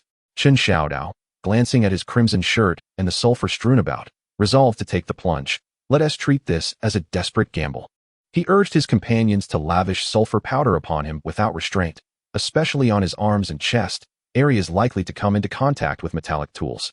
In no time, Chen Xiaodao transformed from a bespectacled, science enthusiast in a pink shirt into a dazzling figure, glimmering from head to toe. Shedding sulfur powder with every step like a golden knight, he gingerly picked up a screwdriver coated in sulfur and cautiously approached the universal machine. Success. It was not drawn away. Huzzah! We did it! Chen Xiaodao rejoiced. Yet, his new guise emitted a pungent odor, and his joints creaked with every movement, resembling a warrior freshly unearthed from a sulfur mine. Meanwhile, as Chen Xiaodao reveled in his sulfur armor, Zhao Ergu eyed his cherished iron box with newfound resolve. If the universal machine could don a sulfuric shield, surely his divine vessel could not go unprotected. He replicated the process, procuring a large basin of sulfur powder and meticulously wrapping his iron box inside and out with layer upon layer of the protective substance. The once dark iron box has transformed into a heavy, resplendent golden shield of divine sulfur. Zhao Ergu, feeling an overwhelming sense of security, weighed the shield in his hands. Cradling the box, he strode proudly towards the pig pen, situated at a considerable distance from the mining area, yet still within the realm of magnetic influence. He was eager to test the shield's resistance to magnetic forces. Divine magnetic force. Retreat at once. Witness the protection of my divine sulfur shield. With his youthful bravado ignited, he struck a pose he deemed imposing and bellowed towards the mining district. Perhaps it was the allure of his stance. Perhaps the divine essence encased in sulfur truly reacted in some unforeseen manner. Or perhaps it was merely a coincidental pulse of the subterranean magnetic force that triggered the event. Suddenly, a resounding crash echoed. Zhao Ergu felt the golden shield tremble violently in his embrace. The lid of the iron box, tightly held and enveloped in thick sulfur, was unexpectedly flung open as if by an invisible giantess hand, instantly breaking free from his grasp.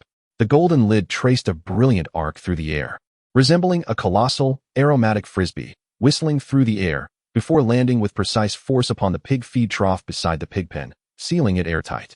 The tremendous impact reverberated through the trough, causing the pig feed to splash high before settling back down. An eerie silence enveloped the scene. Xiao Ergu stood in shock, clutching only the base of the box, the divine essence now exposed to the open air. Chen Xiao Dao, covered in sulfur dust, stood agape. The boisterous pig, Lifu, was startled by the commotion and grunted discontentedly. The four little piglets, curious, approached the covered trough, their pink, glowing tails inquisitively brushing against the golden lid. Does this count as a successful defense? Dog Dan cautiously broke the silence. The lid flew out and struck the trough. The divine essence has manifested. It deflected the magnetic attack. Xiao Ergu attempted to salvage his pride, gazing sorrowfully at the exposed divine essence. Chen Xiao Dao, bemused, replied, all right. The lid has flown away, so what? Let's clear the trough. We mustn't let the pigs go hungry. After considerable effort, they managed to lift the heavy, food-stained, sulfur-dusted golden lid off the trough. Inside, the pig feed remained, albeit slightly thinned from the tremor. Chen Xiao Dao paid little mind to it, instructing Dog Dan to move the lid aside, leaving the trough open for the pigs to feed at their leisure. The night passed without incident. The following morning, Dog Dan's mother arrived with a bucket of freshly cooked pig feed, intending to fill the trough as usual. As she approached, her footsteps halted abruptly, her eyes widening in disbelief as she exclaimed, "Oh my heavens! The trough is empty." Chen Xiao Dao and Wang Youfu rushed over at the sound. To their astonishment, the large stone trough, which had been half filled with feed the previous evening, now lay completely bare. Not a trace of slop remained on its walls, pristine as if licked clean by a dog. Only a thin layer of water, mingled with sulfur dust, remained at the bottom. This is impossible. I clearly saw plenty of feed inside last night. Dog Dan's brother looked utterly bewildered. The four little ones, eager for fortune, circled the empty feeding trough, their cries echoing in desperation, their pink tails flicking in agitation. Chen Hao approached, expressing her discontent with a series of discontented snorts, nudging the vacant trough with her nose. How peculiar. Had feral cats or dogs feasted upon the contents? Yet, the trough was quite deep. Wang Youfu crouched down, scrutinizing the area around the trough, but found no discernible paw prints or drag marks. Chen Xiao Dao furrowed his brow in contemplation. He circled the trough twice, ultimately focusing on the spot at the bottom where the golden lid had been forcefully struck by Xiao Ergu the previous day. Crouching down, he brushed away the wet mixture of sulfur and mud at the bottom. Something felt amiss as his fingers grazed the trough's base. Rubbing vigorously to clear away the muck revealed the coarse surface of the stone trough beneath. To his astonishment, near the center of the impact site, several fine cracks appeared at the seams of the trough's bottom, and the area around these cracks seemed more damp than the rest. Go Dan, bring water. Chen Xiao Dao's heart raced. Go Dan swiftly fetched half a bucket of clean water. Chen Xiao Dao poured the water slowly onto the cracked area of the trough's bottom. The water quickly seeped away, hardly lingering at the base. Was the trough leaking? Wang Youfu leaned in for a closer look. Unlike Chen Xiao Dao, who was deep in thought, he recalled the terrifying force of the lid's impact and the bizarre notion of strong magnetism that Su Xiaomi had mentioned. An absurd yet seemingly relevant thought surfaced. He lay flat on the ground, pressing his ear against the cold, damp stone bottom of the trough, holding his breath to listen intently. Initially, there was only the dull sound of soil and the distant grunting of pigs. Gradually, a faint, low, rhythmic vibration began to emerge, reverberating through the thick stone and earth. Barely audible to his ears, Chen Xiaodao's heart raced. He adjusted his position, pressing his ear tighter against the surface. The sound grew clearer, transforming from mere vibrations into a rhythmic, thunderous rumble, as if massive gears were slowly turning within a heavy metallic casing. It resembled the steady, powerful reciprocation of a colossal machine's pistons. This sound was no natural phenomenon. It brimmed with industrial strength and an indescribable, ancient weight. Something beneath was at work. Chen Xiao Dao abruptly lifted his head, his face a canvas of shock and disbelief, his tone altered, emanating from beneath the feeding trough. Far below, the rumbling resembled that of a grand machine. All eyes instantly fixated on Go Dan, who remained prone, ear pressed to the ground. The very spot he was listening to was where Xiao Ergu's formidable golden lid had cracked the trough. The lid, propelled by magnetic force, had not only fractured the stone trough, but seemingly unwittingly opened an acoustic passageway leading to underground secrets. Chapter 50, The Aspirations of the Pig Keeper. The Legacy in the Mouse Hole and Su Xiaomi's Ambitions. Chen Xiao Dao's exclamation about a grand machine beneath the trough was akin to dropping a psychological bomb in the mountains. Wang Youfu nearly bit through the smoking rod, while Sun the Lame trembled as he leaned on his crutch. Zhao Ergu, too, clutched his iron box, now devoid of a lid, and muttered incantations to the crack at the bottom of the feeding trough. We must excavate. We must investigate. Su Xiaomi's reaction was the most fervent. Her grape-like eyes burned with an intensity surpassing that of discovering strawberry quartz. A strong magnetic source. The sound of subterranean machinery. This is undoubtedly a monumental discovery. It could very well be the source of the interference. Dig. Immediately. Under the authoritative command of Su Xiaomi, an expert from the province. The treasure-hunting team of Kao Shan village assembled once more. Their objective, the stone trough beside the pig pen that had been shattered by the divine golden cover. What tools did they possess? Hoes, shovels, and picks. Yet all metallic implements became perilous near this area. For a moment's inattention could see them whisked away by an invisible magnetic force, transformed into projectiles aimed at the depths of the mining zone. Hence, the group resorted to the most primitive of tools, sharpened wooden sticks, bamboo strips, or even their bare hands to scrape away the earth.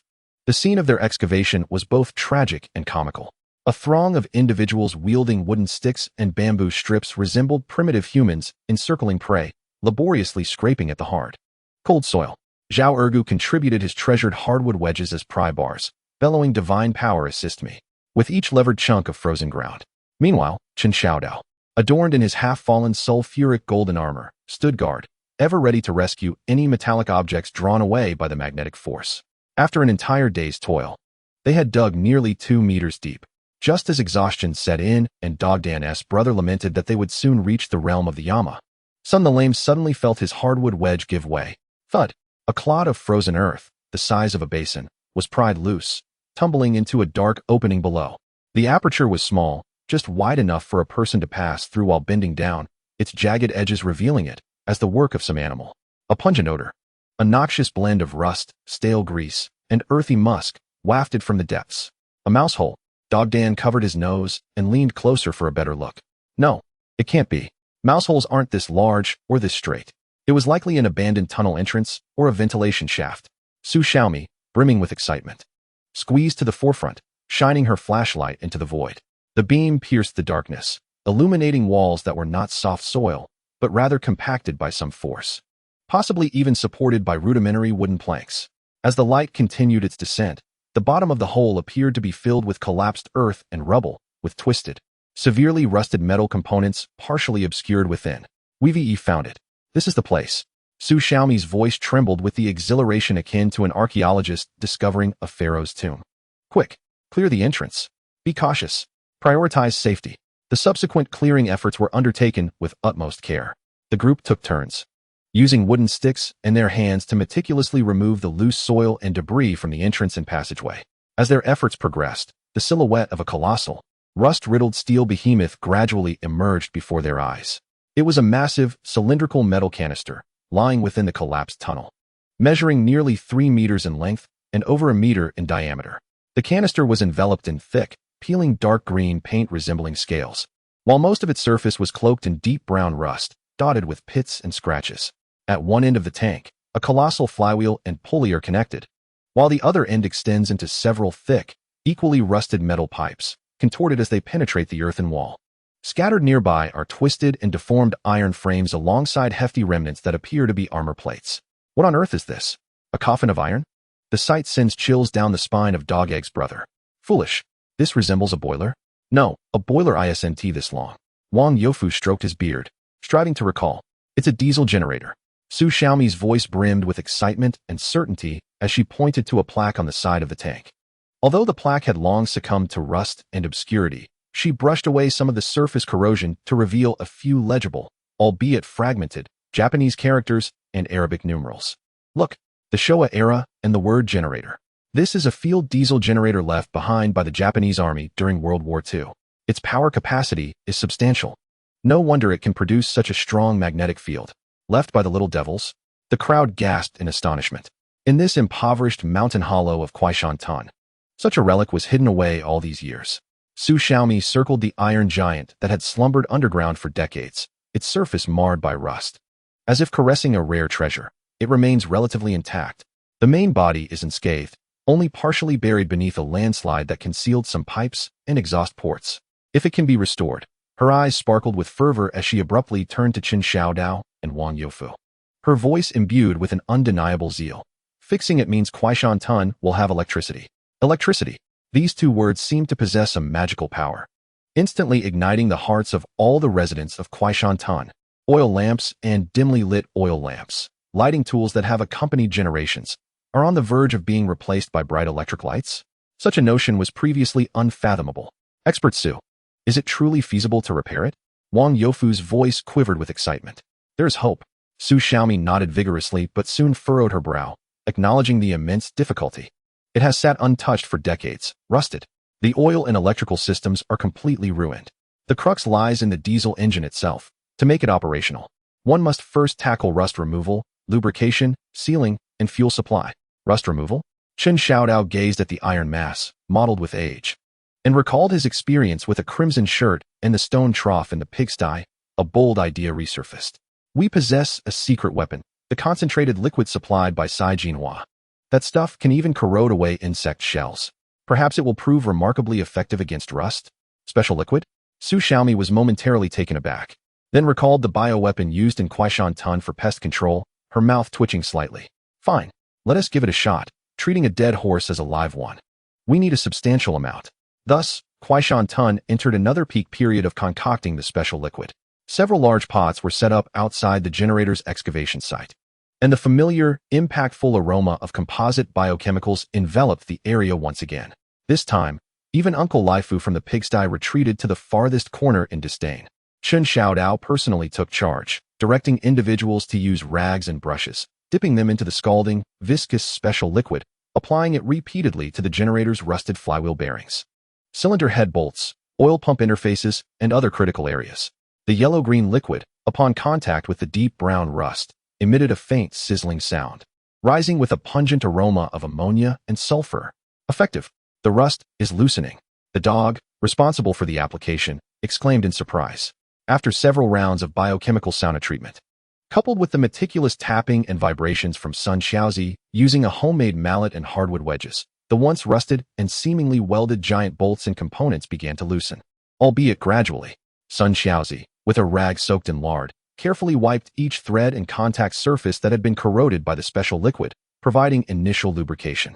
Meanwhile, Su Xiaomi, accompanied by her technicians, utilized rudimentary tools and exceptional manual dexterity to clear the residues and sludge from within the generator, attempting to mend the circuits that had long since deteriorated. Fuel posed a significant challenge. The only options in Kaoshan village were kerosene and lamp oil. Boldly, Su Xiaomi made the executive decision to use regenerated diesel from the universal machine, filtered to perfection. Desperate measures were warranted. After several days and nights of relentless effort, the slumbering steel behemoth that had lain dormant for decades was finally forcibly awakened.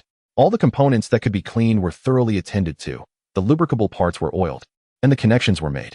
A massive oil tank, repurposed from discarded barrels, was hoisted high and filled with the filtered regenerated diesel. A makeshift exhaust pipe, also fashioned from a battered oil drum, awkwardly extended from the opening. The moment of truth arrived. Everyone held their breath, gathered around the opening, their gazes fixed upon Sun Xiaozi, who was responsible for the crucial starting mechanism, the manual cranking.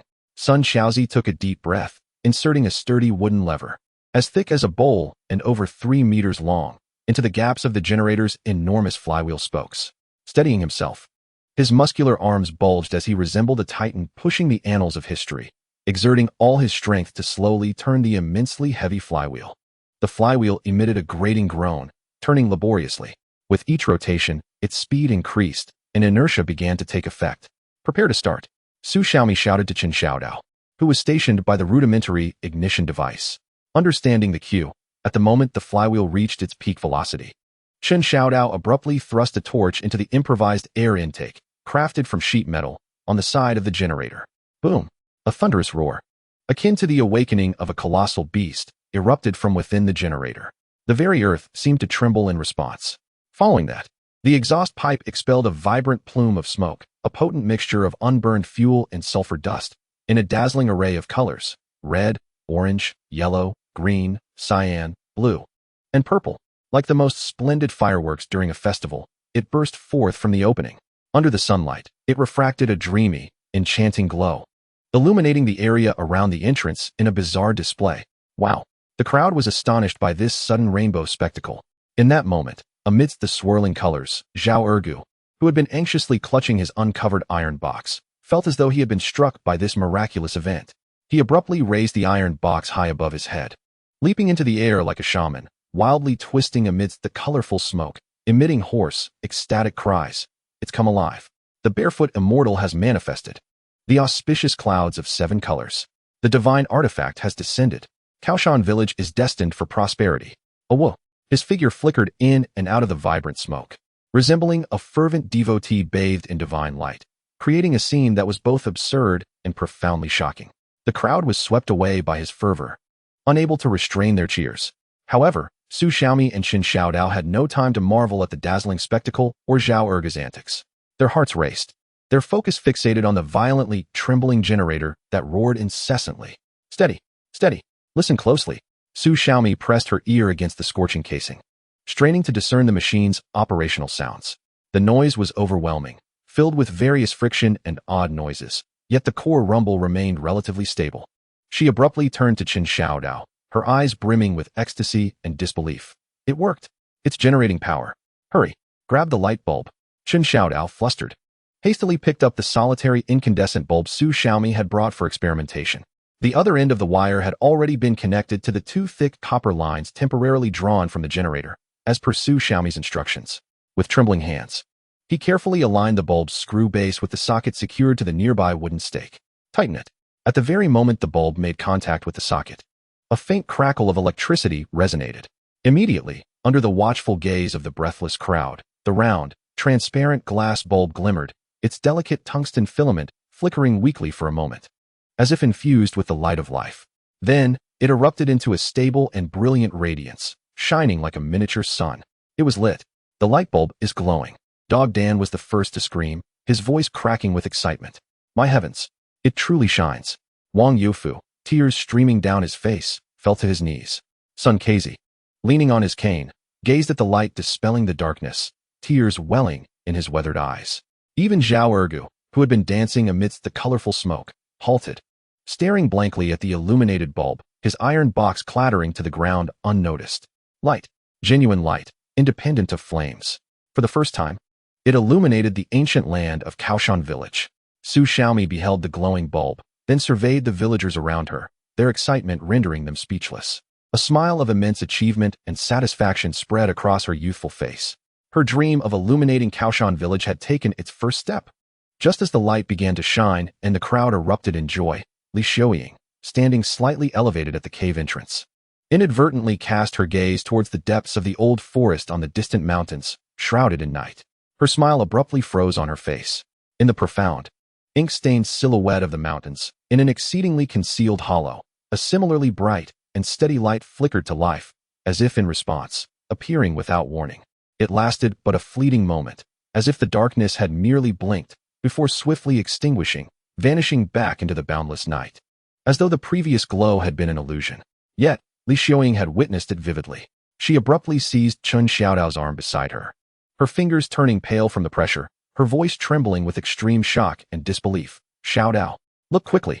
In the old forest on the back mountain, it just lit up. It looked exactly like our light. Chapter 51, The Ambition of the Pig Keeper. A newcomer in the pig pen and the arrival of the overlord. The roar of the generator left behind by the Japanese army echoed like the thunder of awakening spring, completely rousing Kao Shan village. Though that solitary incandescent bulb illuminated the courtyard for merely one night, the news of electrification spread like wings on the wind, reaching the surrounding countryside in an instant. The villagers gathered around the temporarily extinguished bulb, their eyes filled with longing for light and dreams of a brighter future. Su Xiaomi emerged as the village's foremost heroine and goddess of illumination.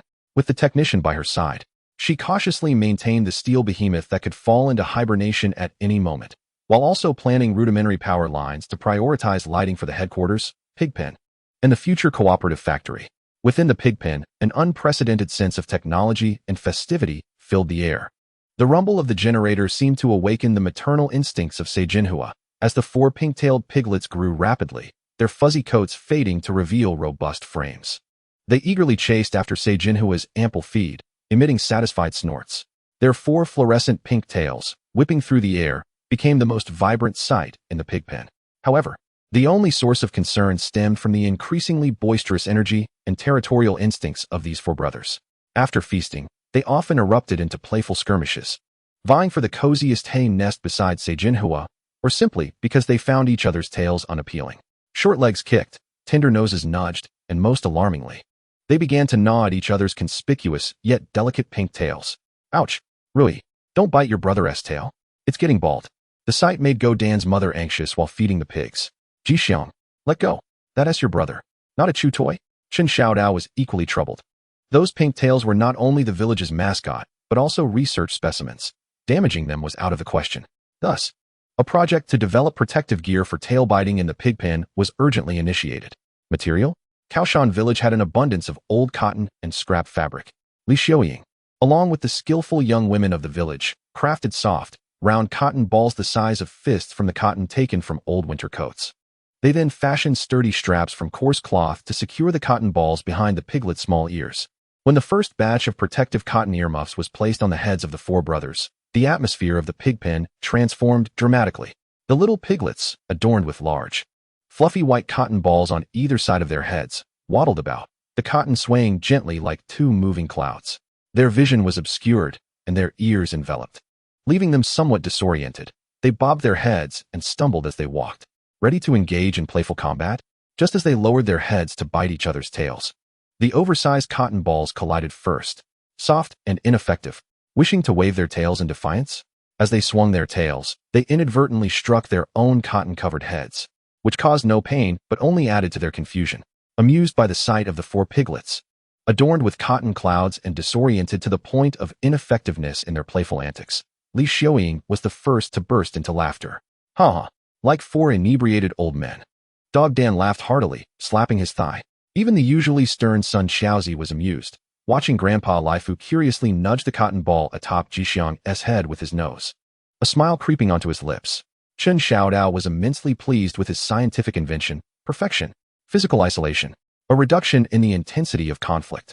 And it even came with an adorable design bonus. From now on, the pigs at Kao Shan village would embody a charming aesthetic. Just as tranquility enveloped the pig pen, an unusual commotion erupted from the direction of the village entrance.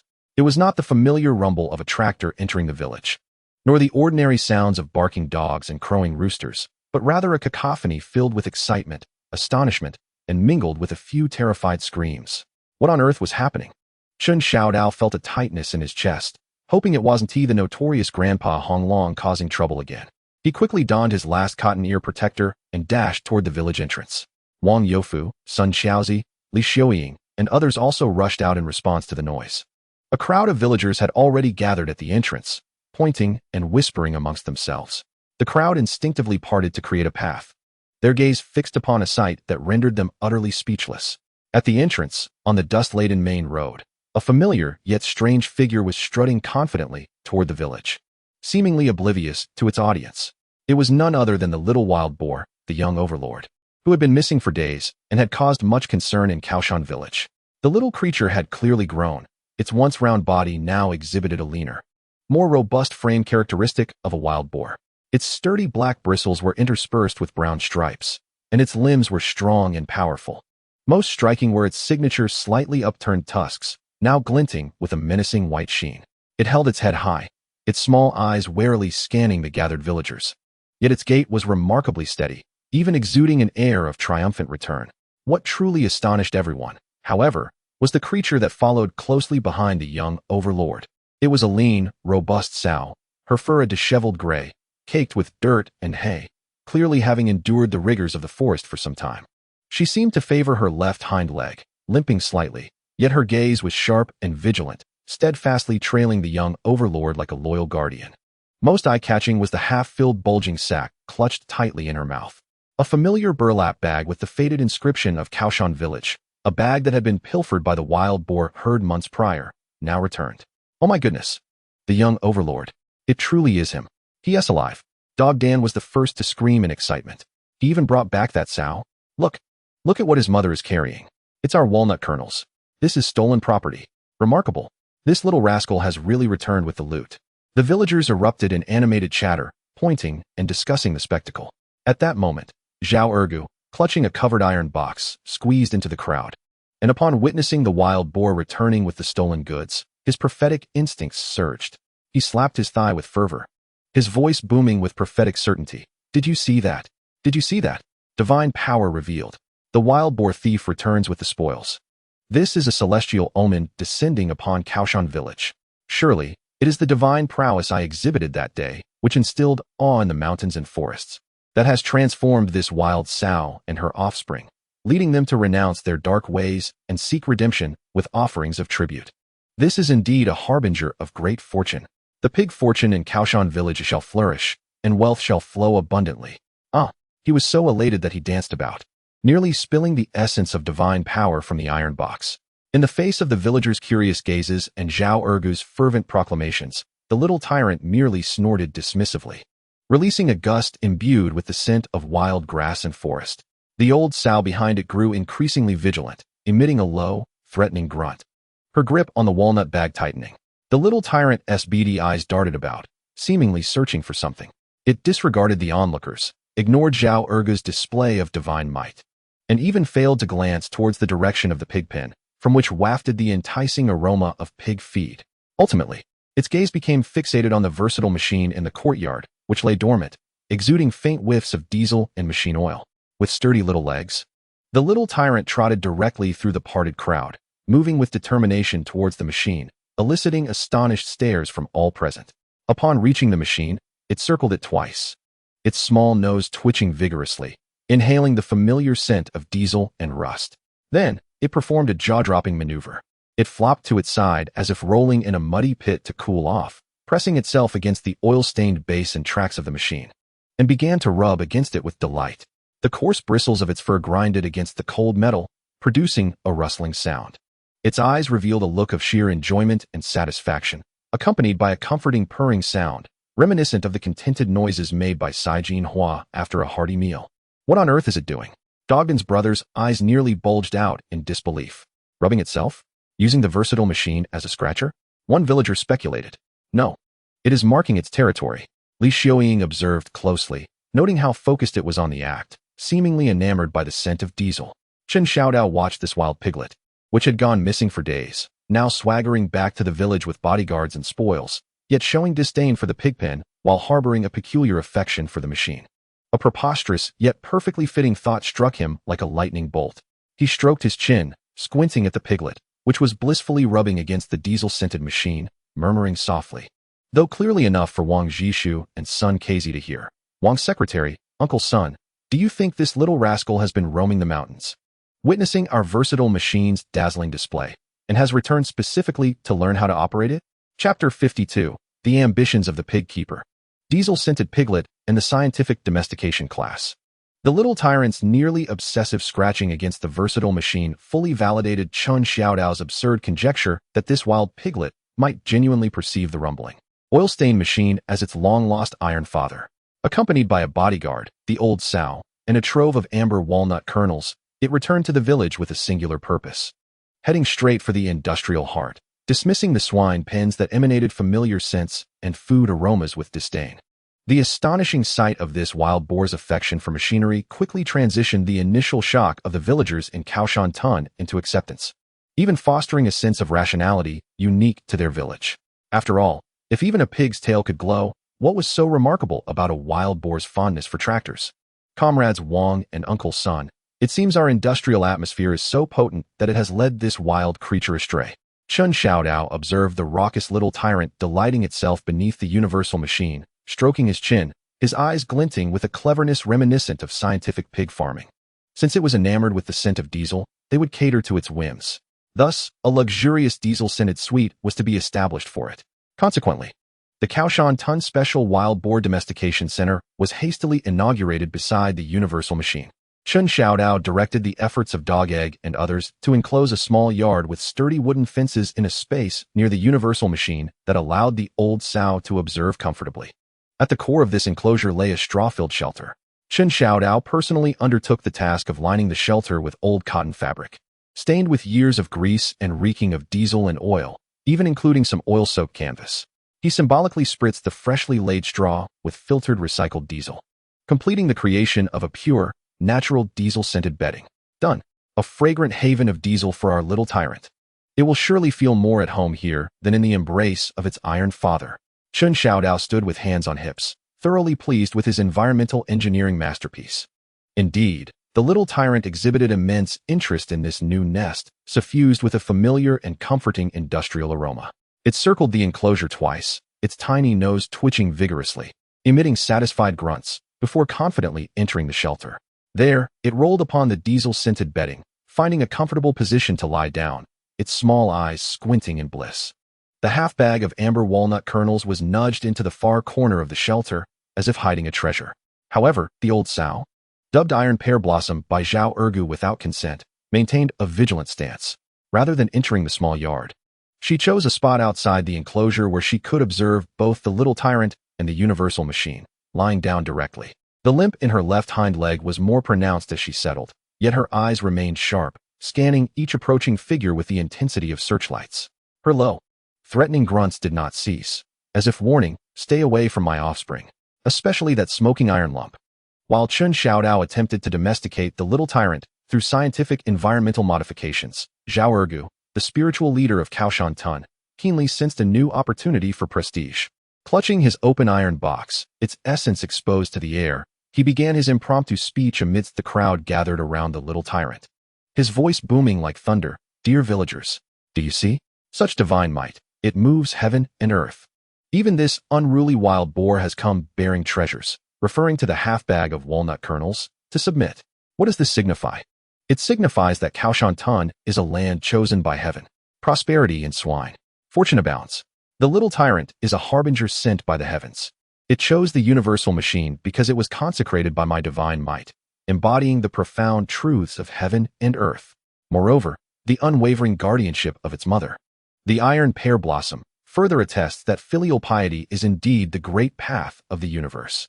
He spoke with fervor, becoming increasingly animated as he slammed the iron box. Such auspiciousness cannot be left untamed. "I, Zhao Ergu, heir to divine might, moved by the heavens, hereby announce a class. I shall impart the supreme secret of taming wild boars in 3 steps. Guaranteed to teach and master. If ineffective, I, divine might, will vouch for it." "What are the 3 steps, Uncle Ergu?" Dog Egg inquired with curiosity. Zhao Ergu straightened his back, raised 3 fingers, and with a solemn expression declared, "Step 1, recognize the den. Let the wild boar acknowledge our precious land in Kaoshan village. View this den as home, and the universal machine as its spiritual totem. This is the foundation. Step 2, embrace a vegetarian diet. Abandon the savage instincts of blood and flesh, and embrace the essence of our farmhouse grains. This is the key to rebirth.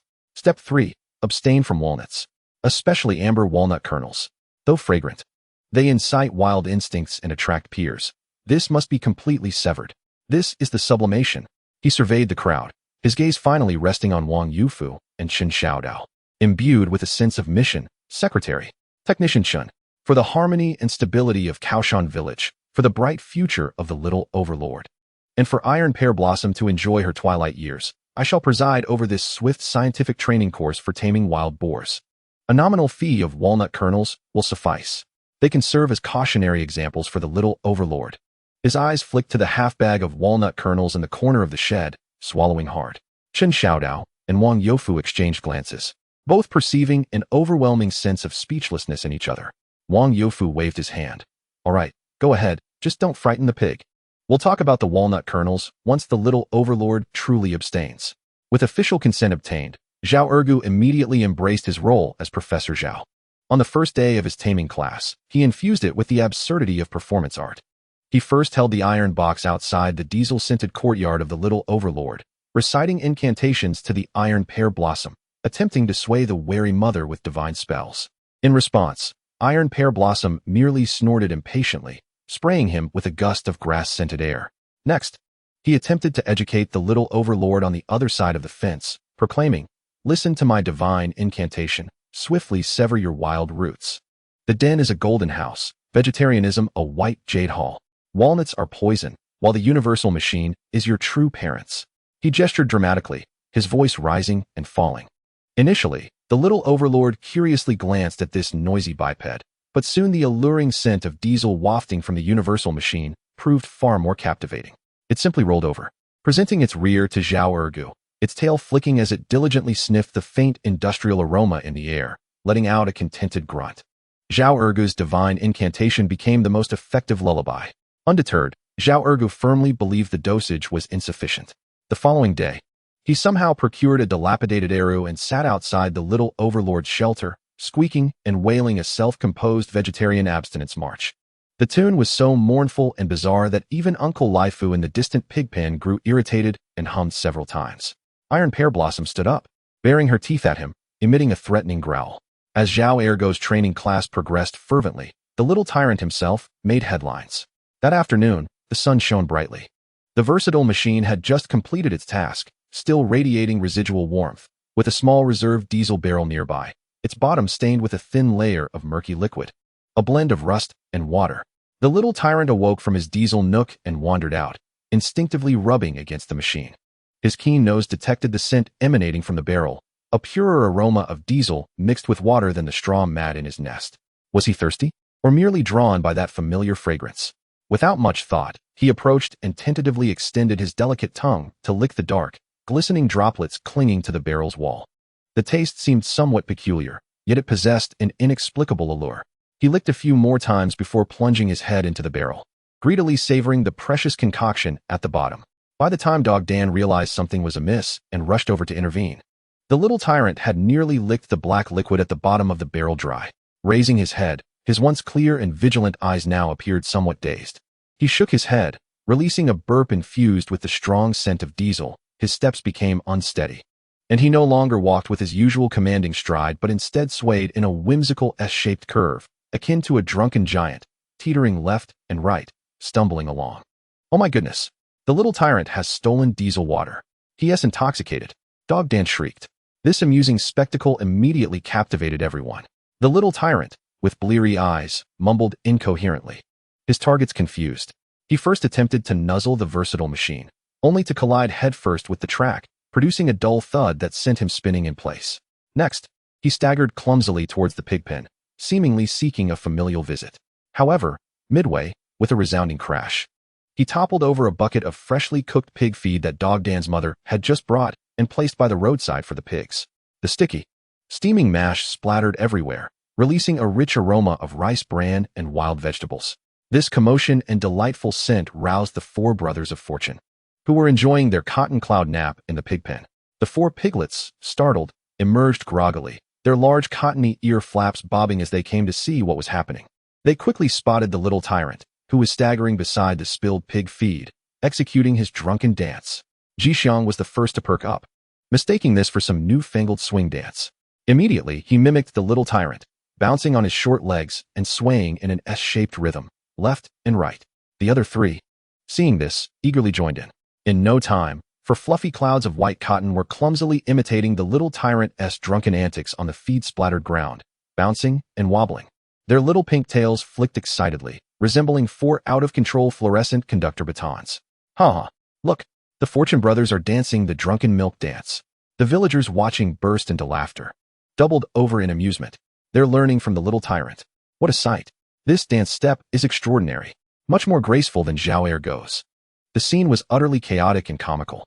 The little tyrant was still dazedly spinning around, while the four brothers of wealth and prosperity were energetically dancing amidst the mess. Li Xiaoying happened to be walking over with her ledger and the freshly calculated feed consumption list, intending to consult Chen Xiao Dao about some matters. Just as she reached the edge of the chaotic scene and had yet to discern the situation, the most exuberant among them, Rui, took a drunken slip, and with a precise little hoof, stepped right into the open ledger that Li Xiaoying had just placed on a nearby stone. The sticky hoofprint, tainted with dirt and remnants of pig food, instantly smothered the densely packed numbers and neatly written characters. "Ah, my ledger," Li Xiaoying exclaimed in shock, her face paling with distress. This represented a week's worth of hard work. Rui, startled, abruptly withdrew its hoof, inadvertently flipping the ledger, which fell with a thud into a small puddle of pig slop. Li Xiaoying gazed at her precious ledger, now stained and soaking in the muck, then cast a glance at the four oblivious culprits, frolicking about with cotton ball-like ears, and the dizzy little tyrant at their helm. Anger surged through her, her brows furrowing, and she shouted, "Chen Xiao Dao, control your pigs." Chen Xiao Dao, alerted to the commotion, arrived to witness the disarray and the murderous glare from Li Xiaoying, sending shivers down his spine. He quickly directed the others to escort the tipsy little tyrant back to its pen for a sobering moment, while herded the four manic piglets back to their sty. Sun Casey silently fetched tools to clean up the mess, just as the cacophony began to subside somewhat, and Li Xiaoying, on the verge of tears, attempted to salvage her ledger, now steeped in pig slop. Su Xiaomi rushed over, clutching a palm-sized, blinking portable device, her face alight with the excitement of a new discovery. "Technician Chen, accountant Li, quick, come look." She dashed over to the recently returned, somewhat wilted little tyrant, disregarding the low growl of warning from Tai Lihua, and carefully brought the probe of the device close to the little tyrant's mane, which bore traces of dirt and grease. The red light on the device flickered rapidly, emitting a series of beeps. Su Xiaomi, observing the numbers flashing on the screen, was both astonished and elated, her youthful face brimming with disbelief. "My goodness, there is indeed an anomaly. This reading indicates a rare metal reaction. Although faint, it undeniably corresponds to the spectral lines of a rare metal, concentrated in the dirt at the roots of its mane and the oil it has licked." She abruptly raised her head, her gaze fervently fixed on Chen Xiao Dao, her voice elevated with excitement. "Technician Chen, when you wrapped sulfur powder around the universal machine, was the little tyrant nearby, or did it sneak over to the mining area?" Chen Xiao Dao was momentarily taken aback as he recalled. "On the day we wrapped the sulfur, it hadn't returned from the mining area yet. It had just come back. So it couldn't have, wait." He suddenly remembered a detail. On the day it returned, it was all muddy, as if it had rolled in a puddle, and it had an undeniable penchant for licking things covered in diesel. Su Xiaomi nodded vigorously. "Exactly. Diesel itself cannot produce this reaction. It must be something it picked up. Quick, think back. Where could it have rolled? Or did it nibble on something peculiar?" Chen Xiao Dao furrowed his brow, striving to recall the state of the little tyrant upon its return. Filthy, exceedingly so, yet he could not quite discern where the dirt had originated. His gaze swept across the little tyrant's courtyard, glancing over the multifunctional machine, and ultimately landing on the half-bag of amber walnut kernels it had concealed in the corner of the shed. "Walnut kernels," Chen Xiao Dao murmured, when suddenly a spark of insight flashed through his mind. He remembered that Su Xiaomi's exploration team had drilled at the mining site, collecting numerous core samples. Those vibrant strawberry quartz raw stones were piled within the makeshift shelter. An audacious hypothesis emerged. He turned abruptly to Su Xiaomi, his voice trembling with excitement. "Expert Su, could it be possible that this little rascal, while wandering the mountains, not only pilfered the walnuts, but also ventured near the shelter where you stored the core samples, mistaking those valuable strawberry quartz for mere chewing stones?" As if to validate Chen Xiao Dao's conjecture, the lethargic little tyrant seemed stirred by the mention of chewing. It drowsily lifted its head, opening its mouth to reveal its budding tusks, instinctively mimicking a gnawing motion, producing a satisfying crunching sound from its throat, as if savoring some hard yet delectable snack. Su Xiaomi's eyes widened, surpassing even the roundness of her compass, as she glanced down at the instrument's screen displaying a clear reading of rare metal reactions, then back up at the little tyrant's oblivious gnawing.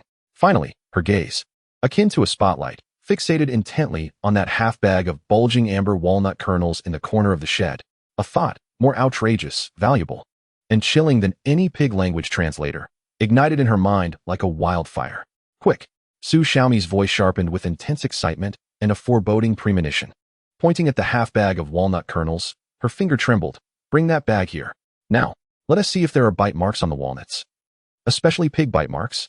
Chapter 53. The ambitions of the pig keeper, negotiations between the mining pig vanguard and the old sow gnawing on core samples. Su Xiaomi's shriek still echoed in his ears as Chen Xiao Dao dashed into the little tyrant's diesel-scented courtyard, his target set firmly on that half-bag of amber walnut kernels in the corner of the shed. Tai Lihua stood alert, emitting a low growl of warning. But Chen Xiao Dao was beyond heeding such concerns. He seized the burlap sack and, disregarding the filth, poured the walnut kernels onto the ground in a cascade. The golden, glistening amber walnut kernels rolled across the earth, exuding an enticing sweetness. Yet, Chen Xiao Dao and Su Xiaomi's eyes, like searchlights, remained fixated on each walnut, hunting for that crucial evidence, pig bite marks. Here, this one. Su Xiaomi's keen eyes immediately spotted a walnut kernel, her voice quivering with anticipation. The edge of that kernel bore tiny, yet remarkably distinct depressions and scratches, unmistakably not made by human hands or small creatures like squirrels, but clearly the marks of some small beasts gnawing. Observing the other walnut kernels, they all exhibited similar signs of nibbling, to varying degrees. Oh my heavens! Wang Youfu gazed at the unmistakable bite marks, his heart aching in distress. This wastrel, it truly mistook the golden nugget for a teething toy. What it has gnawed away is gold. It's electricity. It is indeed the future of our Kuaishan village. He seemed to envision countless bright lights extinguished in a flurry beneath the jaws of the little overlord. Su Xiaomi, cradling the walnut kernel marked by teeth impressions, displayed a myriad of emotions on her cherubic face, transitioning from shock to heartache, ultimately culminating in a fervent excitement. What a splendid job, little overlord. You are truly a born pioneer in mineral exploration. Your teeth serve as the most sensitive rare metal detector, far more reliable than our magnetic instruments. At the very least, they are immune to interference. Chen Xiao Dao observed the chaotic scene of scattered walnut kernels and the expression of Su Xiaomi, akin to that of a sage who has lost a horse. In an instant, a bolder plan took shape in his mind. He abruptly turned his gaze towards the old sow, Tai Lihua, who vigilantly guarded the little overlord outside the fence. Comrade Wang, expert Su, he called, pointing at Tai Lihua with fervent eyes. This old sow has raised the little overlord to such an impressive size in the mountains, and she knows to bring back walnut kernels in allegiance. What does this signify? It indicates her profound familiarity with this terrain. She must know precisely where the little overlord found those grinding stones. She might even be aware of additional mineral deposits. Are you suggesting we let her lead the way? Wang Youfu's eyes sparkled, only to furrow in concern. But this old sow is quite fierce, impervious to persuasion. Apart from the little overlord, she shows her teeth to anyone who approaches. How can we persuade her to guide us? Negotiation, Chen Xiao Dao declared resolutely. We shall converse with her in a language she comprehends. Uncle Sun, he turned to the ever-observant son Casey. You have spent a lifetime hunting in these mountains. No one understands how to engage with wild creatures better than you. You are the negotiation expert we need. Son Casey, leaning on his crutch, glanced at the snarling Tai Lihua, and then at the hopeful expressions of Chen Xiao Dao and Su Xiaomi. His weathered face bore little expression, yet he nodded slightly in agreement. Thus commenced an unprecedented negotiation between humans and pigs, dramatically and amusingly, unfolding outside the diesel-odored domestication center of Kuaishan village. Son Casey did not carry a hunting rifle. Instead, he brought a small stool, settling approximately 3 meters away from where Tai Lihua lay. This distance allowed for a non-threatening interaction while enabling her to observe his movements clearly. He first retrieved an oil paper bag from his pocket, leisurely unwrapping it to reveal several fragrant, golden-baked corn cakes. He broke off a small piece and gently placed it on the ground before him. Tai Lihua's nostrils twitched, her vigilance unwavering, yet the growl in her throat seemed to soften slightly. Clearly, the allure of food transcended species. Son Casey remained unhurried, leisurely producing a small cloth bag and pouring out a few amber walnut kernels. Their golden sheen and unique sweetness instantly captivated Tai Lihua's attention. Instinctively, she took a half-step forward but quickly restrained herself, maintaining a watchful gaze on Son Casey. Son Casey placed one walnut kernel beside the corn cake, then raised his hand, first pointing at Tai Lihua, then at the still-dazed little overlord in the shed, and finally, with a firm gesture, indicating the direction of the mineral-rich old forest behind the mountain. Tai Lihua tilted her head, seemingly perplexed by the gesture. Sun Qiatzi remained calm and composed as he picked up the walnut kernel, mimicking the act of eating it near his mouth. He then gestured towards the back mountain, spreading his arms wide in an exaggerated embrace of all that surrounded him. With one hand, he forcefully patted the empty cloth bag he had brought, producing a rustling sound to indicate abundance. His message was unmistakable. You, with the cubs, should go to that place in the mountains, indicating the mining area. Locate that kind of stone, referring to the ore, and either lead us there or inform us of its location. As a token of goodwill, this, pointing to the corn cake and the walnut kernel, serves as a deposit, and upon successful completion, you shall receive this, patting the empty bag, in full, no, an entire cartload. Tai Lihua observed Sun Qiatzi's gestures, glanced at the corn cake and the tantalizing walnut kernel on the ground, and turned to look at the little tyrant in the shack, her eyes brimming with conflict and contemplation. The atmosphere seemed to freeze.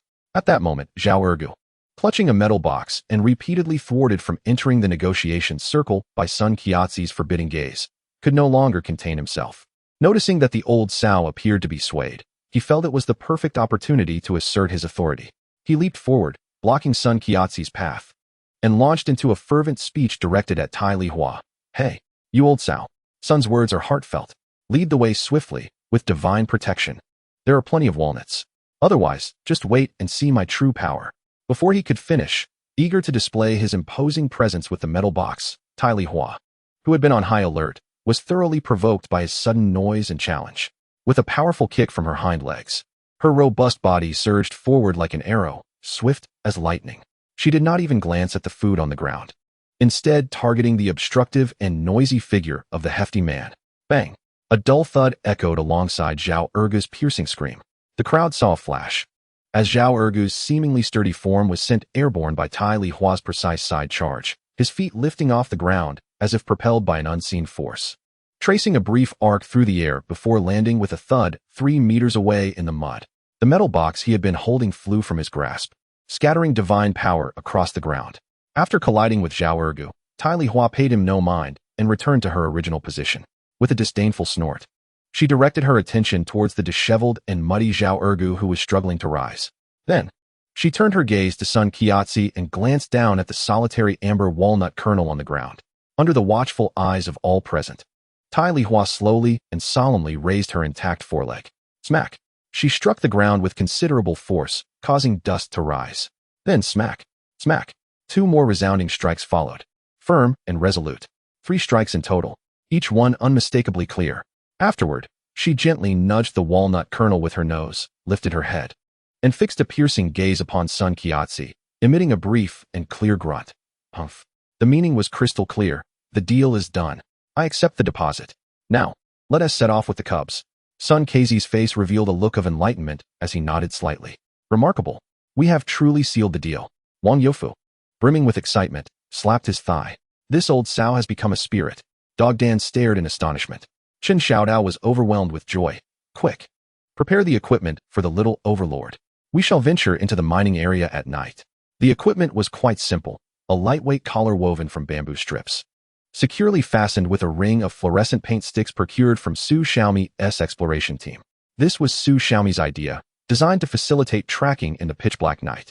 Chen Xiao Dao carefully fitted the little overlord, still slightly dazed, with the collar that emitted a soft green glow. The little overlord clearly disliked the new adornment around its neck, snorting and wriggling in protest. Seeing her offspring adorned with the glowing collar, Tai Lihua instantly growled in discontent, rushing over to attempt to snatch it off with her mouth. Oh, pig mother, calm down. This is work attire. It helps us keep an eye on your young one at night. Safety. Safety first.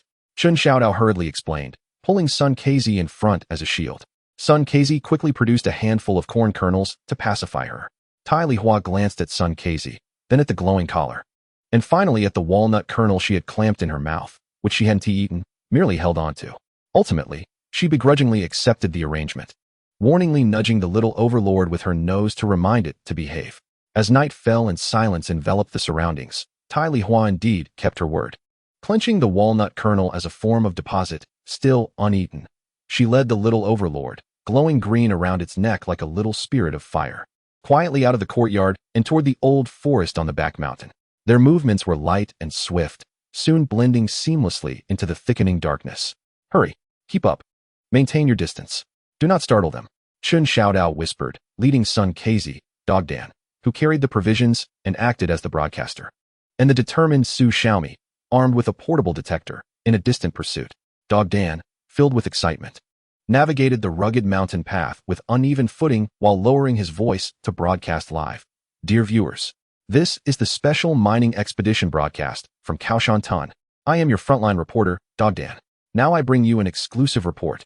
Look, the green dot ahead is our mining scout, the little overlord. It is equipped with the latest pig language GPS fluorescent positioning collar. The signal is stable. Team leader Tai Lihua moves with steady steps. The target is clear. She has evidently locked onto the little overlord's grinding ground. Currently, our direction, according to Master Sun's compass, as Su Xiaomi's modern device is partially inoperative in this strong magnetic area. is toward the core zone of intense magnetic interference previously identified by expert Su. The accuracy of the pig language GPS navigation is exceptionally high. I repeat, exceptionally high. Wait. Team leader Tai Lihua has stopped. Is she sniffing a rock wall? The little overlord is also nudging with its nose. Something's happening. Your reporter Dog Dan will continue to provide updates. Indeed, not far ahead, at the base of a steep cliff, Tai Lihua halted. The vegetation was dense, and vines intertwined. Without her guidance, it would be exceedingly difficult to discover this place. At the base of the rock wall, there lay an inconspicuous, narrow crevice, formed by years of relentless water flow. Illuminated by the faint green glow emitted by the little overlord's collar, the group discerned a minuscule, yet vividly colored spring, gushing forth from the fissure. The spring's hue, indiscernible in the darkness, revealed itself under the fluorescent light as a haunting, dark red reminiscent of diluted blood, imbued with a hint of rouge, silently flowing and saturating a small patch of soil and moss below. The sight of the rouge-hued spring sent a jolt through Chen Xiao Dao, stirring memories of the initial discovery of the rouge mine. Iron Pear Flower nudged the little overlord with her nose and emitted a low grunt towards the dripping crevice. Seemingly attuned to his mother's command, the little overlord's small eyes sparkled with vitality in the green luminescence. It promptly abandoned the crevice and began to fervently burrow into the exceptionally soft soil saturated by the rouge spring. Its emerging little tusks proved immensely useful, complemented by its naturally adept snout for digging and powerful forelimbs, as it swiftly unearthed dirt and stones, raising a cloud of dust. What was it excavating? Su Xiaomi gripped the detector anxiously, the screen flickering erratically as it approached the area. Uncertain, but it surely held something valuable. Dogdan's live stream reached a crescendo. Look, the little overlord's digging speed rivaled that of a compact excavator. No, more akin to a pig-shaped excavator. The efficiency was astounding. Before long, through the little overlord's vigorous efforts, a pit approximately half a meter deep emerged. It seemed to have struck something solid at the bottom. The little creature grew even more excited, burrowing with increased zeal. Suddenly, a muffled thud resonated, as though something had been breached. The little overlord triumphantly emerged from the pit, clutching a muddy, dark, elongated object, which it excitedly tossed to the edge of the hole. The group hurriedly gathered around. Su Xiaomi shone her flashlight on it. It was a long package, tightly wrapped in a thick, oil-soaked waterproof cloth, perhaps tung oil. The package was modest in size, roughly equivalent to 2 stacked dictionaries. The oilcloth was somewhat decayed, with a corner punctured by the little overlord's tusks, revealing a glimpse of the paper within. Chen Xiao Dao cautiously brushed away the dirt from the package, his heart racing. He located the ties of the oilcloth, although the ropes had long since rotted. The cloth was tightly bound. Taking a deep breath, he held it, gradually peeling back the layers of the oilcloth. Beneath it lay a relatively well-preserved booklet with a hard cover. The cover, deep green in hue, bore a faded Japanese title. Illuminated by Su Xiaomi's flashlight, Chen Xiao Dao, along with Wang Yufu and Sun Keizi, managed to decipher a few characters. Inyong Chuchan, Zheng Chanji, Tusu, Guni Chikusin, Zen Oyobi Takushu, Shika Menu, Military Livestock Production, and Special Rearing Manual. And beneath this solemn Japanese title, a strikingly incongruous sketch adorned the page. A plump, robust pig, nearly spherical in shape. On the back of a plump pig, there astonishingly rests a rudimentary diesel generator, exuding wisps of smoke. A thick line connects the pig's rear to the generator, while adjacent to it, crooked Chinese characters proclaim, Animal Power Generation Trial Plan. Everyone stood in stunned silence. Chen Xiao Dao gazed at the cover depicting the fantastical pig burdened with a generator, then recalled the rumbling beast in the shed. His eyes finally settled on the little tyrant, proudly flaunting its glowing tail and awaiting praise. He felt as if his worldview had been mercilessly upturned by this swine's tusks. Chapter 54. The Ambitions of the Pig Keeper, the Swine Farming Endeavors of War Criminals, and the Revenge of the Scarred Face. The Japanese military manual titled Military Livestock Production Enhancement and Special Feeding Handbook, adorned with the surreal image of a pig bearing a generator, had dropped an informational bomb into the otherwise tranquil, or perhaps chaotic, life of the villagers. Chen Xiao Dao cradled the yellowed, musty-smelling booklet, his hands trembling. He gingerly turned to the first page, revealing dense Japanese text interspersed with traditional Chinese characters and hastily drawn illustrations. Su Xiaomi leaned in, utilizing her meager knowledge of Japanese and her impressive ability to interpret images. Stumbling through a translation. Chapter 1. Preliminary exploration of the synergistic effects of diesel power and biomass conversion. Experimental subjects, selected hybrids of Changbai pigs and local black pigs. Numbered diesel 1 to diesel 5.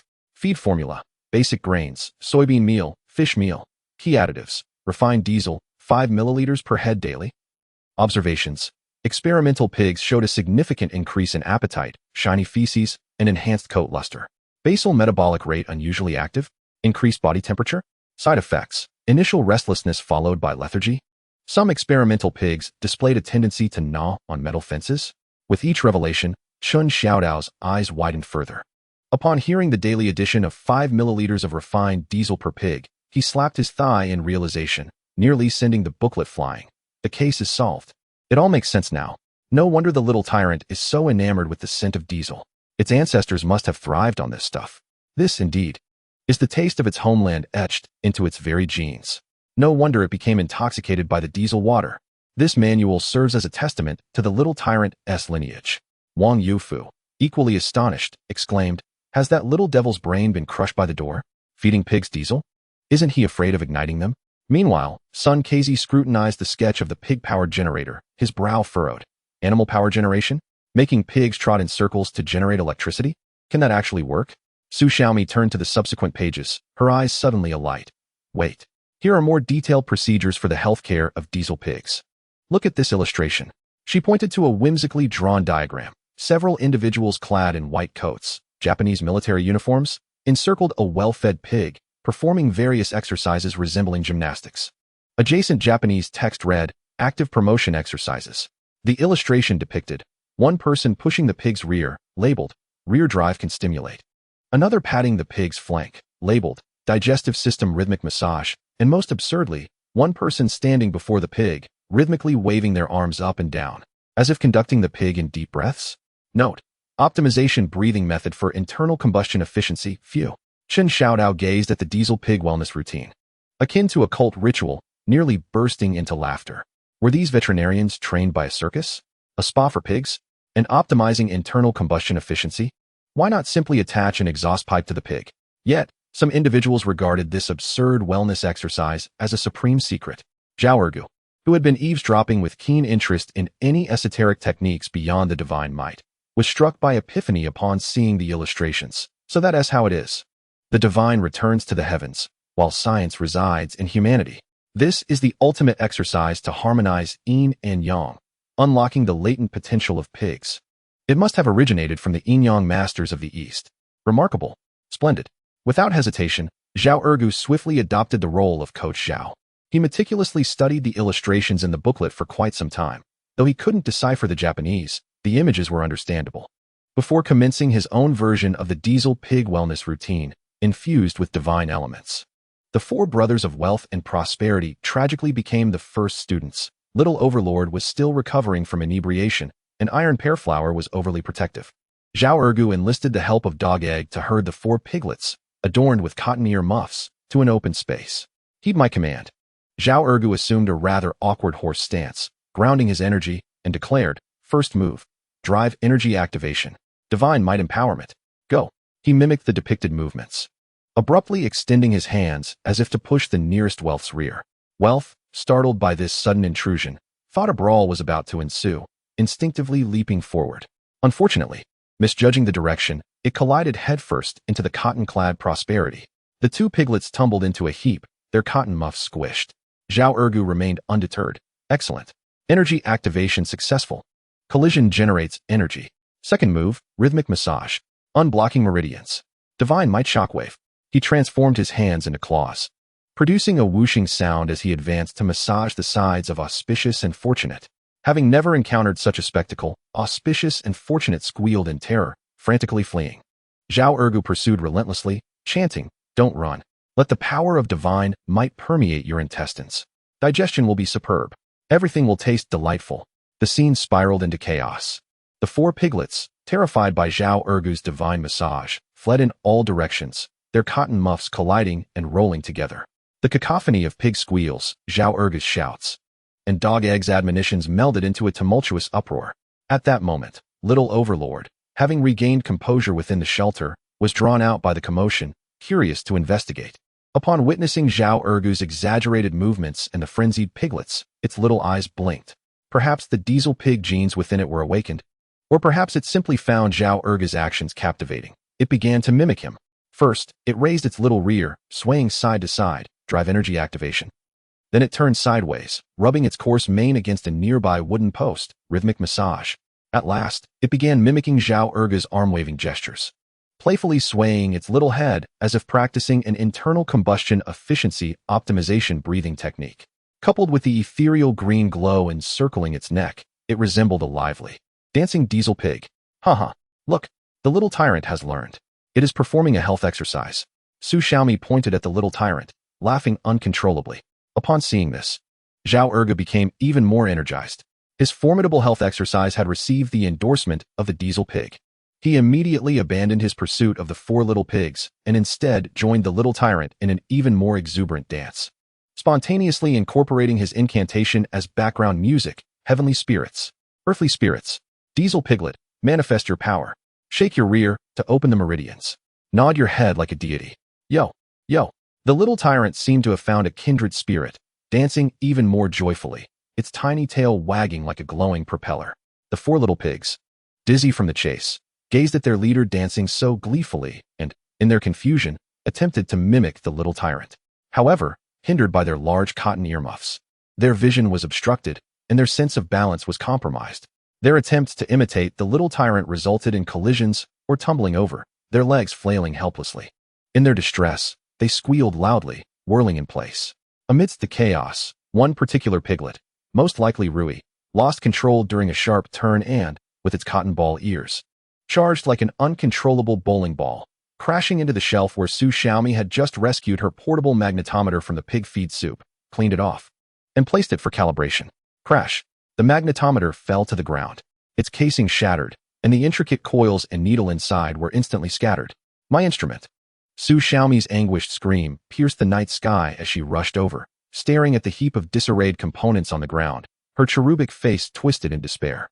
I just repaired it. Just repaired it. This is even worse than the damage from strong magnetic interference. Chen Xiao Dao observed the scene of devastation. Zhao Erge was still joyfully dancing with the little tyrant, while the four little pigs, their cotton balls deflated, spun in frantic circles. And Su Xiaomi clutched the remains of her instrument, on the verge of tears. He buried his face in his hands, tormented. The destructive power of this diesel pig health exercise rivaled that of a charging wild boar herd. In the deep of night, the once bustling Kao Shan village finally regained its tranquility. The generator rumbled as the old man entered a state of slumber, primarily due to a lack of fuel, with only occasional grunts from the pig pen breaking the silence. Chen Xiao Dao lay on the Kong, his mind still replaying the absurd Japanese manual and the chaotic events of the day, drowsily drifting towards sleep, when beep beep beep.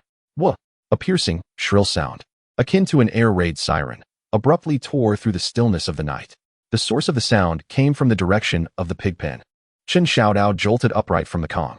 Wang Youfu, Sun Kezi, Li Xiuying, and nearly everyone in Kao Shan village were startled awake by the terrifying alarm. It was the pig pen. The alarm I set. Chen Xiao Dao's face turned pale as he grabbed his flashlight and dashed outside. Since the last night raid by the wild boars, he had set up several makeshift alarm devices around the pig pen, fashioned from empty tin cans connected by fine strings. If any large creature forcefully intruded and disturbed the strings, they would pull at the rusted metal tied to a tree, producing an ear-splitting noise. The villagers, wielding flashlights, rushed towards the pig pen, their feet sinking into the ground with each hurried step. From a distance, they could hear the terrified screams of the domestic pigs, the enraged roars of the wild boars, and the thunderous clang of metal being violently struck. The beams of their flashlights converged on the perimeter of the pig pen, revealing a sight that sent chills down their spines.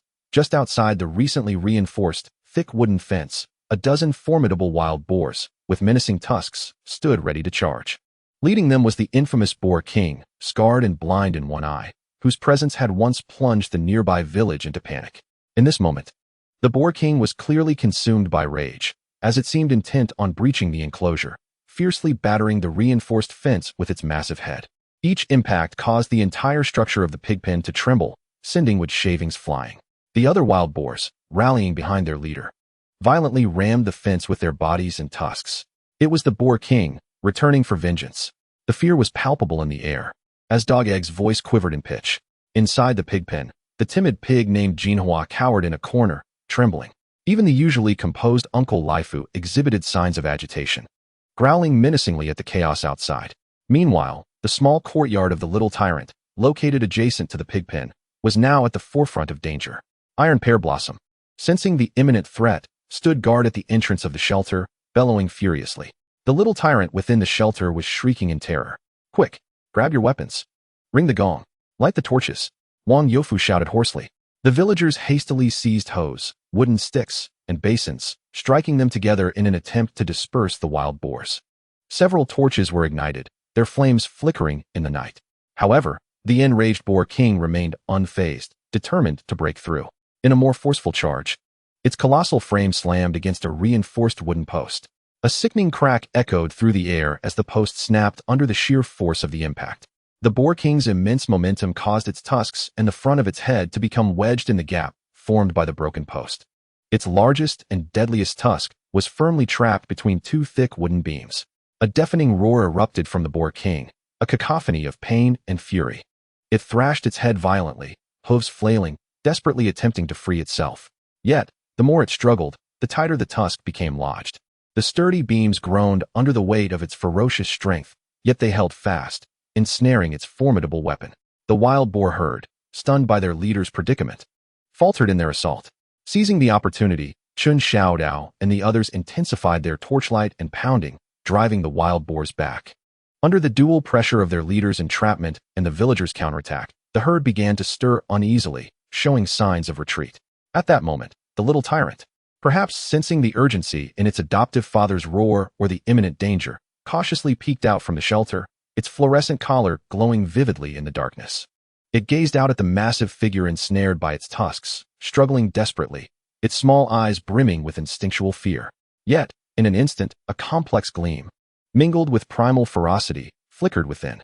Suddenly, it directed its full strength outward, emitting a sharp, piercing grunt filled with a sense of provocation and declaration. This sound pierced through the lingering alarm and the furious roars of the wild boar king, resonating clearly in the ears of the scarred face.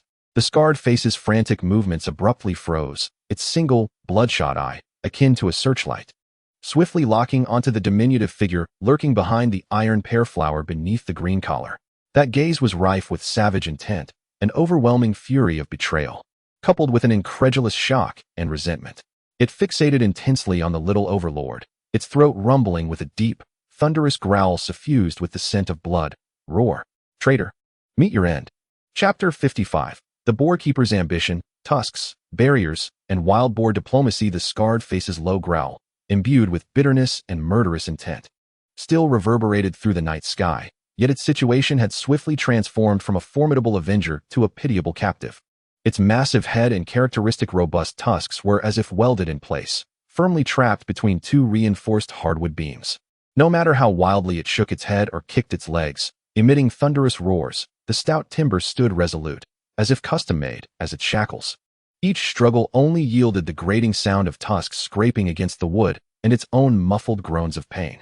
This stark contrast instantly dulled the tension and fear instigated by the alarm. Ha! Dog Egg was the first to lose control, pointing at the once dreaded wild boar king, laughing uncontrollably. Look, the scarred face. It stuck. Ha! Just like the village fool caught in the fence. Oh dear, what is this? Walking into a trap? Wang Youfu found himself both amused and bewildered, the tautness of his nerves easing. The wild boar herd, stunned by their leader's predicament, halted their advance completely. Surrounding the ensnared scarred face, they grunted anxiously, nudging their leader's body with their snouts in a futile attempt to assist, only serving to further agitate the scarred face. Upon witnessing this spectacle of divine retribution, Zhao Ergo felt a surge of confidence. Believing that the residual might of his divine sulfur golden shield, though only the bottom of the box remained, was still palpable. Clutching the open iron box, he stepped closer, maintaining a safe distance, and initiated a new round of divine marketing directed at the struggling scarred face. Oh, you boar king. Do you know where this is? This is the sanctuary of divine might. You, vile intruders, trespassing upon sacred ground, deserve to be ensnared by this shackle. This is the will of heaven. Do not struggle, it will only increase your suffering. Clearing his throat, he performed a sleight of hand, producing several small pouches sewn from floral fabric, bulging with sulfur powder. In light of your arduous journey, I, the divine envoy, show compassion. These are peace-bringing, evil-repelling, soul-soothing pouches, imbued with the supreme essence of sulfur.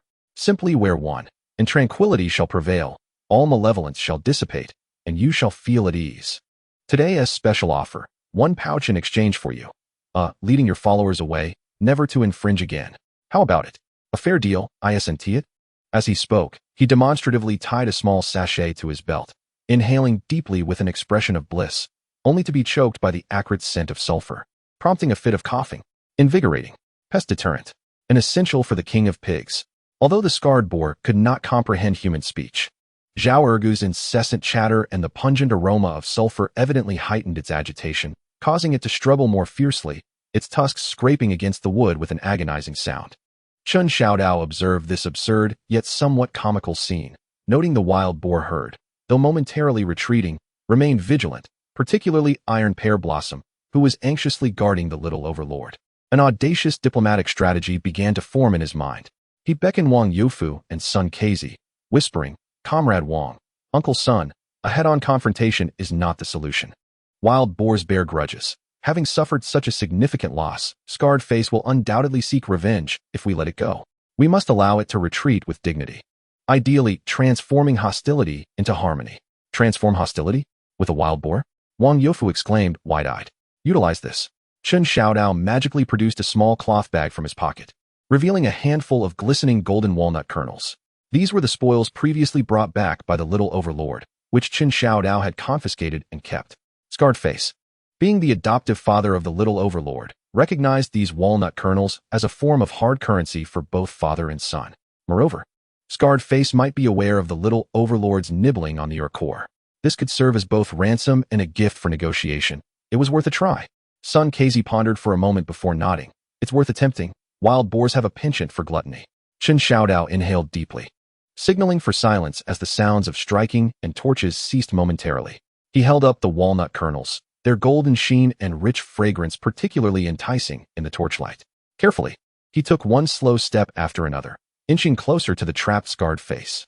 The wild boar herd immediately became agitated, emitting low, threatening growls. Iron Pear Blossom nervously monitored Chen Xiao Dao's movements. Scarred Face fixated its singular, intact eye on Chen Xiao Dao, a low growl rumbling in its throat, its tusks trembling slightly from exertion. Chen Xiao Dao's heart raced as he halted approximately 2 meters away, daring not to approach any nearer.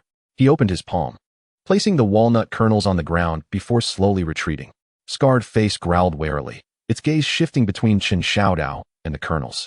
The aroma of the walnuts clearly held a tremendous allure for it.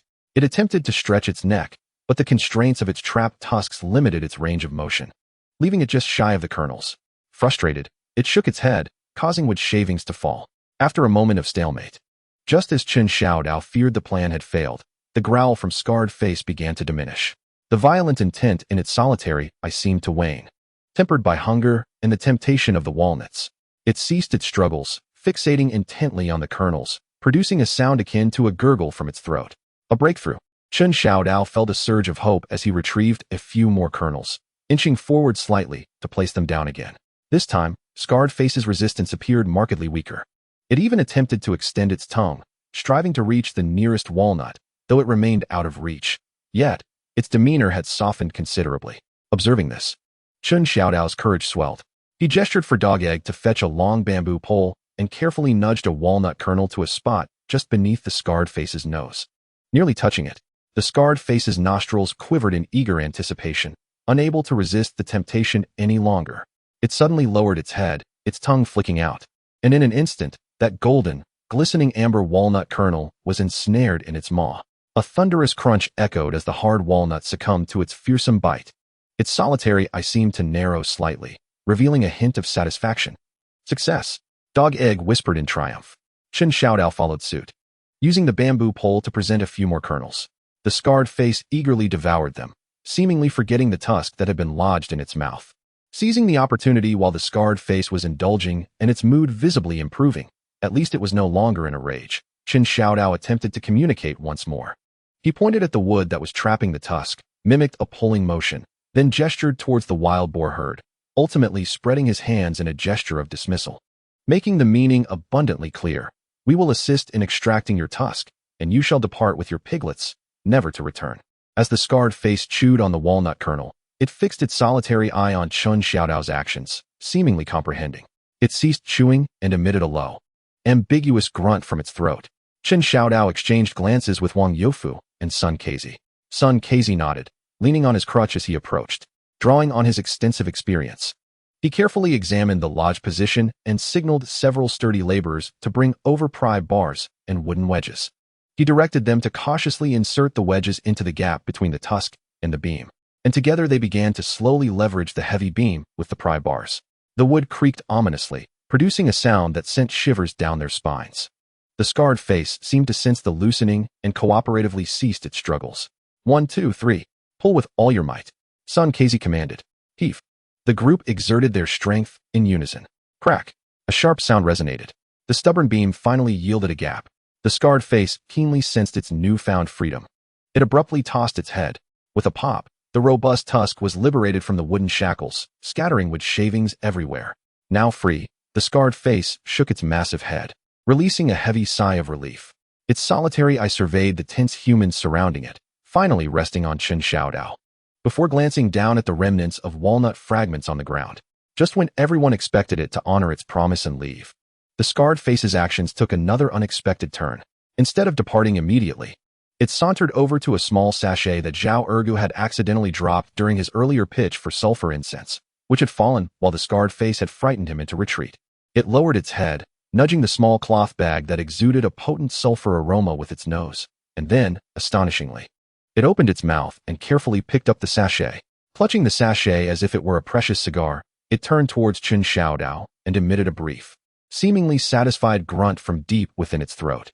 Then, with a sudden flick of its head, it let out a commanding low roar directed at the wild boar herd. The wild boar herd, as if commanded, immediately turned around, preparing to retreat. However, the scar-faced leader clearly harbored resentment over the earlier predicament of being trapped. Feeling a loss of face, before turning to leave, it deliberately walked with heavy steps toward a recently repaired, still somewhat fragile earthen wall at the periphery of the pig pen. Under the astonished gazes of all present, it slightly quickened its pace and, with its robust shoulder akin to an armored plate, struck the wall with a measured force. Boom! Half of the wall crumbled in response, dust billowing into the air. Amidst the swirling dust, the scar-faced leader held its head high, clutching a small sulfur pouch. Striding imperiously with the wild boar herd, swaggering into the dark forest. Its posture seemed to convey a message. Humph. At least you recognize my presence. This crumbling wall. I can ram it whenever I please. Just leaving a memento. The onlookers stared at the fallen wall and the departing wild boar herd, caught between laughter and tears. Was this wild boar diplomacy only half successful?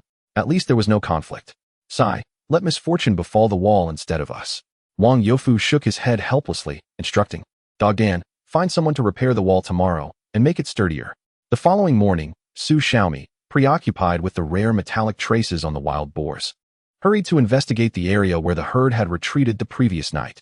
Soon, she made a remarkable discovery near the ruins of the wall struck by the scar-faced leader and the muddy ground trampled by the boars. Numerous clear hoofprints were imprinted in the soft earth. This, in itself, was not unusual. However, what was peculiar was that some of these hoofprints were speckled with a faintly glowing green powder that sparkled under the sunlight. This color was identical to the fluorescent paint she had previously applied to the collar of the little tyrant. Was this the fluorescent powder that had rubbed off from the collar? Su Xiaomi crouched down, pinching a bit of the glowing soil between her fingers for a closer inspection. No, this was not right. The fluorescent powder was supposed to adhere to the collar. So how could it have transferred in such quantity to the ground and onto other wild boar hooves? Unless following the direction of these contaminated hoofprints. She noticed they extended deep into the mountains, not heading directly towards the mining area where the little tyrant had gnawed on the core, but veering towards a more densely vegetated hollow with fewer human traces. What quickened her heartbeat further was the discovery of another unique mark besides some ordinary hoofprints that lacked fluorescent contamination, scattered, deep red powder resembling vibrant rouge. It was nearly identical in color to the rouge or she had initially found. This was tailings. Su Xiaomi instantly understood. The little tyrant's tail had picked up fluorescent powder because Chen Xiao Dao had placed a collar on it. The only explanation for the fluorescent powder and rouge, or on the wild boar hooves, was that they had trampled over ground mixed with both fluorescent substances and or while retreating. Their route of escape must have passed through an area with exposed ore or piles of ore. Elated, Su Xiaomi immediately began to trace the path marked by the special powder on the hoof prints. The pursuit was not easy, as the wild boar's route was convoluted and concealed. Yet, the fluorescent green and rouge-red powders shone under the sun like natural guiding markers. Su Xiaomi traversed mountains and dense forests, finally arriving at a secluded hollow, shrouded in shadows and adorned with colossal rocks and vines, where the hoofprints vanished. The sight before her made her gasp in astonishment. It was an exceedingly concealed entrance to a cave, half natural and half hewn by human hands. The entrance was largely obscured by fallen boulders and thick vines. Without the guidance of the hoofprints, it would have been nearly impossible to discover. In front of the cave's mouth lay a relatively flat clearing, where several rusted, dented cylindrical metal cans were haphazardly strewn about. These cans varied in size.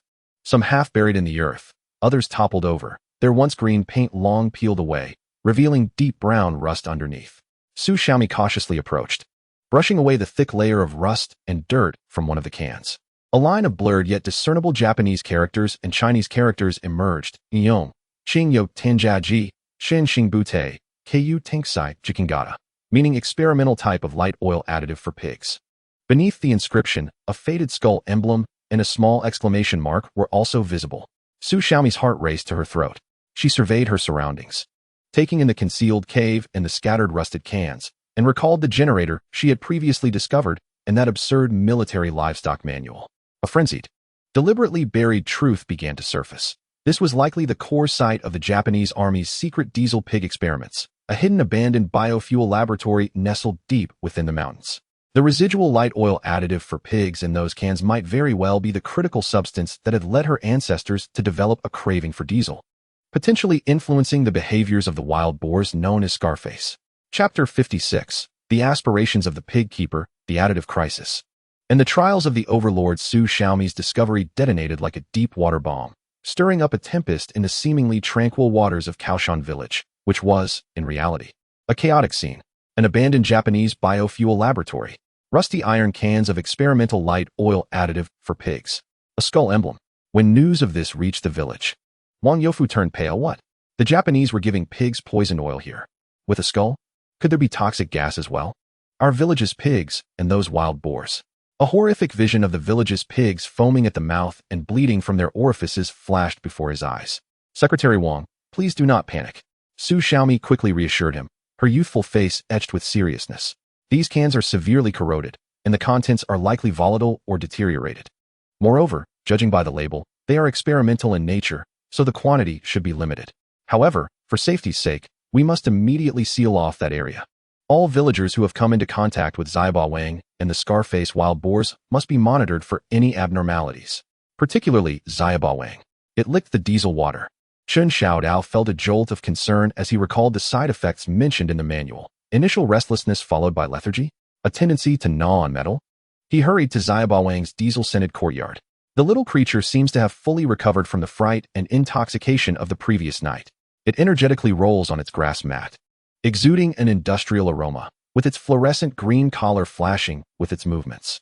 The iron pear blossom remains faithfully lying outside the fence, raising its head warily upon seeing Chen Xiao Dao approach. How are you feeling, little rascal? Is there any discomfort? Chen Xiao Dao carefully observes the little tyrant through the fence. Upon hearing the voice, the little one immediately gets up and scurries to the edge of the fence, its small nose twitching, eyes bright, perhaps a bit too spirited. And it makes soft sounds asking for food, its tail wagging like a little windmill, showing no signs of lethargy as described in the manual. It appears to be quite lively. Chen Xiao Dao breathes a slight sigh of relief, though Su Xiaomi's warning still echoes in his mind. To be prudent, he decides to temporarily restrict the little tyrant's range of activity and instructs Li Xiaoying to meticulously record its diet and mental state. The task of sealing the cave and clearing the abandoned iron cans naturally falls to Sun Kezi and his fellow laborers. With his extensive experience, Sun Kezi directs everyone to carefully collect the rusted iron cans scattered at the cave entrance using long-handled tools, preparing to transport them to a deep valley far from the water source and the village for proper disposal, primarily by digging deep pits for burial. Su Xiaomi, fully equipped with a homemade thick fabric mask and gloves, nervously follows behind with a portable detector, attempting to analyze the composition of the residues, though unfortunately, the instrument remains half-functioning under strong magnetic interference. Just as Sun Kezi directs Go Dan to lift a relatively intact can, albeit with a slightly rusted and dented opening. An unexpected incident occurs. "Hey, this can is quite heavy," Godan exclaims as he lifts it. When suddenly a severely rusted piece of metal at the bottom of the can breaks off with a crack. The can tilts abruptly. "Be careful." Son Casey, with quick reflexes, prods the can with his cane, preventing it from crashing onto Godan's foot. However, the viscous, tar-like black substance remaining inside the can spills out with a gurgle due to the jostling and the hole at the bottom, plopping down onto the grass nearby. An indescribable odor, a mixture of strong diesel, rust, and some sweet, cloying chemical agent, instantly wafts through the air. The black oil shimmers with an eerie, iridescent sheen in the sunlight. "Oh no, it's leaking." Godan, startled, quickly attempts to right the can. "Don't touch it," Su Xiaomi screams, her voice altering in pitch. "Step back. Stay away from that stuff." The crowd immediately retreats a few steps. Su Xiaomi anxiously watches the slow-moving puddle of black oil on the ground. As the detector approaches, it emits a sharp, piercing alarm, though it often malfunctions. This time it is particularly acute. Yet, even stranger occurrences unfold. The viscous black oil, exposed to air and sunlight, begins to change at a visibly rapid pace. Its surface sheen quickly dulls, the texture solidifying from a viscous liquid, and the colors rapidly transform. Deep black, dark red, and orange hues swirl before the astonished gazes of the onlookers. In just a matter of minutes, that puddle of black oil astonishingly coagulates into a semi-transparent, trembling mass resembling an oversized jelly, taking on a pink hue. What on earth? It's turned into jelly? Strawberry-flavored, perhaps? The eyes of the little rascal bulged in astonishment. Su Xiaomi was equally taken aback. She had never witnessed such an uncanny phenomenon. Was it physics or chemistry? Cautiously, she prodded the pink jelly with a stick. It was bouncy and soft, emanating an exceedingly sweet aroma reminiscent of inferior perfume mixed with diesel. What on earth was this? Wang Youfu felt a chill run down his spine. "I don't know, but it is certainly not something good. That skull emblem is no joke." Su Xiaomi's complexion paled. "Quick, find something to cover it. We must not let any living creature come into contact with it." However, they were already a step too late. Just as everyone was captivated by the bizarre pink jelly, a nimble figure slipped through the gaps of the diesel shed's fence. Unnoticed while Iron Pear Blossom was also distracted by the spectacle, it was none other than the curious little tyrant. It had long sensed the sweet, yet oddly familiar scent of diesel in the air, its small eyes sparkling with delight. At that moment, the jelly, glistening under the sun and irresistibly pink, appeared to it as the most novel and delectable toy and snack imaginable.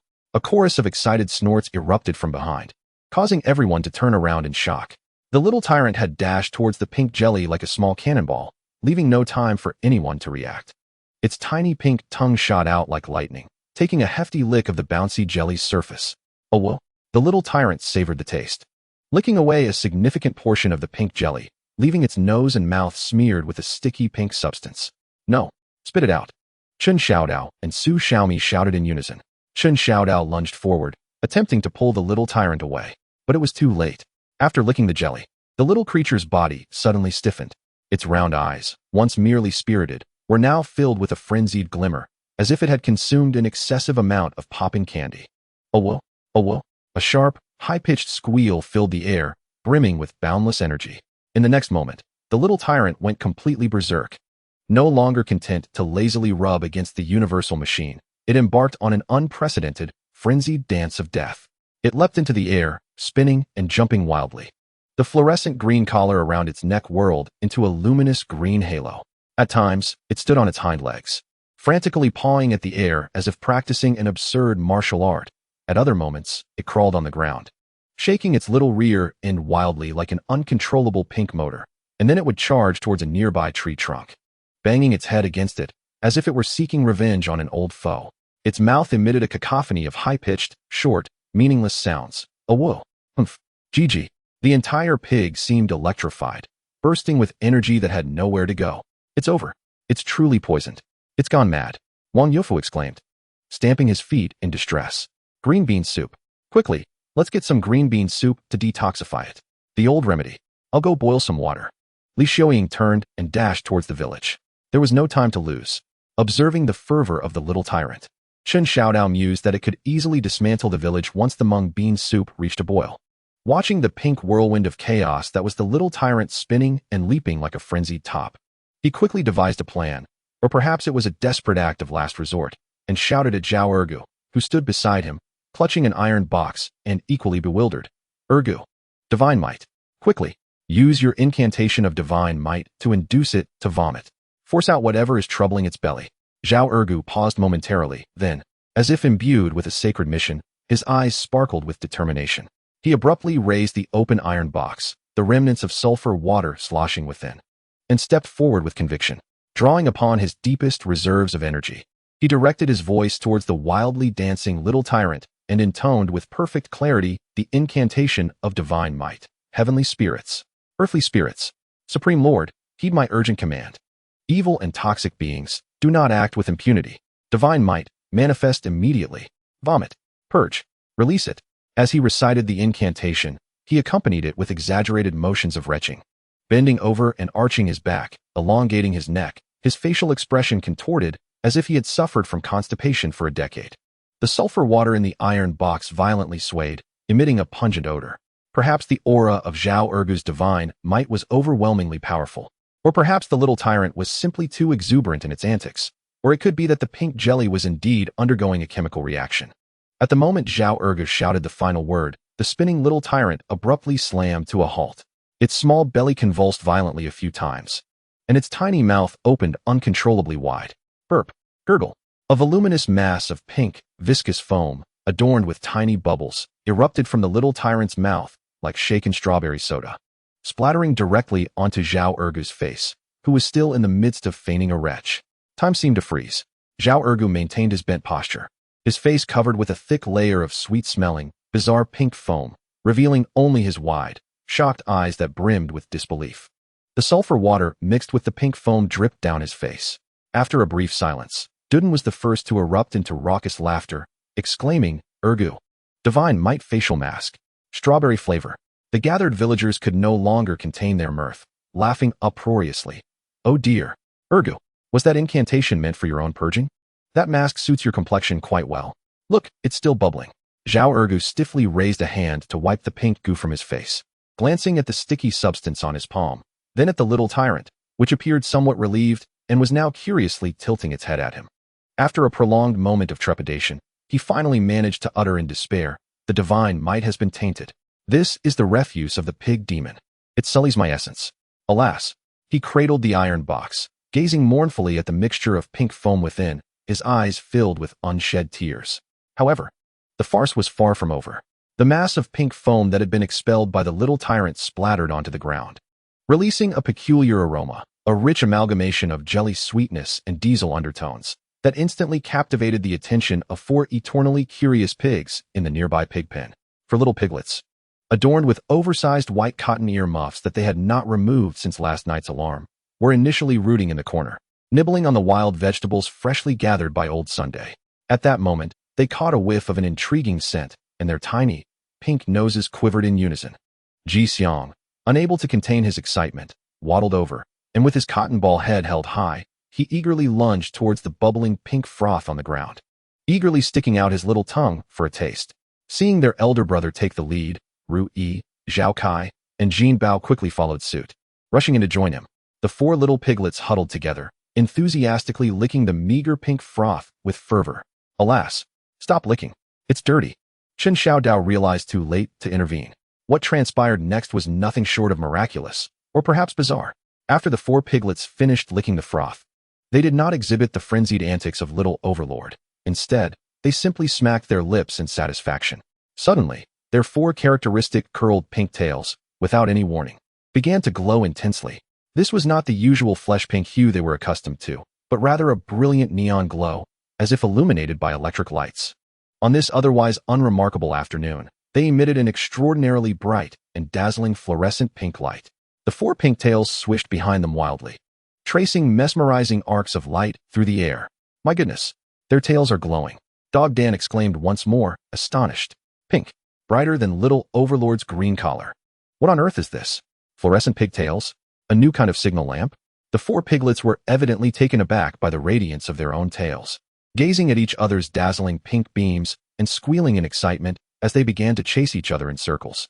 The 4 fluorescent neon tails danced wildly in the air, intertwining in a scene that was both fantastical and comical, resembling a low-budget laser show at a rural outdoor disco.